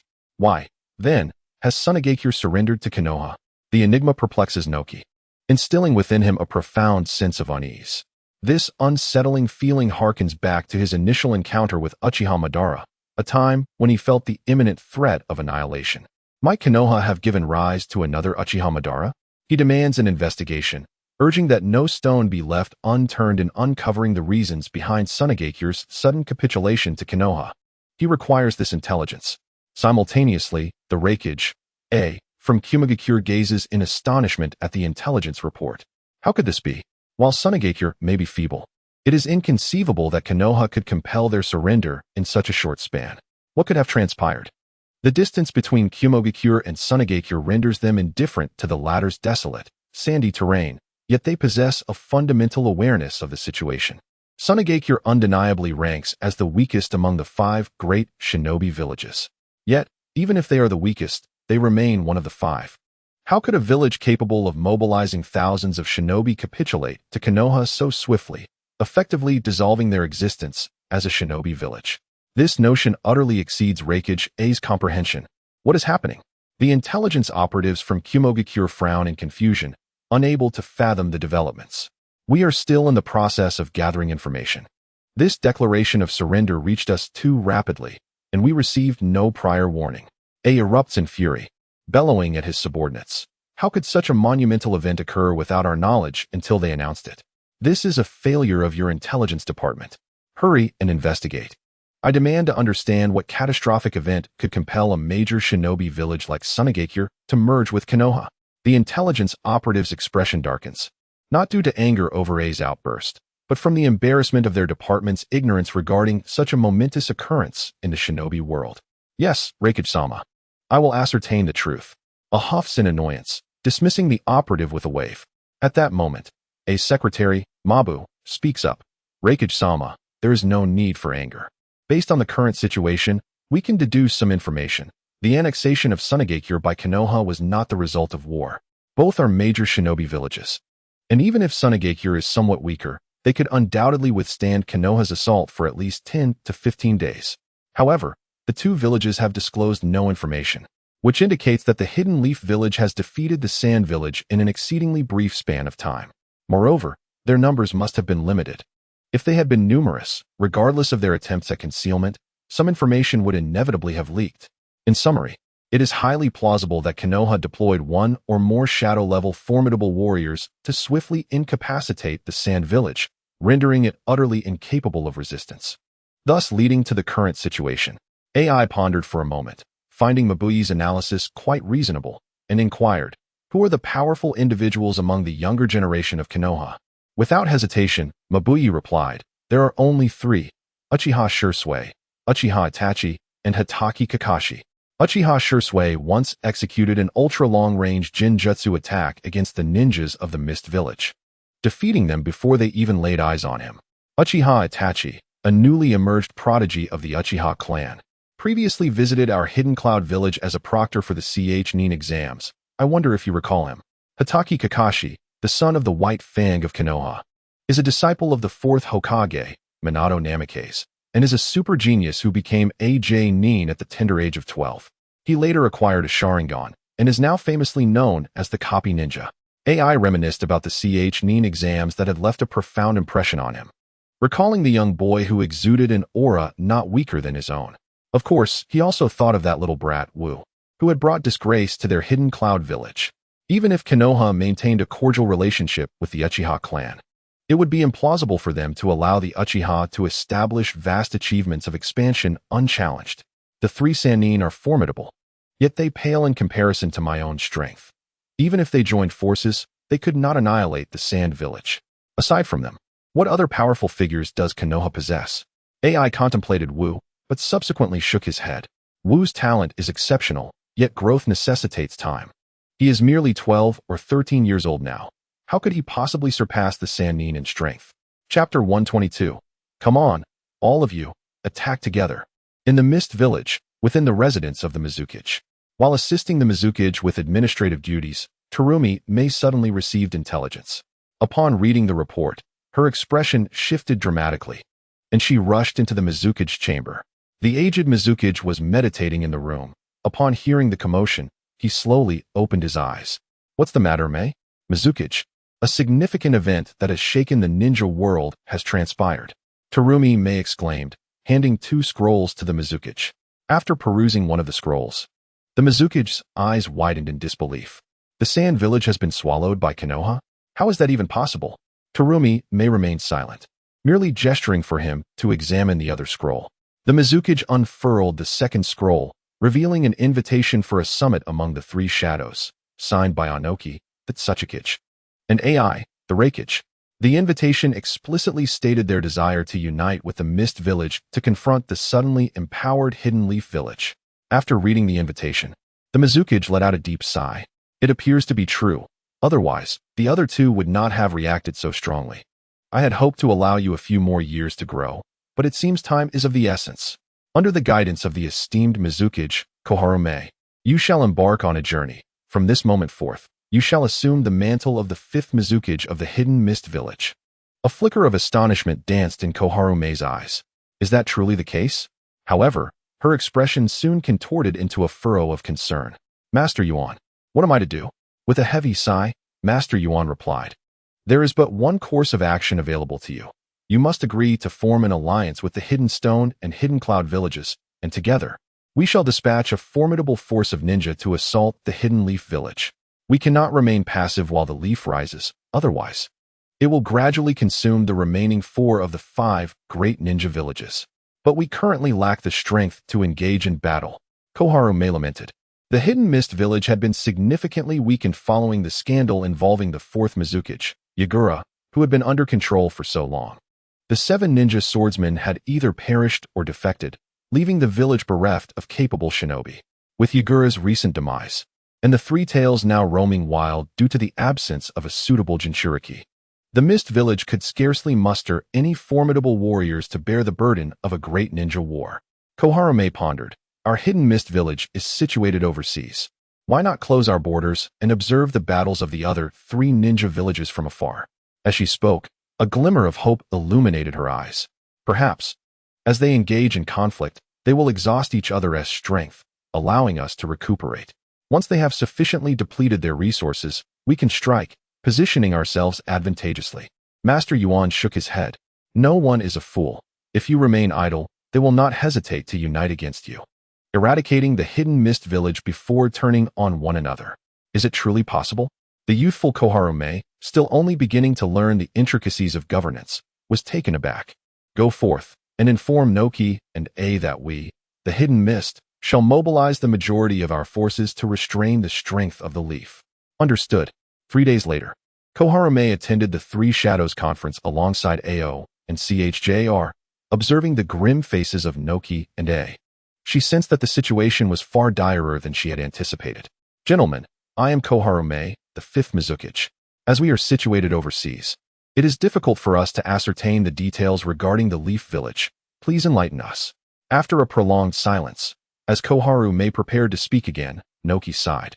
5th Mizukage, according to intelligence from our undercover operatives in the Leaf, they have dispatched a single individual to annex the Sand Village. Koharu May's eyes widened in disbelief. Her gaze fixed on Noki. One person? Indeed, merely one. Stunned, Koharu May stood frozen, her complexion mirroring the grave expressions of the 2 leaders. If the Leaf had sent forth several powerful shinobi accompanied by an elite unit to conquer the Sand Village, such a result would have been within the realm of acceptability, as they too could deploy their most elite forces. However, a single individual was beyond their comprehension, for such power was possessed by only 2 individuals in the entire ninja world. In the realm of shinobi, the legendary figures of Senju Hashirama and Uchiha Madara stand tall. Had it not been for the peace-loving Hashirama, the formidable Uchiha Madara might have unleashed a fiery tempest across the entire ninja world, forcefully assimilating all the hidden villages into his dominion. Now, once again, there exists an individual in Konoha whose power has ascended to the heights of Hashirama and Madara, with ambitions to engulf them. Where, then, can they seek the legendary Hashirama to stand against such a threat? The three remained silent. Yet a voice resonated within the conference room. Ah, so you are all here. This will save me considerable effort. I am Wu from Konoha, and I present you with a choice. Will you surrender or face death? The trio sat in stunned silence, gazing at the sudden appearance of Wu within the heavily guarded chamber. It was crucial to note that this meeting was taking place under the strictest security in the Land of Iron, and yet, none of them had perceived how Wu had infiltrated their midst. It's you. A widened his eyes, disbelief and regret etched across his face. The incredulity stemmed from the revelation that the one who had vanquished Sunagakure was none other than Wu, whom he had previously deemed an impossible opponent. The regret arose from his failure to anticipate Wu's extraordinary growth. Had he foreseen such an evolution, he would have disregarded the reputation of Kumogakure and personally confronted Wu. Alas, Wu had already matured into a formidable force, and no amount of regret could alter that reality. Reikage-sama, it is good to see you. I appreciate your assistance during the chunin exams in Kumogakure. Not only was a flabbergasted, but CHJ stood agape, his jaw nearly touching the floor. The comrade he had once competed alongside in the chunin exams had now ascended to a level capable of obliterating a major ninja village. How is this even possible? Noki was not interested in the grievances between A and Wu. He rose and challenged Wu. You say you offer us a choice, but what if we refuse to choose? Wu shrugged nonchalantly. Then I shall incapacitate you first and ask again. Huh, such audacity from a mere child. Noki conjured a radiant white cube of dust release, which swiftly transformed into a conical shape, hurtling towards Wu. However, as soon as Noki unleashed his technique, Wu's figure appeared behind him, delivering a powerful punch that sent the astonished Noki crashing into the wall of the conference room. Finally recovering from his shock, A exclaimed, "Be cautious. This individual employs the Flying Thunder God technique, a space-time ninjutsu capable of instantaneous relocation." Kuratsuchi also assumed a combat stance, preparing to engage Wu. Wu, seeing their readiness, sighed. It seemed they would not yield without a fight. Very well, come at me all at once. Chapter 123. Enough of this. The warm-up is over, and it is time to conclude this farce.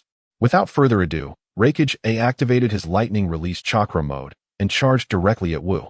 I was genuinely curious to ascertain just how powerful Wu had become, capable of forcing Sunagakure to capitulate to Konoha single-handedly. Against A, Wu felt utterly at ease. After 5 years of rigorous training, his physical prowess had reached an extraordinary level, making even Might Guy seem trivial in comparison. As for A, he was no exception. Lightning release, lightning cutter. Ihwa transformed into a bolt of lightning, almost instantaneously appearing before Wu. In a fluid motion, her arm bent into the shape of a curved blade, striking towards Wu's neck. Wu deftly sidestepped, mirroring Ihwa's stance, and his arm morphed into a scimitar, slashing at the incoming blade. A thunderous clash erupted as their arms collided, generating a staggering shockwave that enveloped those present, as if they were caught in the eye of a tempest. Everyone instinctively raised their arms to shield their heads, and once the tumult subsided, they hurriedly assessed the situation. Wu stood unscathed, while Ihwa had vanished, leaving a colossal hole in the conference room wall. Ihwa's guards, Darui and Shi, gasped in astonishment. She rushed to Ihwa's side to check on her condition, while Darui immediately employed a ninjutsu against Wu. Dust release, destructive disintegration technique. A torrent of lasers shot towards Wu at breakneck speed. Wu conjured a blade of light in his hand, effortlessly slicing through the lasers. At that moment, she cried out, "Lord Reikage, please do not act rashly. Your arm is gravely injured." The Reikage emerged from the gaping hole, his arm dangling limply, suggesting a broken bone, as even lifting it seemed laborious. Although she was primarily an intelligence officer, she possessed some healing techniques and invoked a palm healing jutsu for Ihwa. Wu merely cast a glance at Ihwa, dismissing her as a threat, and directed a blade of light at the still-prepared Darui. The blade materialized in an instant before Darui, pinning him against the wall before he could react. Daemuki and Terumi Mei exchanged glances, simultaneously launching an attack against Wu. Daemuki spoke gravely to Terumi Mei. "Can you restrain his movements? If you can hold him for just 3 seconds, I can eliminate him." Terumi Mei hesitated. "I am not adept at controlling individuals, but I can restrict his area of movement." Daemuki nodded. That will suffice. Force him into a corner, and I shall handle the rest. Wu looked on in bemusement at the two, thinking, are you both conspiring so openly in my presence, showing such disdain for me? In an instant, Wu's form flickered, appearing before Terumi Mei, poised to strike. However, Terumi Mei exhaled a plume of white mist. Wu furrowed his brow at the mist, dodging it and swiftly repositioning behind Terumi Mei. Yet, she was prepared, pivoting and unleashing a torrent of corrosive acid. The acid was terrifying. It corroded the ground upon contact, creating deep pits, and should it touch flesh, it would likely dissolve it to the bone. Wu had already shifted location again, materializing behind Terumi Mei and delivering a powerful punch that sent her flying. At that moment, Daemuki was readying his own attack. Dust release, boundary stripping technique. A massive square appeared at Wu's position, disintegrating everything within its confines into atoms, including the horrific acid and scalding vapor that Terumi Mei had just unleashed. It was as if a colossal eraser had swept through the area, obliterating all in its wake. Watching the terrifying dust release that nearly engulfed her, Terumi Mei instinctively took a few steps back. Such a formidable technique surely must have claimed the life of that handsome youth moments ago. Noki, the longest-serving Tsuchikage, exhibited remarkable expertise, having perfectly timed his release of dust release. As the youth launched his attack against her, he unwittingly provided the perfect opportunity for Noki to unleash his technique, allowing her to distance herself from him just as the dust release erupted, leaving him no time to react. It was a pity that such a striking and powerful young man met his demise. How wonderful it would have been if he could have been my husband. Although there was an age gap of a few years, his striking beauty made the notion of a romantic relationship between siblings quite acceptable. Just as Terumi Mei lamented the loss of Wu, she beheld the lightning shadow, transform into a flash of lightning, appearing before Noki as if to launch an assault. When A's fist struck, Terumi Mei was astonished to see that Wu had not been vanquished by Naka's attack. Instead, he had caught A's formidable punch barehanded. A stared in disbelief at Wu, astonished that someone could withstand his punch with mere hands. It was known that the power behind his strike could obliterate an elite jonin, yet Wu had effortlessly blocked it. With a smirk, Wu remarked, Lord Raikage, had you unleashed that punch 5 years ago, I would have undoubtedly evaded it, or I would have perished. But now, your strength is but a shadow of its former self. A attempted to withdraw his fist, only to find it firmly grasped by Wu, rendering him unable to escape. In the past, A was the one who seized others' attacks, yet now he found himself ensnared by Wu's overpowering grip, which felt as if a primordial beast had latched onto his hand, leaving him utterly helpless. Wu seized A and hurled him toward Noki. As Noki prepared to unleash dust release again, he hesitated for fear of harming A, hastily retracting his technique and leaping into the air to evade Wu's strike.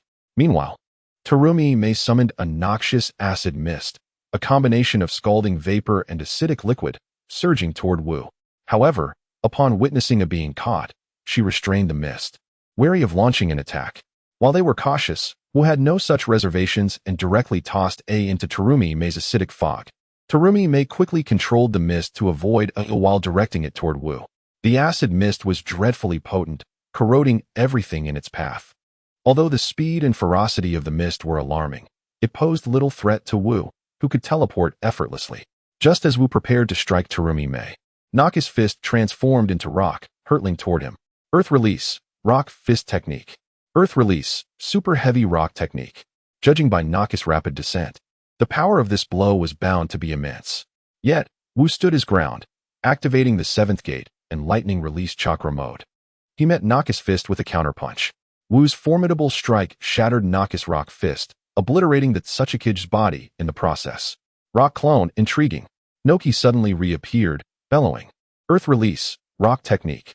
A colossal rock behemoth surged forth, delivering a powerful punch towards Wu. Just as Wu contemplated his next move, a massive rock clone of Noki emerged beneath him, making contact with his body. Earth release, ultra-heavy rock technique.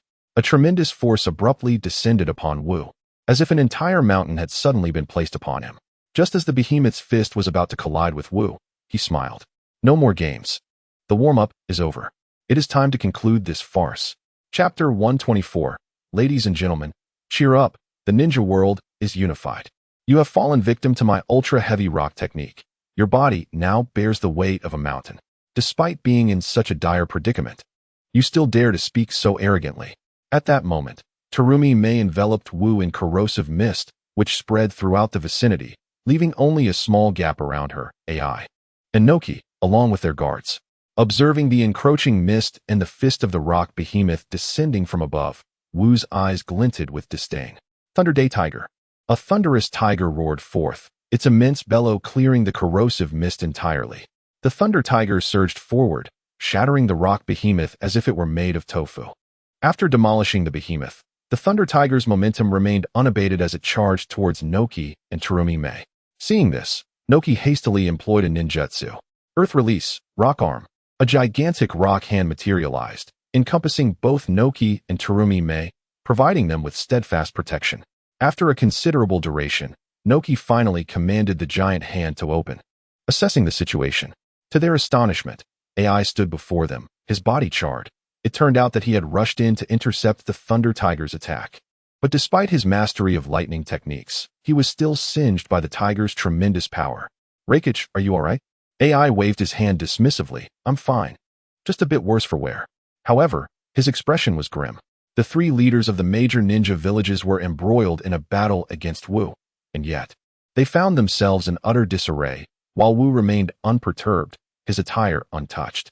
Noki and Terumi Mei shared his discomfort. Their formidable ninjutsu proved ineffective against Wu. Why? Why did my ultra-heavy rock technique fail? It seems to have had no effect on you. Noki inquired, bewildered. Wu patiently replied, because my usual burden exceeds your ultra-heavy rock technique's weight by more than tenfold. This slight increase in weight cannot possibly hinder my movements. Tenfold. A weight greater than the ultra-heavy rock technique. Are you even human? Noki was nearly driven to madness. How could anyone bear such a terrifying weight? After confirming that the trio posed no threat, Wu decided against further wasting time with them. He instantly teleported beside the three leaders, launching an assault simultaneously. Noki and Terumi Mei's ninjutsu could not touch Wu, while AI's taijutsu was slower and weaker in comparison, leading to his swift defeat. Wu bound the battered trio and teleported them to a Wagakure. Lord Sasuke, make your choice, surrender or face death. Upon witnessing Noki, the ninja of Awagakure immediately raised the alarm, and countless Awagakure ninjas surged forth to encircle the group. Noki scoffed and called out to the ninjas, do not concern yourselves with me. Unleash your full might upon this brat and eliminate him. He added disdainfully, you are strong, Wu. But you have forgotten that even the faintest seedling can shatter a colossal boulder. It was in this manner that the third Raikage met his demise. Wu, unfazed, replied, I am not like the Raikage. Do you not recall that I possess the Flying Thunder God technique? With that, he expended the majority of his chakra, and a multitude of luminous blades materialized above the Awagakure ninjas, exuding an aura of dread. Wu addressed Noki, when I was in Sunagakure. I defeated all their ninjas using my taijutsu. I posed a choice to Raza, to either surrender or face annihilation. He chose surrender. Now, the choice lies with you. Will you allow me to slay all Iwagakure ninjas, or will you choose to surrender? At that moment, the steadfast Sasuke, Noki's son, charged forward, shouting, Father, we of Iwagakure shall not yield. Naka's expression shifted to one of urgency, caught in a dilemma of choices. He wished to spare the lives of his ninjas, yet he could not bear the thought of surrender. Observing Naka's silence, Wu gestured downward, and the suspended blades rained down like a torrential downpour. In an instant, hundreds of Awagakure ninjas fell to the blades, with only the formidable Tsuchikage remaining, albeit gravely wounded beneath his heavy stone shield. Meanwhile, ninjas continued to pour forth from the distance. Wu kept the blades aloft, further taunting. I estimate there are over 10,000 ninjas in Awagakure. You have approximately 10 rounds to deliberate, surrender or perish. Noki, watching his son struggle to rise and the lifeless bodies of his comrades strewn in pools of blood, was filled with anguish. As the approaching ninjas drew near, his breath quickened. Wu began to count down, 10, 9, 8. Just as the incoming ninjas were about to meet their fate, Noki suddenly shouted, I surrender. I surrender. Spare them, I beg you. Wu nodded in satisfaction. I thought you would allow your ninjas to perish further before conceding. I did not expect you to yield so swiftly. Naka's voice was filled with genuine emotion. Those are ninjas I painstakingly nurtured. I could never bear to watch them die. Yet, Wu remained skeptical of Naka's words. It was well known that Noki could command thousands of Iwagakure ninjas to wear down the third Raikage, ultimately leading to his death, a fate that had likely claimed far more lives than those who lay dead now. Wu cared not for Naka's intentions, as long as he remained. Any schemes of the Tsuchikage would amount to naught. Well then, Iwagakure is settled. Next, we shall proceed to Kumogakure. Let us depart. Wu captured 3 individuals and was preparing to head to Yunin village when AI remarked, "There is no need to go. Our Yunin village has surrendered." In contrast to Inoki, who was willing to expend his ninjas to eliminate formidable foes, AI genuinely cared for the lives of his subordinates. This trait he inherited from his father, the third Raikage, who had chosen to remain behind and confront the Iwagakure ninjas to allow his comrades to escape, ultimately leading to his demise. AI, too, wished to prevent any of his subordinates from falling victim to Wu. Such an outcome would serve no purpose and would only inflict anguish upon him. Wu directed his gaze toward Terumi Mei, who sighed deeply. "Our Kirigakure has also surrendered." Terumi Mei felt utterly despondent. She had just ascended to the position of Mizukage and, within days, found herself in the position of surrendering. She anticipated being criticized mercilessly by the people of her village. Yet, resisting was futile. She had witnessed Wu's prowess and knew that the combined strength of all the ninjas in Kirigakure would not suffice against him.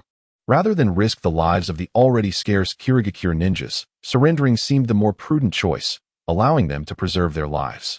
"Excellent. Accompany me to Konohagakure to sign the declaration of surrender, everyone. Cheer up, the ninja world has unified, and a future devoid of war awaits." Inoki scoffed. "How could there be no war? The feudal lords of the 5 great nations command nearly 50,000 ninjas." Wu chuckled. "Thank you for your reminder. It is high time that such useless entities as feudal lords fade into history."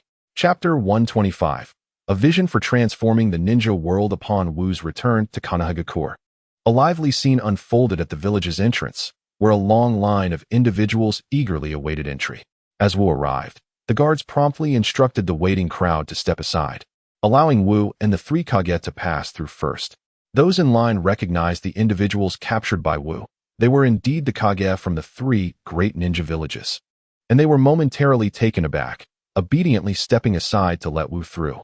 Once Wu entered, the crowd began to chatter excitedly. Was that truly the Kage of the 3 great ninja villages? It must be.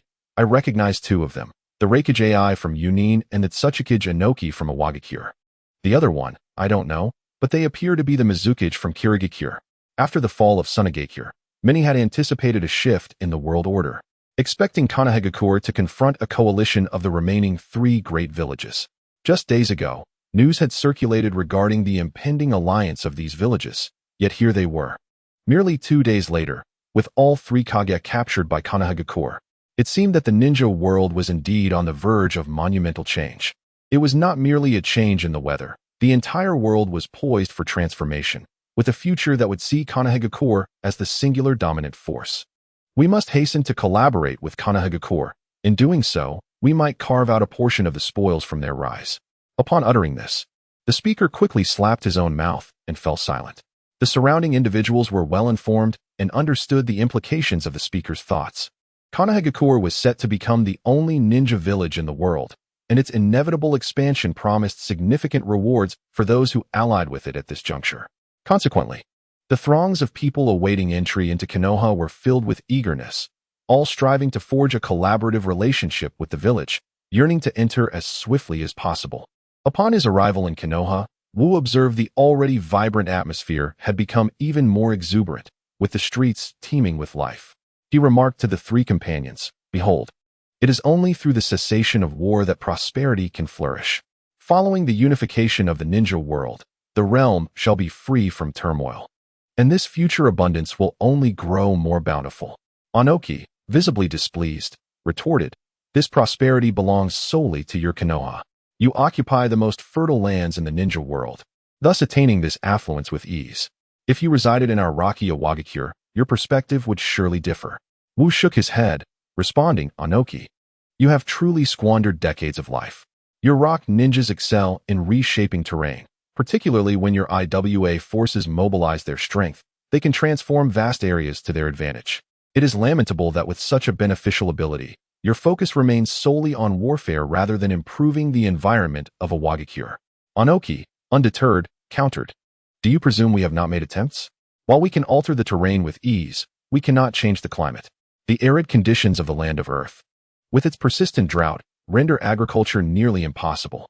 Even should we modify the landscape, in time, it will succumb to the ravages of drought and erosion, proving futile. Wu pointed to his head and remarked, that is simply due to a lack of insight. Are you familiar with the topography of neighboring nations? The moisture from the sea enters the land, and the land of fire, situated in a plain, faces no obstacles, allowing the sea's vapor to flow effortlessly. However, upon reaching the land of Earth, the towering mountains impede this moisture, leading to a climate of drought and scarcity of water, thus hindering your ability to cultivate crops. Moreover, as this moisture is obstructed by the mountains, it fails to disperse to the land of wind, where the mountains are even loftier, further depriving it of moisture. Beyond the mountain range, the landscape of the land of wind transforms into rolling hills, and the winds, lacking the capacity to convey moisture, instead become fierce due to the disparities in elevation and temperature, exacerbating the aridity of the region. Meanwhile, the impeded moisture becomes trapped in the land of rain, resulting in perennial flooding. Your two nations suffer from drought, while the land of rain endures constant deluge, also unable to cultivate food. Ultimately, this excess rainwater floods into the land of rivers before cascading back into the sea. In contrast, the more distant land of grass enjoys ample rainfall, yet it does not experience the catastrophic floods of the land of rain, allowing vast fields of wild grass to flourish, forming a prairie. The grains cultivated in the land of grass thus become a vital source of sustenance for you.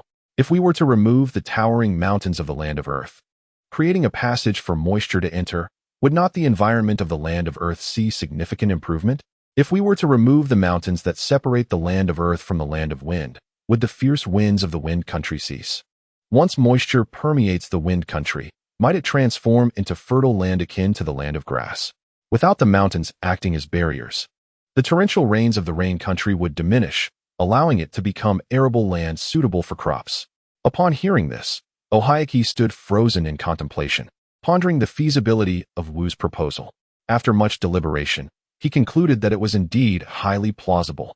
Historically, Iwagakure had regarded the mountains as an impenetrable fortress, effectively deterring outsiders and preventing enemies from easily invading the land of Earth.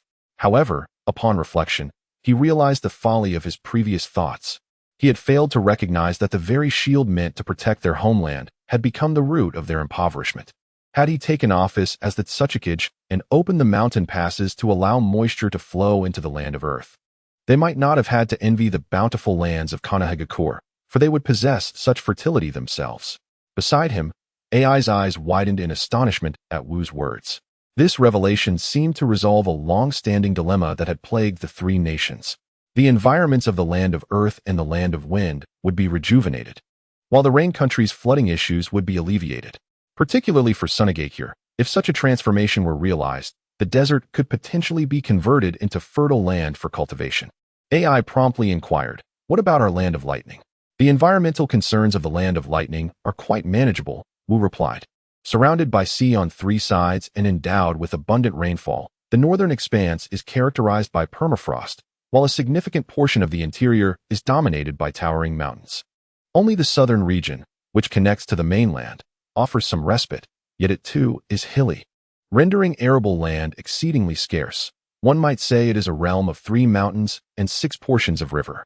However, these are not the fatal drawbacks of the land of lightning. The true challenge lies in your lofty mountains that restrict navigable routes.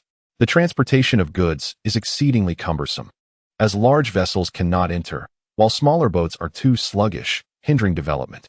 The solution is not insurmountable. By demolishing portions of the mountains to create flatlands, transforming countless streams into a few significant waterways, and redirecting the flow, we can facilitate the entry of large ships, fostering trade and connectivity with the outside world. The flatlands can then be developed for urbanization, agriculture, and fisheries, resulting in significant convenience. AI was left in a state of shock, repeatedly murmuring, transforming countless streams into a few, leveling the mountains, expanding the waterways. Observing the profound inspiration on the faces of Ohayaki and AI, Terumi May interjected. What about our land of water? Chapter 126. If all else fails, let us resurrect Uchiha Obito. Wu glanced at the striking Terumi Mei, who, in her 20s, was at the pinnacle of her beauty and physique. However, the thought of her appearance in Boruto flashed through his mind, prompting him to shake his head. Not everyone can maintain their allure and figure into old age like Tsunade. Your land of water has few issues aside from its relatively small size. The primary concern lies in your policies, your isolationism. Being already secluded overseas, your self-imposed isolation has hindered your development. Terumi Mei sighed softly. Initially, the Hidden Mist village was thriving. But with the fourth Mizukage being manipulated, the Blood Mist policy and isolationist measures were reinstated, leading to a decline in the village that had only just begun to flourish. The defection of the 7 ninja swordsmen resulted in a depletion of talent. Had these adversities not occurred, the Hidden Mist village would not have faced such deterioration. On that day, the 3 parties signed a declaration, announcing the merger of the 3 great ninja villages into Konohagakure, sending shockwaves through the ninja world. Upon receiving the news, the daimyo of the Land of Fire erupted into laughter within his palace, his eyes gleaming with excitement. The unification of the ninja world under Konoha was entirely beyond his expectations. Previously, the daimyos of the 5 great nations stood on equal footing, unable to overpower one another, leading to minor skirmishes that were merely for the sake of pride. However, this time was different. With the other 4 great ninja villages merged into Konoha, the Land of Fire now stood unrivaled. The eventual subjugation of the remaining 4 nations was merely a matter of time. He could finally trample the other daimyos beneath his feet. How could he not be exhilarated? Prepare gifts and arrangements. I am heading to Konoha. Meanwhile, the daimyos of the other 4 great nations were in a state of turmoil, frantically gathering their forces in preparation for the impending war. In addition to the daimyos, another group was equally alarmed, the Akatsuki. Nagato summoned all members for a meeting. Everyone, he announced. We have just received word that Konoha has defeated the other 4 great ninja villages and intends to gather all tailed beasts in Konoha. Currently, the 1-tail and 9-tails are in Konoha, and the 2-tail and 8-tail from the Cloud Village, as well as the 4-tail and 5-tail from the Rock Village, are also on their way to Konoha. Capturing them will undoubtedly become exceedingly difficult. Therefore, I declare that the Akatsuki will dedicate all efforts to intercepting those tailed beasts. We must seize them. Additionally, we need to retrieve the 6-tails Jinchuriki, who has defected from the Hidden Mist village, along with the 7-tails Jinchuriki from the Takigakure. Lastly, regarding the 3-tails, which currently roams wild and will require 3 more years to mature, let us first strategize to acquire the other tailed beasts. Scorpion furrowed his brow as he spoke to Nagato. Capturing the tailed beasts is one matter, but how do we contend with Konoha's might? Before Nagato could respond, Scorpion continued. Just days ago, I visited the Sand Village to assess the situation. I inquired with the local ninjas, and they reported that a single individual defeated all the ninjas of the Sand Village, nearly 10,000 in total. That ninja recalled vividly that when confronted by the Kazekage, he demanded either surrender or death. His intentions were unmistakable. Should they refuse to yield, he would not hesitate to annihilate the entire Sand Village's forces. Turning to the assembly, Scorpion remarked, I know each of you possesses the strength to face a ninja village alone, but to vanquish every ninja within a village, aside from the leader, is something none of us can achieve. The leader himself has battled against this individual and was defeated. In such circumstances, accomplishing our mission to capture the tailed beasts will undoubtedly be an arduous challenge. Tian Dao cast a cold gaze upon Scorpion and declared, should you choose not to participate, you may depart. However, if you decide to remain, you shall bear witness to a world devoid of war, a world where your parents still thrive. Scorpion abruptly turned to Tian Dao, his eyes ablaze with fury. How do you know of my parents? He demanded. Tian Dao tilted his head and replied, because these divine eyes of mine can perceive everything. Scorpion scrutinized Tian Dao for a protracted moment before inquiring, can you truly bring my parents back to life? I cannot, but this individual can. Tian Dao gestured to the side, and a figure clad in a long robe, adorned with a swirling orange mask and draped in a fiery garment, stepped forth. I am here to assist you in acquiring the tailed beasts. Once you gather all 9, I shall initiate the infinite Tsukuyami, crafting a world of everlasting peace. Scorpion frowned. Who are you? Meanwhile, Deidara, intrigued by the newcomer, interjected, you can create a world of eternal peace? Can you also conjure a realm brimming with explosive art? The figure nodded at Deidara, stating, Your wish is easily attainable. Turning back to Scorpion, the masked figure revealed a singular crimson eye. I am Uchiha Madara. He addressed the members of the Akatsuki. You cannot contend with the formidable. I shall handle that. Focus on capturing the tailed beasts. Orochimaru regarded Uchiha Madara with a sly smile, yet chose to remain silent, a hint of mockery flickering in his gaze. Deidara was more forthright. Countless clay spiders had, unbeknownst to anyone, crawled onto Uchiha Madara. With a swift gesture, Deidara exclaimed, "Explode." A violent explosion echoed, yet the surrounding figures remained still, merely observing the figure shrouded in smoke. As the haze dissipated, Uchiha Madara stood unscathed, his gaze penetrating through Deidara with an air of disdain. "Child, if your spiders continue to scurry about, I shall take your life." Deidara tilted his head, intrigued. The explosion proved ineffective. "This is rather interesting." Madara scoffed. "Allow me to enlighten you. Ninjutsu and taijutsu are futile against me.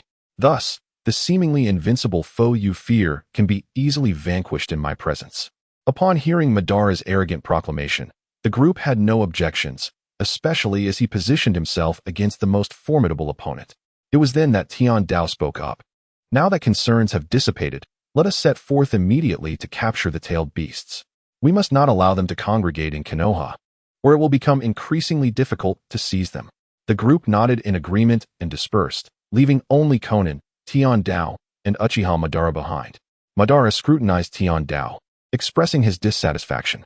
"It has been a while since we last met, yet you seem to have regressed. With your Rinnegan, how can you be unable to defeat a mere child? He possesses the Flying Thunder God technique and exhibits formidable taijutsu. In our 2 encounters, I lost all my clones without inflicting a scratch upon him. I hope you can eliminate him. Otherwise, our plan may very well falter." "Humph, utterly useless. Should you continue to be so ineffectual, I shall reclaim those eyes."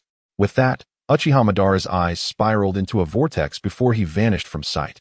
Upon entering the alternate dimension, Uchiha Obito removed his mask, revealing a youthful visage, one side pristine, while the other bore a grotesque countenance, that of Uchiha Madara. How could such a formidable warrior suddenly emerge, disrupting all our meticulously laid plans? Kagaya's manifestation from Obito's form revealed, "I have observed this warrior for an extended period.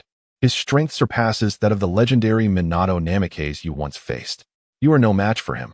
If all else fails, we must resurrect Uchiha Madara." Chapter 127, Kagaya's Counterattack.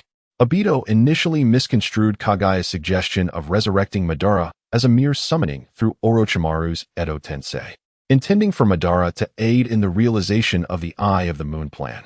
However, he feared that such a resurrection would expose his identity and feared Madara's potential for mischief. Unbeknownst to Obito, Kagaya's intent was a true resurrection, not a mere reanimation.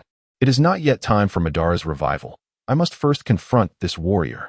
Kagaya was now increasingly anxious.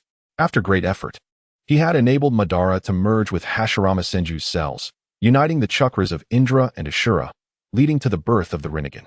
Madara was prepared to deploy the infinite Tsukuyomi, having left Nagato and Obito as contingencies to gather the tailed beasts. With the Rinnegan, Nagato had achieved power surpassing that of the Kage and stood uniquely in the ninja world.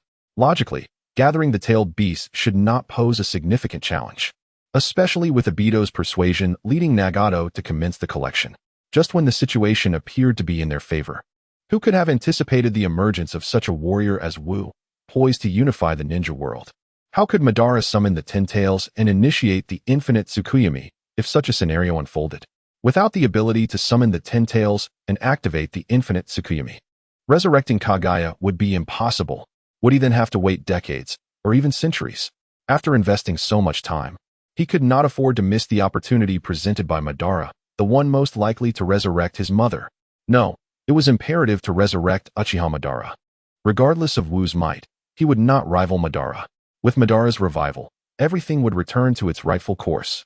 Despite his internal desire to resurrect Madara, Kagaya concealed his intentions. Let us first confront Wu. His ability to thwart Nagato on 2 occasions suggests he is no ordinary opponent. Exercise caution. Rest assured, with this eye, no one can bring about my demise. Kagaya gazed at Obito in silence, perplexed by his unwarranted confidence. He had narrowly escaped death at the hands of Minato, and had it not been for Kushina's imminent childbirth and the Nine Tails chaos, Obito might have perished. Yet, Kagaya refrained from contradicting him. Over a millennium of concealment had taught him that correcting the arrogant was futile, as they seldom heed counsel. Reality would ultimately impart its lessons. Obito departed the alternate dimension, heading towards Konoha, while Kagaya stealthily withdrew from Obito's side in search of Orochimaru. Soon, Kurizetsu found Orochimaru, who was engrossed in his experiments. Orochimaru, have you given any thought to my previous proposal? To exchange the body of Uchiha Madara for my reanimated version, allowing him to confront Konoha? Haha, Uchiha Madara was just in a meeting with me. Which of you is the imposter? He is the fake, Kurizetsu replied calmly. However, he is also a member of the Uchiha clan, essentially a substitute for Uchiha Madara, so claiming to be him is not an issue. Interesting, Orochimaru mused. I have no qualms about reanimating Uchiha Madara. After our last experience, I have further developed the reanimation jutsu, enabling the reanimated body to exert most of its power. If I were to possess Uchiha Madara, I believe he could unleash formidable strength. Uchiha Madara harbors a profound animosity towards Konoha. If we do not control his consciousness, he would likely be inclined to assist us in annihilating it. This would provide me with a significant force, a benefit I cannot refuse. But what advantage does this hold for you? Orochimaru queried. You offer me Uchiha Madara's corpse and an excellent vessel for the reanimation jutsu. Yet it seems you gain little from this arrangement. Kurizetsu shook his head. The benefits for me are substantial, though I am currently unable to disclose them. Consider it an investment in the future. He produced a scroll and handed it to Orochimaru, summoning over 100 white zetsu for his use.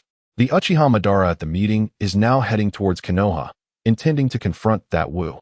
I believe you can seize this opportunity to reanimate Uchiha Madara, allowing him to eliminate Wu, destroy Konoha, and fulfill your previously unaccomplished plans.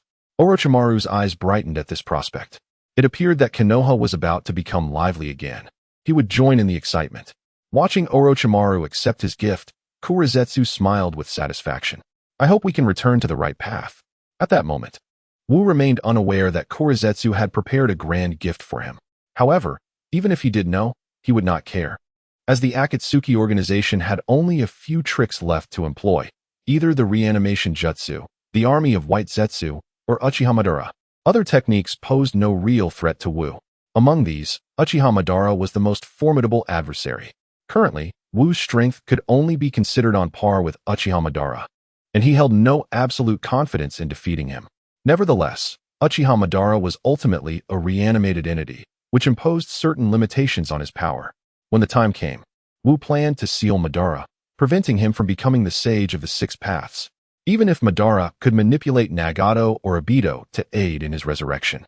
As long as he did not ascend to the level of the sage, it would suffice. At present, the One-Tail and Nine-Tails were in Konoha, and the other tailed beasts were en route there as well. If Wu could control these tailed beasts, the Akatsuki organization would find it difficult to stir any significant turmoil. Wu now sought to understand how to manipulate the elements from the air. If he could learn to harness the elements within the air, his strength would amplify, elevating him to a godlike status. Perhaps, at that point, he could even surpass the sage of the six paths. Yet, he pondered, how could he draw the elements from the air? Wu, feeling a touch of irritation, scratched his head just as the door to the Hokage's office was forcefully kicked open. Wu, the daimyo of the Land of Fire has arrived, along with envoys from the other four great nations. However, it is likely that the daimyos of the four nations have come to question us. How should we respond? Tsunade stormed into the office with an imposing demeanor. This office had been prepared for Wu by Tsunade, as his recent achievements had shone so brightly that Tsunade found herself at a loss for how to manage them, such as compelling the other four ninja villages to issue declarations of surrender.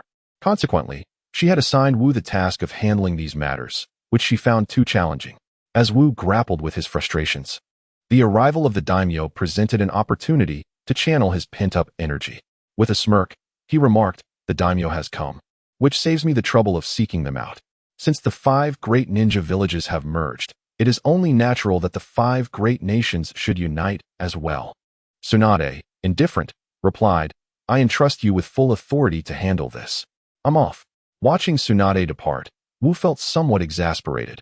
She had grown increasingly lax, delegating numerous administrative duties to him under the guise of training him, which was clearly an excuse for her to indulge in leisure activities, perhaps even gambling. The notorious reputation of Tsunade as a lavish spender had resurfaced in Konoha. Chapter 128. The conditions set by the daimyos. Yet, one aspect brought Wu some solace. During this time, the relationship between Tsunade and Jiraiya had been steadily warming, with only a thin veil separating them from a potential union. He sincerely hoped to witness their eventual marriage. Thus, he refrained from criticizing Tsunade, instead offering encouragement to Jiraiya, hoping he would win Tsunade's heart soon. Upon entering the Hokage reception hall, Wu observed the daimyo of the Land of Fire animatedly conversing with his attendants, surrounded by envoys from the other 4 great nations. The grim expressions of the envoys hinted at the possibility that the daimyo was openly mocking them. At that moment, an attendant leaned in to whisper something in the daimyo's ear, prompting the daimyo to turn towards Wu, his eyes suddenly gleaming with excitement. Come here, come here. You must be the renowned Wu, the one who triumphed over the other 4 great ninja villages. Allow me to see what kind of hero you are. Wu stepped forward confidently, standing tall before the daimyo. However, the daimyo's attendant scolded, "How audacious! Upon meeting the daimyo, you dare not pay your respects?" Wu merely cast a sidelong glance at the attendant, unleashing a wave of murderous intent that left the attendant paralyzed on the ground, pale and trembling. The daimyo felt a twinge of annoyance, believing Wu harbored an inflated sense of self-importance, clearly unaware of the harsh realities of economic constraints. Nevertheless, he was determined to gradually bring Wu to heel. The daimyo rebuked the attendant, saying, "You are the one who is audacious, daring to speak to our hero from the Land of Fire in such a manner." Subsequently, the feudal lord of the Fire Nation turned to Wu with a warm expression, approaching him and taking his hand, saying, "Indeed, you are the hero of our Fire Nation, a prodigious youth. I remember you. During the chunin exams in the Hidden Cloud Village, you triumphed over all the candidates, securing the top position. I have come to bestow upon you a reward. Adjacent to the estate of the Fire Nation's feudal lord, I intend to construct a residence for you, placing your status just beneath mine. Furthermore, having vanquished the other 4 great ninja villages, do you not think the remaining 4 great nations are rendered unnecessary? I hope you will strive to conquer the other 4 nations swiftly, allowing us to unite and dominate the world." The feudal lord grew increasingly animated as he spoke, especially at the conclusion, proudly raising his head before the representatives of the other 4 nations. This provoked considerable ire among the envoys of the other 4 nations. Before Wu could respond, the envoy from the Land of Lightning stood up. "Lord Wu, the feudal lord of the Fire Nation is indeed quite stingy. For one as illustrious as you, who has unified the other ninja villages, to be awarded merely a residence is laughably miserly. Lord Wu, our feudal lord from the Land of Lightning has proclaimed that the entirety of our nation will warmly welcome you and the village hidden in the leaves. Should you wish, we shall provide for the entire village, with our feudal lord stating that 1/3 of all revenues from the Land of Lightning will be allocated as development funds for the village. Moreover, this funding will only increase and never diminish." At this juncture, the envoy from the Land of Earth could no longer remain seated and promptly stood to bow to Wu, declaring, "Lord Wu, the envoy from the Land of Lightning speaks truthfully. The feudal lord of the Fire Nation is indeed parsimonious. However, it must be noted that the feudal lord of the Land of Lightning is not without his own stinginess. Our feudal lord from the Land of Earth asserts that henceforth, all ninjas of the village hidden in the leaves shall enjoy privileges in our territory, hereditary and unchanging. Notably, the esteemed leaders of the village will be appointed as generals of our Land of Earth, overseeing all military forces. Furthermore, we are prepared to allocate half of all revenues from the Land of Earth to support the village, making it the sole military institution under our jurisdiction, with all security and armaments managed by the village." The envoys from the Land of Water and the Land of Wind also articulated their conditions, though they were comparable to those of the Land of Earth, unable to surpass them. Given the strength of the Land of Earth, it could be said that their terms were the most favorable. The envoy from the Land of Lightning, who had spoken first, ultimately revised his stance to propose terms identical to those of the Land of Earth. Upon hearing their words, the feudal lord of the Fire Nation was visibly enraged, his face paling in fury. He had yet to meet his demise, and already the envoys of the other 4 nations were undermining him in his presence, demonstrating a blatant disregard for his authority. Nevertheless, the feudal lord recognized that this was not the time for anger. The priority was to placate Wu. Should Wu act impulsively and truly align himself with another nation, the feudal lord would be left in despair. He certainly did not wish to transform from a potential first among the feudal lords of the Fire Nation into a pariah. Thus, gritting his teeth, the feudal lord spoke. When did it become your place to speak here? Wu, the residence I just offered is merely a personal reward. I have yet to disclose other rewards. The other 4 great nations' ninja villages have merged into Konohagakure. Henceforth, all security and defense responsibilities of the Land of Fire will undoubtedly be entrusted to you, the Leaf Village. The Land of Fire is blessed with the most fertile lands in the world. We have never been stingy. In the future, half of the income of the Land of Fire will be allocated to the Leaf Village. All high-ranking officials of the Leaf Village shall become the national advisors of the Land of Fire, their status only second to mine, and this position shall be hereditary. As for you, little Wu, I have a daughter whom I wish to betroth to you. After my demise, your son shall inherit my title as the daimyo. The envoys from the 4 great nations were taken aback, gazing in astonishment at the daimyo of the Land of Fire, who had unexpectedly promised that Wu's son would inherit his position. It is well known that the position of daimyo wields control over the entire nation. Even the most benevolent daimyo would never extend such an offer. The daimyo of the Land of Fire looked with pride at the envoys from the other nations. He was acutely aware of what granting Wu's son the right to inherit the position signified. It essentially conferred upon Wu the throne that governs the world. But what of it? At least during his tenure, he could reign as the sovereign of the world. Perhaps he could even become the first emperor of this realm. Moreover, Wu's son would still possess the bloodline of their daimyo household, not entirely passing the legacy to an outsider. What could be wrong with that? As long as he could retain Wu and the Leaf Village, he could become the first emperor to unify this world. What was the sacrifice of a throne in exchange for such a monumental ambition? He was certain that once this condition was presented, Wu would undoubtedly agree. At that point, the other 4 nations would be left to await their fate under the sweep of the ninja army. With confidence, the daimyo of the Land of Fire inquired, Wu, what do you think? Aren't my terms quite favorable? After speaking, he gazed triumphantly at the despondent envoys, already envisioning their pale expressions upon hearing Wu's agreement. Favorable terms? How could I possibly think so? The daimyo's smug expression faltered as he turned to Wu, disbelief washing over him. He then stiffly asked, little Wu, if you find my terms unsatisfactory, what would your terms be? The daimyo simply could not comprehend why Wu would be displeased with his offer. Having already presented the future heir as a condition, did Wu aspire for his throne? The other 4 envoys had reached the same conclusion, watching the daimyo of the Land of Fire with a hint of schadenfreude. Their future would undoubtedly be arduous. Perhaps their own daimyo would have to bow to Wu. But what of it? At least their daimyo would remain alive. And what of the daimyo of the Land of Fire? If Wu sought to usurp his position, it was clear that the daimyo, along with his entire lineage, would not survive. The envoy from the Land of Lightning bowed deeply before Wu, proclaiming, my lord Wu, should you desire to reign, I speak on behalf of our Land of Lightning's daimyo, offering our allegiance to you as our king. At that moment, the other envoys also realized the gravity of the situation and addressed Wu, proclaiming, we too pledge our allegiance on behalf of our respective lords, wishing to serve you as our sovereign. The countenance of the daimyo of the Land of Fire turned ashen, and he pointed an accusatory finger at the envoys, exclaiming, you wretched lot. With a swift motion, Wu conjured a blade of light, and, amidst the astonished gazes of the 4 great country envoys, severed the head of the daimyo of the Land of Fire. How tiresome! The envoys immediately knelt, exclaiming, congratulations, Master Wu, on becoming the daimyo of the Land of Fire. Wu cast a cold smile at the 4 envoys. When did I ever declare my intention to become a daimyo? The envoys gazed up at him in astonishment. If you do not wish to be a daimyo, why did you slay the daimyo of the Land of Fire? As they perceived their own conditions falling short compared to those of the slain daimyo, a sense of dread enveloped them. They had hoped that in light of Wu's declaration of insufficient terms, there remained a glimmer of hope for an outcome better than that of the Land of Fire's daimyo. Just as they believed Wu aspired to claim the title of the Land of Fire's daimyo, he proclaimed his disinterest. What was his true intention?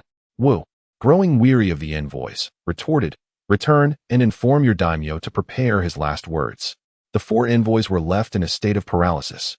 Wait, you have slain the daimyo of the Land of Fire, and now you wish to eliminate our daimyo as well? What is your true aim?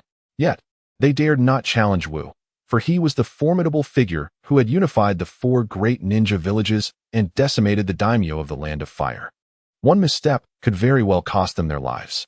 They were mere servants to their lords and had no obligation to risk their lives for them. After the envoys departed, Tsunade, already informed of the events, hurriedly arrived. Little Wu, why did you kill the daimyo of the Land of Fire? With his death, what will become of our ninja village? Wu gazed at Tsunade in silence. He is dead. Without him, shall we not dominate this world from Konoha? That is certainly not feasible, she replied. As ninjas, our sole means of sustenance arises from undertaking missions, and most of our expenses rely on the daimyo's support. In simple terms, we depend on them for our livelihood. Now that you have slain him, who will provide us with the resources we need? Wu shook his head. Such a backward system. I cannot fathom how you have maintained it for so long. Do you truly believe it is justifiable for a weak individual to hold dominion over us, the powerful? Is it not absurd to be judged by someone whom a mere finger could dispatch? We can undoubtedly establish a system to identify a provider of resources, elevating them to our subordinates instead of allowing them to reign over us as worthless daimyo. I shall institute a new system, redefining the rules of this world. Tsunade sighed in resignation. It is futile. The daimyo is not merely one individual. He represents the aristocracy of the Land of Fire, which encompasses various industries. The daimyo is not idle. He gathers these individuals to coordinate resources and provisions, allowing us to develop without concern.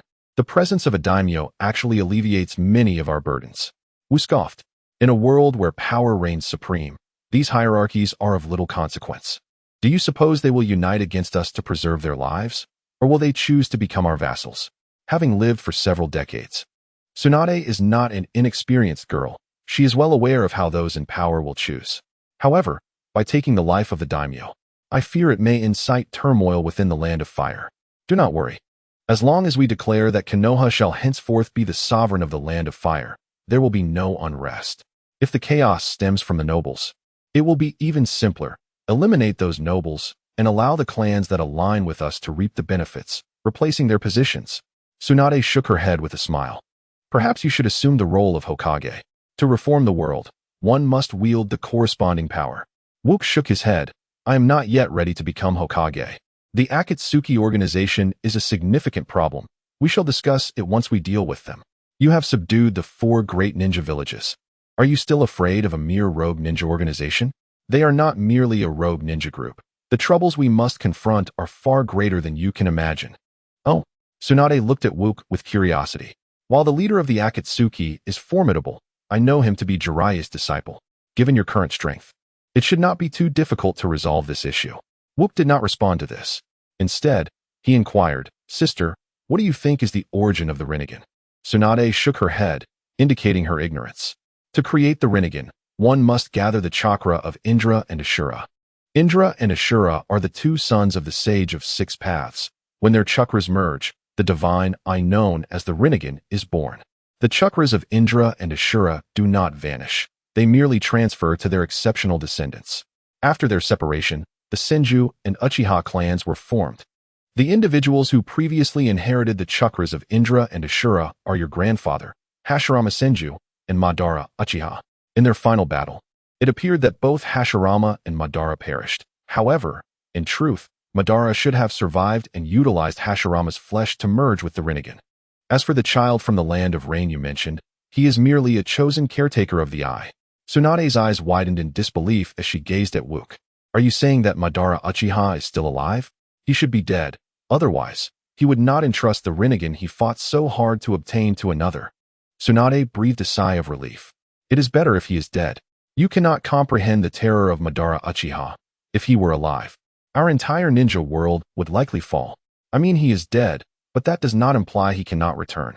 After all, while the jutsu for resurrection in the ninja world is rare and costly, it is not entirely absent.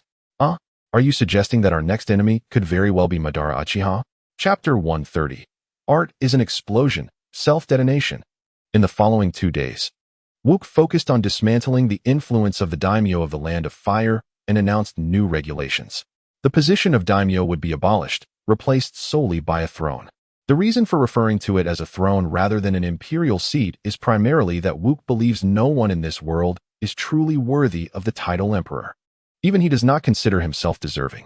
Each generation of the throne shall be selected by the Hidden Leaf Village, serving a term of 10 years, after which a successor will be appointed, with a maximum of 2 consecutive terms allowed. Simultaneously, all financial powers previously held by the feudal lords will be consolidated under the authority of the Hidden Leaf. Subsequently, the entire Land of Fire will come under the governance of the Hidden Leaf.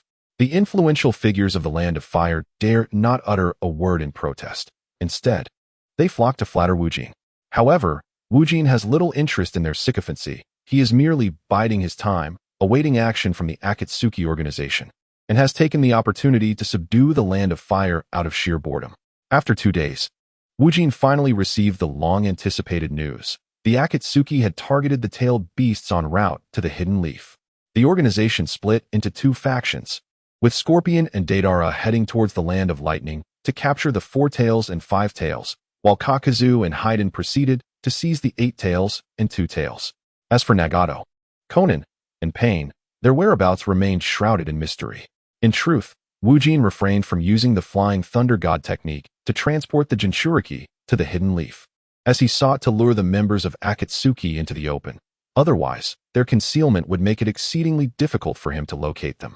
Though uncertain of Nagato's intentions, Wujing felt no trepidation and directly utilized the Flying Thunder God to reach Kakuzu and Haiden's location. The duo, known as the Immortal Pair, possessed strength that was not particularly formidable. Their most troublesome asset was their immortality.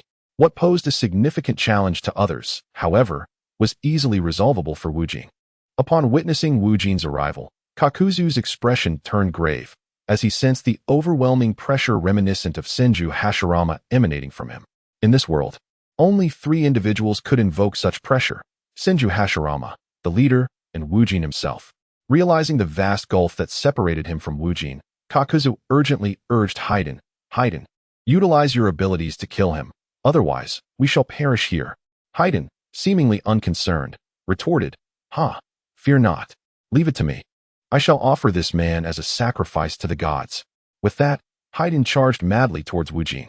Yet, Wujing paid him no heed. Instead, he addressed Yuzuki and Killer Bee, saying, you two should proceed to the Hidden Leaf. I will handle the rest. Killer Bee regarded Wujing with a peculiar expression, astonished that the boy with remarkable martial prowess he had encountered years prior had now assimilated their ninja village. Nevertheless, Killer Bee understood that the formidable A would only yield to assimilation if Wujing's strength had far surpassed that of A, which was why A had acquiesced. The two nodded at Wujing and continued their journey towards the Hidden Leaf. At that moment, Haiden had reached Wujing, brandishing his scythe in an attempt to strike him. However, Haiden's attack missed its mark, and upon turning to look, he found that Wujing had mysteriously appeared behind Kakuzu, delivering a powerful punch. Kakuzu's reflexes were exceedingly swift, yet Wujing's assault was quicker. Left with no choice, Kakuzu sacrificed one of his hearts to ensure the survival of the others. After Wujing shattered Kakuzu's heart with a single blow, he did not relent. He relentlessly pursued Kakuzu, swiftly reducing him to a mere single heart. Kakuzu attempted to counterattack, but under the relentless onslaught of Wujing's rapid strikes, he found no opportunity to employ ninjutsu. Wujing's casual punches were beyond Kakuzu's capacity to withstand, leaving him with no alternative but to continuously sacrifice hearts in a desperate bid for survival. Everyone is aware of Kakuzu's formidable strength, yet just as he launched his attack, he nearly met his demise, an achievement even the leader could not accomplish. How is one to proceed from here? Fortunately, at that moment, Haiden had arrived at Wu's side, initiating another assault. With a casual kick, Wu sent Haiden hurtling away. Employing the Flying Thunder God technique, he materialized beside Kakuzu and crushed his final heart underfoot. Kakuzu, who intended to weave hand signs for a jutsu, had no time to react before he was slain, his vacant gaze fixed on Wu, filled with resentment as he drew his last breath. At that juncture, Haiden charged again. Wu found Haiden intriguing, eager to uncover the nature of the malevolent deity behind him. Unfortunately, his lack of proficiency in ninjutsu precluded any exploration of Haiden's dark patronage. Manifesting a blade of light, Wu evaded Haiden's next assault, appearing behind him in a flash. As Haiden attempted to turn and confront Wu, his body was severed into numerous pieces, collapsing to the ground. Wu dispatched Haiden's head with a swift kick and then dug a deep pit to bury Haiden's remains, filling it with earth before departing, satisfied. Given the peculiar nature of Haiden's abilities, Wu had previously studied them in his past life. Haiden's immortality was formidable, regardless of the injuries sustained, he would not perish. However, he lacked the regenerative capacity to reattach severed limbs. With his limbs severed, he could not move, and he had relied on Kakashi to assist him in reassembling his body. The critical flaw was that Haiden could succumb to starvation. Prolonged deprivation of sustenance would lead to his demise from malnutrition. Now, with Haiden's head sent soaring far from his body, he would be unable to retrieve it without assistance, left to await his fate. Even if someone were to restore Haiden, he would pose no threat. If necessary, Wu could simply eliminate him once more. After dealing with Haiden, Wu utilized the Flying Thunder God technique to reach the Jinchuriki squad in the Land of Earth. Meanwhile, Deidara and Sasori were unleashing a barrage against the Jinchuriki. Wu appeared before Deidara with a swift application of the Flying Thunder God, delivering a punch that sent Deidara flying. The sheer force left Deidara feeling as if his body might shatter. Wu reappeared before him, intent on continuing the assault. However, rather than fear, a glimmer of excitement flickered in Deidara's eyes. Boom! A violent explosion erupted, propelling Wu through the air, catching him off guard. He had barely arrived when Deidara detonated explosive clay upon him, truly formidable. Had Deidara not been so obsessed with explosions, even aspiring to obliterate the entire world, his talent could undoubtedly have secured him the position of the next Sasuke. As the sound of the explosion faded, Deidara gazed at Wu, who, while not entirely unscathed, his shirt having been blown away, appeared remarkably unharmed. This was astonishing. His explosions were capable of annihilating a massive-tailed beast. Yet Wu had endured the blast with seemingly no consequence. When Wu reappeared beside Deidara, a flicker of resoluteness flashed in Deidara's eyes. Instead of retreating, he advanced, embracing Wu and unleashing his ultimate jutsu. The mouth on Deidara's left chest voraciously consumed clay, as all his chakra converged into the ingested material, transforming it into a black sphere. Subsequently, his entire form darkened, metamorphosing into a bomb. Art is an explosion. Self-detonation. Chapter 131. Uchiha Madara has been resurrected. Truly a madman. However, Wu was well prepared for Deidara. He instantaneously transported them high into the sky and, just before the explosion, teleported back to the ground. Boom.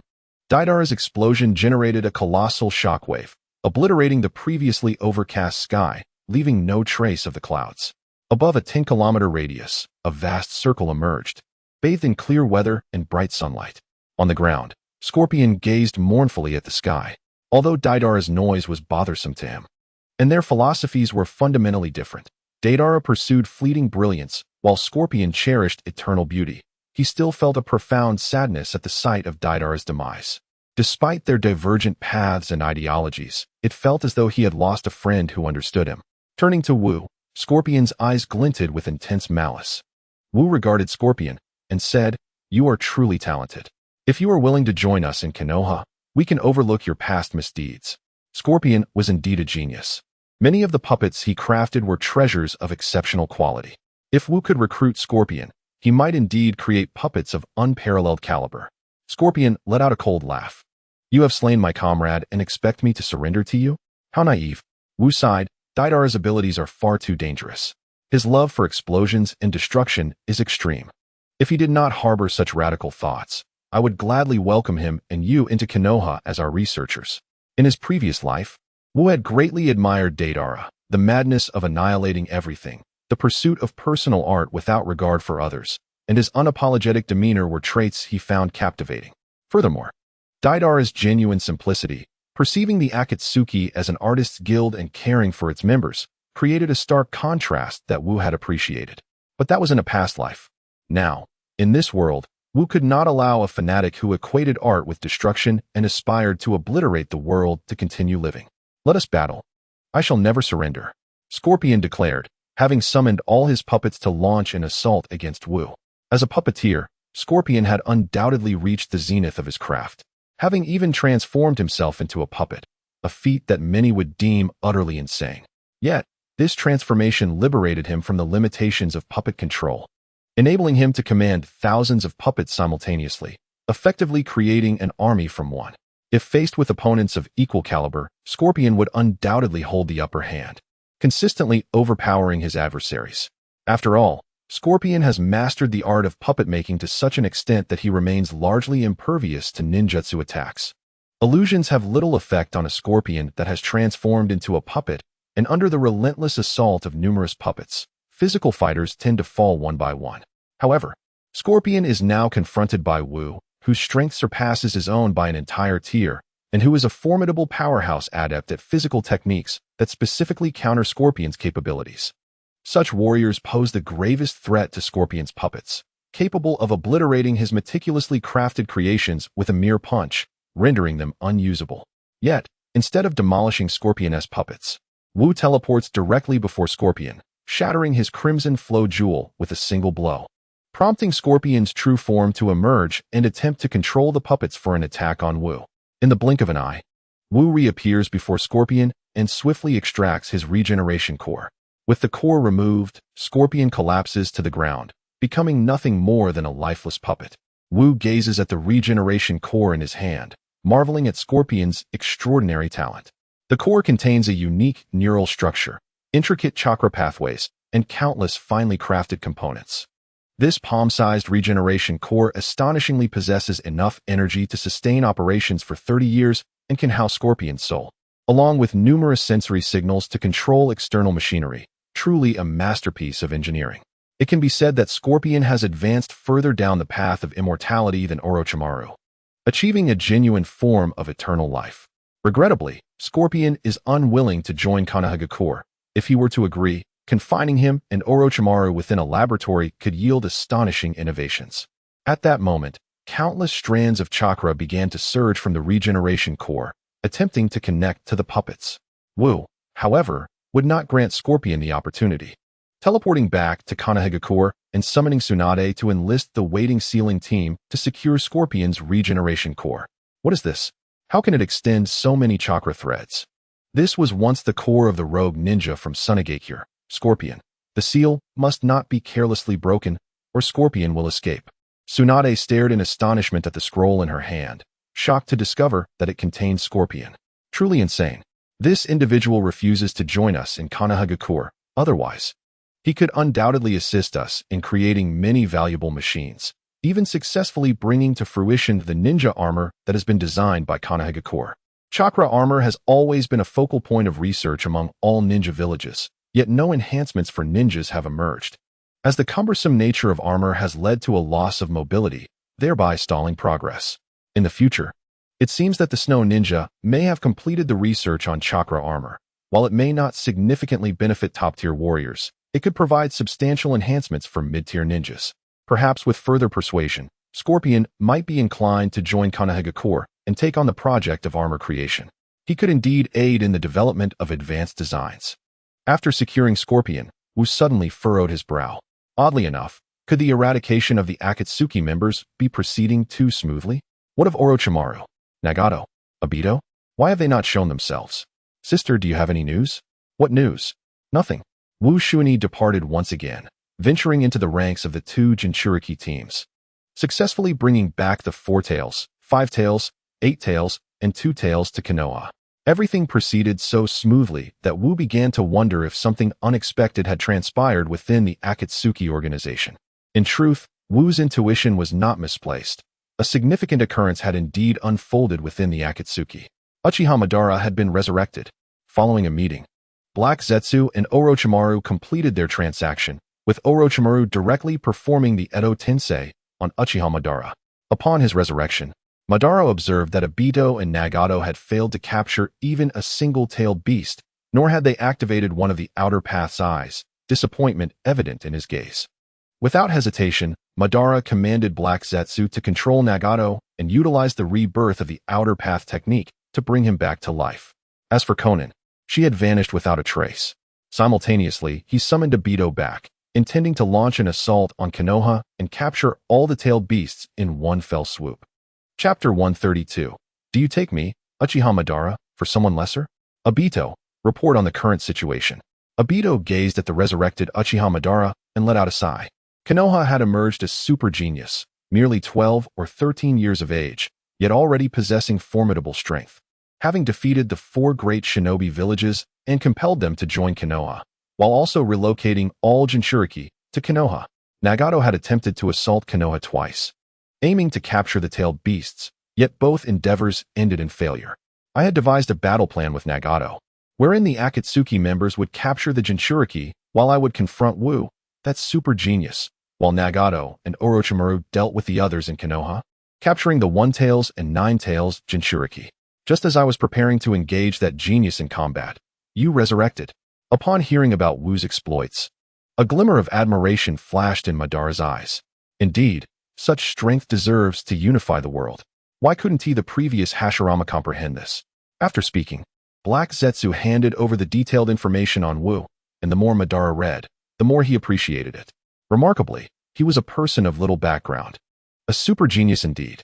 Madara then turned to Obito, a flicker of disdain crossing his eyes. That Wu from Konoha lacked any significant background or resources, yet, through sheer talent, he had unified the 5 great shinobi villages in a remarkably short time. Given another year or two, he might even unify the entire shinobi world. And what of you? Nagato possesses my Rinnegan. You have inherited the ninjutsu I taught you, the Nine-Tails and the Outer Path's Golem, along with my Shadow's assistance. Yet despite these advantages, you have failed to capture even a single-tailed beast over the years. It seems I misjudged your potential. Obito lowered his head, feeling somewhat guilty. Logically, they possessed tremendous strength, and the members of the Akatsuki that Nagato developed were indeed formidable, making the capture of tailed beasts a feasible task. However, the emergence of Wu, a completely unreasonable force, had utterly disrupted their plans. Were it not for Wu's presence, they might have sealed several tailed beasts by now. What should we do now? Declare war. Certainly. The declaration of war against Konoha village is inevitable. Do you truly believe I, Uchiha Madara, am merely anyone? I am the strongest in this world, am, and shall forever be. A mere child of 12 or 13 cannot impede you, yet he cannot deter me. Obito, intimidated by Uchiha Madara's formidable presence, dared not utter another word and bowed in submission. You go forth to declare war. I shall capture the 3-tailed beasts wandering outside. Obito replied, My lord, the host of the 3 tails has perished. Currently, the 3 tails is in a feral state. To capture it, we may need to wait 2 or 3 years until it coalesces into its beast form. That is of little consequence. The chakra of the 3 tails is negligible. I merely require the recovery of its core and most of its power. A complete form of the 3 tails is not essential. Understood. Forthwith, Uchiha Madara, guided by Black Zetsu's intelligence, swiftly located the wandering host of the 6 tails, F. Before Madara, F exhibited no resistance and was instantaneously vanquished, successfully retrieving the 6 tails. Following this, Madara ventured to Takigakure, where he effortlessly eliminated the host of the 7 tails, Fu, reclaiming the beast with ease. Ultimately, Uchiha Madara arrived at a certain lake in the Land of Water, sensing the core of the 3 tails, and summoned the Outer Path Golem to seal it. In the span of merely 1 day, Uchiha Madara successfully sealed the 3-tailed beasts. Turning to the Outer Path Golem, which had yet to open its eyes but had significantly strengthened, he nodded in satisfaction. Meanwhile, Obito felt utterly overwhelmed. He and Nagato had toiled for an extended period, yet had failed to capture a single-tailed beast, whereas Uchiha Madara had effortlessly resolved the matter. After securing the 3-tailed beasts, Uchiha Madara, along with Obito and Orochimaru, proceeded to Konoha village. Without further ado, Uchiha Madara summoned Susanoo, his hands rapidly forming seals, resulting in Susanoo creating 3 distinct seals. Reincarnation I, Heavenly Star. A colossal meteor appeared above Konoha village, instilling panic among its inhabitants. Simultaneously, 2 Susanoo, summoned by Shursui and Itachi, emerged from underground, attempting to counter the enormous meteor, yet its sheer size left them momentarily at a loss for action. At that moment, a figure appeared beneath the meteor, enveloped in a cloak of electrified chakra, and unleashed a powerful punch toward the meteor. Boom! The meteor was instantly obliterated into dust. The previously terrified villagers, witnessing this spectacle, erupted into joyous cheers. It is Lord Wu. Lord Wu has intervened. We are saved. Obito turned to Uchiha Madara and exclaimed, My lord, that is Wu. Uchiha Madara gazed at Wu, his admiration deepening. His physical prowess is commendable.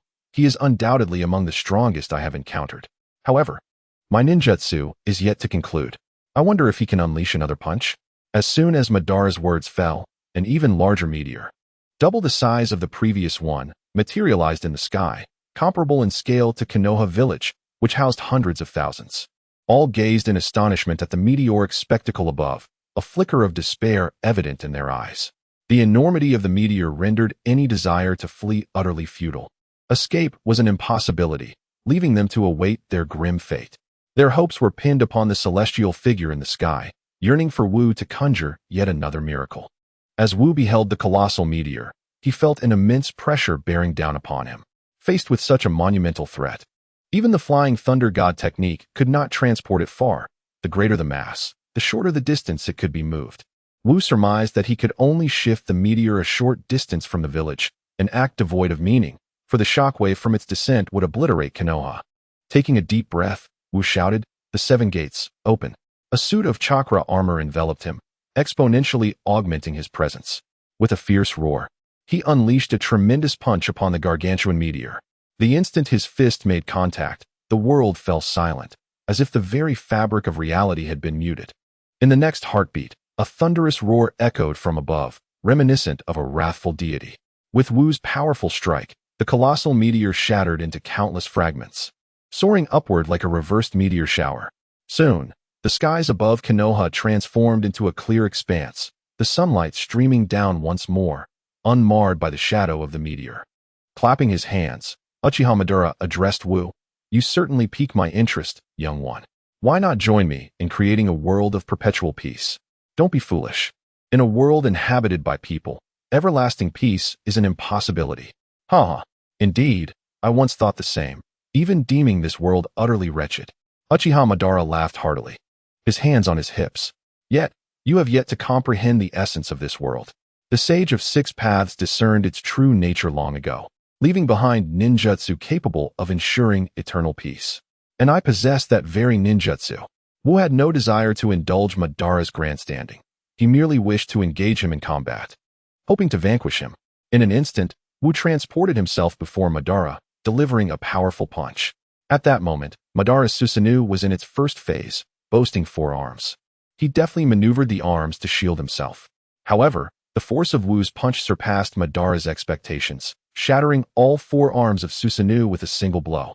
Yet, the remaining force was mitigated by Susanoo's chest, sparing Madara from harm. "Young one, your martial prowess is a rare find, indeed impressive, but alas, you face me." The severed arms of Susanoo, reconnected by chakra, restored to their original state, and even sprouted for luminous blades. Madara directed these swords toward Wu, launching an assault.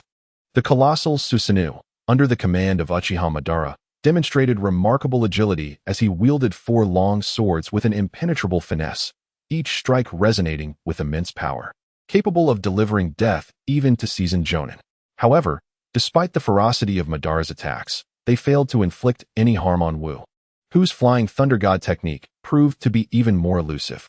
From a distance, Wu appeared as a butterfly gracefully dancing amidst a tempest, utterly unharmed and composed. After adapting to Madara's onslaught, Wu launched his own counterattack. In an instant, he teleported behind Madara, who reacted with remarkable speed, swinging one of his swords toward Wu. Yet, in the blink of an eye, Wu vanished and reappeared once more at Madara's rear. This time, Madara's reaction was slightly delayed, allowing Wu to deliver a powerful punch to the head of the Susanoo. A crisp crack echoed as a fissure emerged on the Susanoo's visage, rapidly expanding. In a swift motion, Wu materialized again behind Madara, delivering another decisive blow to the back of the Susanoo's head. The force of this punch shattered the Susanoo's cranium. Standing atop the remnants of his guardian, Madara maintained an air of tranquility, his expression devoid of panic despite the breach in his defense. He regarded Wu with an appreciative gaze, remarking on the impressive strength that could fracture a second-stage Susanoo. Impressive indeed. Continue. Wu was eager to press his advantage, but he soon witnessed the Susanoo rise once more, growing to an even more monumental stature, resembling a colossal statue rivaling the mountains. Uninterested in watching this transformation, Wu teleported directly to the Susanoo's head, preparing to strike and crush Madara within. However, as Wu's fist approached, the rapidly enlarging Susanoo propelled him away with staggering force. Before Wu loomed the immense figure of the Susanoo, casting a shadow over the entirety of Konohagakure, eliciting gasps of disbelief from its inhabitants who could scarcely comprehend the scale of this divine apparition. The 8-span jewel. the gargantuan. Winged Susanoo soared through the skies like a deity descending from above, unleashing several jewels in a fierce assault towards Wu. Realizing that if these jewels struck the village, they would likely obliterate it, Wu glanced back to see Shui and Itachi's Susanoo positioned behind him. They called out, "Wu, focus on the battle. We shall protect the village." Wu nodded in acknowledgement, contrasting the two Susanoo with Madara's, which appeared akin to a comparison of adults to children. Truly, Uchiha Madara was unparalleled. Although the two vowed to protect the village, Wu had no intention of bypassing the cursed jewels to confront Uchiha Madara. Instead, he employed his teleportation ability, intercepting each cursed jewel with a powerful punch. Just as Wu completed the interception, Madara's complete Susanoo materialized before him, wielding a long sword aimed at him. Fortunately, with the swift activation of his Flying Thunder God technique, Wu evaded Madara's precisely timed strike. After dodging the attack, the strike plummeted towards the ground, where Shui and Itachi rushed to meet it, invoking their Susanoo weapons to defend themselves. However, their weapons were effortlessly shattered under Madara's onslaught, and the strike obliterated their Susanoo forms before dissipating. Upon landing, the two gasped for breath, the recent blow nearly having claimed their lives. Had it not been for the protection of their Susanoo, they likely would have been gravely injured. Turning their gaze to the sky, they observed Wu battling Madara, effortlessly countering his strikes and launching counterattacks, suddenly aware of the vast chasm in strength between them. Shui chuckled bitterly, remarking, "I never imagined that little Wu would surpass us by such a margin. Here we are, burdened with the title of geniuses, yet we feel utterly ashamed." They recognized Wu's talent surpassed their expectations, prompting them to resolve to improve, seizing this opportunity to learn more from the ancestors of the Uchiha clan. Indeed, the two steadied themselves and summoned their Susanoo once more, standing guard over Konoha. Meanwhile, in the midst of his aerial duel with Madara, Wu found himself evenly matched, with neither able to gain the upper hand. Madara's attacks failed to reach Wu, while Wu's strikes struggled to penetrate the defenses of the complete Susanoo. Aware that the stalemate could not continue, Wu noted the absence of Orochimaru and Obito, uncertain of their motives. It was imperative to resolve the conflict with Madara swiftly. Wu employed the Flying Thunder God technique to evade another of Madara's attacks, shouting, "8 gates, open."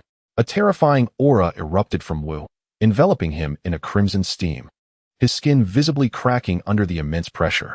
An overwhelming force stirred the winds, causing even Madara in the air to struggle for balance. In the next moment, Wu's figure materialized before Madara, sundering elephant. In chapter 134, Hashirama could not withstand me, nor can you. Madara's Susanoo appeared as though frozen in midair, as colossal red elephant legs materialized from all directions, trampling toward him. Madara attempted to resist, but the speed of Wu's sundering elephant attack was too swift. The moment he conceived the thought of defense, Wu's fist had already struck him, and before he could react again, he was hit once more. Madara found himself helplessly absorbing the blows, unable to mount any counteroffensive. In less than a second, Wu shattered Madara's complete Susanoo, causing the latter to spit out blood. After Wu's attack on the evening of the battle, Uchiha Madara's Susanoo had vanished, leaving only a blood-stained corner of his mouth and an unusually exhilarated expression. "Ha! What a thrill. In terms of taijutsu, I am willing to declare you the strongest." Wu gazed coldly at Uchiha Madara, remarking that he was already a dead man and should cease his posturing in the ninja world. It was time to send him back to the underworld. Uchiha Madara smirked, replying, "Is that so? I concede that your taijutsu is unparalleled, but I have not acknowledged your ability to kill me." Without further ado, Wu teleported beside Uchiha Madara and launched a fist toward him. This strike, devoid of any specific technique, held cataclysmic power even in a state of opening 8 gates. Upon impact, Uchiha Madara's form dissipated into a plume of smoke. A shadow clone. When did that happen? The one capable of summoning a complete Susanoo should have been Uchiha Madara's true self. Yet Wu had failed to notice the moment Madara switched places with his clone during their confrontation. At that moment, 10 colossal Susanoos emerged within the Hidden Leaf Village, directing their assault towards the tailed beasts. It turned out that while Wu battled Uchiha Madara, he had not been idle. He was persistently searching for the Jinchuriki's locations. Tsunade, aware of the potential threat posed by Uchiha Madara, had strategically separated the Jinchuriki, hoping that if one were attacked, the others would remain safe. To her dismay, all Jinchuriki were located, and Uchiha Madara had summoned 10 shadow clones to unleash 10 Susanus upon them. In the presence of Uchiha Madara's Rinnegan, neither the tailed beasts nor the Jinchuriki possessed any capacity for resistance. They were all ensnared by Madara's Jinjutsu, drawn together. Uchiha Madara then summoned the Outer Path's golem to commence the extraction of the tailed beast chakra. The golem's mouth opened, unleashing 9 chains that ensnared the tailed beasts, dragging them towards the golem's maw. At that moment, Wu appeared beside the Outer Path's golem, delivering a powerful kick towards it. Uchiha Madara shouted from behind Wu, "Limbo Border Jail!" An invisible barrier materialized before Wu, absorbing his attack, leaving the Outer Path's golem unscathed. Wu recognized this technique as a unique ability of Uchiha Madara's Rinnegan, capable of summoning 4 intangible shadows that were imperceptible to the naked eye, only vaguely detectable through sage techniques. However, Wu had not mastered sage arts, unable to perceive them. He continued to assault the Outer Path's golem, yet all his strikes were thwarted by Madara's shadows. Finding no success in attacking the golem, Wu resolved to confront Uchiha Madara directly. He instantaneously appeared next to Madara's true self and unleashed a powerful punch. Bang! This Uchiha Madara turned out to be yet another shadow clone. Where could the real Uchiha Madara be? Where was that rascal hiding? At that moment, Wu was suddenly sent flying, struck by an invisible shadow whose power was overwhelming, causing him to cough up blood. Furrowing his brow, Wu realized that perception was not his forte. With Uchiha Obito concealed, he could not even discern the shadow of Uchiha Obito lurking near the Rinnegan. How could he possibly combat this situation? He could not merely stand by and watch as the tailed beasts were devoured by the Outer Path golem. If all the tailed beasts were consumed, leading to the successful transformation into the 10 tails, Uchiha Obito would absorb it, becoming the 10 tails Jinchuriki and evolving into the 6 paths Obito. At that point, he would be utterly incapable of defeating Uchiha Obito. With no alternatives, Wu's gaze turned once more to the imposing Outer Path golem. Given its massive size, Uchiha Obito could not possibly hide. If he could not locate Uchiha Obito, then he would force him to confront him. Wu unleashed a furious roar. Night Kai? At that moment, the crimson steam enveloping Wu transformed into a dragon form, launching an assault on the Outer Path golem. However, the golem had already consumed the chakra of the 9-tailed beasts, morphing into the 10 tails, and let out a deafening roar. Gathering a triangular tailed beast ball in its mouth, poised to unleash it upon Wu. Boom! Just as the 10 tails opened its mouth, Wu's fist crashed into it, shattering its jaws. The 10 tails attempted to retaliate, but found itself utterly immobilized. Wu struck the 10 tails' head once more, yet this time, Uchiha Obito's shadow intervened, shielding the 10 tails' head. Nevertheless, Wu's Night Kai was unstoppable, obliterating Uchiha Obito's shadow as well, though the remaining force was insufficient to crush the golem's head. Wu did not relent, continuing his onslaught against the Outer Path golem. 1 punch, 2 punches, 3 punches. The 10 tails emitted anguished cries under Wu's relentless assault. Yet, before long, the 10 tails vanished with a resounding bang, having been summoned away by Uchiha Obito through a summoning technique to another location. In the Death Forest, Uchiha Obito exhaled in relief, having feared that the 10 tails might be defeated by Wu. Previously, he had attempted to summon the 10 tails multiple times without success, as if the space surrounding the 10 tails had been locked down by Wu. Fortunately, as time passed, cracks began to appear in Wu's blockade, providing him the opportunity to summon the 10 tails back. At this moment, Uchiha Obito felt a sense of relief, grateful for his swift evasion. Otherwise, facing Wu, who had opened the 8 gates, he would have had no chance of victory and could very well have been killed. He surmised that Wu had likely activated a forbidden technique that could not be sustained for long, forcibly enhancing his strength, though such a technique would undoubtedly come at a cost to his body. And now, he was about to become the 10 tails Jinchuriki. The tides of battle had shifted dramatically. Uchiha Obito laughed heartily, swiftly forming hand seals. 6 paths 10 tails seal. Uchiha Obito absorbed the 10 tails into his body, becoming the 10 tails Jinchuriki.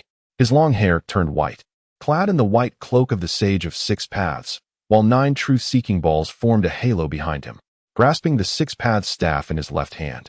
He floated into the air. Ha ha ha! Wu, you are still 1 step behind. Hashirama could not stop me, and neither can you. My long-held desire is on the verge of fulfillment. Chapter 135. The infinite moon read unleashed. Night Kai? Wu reappeared beside Uchiha Madara, transforming into a colossal red dragon and charging fiercely towards him. Uchiha Madara's eyes widened, intimidated by the overwhelming aura emanating from Wu. Such formidable taijutsu. Your prowess exceeds all my expectations. I shall deem you the strongest. However, it is a pity that you have encountered me, Uchiha Madara. At that moment, Wu had reached Madara and delivered a powerful kick towards him. Madara, controlling the black truth-seeking balls, formed a spherical barrier around himself in an attempt to block Wu's assault. Yet, the seemingly indestructible black truth-seeking balls shattered instantly under Wu's fierce strike, and his kick landed squarely on Madara. Blood spewed from Madara's mouth as he felt the devastating impact shatter half of his body. Nevertheless, having ascended to the Six Paths level and fused with Hashirama's cells, Madara possessed remarkable regenerative capabilities. Within moments, his shattered bones began to reassemble, and the damage to his body healed significantly. Wu, surprised by Madara's extraordinary recovery, took a breath and summoned the red dragon chakra once more, continuing his onslaught. Madara positioned all of his truth-seeking balls to counter Wu's attack. With a resounding crack, the truth-seeking balls disintegrated again, and Madara was sent flying. Wu did not relent, launching another assault aimed at Madara's head. In the blink of an eye, Wu appeared before Madara and delivered a devastating punch to his skull. Madara had no time to react. His head was pulverized, resembling a crushed watermelon. Just before his skull was obliterated, Madara clasped his hands together and summoned the God Tree, collapsing to the ground. Wu watched as the summoned God Tree's roots rapidly expanded, ensnaring the ninjas.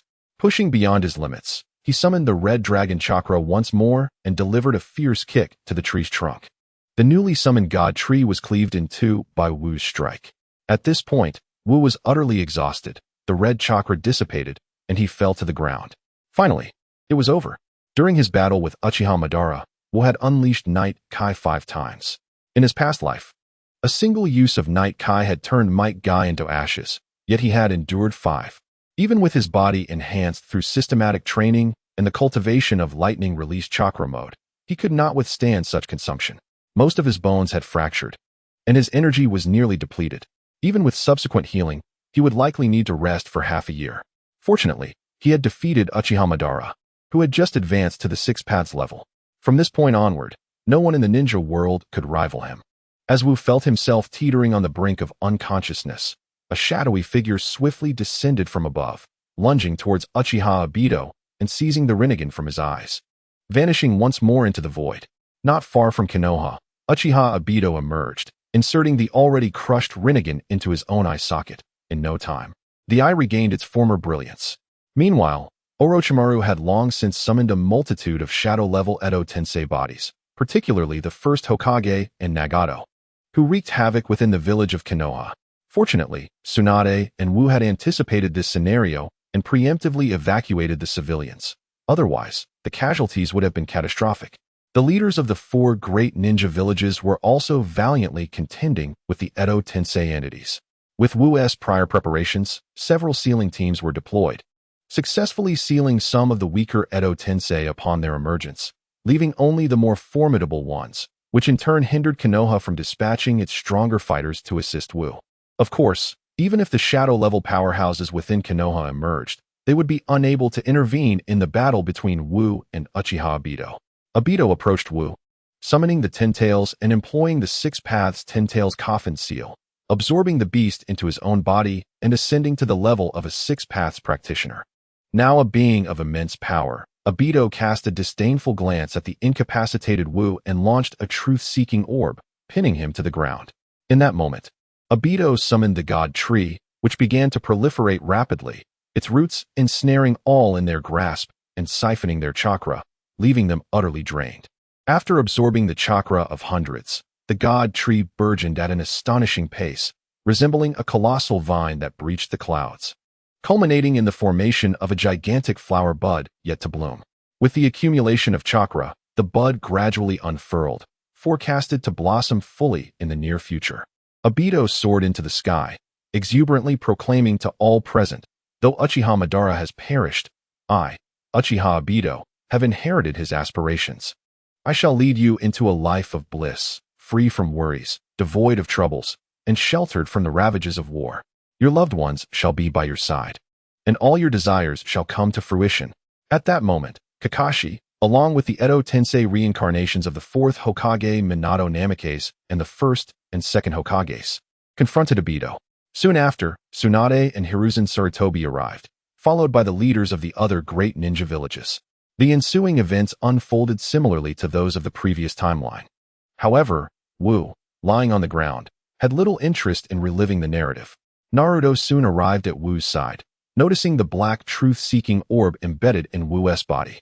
He attempted to extract it but recoiled as if grasping a hot iron, suffering a burn in the process. Undeterred, he sought to try again, only to be halted by Wu's warning. There's no need to attempt again. That is a truth-seeking orb. If you keep trying, you might lose your hand. Little Wu, how can I save you? Wu gazed at the floating figure of Uchiha Obito and offered a wry smile. You must defeat Obito. By vanquishing him, you shall save me. Have Jiraiya employ sage techniques against Uchiha Obito. Obito lacks the formidable strength of Uchiha Madara, and currently, Naruto and his companions still have a chance to defeat him. However, with Naruto and Sasuke having lost several years of experience, can they truly overcome Obito? Jiraiya's sage techniques are not particularly powerful. Can they vanquish Obito? Reflecting on this, Wu cannot help but feel a twinge of regret, chastising himself for being overly eager. He knows that had he waited a few more years, his strength would have grown significantly. Instead, he hastily sought to dismantle the Akatsuki organization and eliminate all sources of trouble, only to discover that Madara's might surpassed his expectations. Although he managed to narrowly defeat Madara, he found himself too exhausted to continue fighting. Is he destined to merely watch as the infinite Tsukuyomi is cast? To witness Kaguya Otsutsuki's resurrection, orchestrated by Black Zetsu, a being more powerful than Madara? If Kaguya were to return, how could he possibly defeat her? Suddenly, Wu recalls that he possesses chakra.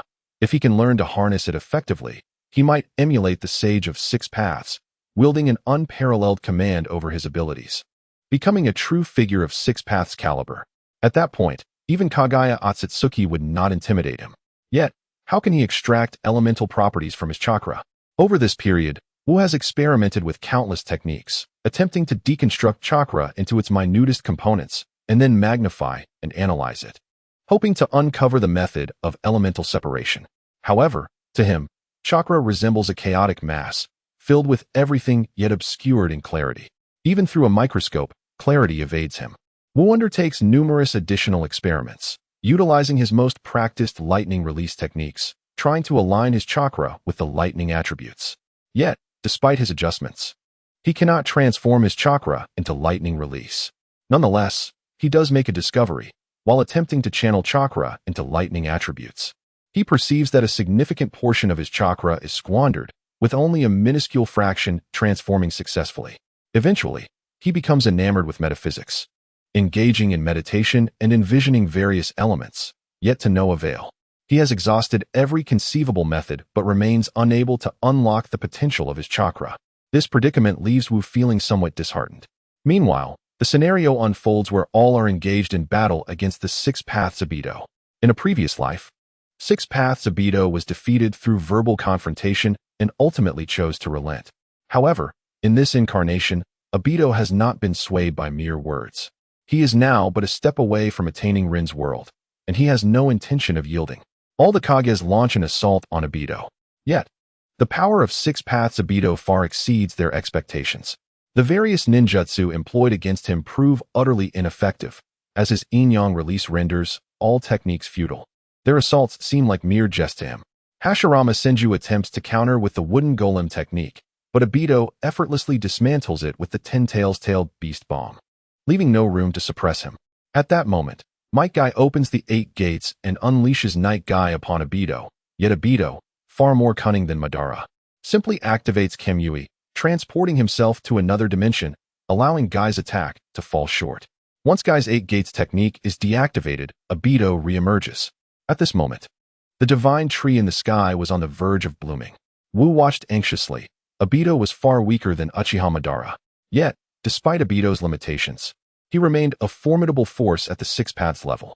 Without the aid of the Nine Tails mode or Sage mode from Naruto, and lacking Sasuke's assistance, the situation had become overwhelmingly one-sided. Obito was actually dominating the entire ninja world.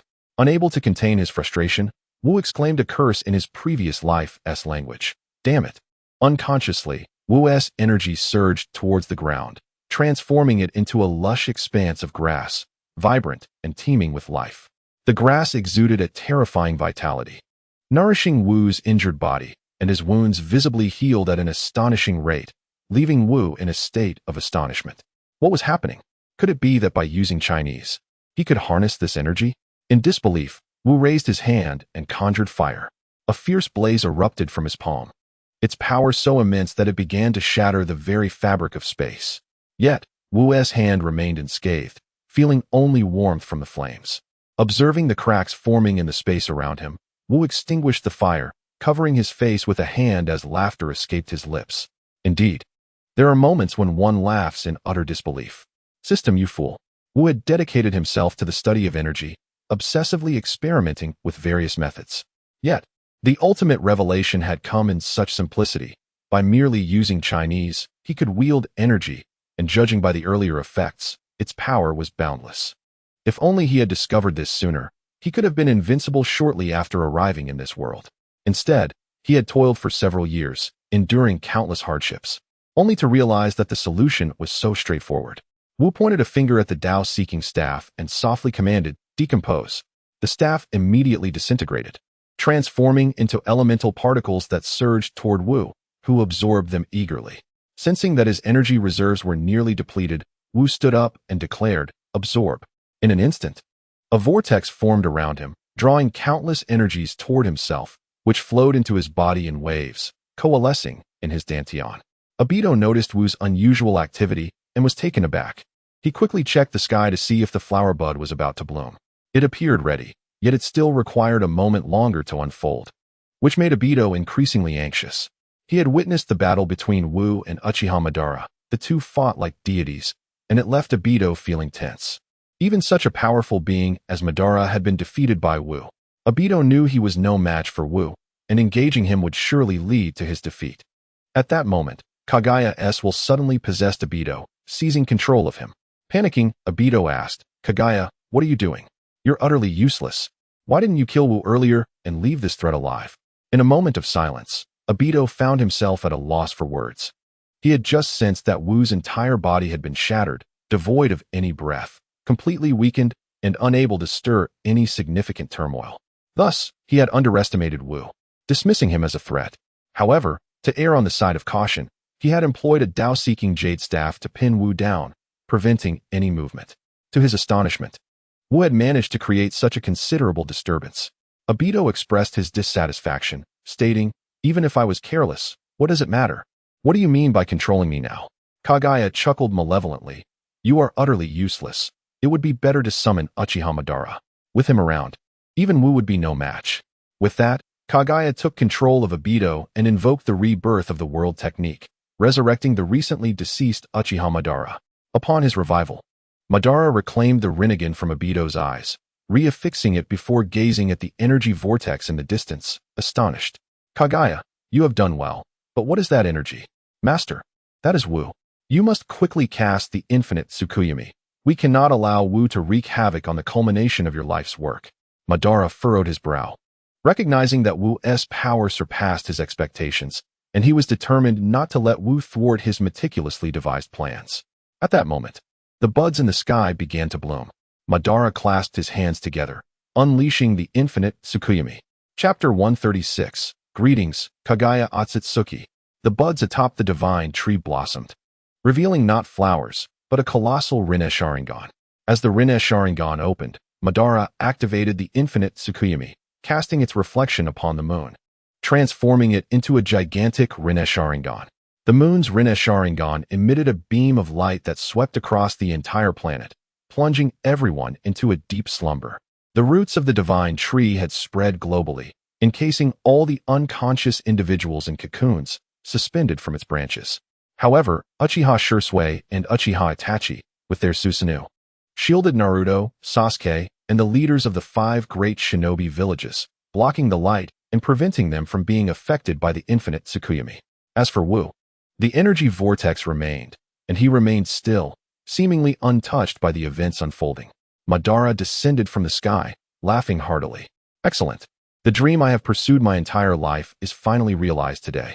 You shall all enter a dreamland, a blissful world devoid of conflict and strife, surrounded by loved ones, friends, and all things beautiful. Observing Madara descend like a deity and witnessing the divine tree enveloping everyone, transforming them into cocoon-like forms hanging from its branches, despair settled over all. At this juncture, Uchiha Itachi spoke up. Everyone, do not give in. Wu has undergone a transformation, absorbing vast amounts of energy, and he is still in the process. We merely need to wait for Wu to awaken. With the energy he has accumulated, his strength will undoubtedly surpass his previous form, and Madara will not stand a chance against him. Itachi's insight was precisely what Madara feared most.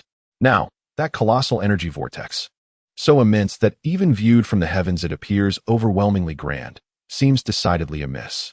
Such prodigious energy, one that even the divine tree has never possessed, would surely be jeopardized if Wu were to awaken, his recently achieved aspirations in peril. Contemplating this, Uchiha Madara summoned a fragment of the divine tree, which burgeoned from the depths of the earth, sprouting a tree adorned with several blossoms, each resembling a carnivorous plant, opening its gaping maw to begin amassing energy. This bodes ill. Uchiha Madara intends to obliterate Wu's energy vortex. Uchiha Itachi shouted, and in an instant, Minato Namikaze materialized before Wu, resolved to utilize the Flying Thunder God technique to redirect the tailed beast balls from the divine tree.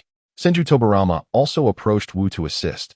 However, the divine tree unleashed 4 tailed beast balls at once, leaving the 2 only able to divert 2, rendering them incapable of managing all 4.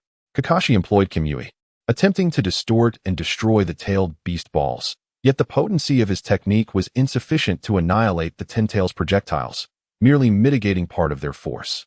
All could only watch in trepidation as the remaining 2-tailed beast balls crashed violently against Wu's energy vortex.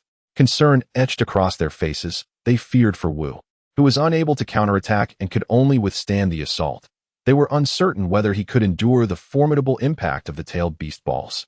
Yet, in the next moment, astonishment swept over them as they beheld Wu's energy vortex.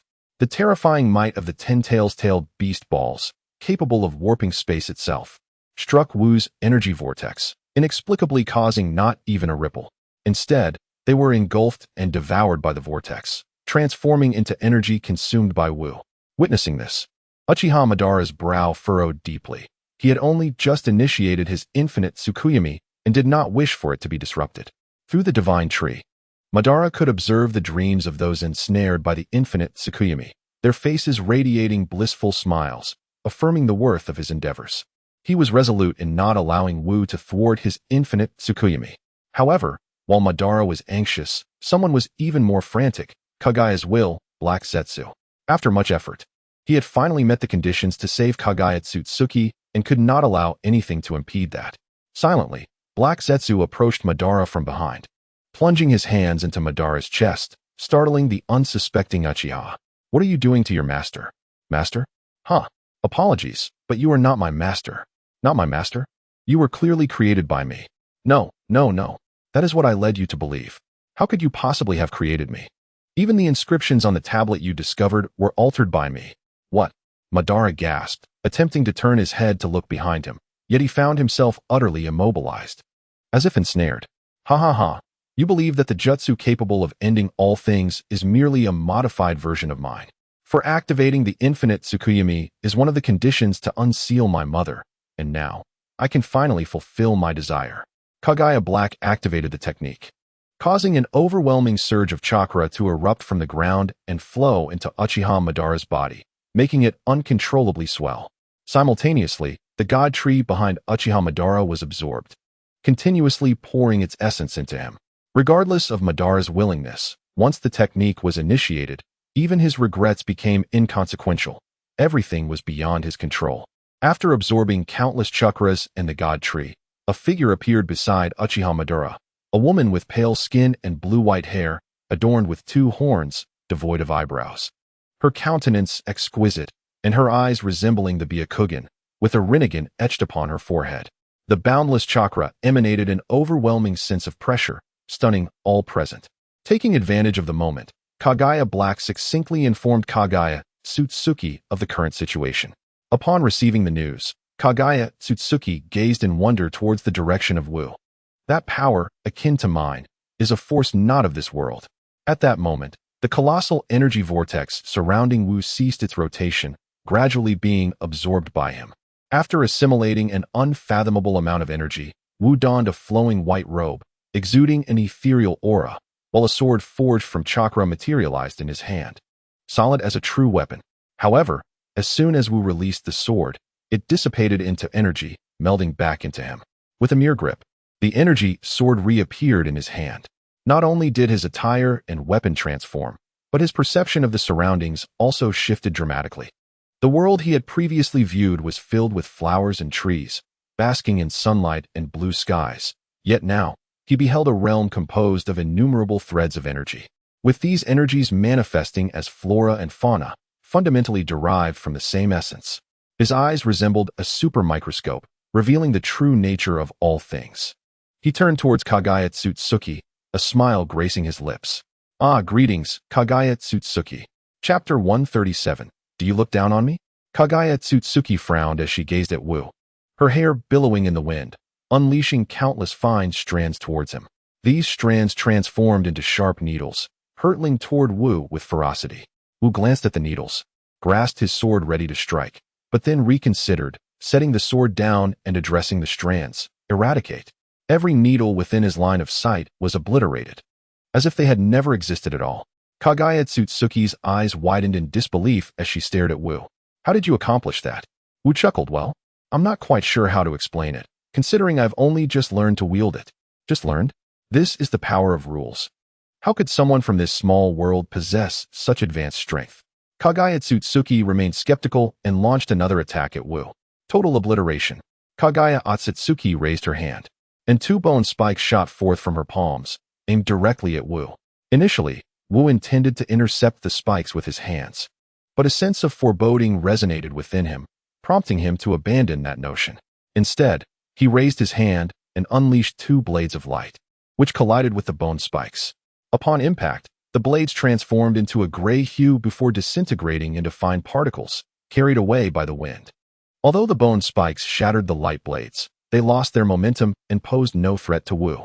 Nevertheless, Wu felt a sense of relief, grateful that he had refrained from recklessly attempting to catch them. Seeing that the bone spikes had been effective against Wu, Kagaya's eyes gleamed with renewed determination, and she unleashed another attack. Shinra Tensei. The space before the bone spikes was suddenly rent apart, as if a tear had been made in the very fabric of reality. The spikes swiftly vanished into the gaping void. Moments later, a silent rift appeared behind Wu, from which the spikes emerged, hurtling toward him. Just as the spikes were about to pierce Wu, he vanished from sight, reappearing behind Kagaya. Time-space ninjutsu, I can wield it too. With that, he launched a powerful punch that sent Kagaya soaring through the air. Caught off guard by Wu's mastery of time-space ninjutsu, Kagaya struggled to react and was struck by Wu's fist. Wu immediately teleported again, positioning himself in the trajectory of Kagaya's flight, delivering another kick that sent her hurtling backward. After being kicked 4 or 5 times, Kagaya finally regained her composure and bellowed, Shinra Tensei. The terrifying repulsive force launched Wu away, allowing Kagaya a moment to stabilize herself. Despite the severe injuries she had sustained from Wu's relentless attacks, she dismissed her wounds, feeling more concerned about her lost dignity. As an immortal being, no matter how grievous her injuries, she would recover swiftly. However, the humiliation lingered. Anyone who witnessed her in such a degraded state must pay the price. Kagaya's hair elongated, and she unleashed a flurry of rabbit hair needles toward the watching shadows. Previously, the shadows had dismissed this technique as insignificant after Wu had effortlessly countered it. But as they faced it now, they realized its true potency. The needle-like strands, akin to the finest threads, homed in with precision on their chakra points, immobilizing them and rendering them helpless. Kagaya sought to continue her assault on them, but Wu once again appeared beside her. Do you harbor some contempt for me? He inquired. With that, he delivered a powerful punch that sent Kagaya flying once more, and simultaneously, he unleashed 5 blades of light that pinned her to the ground. Just as Kagaya attempted to struggle, a myriad of light blades formed a deadly array before her, 1,000 blades piercing the heart. as she sought to retaliate.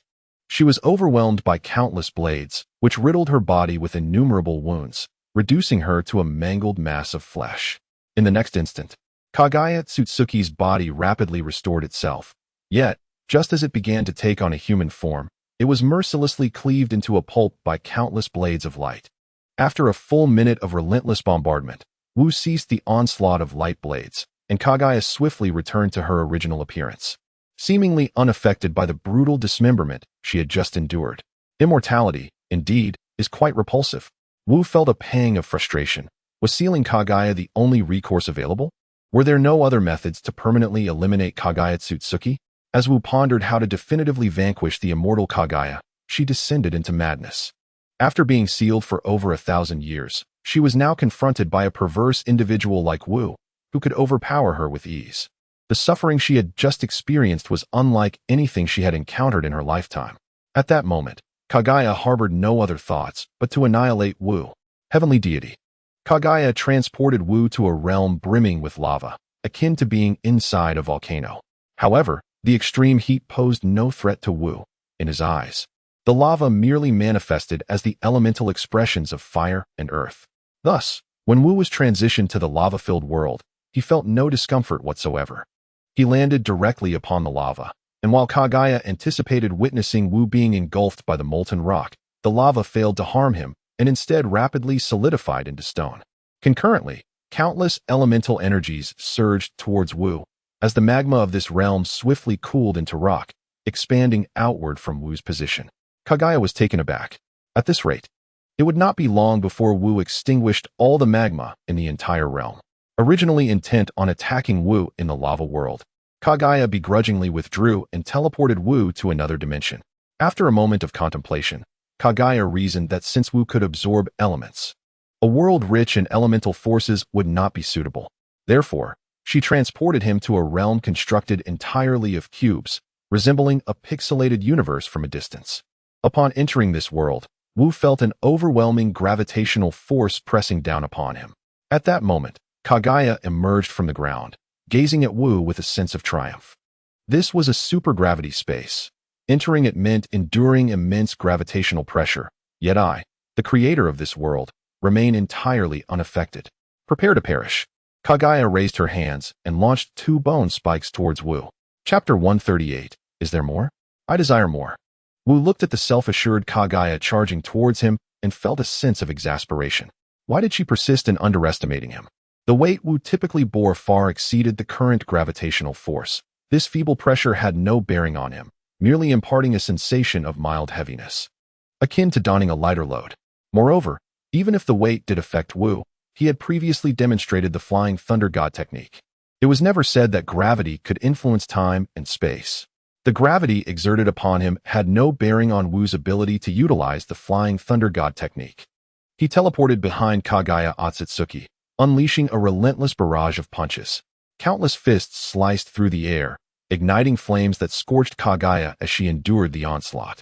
Left with no alternative, Kaguya was compelled to invoke the divine power of heavenly repression, propelling Wu away. However, this time, Wu did not succumb to the force. Instead, he withstood the impact of the heavenly repression, tearing through its repulsive barrier and continuing his assault on Kaguya. Witnessing Wu's ferocity, capable of shredding the barrier, Kaguya hastily retreated underground.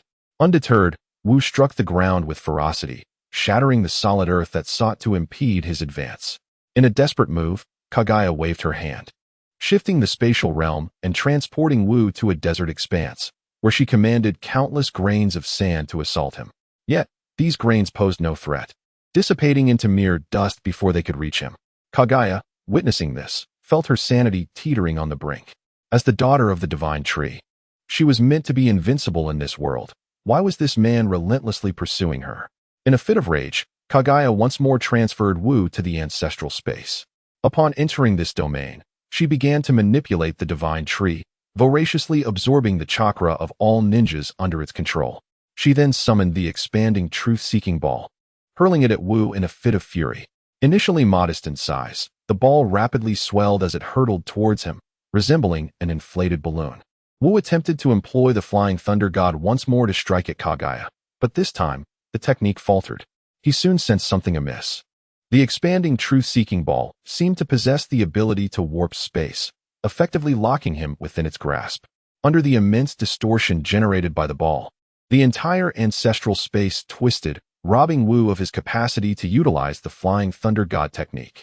He swiftly retreated, yet despite his remarkable speed, the truth-seeking ball expanded even more rapidly, closing in on him. As Wu scanned the ancestral space, he realized it was nearly filled with the looming presence of the expanding ball. Kaguya, witnessing Wu fleeing from the ball, finally broke into a triumphant laugh. Futile effort. As long as I infuse chakra into the expanding truth-seeking ball, it can grow infinitely until it reaches the limits of this space. There is nowhere left for you to run. This was the most exhilarating moment Kaguya had experienced since encountering Wu. Previously, she had endured his relentless assaults, being torn apart by countless light blades, and chased down in a manner that marked the most humiliating event of her life, without exception. Fortunately, her ultimate jutsu, the expanding truth-seeking ball, proved effective against Wu. Otherwise, she would have been at a loss for how to contend with him. Suddenly, inspired by Kaguya's words, Wu's mind sparked with newfound clarity. Indeed, the quest for Truth Jade is essentially a confluence of the 7 energies of Yin, Yang, and the 5 elements. If it can absorb a single energy type, it stands to reason that it should also be capable of assimilating the amalgamation of 7 energies. With this thought in mind, Wu refrained from retreating any further and instead pressed his hand upon the expanding quest for Truth Jade. As he initiated the absorption, a torrent of formidable energy from the jade surged towards him. While Otsutsuki Kaguya required the infusion of the 7 energies to unite them into the quest for Truth Jade, Wu found the process significantly more straightforward. Although the jade encapsulated 7 energies and manifested as the advanced form known as the Bloodline Network, reputed to extinguish all, it paled in comparison to the essence of energy that Wu embodied. Thus, the energy from the quest for Truth Jade could be directly absorbed by him, and, thanks to Kaguya's contributions, the energy became even more elevated, facilitating Wu's absorption process, making it even more convenient than absorbing ordinary energy. To illustrate, if 1 unit of chakra energy equated to 1, then 1 unit of the expanding quest for Truth Jade's energy would amount to 100, allowing Wu to absorb it with remarkable speed and ease. Soon, he was entirely enraptured, absorbing the energy of the jade as if indulging in a meticulously crafted delicacy, sending him into a euphoric state. While Wu reveled in this experience, Kaguya was thrown into a frenzy. She sensed that her quest for Truth Jade, an embodiment of the cosmic force derived from the convergence of the 7 energies, was being consumed by Wu. It was akin to a black hole. Even the strongest members of her own Otsutsuki clan would struggle against the jade's might. This was her ultimate trump card against her kin. Yet now, the jade, capable of obliterating and devouring everything, was being absorbed by someone. What madness was this? It was comparable to witnessing an ordinary person emitting sounds of pleasure while sipping on something. You might assume they were enjoying a sugary beverage, only to discover they were actually consuming lava. Is that reasonable? I cannot comprehend. As Kaguya's mind grappled with this absurdity, Wu continued his frenzied absorption of the jade. The vast energy contained within the quest for Truth Jade brought him immense satisfaction, akin to a parched riverbed encountering a flood, desperately drinking in the waters to replenish itself. His voracious absorption halted the jade's rapid expansion, causing it to shrink at an accelerated pace. Moreover, Wu's rate of absorption increased, to the point where he had to chase after the diminishing jade to keep up with its shrinking speed. By the time Kaguya regained her composure, Wu had fully absorbed the quest for Truth Jade and stood before her. In that moment, Kaguya felt a surge of panic. She was at a loss as to what techniques she could employ to confront the youth before her. Even her ultimate ninjutsu, the quest for Truth Jade, was rendered ineffective against Wu. What other methods could she possibly resort to in dealing with this boy? Observing Wu's advance, Kaguya could not help but launch an attack with a clenched fist. 80 Gods Air Strike. Countless fists materialized in the air, forming a formidable wall directed towards Wu. Undeterred, Wu completely disregarded the assault of Otsutsuki Kaguya's fists, which, upon striking him, were absorbed entirely. Not only did they fail to inflict any harm, but they also provided Wu with a significant influx of energy. Advancing forward, Wu seized Kaguya's hands, demanding more, expressing his insatiable desire. Chapter 139. It seems our timing is rather inconvenient. Let us advance the clock a bit. After Wu was transported to another dimension by Otsutsuki Kagaya, the remaining individuals were thrown into a frenzy. Despite being relentlessly subdued by Wu, Kagaya exuded a terrifying aura that was even more formidable than that of Uchiha Obito. If Wu were to be defeated by Kagaya, would this world even stand a chance of survival? Tsunade was diligently channeling life force into the barely conscious Naruto, yet he showed no signs of recovery. The price of having the tailed beast extracted was simply too steep. Had it not been for Naruto's rigorous training in lightning release chakra mode and taijutsu alongside Wu in recent years, his physique would have been considerably weaker, and he might have perished by now. Observing Naruto after the extraction of the Nine Tails, Sasuke initially presumed him dead, only to awaken his Manjiki Sharingan. Yet, even with this newfound power, becoming the third member of the Uchiha clan to wield it, he could scarcely find joy. He harbored resentment towards himself for his inadequacy, for his inability to contribute meaningfully on the battlefield, where nearly every formidable opponent required Wu's intervention. Even Naruto, whom he regarded as a brother, lay on the ground, teetering on the brink of death. This sense of helplessness incited within Sasuke a fervent desire to engage Kagaya in battle at that very moment. However, he found himself devoid of any opportunity for combat, as both Kagaya and Wu had vanished. At that moment, the fourth Hokage, Minato Namikaze, appeared before Naruto, transferring all of his Nine Tails chakra to him. Awaken Naruto. Originally, Minato had divided the Nine Tails into two parts. The Yang chakra remained with Naruto, while the Yin chakra was retained by himself. By transferring the Yin chakra to Naruto now, he hoped to revive him. Yet, even after imparting all of the Yin Nine Tails chakra, Naruto remained unresponsive, ensconced in slumber. Minato, filled with concern, turned to Tsunade and inquired, "Lady Tsunade, why has my son not yet awakened?" After a thorough examination, Tsunade found no abnormalities in Naruto's condition and could only shake her head in uncertainty. Meanwhile, Sasuke, who had been vigilantly watching over Naruto, collapsed to the ground. Uchiha Itachi, who had been monitoring Sasuke, rushed to his side and embraced him. "Lady Tsunade, please check on my brother. I do not know why he has fainted." Tsunade furrowed her brow as she assessed Sasuke's state, discovering that he, too, had inexplicably lost consciousness. Shortly thereafter, both Sasuke and Naruto simultaneously awakened, each bearing a distinct mark of the sun and moon upon their palms. Upon awakening, Naruto exclaimed to the gathered crowd, "We just encountered the Sage of Six Paths, who revealed that Sasuke and I are the reincarnations of some ancient figures, and he bestowed upon us powers to seal his mother." The onlookers stared in bewilderment at Naruto, perplexed by his words. What was this about reincarnation? Who was the Sage of Six Paths? And what did he mean by bestowing powers? Sasuke, standing nearby, articulated himself with clarity. "In essence, Naruto and I have received a formidable power from the Sage of Six Paths, enabling us to seal Kagaya Otsutsuki, his mother. Kagaya consumed the fruit of the God Tree, granting her immortality, rendering her invincible." He continued, "The only way to deal with Kagaya is to reseal her. The powers bestowed upon Naruto and me are capable of achieving this." The group exchanged glances, attempting to digest the revelations shared by the two. Tobirama Senju, known for his keen intellect, quickly grasped the situation. Rubbing his chin, he remarked, "You have acquired the sage's gift, which can seal the immortal Kagaya. However, the pressing issue is that both Kagaya and Wu have vanished, and we have no knowledge of their whereabouts. How shall we proceed to seal Kagaya?" Naruto immediately clutched his head, feeling utterly dazed. "What? Then what do we do? I was planning to assist Wu." Sasuke shared his bewilderment.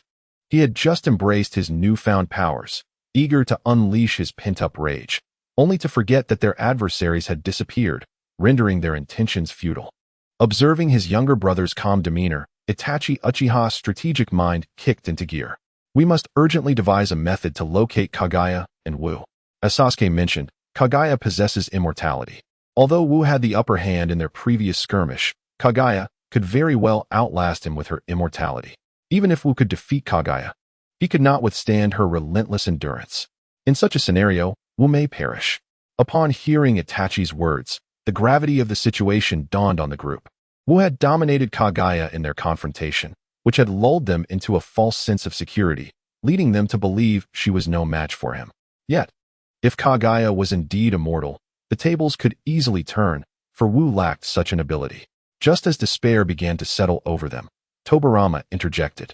While we remain unaware of Wu and Kagaya's location, I recall that Wu also employs the Flying Thunder God technique. Is there anyone among you who bears his Flying Thunder God mark? As soon as Tobirama voiced this, everyone, except for those who had been reincarnated, revealed their marks left by Wu, leaving Tobirama momentarily astounded. This individual managed to leave marks on so many? Did he even remember? After a moment of incredulity, Tobirama continued. The Flying Thunder God technique functions akin to a teleportation ninjutsu, allowing one to transfer themselves or objects from one point to another, thus enabling mutual awareness of each other's locations. The marks upon your bodies are merely points. We can entirely perceive the existence of Wu through these points. As long as we sense Wu's presence, we can employ the Flying Thunder God technique to teleport ourselves to his side.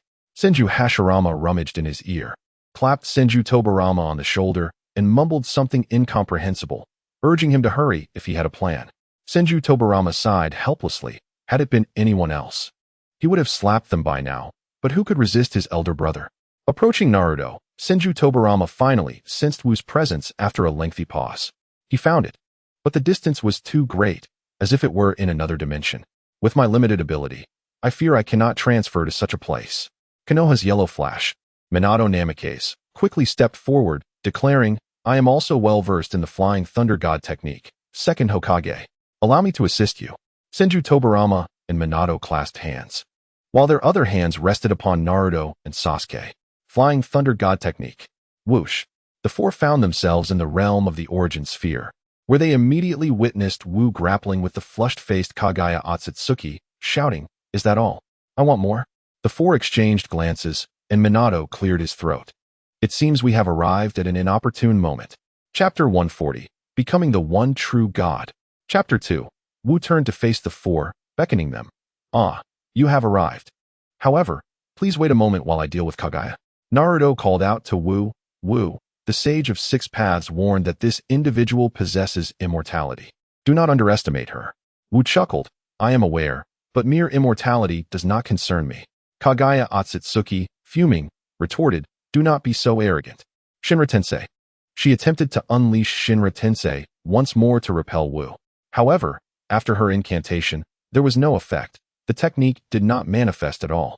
In disbelief, Kagaya stared at Wu. What have you done to me? Why can I not use my abilities?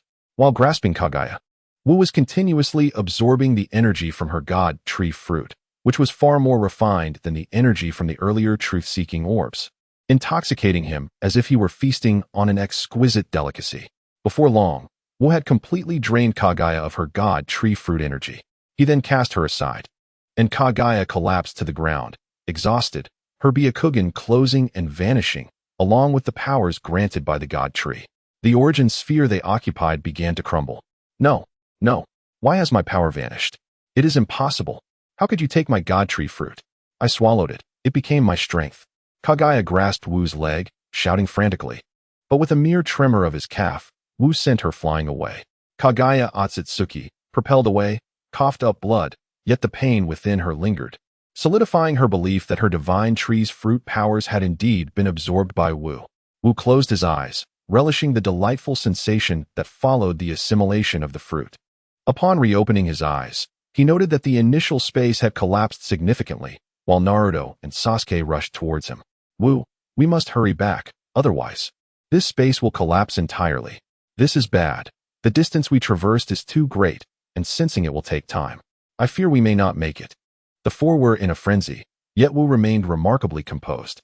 With a simple gesture, he summoned the four to his side, then called forth Kagaya Otsutsuki, and utilized the Flying Thunder God technique to return directly to the world of the Hokage. As Wu surveyed the ravaged Hokage world, his brow furrowed in concern. However, after a moment's thought, he tentatively declared, Restore it to its former state. An overwhelming surge of energy emanated from Wu, flooding into the world. Instantly, the realm, once devastated by the divine tree, reverted to its original condition, and all those who had perished from the tree's absorption were resurrected. Everything returned to normal, as though nothing had transpired. Kagaya gazed at Wu's prowess, her eyes widening in disbelief. How could you possess the power of creation? Have you truly attained divine capability? Legends spoke of the Otsutsuki clan having members who reached such a realm, capable of conjuring anything at will and obliterating all with a mere gesture. Yet, this was merely a tale within the Otsutsuki lineage, shrouded in uncertainty. Nevertheless, Wu had manifested the ability of creation, restoring everything according to his will. Feeling the energy he had recently absorbed dissipate significantly, yet still managed to restore all, a satisfied smile graced Wu's face. It appeared his strength had ascended to a godlike realm. Suddenly, a thought struck him. He soared into the sky, beginning to reshape the entire Hokage world according to his design. The water country, once isolated offshore, was melded onto the continent, while the previously modified mountains of the Earth country were remolded, transforming much of the region into a plateau crowned by the world's highest peak. He further altered the terrain of the wind country, converting desert lands into plains and removing mountains that obstructed the flow of moisture. The rivers of the river country vanished, replaced by a continuous flowing river, while the original mountains of the river country extended outward into expansive plains. Before long, according to his will, Wu transformed the entire Hokage world into a fertile land.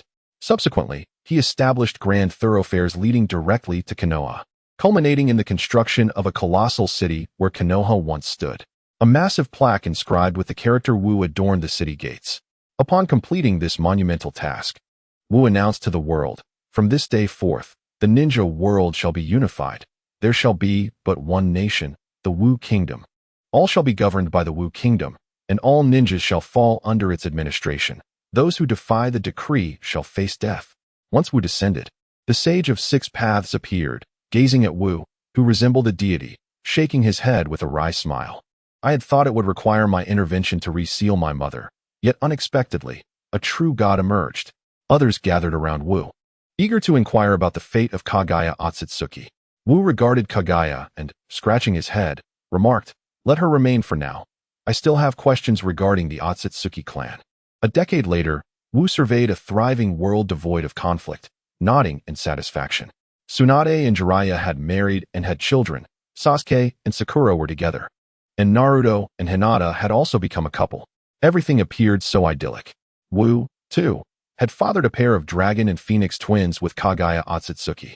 However, he found himself somewhat bored, lacking worthy adversaries, which left him feeling discontented. The various factions of the Otsutsuki clan, such as the Ishiki, Kinshiki, and Urashiki, were effortlessly vanquished by him, and he was reluctant to simply await their attack. Thus, he resolved to venture into the cosmos in search of the Otsutsuki clan. After many years of exploration, he finally located them, only to discover that their power was far less formidable than he had anticipated, rendering them rather feeble in his eyes. Just as he was about to eradicate the Otsutsuki clan, an individual of comparable strength emerged, Otsutsuki Yame. The two engaged in a battle of seemingly endless duration, each capable of annihilating planets. And after devastating a significant portion of the universe, Otsutsuki Yame ultimately fell to Wu, who absorbed him. Wu thus became the sole true god within the Naruto universe. Subsequently, he returned to the Naruto world, observing his descendants frolicking and enjoying a blissful old age. The story concludes here.